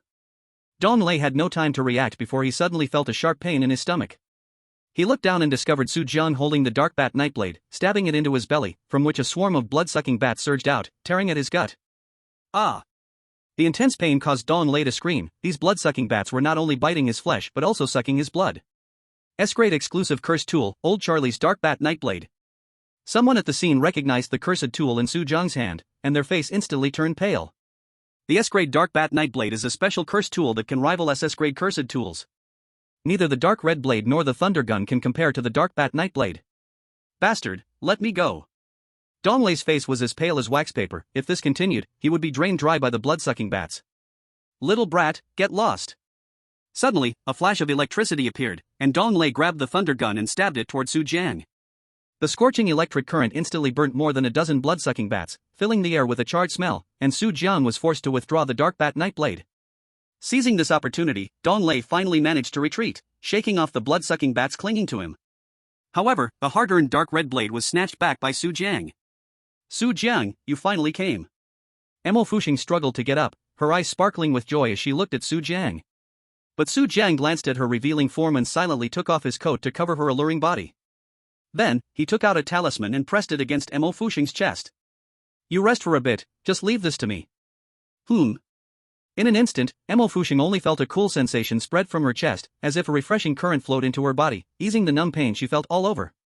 Little Bai, who was helping her, took a closer look. S-grade divine talisman, purifying water talisman. The S-grade purifying water talisman can eliminate all curses and pain, and has a certain healing effect. Clearly, Mo Fusheng's injuries would heal gradually, but now Su Jiang casually pulled out an S-grade talisman to save her. Chen Tianlong and the others' faces also changed. They had not expected Su Jiang to appear. Although Su Jiang was alone, he gave them a feeling as if he were leading an army. "You, Su, bastard." At that moment, Dong Lei cursed again in anger. His belly was bitten to shreds. Without the purifying water talisman, he could only spray some white medicine on his stomach to stop the bleeding. The searing pain pushed him to the brink of endurance. You dare provoke our three major guilds, you must be tired of living. Quickly hand over the divine talismans and cursed tools you've obtained, and we might spare your life. If not, when our three guilds attack together, you will have only one path, death. The three guild leaders shouted together, trying to use words to make Su Jiang yield. They had prepared thoroughly for this confrontation. Even if Su Jiang showed up, they had countermeasures ready. Under the guidance of the three, the guild members all shouted in unison. Hand it over! Hand it over! Everyone's eyes were filled with greed. Everyone knew that Su Jiang was the most substantial piece of meat on the bone, and they were dying to take a bite. Su Jiang was pointed at by the crowd, but his expression did not change at all. The corner of his mouth curved into a faint smile as he unexpectedly said, "If you want the divine talismans and cursed tools, sure." The members of the three guilds were stunned. Su Jiang's approach was quite different from what they expected. They had already prepared for battle, but Su Jiang didn't seem to have any intention of fighting. You really willing to give it to us? Xiao Bujian asked tentatively. Of course, Su Jiang smiled and waved the dark bat knight blade, his squinted eyes gleaming with coldness. If you want it, come and take it. The crowd's expression changed with the sound. They looked at the dark bat knight blade in Su Jiang's hand, and to say they didn't want it would be impossible. But to go get it themselves, unless they didn't want to live anymore. Su Jiang, don't ask for trouble. Do you really think you can handle all of us alone? Dong Lei snorted coldly. Su Jiang glanced at him and smiled. For trash like you, I can definitely do it alone. Who are you calling trash? Dong Lei immediately got angry. After all, he was an SS level player and the president of the Thunder Guild. Ah, sorry. Realizing he had misspoken, Su Jiang patted his mouth. He spread his arms, pointing at all the people from the three major guilds before him. I mean, everyone here is trash. You bastard. I'll kill you. Seeing Su Jiang's disdainful expression, the faces of the three guild leaders turned red, all ignited with anger. Dong Lei clenched the reggae gun and rushed forward first, the long spear in his hand releasing high-temperature electricity, stabbing toward Su Jiang's abdomen. Die for me. He gritted his teeth, looking at Su Jiang with eyes full of fire, wanting revenge for the earlier stabbing. But Su Jiang casually threw out a blue talisman, landing at Dong Lei's feet. Boom! In an instant, a huge block of ice quickly formed from beneath his feet, freezing his lower body inside. The electric current passed into the ice block, causing his whole body to feel stung. I can't move. Dong Lei tried to escape from the ice block, but the more he struggled, the more pain he felt from his own reggae gun's electric shock. It's a frozen talisman. Another S-level talisman. Where did he get so many talismans? Chen Tianlong and Xiao Bujian's expressions darkened. S-level talismans were rare treasures, yet Su Jiang was able to pull them out one after another. Little did they know. Before Su Jiang came out of the Nightmare Castle, he had specifically asked Count Harry for a bunch of talismans. After all, these S-level talismans were useless to Count Harry. Now Su Jiang had probably 100 talismans on him. It's just a piece of paper, what's so great about it? Henry, go! Xiao Bujian sneered. At his command, the SS-level ghoulish ghoul Henry immediately launched an attack. His hands slammed against the ground, thumping loudly as if a giant worm was crawling over. From the mouth of the ghoul Henry came a deep, heavy voice. Dare to bully my master, I'll eat you. Oh? A ghoul named Henry? Someone can actually tame such a thing? Su Jiang glanced disdainfully, as he had never been interested in the ugly creatures in the weird dungeon. This ghoul Henry was just as disgusting as the SS-level weird Sophie he dealt with before. While speaking, the ghoul Henry had already opened his blood-smeared mouth, ready to swallow him whole. With an SS-level weird on the move, you won't just die, you'll be skinned alive. The people from the three major guilds couldn't stop sneering. Just the weight of ghoul Henry alone would be enough to kill Su Jiang. Unless, Su Jiang had more freezing talismans. But in the next moment, everyone saw Su Jiang raise his hand, and a graceful yet lazy red figure appeared before them. My dear, why did you call me out? A sexy woman in a red long dress, revealing her fair skin, leaned beside Su Jiang, her alluring eyes sweeping over the crowd, making their legs go weak. Almost everyone instantly recognized the beautiful woman before them. The boss of Nightmare Castle, the red dress charm Lady Alice. Hiss. Everyone gasped in cold air. Because everyone knew, Alice was an SS-level weird. Tilting Alice's sexy chin, Su Jiang kissed her cherry-like red lips and then smiled. Dear, this fat ghoul is yours to handle. Alice turned around, her charming gaze locking onto the ghoul Henry before her. Almost in an instant, the surrounding atmosphere turned cold and gloomy. What's going on? Why do I feel so chilled? Look at Lady Alice, her skirt is moving. Everyone present felt a sudden chill in the air, and beneath Lady Alice's red skirt, faint black shadows seemed to float. She stared at the ghoul Henry before her, her eyes filled with anger and hatred. "You damned fool, how dare you provoke my husband?" "Husband?" Everyone was shocked again at Alice's words. "Lady Alice's husband can't be Su Jiang, right? No way, no way? Die for me." Whoosh! Several thick black snakes, as big as towering trees, shot out from beneath Lady Alice's skirt, their dark heads flicking their tongues as they lunged at the ghoul Henry. They did not swallow ghoul Henry whole, but continuously bit down, tearing chunks of flesh from his body. In an instant, ghoul Henry had lost over a dozen chunks of fat, turning from a mound of meat into a frail being covered in bites. "Lady Alice, please feel free to torture me." A voice of fear and pleading came from ghoul Henry. Before the SS level anomaly, he had no combat ability. "No! Henry, come back!" Xiao Bujian's face had turned ashen, desperately trying to withdraw ghoul Henry. He didn't know how many anomalies he had fed Henry to make him plump. But what Lady Alice just did had completely wasted his efforts. In less than 2 minutes, the two guild leaders had suffered a disastrous defeat at Su Jiang's hands, while Su Jiang remained unharmed. The president is actually this strong. Secretary Xiaobai supported Mo Fuxing, who was already in shock.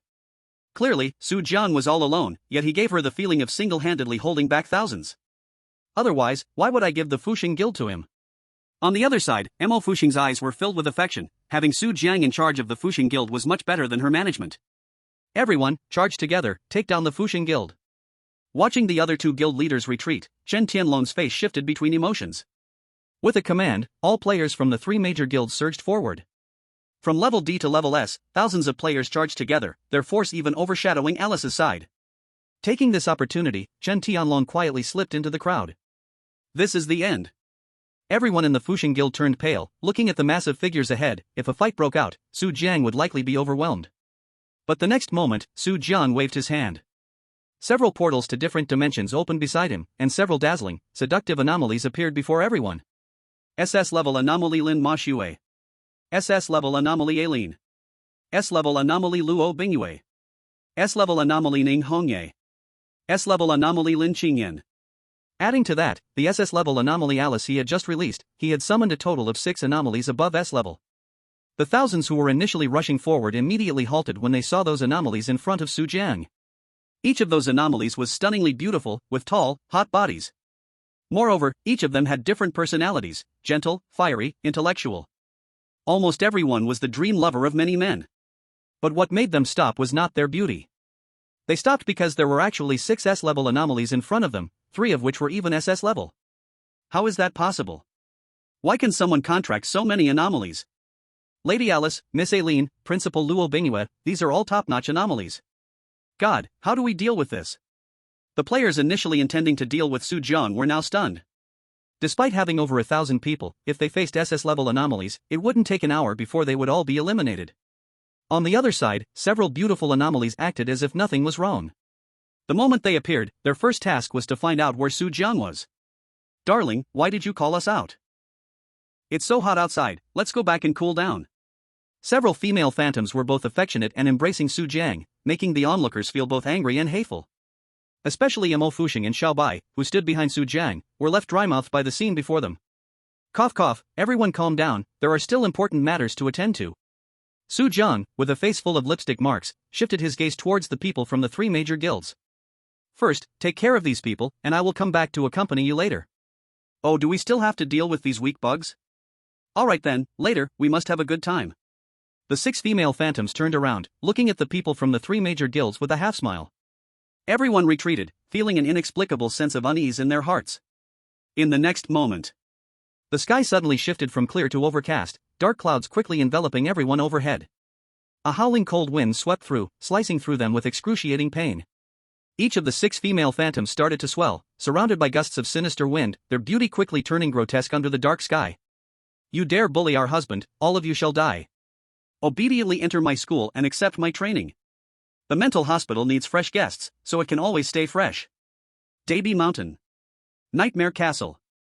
The group of female phantoms issued sharp, piercing screams, each voice making everyone's hearts race. In the next moment, these female phantoms lunged directly at the strange players ahead. "No! Everyone, flee quickly!" The thousands of people from the 3 major guilds were overwhelmed by this overpowering aura of darkness. Don't be fooled by their thousands, facing 6S rank or higher phantoms was practically impossible. Why are you running?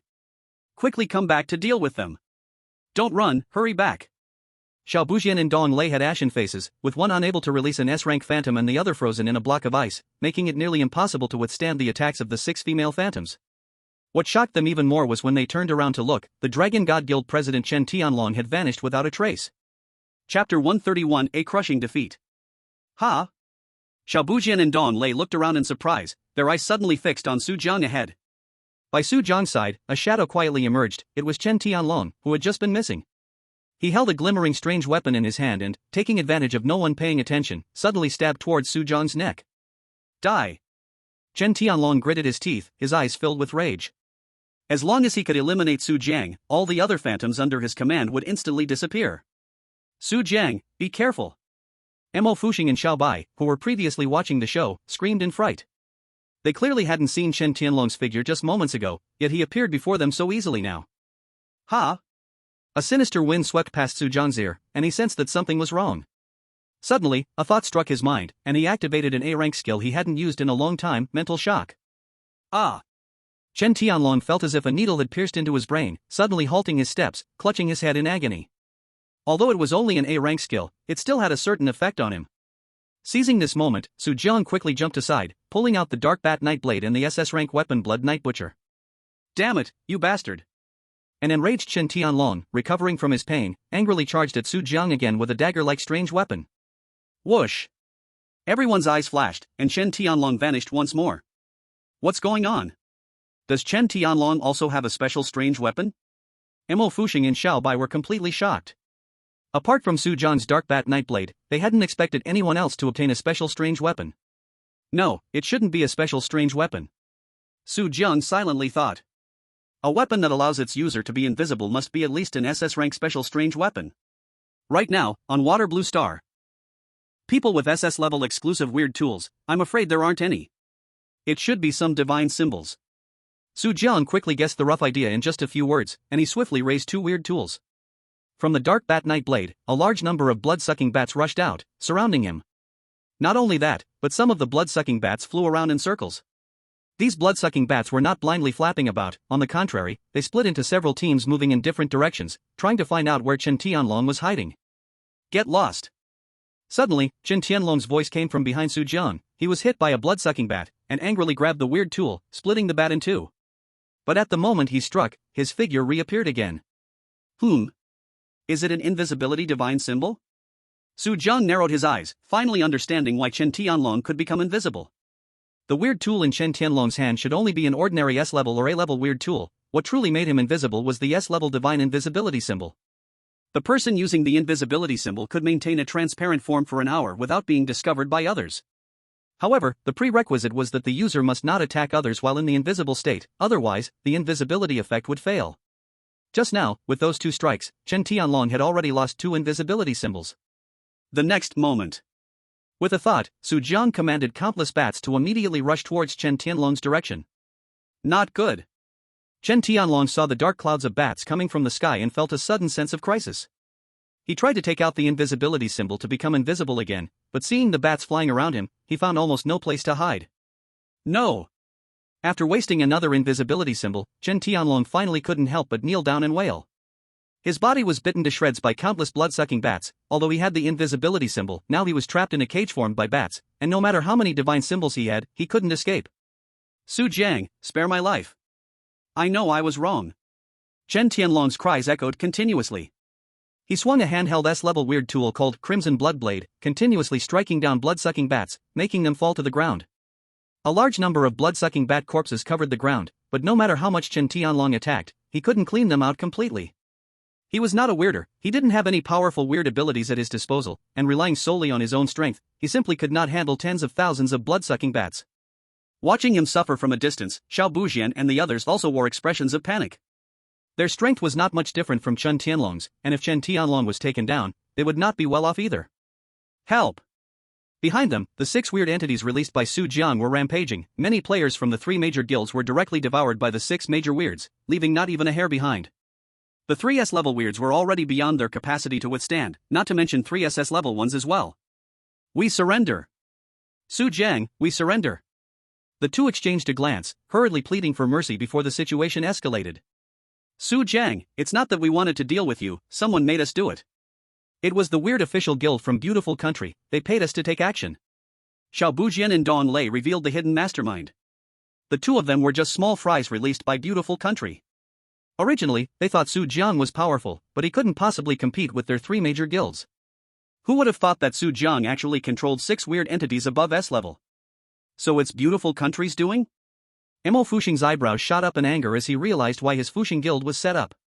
The people from Beautiful Country didn't dare to provoke Su Jiang, so they bribed people from within China to help. You bunch of lackeys. Mo Fuxing couldn't help but curse. On the other side, Chen Tianlong, still under attack by blood-sucking bats, also wailed, "It's that Michael, he paid most of the money and said he wanted us to kill you." So it was Michael.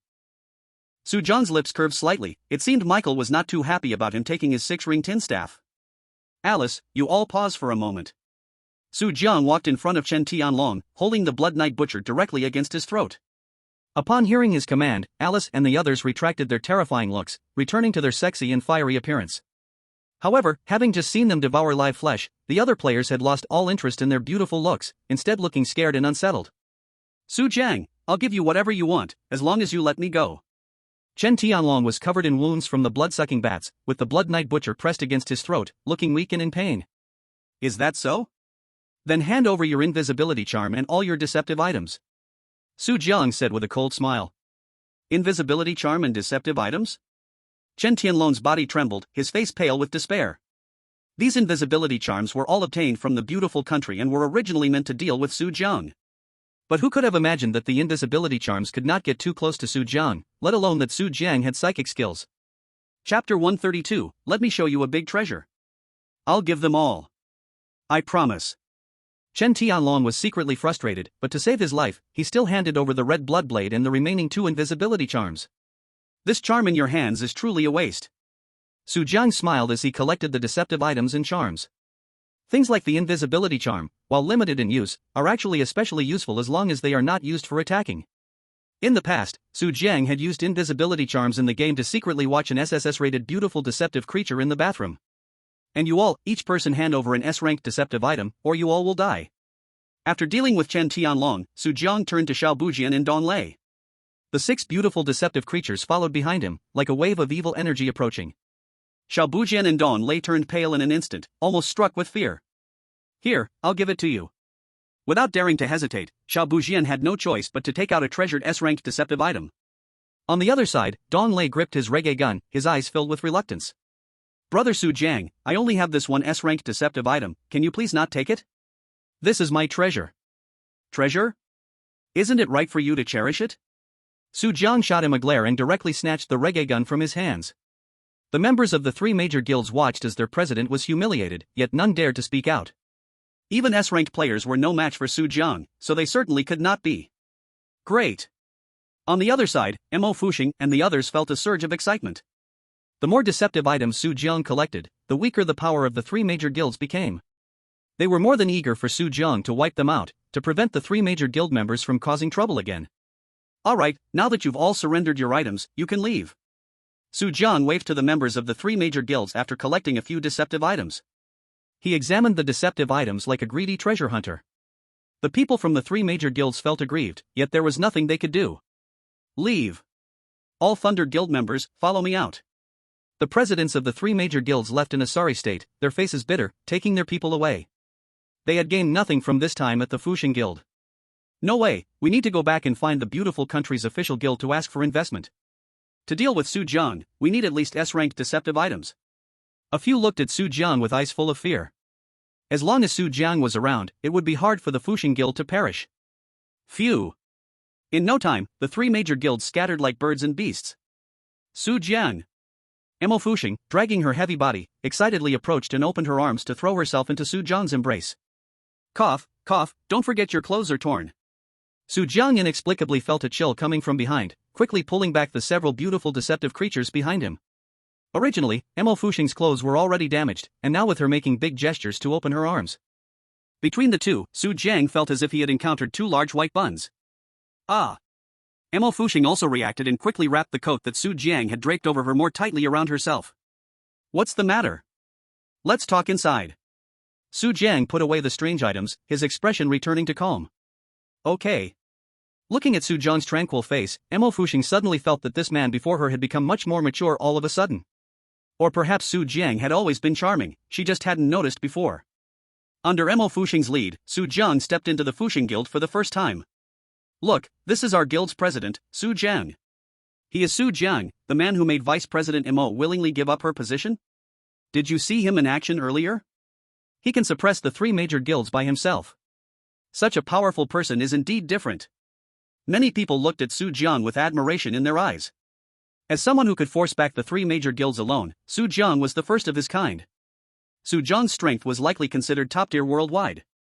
Seeing Mo Fuxing following Su Jiang, many felt that the two had a good match. Isn't there a bit of pink bubble between President Mo and the president? What pink bubbles? That's a perfect match. If those two are together, it's truly enviable. Hearing the whispers around her, Mo Fuxing's face turned red to her ears. She turned back and shouted at everyone, "What are you all doing here? Hurry up and improve your skills. If another guild comes, all of you must be ready to fight." Boom.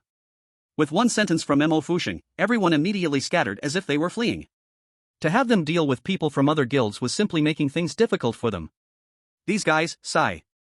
Mo Fuxing watched everyone run away, shaking her head helplessly with a sigh.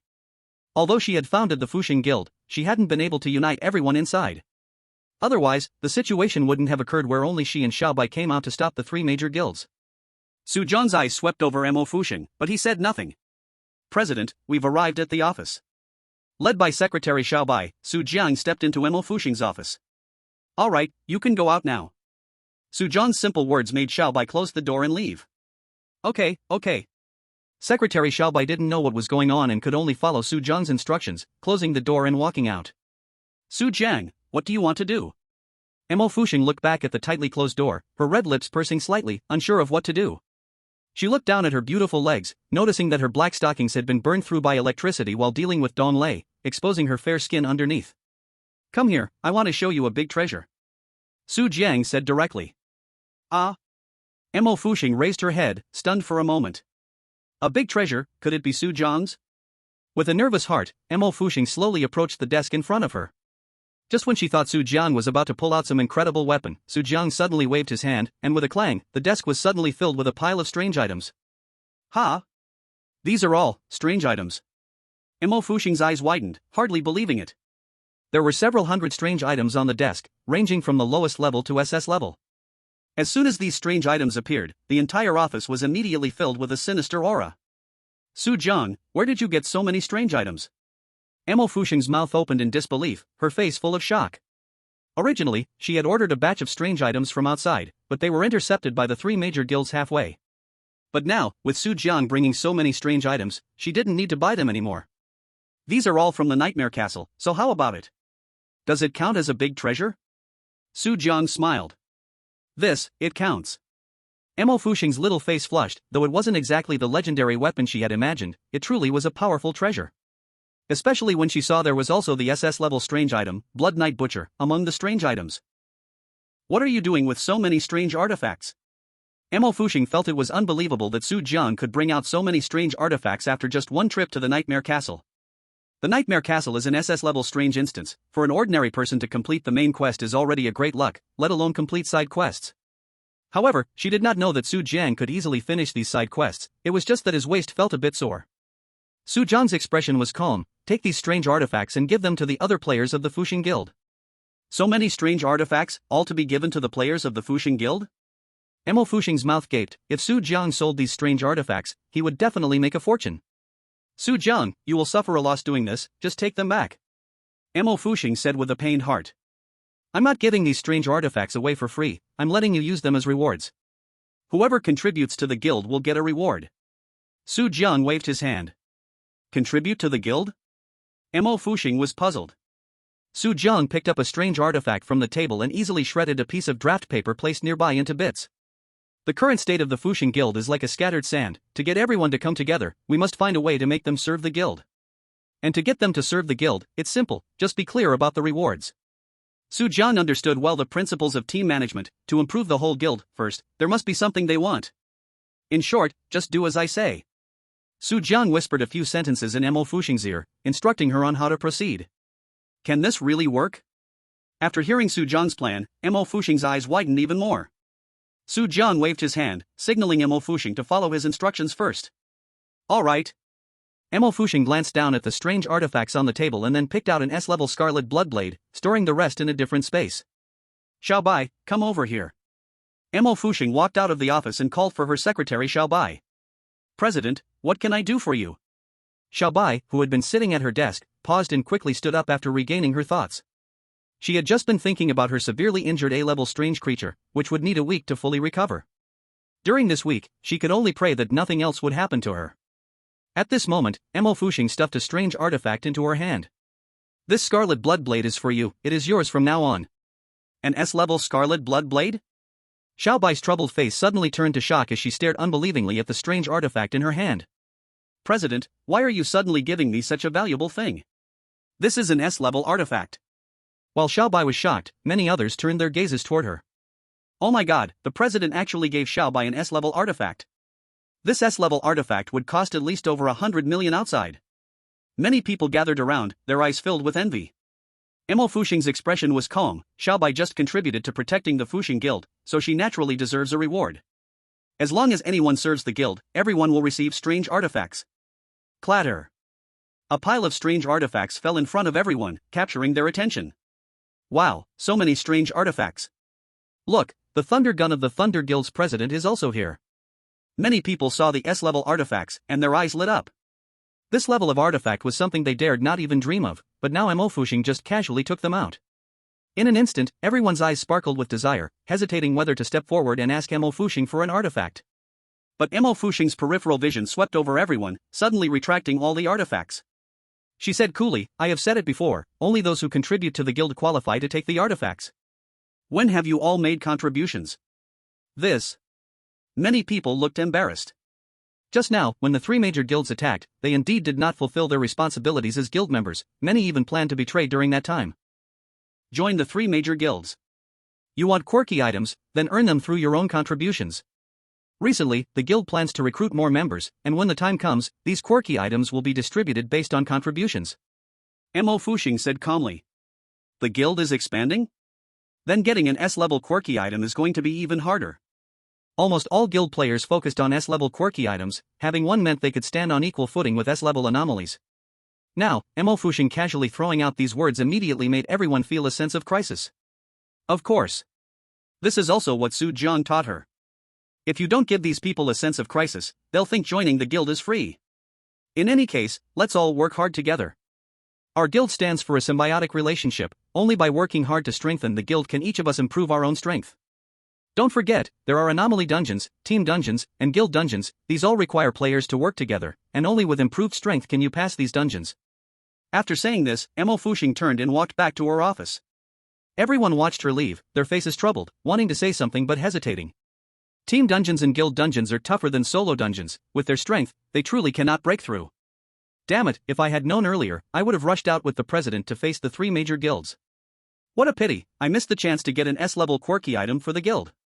Secretary Bai, congratulations on getting an S-level quirky item. Many people secretly regretted it, while some congratulated Xiao Bai. Thank you all. Xiao Bai held the S-level quirky item, grinning from ear to ear. With the S-level quirky item, even though her A-level anomaly was still healing, she had the power to protect herself. We did it, Su Jiang, you were right. In the office. After Mo Fuxing closed the door, she walked elegantly toward Su Jiang. A delicate smile graced her face. Everything she just did was following Su Jiang's advice. Indeed, the people in the guild were inspired by her words. If the three major guilds attacked again now, they would likely rush out to fight back. Is the issue resolved? Then I should be leaving. While Mo Fuxing was handling matters, Su Jiang had been sitting at the desk. Hearing her words, Su Jiang finally uncrossed his legs and began to tidy up, preparing to leave. Ah, right.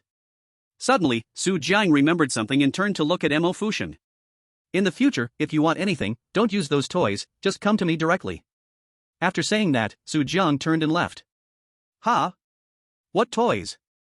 Mo Fuxing looked at him leaving, completely confused and unable to understand what he meant. But once she sat back at her desk, she suddenly felt something pressing against her back. Chapter 134, The Garden of Spring Cannot Be Hidden.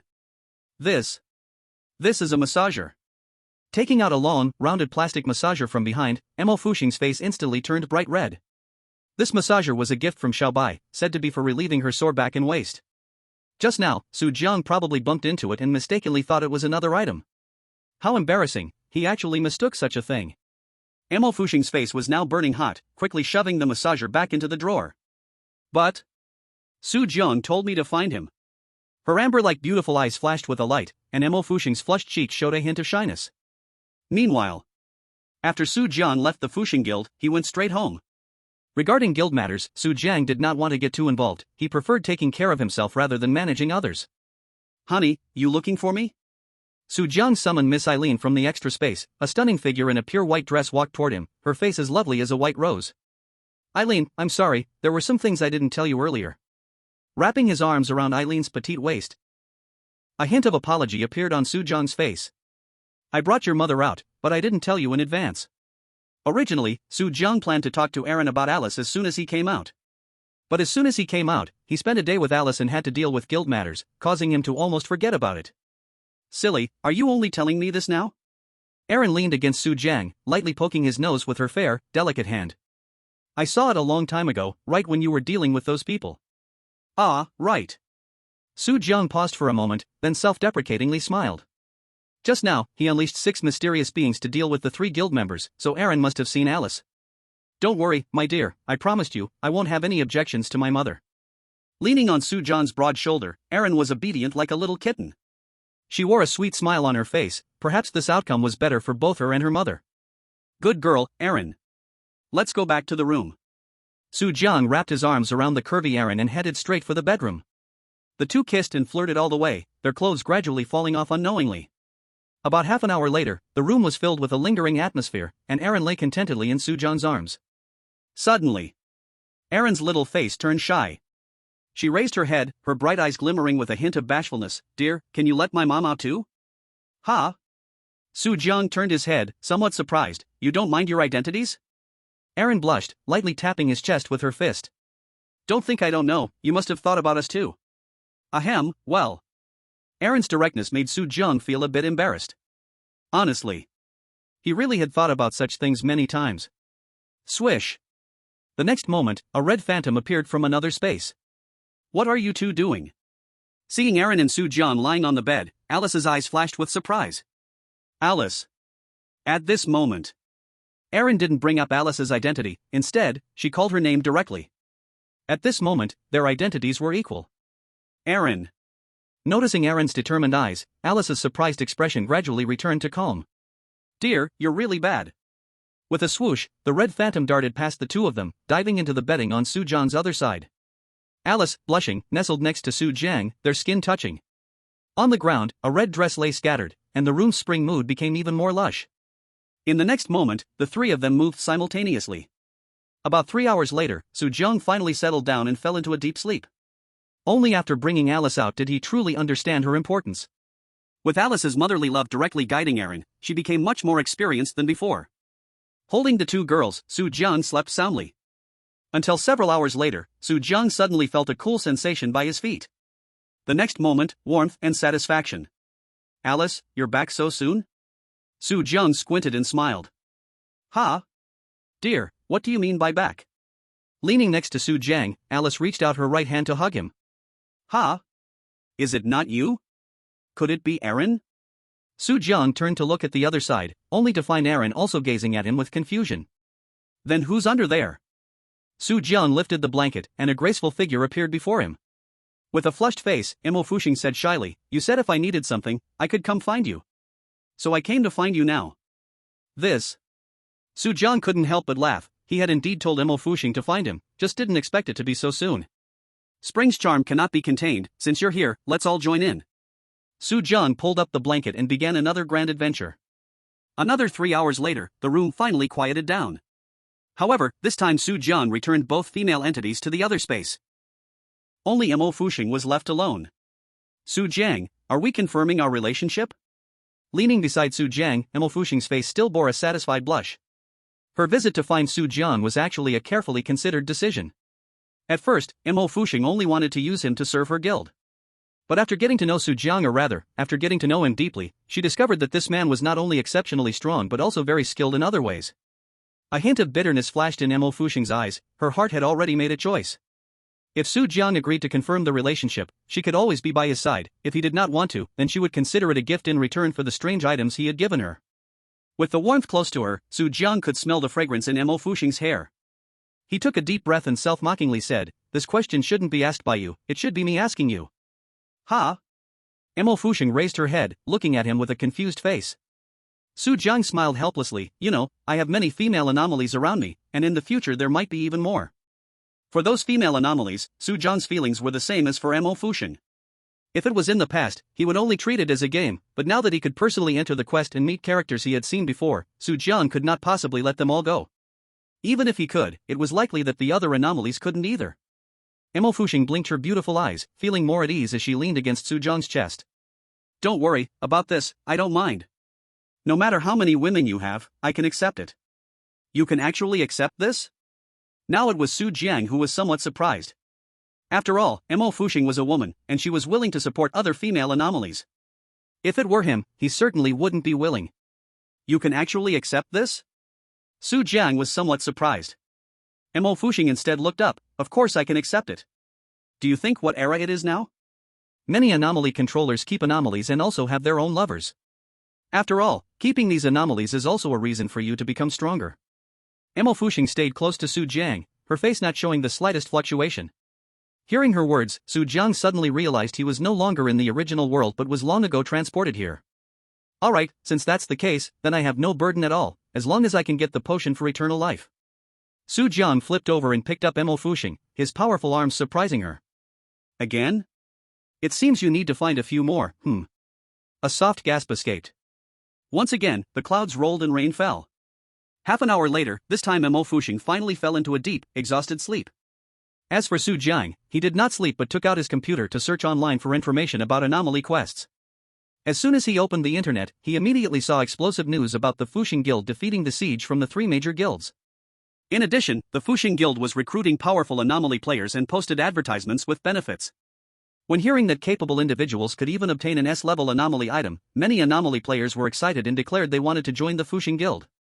Regarding this, Su Jiang did not want to manage it. Mo Fuxing could handle the guild matters. What he needed to do was something more important. He clicked into the World Anomaly Quest Communication Center website and entered the word elf in the search bar. In the next moment, a bunch of posts about elves appeared before him. Surprise! A C-level quest actually has a suspected elf, and rewards anomaly players with a B-level anomaly item. SS-level quests have appeared with anomaly elves, but anomaly controllers used all their strength and still couldn't subdue it. Anomaly elves stronger than SSS-level anomalies have appeared. Everyone should stay away from this quest. Various posts flooded Su Jiang's view, and he clicked in to read, wanting to find suitable clues for himself. The so-called strange fairy is not the graceful, stunning fairy seen in the movies or novels of Su Jiang's past life. Although the strange fairy is also beautiful and has a great figure, because of the word strange, it becomes different from the fairies in Su Jiang's past life. The fairies in the strange instance are a special type of NPC, existing as an accidental factor within the instance. Some people happen to receive help from the strange fairy and can obtain various strange tools or item rewards. But some people, for some reason, anger the strange fairy and are then taken away to meet the instance's big boss, ultimately needing a tragic end there. It seems that obtaining the tear of the fairy won't be so easy. Su Jiang searched for information in vain, then stretched lazily. Now that he had confirmed his relationship with Mo Fuxing, he no longer had to worry about the female strange fairies. However, the tear of the fairy is something he must acquire, as only then can he craft the potion of immortality. I can only trust fate and see which instance will have a fairy appear. Su Jiang cradled his head in his hands, lazily lying on the bed. Anyway, with so many strange instances, there must be one where a fairy appears. According to his understanding of the strange instances, the later one goes in the gameplay, the more dangerous the strange instances become. Because the most terrifying thing inside may not be the SSS strangeness, but rather the special NPCs that could appear at any moment, like strange fairies or strange divine generals. These are the more troublesome existences. But fortunately, Su Jiang didn't have to worry about these matters. He was clear about the personalities of basically every special strange creature. Ding dong! At this moment, a doorbell suddenly rang from outside. Dear, is someone here? The sleepy Mo Fuxing was awakened by the doorbell, opening her groggy eyes, revealing a nearly perfect figure. It's nothing, you continue to sleep, I'll go check. Su Jiang kissed Mo Fuxing on the cheek, put on his clothes, and quietly closed the door as he went to the front door. Who is it? At the door, Su Jiang directly asked. But when he looked up, his eyes immediately lit up. Outside the door stood a hot beauty wearing gold-rimmed glasses, her figure almost about to explode. Su Jiang's eyes couldn't help but sweep over her revealing chest. White. Soft. She looked like a big white bun, making one drool. Beauty, did you take the wrong path? Su Jiang curiously asked. The hot beauty lifted her head, her incredibly charming gaze swept over him, then she opened her bright cherry-red lips. You are Su Jiang, the president of the Fuxing Guild, right? Su Jiang raised his head, you know me? Then you are? I am Lu Piao, the vice president of the official Strange Guild of Long Kingdom, and I am here specifically to find you. Lu Piao took out her official Strange Guild credentials, a fragrance wafting from her lifted jade-like hand. Official guild vice president? Su Jiang felt a bit dazed. He remembered having seen someone from the official guild before, but it was a man. How come this time it was a woman? And it had to be said this woman was ample and fair.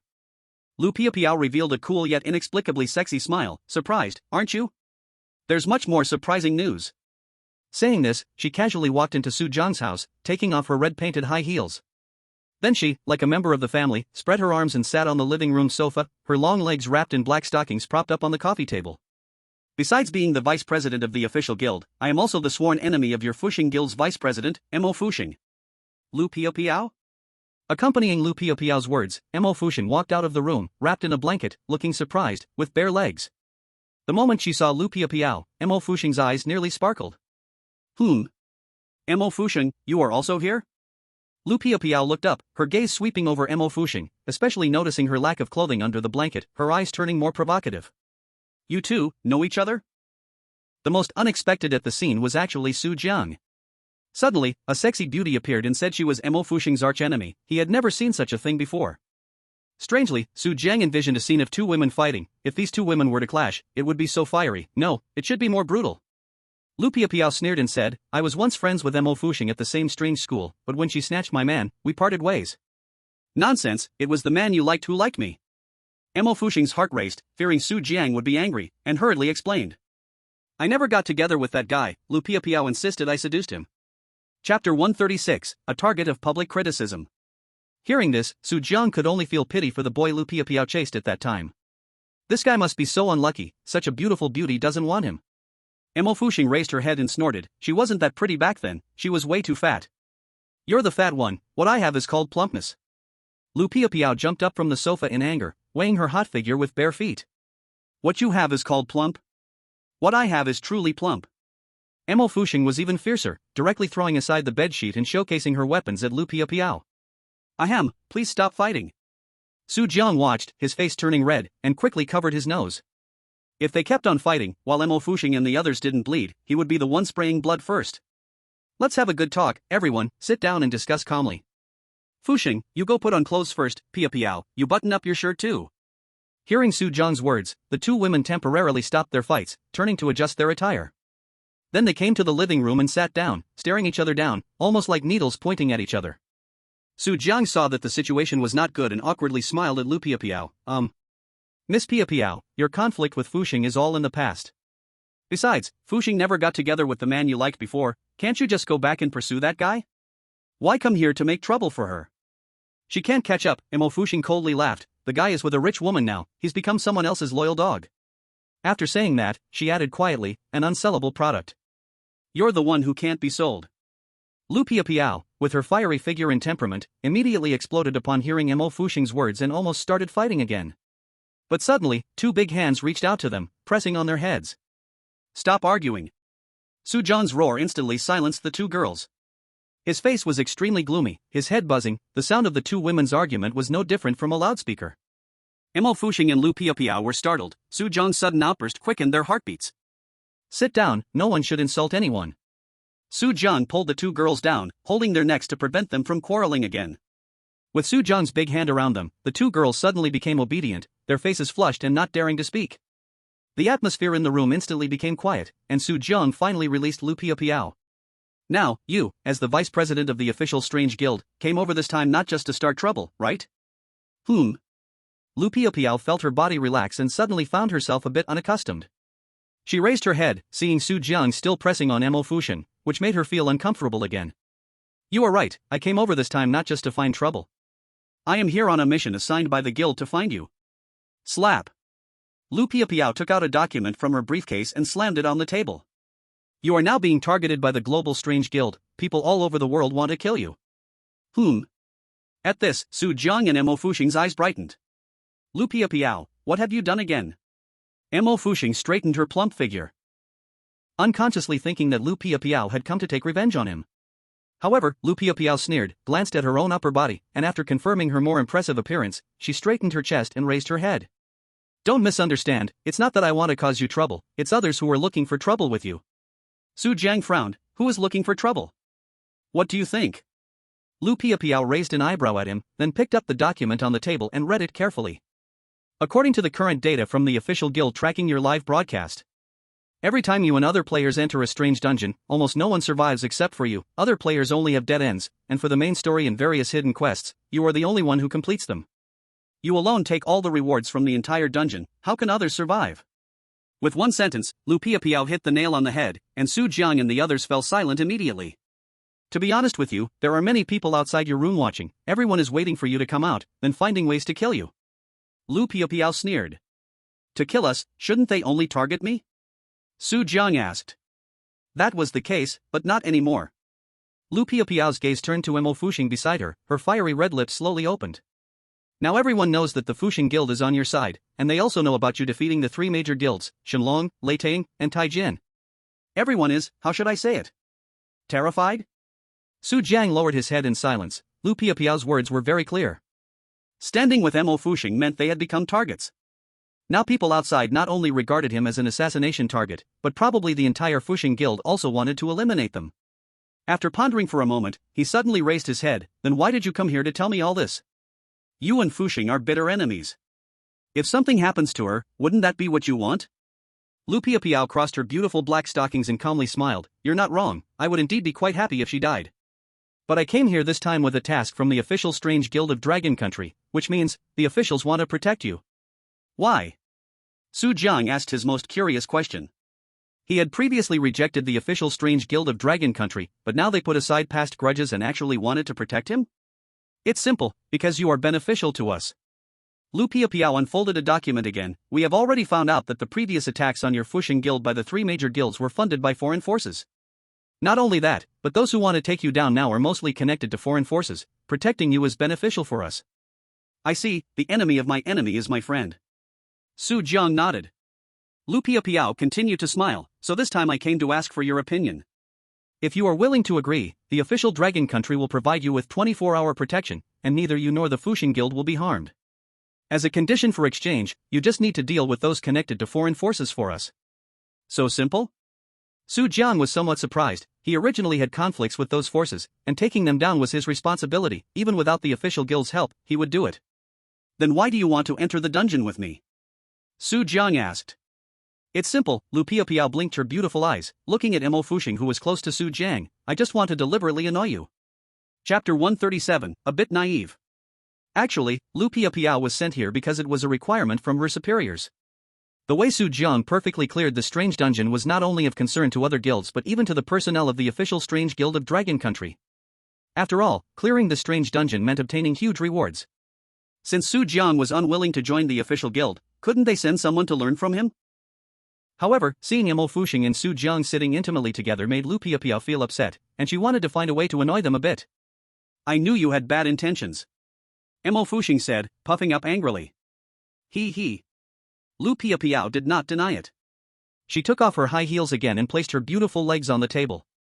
So, when are you going to enter the team dungeon? If the two entered the dungeon, it would count as a team dungeon, and the difficulty of the tasks would be higher than that of individual tasks. The team dungeon and solo dungeon actually share the same dungeon, but the difficulty level changes based on the number of people entering the team. That's also why some players choose to enter the dungeon solo but quickly form teams inside. It's like a bug in the dungeon system, lowering the difficulty, making it easier to pass through. Su Jiang thought for a moment. Next time, I will accompany Mo Fusheng into the team dungeon. Entering the strange dungeon with Mo Fusheng was something Su Jiang had agreed upon earlier. Now that he knew many were watching the Fusheng Guild, he felt even more uneasy about Mo Fusheng being alone outside. Beside him, Mo Fusheng shivered, looking at Su Jiang with even more affection in her eyes. Oomph, I knew it. Lu Piapiao felt very uncomfortable and withdrew her legs from the table. In that case, let's go in 3 days. We'll go in together. Although entering together as 3 will increase the difficulty a bit, it can avoid us getting separated. Also, during this time, I will prepare a list of players who have dealings with foreign forces. Su Jiang nodded, understood, a kill list, right. A cold glint flashed in Su Jiang's eyes. Since he knew most people were against him, he simply decided to reveal his cards and stop pretending. Whoever wants to offend him should be prepared to die. That's right, you are very obedient. Lu Piapiao smiled with satisfaction, putting on her high heels as she walked past Su Jiang. She lightly slid her fragrant fingers along Su Jiang's chin, chuckling, I appreciate you, but your mistake is having poor taste in women. You. Mo Fusheng was ready to explode. Su Jiang lifted his head and smiled at Lu Piapiao, really? I think you're also suitable to be with me. You. This time, it was Lu Piapiao's turn to change her expression. However, she didn't explode. Instead, she angrily twisted her round hips and quickly walked out the door, slamming it behind her as she left. Little one, trying to play with me? You are still too immature. Watching Lu Piapiao's graceful figure leave, Su Jiang's lips curled into a disdainful smile. Mo Fusheng hugged his sturdy body. Darling, I support you in taking her down. If you do, let's see how she will be arrogant later. At that time, let her, the second wife, see the power of the main wife. Mo Fusheng became increasingly proud as she spoke. Getting Su Jiang was her biggest fortune in this lifetime. With a wife like this, what more could a husband ask for? Listening to her words, Su Jiang felt satisfied. This world was simple, the strong were respected. In the next 3 days, Lu Piapiao indeed collected information on some strange guild players who had enemies with them, just as promised. Not only from the country but also from abroad, the information piled up into several meters high. However, Su Jiang didn't even glance at it. Anyway, he just needed to enter the dungeon and start killing, that was all. But just like Lu Piapiao said, after they agreed to cooperate, the official strange guild from Long Country indeed arranged for guards around their home to prevent anyone from trying to harm them. Even the Fusheng guild had become much quieter than before. 3 days later, it was time to enter the dungeon. Dungeon forced summon time is starting to refresh. Player Mo Fusheng will enter the dungeon trial in 10 minutes. Last time, Su Jiang had just come out of the strange dungeon, and it wasn't even time for him to enter again. But for the sake of teaming up with Mo Fusheng, he had no choice but to enter early. This counts as entering the instance early, and so does Lu Piapiao. Ding! Detected that player Mo Fusheng is accompanied by 2 other players. Do you want to enter together? Entering together will automatically upgrade your Eerie instance to a team instance, and you will receive higher level rewards after completing the tasks. Yes. Mo Fusheng shouted out loud. Then they heard the system's ding. Please choose a name for your team and select the world instance to enter. Team Obliteration. Dark Crypt. Mo Fusheng said directly. The team name and the world instance were discussed and agreed upon with Su Jiang beforehand. It was an S-level instance. Successfully selected world instance Dark Crypt. In 10 seconds, Team Obliteration will enter the world instance. Whoosh! As the system's prompt sounded, a bright light appeared in front of everyone. Dark Crypt? We're starting with something this intense? Lu Piapiao, who was next to her, only spoke after Mo Fusheng finished, having changed out of her high-heeled shoes and sexy fitted dress into a tight sports outfit, clearly prepared for entering the instance. Upon hearing Mo Fusheng mention the name Dark Crypt, a flicker of surprise flashed in Lu Piapiao's beautiful eyes. Although this instance was S-level, because they were in a team instance, it could very well be upgraded to SS level. What? Are you scared? Mo Fusheng, also in sportswear, raised an eyebrow. Scared of going home to play in the mud. I'm not scared. Lu Piapiao snorted coldly, turning her head in anger and refusing to speak. Alright, you two, stop talking. Su Jiang, who had been silent, finally spoke up. Once we enter, everything will follow my command. Whatever I tell you to do, you do it. So if you tell me to go to bed, I have to go to bed? Lu Piapiao provocatively replied.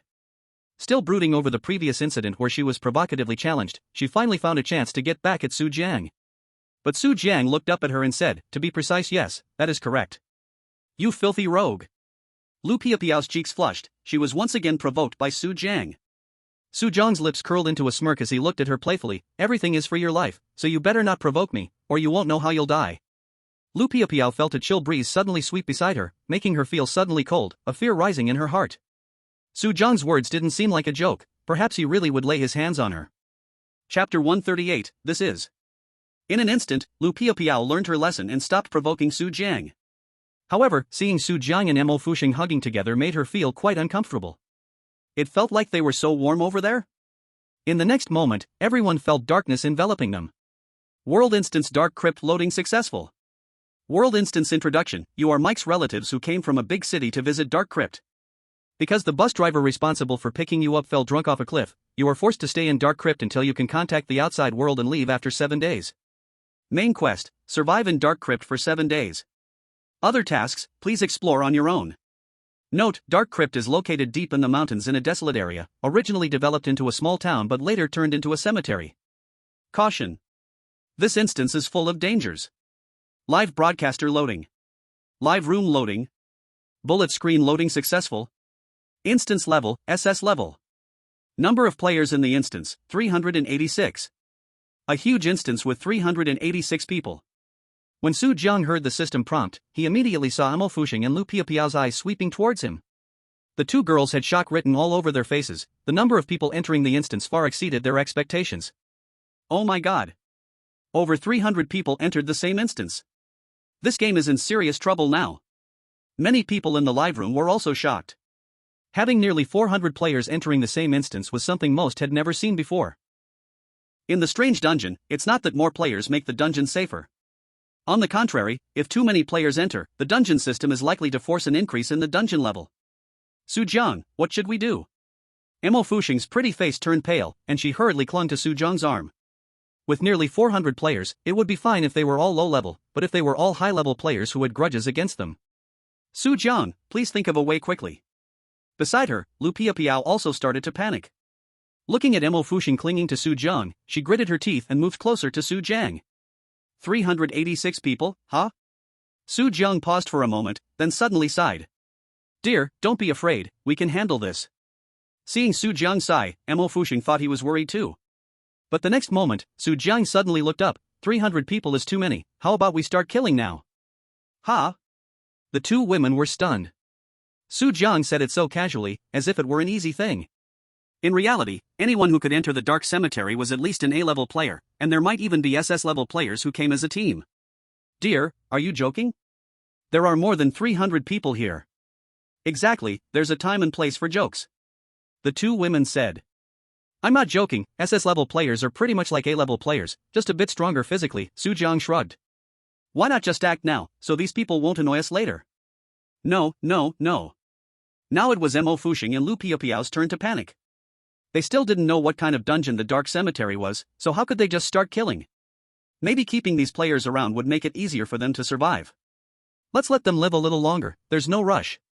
Right, we have 7 days, take it slow.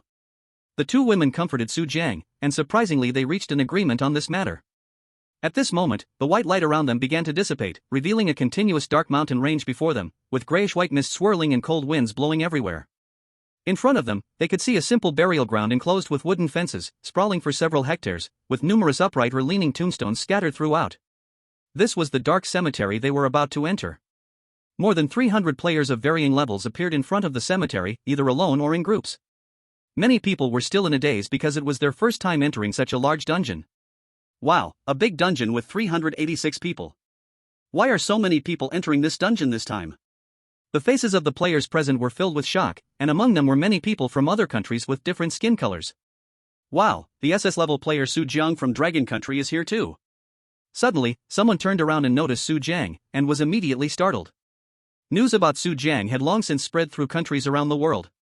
After all, not everyone could stand against the three major guilds. On the contrary, in some dark corners, many people heard Su Jiang's name and their eyes lit up. Su Jiang is here? Where is he? That guy is Su Jiang? The #1 figure in Dragon Country right now? In the shadows, countless green lights flickered, and many people looked at Su Jiang with eerie smiles. Especially their gaze would also linger on the two stunning beauties, Mo Fuxing and Lu Piapiao, making them shiver with fear. It seems our affairs have indeed spread. Many people wish for our deaths. Su Jiang hugged Mo Fuxing, his face always maintaining calmness. Alright, then let's take these guys down first. The two women also noticed that something was off. Everyone's eyes were on them, filled with fear, dread, but also excitement and eagerness. Without a doubt, those people who looked excited were the ones wanting to take them down. At this moment, suddenly, a pitch-black tentacle, unknown and unfeeling, darted swiftly from the fog behind toward Lu Piao. In just a moment, this tentacle, thicker than a human, appeared behind Lu Piao. Be careful. Su Jiang suddenly felt something was wrong and hurriedly pushed Mo Fuxing forward. At the same time, he grabbed Lu Piao's wrist with his other hand and yanked her into his arms. With a bang, the tentacle slammed down behind them, striking the ground like a long whip. Ugh! Lu Piao's large fruit bumped against Su Jiang, making a muffled sound. Su Jiang saw Lu Piao's small face turn bright red, but before he could think, the tentacle behind them launched another attack. What's this? A thought flashed quickly in Su Jiang's mind, but he couldn't think too much as the tentacle came down toward them again. Left with no choice, Su Jiang could only hold Lu Piao and leap forward, both of them stumbling and falling to the ground as the tentacle struck past them again, kicking up a cloud of dust. Lu Piao fell into Su Jiang's arms, trying to push herself up, but as she reached out, she suddenly touched something indescribable. What is this? Lu Piao's small face turned red. Hurry and move. Su Jiang didn't have time for her to explore. Seeing the tentacle lift again, he could only take out a frozen divine talisman and quickly toss it toward the gigantic tentacle in midair. Go! With Su Jiang's loud shout, the frozen divine talisman stuck to the tentacle, and in an instant, the long tentacle began to freeze. I hit it! Lu Piao exclaimed. Run! Su Jiang didn't say much to them, urgently pulling her and Mo Fuxing toward the graveyard. What is that thing? Why is there such a long tentacle here? In front of the dark graveyard, over 300 players looked at Su Jiang escaping from the giant tentacle's attack in shock. Seeing Su Jiang using even the precious frozen divine talisman to deal with the tentacle monster, the crowd was no longer afraid. Instead, they wanted to get closer to observe what kind of creature the tentacle was before the effect of the talisman wore off. However, at that moment, several more tentacles quietly appeared behind the crowd from the shadows, directly grabbing the frontline players. Su Jiang's frozen divine talisman could only freeze that one tentacle from before. But it was obvious that this strange creature was far too large, and the others remained unfrozen. Ah! Some unfortunate players were caught by the tentacles and flung high into the air, followed by a heavy crash onto the ground, turning into a pile of meat paste. The crowd saw a massive figure, over 10 meters tall, manifesting in the mist, with several tentacles writhing in the fog. Each time one broke through the mist, it targeted a player, violently tossing them into the air. A bolt of dark lightning struck the gloomy sky, and everyone saw a pair of ghostly green eyes intensely staring at them through the pale mist. Those eyes were like those of a giant god, filled with anger and terror. What is that thing? The crowd shivered in fear. Are there such things in the dark graveyard? Why haven't I heard of them before? Many people were scared, as this was their first time seeing such a creature. But the next moment, the countless tentacles of this colossal creature fell again toward the ground. Boom! Several players were smashed alive into meat paste, and some were grabbed by the tentacles, helplessly being dragged back into the fog behind them. No! The crowd heard screams ringing out in succession. Many players in the mist had already been taken away, completely devoid of breath. What is this thing? How have I never seen it before? Could it be, is this a new hidden boss? In the live stream, many people were stunned. They had seen many strange things, but it was the first time witnessing something this massive. Run, get inside the graveyard. Don't linger outside. Many players reacted and hurrying towards the dark graveyard. Around them, thunder and lightning clashed, and a huge bizarre creature occasionally stretched out its tentacles, grabbing one player after another and tossing them into the mist, while continuously beckoning to other players. No wonder the system just warned that there was danger outside the graveyard. This is real. Hurry, get into the graveyard, the bizarre creature can't come in. Many people rushed towards the gate, quickly taking control of the area in front of the entrance. At the same time, Su Jiang, along with Mo Fuxing and Lu Piao, had just run to the side of the dark graveyard, and ahead of them was a large crowd waiting to break in. For some reason, Su Jiang kept glancing back at the enormous bizarre creature outside the graveyard. He had a nagging feeling that the giant, strange green pupils seemed to be staring directly at him. Oh no, the graveyard is locked. Suddenly, a player who had run to the front of the graveyard discovered that the gate could not be pushed open. They were trapped outside, kicking and hitting, desperately trying to break the door down. What are you all shouting about? Suddenly, a chillingly cold figure appeared silently, and everyone felt as if their bodies and souls had been locked in place. From a small wooden house beside the gate, an ancient figure emerged, dressed in tattered clothes, with a face full of white beard and a body frail like a candle in the wind. But just at that moment, this figure made everyone feel as if they were struck by a freezing spell. The dark graveyard SS-level bizarre creature Gravekeeper Reels. Reels' cold, angry green gaze swept over everyone present, and he exhaled a breath of white mist. Who is causing trouble here? If you don't stop, I'll dig your graves and let you lie here forever. A terrifying aura erupted from him, and everyone felt a chill grip their ankles. And behind them, the massive figure in the mist continued to extend its tentacles, reaching for those players outside. Hurry, hurry, get inside. Find a way to get Reels to open the door. Some of the unlucky players on the periphery were caught by the tentacles and were dragged away without any power to resist. As more and more people were pulled away, those inside felt increasingly desperate. Mr. Reels, please open the door, we want to go in. Someone bravely tried to speak to Reels. But it didn't take long for him to feel the weight of that bravery, as Reels reached out a hand, directly extending from the door to press on the man's head.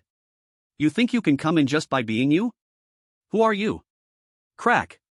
In just a moment, the head of that questioning bizarre player began to frost over. Reels lightly twisted and pulled his head off, holding it like a giant cherry and sending it to his mouth. Unless you tell me who you are, you can forget about coming in. Reels chewed the player's head like it was a tomato, the sound of crushing echoing as he slurped its juices. Everyone felt more panicked at this scene, but even more than Reels, they were frightened by the clearly more advanced bizarre creature behind them. I'm Mike's relative, I came to visit. A SS-level player cautiously stepped forward. Mike? Reels paused his actions, looking up with some confusion at the man who had just spoken. Did it work? Everyone was anxious. But Reels shook his head, there's no Mike here, you came to the wrong place. It's impossible. The bizarre player's face changed. Before they entered, they clearly received a system prompt that they were coming as relatives of old Mike to visit. Mr. Reels, there must be someone named Mike here, could you please check? The player who spoke earlier said anxiously. Do you want me to find you a coffin? Reels said with a sideways glance. He opened his mouth, swallowing the player's head in a few bites, then turned around, still wanting more. Alright, if anyone else has questions, feel free to ask. Everyone took a half step back. At this moment, approaching to ask questions. Who knows, the strange Rulis might just pick them like watermelons. I'll do it. Suddenly, a loud voice rang out. Everyone turned to look, and saw it was Su Jiang, who had just run here with the two women. Is that him? The SS-ranked player from Dragon Country? This guy knows how to enter the Dark Tomb? Many people's expressions turned suspicious and wary at the first sight of Su Jiang. On one hand, they did not want Su Jiang to enter the Dark Tomb. On the other hand, they themselves couldn't find a way in. Chapter 143 Keys. The crowd stood in front of the tomb gate, preventing Su Jiang and others from getting close. What do we do now? Are we really going to let this kid go in? If he really goes in, he might bring even more trouble. Many people whispered among themselves, their gazes toward Su Jiang filled with caution and hostility. Ah! Suddenly, a scream came from behind, startling everyone, who almost forgot there was a huge monster behind them. Forget it, let him go try first. Once we get in, we can deal with him later. Many people gritted their teeth and made way for Su Jiang, as the strange creatures outside had already taken nearly 30 people away. If they didn't hurry into the Dark Tomb, everyone would be wiped out. Are you willing to let us pass? Seeing the crowd part, Su Jiang smiled, leading the two women to the front of the gate. The crowd gathered closer, wanting to hear how he planned to deal with the tomb guardian, Rulis. But they only saw Su Jiang tiptoeing up and whispering into Ruelis's ear through the gate. In the next moment. They didn't know what he said, but Ruelis's calm expression instantly changed. How do you know about this? Everyone saw Ruelis's eyes widen, unable to believe Su Jiang. But they were clueless about what the two discussed. Instead, Mo Fuxing and Lu Piapiao, who heard Su Jiang's words, immediately blushed. Logically, there were only a few guardians in the Dark Tomb, each managing different areas, and no one would know what he had done. Yet Su Jiang happened to know. Kid, who are you really? Rulis frowned, his gaze darkly fixed on Su Jiang. He felt as if he had seen this person somewhere before, but he couldn't quite recall. I'm a relative of old Mike, Su Jiang chuckled. I arranged to meet Mike later, and if you don't let me in, he will come to pick me up. A relative of old Mike? Ruelis's expression immediately turned complicated, as old Mike was also a guardian of the Dark Tomb. If word of his affairs reached Mike's ears, he would surely be ridiculed by the other guardians. These people, I can't kill them. Ruelis's gaze shifted to the two women beside Su Jiang. Clearly, he sensed that their strength was comparable to his. If a fight broke out, he might not even be a match for Su Jiang and the others. But if he just let them in, that didn't seem right either. Kid, let's discuss something. Suddenly, Rulis leaned in and whispered to Su Jiang. The crowd behind was stunned. Could there be such a twist? Mr. Rulis, what do you want to talk about? Su Jiang smiled. Rulis said in a low voice, if you promise not to speak of this, I'll let you in, how about that? What? Are you scared? Su Jiang remained calm, taking his time to negotiate with Rulis. Rulis frowned tightly, not expecting Su Jiang to show no fear at all. Didn't you see the big guy behind? That's a monster. If I don't let you in, you will die. Rulis attempted to threaten him. Then in that case, just let it kill me. Su Jiang didn't care at all about the strange creature behind him, as if he could see through something. You. Ruelis's body twitched. He felt that Su Jiang must have been to the dark tomb before, otherwise, how could he show no fear of this place? The others looked on, unable to speak. When did Rels become so easy to talk to? What are they talking about? Many people were anxious inside. The strange creature behind them had already stretched out its tentacles to grab people, and no one wanted to be caught. Kid, what do you really want? Rels gritted his teeth in anger and eventually had no choice but to yield. If he didn't let Su Jiang in, it would be even more troublesome if old Mike really showed up later. Got it. Su Jiang secretly rejoiced but kept a calm expression. He smiled and said, prepare 3 keys for the 3 of us. Is that too much to ask? 3 keys? Rel's eyes widened immediately. He believed even more that Su Jiang had been to this place. Friend, do you know what 3 keys mean? This is the highest standard. Su Jiang laughed and said, what I want is the highest standard.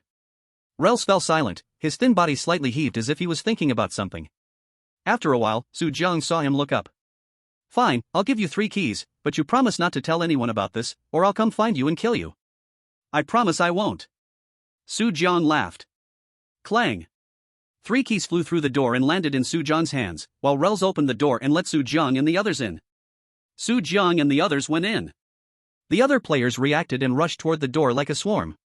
But as soon as Rels let Su Jiang and the others in, he slammed the door shut again. You guys, why do you think you can come in? Rel's face darkened, and he cursed loudly. Having just received 3 keys, he was now in a very bad mood. But how can Su Jiang get in? Someone at the scene questioned. Whoosh! Rel's figure suddenly grew larger, transforming into a monster with a rat's head. His arm stretched directly several meters away, grabbing the A-level player who had just spoken and freezing his head to remove it. Su Jiang is Su Jiang, you are you. Can you compare with him? Crack. As Rels took another bite of the head, everyone felt a chill run down their spines. If they couldn't even enter the dark graveyard, they wouldn't just fail the main quest but would be automatically erased by the system in 3 hours. Suddenly, a man in a black suit stepped forward. He ran to the gate of the graveyard, awkwardly pleading, Mr. Rels, what do you need us to do to get in? We'll listen to you. The speaker was Cade, an SS-level player from the beautiful country. As another SS-level player, he was not afraid of Rels turning on him. If it weren't for the system rules preventing destruction of the graveyard gate, he would have already brought people to deal with Rels and charged straight into the dark graveyard. Rels looked up. You're wearing a suit and tie, you must be quite wealthy, right? A sort of Cade replied awkwardly. Rels stretched out his hand, then give me 10,000 wraith coins, and I'll let you in. What? Cade's expression immediately soured. Why don't you go rob someone? An SS-level player outside the graveyard yelled angrily. Rel smiled without humor. That's right, I am robbing. Are you coming in or not? Roar.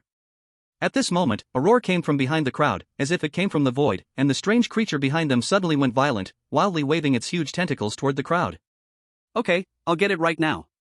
The strange player blocking the door turned pale and quickly took out 10,000 wraith coins to hand over to Rels. I'll give you 10,000 too. I want to go in. Many players became anxious. If they didn't enter the dark graveyard soon, they would be swallowed by the strange creature behind them. Who knows what level that strange creature is? Very good, those who pay can come in. Rels collected the money with one hand and opened the door with the other. He had a smile on his face. With about 300 players in front of him, he had already made back the cost of the 3 keys just by collecting money from these guys. In the end, except for some players who genuinely couldn't come up with the money, everyone else paid 10,000 wraith coins. Then they stepped into the dark cemetery. Finally got in. The first to enter, SS-level player Cades let out a sigh, looking at the strange creatures outside the dark cemetery. His heart was still racing as he held his chest. Other players shared the same feeling as him, staring at the strange creatures outside, trying to see what they were. But at that moment, a white light suddenly exploded in the sky, followed by the dark sky beginning to clear up. The fog around was quickly blown away by a gust of wind, causing even the strange creatures hiding within to retract their green eyes and quickly retreat into the mist. In no time, the entire dark cemetery was no longer dark, but instead became illuminated all around. All right, you can come in too. Suddenly, Ruyeris pushed open the gate, allowing the remaining broke players to enter. Ruyeris, what's going on here? Cade's face instantly darkened. They needed to pay to enter, but these players could come in for free? Ruyeris looked innocent, pointing at a sign nearby, "It's opening time now." Everyone turned to look, and beside the little wooden house at the gate hung a black, rotten wooden sign. Opening time, 6 a.m. to 9 p.m. Free entry during opening hours. Why didn't you say that earlier? Many people were so angry their heads spun. They had painfully paid 10,000 ghost coins, and now they found out the place opened at 6 a.m. If they had just waited a bit longer to pay, they wouldn't have to spend that wasted money. Ruyeris spread his hands innocently. How could I say that and still make money? Everyone was at a loss for words. Ruyeris did have a point. The crowd had nowhere to vent their anger towards this SS-level creature, because no one knew what trouble would arise from taking down Ruyeris. By the way, where did Su Jiang go? Suddenly, Cades turned sharply. Su Jiang had entered the dark cemetery even earlier than them and had now disappeared without a trace. Under the pale sky, the dark cemetery stretched over several hectares, with countless old and broken tombstones set up on disordered burial mounds. But there was not a single shadow to be seen. He must have gone to find Mike. That's right, we all came to visit. Finding Mike might lead to a hidden quest. Many people's expressions turned anxious. If Su Jiang completed the hidden quest, it would mean their visit was in vain. No way, we can't let Su Jiang find Mike first. Let's hurry and look for him. Cade's face grew dark as he hurriedly walked towards a burial mound on the right.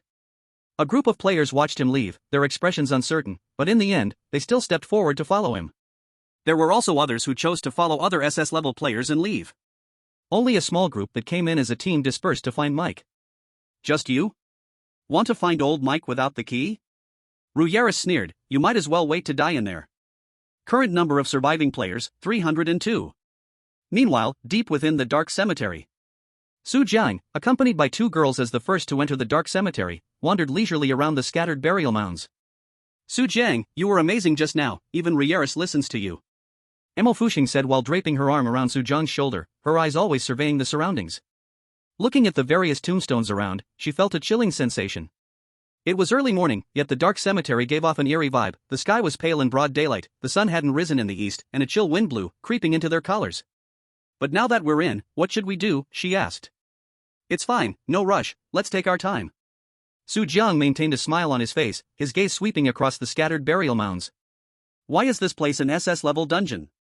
At this moment, LV Piapiao suddenly asked. The two turned to look at her, only to find her eyes fixed on the scattered burial mounds around. There are just a lot of graves here, nothing to be afraid of. After all, LV Piapiao was also an SS-level player, and she was the vice president of the official Ghost Guild of Long Kingdom. She, well-traveled and knowledgeable, immediately sensed that something was amiss in this place. What's wrong? Aren't you scared? Su Jiang laughed. How about this, you go over there, dig up that grave, and open the coffin lid to take a look. Ha! LV Piapiao looked in the direction Su Jiang pointed, her face instantly flashing with a strange expression. The spot Su Jiang pointed at was a small, raised mound, which didn't even have a tombstone, just a sword sticking upright. The blade of the sword was made from bronze coins, the patterns on the hilt completely worn away, and a piece of red cloth on the ring of the sword was tattered from long exposure to the wind and rain. Are there still people from our place here? Emo Fuxing asked, a bit surprised. Earlier, they had encountered a gravekeeper who was a reals, and she had unconsciously thought this was a grave from some foreign place. Su Jiang clarified, this is an eerie dungeon. The two women understood at once. Since it was an eerie dungeon, it was normal for anything to appear here. Forget it. LV Piapiao thought for a moment and decided not to dig up the grave. Something as peculiar as a sword made of copper coins surely was not ordinary.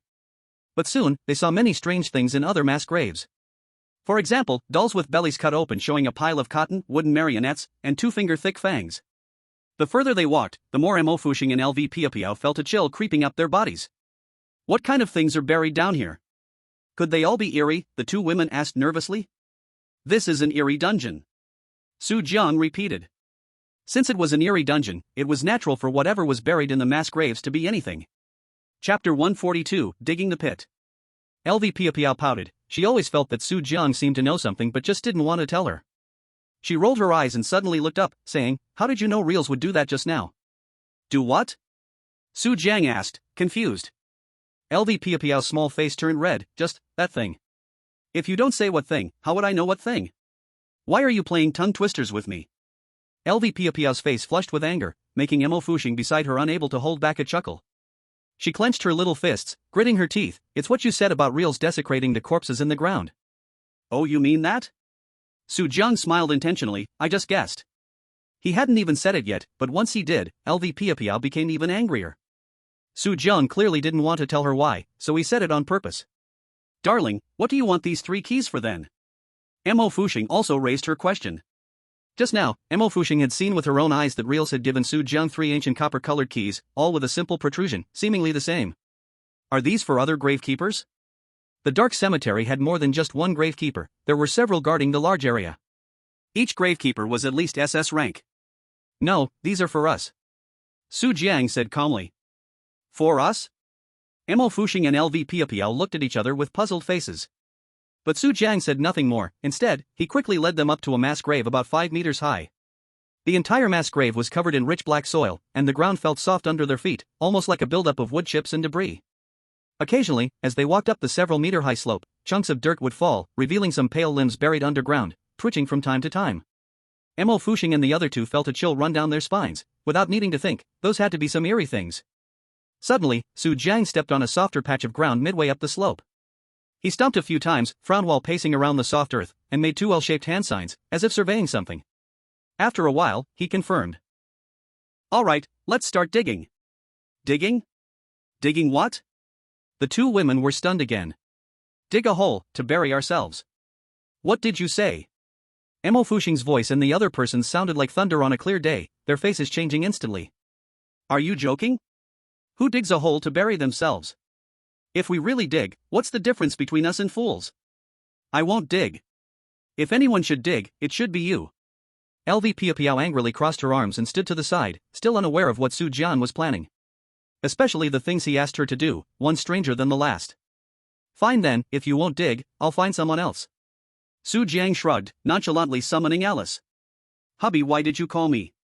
Oh dear, why is it so dirty here? Alice rushed to hug Su Jiang's arm, but once she noticed the surroundings, her pretty face showed a hint of displeasure. I sense a disgusting aura here. Su Jiang wrapped his arms around her waist and kissed her cheek firmly. Darling, help me out, dig a hole here. Dig a hole? Alice asked, confused. Su Jiang replied calmly, you dig first, I have a bigger purpose. All right then. Alice was puzzled but obediently complied. From under her shining red dress, 3 huge black snakes emerged, diving swiftly into the ground where Su Jiang pointed. Bang! Bang! Bang! A series of booming sounds echoed as the black snakes quickly broke through the earth, digging out a hole about half a meter wide and roughly 2 meters deep. All done, dear, you can head back now. Su Jiang waved his hand, preparing to take Alice back. Ugh, come on, dear, play with me next time. Alice left a lip mark on Su Jiang's face before being pulled back into the other space. Honestly, did you see the other female anomalies interacting with Su Jiang? Did it not affect you at all? LV leaned closer to Mo Fuxing, deliberately provoking. Watching Alice and Su Jiang together, she felt a bit displeased inside. As an SS-level player, LV also had her own anomaly, but theirs was a master-servant relationship. Mo Fuxing shot her a cold glance. What's wrong? Are you affected? If you're not happy, you can also kiss him, I don't mind. LV was a bit speechless. She wanted to provoke Mo Fuxing in her anomalies relationship, but Mo Fuxing accepted it quite quickly. At that moment, Su Jiang looked at the dug hole, satisfied as he clapped his hands clean. All right, the hole is ready, let's go down. Huh? Are we really going to bury ourselves? Mo Fuxing and the other woman's expressions changed immediately. At first, they thought Su Jiang was joking, but now looking at the situation, it seemed like he really wanted to bury them. This is a hidden mission, if you don't want to die, come over. Su Jiang said. He jumped into the hole first, but then felt something was off, so he climbed back out and walked over to a coffin that was half buried in the mound of dirt, forcefully pulling the entire coffin out. Ah! As the coffin lid opened, an A-level anomaly quickly awakened and lunged at Su Jiang. But Su Jiang was quick, using the SS-level anomaly Blood Knight Butcher to easily sever the A-level anomaly's head. Alright, let's lie in the coffin, this way, we won't eat dirt. Su Jiang directly pulled the coffin into the large hole. The 2 women were at a loss for words. Su Jiang pulled the coffin out, and it turned out it was so they could lie inside. Su Jiang, why do we have to lie in there?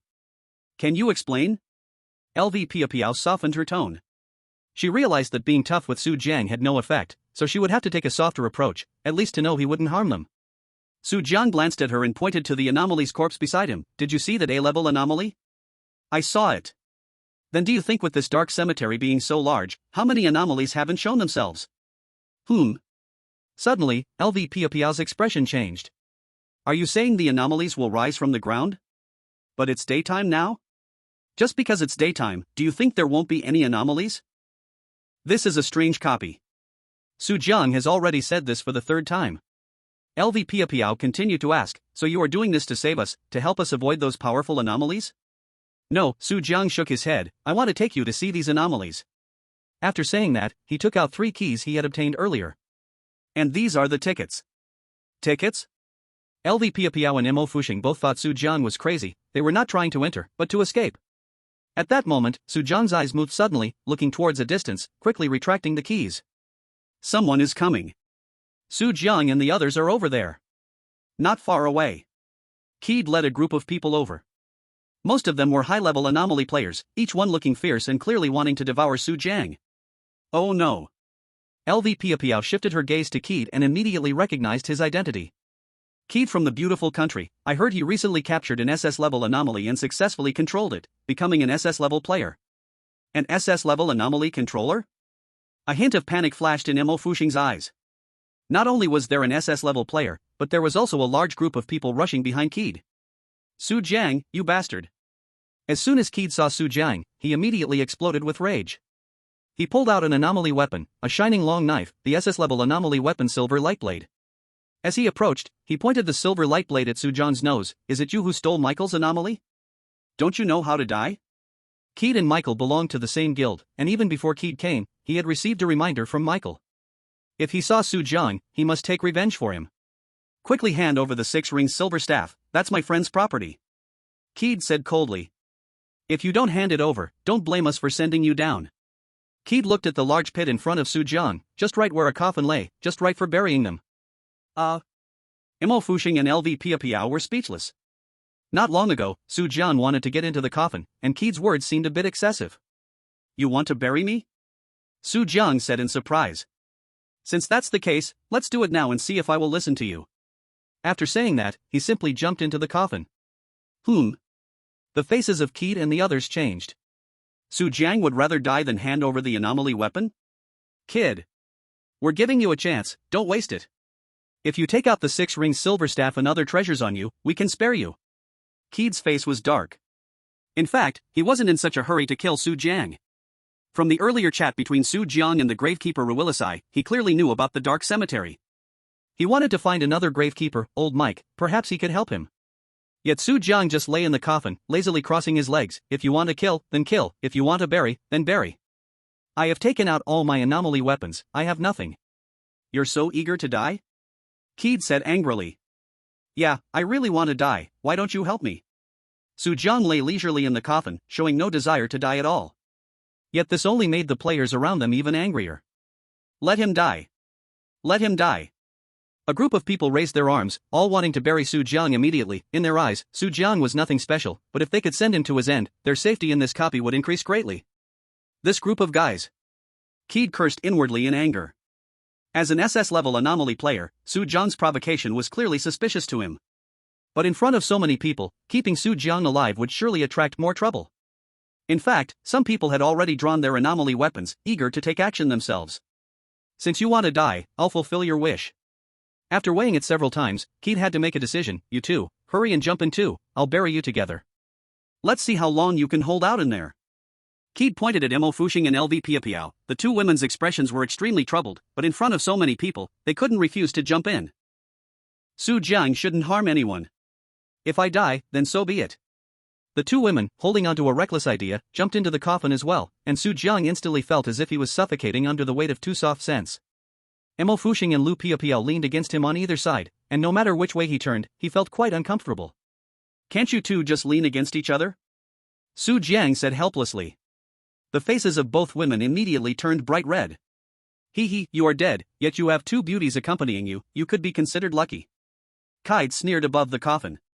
He had no intention of killing Su Jiang, he merely wanted to wait for them to call for help from inside the coffin before pulling them back up. As long as he could make Su Jiang his lackey, he could uncover as many hidden quests in this chapter as he wanted. Bury these guys. With Kaid's command, several people immediately came over, personally closing the coffin lid and shoveling dirt on top. Boom! The coffin lid was closed. The interior of the coffin was instantly plunged into darkness, and the fear of being trapped closed in enveloped Su Jiang and the others. Su Jiang, didn't you say you had a way? Hurry up and act? Lu Piapiao, feeling a bit awkward, leaned against Su Jiang's side, clearly sensing his immense warmth. Because the space in the coffin was small, the two had to stick closely to each other, and even a slight movement from Lu Piapiao made her feel the hard lumps on Su Jiang's body. So much muscle. This guy is surprisingly strong. Lu Piapiao thought with a hint of shyness. On the other side, Su Jiang also felt the weight of the world on his shoulders. He felt Mo Fuxing pressing against him, the warm body directly against his back. And even more absurdly, a rich fragrance wafted from Lu Piapiao in front of him. Like soft and fluffy cotton candy. Don't rush, it's not the time yet. Su Jiang coughed awkwardly, slowly pulling his right hand out from the cramped space. At the same time, above their heads, Kai's shouts could still be heard. Alright, let them stay buried for a while, we'll pull them up when they start calling for help. So this was his plan. Su Jiang listened carefully, understanding Kai's intentions. This guy probably still wanted to use him, so he had no real intentions of letting him die. But this was good, it actually helped him. Ah! What are you doing? Suddenly, Lu Piapiao shivered, she clearly felt something slipping into her clothes. Sorry, wrong place, Su Jiang quickly apologized. Is this how you look for something? I think you did it on purpose. Lu Piapiao's face turned red with anger, but being trapped in the coffin, she had nothing she could do.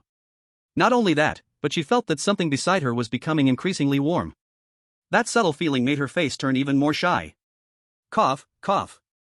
After his little thoughts being exposed by Lu Piapiao, Su Jiang didn't deny it, but continued to reach down, searching beneath the coffin. Dear, what exactly are you looking for? Mo Fuxing asked curiously. Because Su Jiang was facing away from her, she didn't know what he was doing, she was just slightly embarrassed from being rubbed against. That's strange, it should be right below. Su Jiang pondered. What is below? The two women became even more confused. However, at that moment, Su Jiang suddenly touched a cold metal piece. Found it. On the wooden board beneath the coffin, he could feel a metal piece. In the middle of the metal piece, there was a small hole the size of a finger. Finding this small hole, Su Jiang took out the 3 keys he received earlier. Su Jiang, what on earth are you doing? Lu Piapiao's face turned increasingly red, as Su Jiang's hands were right at her sensitive spots. Although Su Jiang had already tried to keep a distance from her, in such close quarters, it was impossible for her not to have a physical reaction. Don't worry, it will be quick. Su Jiang held the key and then faced the small hole in the metal piece. Click. Suddenly, a crisp sound rang out. The door opened. Ah! Lu Piapiao and Mo Fuxing jumped in shock from a sudden feeling of weightlessness. The few of them directly fell down from beneath the coffin, plunging into a deeper place. Above them was the coffin lid that had just opened. On the other side of the coffin lid, at some point, it had turned into a doorway leading underground. As the 3 of them fell in, the door above quickly slammed shut again. You two hold on tight. Qiling wrapped his arms around the two, and the 3 pressed closely together, falling downwards. Unlike the 2 women's expressions, he maintained a smile on his face. What is this place? Lu Piapiao shouted in terror. Su Jiang smiled, here is the true dark graveyard. Splash! In the next moment, the 3 landed on the soft black ground, and Su Jiang slowly placed the 2 women down. Under his protection, Lu Piapiao and Mo Fuxing were not harmed in the slightest. They quickly regained their senses and scanned their surroundings with fearful eyes. Around them was a black cave filled with flickering flames. Surrounding the cave were many thick black stalactites, making the place appear extremely eerie and sinister. And behind some stalactites, sinister and strange figures could be seen, their eyes glowing green as they looked at them. These sinister creatures held torches, hunched over, and approached them with one hand gripping the ground. As they got closer, Lu Piapiao and the others could see the fangs reflected in the firelight from these strange creatures' mouths. Humans, delicious humans, beautiful humans, it's been a long time since any humans came. Great, we can have a feast today. Beside them, skinny but sinister figures began to lean closer, the number slowly increasing from a few to dozens, even hundreds. And deep within the cave, there were many more evil figures. What are these things? Mo Fuxing nervously grabbed Su Jiang's hand. Although she was a high-level player, it was her first time seeing such a situation. The dark graveyard before her was completely different from what she had imagined. Oh my, I didn't expect there to be such things beneath the dark graveyard. I never thought Su Jiang's key could take us to such a place. But what is he doing here? Is he looking for death? Don't come any closer. Seeing the strange creatures increasing around them, Lu Piapiao hurriedly drew out her weapon.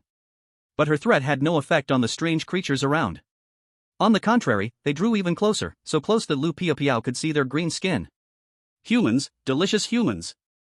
After eating these humans, we can have a delightful feast. A group of strange creatures gradually surrounded Su Jiang and the others, and Lu Piao and Mo Fuxing shrank beside him in fear. Su Jiang, hurry, and think of a way. Lu Piao said anxiously. Mo Fuxing was also very anxious inside. Su Jiang, please do something fast.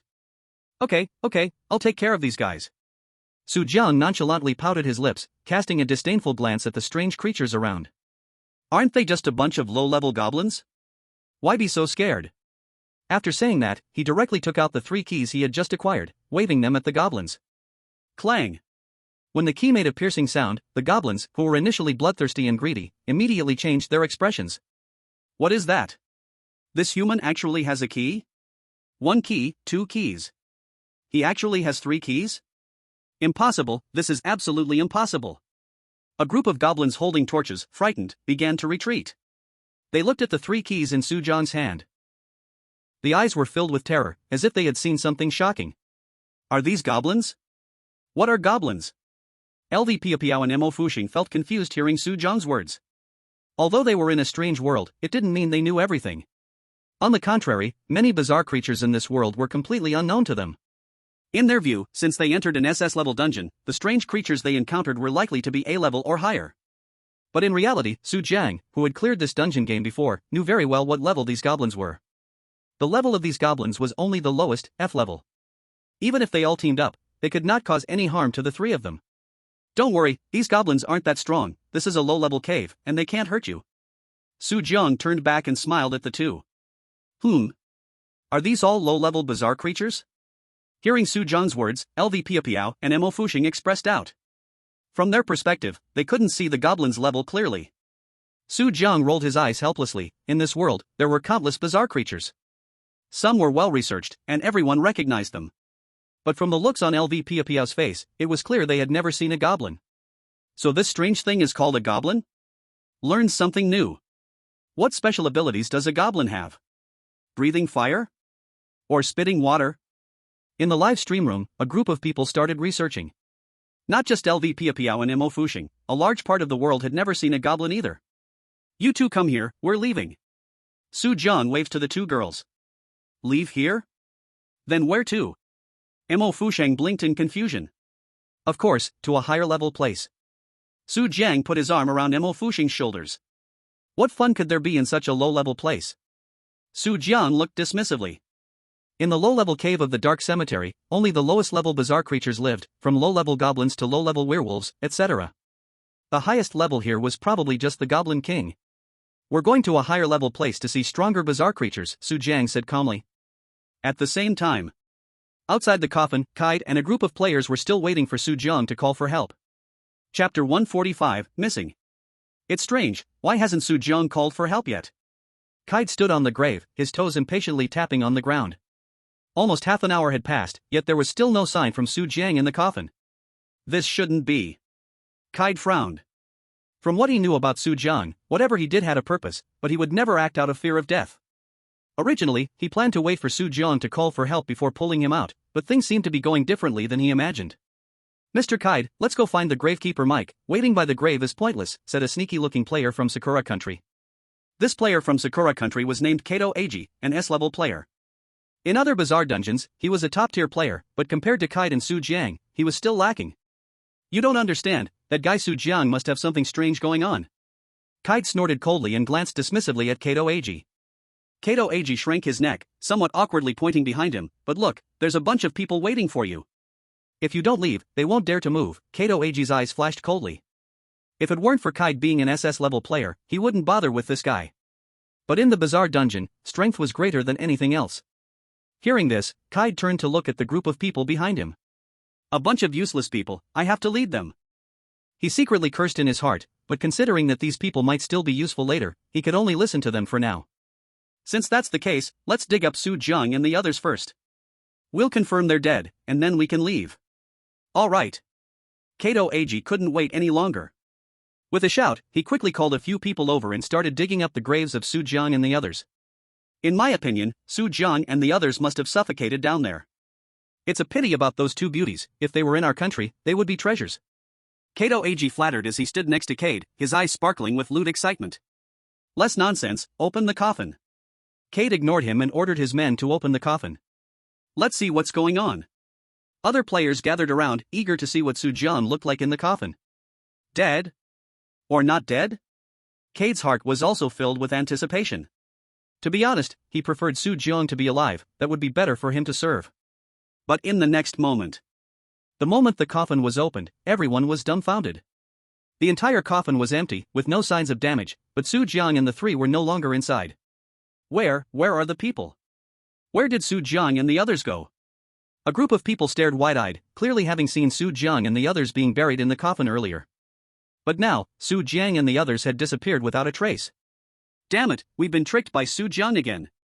Cade quickly woke up. Soo-jung must have discovered the secret of the dark graveyard and made them bury him. Otherwise, there was no way to explain what was happening now. Soo-jung and the others definitely went somewhere through this coffin. Suddenly, someone shouted. The surrounding players, hearing this, each had different thoughts and jumped into the coffin. However, they searched the entire coffin, finding nothing strange at all. Cade's face turned ugly. What's going on? Do we have to be buried for it to respond? If that's the case, then let's go down and try it. Kato Ag clapped and exclaimed. Well said, since that's the case, you go down. Me? Kato Ag turned to Cade. He was just making a suggestion. If they really buried him, what would happen if he couldn't find out where Soo-jung and the others went and ended up suffocating first? This is also for the organization, hurry up and go down. Cade cut him off and slapped him into the coffin, immediately ordering people to start burying him. No, don't. Before Kato Ag could beg for mercy, a coffin lid came crashing down, burying him deep within. About half an hour later, Cade finally ordered someone to dig up the coffin again. This time, no one had to help. Kato Ag kicked the coffin lid away and jumped out from inside. Useless, this coffin is completely useless, Soo-jung is gone. Kato Ag cursed angrily. After lying in the coffin for so long, he hadn't figured out how Soo-jung disappeared. Instead, he was close to developing a fear of closed spaces. Wow! Hearing his words, the scene erupted in an uproar. Soo-jung is gone? How is that possible? If they are gone, where did they go? They must be doing a hidden mission. A group of people suddenly panicked. If Soo-jung really found the hidden mission, their efforts would be in vain this time. I know. Suddenly, Kato Ag's mouse-like eyes darted around. I remember Soo-jung asked the gravekeeper roles for something before, we can ask him too. Right. Soo-jung must have received a clue about the hidden mission from roles. Let's go, let's hurry to find that old man. Cade's expression brightened. He hurriedly led everyone toward the small cabin where Rolls lived. To their surprise, when they found Rolls, he had already transformed into an ordinary gravekeeper. Facing Cade and the others' questions, Rolls was clueless. In the dark graveyard, there were all sorts of rules. For example, the gravekeeper should only work during the day. Unable to transform into something strange, just an ordinary NPC. So now Cade and Reels are asking questions, creating a ridiculous scene. Reels, what did you give to Soo-jung? What jang? Soo-jung. What thing? How would I know? Then why are you asking me? A group of people was nearly driven mad by the dull-witted Reels. If it weren't for the fear of killing Reels and affecting the mission, they would love to tear him to pieces. Meanwhile, in the underground dark cemetery, Soo-jung, accompanied by two girls, leisurely shuffles through the low-level cave. Next to them follows a group of low-level strange creatures, led by goblins. These strange creatures greedily stare at them, drool hanging from their mouths. They would love to devour the few people in front of them, but seeing the 3 keys in Soo-jung's hand, these goblins obediently shrink back. Each goblin holds a torch, illuminating the path ahead for Soo-jung and the others, just like streetlights. Indeed, there's no mistake, this is the low-level cave. Soo-jung's mouth slightly lifts, feeling a bit excited. The scene before him is exactly the same as when he first entered the underground dark cemetery. He remembers when he first entered the low-level cave, it was also guarded by a group of goblins. He defeated them, leveling up and moving on to the next stage. Chapter 146, Local Residents. Of course. With Soo-jung's current level, he no longer needs to deal with these low-level goblins. What interests him more is still deep within the cave. Soo-jung, are you sure this place is really safe? I feel something is off. Lu Piao follows Soo-jung closely, her tender arm pressed against him since they entered, feeling heavy with fruit. Her beautiful eyes flicker around, occasionally startled by the goblins appearing around them. As an SS-level player, she has seen many things, but such ugly little creatures are a first for her. This is the underground dark cemetery, then what was the dark cemetery we entered just now? Su Jiang, sniffing the sweet scent coming from beside him, glances down at the alluring Lu Piapiao. It's simple, the one above is also a dark cemetery, but the graves there contain strange creatures brought in from other places. But down here, it's the local residents. Su Jiang explains. Ah? The strange creatures in the cemetery are divided into foreigners and locals? Mo Fuxing seems a bit puzzled. Su Jiang nods, of course, otherwise how would the benefits be distributed? They would definitely be given to the local residents first. As he speaks, he tries to place his hands on the shoulders of the two girls. Mo Fuxing has already regarded Su Jiang as her own, feeling comfortable leaning on his shoulder. As for Lu Piapiao, although she feels a bit strange, she doesn't say much, her face reddening. Looks like there's hope. Su Jiang puts his anxious heart at ease, he was still thinking about how to win over Lu Piapiao. But the absence of resistance from her makes him feel relieved. Suddenly, Mo Fuxing seems to remember something. Local residents have benefits, so Su Jiang, do you mean there are benefits for us here? Lu Piapiao also suddenly realizes, lowering her head and saying, so, hidden tasks?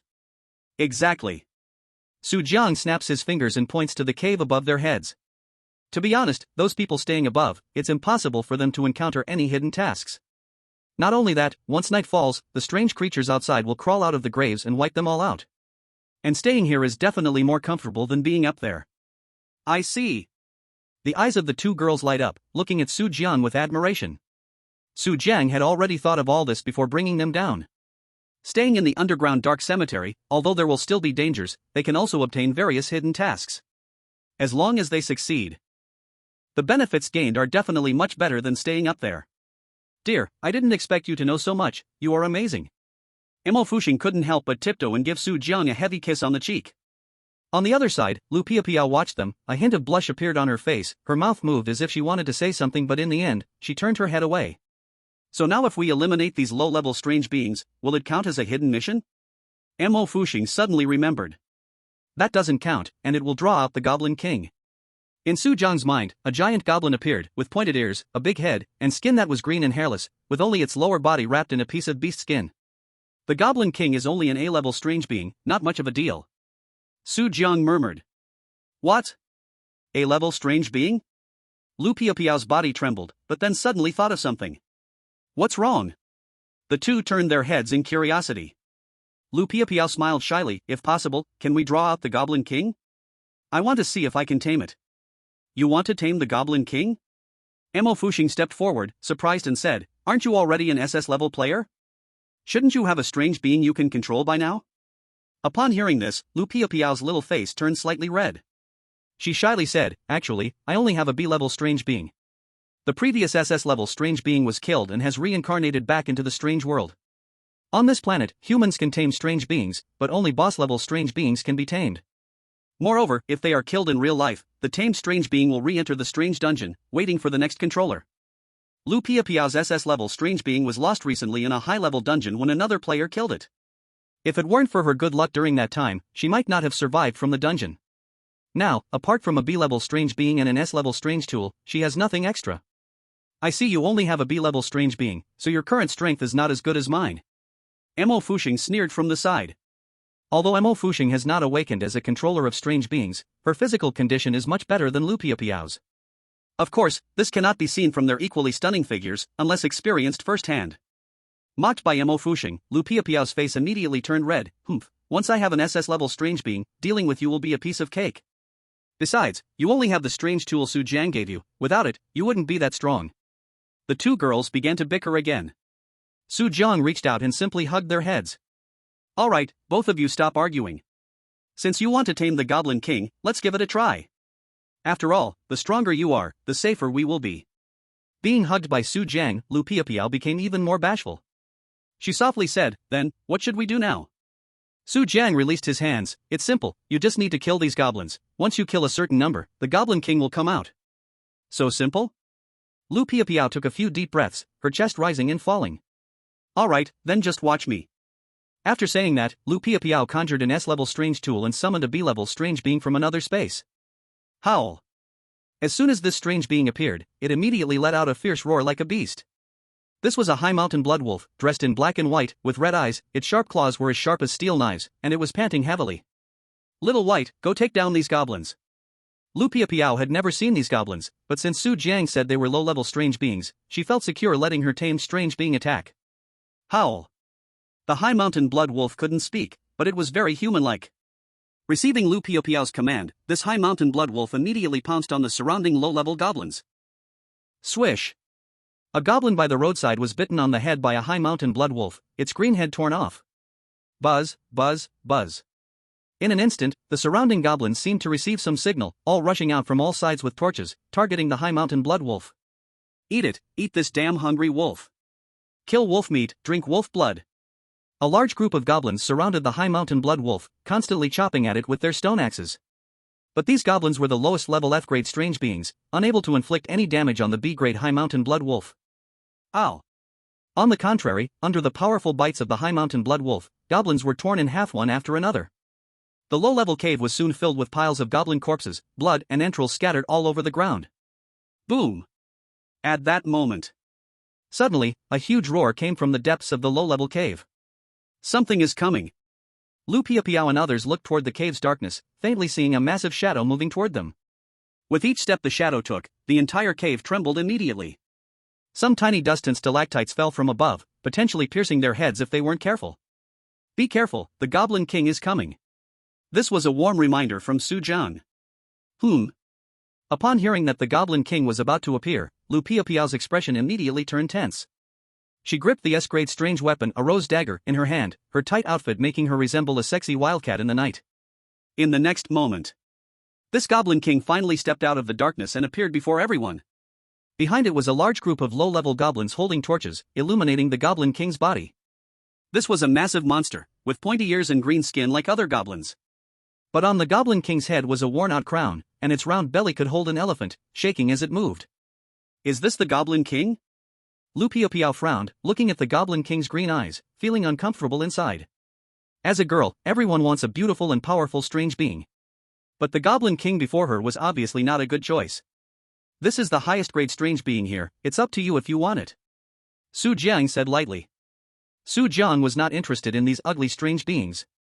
But Lu Piapiao was different from him, her SS grade strange being had just been destroyed, and she urgently needed to find a new replacement. Roar! Suddenly, the Goblin King took a step toward the high mountain blood wolf, causing many stalactites hanging from above the cave to immediately fall.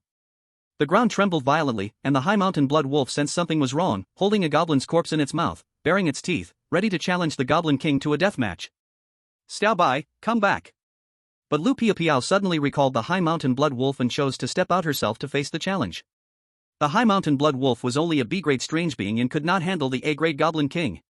If she wanted to subdue the Goblin King, she had to do it herself. You all don't need to intervene, just watch me.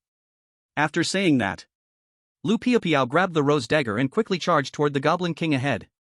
Great! I love watching women fight.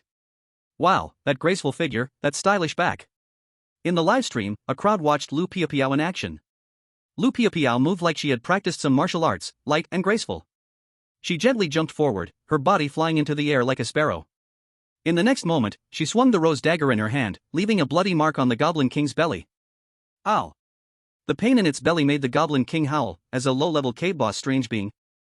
It quickly became angry. Boom!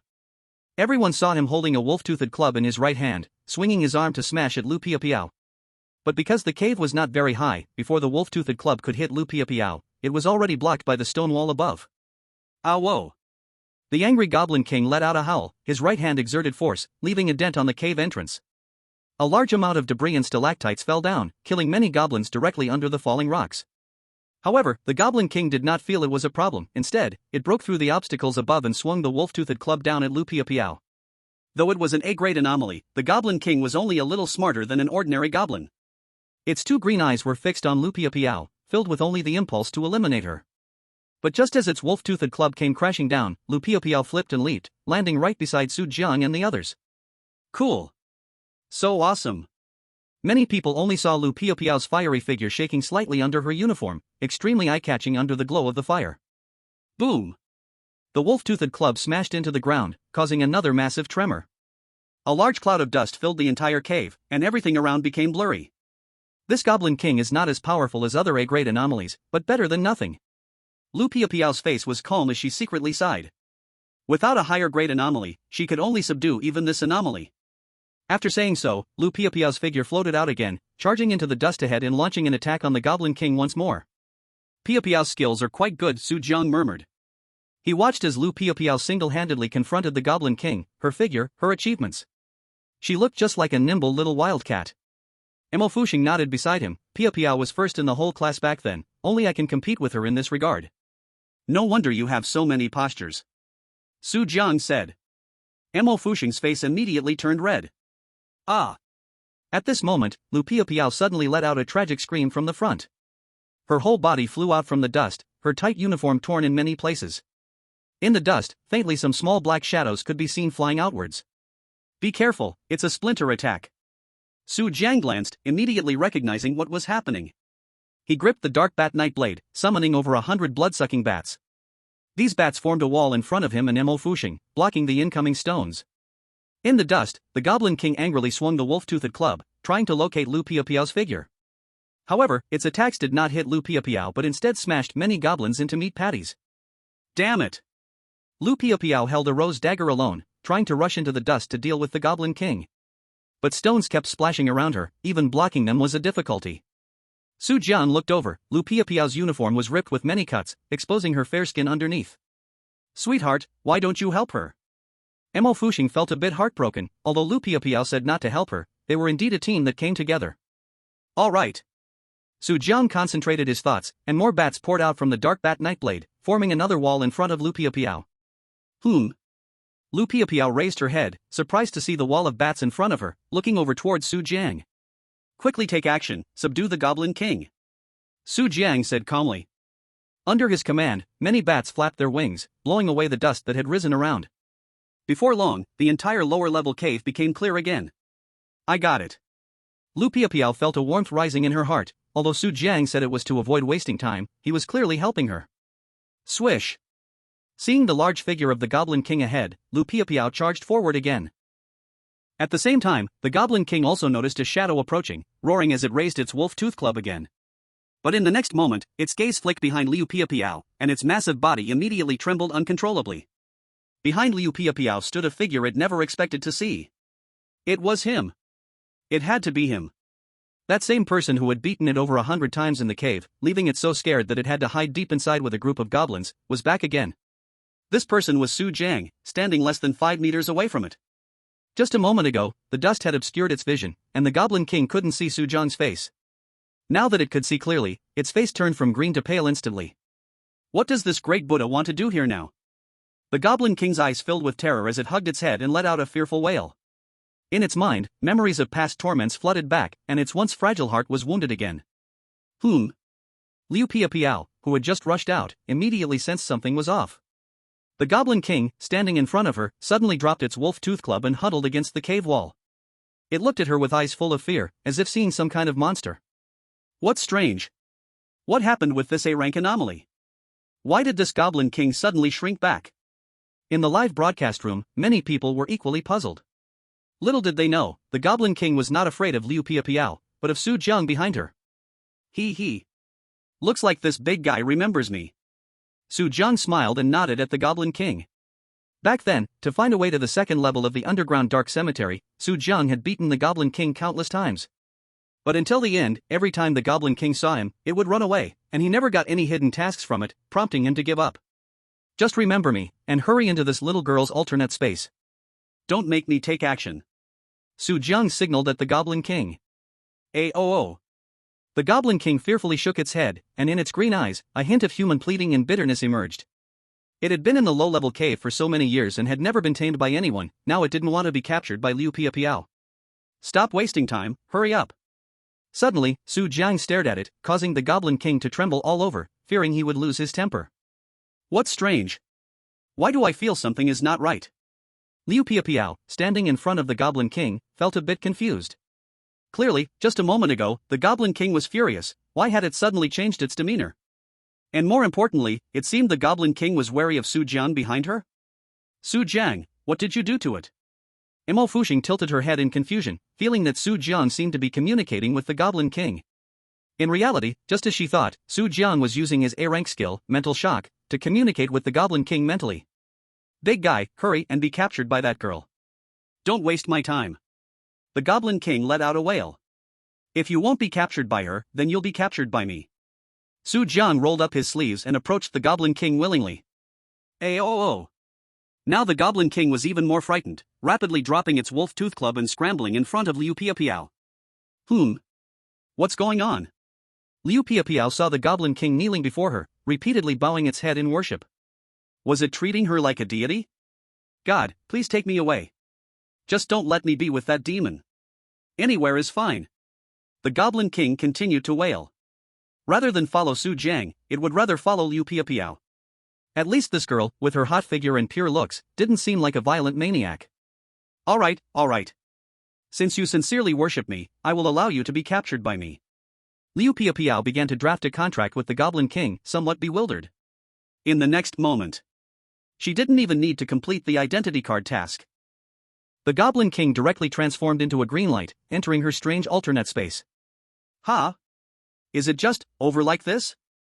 Until the Goblin King entered her alternate space, Liu Piapiao still couldn't believe it. But in the next moment, she opened the alternate space, and the Goblin King really appeared in front of her again. I really succeeded in capturing it. Liu Piapiao's mouth dropped open in disbelief. This was simply the easiest time she had ever captured something strange. In the live broadcast room, a group of strange players were also confused.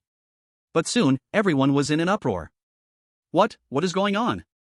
Is it really this easy to capture A-grade strangeness? Oh my god, this speed of capturing strangeness is even faster than when I captured a C-grade one. Why? Why can she do it so easily without even doing the identity card task? Many players were on the verge of collapse. They had spent who knows how much effort just to capture one strange thing, but Liu Piapiao could handle it with just a couple of gestures. Su Jiang, look, I successfully captured the Goblin King. Like a child seeking praise, Liu Piapiao returned to Su Jiang's side with the Goblin King, displaying a sweet smile. Not bad.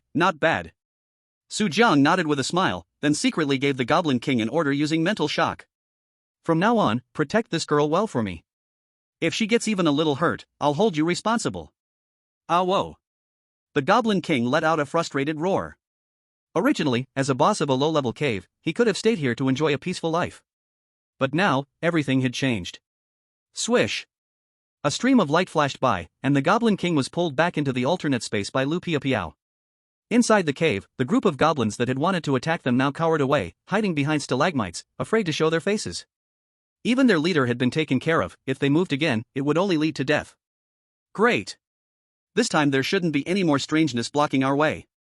Mo Fujing said with a smile. Su Jiang nodded slowly. That's right, let's head straight to the next destination. In Su Jiang's heart, a few big words emerged: high-level cave, strange banquet hall. Chapter 149, Banquet Hall. Su Jiang and the others walked deep into the low-level cave, entering a long corridor. Behind them, a large group of low-level goblins followed, and there were other strange things lurking in the darkness of the cave. Why do I feel like it's getting colder and colder? Mo Fujing rubbed her arms, ducking her head to look around. For some reason, she always felt a cold air rushing toward her. It's normal because we are going down. Su Jiang said. Liu Piapiao was surprised. We're going down, where else do we need to go? Until we enter the high-level cave. Su Jiang held the key, flicking it with his finger. The keyring swung on his finger, making a sharp clinking sound. The strange beings around, upon hearing this sound, felt apprehensive and did not dare to come closer. But Su Jiang, you have 3 keys, and there are only 2 caves. What do we need 3 keys for? Liu Piapiao suddenly frowned. Right. Mo Fujing also reacted. We need 1 key to enter the low-level cave and another for the high-level cave, so what's the third one for? Is there an ultimate cave? Su Jiang calmly said, no, there are only 2 caves. Only 2 caves? Mo Fujing and Liu Piapiao were filled with questions. If that's the case, what was the third key for? But Su Jiang suddenly stopped talking and led them forward. Found it. About 5 meters ahead of them, they could see a pitch-black door that almost merged with the cave. On the door, various strange patterns were carved. Peculiar human figures were entangled by thorny flowers in the patterns, seeming to want to break free but unable to. And this was just a painting on the door. Is this the entrance to the high-level cave? Liu Piapiao had already guessed what it was. Su Jiang nodded. That's right, this is the entrance. Inside, it should mostly be grade A or higher strange creatures. Grade A or higher strange creatures. The faces of the 2 women quickly changed. Since there were grade A strange ones, there must be plenty of grade S or even grade SS ones as well. Su-jiang, can we really go in with just the three of us? What if those strange creatures attack us? We probably wouldn't be able to fight them off, right? The two women expressed their concerns. They swallowed hard, their jade-like hands resting on the high, pure white structure above. Since it's a high-level cave, the strange creatures inside must be harder to deal with than the high-level cave itself. It's fine, just do as I say, and I guarantee no strange creature will harm you. Su-jiang stretched out a hand to introduce the two women. Once we go in, no matter who or what you encounter, don't say you are human, just say you are strange. Huh? Say we are strange? The two women blinked their beautiful eyes. What kind of method is this to avoid attacks? Is this really useful? Lu Piapiao still felt a bit worried. Of course, it's useful. Su-jiang smiled. He had used this method to sneak in countless times. Alright, fine. Since we are here, we might as well go. The two women were quite adaptable, although they still felt uneasy. They agreed to go with Su-jiang. Snap. The next moment, Su-jiang took out the second key and inserted it into the black patterned door in front of him. Whoosh! As the door opened, a strong gust of cold wind instantly blew out, and the faces of Mo Fuxing and the other two turned pale. Why is the yin energy here so heavy? How many strange creatures are inside? The two women looked in surprise toward the inside of the door, but soon they were stunned. Inside the door, there were no strange scenes as they had imagined. On the contrary, harmonious classical music came from within, along with the scent of fine wine and delicious food. They saw a magnificent banquet hall, with a luxurious chandelier made of crystal jewels hanging from the ceiling, sparkling with golden light. The area in front of the door featured a baroque-patterned colorful floor. On the left was a bar piled high with various fine wines, while on the right stood many large round tables in brownish yellow. In the center, many people of varying heights held wine glasses, dressed in glamorous outfits, chatting and dancing. Everything seemed so noble and luxurious. Is this really a cave? It looks even more beautiful than a castle. The two women opened their mouths wide, as it was truly hard to imagine. Many players in the live broadcast room were also dumbfounded. Is there such a place in the Dark Cemetery? Why have I never heard of this before? Many players who had been to the Dark Cemetery felt it was unbelievable at that moment. If they had known about this place sooner, they wouldn't have had to stay in the cemetery above for a full 7 days. Attention, strange creatures are coming. Suddenly, Su-jiang's reminder brought Mo Fuxing and Lu Piapiao back from their shock. They almost forgot, inside the high-level cave, everything was strange. Swish! As soon as they opened the big door and walked in, all the strange creatures in the banquet hall turned their gazes towards them. These strange eyes were dark and cold, watching them like prey. Suddenly, Mo Fuxing and the two women felt many strange targets locked onto them, and the feeling of being stared at made them extremely anxious. Whoosh! Suddenly, a cold wind blew by. Lu Piapiao felt a tickling sensation by her ear, as if a hair had gotten into her ear. But when she turned her head to look, she was so frightened she almost screamed. Next to her head hung a human head, with long hair dangling down, and a pair of white eyeballs without visible pupils staring at her intently. Miss, you seem not to be from here. Where did you come from? This inverted strange creature grinned, revealing a mouthful of pale teeth, but in every gap between the teeth was a kind of muddy blackness, emitting a nauseating stench. This creature is talking to me. What should I do? Lu Piapiao felt a bit flustered, although she had successfully tamed the Goblin King and regained a bit of strength. But the upside-down creature beside her gave her an even more terrifying feeling. SS-class creature, it must be an SS-class creature. Lu Piapiao thought to herself. Miss, why aren't you speaking? Where are you from? The upside-down creature laughed again, asking the same question. If you don't talk, I'll have to kick you out. Lu Piapiao felt her body getting itchier and itchier, as the creature's hair brushed against her tight uniform, slowly sliding over her curvy figure. Mountains, canyons. Seeing the hair about to dive into her clothes, Lu Piapiao hurriedly spoke, I'm from outside. She is a creature from outside, new to the dark grave. Is there a problem? Before Lu Piapiao could finish, Su-jiang came over and pulled her away. Chapter 150, The Upside-Down Creature Manson. Su-jiang's gaze swept over the upside-down creature, instantly recognizing its identity. SS-class creature, upside-down creature Manson. The upside-down creature Manson is a very powerful being, and its methods are bizarre, making it nearly impossible for ordinary people to tame. What Manson loves to do most is use its long hair as a weapon, slowly wrapping it around players when they are not paying attention. As soon as a player acknowledges they are human, its hair will tighten immediately, slicing them into countless meat slices. What it just did to Lu Piapiao was precisely that. Oh my god, it's the upside-down creature Manson, recognized as one of the top 100 most terrifying creatures in the world. Rumor has it that anyone who annoys the upside-down creature Manson will be sliced into pieces by its hair and turned into human specimens. I didn't expect Su-jiang to dare to confront it head-on. Many players watching the livestream felt a tingling sensation in their bodies, as if the upside-down creature Manson was moving right beside them. That frightening feeling was transmitted to them through the screen. The upside-down creature's smile vanished as soon as it saw Su Jiang, as if it had encountered something it feared. From Su Jiang, it sensed a powerful, horrifying aura. This guy isn't easy to deal with. The upside-down creature's expression turned cautious. It quietly extended its hair, trying to probe into Su Jiang's body. Whoosh whoosh whoosh. In the next moment, suddenly, hundreds of bats flew out from behind Su Jiang, all swooping towards the upside-down creature's face. Ah! This time, the upside-down creature Manson let out a terrified scream and quickly retracted its hair to block the approach of the blood-sucking bats. Many creatures in the banquet hall were also startled by Su Jiang's action. Clearly, they were the creatures, yet they were more afraid of Su Jiang, this creature.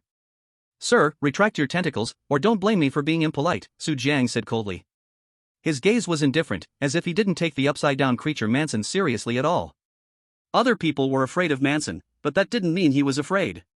As a player who had played countless times in weird dungeons, he knew exactly how to deal with Manson. The method to deal with Manson was simple: direct forceful suppression. Poo poo poo.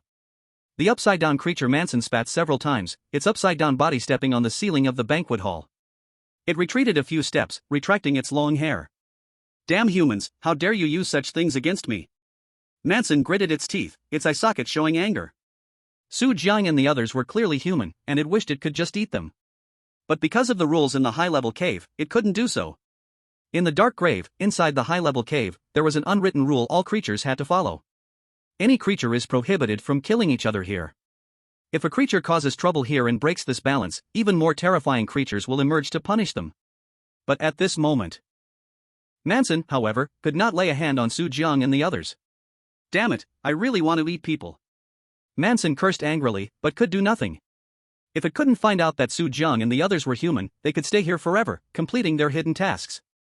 And this was also the reason why Su Jiang felt so fearless. Fortunately, Su Jiang stopped me just now, or there would really be trouble. Next to him, Lu Piapiao was still feeling scared, her jade-like hand patting the large fruit.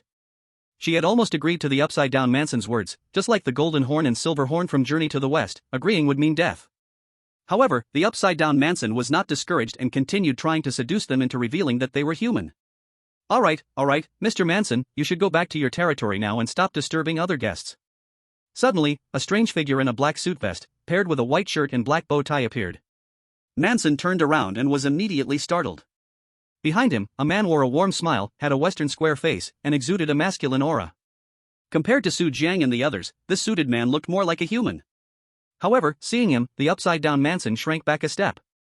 Mr. Wall, you are here, Manson said with a solemn tone. S-Class Oddity Bartender Wall, the manager of the Advanced Cave Oddity Banquet Hall. Its strength was on par with the upside-down Manson, in fact, it could be said to be even stronger. Many oddities present, upon seeing Bartender Wall, showed a hint of wariness. What they feared was not just Wall, but the master behind Wall. Bartender Wall glanced at Su Jiang and the others, then turned and smiled at Manson. Mr. Manson, these guests are the master's esteemed guests, please do not disturb them too much. Esteemed guests of the master? All the oddities present were shocked upon hearing Bartender Wall's words. Just these few guys, could they be the master's esteemed guests? The upside-down Manson found it hard to believe, no matter how it looked at Su Jiang and the others, from their appearance, smell, and every angle, they were human. If they were human, how could they possibly be the master's esteemed guests? On the other side, Lu Piapiao and Mo Fuxing were also in shock. Guests? When did we become the master's guests? What kind of person is the master here? The two women were puzzled, they were completely in the dark about the Dark Tombs matters. Mr. Wall, are you joking? You must want to eat them, so you said that, right? Manson felt a little indignant, muttering in secret. Its words did not spread out, only Bartender Wall and Su Jiang heard it. In its view, Bartender Wall definitely wanted to monopolize these three humans, which was why he said those words. In response, Bartender Wall smiled. He remained polite, saying, Mr. Manson, since I say they are the master's esteemed guests, then they are the master's esteemed guests. Or do you have any objections? Would you like the master to personally come and speak with you? Upon hearing this, the upside-down Manson's face changed immediately. If the master of the Dark Tomb appeared, it would probably be a dead end for it. No need, since Mr. Wall has said so, then I will believe you. The upside-down Manson stepped back, its gaze sweeping over Su Jiang and the others. Just don't let me find out they are human. Whoosh! In the next moment, the upside-down Manson's figure suddenly flashed and darted up to the ceiling. Mo Fushing and the two women looked up, only to find that the ceiling of the banquet hall was also covered with many tables and chairs, and some odd creatures were staring at them from above. Such a terrifying scene made them shiver. If Su Jiang had not been there, they would have likely been torn apart by these oddities long ago. As the upside-down Manson returned to the ceiling, the banquet hall once again restored its previously quiet and peaceful atmosphere. Lu Piapiao and Mo Fushing breathed a sigh of relief, but their gaze shifted to the bartender, Val. Manson had just said that Val might want to eat them, which is why he was trying to befriend them. "Dear guests, please come this way. May I ask what you would like to drink?" Val extended his hand towards the nearby bar counter, always wearing a smile, signaling Su Jiang and the others to come over. "Shall we go over? Will there be any trouble if we drink here?" The two women felt anxious, being careful and on guard everywhere. "It's fine, let's go," Su Jiang said dismissively, also smiling. "I happen to be a bit thirsty, I'll have a Bloody Mary." "All right, sir." Val slightly bent his body, politely bowed, and then slowly walked back to the counter to take out 2 silver canisters wrapped in leather for mixing drinks. "Let's go." Su Jiang turned to indicate to the two women, and the three of them walked towards the counter. The strange atmosphere thickened, and all eyes were focused on them. The cold stares made the two women feel uncomfortable all over. "Su Jiang, are we just going in like this? What if we cause trouble by drinking here? What will we do then?" Su Jiang's voice came from the side. "Just go straight in, drink the alcohol, and the other oddities won't suspect us." The two women turned their heads and suddenly realized that Su Jiang was worried they would be eyed by the abnormal beings, which is why he wanted them to drink. "Sir, here is your Bloody Mary." Bartender Val brought over a glass of blood-red liquid and placed it on the table in front of Su Jiang. "Thank you." Su Jiang walked up to the counter and sat down, taking a sip of the Bloody Mary, and the strange stares around them softened a bit. "Ladies, may I ask what you would like to drink?" Suddenly, Val turned his head to ask. We'll have 2 Bloody Marys as well." Mo Fushing thought quickly and ordered the same drink for herself and Lu Piapiao. Since Su Jiang had no problem drinking Bloody Mary, they should be fine too. But when Val brought the drinks over, the two women were stunned. Val's Bloody Mary actually smelled a bit metallic. "Don't say anything, just drink it." Su Jiang's voice came out again, and the two women had to pick up their glasses. They tried a sip, and their faces immediately twitched uncontrollably. The taste of this drink was almost like real human blood. However, because they drank the alcohol, the surrounding oddities eased up, and the banquet hall's eerie conversations resumed, with classical music flowing through the hall. "Don't worry, this isn't real human blood, it just has a flavor mix to taste like it." Su Jiang looked at the two women, who were trying hard not to vomit. After hearing this, the two women's moods eased a bit, but their stomachs still felt uncomfortable. "Su Jiang, why are we here?" Seeing that no one was paying attention to them, Lu Piapiao whispered to Su Jiang. In this high-level cave filled with high-level anomalies, they were merely little sheep waiting to be slaughtered. Given this environment, they would rather be on the ground. "I came here to find something." Su Jiang casually raised his glass and took another sip. "There is something I want in the high-level cave, you stay here, and I'll go look for it." Su Jiang said. "You want to leave?" Mo Fushing and Lu Piapiao's expressions immediately changed. Surrounded by high-level anomalies, they felt even less secure with Su Jiang gone. "I'm just going for a bit, I'll be back soon." Su Jiang turned to the bartender Val. "Mr. Val, would you please prepare a guest room for me?" As he spoke, he directly took out 10,000 strange coins and placed them on the counter. Seeing the strange coins, Val's smile became even warmer. "All right, sir, I will prepare it for you right away." Before long, bartender Val prepared a luxurious suite for Su Jiang and the others. "Remember, no matter when, never reveal your true identity. I'll be back soon." Leaving the two women in the guest room, Su Jiang departed alone. The moment he left the room, the tense nerves he had been holding finally relaxed. "Finally, it's just me alone. It seems I need to hurry and find the tear of the elf." Because of the relationship between the two women, Su Jiang has always been unable to properly do what he was supposed to do, as he had to constantly pay attention to prevent the two from breaking the rules and causing changes in the dungeon. "Mr. Su Jiang, you have finally returned. The master will surely be very happy to hear this news." Without the two women around, the smile on Walter's face became respectful, as if he and Su Jiang were old acquaintances. Su Jiang nodded. "Mr. Walter, please take me to see your master." Holding 3 keys, Su Jiang directly handed them to the bartender, Walter. The 3rd key is specifically used to meet the master of the Dark Tomb. "Okay, Mr. Su Jiang." The bartender Walter bent down to take the keys, smiling as he turned and led Su Jiang deep into the high cave. If Lu Piapiao and Mo Fushing were present now, the two women would undoubtedly be shocked. Because the place the bartender Walter led Su Jiang into was actually a wall behind the wine cabinet, Walter took the 3 keys and inserted them directly into the wall. The originally stone wall suddenly had 3 keyholes appear, just like cutting tofu. As Walter inserted the 3 keys, the wall suddenly opened. Mr. Su Jiang, the master is inside. Walter led Su Jiang to a black door, turned, and smiled at Su Jiang. Thank you, Mr. Walter. Su Jiang took out 10,000 trick coins and pressed them into his hand. How has your master's mood been lately? At this, Walter's mood suddenly became a bit strange. Well, Mr. Su Jiang, you might as well go in and see for yourself. Her mood right now is really not good. After saying this, the bartender Walter hurried away, leaving Su Jiang alone outside. It seems this time might be a bit troublesome. Su Jiang smiled helplessly. Although he knew the master here, he was still a bit wary of her. However, despite his fear, Su Jiang took a deep breath and placed his hand on the doorway, gently twisting the doorknob. Swish! Just as he stepped through the door, a chill swept through the dark room, and a ghostly shadow appeared behind him. Darling, you're back. Accompanied by this incredibly bland voice, Su Jiang felt a shiver run down his spine. Because he could faintly sense a cold touch on his neck. He slightly lowered his head to look down, and a claw rested on his throat. He moved gently, and instantly felt the hair on his neck stand on end. Whoosh! At that moment, a gust of cold wind blew through the room, a glimmer of light radiated in front of Su Jiang. Not far away, a small round table was set with a lamp that had 8 white candles. Those white candles, like bubbles, suddenly burst into flames, illuminating the entire room. Chapter 152, The Snake Woman. The entire room was decorated in a classical style, with a huge marble pillar standing at each corner, supporting the whole room.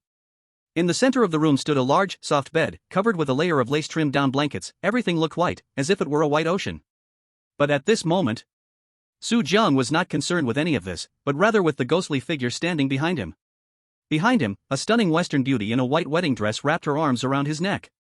With a high forehead, big eyes, and a straight nose, beneath which was a crystal-clear small mouth, plus her explosive figure, she was an extraordinary beauty.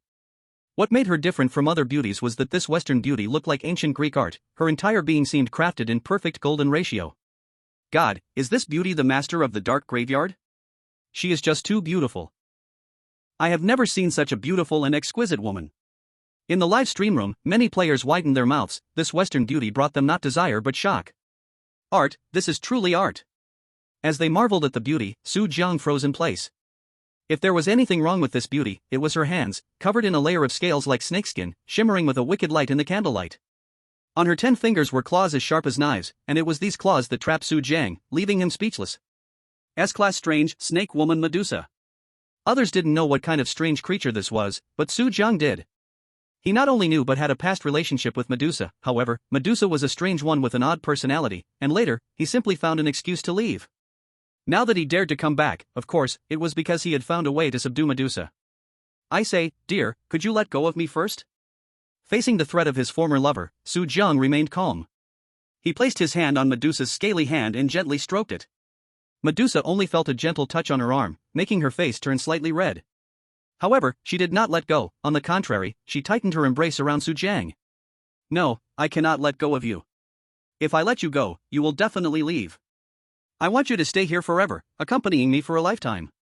A hint of sadness flashed in Medusa's beautiful eyes. A few years ago, she and Su Jiang were inseparable, but then one day, Su Jiang said he would find the cure for her arm and left alone, never to return. Now that she saw him, all kinds of emotions exploded in Medusa's heart. She wished she could tear him apart right now, to keep him here for a lifetime.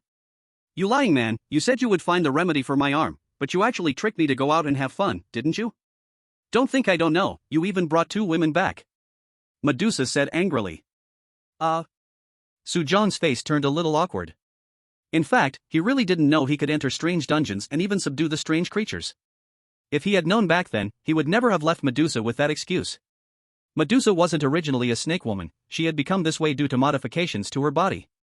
Although her strength had become formidable because of this, her body was also suffering torment from the pain in her arm every moment. My dear, don't worry. This time I came back, I have found the medicine that can heal your arm, Su Jiang said after thinking for a moment. The grip on Su Jiang's hand slightly loosened. Medusa's beautiful eyes revealed a bit of surprise. You found the medicine to heal my arm? Where is it? This. Su Jiang's face looked a bit awkward. Although I found the medicine, I can't get it back by myself. I need you to accompany me. You want me to accompany you to leave? Medusa's face darkened. Su Jiang looked very awkward. Although he had indeed found the antidote for Medusa, the medicine wasn't so easy to obtain. To get this medicine, he still needed Medusa's help.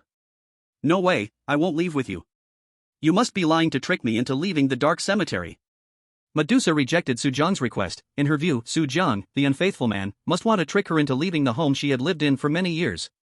Unless you find the antidote, I absolutely won't go outside with you. Medusa turned her head away. That's right, just don't let this guy have his way. Letting you party and flirt with other women every day, now you're finally getting a taste of difficulty. Many players in the live stream room wore smiles, seeing Su Jiang in trouble made them happier than clearing the dungeon themselves. It seems it still won't work. Su Jiang shook his head inside. Although he was prepared for rejection, he still felt a bit disappointed inside. Alright, I'll go out first. You think it over, and when you understand, I'll come back to find you. After saying that, Su Jiang turned to leave the room. Leave? Who said you could leave? Suddenly, a fragrant breeze swept in, and a strong, dark wind slammed the door shut, with Medusa wrapping herself around Su Jiang. Her finger lightly traced a line, and all of Su Jiang's clothing disappeared. In the next moment, she traced a line on herself as well. Not suitable for children, forbidden to watch. Su Jiang quickly summoned blood-sucking bats with the dark bat nightblade, surrounding the two of them completely. Now that you've come back, don't think about leaving. First, pamper me well. After saying this, a wedding dress fell to the ground, revealing a body filled with artistic perfection in front of Su Jiang. Come, my lover. Medusa led Su Jiang to the bed, and the room was filled with romance. Damn! This is really inappropriate. Many players cried out in despair.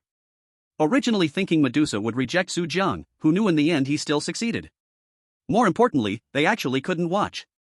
This battle, obscured by bats, lasted for a full few hours.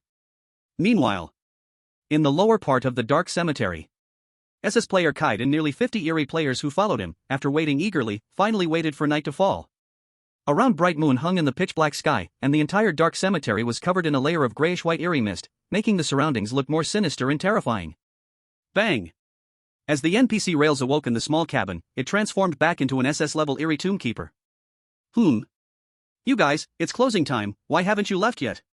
If you don't hurry and leave, do you believe I will whip you to death? The tombkeeper Rails produced a black leather whip, cracking it in the air with a loud crack.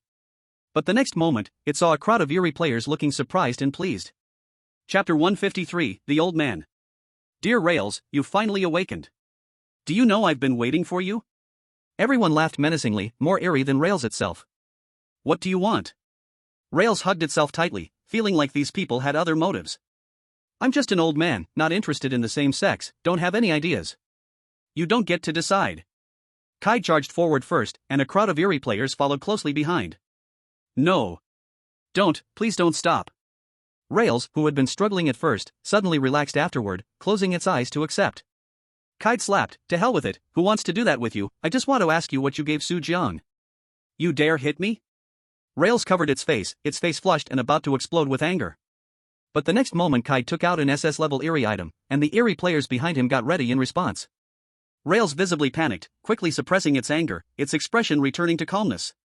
Let's just talk, you can ask whatever, I'll answer honestly. Kaid disdainfully put away the eerie item. I ask you what you just gave Su Jiang, answer honestly. Rails tilted its head. Su Jiang, who? The guy you let in first this morning. Kaid scolded angrily. Oh, you mean that kid? Rails clapped its hands. I remember now, that guy took 3 keys from me and then went in. And then? What are the keys for? Kaid pressed impatiently. The keys are obviously meant to open the door. Rails' eyes flashed with disdain, but upon seeing Kaid's gloomy expression, it quickly changed its tune. The keys are used to open the underground banquet hall door. Nobody can enter without the key. So that's how it is. Kaid and the others suddenly understood, so Su Jiang had them bury themselves with that meaning. Damn, Su Jiang must be doing a task in the banquet hall already. We have to hurry over. Give me the keys. Kaid stretched out his hand. Here. Rears didn't dare to resist. This time was different from the morning. Kaid no longer needed to listen to him. Kaid looked down, frowning again. Why are there only 2 keys? There are only 2. Rears said. Did you not say that Su Jiang was given 3 keys? The 3rd key is a bit special. He stared deeply at Rears. Unless accepted by the master, the 3rd key cannot be taken, otherwise, no one else can obtain it. There's such a thing? Has Su Jiang gained the acknowledgement of the Dark Tomb owner? Rears was somewhat surprised. Wasn't this Su Jiang's first time here? How could he gain the owner's acknowledgement? At this moment, Kato Eiji walked out, flattering and bowing. Mr. Kaid, we should hurry into the underground tomb. We cannot let Su Jiang complete the hidden task alone. Right, exactly. Cade turned and asked one last question. Is it true that as long as you lie in the coffin, you can open the underground tomb door? Rears nodded. Exactly. As long as you use the key in the coffin, the large underground door can be opened. Good, let's go right away. Everyone immediately ran towards the mass grave, trying to open the underground tomb door. Suddenly, Cade paused. Wait, we haven't retrieved our cursed coins. Right. Everyone recalled being extorted by Rears and turned to find trouble with him. But as soon as they turned, the aged Rears quickly ran into a small wooden house nearby. Want to ask me for money? Dream on, he he he. The aged Rears made a face that only a child would make. Bang! The wooden door closed, and a group of people ran back. No matter how they attacked, the wooden house showed no signs of damage. Damn it, this is a system item, indestructible. Kato Ag cursed loudly. A crowd gathered around the small wooden house, cursing loudly, but Rears was like a turtle, refusing to come out. Let's go, first find the tomb door. Cade's face was extremely gloomy. Because of Rears' prank, he was filled with anger. He just wanted to find someone to vent to let others feel his rage. Bang! Just as Rears said, when Cade jumped into the coffin holding the two keys, the originally flat coffin lid immediately transformed into the shape of a large door. Crack! Cade used the key to open the portal beneath the coffin. Everyone fell through, appearing in the low-level cave. So many people. So many delicious humans. A group of goblins poked their heads out from the dark corners of the low-level cave, their round eyes shining with green light. Besides goblins, there were werewolves, rotten zombies, and various other low-level monstrosities. Oh my, what kind of monsters are these? These oddities are so ugly, they can't all be high-level weirdos, right? Many players panicked upon seeing goblins, instinctively thinking these were high-level weirdos. Kato Ag jumped out. Don't panic, look over there, there's a low-level werewolf. I captured one to play with before. Since these weirdos are with werewolves, they must also be low-level weirdos. Everyone suddenly understood and felt relieved. Cade turned to him. What do you play with werewolves? Kato Ag's face instantly became awkward, changing the subject. Don't ask, let's find the banquet hall first. Boom! With Kato Ag's words, a group of players took action. About 50 people launched a massacre in the low-level cave. Along the way, they easily took care of all the various low-level weirdos they encountered. Kato Ag even captured another low-level werewolf, storing it in his own space. Everyone felt disgusted by his twisted interest, but also because of his reminder, they easily defeated all the weirdos they saw in the low-level cave and arrived at the entrance to the high-level cave. Is this the door to the banquet hall? It seems the underground tomb isn't that big of a deal, let's hurry in to do the hidden task. Cade and the others were all excited. Since they could wipe out all the weirdos in the low-level cave, the weirdos in the banquet hall surely wouldn't be anything noteworthy. Boom! The key was inserted into the door, and then Cade kicked it open, leading everyone in. Su Jiang, you bastard, come out here. I know you're here, don't even think about doing this alone. Cade and the others shouted as they entered, trying to find Su Jiang. But the next moment, everything before them stunned them immediately. The banquet hall was still as noble and luxurious as before, with soothing classical music playing, calm and peaceful. But when Cade and the others turned to look at the hall, they were immediately scared by the scene before them. All kinds of high-level grotesques were hosting a banquet like humans, and as they burst in, all the grotesque gazes instantly turned sinister, exuding a bloodthirsty glow. Chapter 154, Slaughterhouse. What is going on here? Kato Ag and the others were frightened. They recognized many of the high-level grotesques before them. Look over there, the S-Class grotesque Snow Mountain Bigfoot Benny. And over there, the S-Class grotesque Sir Leah Dancer Jessica. SS-Class grotesque Inverted Hanging Manson. The various grotesques before them terrified everyone, making their scalps tingle. They even felt a chill rising from the soles of their feet. Unlike the low-level cave from before, this place was inhabited by creatures they could not deal with. Brother Cade, what should we do? Kato Ag asked, trembling as he shrank beside Cade. Retreat, let's get out first. Gone was their earlier arrogance. Cade and the others tiptoed, trying not to attract the grotesque's attention, backing out of the high-class banquet hall step by step. Suddenly, a sinister wind swept in. Boom! The black wood-patterned door was slammed shut, and Inverted Hanging Manson fell from the air, appearing next to Kato Ag. Oka-san! Kato Ag blurted out in his native language in fear, his face with a little mustache turning pale. He felt the long, straight hair of Inverted Hanging Manson slowly extend towards him, burrowing into his body. Little brother, you don't seem to be from around here. Where are you from? Manson's pupil-less eyes stared at Kato Ag, and his gaping mouth revealed a blackened gum line.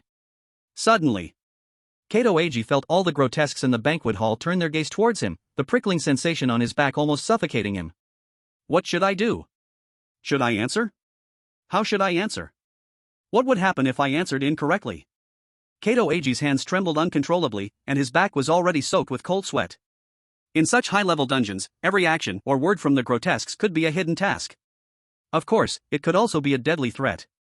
Everyone looked nervously at Kato Age, as his words could very well determine their survival. Seeing that Kato Age remained silent, the smile on inverted hanging Manson's face grew even more sinister.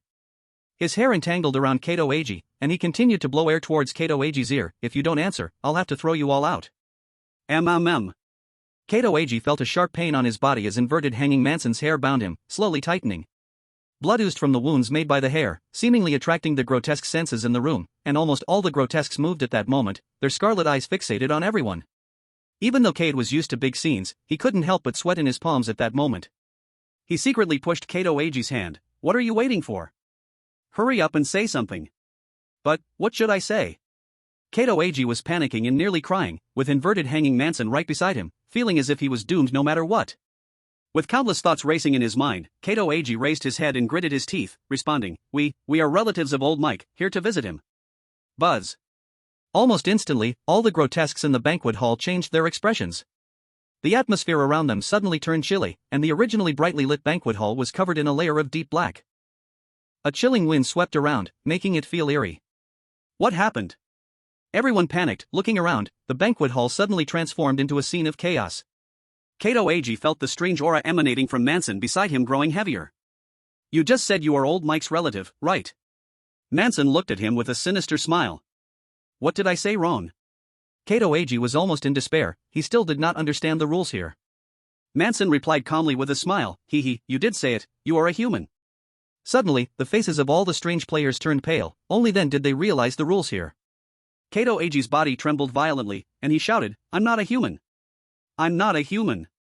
That's right, you are not a human, you are the meat on the table. Manson sneered. Puff. The hair that bound Kato Age suddenly tightened, and his entire body was sliced into pieces, each less than 3 centimeters big. Wow. In an instant, all the eerie entities in the banquet hall started to move. Almost all the strange beings revealed their true forms, their faces twisted as they lunged at the 50 strange players who had entered. In just a moment, this place turned into a slaughterhouse. Damn it, run! Cade cursed angrily as an SS-grade eerie weapon appeared in his hand, rushing towards the door. The other players who came in with him had terrified looks on their faces, and like a tide, they began to retreat. No one can escape. The upside-down eerie Manson hung from the ceiling, with a piece of Kato Age's liver in his mouth, constantly using his hair to capture other strange players. The doors of the banquet hall were tightly shut by his hair, everyone struggled to get out. Soon, the eerie beings swarmed in, attacking the high-level players. Many players could not withstand a round of attacks from the Eries, being ripped open and devoured on the spot. The inside of the banquet hall was a bloody mess, completely devoid of the previously peaceful atmosphere. What happened? Lu Piapiao and Mo Fusheng, who had been in the guest room, could only hear horrific screams coming from outside, panic welling up inside them. Did someone break in and get eaten by those Eries? Lu Piapiao frowned. Mo Fusheng's beautiful eyes flickered, and her expression suddenly turned anxious. What if Su Jiang is outside encountering trouble, fighting those Eries? The two girls shivered, starting to doubt. Although they both felt this was unlikely, they also thought that no other players could come to this place. What should we do? Should we go out and take a look? Lu Piapiao suggested tentatively. Mo Fusheng hesitated, but Su Jiang said to stay in the room. It's okay, Su Jiang said, as long as we don't reveal our true identities, those Eries won't attack. Lu Piapiao was a bit anxious, she desperately wanted to know what was happening outside. Perhaps Su Jiang was secretly completing a task and didn't want to tell them. Let's just take a quick look and come back. Lu Piapiao insisted. Mo Fusheng still wanted to refuse, but Lu Piapiao had already grabbed her hand, and the two of them opened the door. Whoosh! The moment the door opened, a strong smell of blood flooded in. Lu Piapiao and Mo Fusheng's hearts dropped, they immediately sensed something was wrong. In front of them was a scene of unimaginable horror, the once elegant banquet hall was now unrecognizable from its previous noble atmosphere. On the contrary, in the vast banquet hall, all sorts of Eries were manifesting everywhere, revealing their terrifying true forms. What happened? Mo Fusheng exclaimed in shock, covering her mouth, her body stumbling back, feeling weak and powerless. The scene before her was too terrifying. A group of high-level Eries was attacking about 50 strange players. Many unlucky players were torn apart, cut, and tortured in various ways by them. The ground flowed with blood, and chunks of flesh and intestines flew into the air. The entire banquet hall was filled with chaos, completely different from the warm scene they had just entered. Help! One player huddled in the crowd, crying in despair, swinging a strange weapon to fend off the oddities. But suddenly, an abnormally long-armed creature hung in the air, reaching out a hand to directly rip off his head, pulling his spinal cord out as well, and then sucking it into its mouth. This is not Su Jiang, it's Kite and the others who came in. LV Piao's little face turned pale, her hands reaching behind her, trying to grab Mo Fuxing to steady her thoughts. She quickly spotted Kite, who was swinging an SS weapon to fend off other creatures. She hadn't expected these guys to have entered as well. Where is Su Jiang? Where did Su Jiang go? Suddenly, Mo Fuxing's eyes trembled, and he stepped forward quickly, trying to look for Su Jiang's figure. But the surrounding area was a bloody mess, and she could no longer see what was around her clearly. LV Piao, Mo Fuxing, you too. Suddenly, Kite noticed LV Piao's side, and to resist the creatures, he was already sweating profusely, his body drenched in blood. In contrast, LV Piao and the others seemed completely unharmed. Ladies, you'd better hurry back to your room. Bartender Wall appeared out of nowhere, standing beside LV Piao with a smile. He kindly reminded LV Piao, but he was not in a hurry to drive them back to their room. On the contrary. Wall's gaze shifted towards the scene of carnage ahead, watching everyone struggle against the creatures. His smile slowly became sinister. Let's go, Fuxing, we need to hurry back. LV Piao felt a wave of cold air behind her, as if Bartender Wall was about to change as well. Seeing the two about to return to their room, Kite shouted angrily, "Don't let them go. They are human too." Human? They are human too? In an instant, almost all the creatures turned to look at LV Piao and Mo Fuxing. Compared to other humans, LV Piao and her friend obviously looked much paler and more delicate. GGG, I said these guys are all human. They are mine. The upside-down creature, Manson, let out a sinister laugh, hanging from the ceiling and crawling over in an extremely eerie spider-like manner. The hair on its head instantly elongated several meters, trying to pierce the girls' heads. Not good, run. The two girls turned to run back to their room, but as soon as they turned, they bumped into a massive black shadow as big as a mountain. Ladies, where are you in such a hurry to go? LV Piao and her friend looked up, instantly startled by the monster in front of them. Boom boom boom. Bartender Wall stood behind them, but his body had obviously bulked up a circle. His smile was no longer warm, instead shrouded in a layer of sinister energy. Wall's squinted eyes flashed with cunning. Since you are human, you can't stay in the underground tomb, you should enter my belly. LV Piao was stunned with fear and quickly shouted, "Mr. Wall, we are friends of Su Jiang. If you harm him, he will be angry." Su Jiang? Wall's smile widened even more. What of Mr. Su Jiang? If he reveals his true identity here, he will die too. Swish. Two shadows rushed forward swiftly. The upside-down monster Manson and Bartender Wall both attacked them together. At the same time, Su Jiang, after being locked in a room by the snake woman Medusa, had a fierce battle with her. Darling, no more. After an hour of struggle, Medusa finally couldn't hold on. She pushed Su Jiang away and reached for her wedding dress, covering her beautiful body cloaked in dreamy allure. Darling, you are even stronger than before, much stronger. Medusa looked at Su Jiang with a mix of fear and excitement in her eyes. Su Jiang's endurance had improved significantly compared to before, but this also strengthened her determination to keep Su Jiang there. You can't leave. Medusa licked her tongue and said. Hee, then why don't you come over? Su Jiang also put on his clothes, reaching out to pull Medusa into his arms, stroking her delicate hands, which were incredibly thin and white. Only on the night of a full moon, when desires are liberated, would Medusa return to her beautiful self. Now, tasting her again, Su Jiang could only feel unsatisfied. Medusa lay in his arms shyly saying, "Wait a moment, I need to adjust." Okay, take your time to adjust. After saying that, Su Jiang pulled Medusa up again and lay back down on the bed. But soon, he heard a commotion outside. Just as Su Jiang was about to enter, he flipped over, raising his ears to listen to the sounds outside. What happened? Nothing, just a group of humans barged in. Medusa's delicate hands wrapped around him, exuding a sweet fragrance.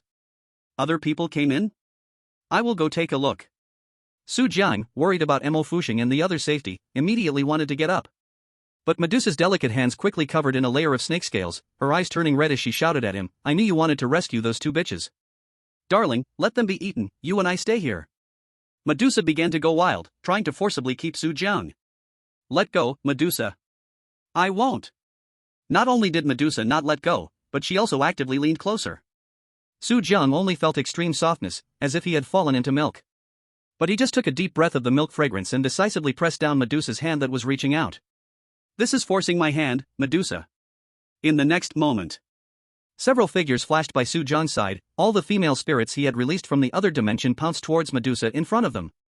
Alice, Aaron, catch her. Okay, darling.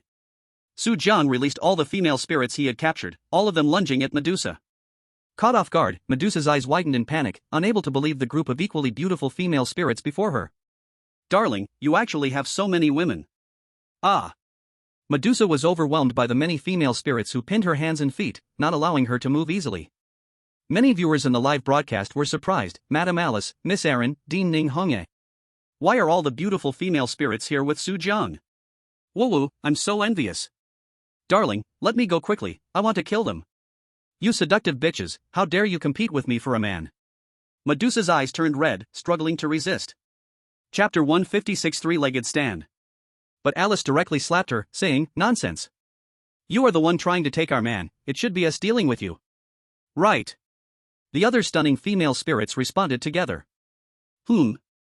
Looking at the beautiful women in front of her, Medusa was stunned for a moment.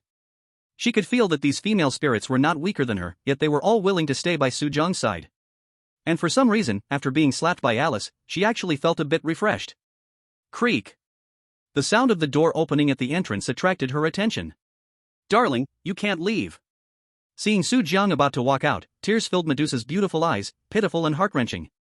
If you leave now, I will immediately kill the women around you. Although Medusa was only an SS spirit, she had her own ways to deal with other spirits.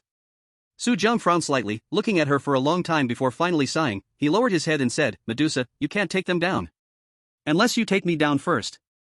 Suddenly, Medusa's body relaxed, and all the female spirits around her were recalled by Su Jiang. Witnessing this scene, Medusa froze entirely. She watched Su Jiang walk out the door, the sounds of chopping outside growing louder, and the room felt even quieter. On the other side, Su Jiang stepped out the door, and upon seeing that Medusa did not chase after him, he finally felt relieved to run outside. Once he stepped outside, his face immediately turned cold. He saw the hanging spirit Manson and bartender Wall surrounding Imo Fuxing and the others. The true forms are fighting. You, bartender, go back to mixing drinks. Damn it, the hanging spider, those two women are mine. Manson and Wall, both bizarre, are fighting in front of Imo Fuxing and LV Piapiao. Their true forms are a hanging spider person with six-jointed legs and a muscular dark servant covered in muscle lumps. Now they are fighting each other, the surroundings dark and chaotic, blood splattering everywhere, making Imo Fuxing and LV Piapiao's faces turn pale with fear. Neither of you come closer.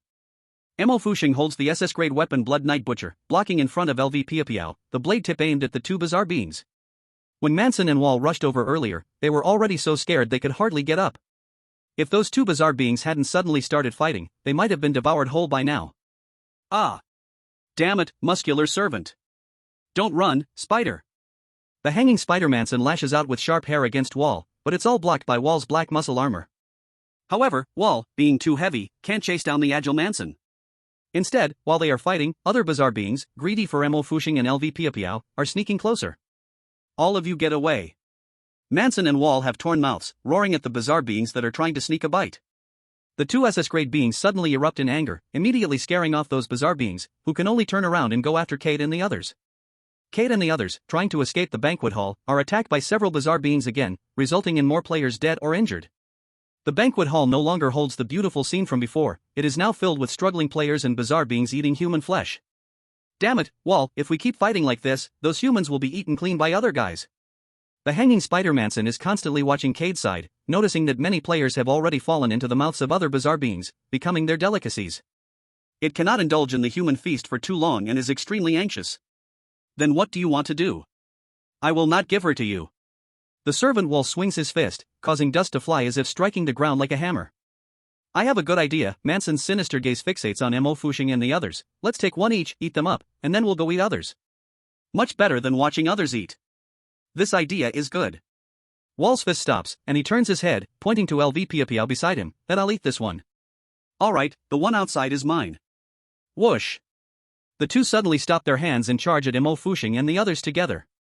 Don't come over. Ah. Imo Fuxing quickly swings the Blood Knight Butcher, and LV Piapiao releases the recently subdued A-grade Bizarre Goblin King from behind. Get away!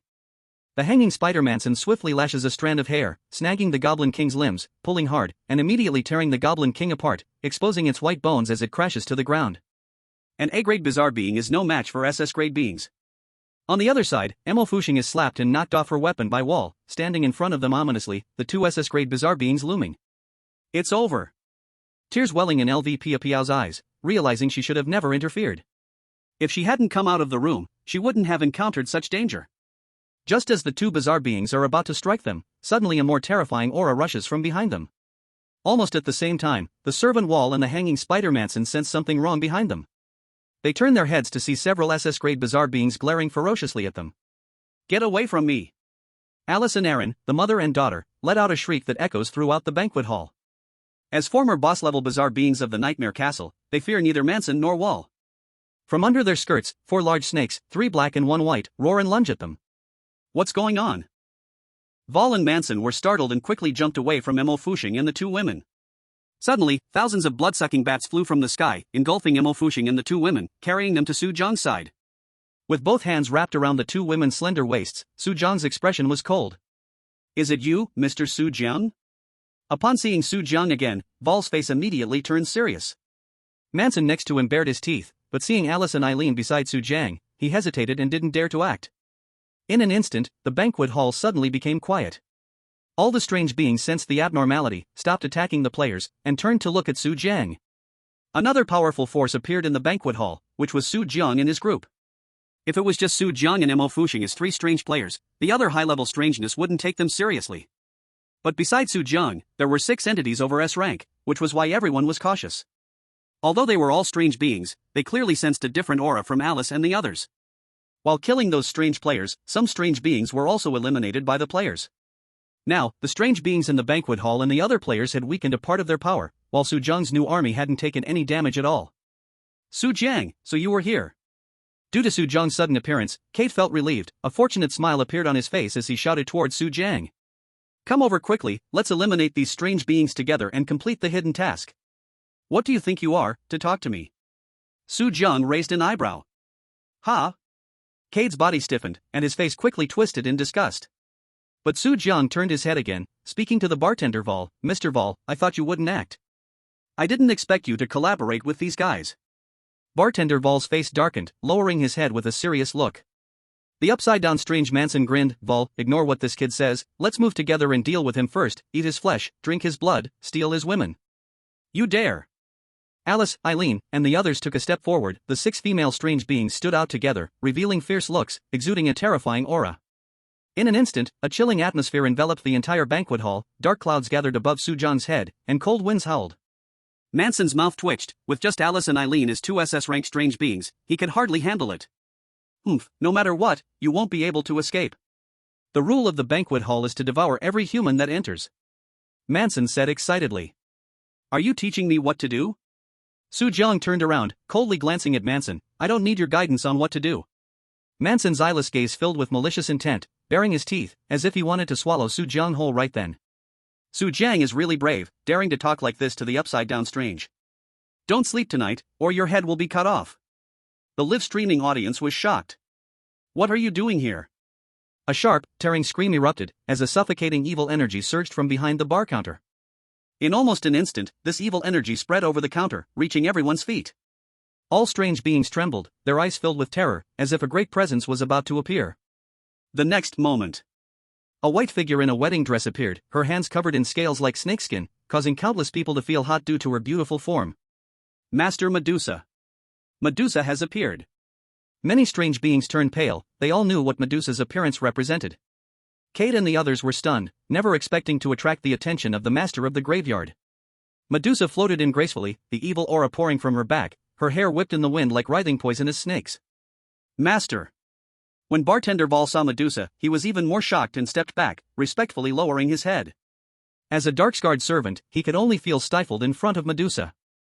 Su Jiang let out a light exclamation, as he sensed that Medusa had become somewhat different, seemingly much stronger than before. Dear, this woman is terrifying. Alice leaned against Su Jiang, laughing. Her beautiful eyes fixed intently on Medusa. For some reason, she felt that the Medusa they could suppress earlier was now beyond their control. It's okay, leave it to me. Su Jiang grasped Alice's delicate hand tightly, also gazing at Medusa. He had already noticed the change in Medusa, but he couldn't say it in front of everyone. Medusa drifted closer, appearing before Su Jiang, letting out a cold hum, expressing her dissatisfaction with his company of several beautiful women. But she suddenly turned and walked towards the upside-down strange Manson and the bartender, Wall. Miss Medusa. Upon seeing Medusa, the upside-down strange Manson retracted his six-jointed limbs, transforming into a human form, hanging in midair. The bartender Wall did the same, his muscles quickly wilting away, returning to the polite appearance from before. The rest of the strange beings dared not move, hurriedly retreating from the players, reverting to their previous noble forms. Look at you, what have you done to my banquet hall? Medusa's cold gaze swept over, surveying the chaos, blood, flesh, limbs, and organs littered everywhere. Dear Wall, why aren't you keeping a good watch over the banquet hall? What kind of nonsense is this? Medusa turned to yell at Wall, her voice sharp and piercing, causing everyone to see the dark winds swirling in the banquet hall, shadows looming ominously, as if an enormous beast was about to appear. Master, it's my fault. Bartender Wall stepped back repeatedly, panic-stricken. Hard to imagine he was the same terrifying S-class strange being from before. Strange, Medusa was just subdued by Su Jiang's female ghost, her strength shouldn't be this strong. Or maybe she held back earlier, giving Su Jiang a chance? Many viewers were puzzled, frowning, all noticing something was off with Medusa. Wall continued to explain, it was these humans who barged in first and made trouble, we were trying to eliminate them. The upside-down strange Manson and others nodded in agreement, this is the rule of the banquet hall, anyone we see must be killed and devoured. Right, absolutely. No one is allowed to break this rule. A group of strange beings spoke out, glaring hungrily at Medusa. Although Medusa was the master here, she couldn't casually change the rules. Medusa's expression remained calm, her tone icy as she said, then what are you waiting for? Hurry up and start the killing. Cade and the others, who had originally relaxed, tightened their faces again. Looking at this scene, Medusa didn't intend to let them go. What about them? Manson turned his head, his greedy eyes fixed on Su Jiang and the others. Compared to Cade, who reeked of disgusting smells, he preferred to enjoy these fair-skinned, tender ones. Mo Fuxing and Lu Piapiao immediately raised their strange devices, frightened by this strange being. These people are all mine, Medusa said. Miss Medusa, do you want to let them go? Are you trying to change the rules here? A crowd of strange beings' expressions changed suddenly, surrounding her as if to pressure Medusa. Even though Medusa was the master here, she couldn't arbitrarily change the rules. Who said I want to change the rules? I will take them to my room, can't I enjoy them slowly by myself? Or do you want to compete with me? Ah!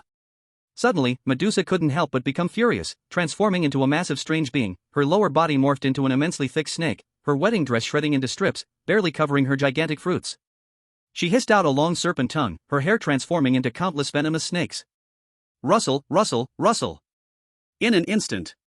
The strange aura in the banquet hall surged, everyone and the strange beings feeling an overwhelming malevolence approaching. SSS class strange being, Snake Emperor Medusa. Many faces changed color, for the SSS class strange being represented the strongest force in the instance. Even the upside-down eerie Manson who wanted to object just now seemed as obedient as little chicks in front of the powerful Medusa. Fine, as long as Miss Medusa doesn't break the rules. It was our fault for being rude just now. A group of high-level bizarre beings knelt on one knee, bowing in submission. Even if they all combined, they could not match the strength of the Snake King Medusa. Oh my god, I didn't expect Medusa to be this powerful. Now that we are targeted by her, there's no way we can escape. Chapter 158, Eat. Mo Fuxing and Lu Piapiao's faces quickly turned pale. They were constantly calculating in their minds, even if they teamed up with Su Jiang, they wouldn't be a match for an SSS-level bizarre being. But Su Jiang's face remained calm, still unperturbed. You're wise to recognize the situation, otherwise, I would eat you all. Having successfully suppressed all the bizarre beings, Medusa transformed back into her human form, her immense snow-white beauty making it hard to look away. She cast her gaze at Su Jiang and the others. Vor, take these people to my room, don't let them escape. Yes, master, the bartender Vor bowed respectfully, then stood up beside Su Jiang, glancing at the two women behind him with a sigh of sympathy. Come on, Mr. Su Jiang, take your women with you. Let's go together. Su Jiang retracted the other female bizarre beings and turned to Mo Fuxing and Lu Piapiao. Dear, you really want to go to her room? What if we go and really end up being eaten? Mo Fuxing and Lu Piapiao trembled nervously, breaking out in cold sweat. They didn't know that while they were in the room, Su Jiang had already experienced a cloud and rain with Medusa. Two fools. Su Jiang helplessly pulled the two of them, following Medusa as they walked back. Even if being eaten by Medusa, it would be better than staying with a group of bizarre beings. Damn it. The upside-down eerie Manson gritted his teeth in anger, staring at Mo Fuxing and Lu Piapiao with drool-worthy envy. Unfortunately for him, they were now under Medusa's protection, and he could no longer reach them. Manson turned his head, his pale eyes sweeping towards Kite and the others. Since I can't eat them, I'll just eat you instead. Swoosh. As soon as Medusa and her entourage left, the banquet hall transformed into a scene of horror, and the bizarre beings revealed their true forms, attacking Kite and the others. Big brother Kite, help! Many players were trapped at the doorway. Despite their desperate resistance, they were caught by the bizarre beings behind them, limbs torn off, dismembered, dissected, and swallowed. These guys are in big trouble. Su Jiang has Medusa protecting him, but they don't. If they can't find a way out, they won't even escape the banquet hall. The live players watched from a godlike perspective, looking down at Kite and the others being slaughtered. I have to say, this is Kite and their own undoing, insistently crashing into high-level banquet halls with Su Jiang, still unaware of the rules here. Damn it, I can't hold it in anymore. Seeing the increasing numbers of high-level bizarre beings and the dwindling players, Kite gritted his teeth and summoned a massive creature from the alternate space. SS-level bizarre being, Lady Sophie. Boom! When the gigantic, meat-like Lady Sophie landed, it immediately startled everyone and the bizarre beings. It's actually the SS-level bizarre being Lady Sophie? I heard Lady Sophie was captured by a player from Beautiful Country before, later that player died, and Lady Sophie returned to the instance. I didn't expect her to be captured again so soon. Lady Sophie, save me! Kite cried out with a bitter face. His capturing of Lady Sophie was a recent event, and he had to satisfy her endless desires day and night, constantly feeding her. Is that Lady Sophie? Many bizarre beings in the banquet hall recognized Lady Sophie, their faces showing shock. But soon, these bizarre beings lunged at her without hesitation, launching their attacks. Ha! Lady Sophie exhaled a mouthful of green, foul gas, covering everyone in front of her. The red carpet on the floor contaminated by this foul gas quickly corroded and melted into a pool of sludge. Ugh, how horrible. Many bizarre beings retreated. They were not afraid of Lady Sophie, but felt extremely disgusting. Don't hurt my lover! The bloated Mrs. Sophie roared, her massive body wriggling like a slug. She opened her mouth, and a mouthful of green thick mucus splattered against the black door. The originally solid and unyielding door began to melt, creating a huge hole. Seizing this opportunity, Kate jumped out of the hole and ran directly towards the outside of the cave. Run! The remaining group of strange players took the chance to leap out of the hole, struggling to escape. Don't let them leave! The upside-down creepy Manson gritted his teeth, his face twisted. He crawled quickly on the ceiling with his six-jointed limbs, passing through Mrs. Sophie's massive body, jumping out of the hole to chase after the strange players. Many players, even though they escaped the banquet hall, still couldn't avoid the attacks from those high-level abnormalities, all perishing at their hands.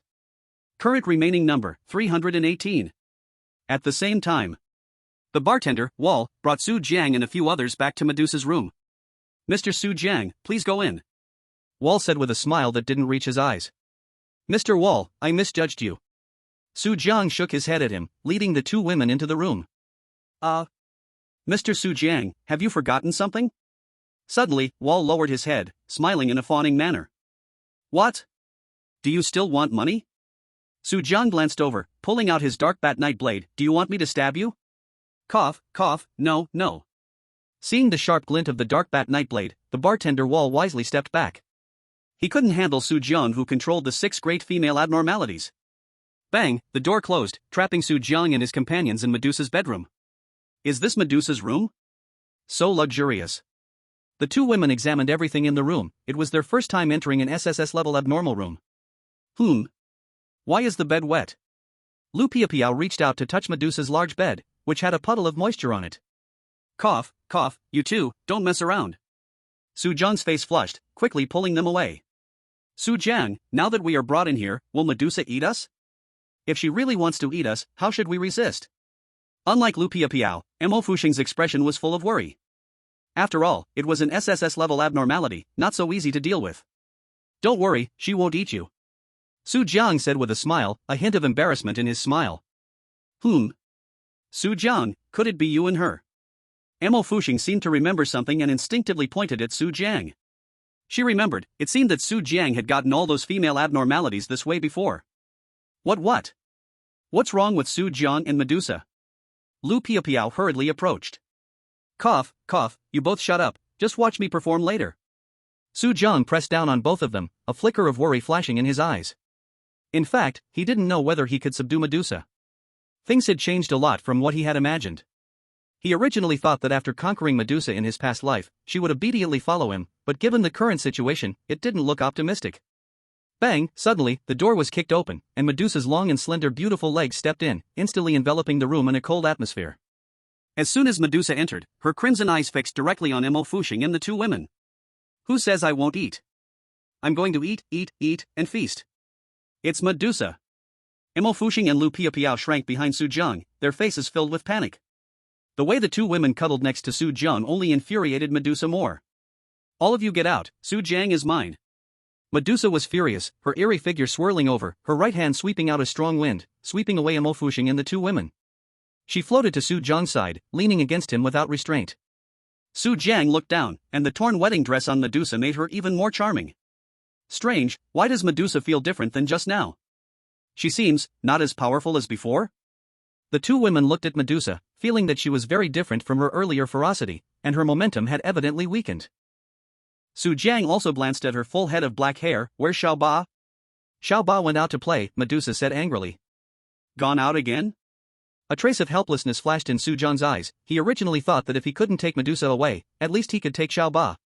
Su Jiang, what is Xiao Ba? LV Piapiao asked curiously. A kind of strange beast.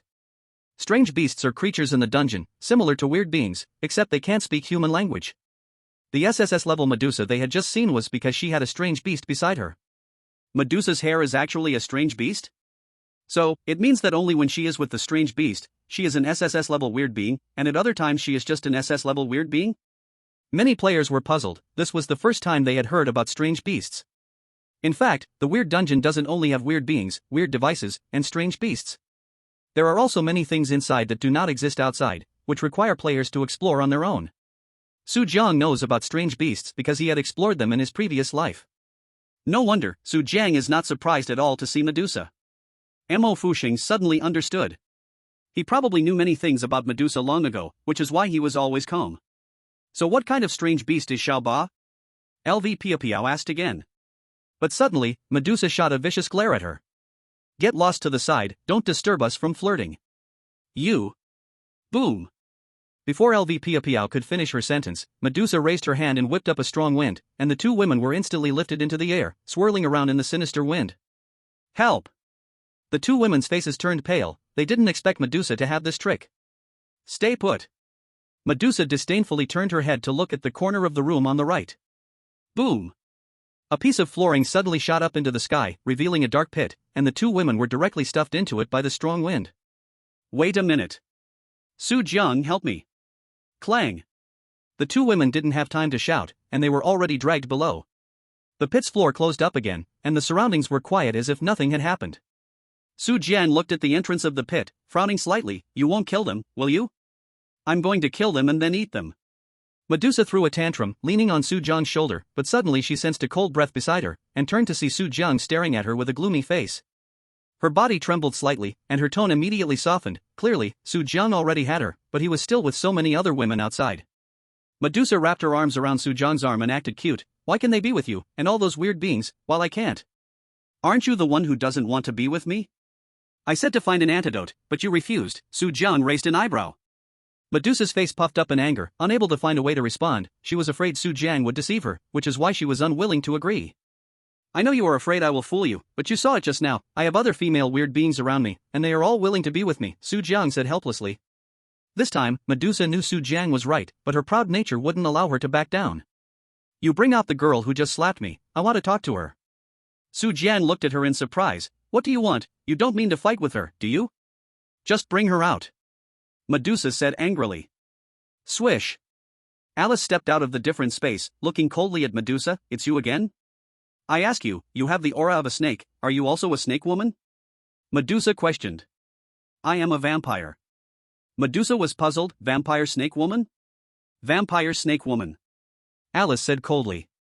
Su Jiang listened to their conversation, completely confused, his eyes sweeping over their graceful figures.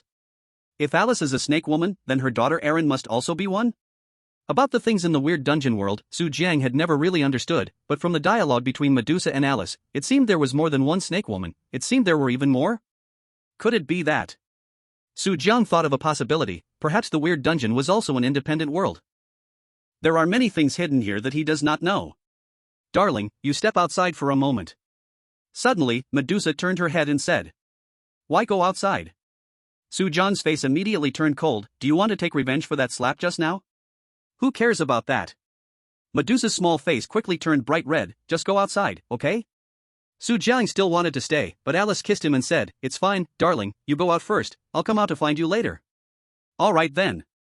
Soo-jong left the room, leaving the two women facing each other. Speak, what do you want to do? Alice hugged her arms tightly, slightly raising her chin, looking coldly at Medusa. Medusa walked over with small steps, her flawless white legs perfectly visible. In the next moment, she unfastened the wedding dress that enveloped her alluring figure, sitting like a duck in front of Alice. Come on, please feel free to hit me. About half an hour later, Soo-jong heard the sound of a door opening behind him, and Alice walked out licking her lips, her face full of satisfaction. Alice, what happened? Did Medusa hurt you? Soo-jong hurried over, hugging Alice's beautiful body, looking left and right, afraid that she had been harmed even a little. I'm fine, darling, it was so much fun just now. Alice hugged him, giving him a heavy kiss on the face. Damn, why don't I get treated like this? I also want Alice's kiss. A group of live stream players howled. Medusa, why is your face so red? Soo-jong, hugging Alice and smelling the milky fragrance she emitted, suddenly saw Medusa coming out with a flushed face. You bad person, only know how to feel sorry for others. Medusa pouted. Ah, sorry. Soo-jong reacted, reaching out to hug her, holding two fiery women in his arms. Many players in the live stream room howled again.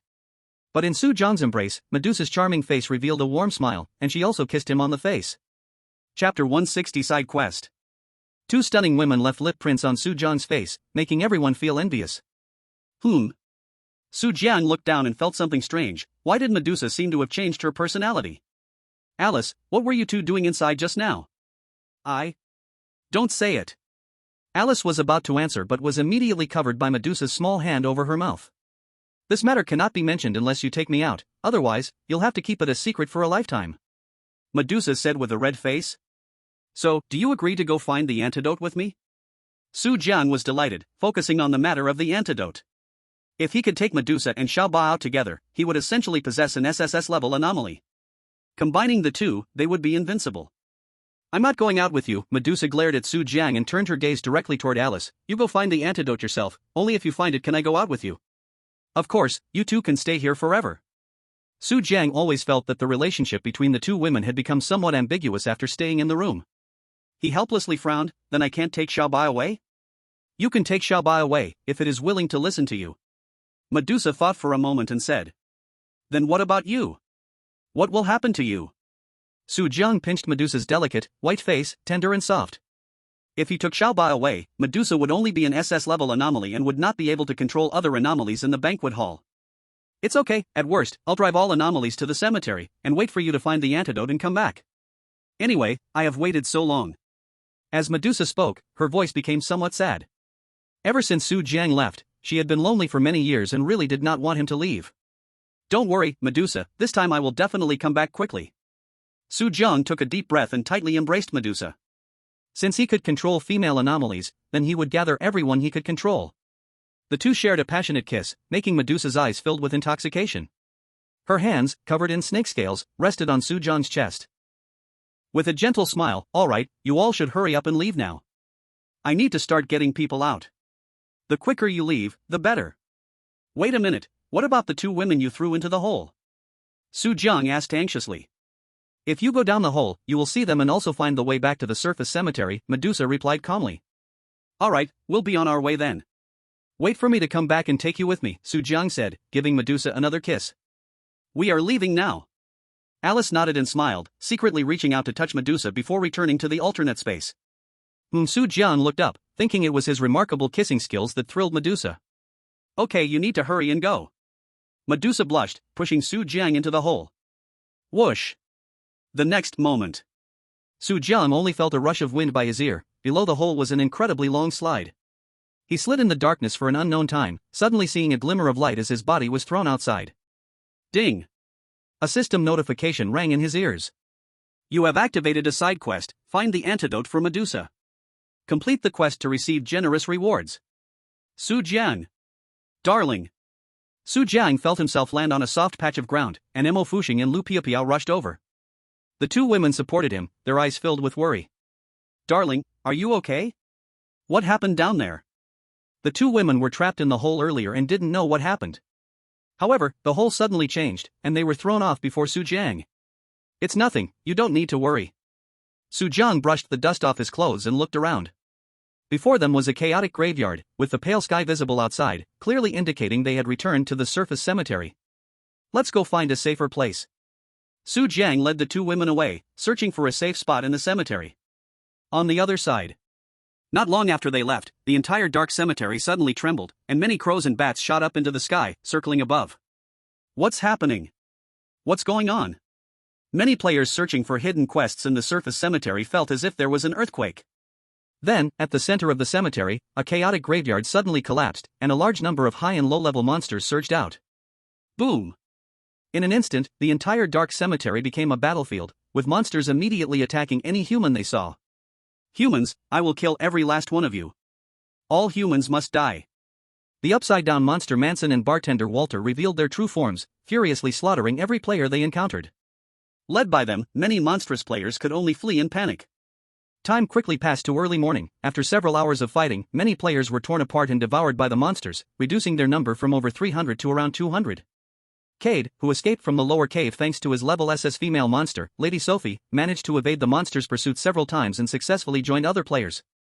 However, the players who entered the cave with him weren't so lucky. They couldn't withstand the onslaught of high-level monsters and were mostly devoured. Brother Cade, you discovered the underground cemetery and didn't tell us. If you had told us, we would have gone down to help you deal with those monsters. At the foot of a chaotic graveyard in a corner of the cemetery, a group of people gathered to hear Cade talk about the underground cemetery. When they heard Cade say he escaped from below, two muscular men who looked alike clapped him on the shoulder, laughing heartily. Cade felt pain from their slapping but didn't dare show any anger as he looked up at the twins beside him. Steven, Sporg. You two don't know how dangerous it is down there. Don't think that just because you are SS level players, you are amazing. The strange boss down there is SSS level. Cade scoffed coldly.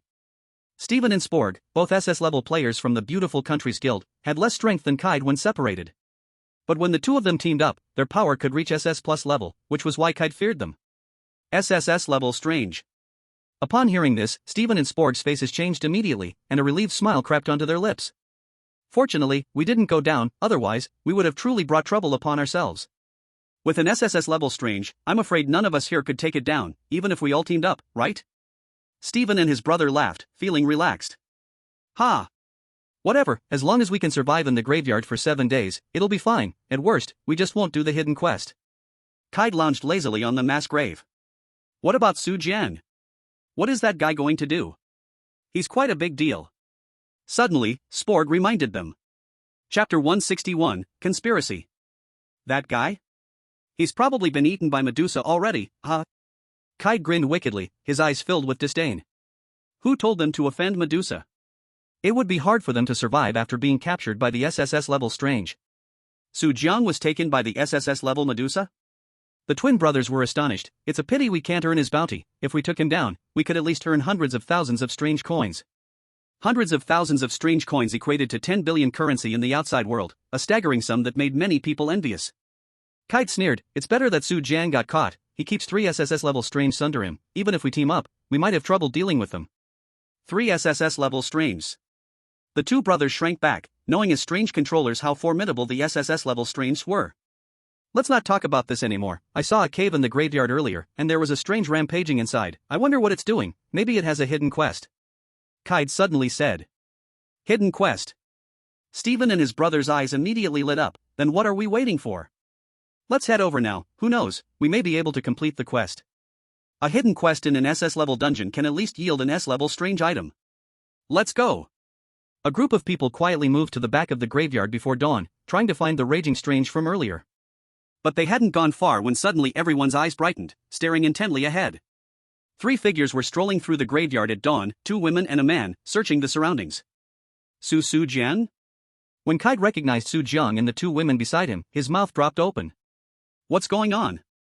Why is Su Jiang still here? Steven and Sporg were equally confused. Just earlier, Cade had said they were eliminated, yet the 3 of them looked perfectly fine. Cade, what's going on? Are you sure they were really captured? Steven questioned. Of course they were captured, I saw it with my own eyes. Kai's eyes trembled, he clearly remembered Su Jiang being taken away by the bartender wolf. How could they still appear? These guys must have deceived us, Sporg's eyes flickered. Either they escaped or they have some other way to evade the strangest slaughter. Given the current situation, the second possibility is more likely. The expressions of the group quickly turned fierce. Since Su Jiang and the others could escape from the SSS level strange, they must have some secret. Let's go. The group took strides, rushing straight toward Su Jiang. Su Jiang, trouble. Kai and his group are coming again. Mo Fuxing and Lu Piapiao noticed the fierce-looking crowd approaching, their faces turning even paler. We should hurry and escape. Steven and Sporg are SS-level strange players, we can't defeat them. Lu Piapiao pulled Su Jiang's sleeve. Su Jiang held her steady and said calmly, don't worry, where can we escape in the graveyard? Moreover, we might not be unable to handle them. The two women froze, looking at Su Jiang with doubt. There are 3 bizarre players on the other side, but Su Jiang's face did not change at all. Su Jiang, you bastard. You actually deceived us and led us into the underground cemetery, almost getting us eaten by the SS-level anomaly. Kaida came in pointing at Su Jiang's nose, scolding him fiercely. Because of the underground cemetery, he lost dozens of subordinates and could only be with Steven and the others now. If he had 50 men by his side, he wouldn't be in such a desperate state now. Su Jiang tilted his head, frowning impatiently. Who deceived you? Weren't you the ones who came down to the underground cemetery yourselves? What does that have to do with us? Kaida was momentarily speechless, his face flashing with embarrassment. Su Jiang was right, he had indeed asked the gravekeeper, Reals, for the key and jumped down himself. No matter what, this matter has nothing to do with you. You owe me for those brothers, you owe me for the anomaly tools and anomaly coins. Kaida yelled angrily. Alright, brother Kaida, don't be so angry. Steven stepped forward, spreading his hands to signal everyone to calm down. He glanced at Su Jiang. You're Mr. Su Jiang, right? You've offended our brothers, so there's no need to explain. Now, here's a chance for you. Hand over all the anomaly tools and anomaly coins, and we will let you off this time. How about that? That's right, give us the anomaly tools and coins, and we guarantee we won't bother you again. Sporg nodded and sneered. Greedy and shameless. The girl, Lu Piapiao, yelled angrily from the side, asking Su Jiang to hand over the anomaly coins and tools. What was the difference from directly asking for his life? Little girl, don't be so arrogant, both you ladies will have to sleep with us later. If you don't, none of you will be able to leave. Kaida sneered. He stared at the beautiful figures of the two women, unable to resist licking his lips. Ever since he captured Madame Sophie, he hadn't enjoyed a good night's sleep. Now looking at Mo Fuxing and the other two, Kaida couldn't wait to lie in their white, gentle embrace. Dream on. The two women's faces darkened, angry enough to slap him. But Su Jiang suddenly reached out, pulling them behind him. When the others saw Su Jiang stepping forward, their smiles quickly faded. What era is it now, still playing the old-fashioned plunder games? Su Jiang's expression was indifferent, calmly putting his hands in his pockets. Do you really think we would let you pillage us freely? Why don't you come and try? He stood there calmly, quietly facing the few people in front of him, but the calmer he was, the more afraid Kaida and the others became. They were all SS-level players, and they were fully aware of each other's abilities. Su Jiang wasn't afraid of them, perhaps it was because he had some treasures on him, and if they really acted, the consequences might backfire. Could this guy have completed the SSS-level anomaly task? A thought emerged in everyone's minds. Su Jiang dared to be so fearless, surely there was a reason. For a moment, everyone became worried. They feared Su Jiang might be hiding other treasures that could truly harm them. The two women behind Su Jiang lowered their heads, unable to suppress the smirk on their lips. Su Jiang hadn't completed the task at all, he was just scaring them. But the more it was like this, the more the others felt something was wrong. These guys can't have really completed the task, can they? If they have completed the task, what kind of SSS level reward would they get? Steven and his brother exchanged glances, a silent communication between twins. Brother Steven, what should we do now? Kaida leaned in, whispering with the two brothers. They wanted to take action against Su Jiang but were afraid of causing trouble. The brothers quickly came to a decision, turned and said to Kaida, let's keep an eye on this kid for a while and see what he can do about that anomaly you mentioned. Chapter 162, The Cave. This is a good plan. Kaida's eyes flashed with surprise. After all, they didn't dare to provoke that enraged anomaly. Since that was the case, it was better for Su Jiang and the others to take the risk first. The three quickly formulated a plan. Then he turned around with a cold expression and said, Su, you don't have to hand over the strange device and strange currency, but you must help us with one thing. After it's done, our grievances will be cleared. How about it? Su Jiang narrowed his eyes and asked, what thing? Keed pointed towards a larger mass grave behind the cemetery. There's a cave in that mass grave, you just need to go in and see what's going on inside. Huh? There's a cave. Suddenly, Su Jiang's eyes also lit up as if he thought of something. So, do you want to go over? If not, you'll have to hand over the strange currency and strange device, otherwise, we'll take action, Keed sneered. He believed that Su Jiang wouldn't make a wrong choice. Although Su Jiang was powerful, he might not be able to deal with 3 SS level players. Not to mention, behind them, there would be a bunch of high-level strange players. Su Jiang looked deeply at Keed and then said, okay, I agree. After I go in, the previous matters will be resolved. Good. Keed and the others immediately smiled. Su Jiang. We're going to die like this. Mo Fuxing and Lu Piapiao showed deep concern. Since it was Keed who asked them to enter the cave, it was definitely not something good inside. It's fine, just take a look. Su Jiang actually smiled and comforted the 2 women, a gleam flashing in his eyes. This matter may have another way out. Huh? Hearing Su Jiang's whisper, the faces of the 2 women immediately changed. Perhaps Su Jiang had already thought of a solution, which was why he agreed to Keed's request. The 2 women immediately fell silent, although their faces still showed worry, they remained silent. Alright, you all go in now and find out what's inside. Then we'll let you go. Keed sneered. Okay, let's go then. Su Jiang pretended to think for a while, intentionally putting on a fearful and difficult expression before agreeing after much deliberation. His tortured appearance made Keed and the others feel more at ease. It was absolutely impossible to let Su Jiang go. After he found out what was in the cave, they would get rid of him. Soon, they arrived at the entrance of the cave. Bang bang bang. As Keed said, inside the cave, loud sounds could be heard from time to time, causing the ground to shake slightly, and dirt from the mass grave fell wildly. From deep within the cave, screams would occasionally echo out, and an eerie wind blew, sending chills down one's spine. Stephen and the others shivered and became even more afraid to enter such a place. What are you still standing there for? Hurry up and go in. Keed urged Su Jiang.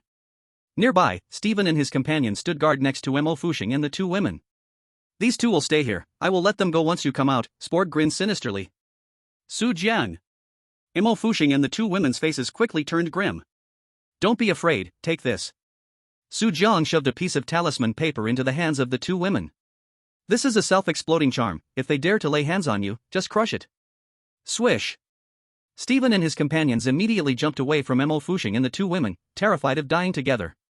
Seeing them jump back, Su Jiang sneered disdainfully, then whispered, this isn't a self-exploding charm, it's a flash charm, used to scare people. Got it. The 2 women quickly breathed a sigh of relief. Then they turned around, leaned against each other tightly, gripping the flash charm tightly, staring resolutely at Keed and the others. Seeing that the 2 were ready to fight to the death, Keed and the others lost their drive. He waved at Su Jiang, what are you still standing there for? Hurry up and go in, the quicker the better. Okay. Su Jiang opened his strides and walked deep into the cave. The others stood at the cave entrance, only seeing him walk about 10 meters before disappearing into the darkness. Who? While they couldn't see, Su Jiang felt the cold wind swirling in the cave, causing the hairs on his body to stand up. Damn it! Damn it! Inside the cave, angry roars erupted from time to time, accompanied by a continuous series of sounds. Dust occasionally fell from above Su Jiang, landing on his head or shoulder. But Su Jiang did not clean it off, his eyes remained fixed on the depths of the cave. His mouth slightly moved. It was as if something was being said, it must be right, it's definitely here. Bang! Suddenly, another loud noise rang out, and a cold wind swept through the room again, accompanied by a squeak, squeak, squeak sound. As he got closer, Su Jiang finally saw a shadow inside, holding a white candle lamp and moving around the cave incessantly.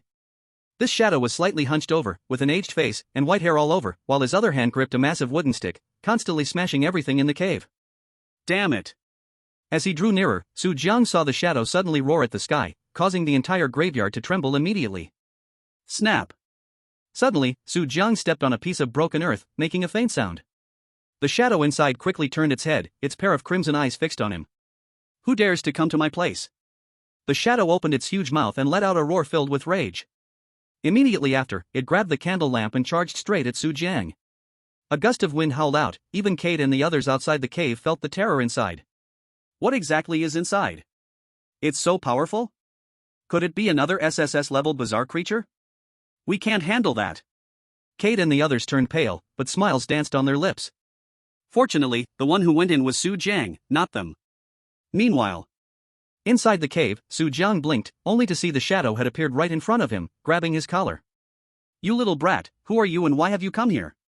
The shadow fully materialized in front of Su Jiang, showing a hideous face, with a long scar running from the ear to the mouth. It opened its mouth, intending to bite Su Jiang's head off. But as Su Jiang got a clear look at its face, he immediately exclaimed in surprise, "Old Mike, it's me." Ha! Scarface Old Mike's body trembled, his brow suddenly furrowed, and he let go of Su Jiang. Old Mike? Who is Old Mike? This name sounds so familiar. Don't you remember? Your name is Old Mike. Su Jiang reminded. Ah. So I am Old Mike, then you are. Old Mike suddenly realized, excitedly clapping his hands, then looked down at Su Jiang. Suddenly, his eyes blinked, and upon recognizing Su Jiang's face, he became even more thrilled. Su Jiang, my little brother, it's you. Old Mike excitedly picked Su Jiang up again, rubbing his head repeatedly. This elder was an SS plus level bizarre creature, and also the NPC of the main quest in the Dark Cemetery, the Gravekeeper, Old Mike. Chapter 163, Old Mike's Gratitude. Brother Mike, long time no see, you're still as suave as ever. Su Jiang's words made Old Mike burst into laughter. In his past life, Su Jiang had made plenty of relatives with Old Mike when he entered the Dark Cemetery. He was able to enter the underground cemetery and meet Medusa because he had once gotten Old Mike drunk with 3 gin of liquor, and then he coaxed the information out of him. Ha, Su Jiang, my little brother, you haven't visited me for so long, you must have made a fortune out there, are you back to treat your brother? Old Mike's face was full of smiles as he reached out to Su Jiang, filled with expectation. Wow, going straight for the benefits. Su Jiang secretly cursed in his heart, but a smile remained on his face as he took out a bottle of green liquid from the alternate space. This is an extraordinary wine I brought back for you, drinking it will help you ascend. Su Jiang said with a laugh. Extraordinary wine? Upon hearing this, Old Mike's eyes widened, and he immediately grabbed it, twisting off the cap to take a whiff. Not bad, smells really good, let's have a drink later. No, Su Jiang waved his hands repeatedly, I specifically brought this wine back for you, you enjoy it slowly. That bottle of green liquid was actually a paralyzing poison Su Jiang had previously taken from the Nightmare Castle. Whether Old Mike would ascend from drinking it was unknown, but if he did drink it, he would probably just lay down flat. Then I will happily accept it. Old Mike hugged the wine, intending to hide it in a small cupboard to the right of the cave. Suddenly he realized something, his face changed quickly and he jumped up. Brother Su Jiang, you came at just the right time, I have something I need your help with. A hidden task is here? Su Jiang's eyes lit up, and he calmly said, Brother Mike, what's wrong? What happened? As soon as he entered the cave, he saw Old Mike venting angrily around him. But he didn't know what the issue actually was. Old Mike grabbed him, looking nervous and anxious, I have a rat in my room, help me catch it. Catch a rat? Su Jiang's face suddenly looked peculiar. This hidden task clearly had no difficulty, even if completed, it wouldn't yield anything good. However, he quickly thought for a moment and then lifted his head, no way, Brother Mike, catching rats is not my strong suit, it's going to take a lot of work. I'm begging you, Brother Su Jiang. Old Mike clasped his hands together and repeatedly bowed to Su Jiang. There are so many rats in my room, every night they steal my wine, if this continues, I'll have none left to drink. Su Jiang couldn't help but want to laugh, although Old Mike was a SS plus level anomaly, it was clear he was not good at dealing with these little rats given how he had smashed the cave around.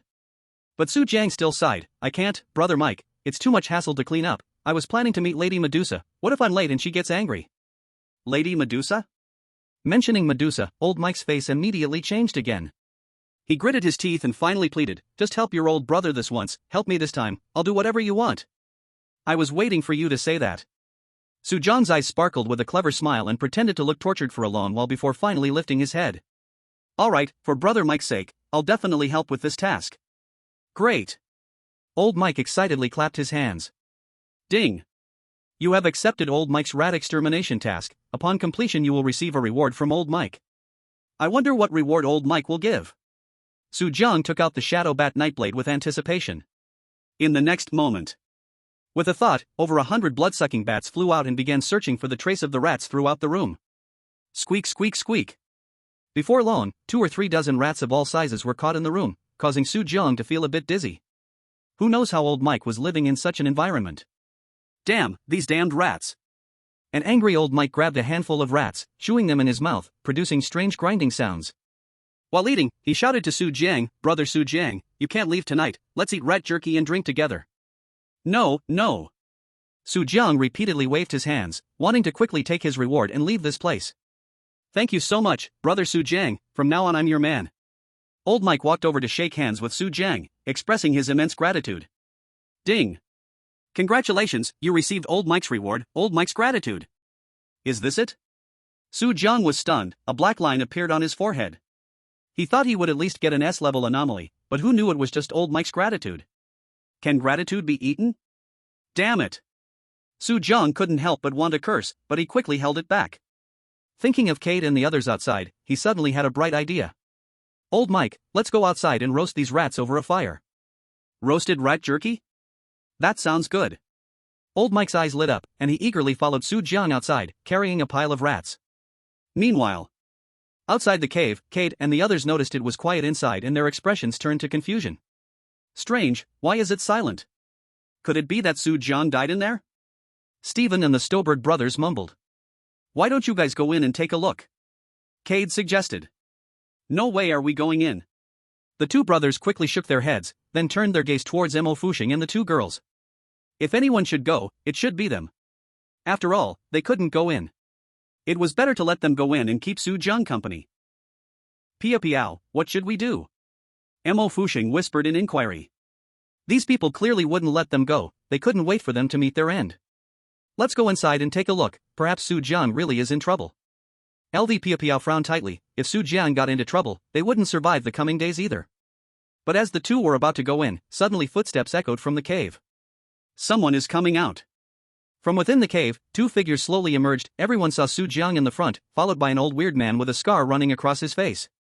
Is this the weird one who caused trouble in the cave just now? What level of weirdness is this? Kate and the others looked at old Mike, their eyes filled with wariness. Conversely, Mo Fuxing and her companion hurriedly approached. Su Jiang. Mo Fuxing threw herself into Su Jiang's arms. If he didn't come out soon, she felt she would rush in. Though LV Pia Piao didn't say anything, she obediently stood beside old Mike. Su Jiang, little brother, are these your two wives? You have a good eye. Old Mike, glancing at Mo Fuxing and the other woman, licked his lips. As the guardian of the dark graveyard, he had never tasted a woman in his life until now. The faces of the two women quickly turned ugly, fearing that old Mike would take action against them. At this moment, Kate tentatively stepped forward. Su Jiang, who is this? Su Jiang turned to him, a smile appearing on his lips. You guys really are something, this is Brother Mike. Have you forgotten? Brother Mike, these are all your relatives. Su Jiang spread his arms wide. Brother Mike? This guy is an SS level weirdness, guardian old Mike? In an instant, everyone looked shocked. They had originally thought old Mike was like another guardian, living in a wooden hut level. Who knew he was hiding in a place like this? Su Jiang wore a smile. Basically, the four main guardians of the dark graveyard were each a different kind of strange. It was like Relis was greedy for money, and old Mike was an alcoholic. Their lifestyles were indeed different. Of course. Regarding these matters, Su Jiang didn't intend to reveal anything to the crowd. What are you all waiting for? Hurry up and welcome Brother Mike. Su Jiang beckoned. Also, there is a hidden task. Everyone suddenly remembered, since they found old Mike, they might be able to receive a hidden task. A group hurriedly gathered around, flattering old Mike. Brother Mike, I'm your brother Mike Yen. Uncle Mike, do you remember me? I'm your nephew Mike Ai. Uncle Mike, I'm Mai Een. A group surrounded old Mike, fawning and smiling, making old Mike struggle to hold the dead mouse in his hand, his eyes shining with excitement. Relatives? I have so many relatives? This is simply wonderful. Old Mike shook off the dead mouse and reached out his two withered hands toward the heads of the crowd. Seeing old Mike reacting, everyone became even more excited, willingly leaning in for him to touch. Step aside, I'm going first. You guys back off. The Stephen brothers and Cade pushed through the crowd, wanting to be the first to receive a task from old Mike. But suddenly, with a squelching sound, a warm liquid poured down from above their heads. Old Mike had grabbed a weird player and easily snapped his neck, putting his mouth to the neck, sucking the liquid that flowed out. Delicious, delicious, family really is delicious. Old Mike munched away, smacking his lips. Ah! Seeing him start to eat someone, everyone's faces changed in fear, instantly wanting to flee. But they suddenly found their feet had been entangled by roots, piercing into their legs, preventing them from escaping. Don't all leave, I haven't finished eating yet. Old Mike's lips were stained with fresh red blood, as if he had eaten countless dragon fruits. His whole body was rapidly growing, from an initial height of 1.89 meters to over 2 meters tall. Everyone looked at his feet. Old Mike's legs had turned into the trunk of a large tree. Roots continued to stretch out from the land, binding those who wanted to leave. Not good, this is a trap. Su Jiang tricked us again. Kaida and others realized this and understood why Su Jiang had them approach Old Mike. Although Old Mike was the NPC mentioned in the main quest, the system did not say whether he was good or bad. They were misled by Su Jiang. Let me go. Kaida and Steven drew out strange weapons from another dimension to cut the roots that bound them, while rushing towards Su Jiang's direction. Roar! Don't touch my little brother, Su Jiang! Old Mike suddenly went crazy, grabbing a player whose head he had ripped off and swinging him at the others. Bang! The three were thrown heavily back, and the player in Old Mike's hand was turned into mush. Wah! Kaida and the others crashed into a nearby unmarked graveyard, blood spilling from their mouths. You are not my family, family wouldn't harm my brothers. Old Mike pulled out his transformed wooden legs and charged angrily at Kaida and the others. He transformed into a huge wood monster, over 5 meters tall, with a bloodthirsty gleam in his eyes. Old Mike's true form, the SS Plus level bloodsucking Wood Demon King, is one of the few bloodthirsty, flesh-eating anomalies among wood demons. But family wouldn't harm family. Kaida shouted with a distressed face, quickly getting up to summon Lady Sophie. Lady Sophie's enormous, decaying body appeared, blocking Old Mike's path while emitting a sharp, explosive sound. It's Lady Sophie? Su Jiang's expression changed slightly. He didn't expect this woman to be taken by someone else so quickly. Get away! Old Mike's left hand suddenly transformed into a wooden hammer, smashing down directly. Lady Sophie's massive body exploded into a big pit, sending a lot of fat flying and giving off a foul odor. Ah! The damage to her body made Lady Sophie let out a terrified scream. Old Mike's wood demon form was exceptionally strong against her decaying kind. Come back quickly, Lady Sophie! Kaida trembled in fear, raising his hand decisively to recall Lady Sophie. If this continued, the SS-level anomaly he had struggled to subdue would surely be killed. SSSSS. Suddenly, a strange crawling sound echoed in everyone's ears. Not far away, several mounds of unmarked graves suddenly appeared with huge anomalies, attracted by the earlier screams, staring intently at them. The upside-down demon Manson transformed into a giant spider demon, grinning maliciously at Kaida and the others. It thirstily licked its tongue, eyes glowing crimson. Finally, I found you. Whoosh! In the next moment, a group of anomalies rushed toward Old Mike, each carrying a terrifying aura. This is bad, Kaida, let's go. The Steven brothers turned pale, quickly summoning their SS-level anomalies, which turned out to be 2 exquisite dolls under half a meter tall. However, the 2 brothers jumped onto the dolls' heads and shouted, let's go. Whoosh! An eerie scene unfolded in the graveyard. 2 dolls under half a meter high carried 2 burly men, quickly fleeing, vanishing without a trace. Wait, don't forget about me. Kaida's face became even more grim, hurriedly getting up to find a place to hide. Let's go in too. Su Jiang led the 2 girls, stepping again into Old Mike's cave. Su Jiang, will this be okay? Mo Fu Shang asked worriedly. Su Jiang casually slid his hand across her beautiful back, calmly saying, it's fine, dawn is approaching. Earlier, when Su Jiang and the others had come out, it was already dawn. When the sun appeared, Old Mike would return to being an ordinary NPC. No! Help! Help! Outside the cave, many people bound at the legs were unable to escape, directly pierced by roots into their thighs, draining their blood. In no time, many people were left with only skin, stuck together with the roots. The anomalies arriving from other places were also unleashing a massacre among these players. Except for some S-level players having their own means of survival, most A-level players had perished in the earlier battle. On the other side, Su Jiang and the others hid in Old Mike's cave, not daring to go out for quite some time, until the Old Mike, who had returned to his normal NPC form, came in. The Gravekeeper's residence was indestructible, and they were absolutely safe staying here. It was not until evening was approaching that Su Jiang and the others finally sneaked out of the cave. Chapter 165, Leaving the Mountain. Outside the cave, players and strange remnants were everywhere, and the shoes worn by Su Jiang and his companions were soaked in blood. The battle between high-level abnormalities and players was terrifying. Su Jiang, where are we going now? Lu Piapiao walked out of the cave, looking fearfully around. Now, at the mass grave, there were abnormalities and players who wanted to kill them everywhere. Going out now would only become more dangerous. But Su Jiang remained calm. Let's go, we are leaving the dark cemetery. Ha? Are we leaving this place? Outside, it will only be more perilous than here. The 2 girls looked panicked. Although the dark cemetery was terrifying, there were still some safe places. Once they stepped out into the deep mountains, they might soon encounter even higher-level abnormalities. I want to go outside to do a mission, and if I complete it, it will be completely safe in the dark cemetery. Su Jiang said calmly. There is such a thing? Lu Piapiao tucked a strand of hair behind her ear, her red lips shimmering faintly under the moonlight. Is it a mission given to you by Medusa? A hidden quest? Sort of. Lu Piapiao lowered her head in thought and after a long while said, alright then, let's go out to complete the mission, as long as it can enhance your strength. Don't worry, your strength should also be able to improve. Su Jiang smiled. We can too? The two girls were a bit surprised. Could there be abnormalities or strange items in the outside missions? Let's go. The group quickly arrived in front of Rice's small wooden cabin. Oh, isn't this Mr. Su Jiang, the relative of old Mike? Where are you all going? Rice sneered with a sarcastic smile upon seeing Su Jiang and the others. Previously, he had been tricked by Su Jiang into losing 3 keys, and he had harbored resentment, wishing he could swallow him alive.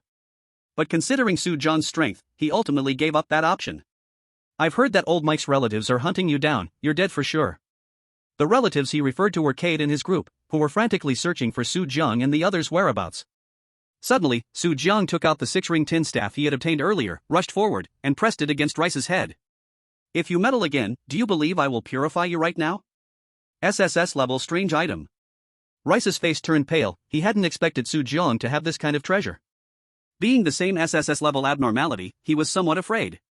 Brother Su Jiang, let's talk about it nicely, we can negotiate. Rice said. Su Jiang said coldly, I can't be bothered to negotiate with you, open the door, I want to go out. You want to go out? Rice's eyes flashed with a strange surprise and joy, the world outside the dark cemetery was even more dangerous. Alright, I'll open it for you right away. Rice smiled as he walked over to the door, unlocked it, and let the group out. There is such an operation? Aren't there monsters in the deep mountains? Su Jiang dares to go out? Could there be missions outside too? A crowd of players in the live broadcast room were dumbfounded, they had never seen such a magical operation before. After Su Jiang and the others walked out, Rice quickly closed the door, laughing at them. Su Jiang, you bastard, don't even think about coming back in. I hope you die outside, so I don't have to lay a hand on you. Rice looked at the three as if they were dead, although he was also dead himself, seeing Su Jiang about to face trouble filled him with delight. Heh, you might still need me to open it later. Su Jiang scoffed, leading the two girls deeper into the vast, misty mountains ahead. Humph, this time you can't force me to open it no matter what. Rice crossed his arms, angrily cursing. At this moment. Suddenly, a rumbling sound came from behind Rice, and he turned his head to look. A group of weird players rushed in like wild bulls. Reese, was Su Jiang here just now? Where did he go? Cade held an S-class weird weapon, veins bulged on his forehead, gritting his teeth. That bastard, I want to kill him. Because Su Jiang caused a disturbance during the day, all the strange players in the cemetery got caught up in a bizarre fight. As a result, Cade had been fleeing from the weird killings all day, and the other players were no different. Now, everyone wanted to kill Su Jiang. Aren't you here to find me?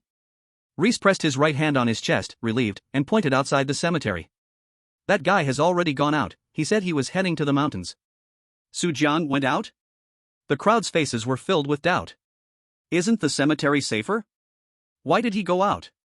Could it be that he's afraid of us hunting him and went out early, said the previous Stephen brothers? Impossible. Cade raised a finger, his eyes full of caution, with that guy's temperament, he wouldn't just go out casually. If he goes out, there must be something going on. After being played by Su Jiang twice, Cade had developed a huge sense of vigilance. He might be out there to take on a hidden quest. Hidden quest? Everyone's eyes lit up. Before, they thought finding old Mike was a hidden quest, but after being tricked by Su Jiang, they realized it wasn't. Stephen frowned and said, if that's the case, we can't let Su Jiang complete it. Bring them back. Exactly, bring them back.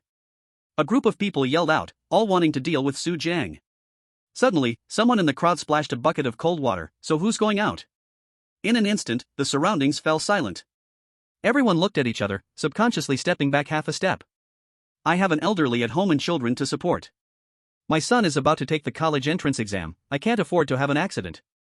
Let SS class players go, they are strong enough to survive outside. Cade was so angry that he puffed out his cheeks and glared, are you saying nonsense? No one dares to go out? Do you dare? I don't dare. I have a way.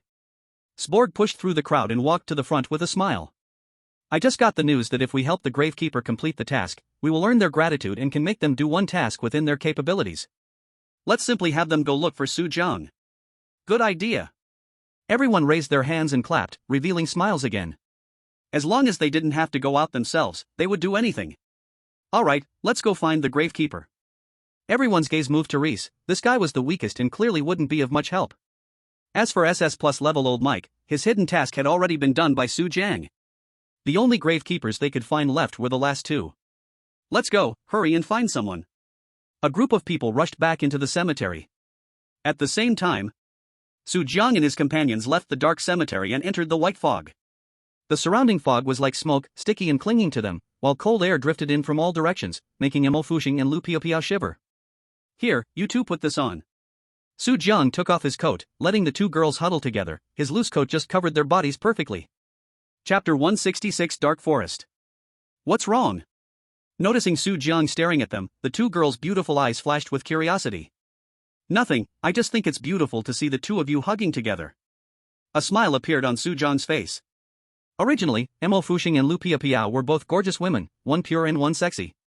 Now, as they pressed tightly together, it gave him a feeling of ice and fire. The two girls looked down and quickly understood what Su Jiang meant. Fuxing, your figure, pretty good. Your weapon is also quite big. The two girls whispered, blushing. Let me have a look. Two ladies, let's shoot an action movie, I want to see. A group of people in the live broadcast room howled. Just the sight of the two girls hugging brought an immense impact. Su Jiang felt his face getting a bit hot. He cleared his throat and shifted the topic. Ahem, you two stop talking, lift your spirits, we are about to enter the mountains. Okay. The two women trembled slightly, looking at the towering mountains ahead, their faces quickly returning to calm. What stood before them was an endless mountain range, filled with grayish-white miasma that drifted away with the cold wind. Some mountain peaks occasionally revealed half of themselves, cloaked in dense dark jungles. Strange sounds would occasionally burst from the mountains, reaching their ears, giving them goosebumps. Let's go. Qiling pulled Mo Fuxing along, leading the two women forward. In such a place, a moment of carelessness could make people vanish. Ding! Just as they took their first step into the mountains, a system notification suddenly rang in their ears. What happened? What is going on? The two women panicked. Soon, the system notification came again. You have entered the dark forest, where enormous terror lurks, but great opportunities also lie within. The system's introduction was very brief, so brief that the group didn't know what this mountain held, only that it was called the Dark Forest. Alright, let's go. Su Jiang, after hearing the notification, had an even brighter smile on his face. His focus was not on the danger, but on the opportunities. Before long, they arrived at the base of a mountain, facing tall snow cedar trees that formed a thick forest, dark and deep. But Su Jiang, along with the two women, walked in without hesitation. Who? As soon as they stepped inside, the two women felt their scalps tingle from a gust of cold wind. The pine forest before them was even colder than they had imagined, as if they were in the depths of winter. Suddenly, a weird, hoarse voice came from behind them. Two pretty ladies, do you want to play with me? A long-limbed split-mouthed woman crawled towards them, her head rotating like a disc, with two round black eyes fixated on them. Ah! Even though they had entered many strange dungeons before, the two women were still frightened by this scene. What the hell, how did it suddenly appear? Just now, there was clearly no one behind them. I can't look anymore, my cabinet is moving. Many live stream viewers were also shaking, terrified by the sudden appearance of the split-mouthed woman. This split-mouthed woman was only covered by two ragged pieces of cloth, barely covering her important parts. However, since she was skin and bones, there wasn't much to see. Su Jiang quickly turned around, drawing the night blade of the dark bat and slashing at her. Ah! Countless blood-sucking bats swarmed out, attacking and tearing at the split-mouthed woman. The originally human split-mouthed woman fell to the ground in pain, slowly trying to pry the bats off her long arms. But her speed was surprisingly slow. Just as she finished grabbing one bat, 10 more dove on her. No, no! It hurts, it hurts! The split-mouthed woman opened her mouth wide, revealing sharp teeth, but the blood-sucking bats boldly flew into her mouth, forcing her to keep her jaws wide open. An A-level split-mouthed woman was thus easily subdued. This is what you call scaring people? Such trash! Su Jiang walked over to the split-mouthed woman, pressing the night blade against her somewhat valuable heart. Fuxing, come here. What's up? Mo Fuxing obediently walked over, looking at the split-mouthed woman on the ground, a bit tremulous. You make a contract with her and become a ghost tamer. Ha! Suddenly, Mo Fuxing's pupils dilated, pointing at herself in disbelief. Me? Become a ghost tamer? But aren't only boss-level creepy beings able to be controlled? This is obviously not a boss-level creepy being.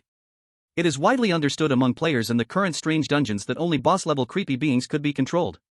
Su Jiang turned his head, pulled her to his side, and smiled. Didn't you just hear the system notification? There is danger here, but there are also opportunities. Give it a try, you might succeed. His eyes sparkled, full of persuasion. In fact, in the unknown areas set by the system, attempts can be made to subdue creepy beings as long as those beings are willing.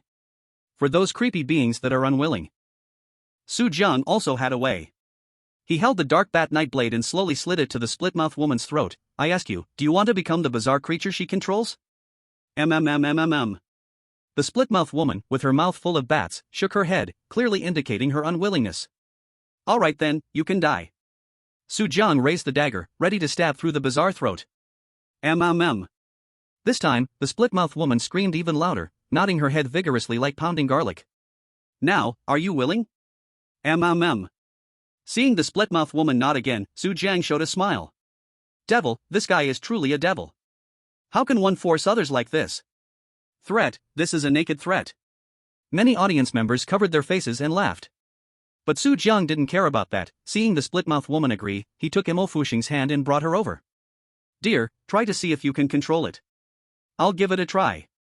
With a racing heart and trembling hands, Mo Fuxing couldn't stop the smile on her face. Although she didn't know if Su Jiang's method would work, it didn't hurt to try. Is this really possible? LV Piapiao leaned down curiously to see Mo Fuxing in action. Her heavy and beautiful figure swayed back and forth, captivating the onlookers. Mo Fuxing closed her eyes and began to draft the contract to control the bazaar. In less than half a minute, she suddenly opened her eyes and looked at Su Jiang in surprise. It worked, it really worked. I successfully made a contract with the split-mouthed woman. Buzz. The split-mouthed woman lying on the ground suddenly transformed into a stream of light and entered Mo Fuxing's personal space. With a thought, the next moment the split-mouthed woman was released from the space. Master, do you have any orders? At this moment, the split-mouthed woman had returned to a normal appearance, wearing ordinary clothes, her skin completely snow-white. Except for the 2 scars on her face that extended to her earlobes, everywhere else she looked like a pure young girl.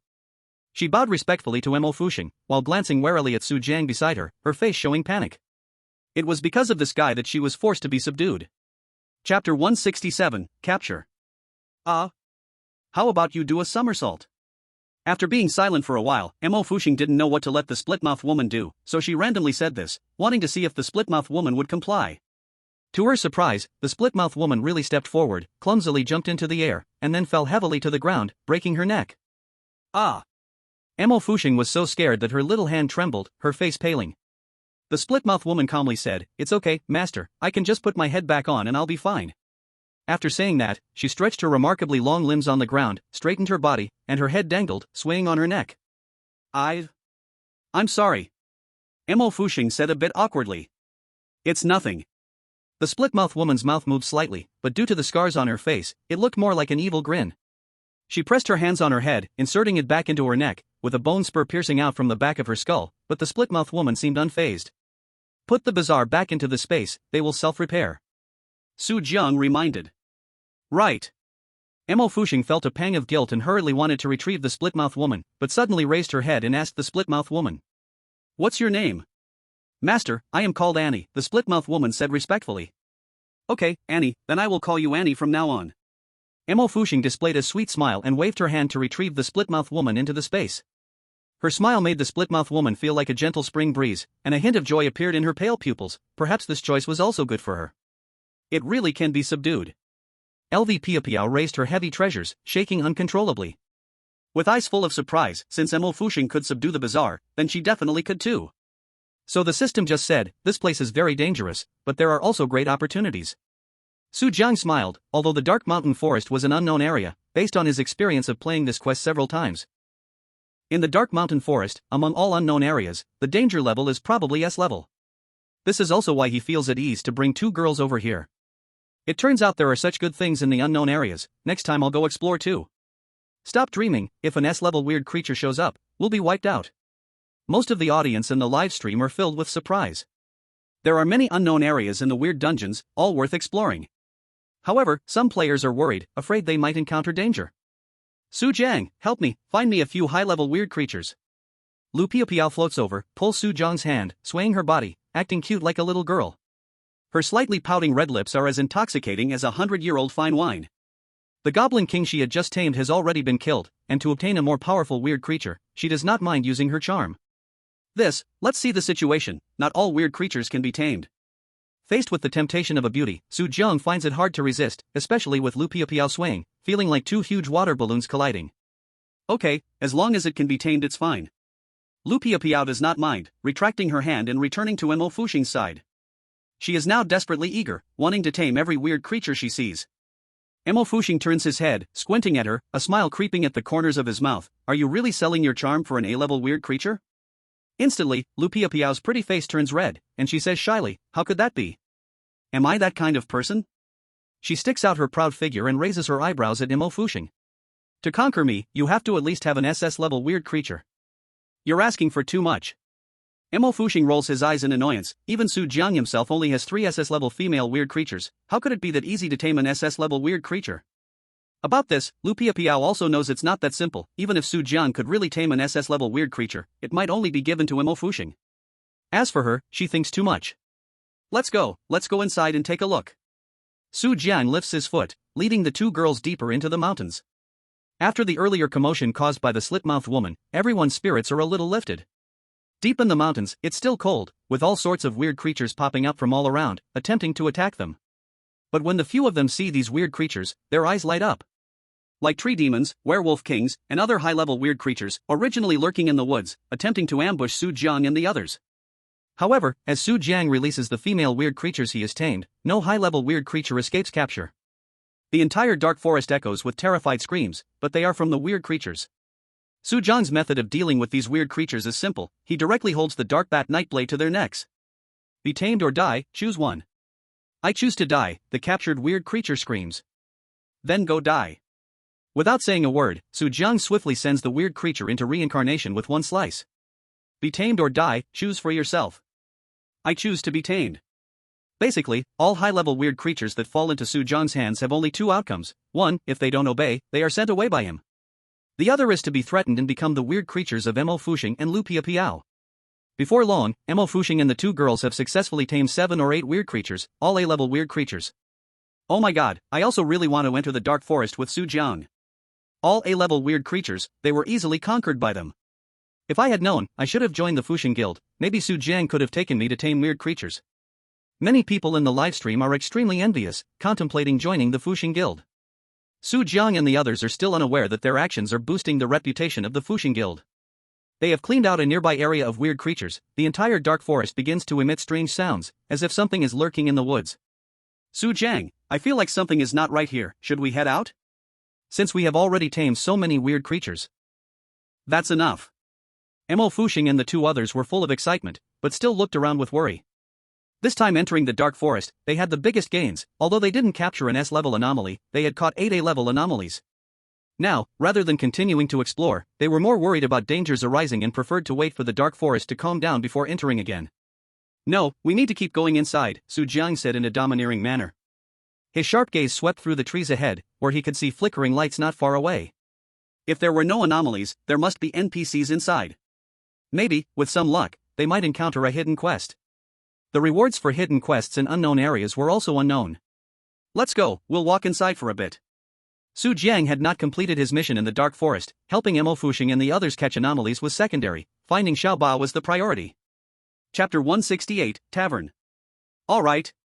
Although the 2 girls were worried, they could only follow Su Jiang. The 3 moved further in, about 20 meters, and the firelight ahead became clearer. They could vaguely see a large black shadow looming over the firelight. Is that a tavern? Su Jiang walked closer and saw a small wooden house built with round logs, topped with a triangular roof, with a chimney made of yellow mud spewing gray smoke. Above the door of the wooden house hung a giant wooden shield, carved with a proud rooster, with 4 big characters below it, Rooster Tavern. Someone actually opened a tavern in a place like this? Aren't they afraid of dying? This place is full of anomalies. Is this a tavern for anomalies? The 2 girls exchanged glances, their feelings becoming more complicated. To them, this tavern felt off in every way. However, Su Jiang looked at the shield sign and slightly frowned, as if recalling something. Let's go in and take a look, it should be safe here. Su Jiang said. Huh? Are we really going in? The 2 girls' faces looked even worse. Maybe the tavern was filled with anomalies, and if they went in, it would lead to their demise. Don't worry. Su Jiang released Alice and Aaron from his alternate space, wrapping his arms around their waists and said, Darling, let's go in and see if there's any trouble. Okay, darling.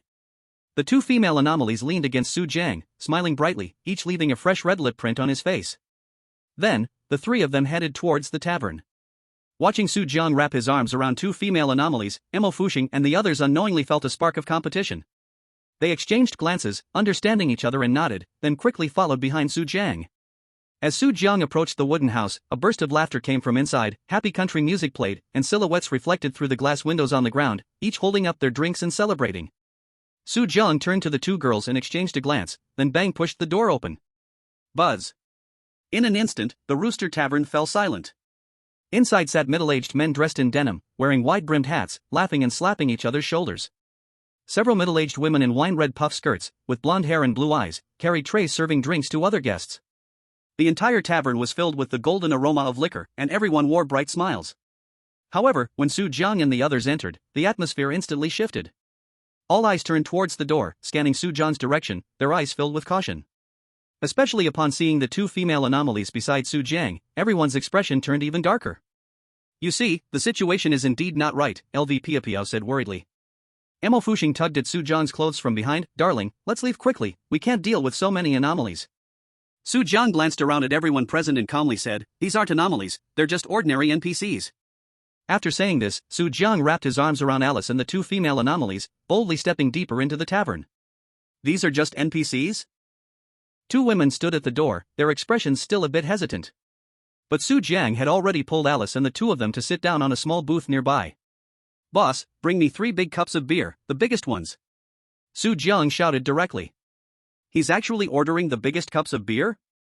Almost everyone in the bar turned to look at him, but soon the crowd opened their mouths and let out hearty laughter. What the heck, I thought something strange walked in. Turns out they just came to drink, ha ha. A group of NPCs began to drink heartily again, laughing out loud. Ha!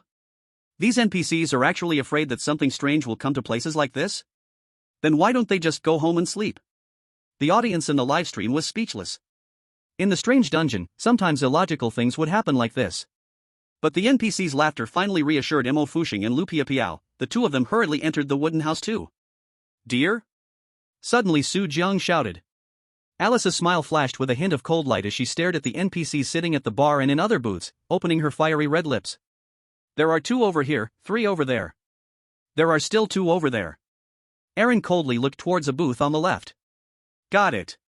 Su Jiang did not say much, but pulled the 2 female NPCs in for a heavy kiss. Here you go, customer, these are the 3 beers you asked for. Suddenly, a huge figure appeared, holding 3 oversized cups of beer, and with a thud, placed them on the table in front of Su Jiang. The newcomer was an old man, his face rosy with age spots, but his body was exceptionally tall.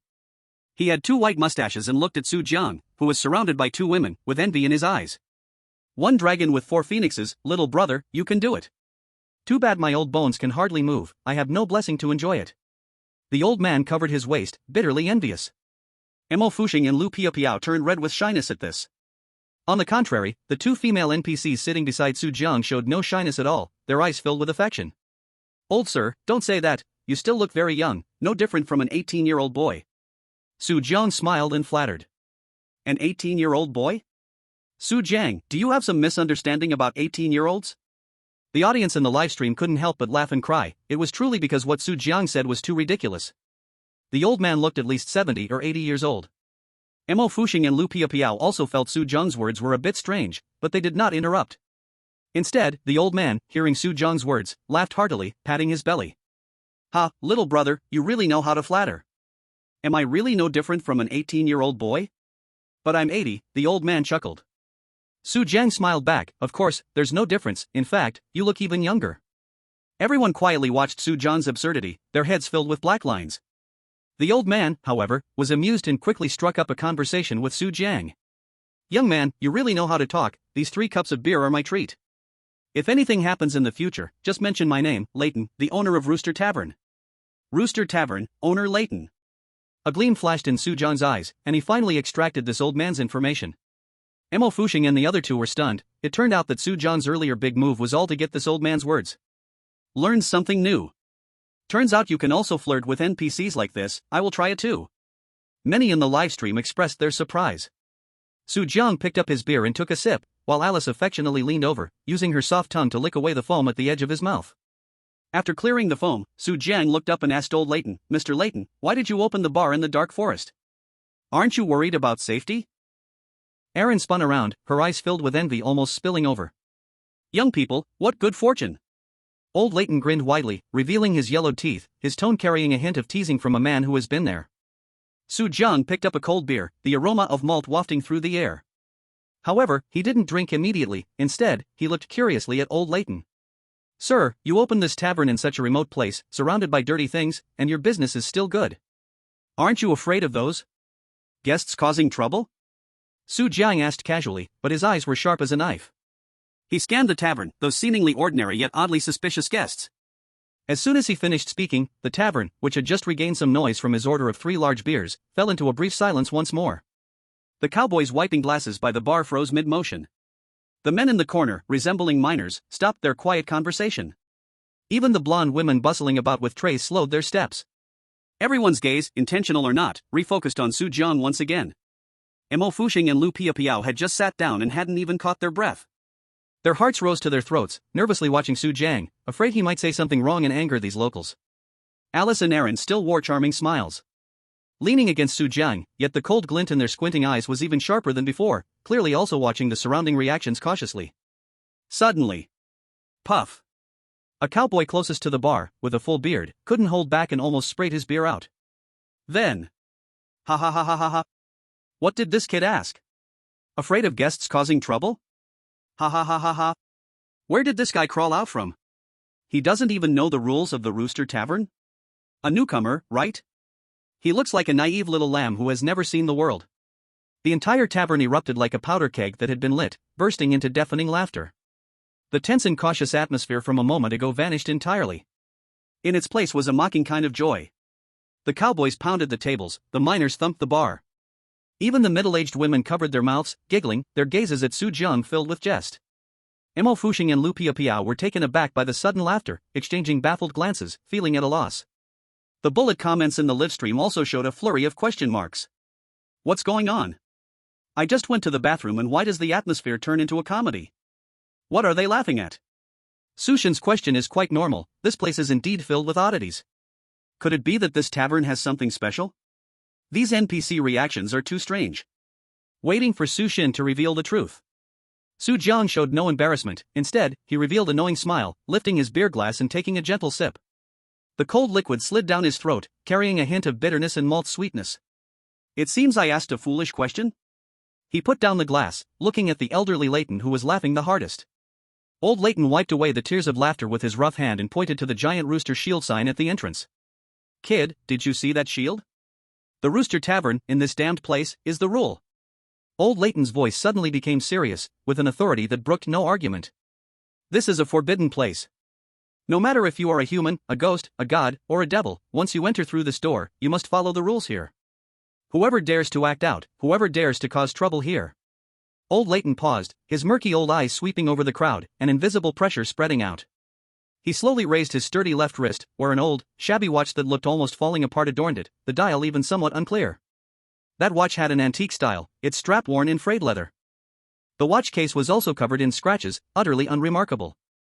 But at the moment old Leighton lifted his wrist, Su Jiang keenly sensed that a faint but chilling, ghostly light seemed to flicker across the blurry watch face. Humph, old Leighton snorted, putting his wrist down. The rooster shield will make him know what regret is. This old buddy of mine is not to be underestimated. He did not specify what kind of watch it was, but his tone was full of confidence and warning. Damn! An SS-level cursed object? A broken watch? Old Leighton is awesome. This watch is definitely equipment of a top boss. I said this tavern is not simple. It turns out to be a safe zone. No wonder these NPCs dare to drink and party in this ghostly place. It turns out there are big bosses and rules protecting them. Forbidden places, rules killing. I love this setting. Su Jiang understood it all. No wonder. No wonder these seemingly ordinary NPCs dared to gather here. No wonder Alice and the others sensed a threat, but not from everyone. This place was a refuge protected by some powerful rules or forces. And the key to maintaining this rule was probably the rooster shield at the entrance. And old Leighton's unremarkable SS-level cursed object, a worn-out watch. Realizing this, Su Jiang completely relaxed, even taking a keen interest in the surroundings and the guests. At this moment, a conversation between 2 cowboys at the next table reached him, filled with deep sorrow. Alas, old buddy, after this drink, we must set off, a scarred cowboy sighed, downing a big gulp of beer. Damn it, I really don't want to go deep into that mist forest. Every time we go, it feels like we're losing a layer of skin, the slightly plump cowboy complained, his face looking grim. There's no choice, we took this job. The princess is pushing hard. If we can't deliver fresh goods again, we can only rely on that holy water to get by. The scarred cowboy lowered his voice a bit. Holy water? How long can that stuff last? You know the princess's temper, if there isn't enough blood, she'll go off, and the whole mist forest will suffer. By then, don't mention us, even this tavern might not stay safe. The plump cowboy looked fearful. Mist forest. Princess. Fresh blood. Holy water. These words were like keys, instantly unlocking a dusty corner in Su Jiang's mind. His eyes flickered slightly, as if recalling some hazy memory fragment related to the princess, which, though unclear, sparked a strong interest in the task these two cowboys were discussing. Especially the term holy water, which made him ponder, in this bizarre world, what exactly did holy water represent? Su Jiang held his drink and slowly walked up to the two cowboys' table. Excuse me, brothers, sorry to interrupt, he said with a warm smile, appearing harmless. The two cowboys looked up, seeing the young man who had asked a stupid question before, their faces showing some confusion. Kid, what's up? The scarred cowboy asked, his tone not very friendly, but without the previous mockery. I heard you two talking earlier about delivering goods to the mist forest deep down? And it seems quite dangerous, mentioning something about a princess and holy water? Su Jiang got straight to the point. The plump cowboy eyed Su Jiang warily. What do you want to know that for? Nothing much, I happen to be going near the mist forest for some business, and I'm not very familiar with that place. Su Jiang casually made up an excuse, then changed the subject. From what you said, it seems that the princess needs fresh blood? And the supply isn't enough, so they can only use holy water as a substitute? The scarred cowboy frowned. So what? What does that have to do with you? Su Jiang smiled slightly, a grin carrying a hint of mystery and confidence. Perhaps, I can help. You? The two cowboys simultaneously expressed doubts, looking up and down at Su Jiang and the two stunning female monsters behind him. What? Don't believe it? Su Jiang raised an eyebrow. I have some experience dealing with troubles. If that princess needs fresh blood, perhaps I can offer some. Alternatives? He deliberately emphasized the word alternatives, his gaze filled with meaning. The two cowboys exchanged glances, finding a hint of hesitation and struggle in each other's eyes.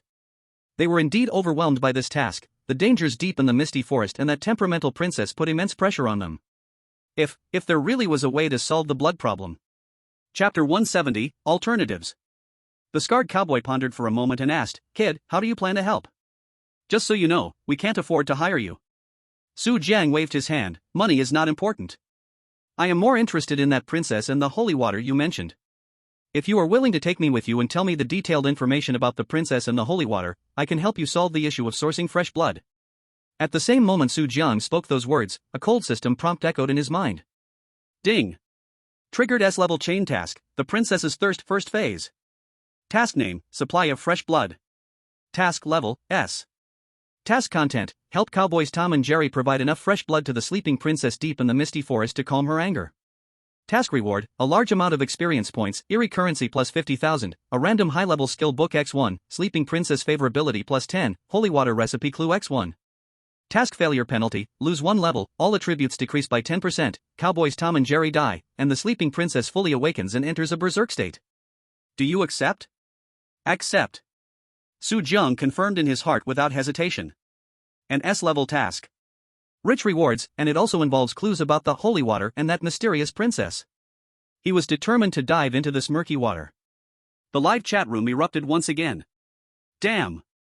S-level task. Help the cowboys provide blood? Did Su just say he would provide alternatives? What is he planning to use as an alternative? Could it be that he wants to kill players or other strange creatures? Exciting! This is the Su Jiang I know. Always on the edge of danger. No, he's at the forefront of the game version. 50,000 eerie currency. Plus a high-level skill book. Princess favorability? Holy water recipe clue? This reward is incredible. Su Jiang is awesome. Seeing Su Jiang's confident demeanor and thinking of the temptation of the S-level task, cowboys Tom and Jerry finally made up their minds. All right. Kid, we trust you this once. Scarred Tom declared, as long as you can get the blood, we will take you to meet the princess. But make it clear first, chubby cowboy Jerry added, the depths of the misty forest are very dangerous, and that princesses, in short, all consequences are at your own risk. No problem. Su Jiang readily agreed, raising his glass, cheers to our cooperation. The three clinked their glasses, completing the agreement. Imo Fuxing and LV Piapiao watched from the side. Although still somewhat worried, seeing Su Jiang accept the S-level task, their eyes sparkled with excitement and expectation. Following Su Jiang indeed brought surprises everywhere. Meanwhile, on the other side of the dark graveyard, at the entrance to the swamp area, Cade, along with the remnants of his blood skeleton squad, was trudging along the eerie cemetery path. Having gone through several battles and losses, the atmosphere in the team felt somewhat oppressive and dull. Damn it! That's Su Jiang. Once I finish this hidden task and get the Gravekeeper's inheritance, the first thing I'll do is to kill him. A team member, who had lost an arm and bandaged it hastily, spat bitterly. That's right. If it weren't for him, how could we have lost so many brothers? We almost got wiped out. Another team member echoed, fear and deep resentment etched on his face. That bastard, and those two female monsters beside him. So sinister. Along the way, similar complaints and curses never ceased. Cade walked at the front with a grim face, and upon hearing his subordinates' complaints, a flash of coldness crossed his eyes, but he did not explode immediately. His hatred for Su Jiang ran deeper than anyone else's. Not only because Su Jiang ruined his plans and caused him heavy losses, but also because of Su Jiang's relaxed demeanor, as if everything was within his grasp, which made him feel deeply jealous and threatened. Shut up! Cade finally couldn't help but let out a low roar, his voice icy. What use is it to say these things now? Get your spirits up. The swamp is ahead, and the third Gravekeeper is right there. As long as we can find him, complete the hidden task, and gain his strange weapons and powers. A greedy and crazy light flickered in Cade's eyes. By then, don't even mention just a Su Jiang, even the top 10 experts in the rankings may not be our opponents. Think about those strange coins. Think about those powerful strange weapons. Think about the thrill of revenge and hatred. Cade's highly provocative words reignited the fire in the eyes of the originally downcast team members. Yes, as long as they completed this task, they could turn the tables. They could take revenge. They could obtain the long-desired power and wealth. Fear and exhaustion were temporarily suppressed by greed and the desire for revenge. Soon, they walked out of the grave area, and a vast, dead silent swamp appeared before them. Hiss! A cold gust of wind blew by, carrying the stench of decay, making one's hair stand on end, as if ice shards were being poured into their bones. The sky was lead gray, and the pale moon was obscured by thin dark clouds, casting a hazy and eerie light. Beneath their feet lay a bottomless black mire, bubbling and gurgling, as if something was breathing and writhing deep within the swamp. Withered trees stood crookedly throughout the swamp, their bare branches reaching towards the sky like ghostly claws. Several pitch-black crows with blood-red eyes landed on the dead branches, emitting piercing screams of caw-caw that shattered the silence, adding to the horror. Cade boss. A timid team member's voice trembled, his teeth chattering. This place is too sinister, right? I feel cold all over, as if there are countless eyes staring at us. Not just him, others felt a strong sense of unease as well. The chill and silence emitted by the swamp far exceeded that of the graveyard before, as if it were a living, malevolent giant trap. Cade frowned tightly. He, too, felt the strangeness of the swamp, but he forced himself to remain calm, shouting sternly. What are you afraid of? A mere cold wind has scared you like this? Don't you want revenge? Don't you want strange coins? Don't you want to obtain that strange weapon that will boost your strength? Fortune favors the bold. Get your spirits up. The Gravekeeper is waiting for us in there. Follow me, watch your step, stay vigilant.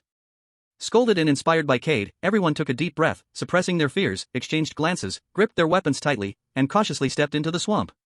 They lined up, trying to step on the ground that looked somewhat solid, moving forward step by step. However, danger always arrives unexpectedly. Just as they had entered the swamp for only a few dozen meters. Ah! A mournful scream suddenly came from the end of the line. Everyone turned back suddenly, only to see that the mire beneath the feet of the last two team members responsible for safeguarding the rear twisted and spun violently, forming a black vortex. Those two members didn't even have time to react, and in an instant, they were dragged down with a powerful suction, screaming as they sank into the swamp. Help! Before the last word could be shouted, their figures completely vanished into the churning black sludge. Only a string of shattered bubbles remained. Be careful! There's something underground. Cade shouted with a pale face. The remaining people were scared out of their wits, retreating backward in fear, looking at the area that had just swallowed their companions. The swamp there had returned to calm, as if nothing had ever happened. But everyone knew, this seemingly dead swamp was, in fact, a deadly trap at every step. He. Just when everyone was still in shock, a hoarse, sticky laugh, like a rusty saw scraping against bones, echoed across the empty swamp. That voice was filled with malice and hunger. Delicious. Fresh souls. It's been so long since I tasted them. The voice was erratic, seemingly coming from all directions, as if ringing directly in their minds, sending chills down their spines.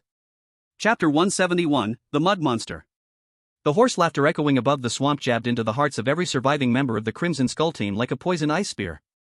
He he he. That laughter was sticky and evil, carrying a nauseating sense of satisfaction. Fear, like the cold, murky swamp mud, instantly engulfed them. Who's there? One member's voice trembled, almost unable to hold their weapon, eyes fearfully darting around. Show yourself. Get out here. Another member yelled with a facade of courage, trying to use volume to dispel the bone-deep chill. Cade's face was so dark it looked like it could drip water, as he stared intently at the bubbling black swamp ahead. His instincts told him that whatever had just devoured two of his subordinates was closely related to the owner of that voice. Suddenly, put! A sound like mud being punctured rang out. Right in front of them, the swamp suddenly bulged up, forming a huge mud mound. Glub, glub. The surface of the mud mound twisted continuously, erupting more foul-smelling bubbles. Soon, more such mud mounds rose around them. Ah! Underfoot! Under my feet! Another scream followed. A member standing in the middle of the group felt the ground beneath them suddenly collapse, transforming into a small black vortex. They didn't even get a chance to struggle before being yanked into the ground by an irresistible force. Help! Boss Cade, save! The voice abruptly stopped. Panic spread like a plague. Run! Run fast! Get out of here! This cursed place cannot be stayed. The remaining members completely broke down, forgetting all about their mission and revenge, only wanting to escape this life-devouring death swamp. However, their feet felt like they were filled with lead, each step incredibly heavy, sinking deep into the mire. Just then. Thud! Thud! A few dull sounds came from ahead. They saw the first bulging giant mud mound spewing out several twisted, mud-covered humanoid figures. It was surprisingly the few team members who had just been dragged underground. But they were no longer human. Their bodies were gnawed to the point of being incomplete, limbs twisted at unnatural angles, faces still showing extreme terror from their last moments. Even more horrifying, their remains were still dripping thick, foul-smelling black mud. And next to these remains, a massive figure was slowly rising from the rolling swamp. It was a monster difficult to describe in words. It stood 5 or 6 meters tall, its entire body seemingly made up of the muck and decay from the swamp's deepest depths. Thick, black liquid flowed from its form, emanating a suffocating stench of death and rot. Its body was bloated and huge, making it impossible to discern specific limbs and torso. The only identifiable feature was a hazy facial area. There were no eyes, no nose. There was only a giant, gaping mouth that opened and closed like an abyss, with the edges seemingly still hanging with the shattered flesh and bones of the team members from just moments ago. At this moment, this face revealed an almost intoxicated expression of enjoyment. It stretched out an arm, made of the same muddy substance, thick and powerful, casually grabbing a piece of the team's remains and shoving it into that terrifying giant mouth. Crack, crack. The sound of bones breaking came clearly, accompanied by a cringe-inducing chewing noise. Delicious. That hoarse, sticky voice rang out again, this time from the mouth of the muddy monster. Fresh souls. With the taste of fear. So good. It chewed while letting out satisfied sighs, as if savoring the finest delicacies in the world. The remaining members of the Blood Skull Squad, including Cade, were frozen in place, their bodies cold, forgetting even how to breathe. The scene before them exceeded anything they could comprehend.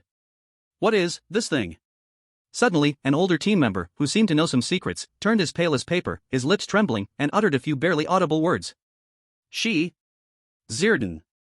Dark Cemetery, the Third Guardian. SS Class, Anomaly. These words struck Cade and the other team members like thunder. Guardian? The goal of their trip? SS Class Anomaly? No wonder it was so terrifying. So powerful. They had directly run into the final boss? After a brief shock, deeper despair followed. It's over, we're dead for sure. SS Class, how could we ever defeat it? Run. We must run. The remaining rationality sent out its final warning. Everyone calm down. Just as the crowd was about to completely collapse and turn to flee, Cade suddenly shouted fiercely. His voice distorted by fear, but more so filled with a madness and determination forced out by desperation. What are you panicking for? Did we not come here to find the Guardian?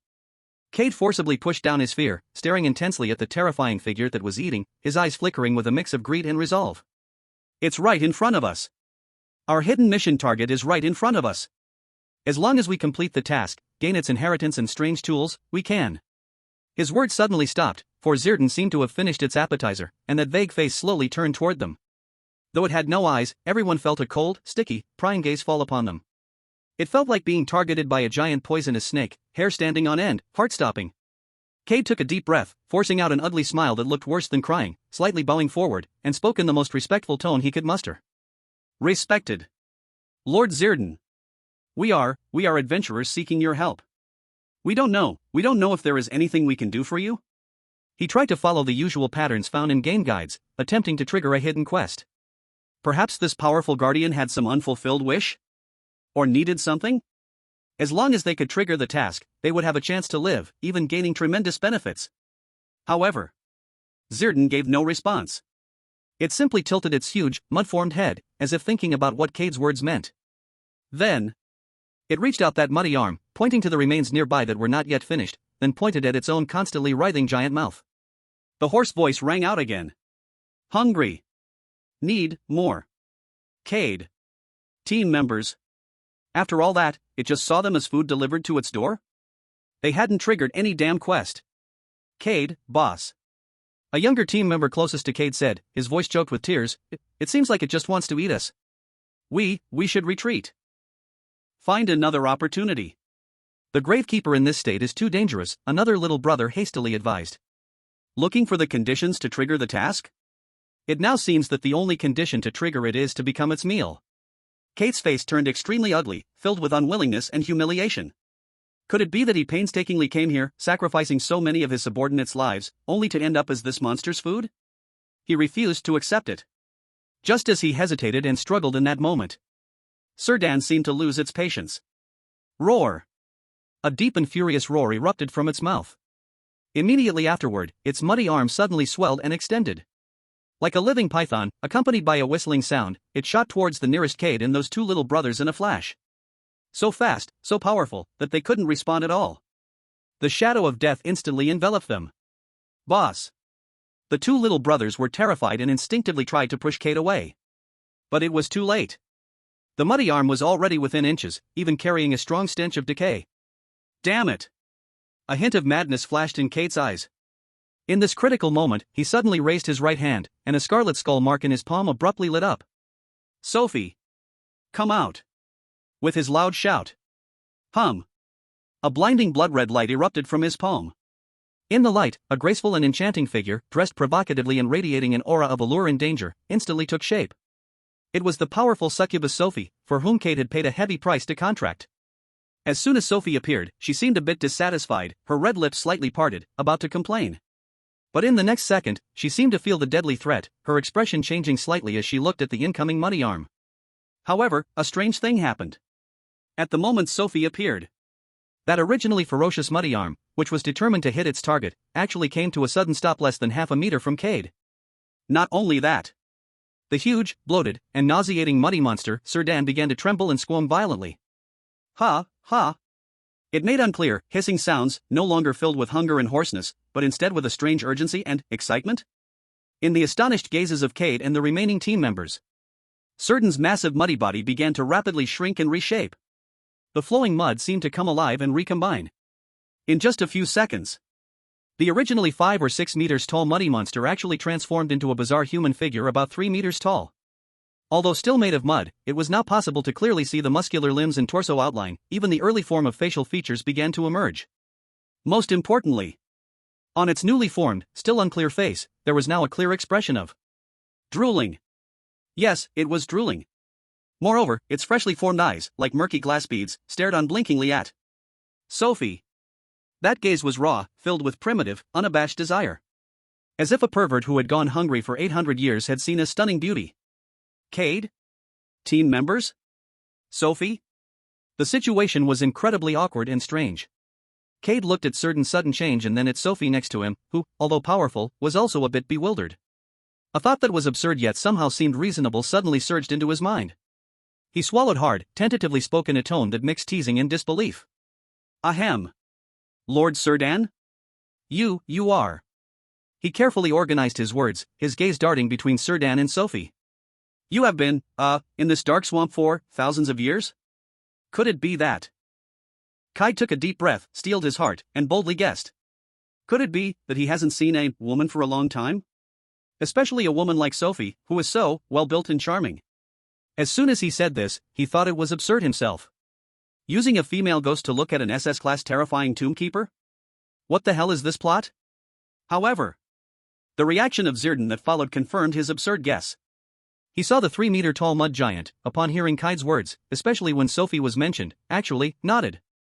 Although the movement was stiff, it was indeed a nod. Then, its murky eyes looked at Sophie even more intensely, muttering unclear sounds, but the meaning was understood. Woman. Like her. Give me. Kai's heart shook violently. Holy crap. He really got it right? This SS-class tombkeeper, guarding the dark cemetery for countless years, the only weakness, or desire, actually was a woman? And it seems to particularly favor a woman like Sophie? Ding. Special condition detected. Hidden task, the tombkeeper's desire has been triggered. Task content, satisfy the special need of SS-class tombkeeper Zirdan. Task rewards, Zirdan's loyalty, tombkeeper inheritance clue X1, cursed item heart of the swamp X1, large amount of experience points. Task failure penalty, the entire blood-colored skeleton squad will be wiped out, and Zirdan will permanently transform Sophie into a mud servant. Do you accept? The cold system prompt echoed in Kai's mind. A hidden task. It's really a hidden task. And the rewards are extremely generous. Zirdan's loyalty. Inheritance clues. Cursed item fragments. This is simply a windfall. Enough to make them rise to the top. But, the task content. Satisfy Zirdan's needs? Offer Sophie? Kai's gaze turned to Sophie, who was beside him, looking at Zirdan with a face full of vigilance and disgust. His heart began to struggle fiercely. Sophie. How much did Kai pay to contract and initially control this powerful S-class female ghost? How many times did he endure her unpredictable torment and difficulties? Even to increase her favorability, he didn't know how much he silently suffered, both mentally and physically. This female ghost, strong and beautiful, but also wild and hard to satisfy. Now, to capture Su Jiang, to gain this amazing opportunity, he has to offer Sophie to this mud monster? Kai's fists clenched and then loosened, and then clenched again. On one side was immense power and the hope of revenge within reach. On the other side was the strong warrior he had painstakingly controlled, and a certain indescribable male pride? No. Compared to revenge. Compared to power. What are these? Su Jiang. That damn guy. He must die. The humiliation he brought to me, I will repay tenfold, 100-fold. The last trace of hesitation in Kai's eyes was replaced by frenzied hatred. He made his decision. Accept. He roared in his heart. Then, he turned his head to Sophie, forcing a very unpleasant smile, yet his tone carried an undeniable order. Sophie, for our great cause. This Lord Zirdan has taken a liking to you. Go, serve him well. This is an order. Sophie was stunned, then her face showed disbelief and extreme anger. Kai. You dare, she screamed, her scarlet energy beginning to stir. But Kai only looked coldly at her, his right palm's skull mark glowing again, emanating a strong suppressive aura. The power of the contract made it impossible for her to defy her master's direct command, unless she wanted to endure the pain of her soul being torn apart. Sophie's complexion changed repeatedly, but ultimately, under Kai's cold gaze and Zirdan's burning stare, she humiliatingly bowed her head. All right, very well. Her voice was as cold as ice. Seeing this, Zirdan let out a satisfied hissing laugh, and that 3-meter-tall mud body even trembled with excitement. It reached out its mud-covered hand, grabbing towards Sophie. Kate and the remaining few team members silently watched Sophie being taken away by Siltan, disappearing into the swirling depths of the swamp. No one spoke, the atmosphere was oppressive to the extreme. Time passed, second by second. Kate and the others stood in place, waiting. From deep within the swamp, faint, indescribable sounds could be heard. Sometimes high-pitched, sometimes suppressed, sometimes intense. These sounds made the remaining team members blush and shiver a bit. Cade, however, remained expressionless, only occasionally looking up towards the direction of the sounds, his eyes sparkling with complex emotions. They did not know how long it had been. Perhaps it was 2 hours, perhaps 3 hours, perhaps longer. Ah! A scream, piercing the clouds and shaking the earth, filled with extreme exhaustion and a hint of relief, suddenly echoed across the entire swamp. The sound lingered for a long time, eventually fading into the dead silence of the air. After a while, a blood-colored figure stumbled out from the depths of the swamp. It was Sophie. In that moment, where was the seductive and powerful aura she had before? Her face was as pale as paper, her lips were blue, her steps wobbly, as if she would collapse at any moment. Her clothes were tattered, her eyes hollow, filled with exhaustion and deep humiliation. She looked as if she had been completely drained, incredibly weak. Hiss. Seeing Sophie in this state, the remaining team members could not help but gasp, their gazes towards the swamp filled with awe and a hint of sympathy. No. No wonder she's an SS class gravekeeper, a junior muttered subconsciously, so strong. Even Lady Sophie couldn't withstand it. That endurance, TSK. Cade paid no attention to his subordinate's comments, his gaze was firmly fixed on the back of Sophie. He saw the 3-meter-tall mud giant, Sultan, slowly emerging as well. It seemed to radiate a glow? Although still made of mud, it felt somehow more solid, more satisfied. It walked up to Cade, its murky gaze fixed on him. A hoarse voice sounded, laced with a hint of laziness and satisfaction. You are good. Woman. I am very satisfied. Speak. Your request. Cade's heart swelled with joy. The hidden mission was complete. He suppressed his excitement, took a deep breath, and said in a low voice. Lord Sultan. I need your power. I need you to come with me, out of this dark graveyard. To help me kill someone. On Sylphan's mud-formed face, a twisted smile seemed to emerge. Yes. Lead the way. It worked. Cade looked at Sultan, then glanced at Sophie, who was swaying and had a murderous look in her eyes, and the last bit of discomfort in his heart was washed away by immense joy. Su Jiang, wait for it, this time, with the assistance of an SS-class gravekeeper. Let's see how you survive. He waved his hand, pointing towards the direction outside the swamp, his eyes burning with the flames of revenge. Let's go. Chapter 173, Tears of the Elf. Inside the Rooster Tavern, smoke swirled, mixing with the scent of cheap alcohol and sweat. Su Jiang unconsciously tapped his finger on the rough wooden table, producing a light sound, tap, tap, tap. Old Leighton's antique clock still sat at the bar, its hands moving slowly, as if time had frozen. But what occupied his mind were the words of those two cowboys from just now. Water mist forest. The princess. Holy water, or rather, blood. Su Jiang narrowed his eyes, a faint smile of contemplation appearing at the corner of his mouth. Tears of the Elf, he muttered softly. This name rang a bell for him. It seemed to have countless connections with that mysterious princess. More importantly, holy water. That was the key item to cure the Medusa's petrification curse. Looks like I must meet this princess. Su Jiang thought silently. However, such a high-level being surely cannot be seen easily. A meeting gift is a must. What would be good to send? Gold coins? Equipment? Too cliché. Su Jiang's gaze inadvertently drifted outside the window, looking at the wasteland connected to the dark graveyard. A bold and crazy thought streaked through his mind like lightning. The best gift for a meeting. Isn't it Cade and his gang of crimson skeletons? Especially if he could deliver them alive, or barely alive, as a package. Isn't the princess's demand for fresh blood? Cade and his crew seem to fit the bill perfectly. The problem is, how to draw them out from that haunted place, the dark graveyard. Those guys, having suffered last time, are surely shrinking in a corner, like frightened birds, shaking in fear. Su Jiang picked up the glass of frothy beer in front of him, his eyes sparkling. Hey, buddy. He turned his head to look at the two cowboys at the neighboring table who were whispering about something. Cowboy A looked up, beer foam on his beard. Kid, what's up? Cowboy B also stopped talking, his eyes showing a hint of caution and curiosity. Are you going to prepare for the misty forest? Su Jiang asked casually. Yeah, it's a task given by Her Highness the Princess, no time to waste, Cowboy A answered in a deep voice. Then, could you do me a small favor? Su Jiang smiled with an innocent grin. Help? Cowboy B raised an eyebrow. We're busy, and we don't seem to know each other well, do we? It's a small effort, very simple for you. Su Jiang held up one finger. When you pass by the dark graveyard. Could you accidentally spread some news? Just say. Su Jiang paused, his smile turning a bit mischievous. Just say Su Jiang, had a conflict with another group at the graveyard's outskirts, and it looks, like I'm about to be done for? The two cowboys exchanged glances, each seeing a hint of understanding in the other's eyes. Having lived in such chaotic areas for years, they naturally understood this sort of using a knife to kill or luring the snake out of its whole trick. Cowboy A stroked his chin. Who do you want to draw out? Su Jiang smiled without answering, just pointing at himself. Someone really wants to trouble me. Cowboy B chuckled, revealing his yellow teeth. Kid, you have quite a few enemies, huh? But why should we help you? Su Jiang flicked a shiny gold coin onto the table. After it's done, there will be 10 times more. The two cowboys' eyes lit up simultaneously. For adventurous types like them, gold coins are the best passport. The news needs to be realistic.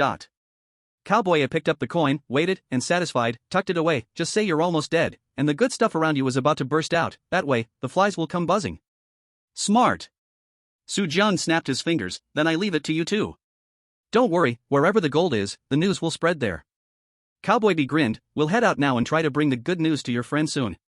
After saying that, the two cowboys did not delay, chugged their drinks, grabbed their weapons, and strode out of the Rooster Tavern. They were indeed in a hurry, as missing the princess matter was not something that a few gold coins could settle. Watching the cowboys' departing figures, Aya, who had been sitting quietly beside them, couldn't help but speak up. She was dressed in flexible leather armor that accentuated her beautiful figure, her brows slightly furrowed, her eyes showing a hint of worry. Su-jung, what do you want to do again? Linglong blinked her curious big eyes, wearing a mage robe, playing with a small crystal in her hand. Yeah, who do you want to lure? Is it that bunch of skeletons from last time? Su-jung did not answer directly but lifted the empty large beer glass, shaking it in the light.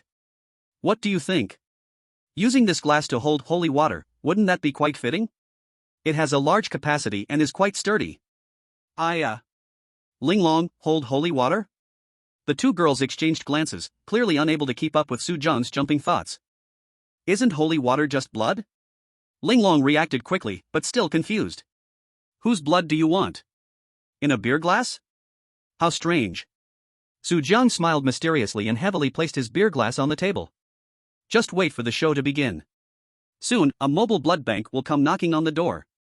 He leaned back in his chair, casually crossed his legs, and once again gazed out the window, as if he could already see the prey stepping into the trap. Aya watched his confident demeanor and gently sighed, no longer asking more questions. Linglong, however, was even more curious. She leaned closer to Su-jung, lowering her voice. Hey, tell me, what exactly is your plan? Is there something fun coming? Su-jung turned and looked at Linglong's eager little face, grinning mischievously. Want to know? When the fight breaks out, you have to give me rapid cool down, and then I'll tell you. Linglong's cheeks turned slightly red, and she spat. Phew. Rogue. Who's going to give you that? Oh. What about full of energy? Get lost. The atmosphere in the tavern lightened a bit due to their banter. But outside, the wind seemed to grow colder. At the same time, at the edge of the swamp leading from the dark tomb to the outside world. Gurgle, gurgle. The thick black mud emitted nauseating sounds, each time raising a foot felt like pulling it from the throat of a demon. The air was thick with a strong stench of decay, mixed with a hint of indescribable fishy scent. Keed and his remaining few Blood Skull team members were trudging through it, 1 foot deep, the other shallow. Every face showed the exhaustion and terror of having survived, but deep within their eyes burned a morbid enthusiasm. Especially Keed. He looked back at what was behind. That 3-meter-tall mud giant, Silden, was plodding heavily, closely following them. With every step it took, the ground seemed to tremble slightly, and the surrounding swamp seemed to worship it. SS-level anomaly. What did it matter to lose a few subordinates? Keed's eyes turned cold. When I catch you, everything good on you will be mine. And those two women by your side, humph. He glanced at the back of the team, where Sophie followed like a zombie, her expression hollow, radiating humiliation and resentment. Even though Sophie is strong, she looks so sickening like this. Once I take care of Su-jung, I will definitely contract a few prettier, more obedient girls.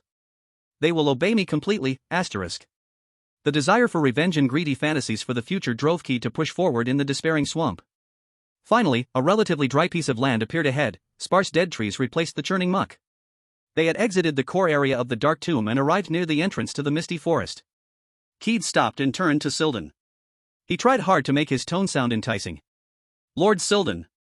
The person we're looking for is just outside this forest, not far. His name is Su. He is accompanied by 2 very beautiful women. Keed deliberately blurred Su-jung's name, as if subconsciously feeling that calling it directly would bring bad luck. He licked his cracked lips and continued to tempt. Those 2 women are, compared to Sophie, they are a different kind of beauty. Once we kill him, those 2 women will be yours. You can enjoy them as you wish. He thought that using beauty to entice this ancient anomaly, who had just awakened to such desires, would definitely be effective. However, Silden's blurry face made of mud. Without any fluctuation. Its muddy eyes rolled slightly, as if digesting Keed's words. Then, it stretched out a huge muddy finger, pointing to the back of the group, to the trembling Sophie, who had her head lowered. A hoarse, sticky voice sounded, carrying an undeniable stubbornness. Do not. Others. Women. Only. Her. Keyed. His smile froze on his face, a surge of indescribable discomfort and jealousy rose in his heart. Damn it. This ghostly thing is actually quite loyal? I have finally managed to get an S-class female demon, and now you're eyeing her? And you look down on other beauties? Keyed felt his anger boiling inside but dared not show it on his face. He could only force a laugh. Yes, Sophie is naturally one of a kind. Asterisk, damn it, just wait until I use you up. Let's see how I deal with you, asterisk, he cursed inwardly. At that moment. Go! Go! A rapid sound of hooves came closer, accompanied by rough shouts. Two strange war horses, engulfed in ghostly blue flames and with bony frames, raced toward them like two streaks of lightning from the other end of the forest path. On their backs were the two cowboys who had just left the Rooster Tavern. They seemed to deliberately slow down as they passed near Keyed and the others, shouting at a volume that they seemed afraid others wouldn't hear. Hey! Old buddy! Did you hear? Cowboy A shouted deliberately. Heard what? Cowboy B asked in response, equally loud. Not far ahead. The pile of rubble at the edge of the dark graveyard. It seems that guy, what's his name again, oh right. Su Jian. That kid who has been making waves lately. He seems to have gotten into a fight with the Black Crow people. It was a brutal fight. I caught a glimpse from a distance. That kid looks like he's about to collapse. Surrounded and beaten by a dozen people. TSK. Is that true? Those madmen from the Black Crow? That kid really asked for it. You bet. I reckon he's about to get all his good stuff beaten out of him. Should we go over and take a look? Maybe we can grab some cheap stuff? Forget it. The Black Crow folks are not to be trifled with. We should hurry to deliver the items to the princess in the Misty Forest. True. Let's hurry, don't delay important matters. As they shouted, they urged their strange war horses, seemingly in a hurry, and swiftly brushed past Keyed and the others, soon disappearing around the corner of the path. Leaving a strange silence behind. Keyed stood still, his expression shifting between clouds and sunshine. Su Jian? At the edge of the graveyard? Got into a fight with the Black Crow people? About to collapse? His eyes flickered, and his mind raced. Is it a trap? Possible. But, the looks of those two cowboys and their mention of the Black Crow didn't seem fake. The Black Crow was a notorious raider organization nearby, extremely ruthless, and conflicting with them indeed means death. Moreover, this news came too conveniently. It's just like a pillow for a sleepy head. Regardless of whether it is a trap or not. This is an excellent opportunity for him to find Su Jiang and complete his revenge. Furthermore, who is with him right now? The SS level Tomb Guardian, Serdan. Even if the front is a mountain of knives and a sea of fire, a den of dragons and tigers, he will charge in. Su Jiang. Keyed whispered this name, his voice like a venomous snake flicking its tongue. His eyes burst with a bloodthirsty light. He suddenly turned around, looking at the few remaining subordinates, and the towering Serdan. Everyone. Change of target. Follow me. He pointed towards the direction the cowboys had disappeared, which was where they called the battlefield. Go kill that brat. This time, I want him to die without a complete corpse. The flames of revenge completely ignited the last remnants of Keyed's sanity. Under his command, this strange team, composed of remnants, humiliated female demons, and terrifying muddy monsters, changed direction and charged fiercely towards the battlefield where Su Jian was located. A carefully planned coincidence is about to unfold. Inside the Rooster Tavern, Su Jiang seems to sense something, raising his glass and toasting towards the window, far away. The good show has begun, he murmurs, a hint of cold smile on his lips. Chapter 175, Foggy Mysterious Forest, Old Friend Arrives. Keyed's eyes, like two clusters of ghostly green flames, flicker at the edge of the dark marsh. Su Jian. Black Crow. Fierce battle. I can't hold on. These few words burn into his nerves like a red-hot iron. He glances at the silent mud giant, Serdan, by his side. SS level anomaly. With this one around, what traps do I need to fear? Even if ahead lies a mountain of knives or a sea of fire, today I must twist off Su Jian's damn head. Sir. Keyed licks his cracked lips, trying to communicate again with Serdan, at least to confirm the reliability of this support. He needs to ensure that this mud brother, who only cares for Sophie, can target Su Jiang in the upcoming battle rather than continue to be obsessed with his contract female anomaly. But Serdan merely glances at him with those murky mud eyes, showing no reaction. As if Keyed were just an insignificant bug at his feet. Keyed feels a swell of frustration but dares not explode. He turns to the few remaining Crimson Skeleton team members. These desperate men, though they had just faced the terrifying marsh and the death of their comrades, now gleam with greed and the light of revenge in their eyes upon hearing the bad news about Su Jiang. How many good things does Su Jiang have? I still haven't taken back from last time. Now he is all alone. And he is being attacked by the Black Crow. This is practically a pie falling from the sky. Boss Cade, a Scarface team member, gasps, "What are we waiting for? Let's go get him." Yes. Take advantage of his sickness to take his life, another member excitedly echoes. With Sir Dan here, even if it's a trap, we can break through. The crowd's emotions ignite, fear temporarily overshadowed by the thirst for revenge. Cade takes a deep breath, feeling the tangible terrifying pressure radiating from Sir Dan. Safety seems to have returned a little. He raises his hand, pointing to the direction the two cowboys disappeared, which also leads to the battlefield, the misty forest entrance. Let's go.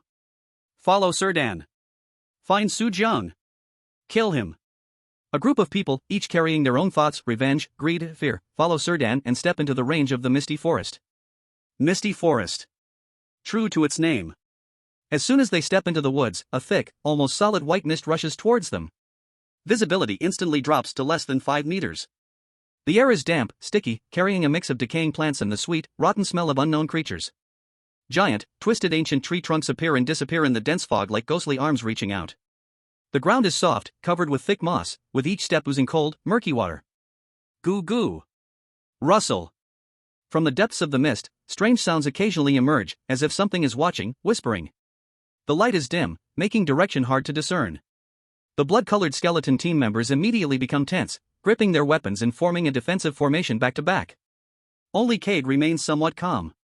He closely follows behind Sir Dan. The mud giant's towering 3-meter-tall body stands like a moving small mountain in the fog, bringing comfort. Stay close. Cade whispers harshly, "Don't fall behind." He believes that as long as they stick close to Sir Dan, the spirits and monsters in this forest will not dare to approach. However, he obviously overestimates Sir Dan's bodyguard trait or perhaps underestimates the danger of the misty forest. They had hardly ventured 100 meters into the forest. Ah! A piercing scream suddenly comes from the back of the group. Cade's heart skips a beat as he turns back sharply. The mist swirls. All he sees is a team member's body, contorted in an eerie posture. Countless terrifying green vines, oozing with mucus, surged madly from the ground and trees, binding tightly. These vines were like living things, their tips split open, revealing mouthparts filled with sharp fangs, greedily gnawing at the flesh and soul of that team member. "Help! Help me! Boss! Save me!" The team member's cries for help abruptly stopped. His body shriveled at a visible speed, quickly becoming a terrifying mummy wrapped in vines. Blood and life force were instantly drained away. "Damn! It's soul-eating vines," a team member shouted in terror. The others turned pale with fear, barely able to hold their weapons steady. Cade's pupils suddenly constricted. He instinctively looked at the front walker, Zirdan. However, the mud giant seemed to hear nothing, see nothing. It continued its slow pace, heavily walking forward, its massive mud feet crushed the ordinary vines trying to approach, yet it ignored the soul-eating vines that had just attacked. "Lord Zirdan!" Cade, both shocked and angry, couldn't help but shout, "You!" His words were left unfinished. Because Zirdan merely slightly turned that indistinct muddy face, glancing at him with those emotionless, murky eyes. That gaze was cool, indifferent, as if looking at an ant that disturbed its walk. Cade's subsequent words got stuck in his throat. He understood. Zirdan had never intended to protect them. This mud monster, from start to finish, perhaps only cared about completing its deal with Cade to deal with one person. As for the others? Live or die, what did it matter to it? A chill, colder than the moisture of the misty forest, shot up Cade's spine. He felt like he had let a wolf into his home. No, he had summoned a more terrifying, completely uncontrollable plague god. "Boss, what should we do?" The remaining team members' voices trembled. They also understood. This mud giant was definitely not their shield. Cade's face turned pale, his teeth gritted in a clicking sound. But now, turning back was even more dangerous. The only hope was to quickly pass through this ghostly forest, find Su Jiang, and then make Zirdan fulfill its promise. Stay alert. Cade suppressed the fear and anger in his heart, roaring, "Stay vigilant. Cover each other. Let's charge out quickly." The team continued forward, but the atmosphere had completely changed. The previous luck and greed were replaced by a thick sense of fear and despair. Everyone was on high alert, wary of the deadly dangers that might appear in the mist surrounding them. The next stretch of road was simply like walking through hell. Occasionally, shadowy monsters hidden in the fog would tear through the team members' armor with sharp claws. Sometimes, leech-like soft creatures would silently drop from the treetops, trying to burrow into human orifices. At times, the soft ground beneath their feet would suddenly collapse, revealing a deep pit filled with white bones and mucus. Screams echoed one after another. But each time the team members looked towards Zirdan in despair, they only received that enormous, indifferent back. It continued walking, deaf to everything happening around it. Finally, another team member, trying to cut through a strange water plant, entwined around his ankle and filled with eyeballs, was dragged into a bottomless murky pool, vanishing without a trace. Chapter 176, A Very Delicate Friendship. In the team, only Cade, the scarred team member, another slightly clever team member, and Sophie, who floated at the back like a ghost, remained. Only 3 living humans were left. Plus a girl filled with despair and a completely unreliable mud dad. Why? The scarred team member finally broke down, rushing to the massive body of Zirdan, shouting upwards. His face was covered in tears and snot, mixed with fear and anger. Didn't you promise Boss Cade? You said you would provide help. Why don't you save us? Why do you just watch them die? His voice echoed in the empty foggy forest, sounding particularly mournful. Zirdan stopped in its tracks. It slowly lowered its massive head made of mud and stones, looking down at the small and agitated human beneath it. Then, its hoarse, sticky voice, as if countless corpses were rubbing against each other, slowly emerged. I promise to help you deal with one person. It paused, as if organizing its words or recalling that simple agreement. Why? Protect you? These few short sentences felt like a bucket of cold water pouring down, rendering the scarred-faced teammate instantly speechless, standing there in shock. Cade's heart sank to the bottom. Yes. Zirdan was talking about helping him deal with one person. It had never promised to ensure the safety of their entire team. It was they who naively believed that having such an SS-level anomaly meant they could rest easy. How ridiculous. How naive. Instance number. Current number of remaining anomaly players, 110. The cold system prompt sounded as if it were mercilessly mocking their foolishness. Since entering the swamp, their once elite small team had been continuously dwindling in numbers. Now, there were only 3 poor living people left. Cade's voice was hoarse, carrying a sense of almost desperate fatigue. Hurry, go. He no longer held any illusions about Zirdan, nor dared to question it. Now, he just wanted to leave this cursed place as soon as possible, find Su Jiang, and complete this damn deal. Perhaps their sacrifice satisfied certain rules in the forest, or perhaps they were finally nearing the edge of the forest.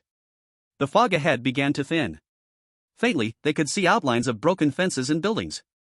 A familiar smell, mixed with cheap beer and sweat, wafted over faintly. The Rooster Tavern. They finally made it out. Cade's spirit lifted, and he almost stumbled out of the last thin fog. Then, he saw it. Under the crooked sign of the Rooster Tavern. On the wooden steps at the entrance. A figure was leisurely leaning against the doorframe, holding something that looked like a large glass for drinking beer. Next to him stood 2 striking women, each with a different style. One was dressed in tight leather armor, looking valiant, with eyes sharp as an eagle. The other wore an exquisite mage robe, charming and cute, casually playing with a crystal while curiously observing them. And the man in the middle. Who else could it be but Su Jiang? He looked without a trace of having been in a fierce battle. Not a hint of looking done for. Not even a wrinkle in his clothes. He wore a lazy expression, as if just waking up, and upon seeing them rush out, he even lifted his beer glass at them? As if greeting them? Or was he provoking them? Su Jiang. Cade almost squeezed out this name through clenched teeth, his eyes turning instantly blood red. They were played. You dog bastard. You dare to deceive us. The scarred-faced teammate reacted, pointing at Su Jiang and cursing wildly. I'll skin you alive, another surviving teammate yelled, raising his weapon. Sophie floated behind, her hollow gaze falling on Su Jiang, stirring up a complex and indiscernible ripple, mixed with resentment and a hint of something unusual. Their furious shouts and their murderous intent surged toward the tavern door like a tangible wave. However, Su Jiang was just watching them with great interest.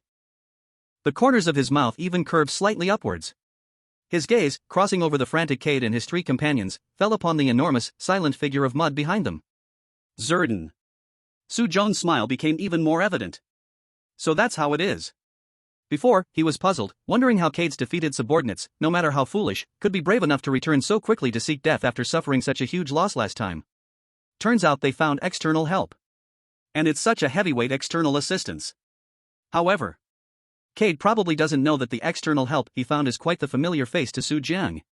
Su Jiang's thoughts unconsciously drifted back to a long time ago, to a similarly eerie and strange dungeon. At that time, he was far from being as powerful as he is now. It was in that dungeon that he first encountered this terrifying existence made up of filthy mud and the resentment of the dead, the gravekeeper Zerdan. Back then, Zerdan seemed even more spirited? At least not as dilapidated. Naturally, they could not avoid a fierce battle. Su Jiang used all his tricks and revealed all his hidden cards, but in the end he still suffered a regrettable defeat. There was no helping it, the difference in levels and essence was right there. However, it was during that battle and the subsequent interactions that Su Jiang accidentally discovered a rather unique little quirk of this SS-level boss. This boss seemed to have no interest in conventional beauties, but rather had a strange fondness for those women of ample tonnage and generous figure. One could even say he was obsessed. Later, Su Jiang encountered a tricky problem in that dungeon, needing Zerdan's help. And as a condition for exchange, he went all over the world to catch several heavyweight female monsters that fit Zerdan's aesthetic, large and robust, weighing enough to crush a tank, and delivered them to Zerdan's tomb. That scene TSK. Even now, Su Jiang feels a bit of an eye burn just thinking about it. But it was precisely because of that transaction that a very subtle form of friendship was established between him and Zerdan. At least, it was no longer a purely hostile relationship. Thinking of this, Su Jiang looked at Zerdan, who appeared more weathered than he remembered, his muddy body somewhat dried and cracked, and couldn't help but chuckle. He shook the large beer glass in his hand and spoke in a familiar tone like an old friend, laughing heartily. "Yo, old ex. Long time no see. Look at you. TSK, have you been having a tough time all these years?" Su Jiang's sudden and nearly teasing greeting instantly silenced the scene. Cade? Scarface team member? Another team member? Sophie. The three living people and one female monster were all dumbfounded. Old ex? Who is this kid talking to? To that mud monster? And saying its life has been tough? Is he crazy? Does he want to die faster? However, what happened next completely shattered their views and crushed their perceptions. The huge, indifferent mud giant, Zerdan. Upon hearing Su Jiang's voice, especially the term old ex, its enormous body made of mud suddenly shook violently. Its murky eyes suddenly lit up, locking onto Su Jiang intensely. That brightness was comparable to 200-watt spotlights. Then, before the shocked eyes of Cade and the others, Zerdan's blurry muddy face even twisted into a look resembling excitement? Ecstasy? Aggrievement? Its huge body even trembled slightly due to emotional agitation, causing the ground beneath to hum as well. Right after that hoarse, sticky, eerie voice rang out again. But this time, it was no longer the previous indifference and few words, but filled with an incredible excitement and sorrow. Su Jiang! It almost shouted, its voice rising with excitement, shaking the surrounding air. It's you! It's really you! Su Jiang! You've finally come! The mud giant shouted while taking heavy steps, shockingly, completely ignoring Cade and others beside him, rushing straight towards Su Jiang. That posture, rather than an attack, looked more like a pet dog, long lost, finally seeing its owner. Woo! Su Jiang! Silden's voice even carried a hint of sobbing. Though mud monsters theoretically shouldn't be able to cry. Do you know? All these years. Without you finding me.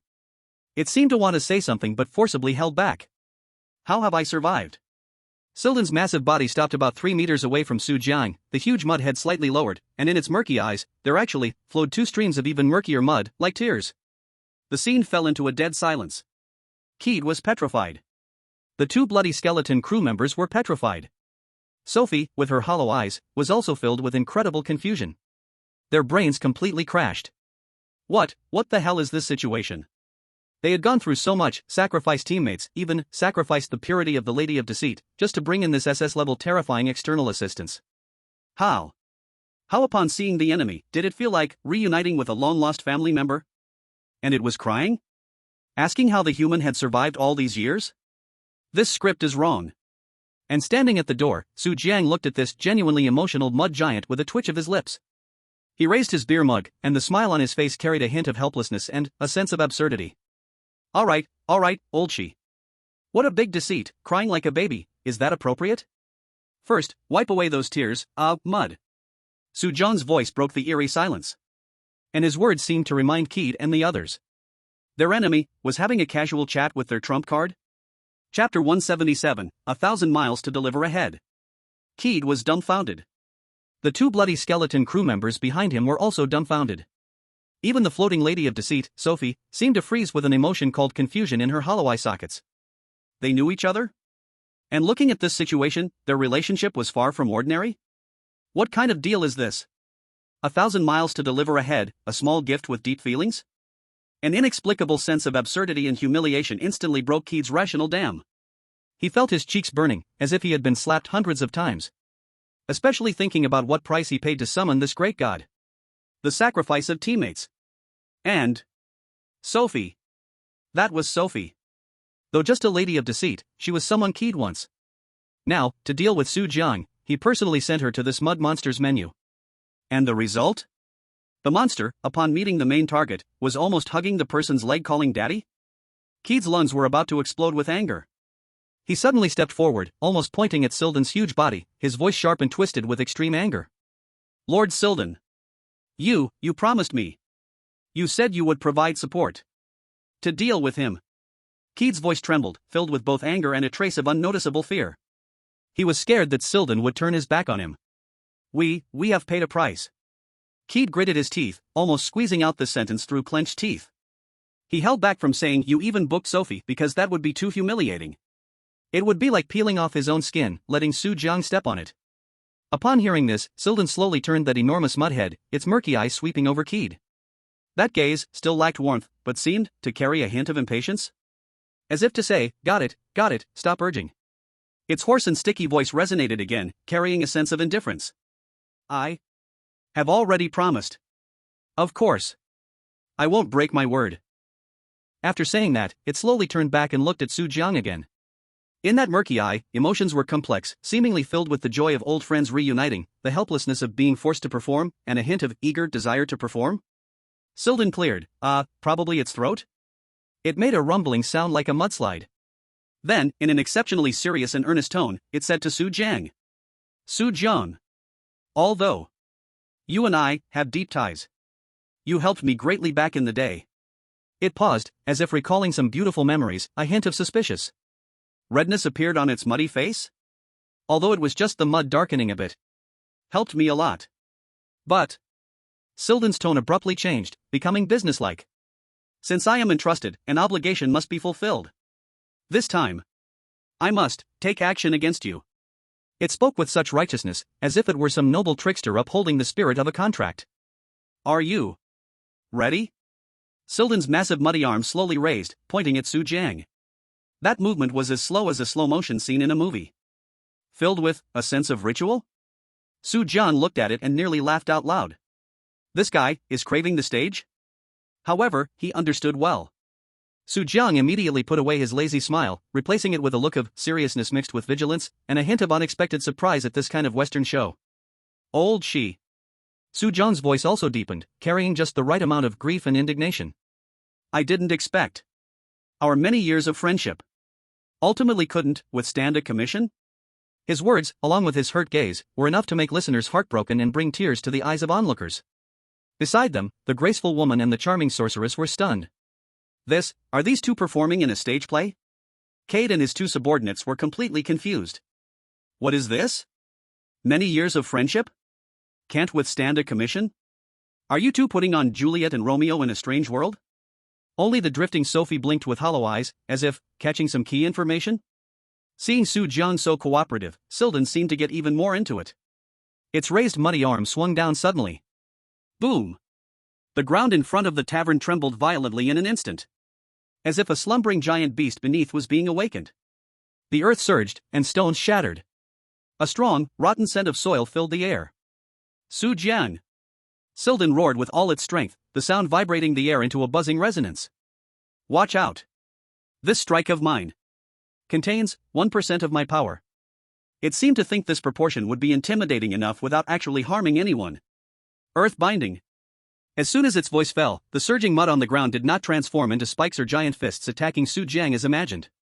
Instead, it, very gently, like living vines, it stretched upwards. Then, gently, wrapped around Su Jiang's ankle. Then climbed up, wrapped around his knee.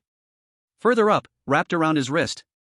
Finally, four uniquely shaped big hands made from moist earth secured Su Jiang's limbs firmly in place.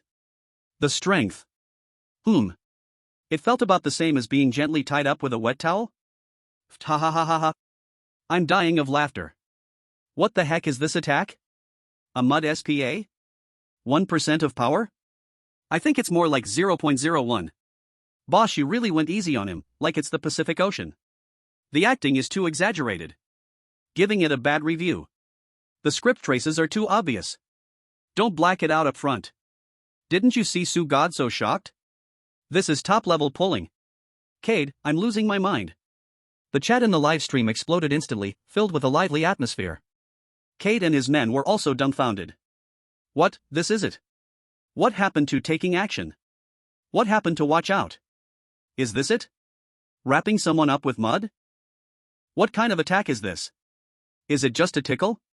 The heroic woman twitched the corner of her mouth.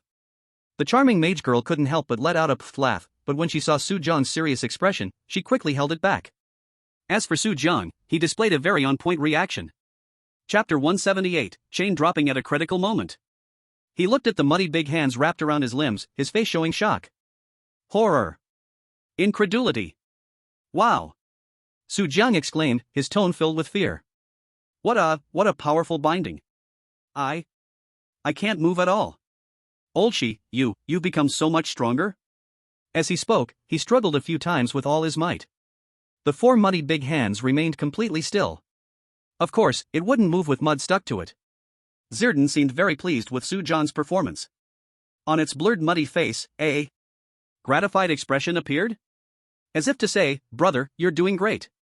However, just as this atmosphere of understanding and acting was strange, a sudden twist occurred. The originally symbolic wrapping of the muddy big hands suddenly emitted a shocking creaking sound from inside. As if something hard was quickly forming inside the mud. The next second, those four muddy big hands tightened violently. No longer the gentle touch from before, but like shackles forged from steel. They tightly locked Su Jiang's limbs. A truly terrifying, deep-rooted power from the earth burst forth in an instant, binding Su Jiang securely. The performative expression on Su Jiang's face disappeared in an instant, replaced by true surprise and seriousness. This power is not right. Su Jiang! The heroic woman exclaimed, instinctively reaching for her sword. Be careful. The charming mage girl also panicked, her crystal glowing instantly. But they hadn't had time to act yet. Ha ha ha. Good. Good. Well done. Lord Zirdan. Cade was first stunned, then burst out in a crazy joyful laugh.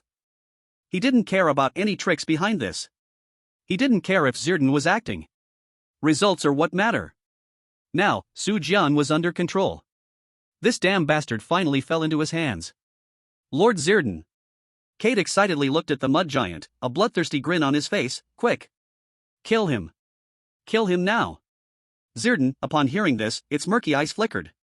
It glanced at Su Jiang, who was tightly bound and showing a true serious expression for the first time. Then it looked at Cade, who was filled with fanaticism and expectation. Then, it spoke in a slow, hoarse voice. I have acted to assist you in capturing this person. The agreement is fulfilled. It slightly tilted its head, its huge muddy face turning towards Cade, the tone carrying an undeniable sense of rules. How to deal with you all. Feel free. Implying, I'm only responsible for capturing, not for killing. My task is done, the rest is up to you. Cade's smile froze on his face. Damn it. This monster is indeed unreliable. Dropping the chain at the critical moment. But, that's fine. A glimmer of ruthlessness flashed in Cade's eyes. Killing Su Jiang himself would satisfy his pent-up hatred even more. Moreover, he glanced at the two women beside Su Jiang, who looked slightly flustered but both had good looks and quality. He thought about the strange treasures and points Su Jiang might possess. A greedy flame instantly overshadowed the previous anger and confusion. Brothers! Cade suddenly turned around, shouting at the last two remaining team members, his voice filled with temptation. Do you see? Su Jiang has already been captured by Lord Zirdan. He is now meat on the chopping block. Up for us to slice. Kill him. The strange treasures and points on him. They are all ours. And those two women beside him. Cade licked his cracked lips, his eyes flickering with lewd light. Once we kill Su Jiang, he won't be able to escape either. The two team members, who were originally somewhat hesitant and fearful, suddenly began to breathe heavily at these words. Tricks. Points. Women. The huge temptation made them forget their previous fear and the oddity of Sildan. Roar. The scarred team member was the first to respond, brandishing his machete and charging fiercely at Su Jiang. Kill. Another team member also went wild with rage and followed closely behind. Not enough. Cade's eyes turned cold, and to ensure everything was foolproof, he waved his hand sharply. Sophie. Go. A ghostly and resentful figure instantly emerged from behind Cade. It was the female ghost Sophie, who was treated as a bargaining chip. Her figure seemed even more substantial than before, and in her hollow eye sockets, green flames burned fiercely, fixating on the bound Su Jiang. Within those flames, there was a bitterness of resentment. And a hint of indescribable sadness and humiliation. And the moment Sophie appeared, the mud giant Sildan, who had been keeping out of it, suddenly brightened its murky eyes. An unabashed, naked, salivation radiated from that massive mud face. Its blurry mouth even slightly opened, as if thick saliva, mud, was about to drip down. Beautiful. This female ghost. Though she lacked the tonnage it loved. But, very smooth indeed. Sildan's gaze was almost glued to Sophie, unable to be torn away. Kill him. Cade didn't notice Sildan's strangeness, or rather, he simply didn't care.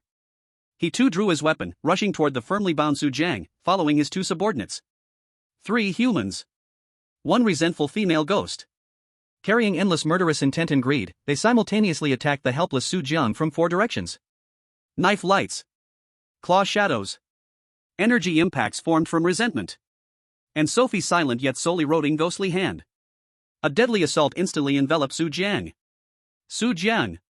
Be careful. The valiant woman and the pretty mage both exclaimed in alarm, wanting to rush forward to help. But their strength seemed so pale and weak against Cade and the 3 others, together with Sophie.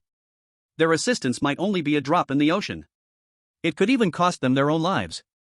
In a critical moment, everyone's eyes focused on the man trapped by the muddy giant's hand. Su Jiang. He looked at the deadly attacks surging from all directions. Feeling the terrifying binding force from his limbs, far beyond expectations. The surprise and seriousness on his face slowly faded. Replaced by a heart-stopping calmness? Or the indifference before the storm? The corners of his mouth even slightly curled up into a strange arc? Chapter 179 The Rooster Tavern, No Killing Allowed. Knife lights. Claw shadows. Resentment. Ghostly hands. The deadly encirclement from Cade, the 2 teammates, and the female ghost Sophie tightened like a noose, filled with strong murderous intent and greed, pouncing on the gently bound Su Jiang. The air seemed to be ripped apart, emitting sharp, piercing cries. The scent of death was more intense than ever. Su Jiang. The valiant woman's heart raced to her throat, her long sword buzzing, nearly slipping from its sheath. Be careful. The pretty mage's face turned pale, her fingertips shimmering with crystal light, ready to cast a spell at any moment. They knew that at this moment, Su Jiang was truly in dire straits. The binding force from the muddy giant's hand exceeded expectations and was no joke. And Cade's attacks were merciless, aiming to kill with every strike. Even in his prime, facing such besiegement, Su Jiang would probably be flustered, possibly even meeting his end on the spot. Let alone now, bound and unable to move. It's over. This was the thought that emerged in everyone's minds, including countless viewers in the livestream. However, at this critical moment of life and death, Su Jiang's calmness was not replaced by fear, instead. That strange smile. Like a stone thrown into a calm lake, ripples spread out. Growing stronger and stronger. Ever more. Unrestrained. Ha! A light laugh, clearly reaching everyone's ears. In this chaotic background of shouting and energy surging, it felt so abrupt, so jarring. Cade's pupils suddenly constricted. What did he see? Su Jiang was not panicking at all, instead. He moved. Not breaking free. With his limbs bound by that strange and powerful earthen hand, he could not make any effective dodge or block. But his entire body, along with those 4 huge muddy arms, actually, like a battering ram equipped with a powerful engine, rushed towards one direction. Launched a charge. Boom. The ground beneath Su Jiang's feet instantly exploded. Rubble and dust flew everywhere. A power that was hard to describe, as if it could shake mountains, erupted from his seemingly bound body. He was not breaking free. He was forcefully dragging the very force that bound him, along with its source, those 2 huge muddy arms connected to Sildan's body. What? Cade's sneering smile instantly froze, turning into disbelief and shock. What did he see? Su Jiang was actually moving while dragging Sildan's arms? How is this possible? He clearly saw the power contained in that earthen hand. It was definitely not an act. That weight and solidity were enough to imprison an adult T-Rex. But now, Su Jiang, this human, was actually using his own strength to drag it? No. Not just dragging. Look at that stance, it's like a barbarian warrior on an ancient battlefield, pulling massive siege weapons. Stop him. Cade instantly reacted, although he didn't know what Su Jiang intended to do, he could not let him succeed. He roared with all his might. The weapon in his hand erupted with even more fierce light, slicing towards Su Jiang's vital parts at a faster speed. The two enraged team members also shouted as they followed. They didn't care what was happening. Kill Su Jiang. Grab treasure. Steal women. This thought had completely taken over their brains. The figure of the female ghost, Sophie, also shadowed them, her ghostly green fire leaping in her hollow eye sockets, her vengeful ghostly claws tearing through the air, aiming directly at Su Jiang's soul. However, Su Jiang had only one target. The door of the Rooster Tavern. He ignored the attacks rushing at him from behind. He even ignored the blades that were almost about to pierce into his back. His eyes were fixed intently on the seemingly ordinary wooden door ahead. His steps were heavy yet resolute. Each footstep left a deep imprint on the hard ground. Creak, creak. The dragged muddy arms let out a teeth-gritting stretching sound. The connection points seemed to be under tremendous strain, likely to break at any moment. And the source being dragged, the muddy giant Serdan, at this moment, had an exceptionally wonderful expression on its face. The murky eyes that once held gratitude and desire for performance had vanished.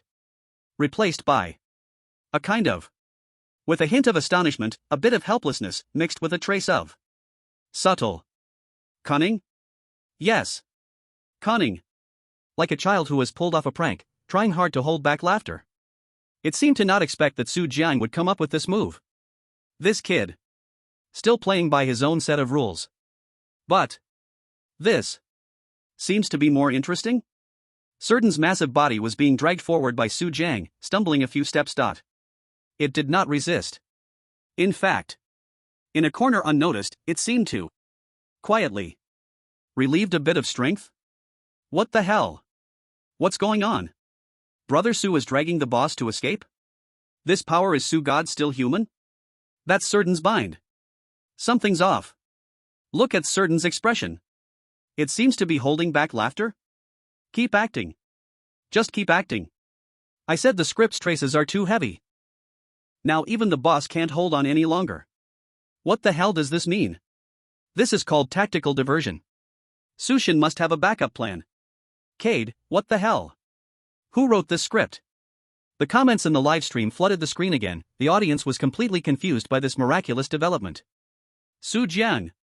Where are you going? The valiant woman shouted urgently, holding her sword, wanting to follow, but worried about the attacks behind Su Jiang. What should we do? The charming mage girl was also somewhat at a loss, tightly gripping her crystal, looking at her companions. The situation changed too quickly. They could not keep up with Su Jiang's thoughts at all. At this moment, Su Jiang had already rushed to the door of the Rooster Tavern. He could almost feel Cade's cold, sharp blade on his back. Sophie's ghostly claws brought a biting chill, about to touch his soul. Die. Cade's eyes erupted with final madness. He seemed to see that in the next second, Su Jiang would be split in half by his blade. Those tricky items. Points. Women. All would belong to him. However, at the very instant Su Jiang's body was about to rush into the tavern door. A strange change. Swish. A light sound. Those four huge mud hands, like iron shackles, that had firmly locked Su Jiang's limbs. Those two immense mud arms that Su Jiang had forcibly dragged, now groaning under the heavy burden. Unexpectedly. As if they had life, they proactively, swiftly, and smoothly withdraw from Su Jiang's body. As if they had never appeared. That feeling was like completing some mission, retreating after success. The binding disappeared. Su Jiang's forward momentum slightly halted due to this sudden change. But he reacted extremely quickly. Almost in the moment the bindings vanished, he exerted force at his waist, swiftly turning and charging into the Rooster Tavern's main door. His movement was seamless, without the slightest hesitation. But the Cade and the others who followed closely. They were completely unprepared for this sudden change. Serdan, stopped? Why? But at this moment, with the arrow on the string, they could not hold back. Su Jiang was right in front of them. So close they could reach him. The thought of killing him had already made them lose their basic judgment. Especially those two blood-colored skeleton team members who had completely gone mad. They hadn't even noticed Serdan's arm had disappeared. All they saw was Su Jiang rushing into the tavern. Kill! The two shouted angrily, disregarding everything, and they smashed into the Rooster Tavern's door. Their weapons still pointed forward. The target aimed directly at Su Jiang, who had just found his footing in the tavern. Inside the tavern, the light was slightly dim. The air was filled with a mixture of beer, wood, and a faint bloody smell. A few scattered patrons seemed to have long been used to the outside commotion, drinking among themselves. Behind the bar, the old man in a server's outfit, looking somewhat lazy old Leighton, was slowly wiping a glass. He didn't even raise his head. As if the earth-shattering fight outside and the uninvited guests rushing in had nothing to do with him. Until when those two blood-colored skeleton team members, full of killing intent, pointed their weapons at Su Jiang, ready to attack. Old Leighton's action of wiping the glass paused. He slowly raised his head. A hint of cold displeasure flashed in his murky old eyes. A faint nasal sound, like thunder on a clear day, erupted in the small tavern space. The movements of the two team members suddenly stiffened. A strange chill instantly surged from their feet to the top of their heads. They finally noticed the old man they had been ignoring. Old man! Get lost! Don't be a nuisance! One of the scarred team members, blinded by the desire for slaughter, even had the nerve to shout. Ha! Old Leighton let out a cryptic chuckle. He put down the wineglass and the rag in his hand. Then, slowly, he raised his left wrist. There, he wore a somewhat old-looking but polished metal watch. Rooster Tavern. Old Leighton's voice, not loud but carrying an undeniable authority, clearly reached everyone's ears. No, killing. At the moment the words fell, the old watch on old Leighton's wrist suddenly had its hand spin rapidly. Buzz. A barely perceptible wave of energy spread out. Followed by, from the tiny center of the watch face, suddenly shot out two. Faster than lasers. Brighter than lightning. As dazzling as a rainbow, yet carrying an air of ultimate destruction. Rainbow glow. Whoosh. Whoosh. Two beams of rainbow light came first. Hit precisely the foreheads of the two bloody skull team members who had just been grinning, about to swing their blades. Time seemed to freeze at that moment. The expressions on the faces of the two members remained frozen in their previous second of savagery and greed. Their bodies still retained a forward attacking stance. But on their foreheads, a finger-thick, see-through blood hole appeared. No cries. No struggles. Not even a trace of pain showed before it was too late. In the next second. Thud. Thud. Two still warm corpses fell to the ground like bags with their bones pulled out, soft and limp. From the blood holes in their foreheads, fresh blood mixed with white brain matter slowly oozed out, staining the tavern's old wooden floor red. A strong smell of blood instantly overwhelmed all other smells in the tavern, becoming extremely pungent. Silence. Dead silence. What the hell? Instant kill? What just happened? What was that light? Old Leighton's watch? Damn. Is the tavern owner this powerful? A hidden boss? Those two extras died so easily. Is this the rule of the Rooster Tavern? Damn. So terrifying. Cade, danger. The live chat's comments, after a brief pause, exploded at an even more terrifying speed. Everyone was completely stunned by this sudden, decisive, and even eerily beautiful killing. And at that moment, Cade, who had just rushed to the tavern door and was preparing to follow in. And behind him, the shadowy figure of the ghostly Sophie. They were dumbfounded. Completely dumbfounded. Like two statues, they stood stiffly at the tavern door, unmoving. The madness and greed on Cade's face quickly receded like a tide, leaving only boundless fear and stupor. He watched helplessly as his two subordinates, although not top tier, but definitely players who had gone through life and death tests, just like that, silently, were pierced through the head by two beams of light? Without even time to react? He didn't even see how that light appeared. He only saw that old man raise his wrist. And then, his subordinates died. Died. Like two ants crushed underfoot. A chilling, bone-deep cold instantly swept over Cade's whole body. His mind went blank. Behind him, Sophie, with her hollow eye sockets, had the ghostly green fire flickering violently, as if sensing some terrifying aura that made her soul tremble. She stopped in her tracks, not daring to move forward even an inch. Inside the tavern, Su Jian looked at the two corpses not far from his feet, then glanced at the fresh blood oozing out. The smirk on his face only grew broader. He even playfully whistled. Then, he bent down and picked up the glass that old Leighton had poured for him earlier but hadn't had the chance to drink. Under the gazes of the dashing girl and the adorable mage girl, as well as the astonished audience in the live stream, Su Jiang held the empty wine glass. Slowly walked to the corpse. Crouched down. Aimed the cup's opening at the warm, fresh blood. TSK, TSK, TSK. Su Jiang shook his head while collecting the blood, making a regrettable sound. Really? I already said. At the Rooster Tavern, no loud talking, no fighting, and definitely no killing. Why won't you listen? Look, isn't this wasteful? His tone was light, as if he were commenting on today's weather. But with his strange action of collecting blood, and the 2 dead bodies on the floor, an indescribable chill seemed to drop the tavern's temperature by several degrees.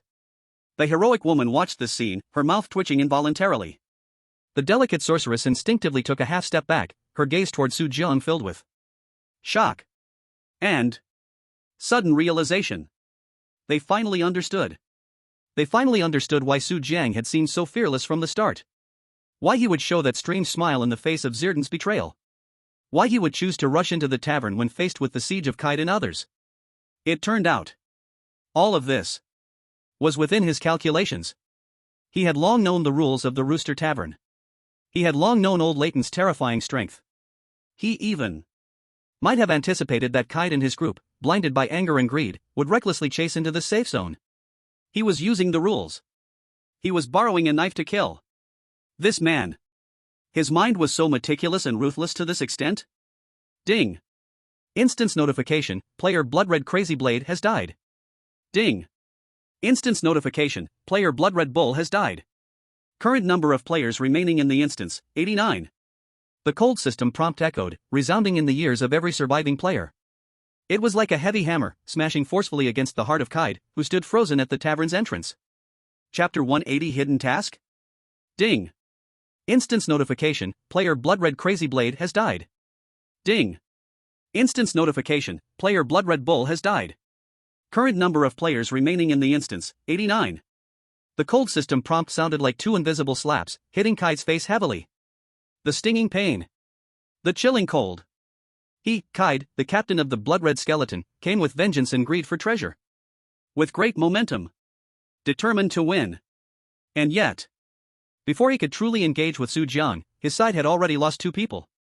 Moreover, they died so frustratingly.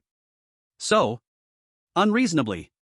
Without even touching an enemy's clothing, they were killed by an old tavern man who seemed harmless, using a broken watch? What the hell is this?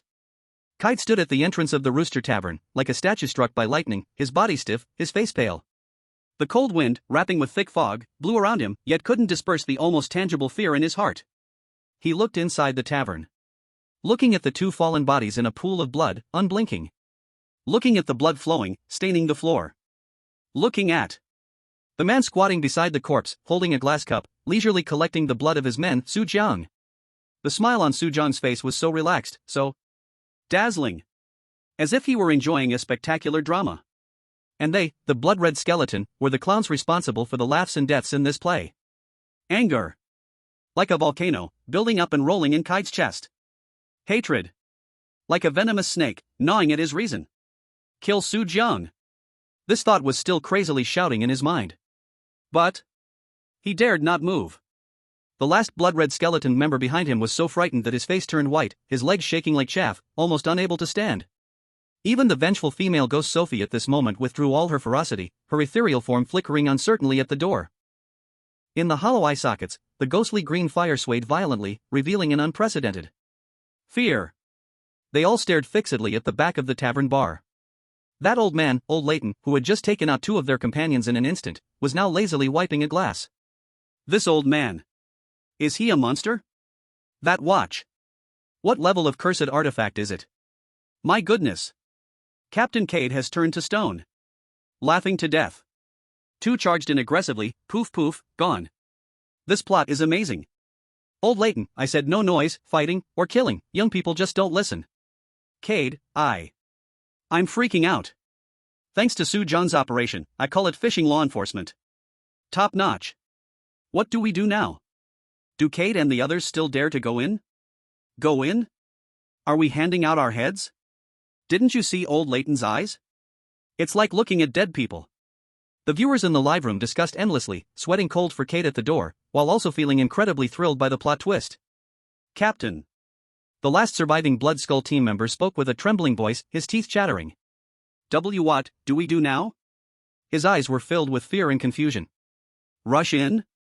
Is that asking for death? The terror of those two beams of rainbow light was still deeply etched in his mind. That was a power they could not withstand.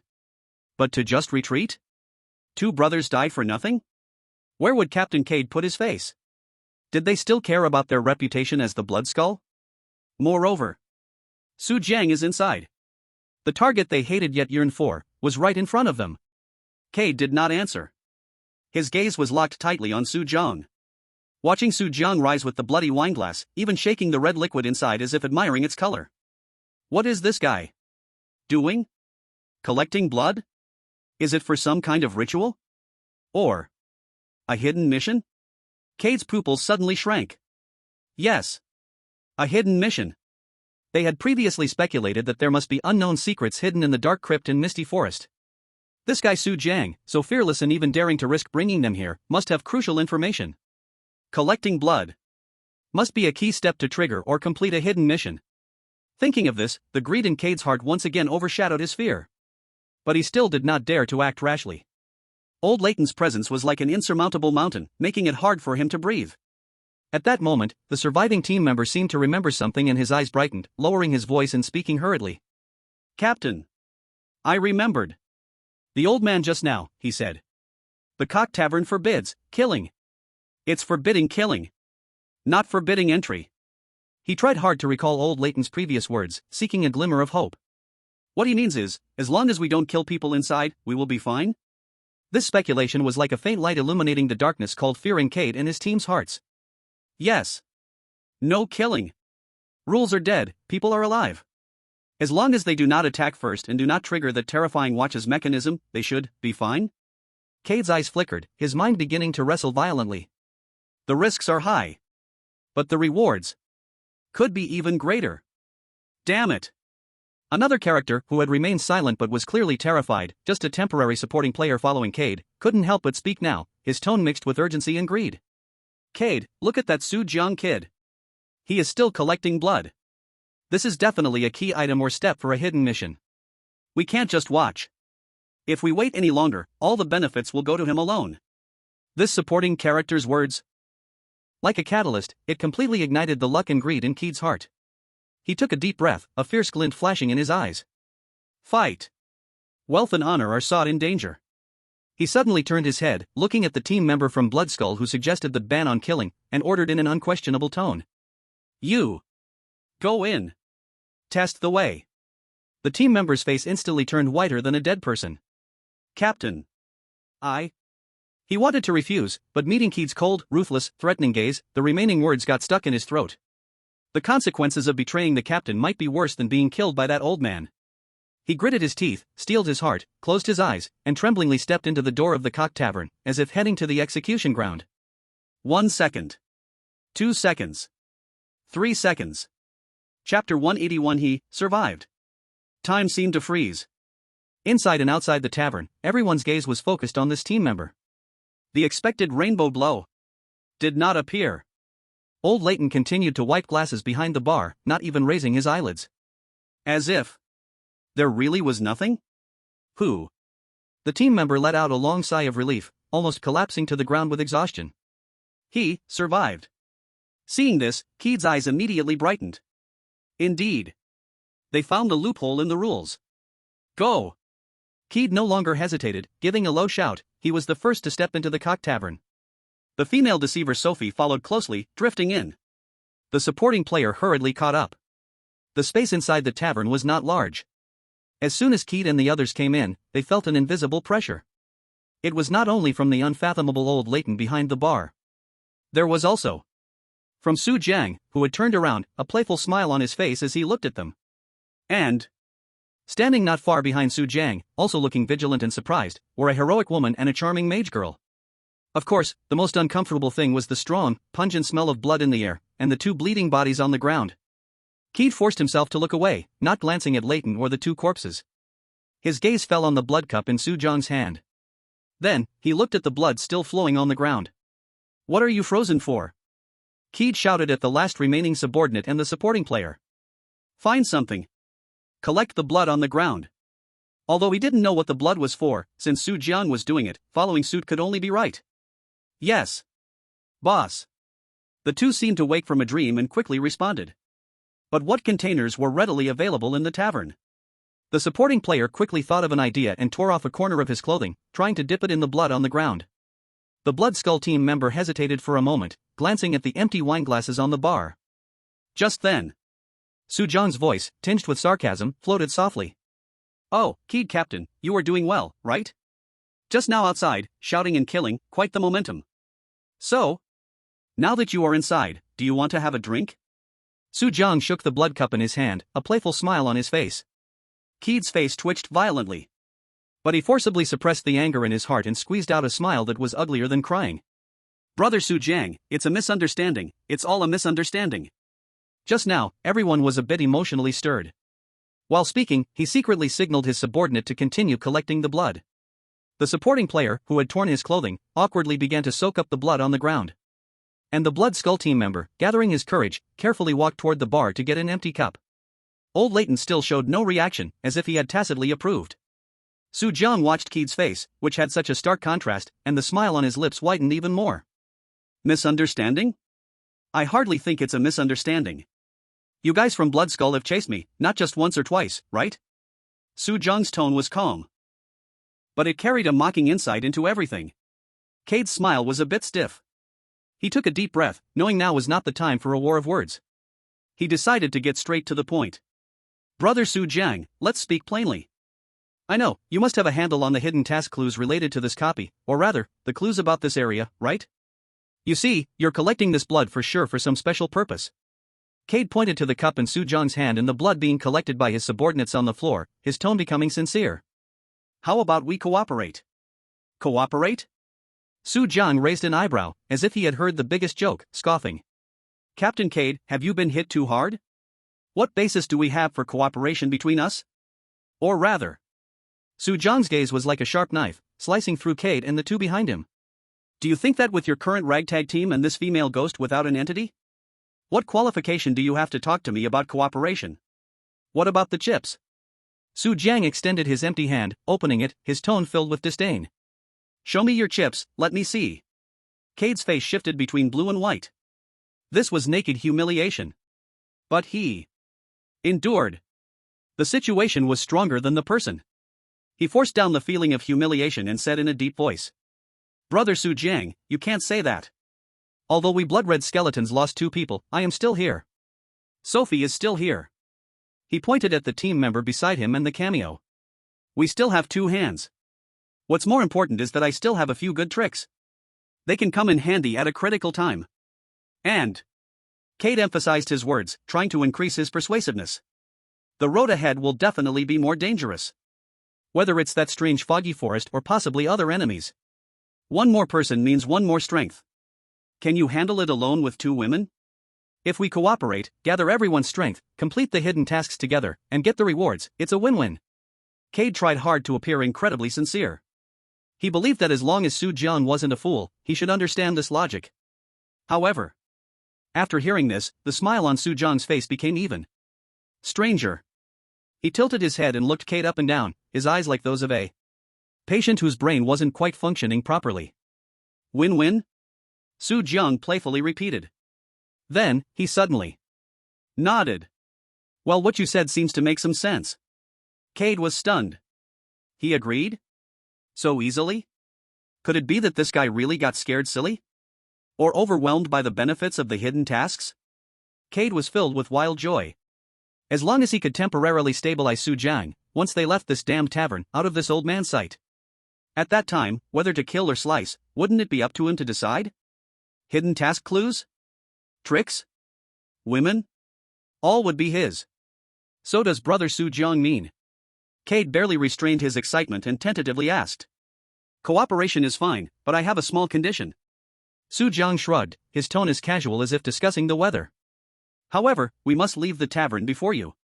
And you must wait at least 10 minutes after we leave before you can come out." Chapter 182, Has Su Zhang's brain broken? Su Zhang's smile carried an air of undeniable meaning. What? Before Kate could speak, the hot-tempered background player couldn't restrain himself. Why should we? Why should we let you leave first? And wait 10 minutes? What kind of cooperation is that? How do we know you won't take the chance to run away and ditch us? Kate also frowned. This condition was indeed a bit strange and very unfavorable for him. 10 minutes is enough time for a lot to happen. Su Zhang could fully use this time to escape from them or set a trap. Su Zhang made a gesture for silence to the extra, his smile unchanged. This friend, please hold on. The reason for proposing this condition is also for everyone's good, isn't it? Think about it. Su Zhang's gaze swept over Kite and the others, hinting. The misunderstanding between us is quite significant. What if, as soon as we step out of the tavern, you follow closely behind, and then accidentally something happens? Wouldn't that be quite awkward? I am a timid person, afraid of trouble. So, to avoid unnecessary conflicts and maintain our fragile cooperation, I feel it's necessary to keep some safe distance. Su Zhang spread his hands, wearing an innocent expression of I am doing this for everyone's good. As for the hidden mission, Su Zhang's gaze shifted toward the tavern entrance. Look, the cowboys are probably coming back soon. The key to the hidden mission lies deep in the misty forest. You can ask them what it specifically is. I believe they won't lie to you. What do you think, Captain Kide? Su Zhang smiled at Kide. This little condition is not excessive, right? Kide fell silent. He looked at Su Zhang's harmless smiling face, but his heart surged with waves of shock. This guy actually just revealed the location of the hidden mission like this? Deep in the misty forest? And even let them ask the cowboys? Isn't he afraid that they would know the location and directly leave him behind to go solo? Or, once he leaves, immediately chase after him, kill him, and seize the treasure? This Su Zhang. Is he really confident and not afraid of them playing tricks? Or is he really a fool? A fool who let victory cloud his mind, thinking he controlled everything, but foolishly exposed his trump card. Kide's inner thoughts instantly leaned toward the latter. That's right. It must be that way. This Su Zhang guy, although a bit clever, is ultimately still too naive in the face of absolute strength and numbers. Does he think he can stay safe just by relying on the tavern's rules? Naive. As long as he leaves here. A cruel and greedy glint flashed in Kide's eyes. Good. I'll agree to you for now. Once you know the specifics of the hidden mission, I'll make use of this 10-minute save time. Humph. At that time, we'll settle both old and new accounts. All right. Kide's face broke into a smile again, appearing very agreeable.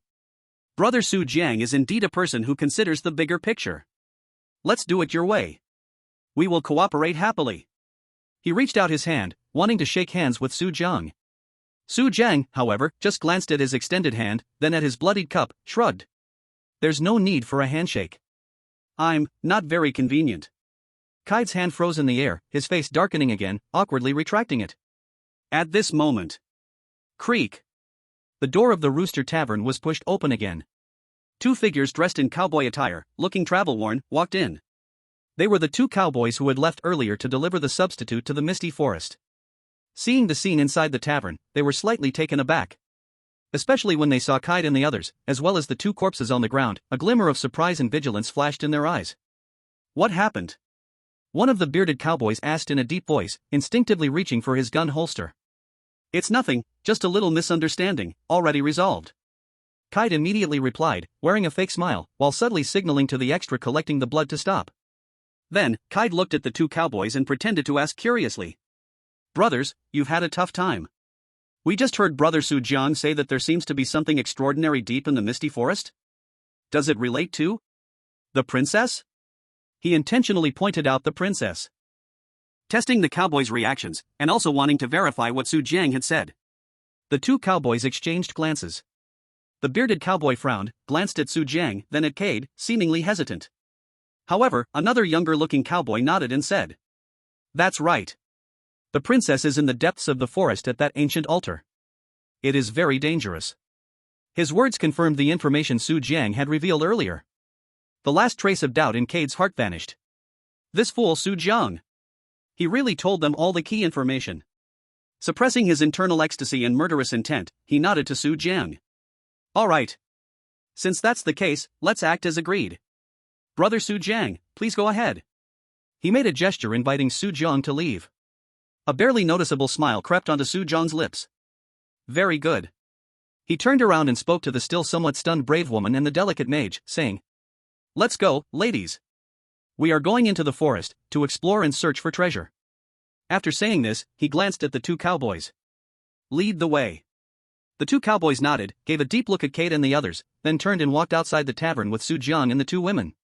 As Su Jiang reached the door, his footsteps paused for a moment, and he turned to look at Cade, showing a meaningful smile. Then, without looking back, he vanished into the thick fog outside. Inside the tavern, Cade watched Su Jiang's departing figure, his smile instantly fading, replaced by a chilling snarl. "Humph. Fool." He spat softly. "Captain, we." The only remaining member of the Bloody Skull team leaned in and asked quietly. "Wait." Cade's eyes shone with a bloodthirsty light. "Wait 10 minutes. Then follow them. The depths of the misty forest, right? Hidden mission? Deceptive traps? Women? This time, I want them all." His voice was filled with unmasked greed and murderous intent. In his eyes, Su Jiang's seemingly clever maneuvers had ultimately revealed critical information due to foolishness, making it utterly foolish. Next up, it was Cade's hunting time. Chapter 183, Two Hidden Missions. Thick fog, like thick milk, surged up as soon as Su Jiang and others stepped out of the Rooster Tavern's door. It felt as if a cold, damp maw wanted to completely swallow them. The dim yellow light and noise of the tavern were left behind, and the world instantly turned silent, cold, and full of peril. Visibility was extremely low.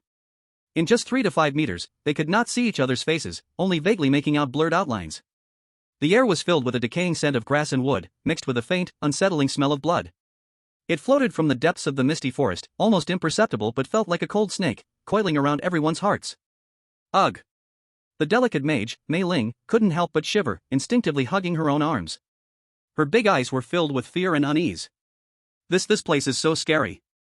Her voice, tinged with a crying tone, sounded particularly clear in the dead silence of the fog. The brave warrior woman, Annie, although her face was also serious, had eyes sharp as a hawk, vigilantly scanning the surrounding fog. She gripped her long sword tightly, muscles tense, ready to confront any danger that might arise. "Don't be afraid." Annie's voice was deep and steady, carrying a reassuring strength. "Stay close to me." The two cowboys walked at the front, clearly more familiar with this area. The bearded cowboy drew his revolver, the barrel drooping slightly, his eyes gravely fixed on the swirling fog ahead. The younger cowboy pulled out an ancient-looking compass, its needle spinning and jumping wildly, seemingly affected by some strong interference. "Damn thick fog." The young cowboy cursed in a low voice. "It's hard to tell the direction. The magnetic field here, or whatever kind of energy field, is very chaotic." Su Jiang, who was walking in the middle of the group, seemed unusually calm. He even had the leisure to admire the outlines of strangely shaped trees, faintly visible in the thick fog. Those twisted branches, against the mist, looked like clawing monsters. "Su Jiang, aren't you afraid?" Mei Ling couldn't help but ask in a low voice, seeing Su Jiang's relaxed demeanor. Su Jiang turned his head and smiled at her. The smile looked a bit wicked in the hazy fog. "Afraid? Why should I be afraid?" He replied back, his tone as relaxed as if he were on an outing. "Keed and the others, they will definitely catch up," Mei Ling said anxiously. "And this forest looks very dangerous." Su Jiang's smile remained, but his eyes squinted slightly, a trace of barely noticeable coldness flickering in them. "Catch up? Heh." He chuckled lightly, carrying an almost cruel confidence. "They must have lives to chase first." He did not look back at the Rooster Tavern that had long been swallowed by the fog. But he could almost imagine Keed's face twisted by greed and arrogance at this moment. 10 minutes? That's enough. Enough to prepare some surprises for them ahead of time. As for the danger of this forest, Su Jiang's gaze swept over the two vigilant cowboys in front. No need to worry too much about safety. He spoke in a flat tone, as if declaring a set fact. These two cowboy brothers are veterans and very strong. The bearded cowboy glanced back at Su Jiang, his expression complex, but he didn't speak, he merely tightened his grip on his gun. Su Jiang paused for a moment, a mysterious smile curving at the corner of his mouth. "Besides, I also know some good friends around here. If something really happens, they should be very happy to help." "Good friends?" Mei Ling blinked, a bit puzzled. Annie also cast a searching glance at him. She thought of that mud giant, Zirdan. Could it be Su Jiang was referring to it? But wasn't Zirdan just with Keed and the others? Su Jiang, however, had no intention of explaining, just giving a cryptic smile. His good friends were not just one. Especially in the territory of the dark graveyard and misty forest. The group moved silently through the thick fog. The ground was soft and slippery mud, making a squelch sound when stepped on. The surroundings were hauntingly quiet, only their own footsteps and breaths could be heard. Occasionally, an unknown monster bird would let out a shrill cry, like a baby crying, breaking the deadly silence, sending chills down their spines. At this moment, Annie, who had been silent, suddenly spoke up. Her voice sounded a bit fleeting in the mist. Su Jiang. Su Jiang replied and turned to look at her. About Old Leighton and that Rooster Tavern. Annie's gaze seemed to pierce through the fog, looking back to the direction they had come from. I need you to help him handle the tavern's matters. Annie's tone was very serious, even carrying a hint of pleading. This indeed surprised Su Jiang. Handle the tavern? Handle what? Old Leighton, that old guy, is hard to fathom and still needs others' help? Su Jiang's mind raced quickly. Rooster Tavern, Old Leighton, the rules against killing, and that mysterious watch. All of this felt strange. Why would Annie care about the tavern? What is her relationship with Old Leighton? Could it be, this is part of a hidden task? Or is it Annie's own, personal request? Su Jiang didn't agree immediately, instead he asked back. Handle? How to handle? Old Leighton doesn't seem like someone who needs help. Annie fell silent for a few seconds, seemingly weighing her words. He has some things he can't handle personally. For him, the existence of the tavern was both a sanctuary and a shackle. I hope you can find a suitable person who, when he perhaps leaves in the future, can take over the tavern and maintain order there. Annie's words carried a lot of meaning. Old Leighton might leave? Take over the tavern? Maintain order? A thought suddenly flashed through Su Jiang's mind. A bold, even somewhat mad thought. Old Jack. The gravekeeper of the dark cemetery, Old Jack. A hint of a smile unconsciously appeared on Su Jiang's lips. This idea made Su Jiang's heart race a bit faster. If it works out, then his maneuvering space in this area will undoubtedly increase greatly. He looked at Annie, his gaze becoming playful. I have an idea for the person to take over the tavern. But... He intentionally elongated his tone, his eyes wandering over Annie's heroic face. Beautiful Annie, if you want my help, you'd better give some benefits, right? For example, perhaps a body offered in return? Su Jiang's tone held a mix of teasing and testing. In such a gloomy and eerie environment, making such a joke seemed a bit inappropriate, yet strangely eased the tension slightly. Chapter 184, Do What You Want to Do. Annie's brow furrowed ever so slightly. She seemed unaccustomed to this kind of banter. But she did not get angry, merely shot Su Jiang a faint glance. You can say that after you've done it.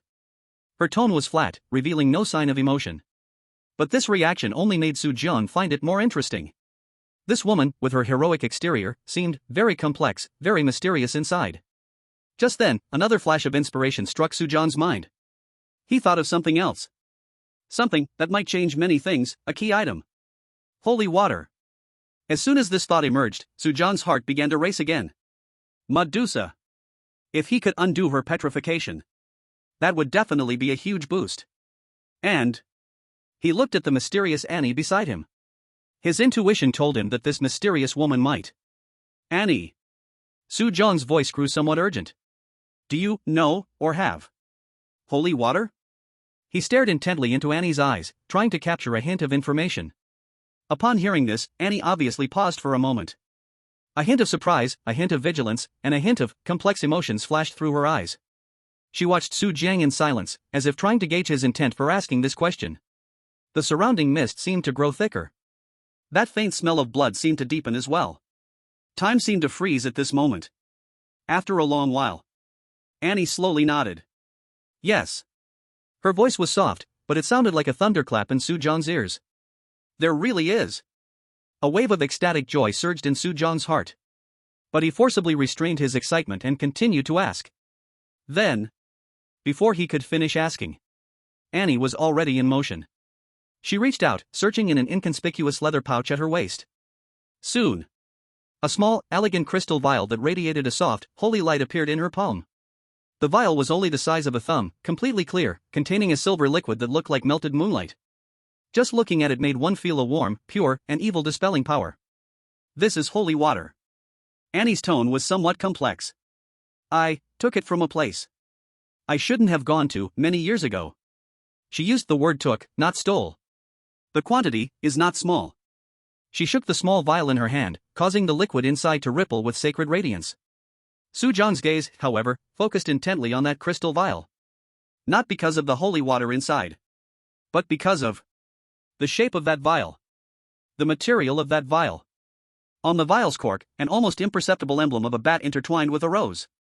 This and what he encountered in the Nightmare Castle. The bottle used to hold the first embraced blood, obtained from that mysterious vampire count, was almost identical. Boom! Su-jong's mind felt like it was struck by thunder. Countless clues instantly connected together. Annie. Holy water. And a bottle like the count's. The place where she got the holy water.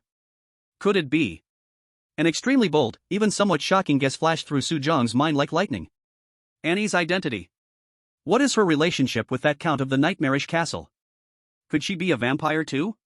No, she didn't have that cold, eerie aura typical of vampires. Instead, she was full of a warrior's toughness and a strange vitality. That bottle. Su-jong's gaze fell again on Annie's face, where beauty and confidence coexisted.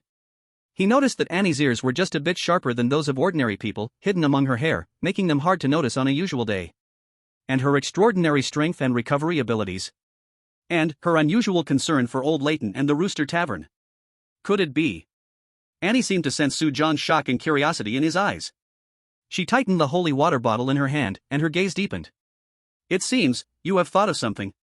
Her voice carried a hint of barely noticeable fatigue? Or perhaps, a sense of heavy destiny.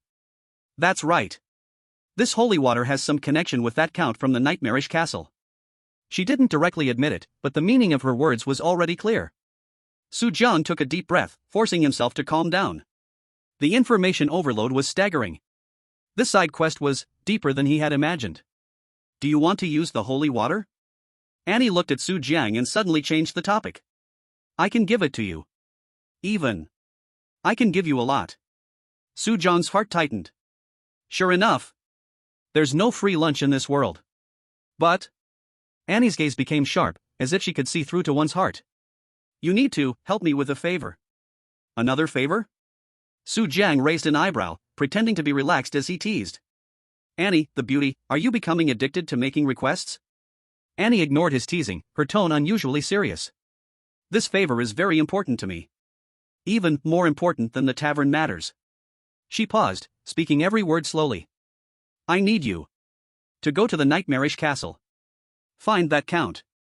Help me ask him some questions. The nightmarish castle. The count. Sure enough. Su-jong's heart surged like a storm. Annie actually wanted him to go find the count to ask questions. Ask what? Could it be about her origins? What to ask him? Su-jong's voice lowered, feeling that this mission was definitely significant. The count of the nightmarish castle was no easy target. Annie's eyes flickered with a hint of pain, a struggle, then ultimately turned into a cold, firm resolve. Ask him. About that elf from back then. Is she okay? That elf from back then. Annie's voice trembled slightly, as if touching the most fragile scar deep within her soul. Is she okay? Elf. Another key piece of information. Relating this to the elegant and powerful vampire count from the nightmarish castle, and considering Annie's complex background and strength. Su-jong's breath hitched. He could almost be sure that Annie's origins were absolutely intertwined with that count and this elf. This was no simple side quest anymore. Behind this lay a hidden, perhaps shocking past. All right.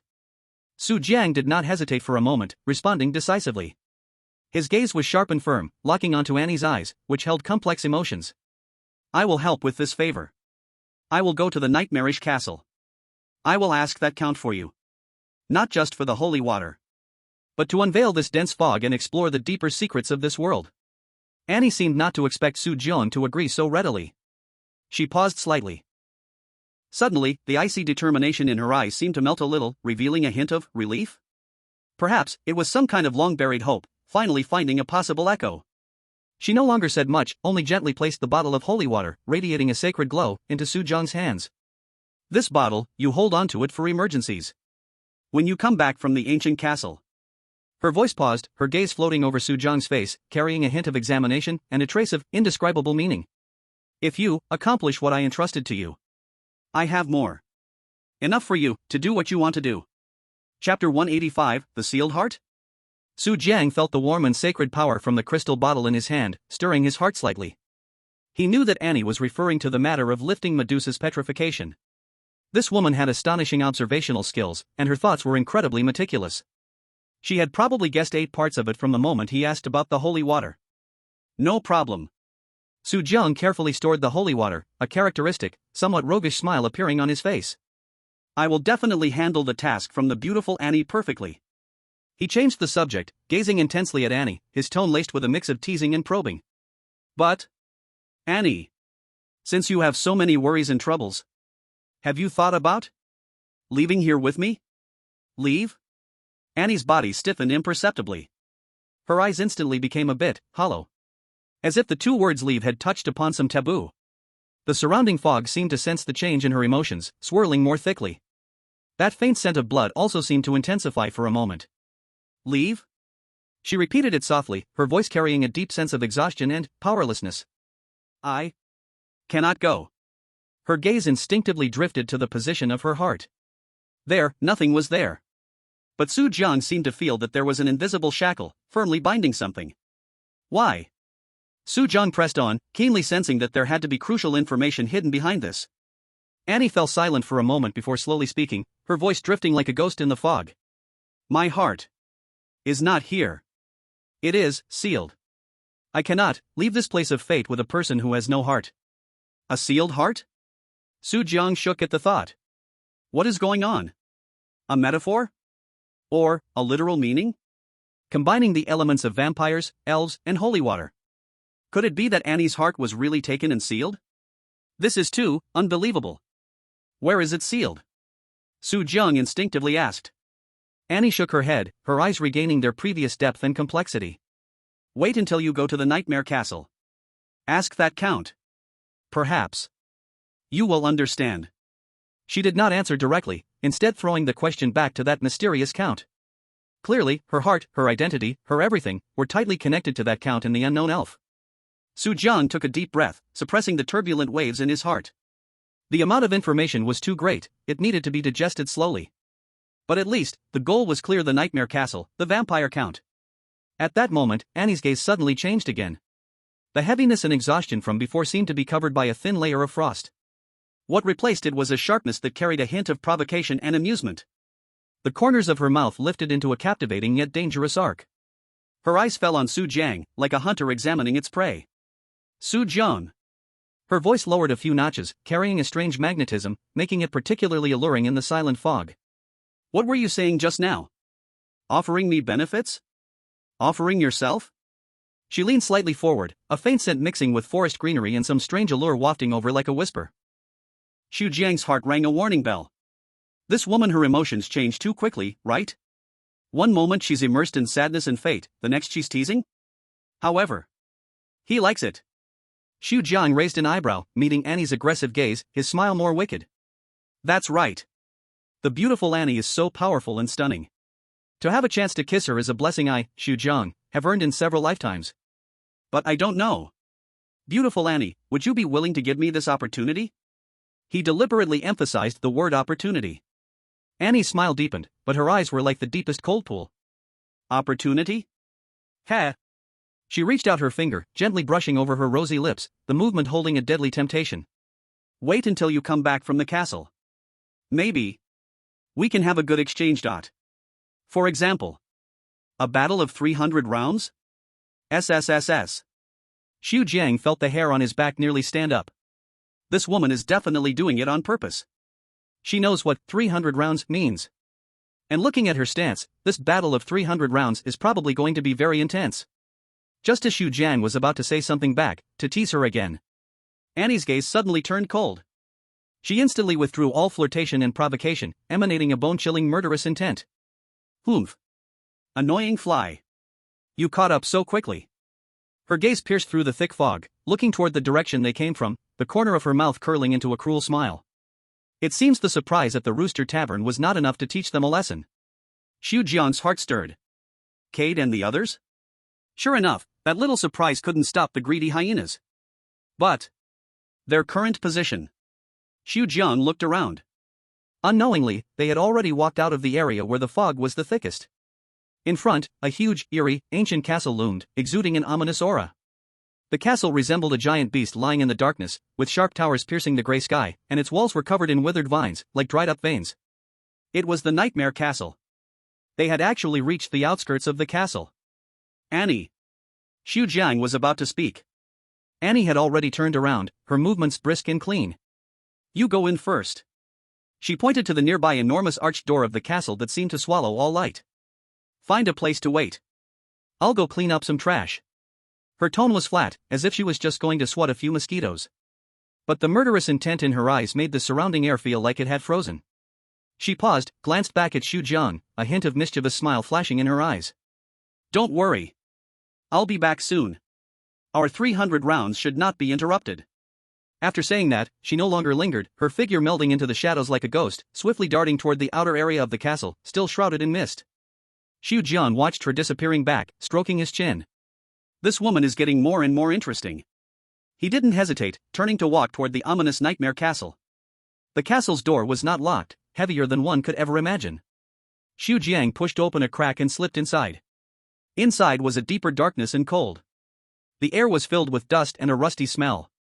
With the faint light filtering through the crack, Xu Jiang saw a vast, empty stone hall. Tattered banners hung on the walls, and hollow armors stood silent, the ground covered in thick dust. Right in front was a dark corridor leading deep into the castle. Xu Jiang did not venture deeper but walked to the side of the hall, in front of a tall, dust-covered floor-to-ceiling window. This window perfectly faced the area outside the castle. He held his breath, his gaze sharp, peering through the dirty glass, looking outside. The thick fog continued to surge. But soon, several blurry figures stumbled out of the mist. It was Cade, Mei Ling, and those two cowboys. They looked disheveled, clearly suffering greatly from the surprises left by Xu Jiang and the dangers of the misty forest itself. Especially Mei Ling, her face pale, almost being half-dragged and half-pulled forward by the bearded cowboy. Damn it! Finally getting out of this hellish place. The young cowboy gasped for breath, wiped the cold sweat from his forehead, and his voice was filled with the relief of surviving a disaster. Up ahead, there seems to be a castle? The bearded cowboy's expression was serious as he cautiously surveyed the vaguely visible outline of the ancient castle. Everyone be careful, it feels even more wrong here. Mei Ling shivered, fearfully looking around. Cade, brother. Xu Jiang and the others, could they already? Cade's face was dark enough to drip water. He didn't expect to take such a big loss at the hands of a new rookie. Not only had he lost a few subordinates, but he almost got lost in the misty forest. Shut up! Cade growled irritably. That kid Xu Jiang must be nearby. He can't escape. When I catch him, I will make him. Cade's words suddenly stopped. Because a figure, like a ghost, silently appeared at the edge of the mist ahead of them. The figure was tall and striking. Wearing action-friendly leather armor, holding a long sword that shimmered with a cold light. It was Annie. The moment they recognized that face, Cade and the others felt as if struck by a bolt of lightning. Their pupils suddenly constricted. It's her. The young cowboy's voice became sharp and piercing due to extreme fear. SS level female phantom. Annie. How could she be here? The bearded cowboy's hand holding the revolver trembled violently, almost unable to grip the handle. Mei Ling screamed, nearly collapsing to the ground. Annie. The terrifying existence known privately among adventurers as the SS level female phantom at the Rooster Tavern. She was not supposed to be in the tavern? Why is she here? Could it be? A terrifying thought rose simultaneously in Cade and the others' minds. Could Xu Jiang be in cahoots with her? Fear, like a cold tide, instantly drowned them. Against Xu Jiang, they might still have the strength to fight, or rather, a greedy desire to catch him. But facing this legendary SS-level female phantom, they could barely muster the courage to escape. Behind the windows of the castle, Xu Jiang watched the scene with great interest. Annie's intimidation was indeed extraordinary. Cade's expression at this moment must be very entertaining. Don't be afraid. Cade forced down the fear in his heart, his voice dry as he tried to comfort his companions, more like he was boosting his own morale. We didn't provoke her. She shouldn't attack us for no reason. The Rooster Tavern has rules, even though this isn't a tavern, but she might not.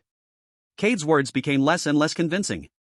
He steeled his nerves, walked 2 steps forward, squeezed out a smile that looked worse than crying, and bowed respectfully to Annie. Esteemed Lady Annie. We mean no harm. We are just here to find someone. Right. Looking for Su Jiang. Cade, with wisdom born of desperation, quickly said. We had some misunderstandings with Su Jiang and wanted to resolve them. We even prepared a gift for him. As he spoke, he seemed to remember something, his eyes brightening, and hurriedly pulled out. A beer cup? No, to be precise, it was a rough wooden beer cup that looked like it had been taken from the Rooster Tavern. Inside the cup was a certain dark red liquid, emitting a faint odor of blood, but mixed with a strange sweet and greasy smell. This is the blood we prepared for Su Jiang. Cade raised the beer cup high, his tone laced with a hint of flattery and self-satisfied charm. I heard you are interested in this, quite a bit? This is not a token of respect, I hope it can calm the misunderstandings from before. Cade looked at Annie anxiously. He knew some rumors about this female ghost. It was said that she enjoyed blood, like the legendary vampire. He thought this cup of blood might be the key to communicating with this terrifying being. As long as she accepted it, it would mean there was still room for things to ease. Beside him, Mei Ling and two cowboys also held their breath, their hearts racing, staring intensely at Annie's reaction. In the castle, Su Jiang watched the scene, nearly bursting into laughter. Blood? Served in a tavern beer mug? And it was TM low-quality blood mixed with something else? Cade, this guy is truly TM a genius. An artist in the realm of self-destruction. Annie stared at Cade's raised wooden mug with a blank expression. She didn't explode immediately. In fact, she slowly reached out her hand. Delicate, fair fingers grasped that rough wooden cup. Seeing this, Cade and the others widened their eyes. A wave of wild joy surged in their hearts. She accepted it. There's a chance. It seems the rumors are true. Blood is indeed the bridge to communicate with her. The bearded cowboy and the young cowboy relaxed their tense bodies slightly. Mei Ling also let out a long sigh, nearly collapsing. Cade felt his heart settled, his smile becoming more genuine. Lady Annie. However, in the next second, Annie's action made their smiles freeze instantly on their faces. Annie brought the wooden cup to her lips. She tilted it slightly. It seemed she took a small sip. Then, put. Annie suddenly spewed the liquid from her mouth, mixed with disgust, onto the ground. The action was filled with extreme revulsion. A strong, cheap beer fermentation smell mixed with a sickly sweet odor instantly filled the air. Phew! Annie's cold gaze pierced Cade like two poisoned daggers. Beer? Her voice seemed to come from the depths of hell, carrying a soul-freezing chill and fury. You guys dare to use such filthy stuff to defile blood? Boom! The moment the words fell, a terrifying wave of air exploded around Annie, making it hard to breathe. The wind howled, like countless vengeful spirits screaming. The mist around them was instantly pushed away, as if summoned, swirling towards Annie even more wildly, forming a visible vortex emitting ominous black gas. Dead leaves and dust on the ground were swept up by the fierce wind, scattering like black blades. The temperature plummeted, as if they had suddenly fallen from a cold forest into a frozen cave. Cade, Mei Ling, and the two cowboys saw their faces lose all color in an instant. Their bodies trembled violently like leaves in a storm, barely able to stand. Teeth chattered wildly, making a clack-clack-clack sound. Despair. Endless despair, like a cold tide, completely swallowed them up. They saw Annie's originally sharp eyes now vaguely glowing with a horrifying bloodlight. That beautiful and heroic face was now filled with cold and ruthless killing intent. It's over. Totally over.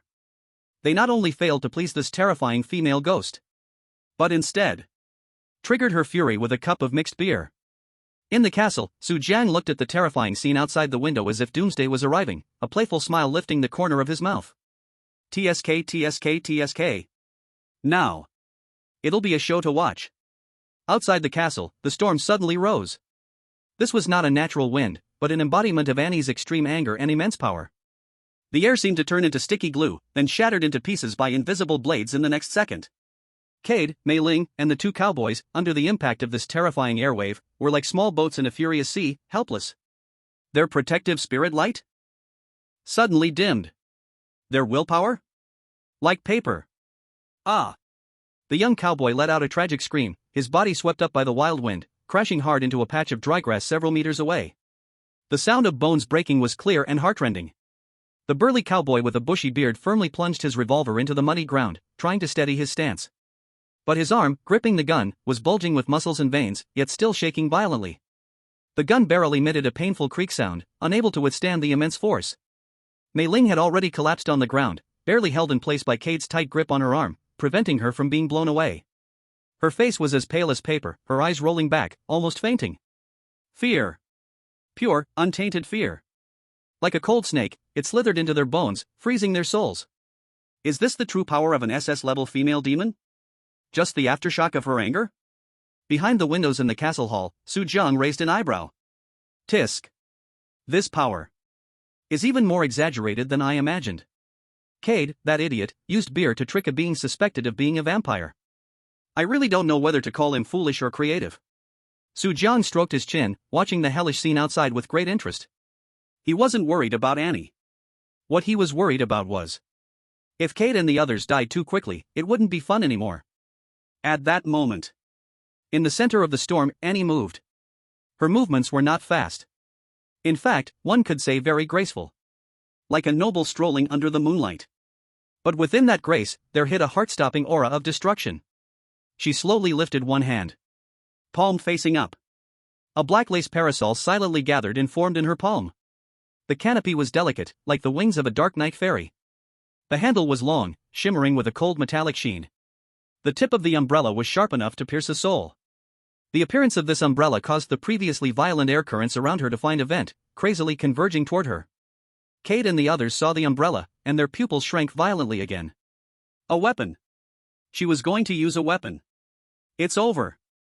This time, it's really over. Lady Annie. Spare us. We were wrong. We were truly wrong. Cade could no longer care about dignity, he collapsed to the ground, banging his head desperately and begging for mercy. His voice twisted and distorted by fear. The cowboy with the bushy beard also threw away his almost deformed revolver, kneeling down, tears streaming down his face. The young cowboy struggled to get up, but due to his severe injuries, he could only groan helplessly on the ground. Mei Ling had already been so scared she lost control, lying on the ground, shivering, unable to even beg for mercy. However, Annie's gaze did not waver at all. Cold. Indifferent. Like a god high above, looking down on the humble ants. She didn't even look at Cade, who was begging on the ground. Her gaze fell on that puddle of filthy substance she had spat out on the ground, mixed with beer and contempt. The disgust in her eyes was almost palpable. Then, she moved. The black lace parasol in her hand waved gently. The gesture was casual, as if she was merely brushing dust off her skirt. But with that wave, sizzle, sizzle, sizzle. Countless streaks of white light, impossible to capture with the naked eye, shot out from beneath the umbrella like flickering soul fragments. They had no fixed shape, like wandering fireflies, yet bore the sharpness to cut through anything. The speed was extreme. They instantly penetrated the thin mist, piercing through Cade and the others' bodies. Cade's bowing motion suddenly froze. The cowboy with the bushy beard's crying abruptly stopped. The young cowboy riding on the ground suddenly straightened his body. The limp Mei Ling also seemed to be hit by an invisible force, twitching violently. No blood splattered. No wounds appeared. Those white streams of light seemed to directly act on their souls. After a brief dead silence, a change suddenly arose. Ha ha ha.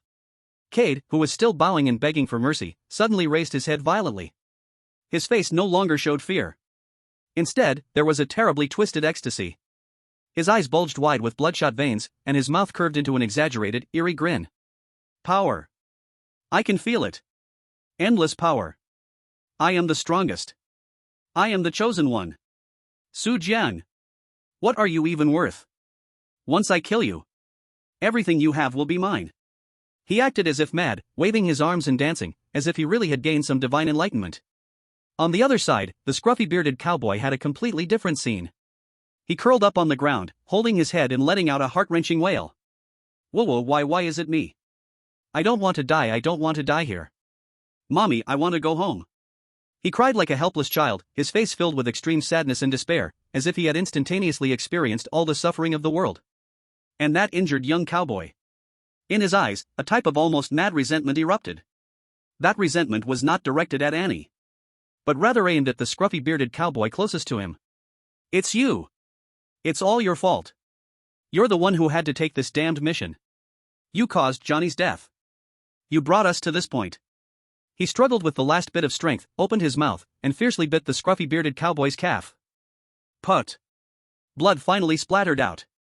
The scruffy bearded cowboy winced in pain, his sorrow instantly replaced by rage. Get away! You mad dog! He kicked the young cowboy away, his eyes fierce, as if he wanted to swallow the other whole. As for Mei Ling, her situation was the most bizarre. The fear on her face disappeared, replaced by a fascination?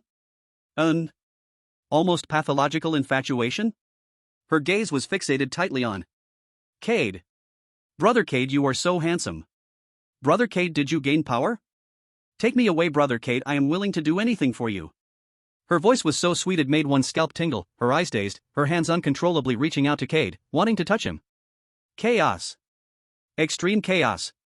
Just a flick of the parasol. Just a few streaks of white light. The four members of Cade's team instantly fell into completely different extreme emotions. Ecstasy. Sorrow. Resentment. Infatuation. Their reason seemed to be completely stripped away, leaving only their instinctive emotions magnified infinitely.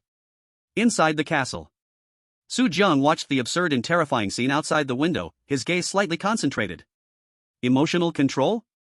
No, it's more than just control. It's more like completely detonating the deepest and most extreme emotion in their hearts, and then, infinitely magnifying it? What a scary ability. This Annie really isn't a good person. Su Jiang was secretly shocked.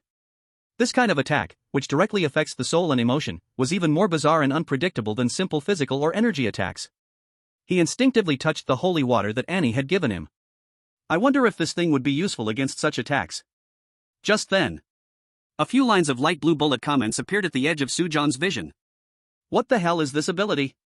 Emotional storm? So scared. Cade went crazy? Is Mei Ling really being such a fangirl? The young cowboy is so miserable dying while being dragged as a scapegoat. Isn't the focus on Annie? This casual strike is too cool. That umbrella. AWSL. Whoa, it seems Annie is really good to Su Jiang. Just look at Cade's treatment. The price of beer. Don't talk nonsense in front. Su Jiang is one of us. Cade is trash. Can they be compared? Discriminatory treatment confirmed +1. Is this what's called killing the chicken to warn the monkey? But this chicken died a bit like performance art. Number of survivors in the instance -1, contributed by the young cowboy. Just as the bullet comments said. The performance art outside had already begun to spiral out of control. Cade, who had fallen into ecstasy. He didn't notice Mei Ling approaching at all. He was immersed in his fantasy of being invincible, swinging his fists and kicking at the air, letting out loud, meaningless roars.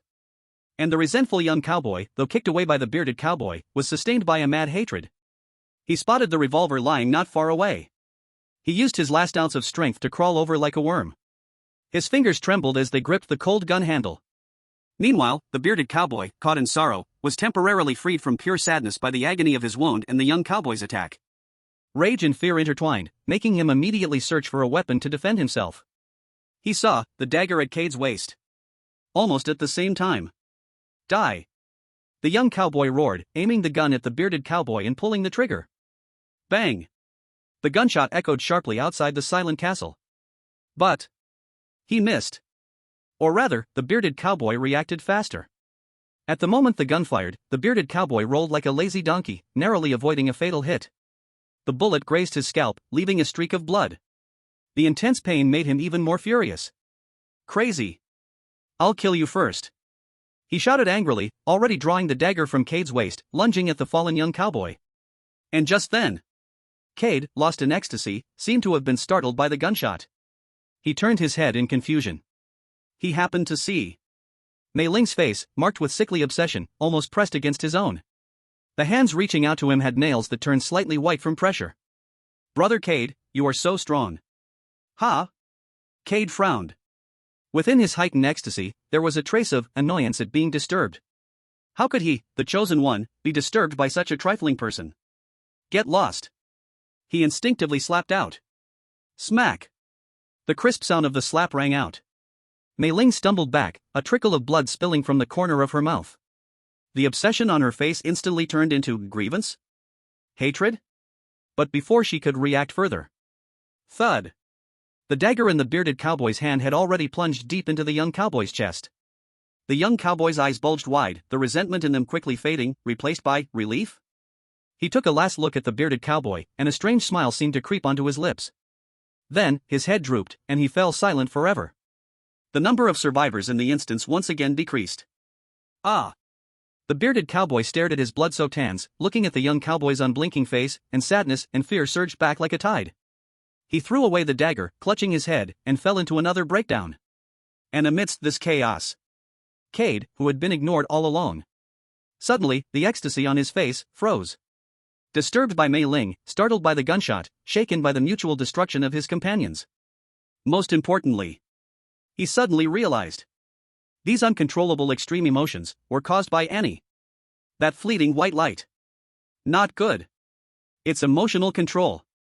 Cade, being an experienced adventurer, let his survival instincts overwhelm the amplified ecstasy. He suddenly bit down on his tongue.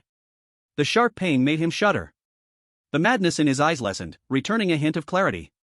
Though the remnants of ecstasy still clashed in his mind, he could barely control his body. He glanced at the bearded cowboy lost in sorrow. Then looked at Mei Ling, who held her face, glaring at him with resentful eyes. Finally, he looked at Annie, standing not far away, holding a black umbrella, coldly observing everything.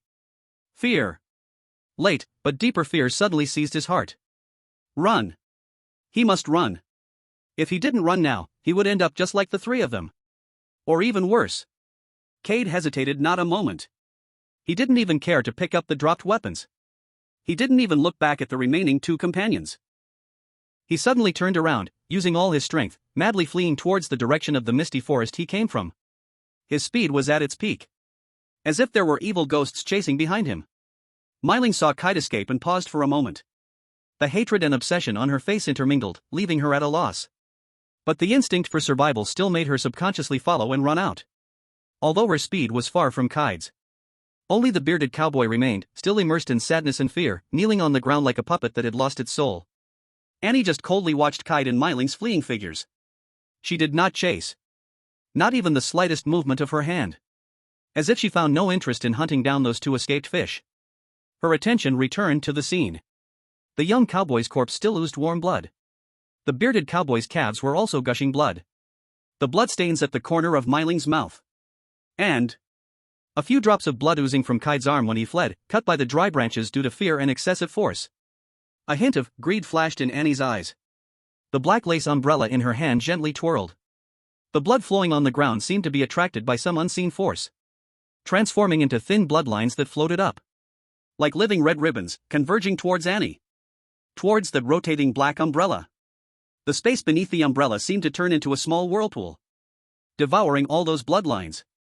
As the blood flowed in, the black lace on the umbrella surface seemed to become deeper, faintly flowing with an eerie red glow. Annie slightly closed her eyes. A satisfied expression appeared on her face. Although this garbage blood was of low quality. But better than nothing. Especially after just being disgusted by that cup of beer. She needed something real to purify her taste buds. She slowly opened her eyes and glanced at the bearded cowboy, still unable to escape his breakdown. In her eyes, there was only pure coldness left. Garbage. Should have a garbage ending. She did not move again. Because it was no longer necessary. Drowned in extreme sadness and fear, having lost all companions and hope. This cowboy's ending was already destined. Either to be consumed by this dangerous forest. Or self-destruction. Annie put away the umbrella, turned around, and cast her gaze towards the nightmarish castle standing in the shadows. There were more important things waiting for her. And an interesting prey was waiting for her. A playful smile returned to the corner of her mouth. Su Jiang. I hope you are already prepared for our 300 rounds. After saying that, her figure once again merged into the shadows of the castle like a ghost, disappearing without a trace. Leaving behind a ground in disarray.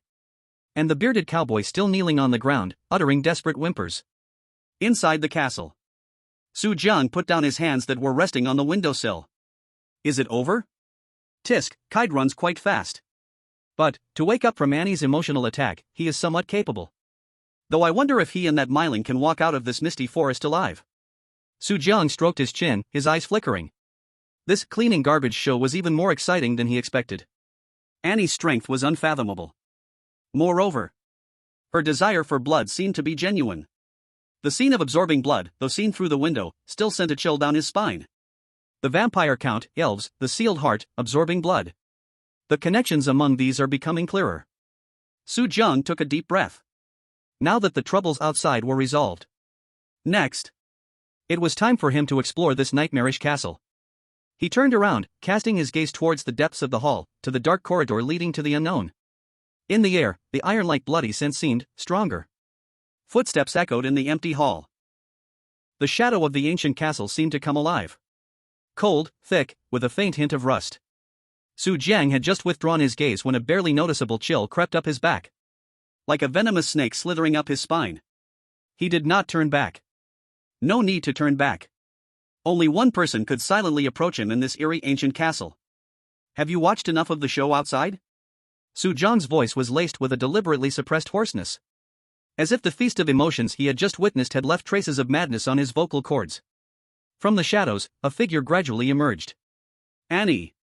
She still wore the exquisite black Gothic dress, with lace like the wings of dark butterflies. In her hand, the black lace umbrella that had just consumed blood had vanished. As if it had never existed. But the faint, sweet scent of blood lingering in the air silently revealed everything that had occurred moments before. On her face was a lazy and satisfied smile. Like a cat after a hearty meal. Elegant, yet hiding sharp claws. Annie tilted her head, her violet eyes sparkling with an enchanting glow in the dim light. Little brother Su Jiang, are you feeling sorry for those trash? Her voice was soft like a feather brushing against his ear. Yet carried a barely noticeable, probing tone. Su Jiang turned around to meet her gaze. He did not shy away. Feeling sorry? He tugged at the corner of his mouth, revealing a playful smile. I was just wondering, if I had been hit by that white flowing light. What kind of extreme emotions would have been triggered? Is it a desire to survive? Or, something else? Annie's smile deepened. She took a step forward. The distance between them instantly shrank to just half an arm's length. The mixture of ancient dust and a faint trace of blood emanating from her was even more apparent. Do you want to try? Her voice carried a deadly temptation. Like a snake whispering in the Garden of Eden. Su Jiang could even feel her cold fingertips, seemingly intentionally, brushing against the back of his hand. It stirred a slight shiver. This woman was intentional. She was playing with fire. And testing his limits. Thoughts raced through Su Jiang's mind, but his face remained calm. Let's not try. He took half a step back, seemingly creating distance, but actually keeping the initiative in his hands.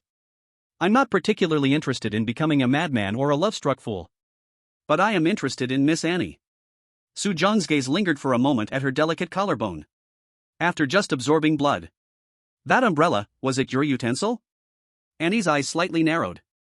But then, it melted into an even richer smile. Little brother Su Jiang, knowing too much is not a good thing, you know? She extended her slender finger and gently tapped Su Jiang's chest. Through the fabric, the cold touch seemed to penetrate his skin, reaching his heart. However, since you care about me so much. She leaned closer to Su Jiang's ear, her warm breath brushing against him. Her voice dropped low, like a lover's whisper. Once you help me get that thing. Her voice dragged on playfully, teasingly. The 300 rounds we never completed can continue. The ambiguous atmosphere rapidly heated up in the air. Mixed with the castle's coldness and the scent of blood, it formed a strange yet enticing poison. Su Jiang's heartbeat skipped half a beat. But he knew this was just Annie's tactic. A web woven from charm and danger. One wrong move, and he would be devoured, leaving nothing but bones. 300 rounds anytime you wish. Su Jiang forced himself to calm down, shifting the topic. However, before that, there's something I need to handle. Annie's brows furrowed slightly, almost imperceptibly. Her fingertip remained on Su Jiang's chest. Even a slight exertion. Oh? What could be more important than our serious business? Her tone carried a hint of barely detectable dissatisfaction. As if she would not allow her prey to divert their attention from her. Su Jiang felt that pressure. He knew he had to give a reasonable explanation. My two companions still don't know how they are. Su Jiang spoke in a low voice. I just walked around the old castle and didn't see them. I worry they might have encountered trouble, or... He paused, carefully choosing his words. Or they are still waiting for me in that cursed place. What cursed place? Annie raised an eyebrow. The Rooster Tavern. Su Jiang uttered that name. I need to confirm their safety. By the way. He changed the topic, a hint of coldness in his tone. Let's see if I can make that old guy in the tavern retire early. Old Leighton. That name seemed to touch a nerve in Annie. The smile on her face faded a bit. A flicker of complex emotions passed through her eyes. There was disgust and a hint of elusive dread. Old Leighton. She quietly repeated, her voice a bit cold. That old undead thing. She loosened the fingers pressed against Su Jiang's chest, as if trapped in a brief memory.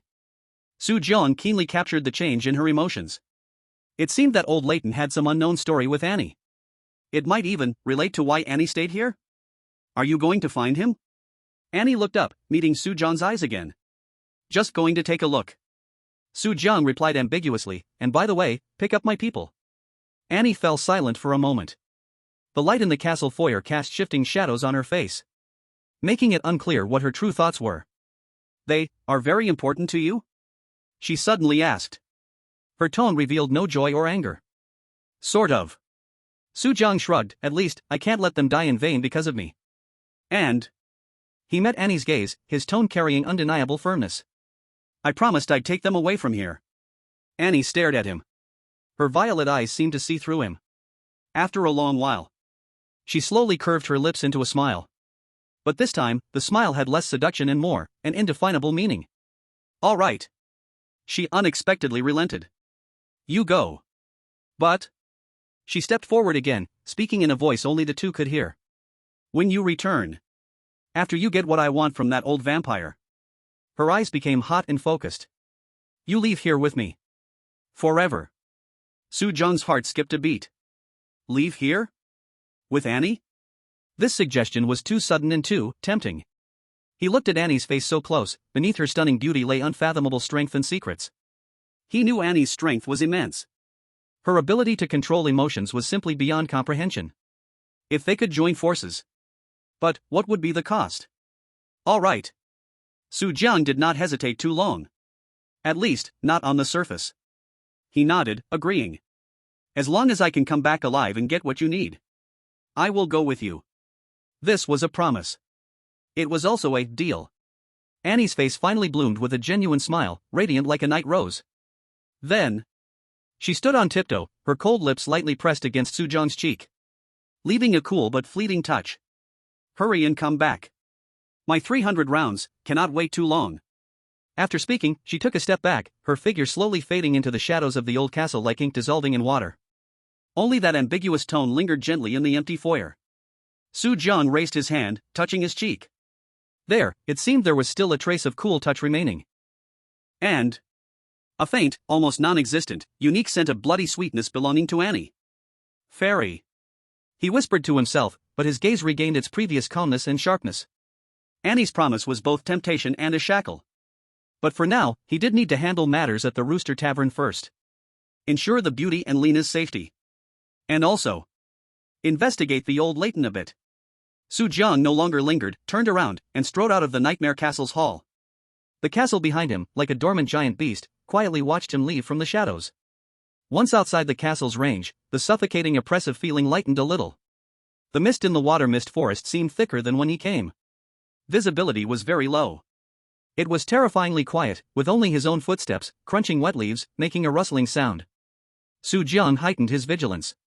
Kate and Mei Ling had escaped, but who knew what other dangers were hidden in this damned forest? Moreover, Annie letting them go didn't mean she had no backup. Maybe she just wanted to let these two trash struggle a bit more. Su Jiang quickened his pace. The Rooster Tavern was the only source of light nearby. From afar, he could already see the dim, warm glow piercing through the thick fog, giving off a hint of earthly life. In stark contrast to the Nightmare Castle behind him. The tavern sign, a chipped rooster, swayed slightly in the wind, making a creaking sound. It sounded like some kind of ominous omen. Su Jiang pushed open the heavy wooden door of the tavern. A mixed smell of cheap beer, sweat, and tobacco hit him in the face. Inside the tavern, as chaotic and noisy as ever. A few drunken mercenaries were singing off-key songs loudly. In a corner, someone was quietly gambling. Behind the bar, the fat owner with a hypocritical smile, old Leighton, was slowly cleaning a dirty glass. His gaze swept over as Su Jiang entered the door. Like a venomous snake locking onto its prey. But it flashed by in an instant, and he returned to his harmless demeanor. Su Jiang's eyes quickly scanned the tavern. Soon, he found his target in a small corner by the window. The beauty. And her companion, the somewhat timid girl, Lena. They were squeezed together at a small table. In front of them sat nearly untouched beers. The beauty wore a clear expression of anxiety and unease, constantly glancing towards the door. While Lena appeared even more nervous, her hands tightly gripping the glass, her knuckles turning white. Upon seeing Su Jiang enter, the beauty's eyes lit up. Su Jiang. She almost immediately stood up, her face showing a relieved expression. Beside her, Lena also visibly relaxed, her tense shoulders easing. You finally came back. We were starting to think. The beauty quickly walked up, her tone laced with some fear. Thought I got eaten by monsters in the castle? Su Jiang smirked, trying to appear more relaxed. Pooh. Don't talk nonsense. The beauty shot him a glare, but the worry in her eyes did not lessen at all. As long as you're okay. That castle, it's too eerie. Yeah, big brother Su, we just saw. Lena came over, speaking softly, her face still showing remnants of fear. We saw Cade and them, they seemed to head towards the castle. And then we heard, it seemed like there were gunshots. They were evidently startled by the commotion outside. Don't worry, just a few blind trash, I've dealt with them. Su Jiang said nonchalantly. He didn't want them to know about Annie's terrifying abilities, lest it cause unnecessary panic. Dealt with them? The beauty paused for a moment, then as if realizing something, lowered her voice. Did you do it? Su Jiang was non-committal. At that moment. Creak. The door of the tavern was pushed open again. A wave of even more intense cold rushed into the warm tavern. The originally noisy tavern seemed to have been pressed on pause. Everyone's eyes were all fixed on the doorway. At the door stood a person. Or rather, a person who looked like they had just crawled out of hell. Cade. He was covered in blood, his clothes torn to shreds. On his face, a deep wound, visible down to the bone, ran from his forehead to his chin, flesh hanging out, looking extremely gruesome. That was a wound from a dry branch while escaping? No, it was more than that. His arms and legs were covered in wounds. Some looked like they were made by sharp weapons, while others seemed like they had been bitten by beasts.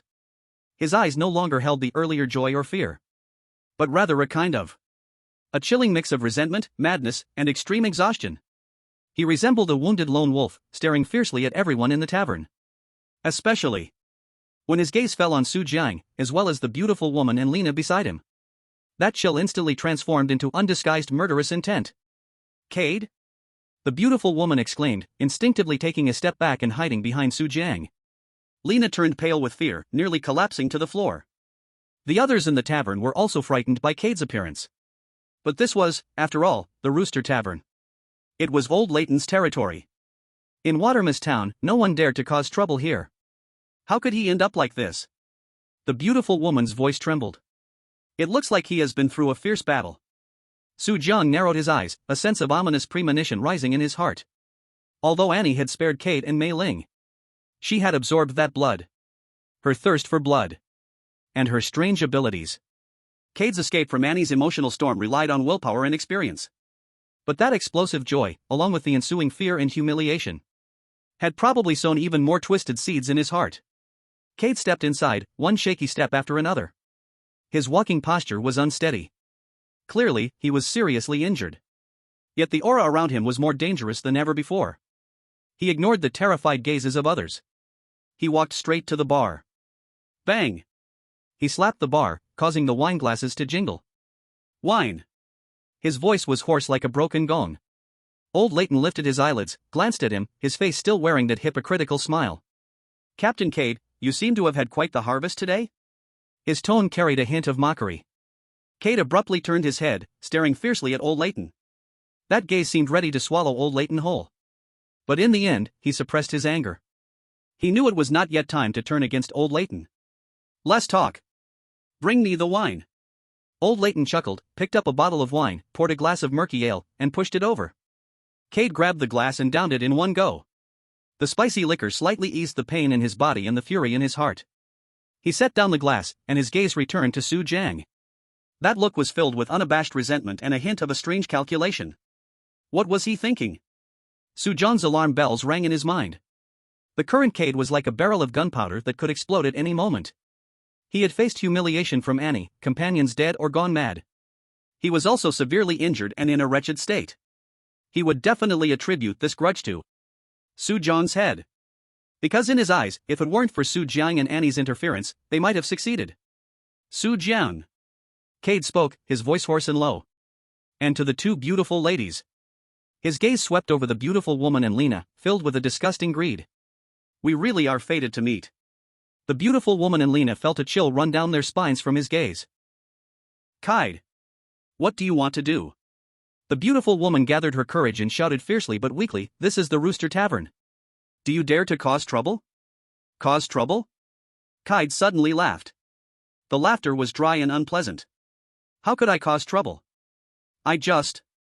His eyes became increasingly strange. I want to have a good chat with Brother Soo-jung. About the treasure in the Nightmare Castle. He deliberately stressed the word treasure. Yet, his gaze was firmly locked on Soo-jung. He was testing. And also, stalling for time? Soo-jung furrowed his brow. He felt that something was off. Kide was in bad shape. Logically, he should be looking for a place to heal, not provoking here. Unless he had something to rely on? Or was he waiting for something? At this moment, outside the tavern, suddenly, a rush of hurried and chaotic footsteps. And also, several suppressed and frightening screams. Ah! Help! The voice was chilling, filled with fear. Everyone's actions inside the tavern froze again. All eyes turned sharply towards the tavern door, including old Leighton. For the first time, his face looked somewhat grim. Who is it? Daring to cause trouble on his turf? Bang! A loud crash. More intense than when Kide pushed the door open earlier. The already shaky wooden door of the tavern was directly kicked open from the outside. Wood chips flew everywhere. A figure, like a broken sack, was violently thrown inside. Thud. He fell heavily to the floor in the center of the tavern, kicking up a cloud of dust. Everyone clearly saw the person who was thrown in. It was Soo-jung. His clothes were even more tattered. A glaring streak of blood was on his lips. His face was pale as paper. His eyes tightly shut. It seemed he had lost consciousness. Soo-jung. The beautiful woman let out a heart-wrenching scream. Lena was so scared she directly collapsed to the ground. And standing at the door were several unfamiliar, muscular men in mercenary outfits, eager with thick muscles on their faces. They held bloodied clubs and swords in their hands. One in the lead, with a sinister smile, swept his gaze over the shocked crowd in the tavern. Finally, it landed on Kide. Boss Kide. We did not disgrace our mission. We caught this kid. Kide looked at the unconscious Soo-jung on the ground, and for the first time, a twisted and sinister smile appeared on his face. Very good. Well done. His gaze turned towards the terrified beautiful woman and Lena. The smile grew even more cruel. Now we can have a good chat.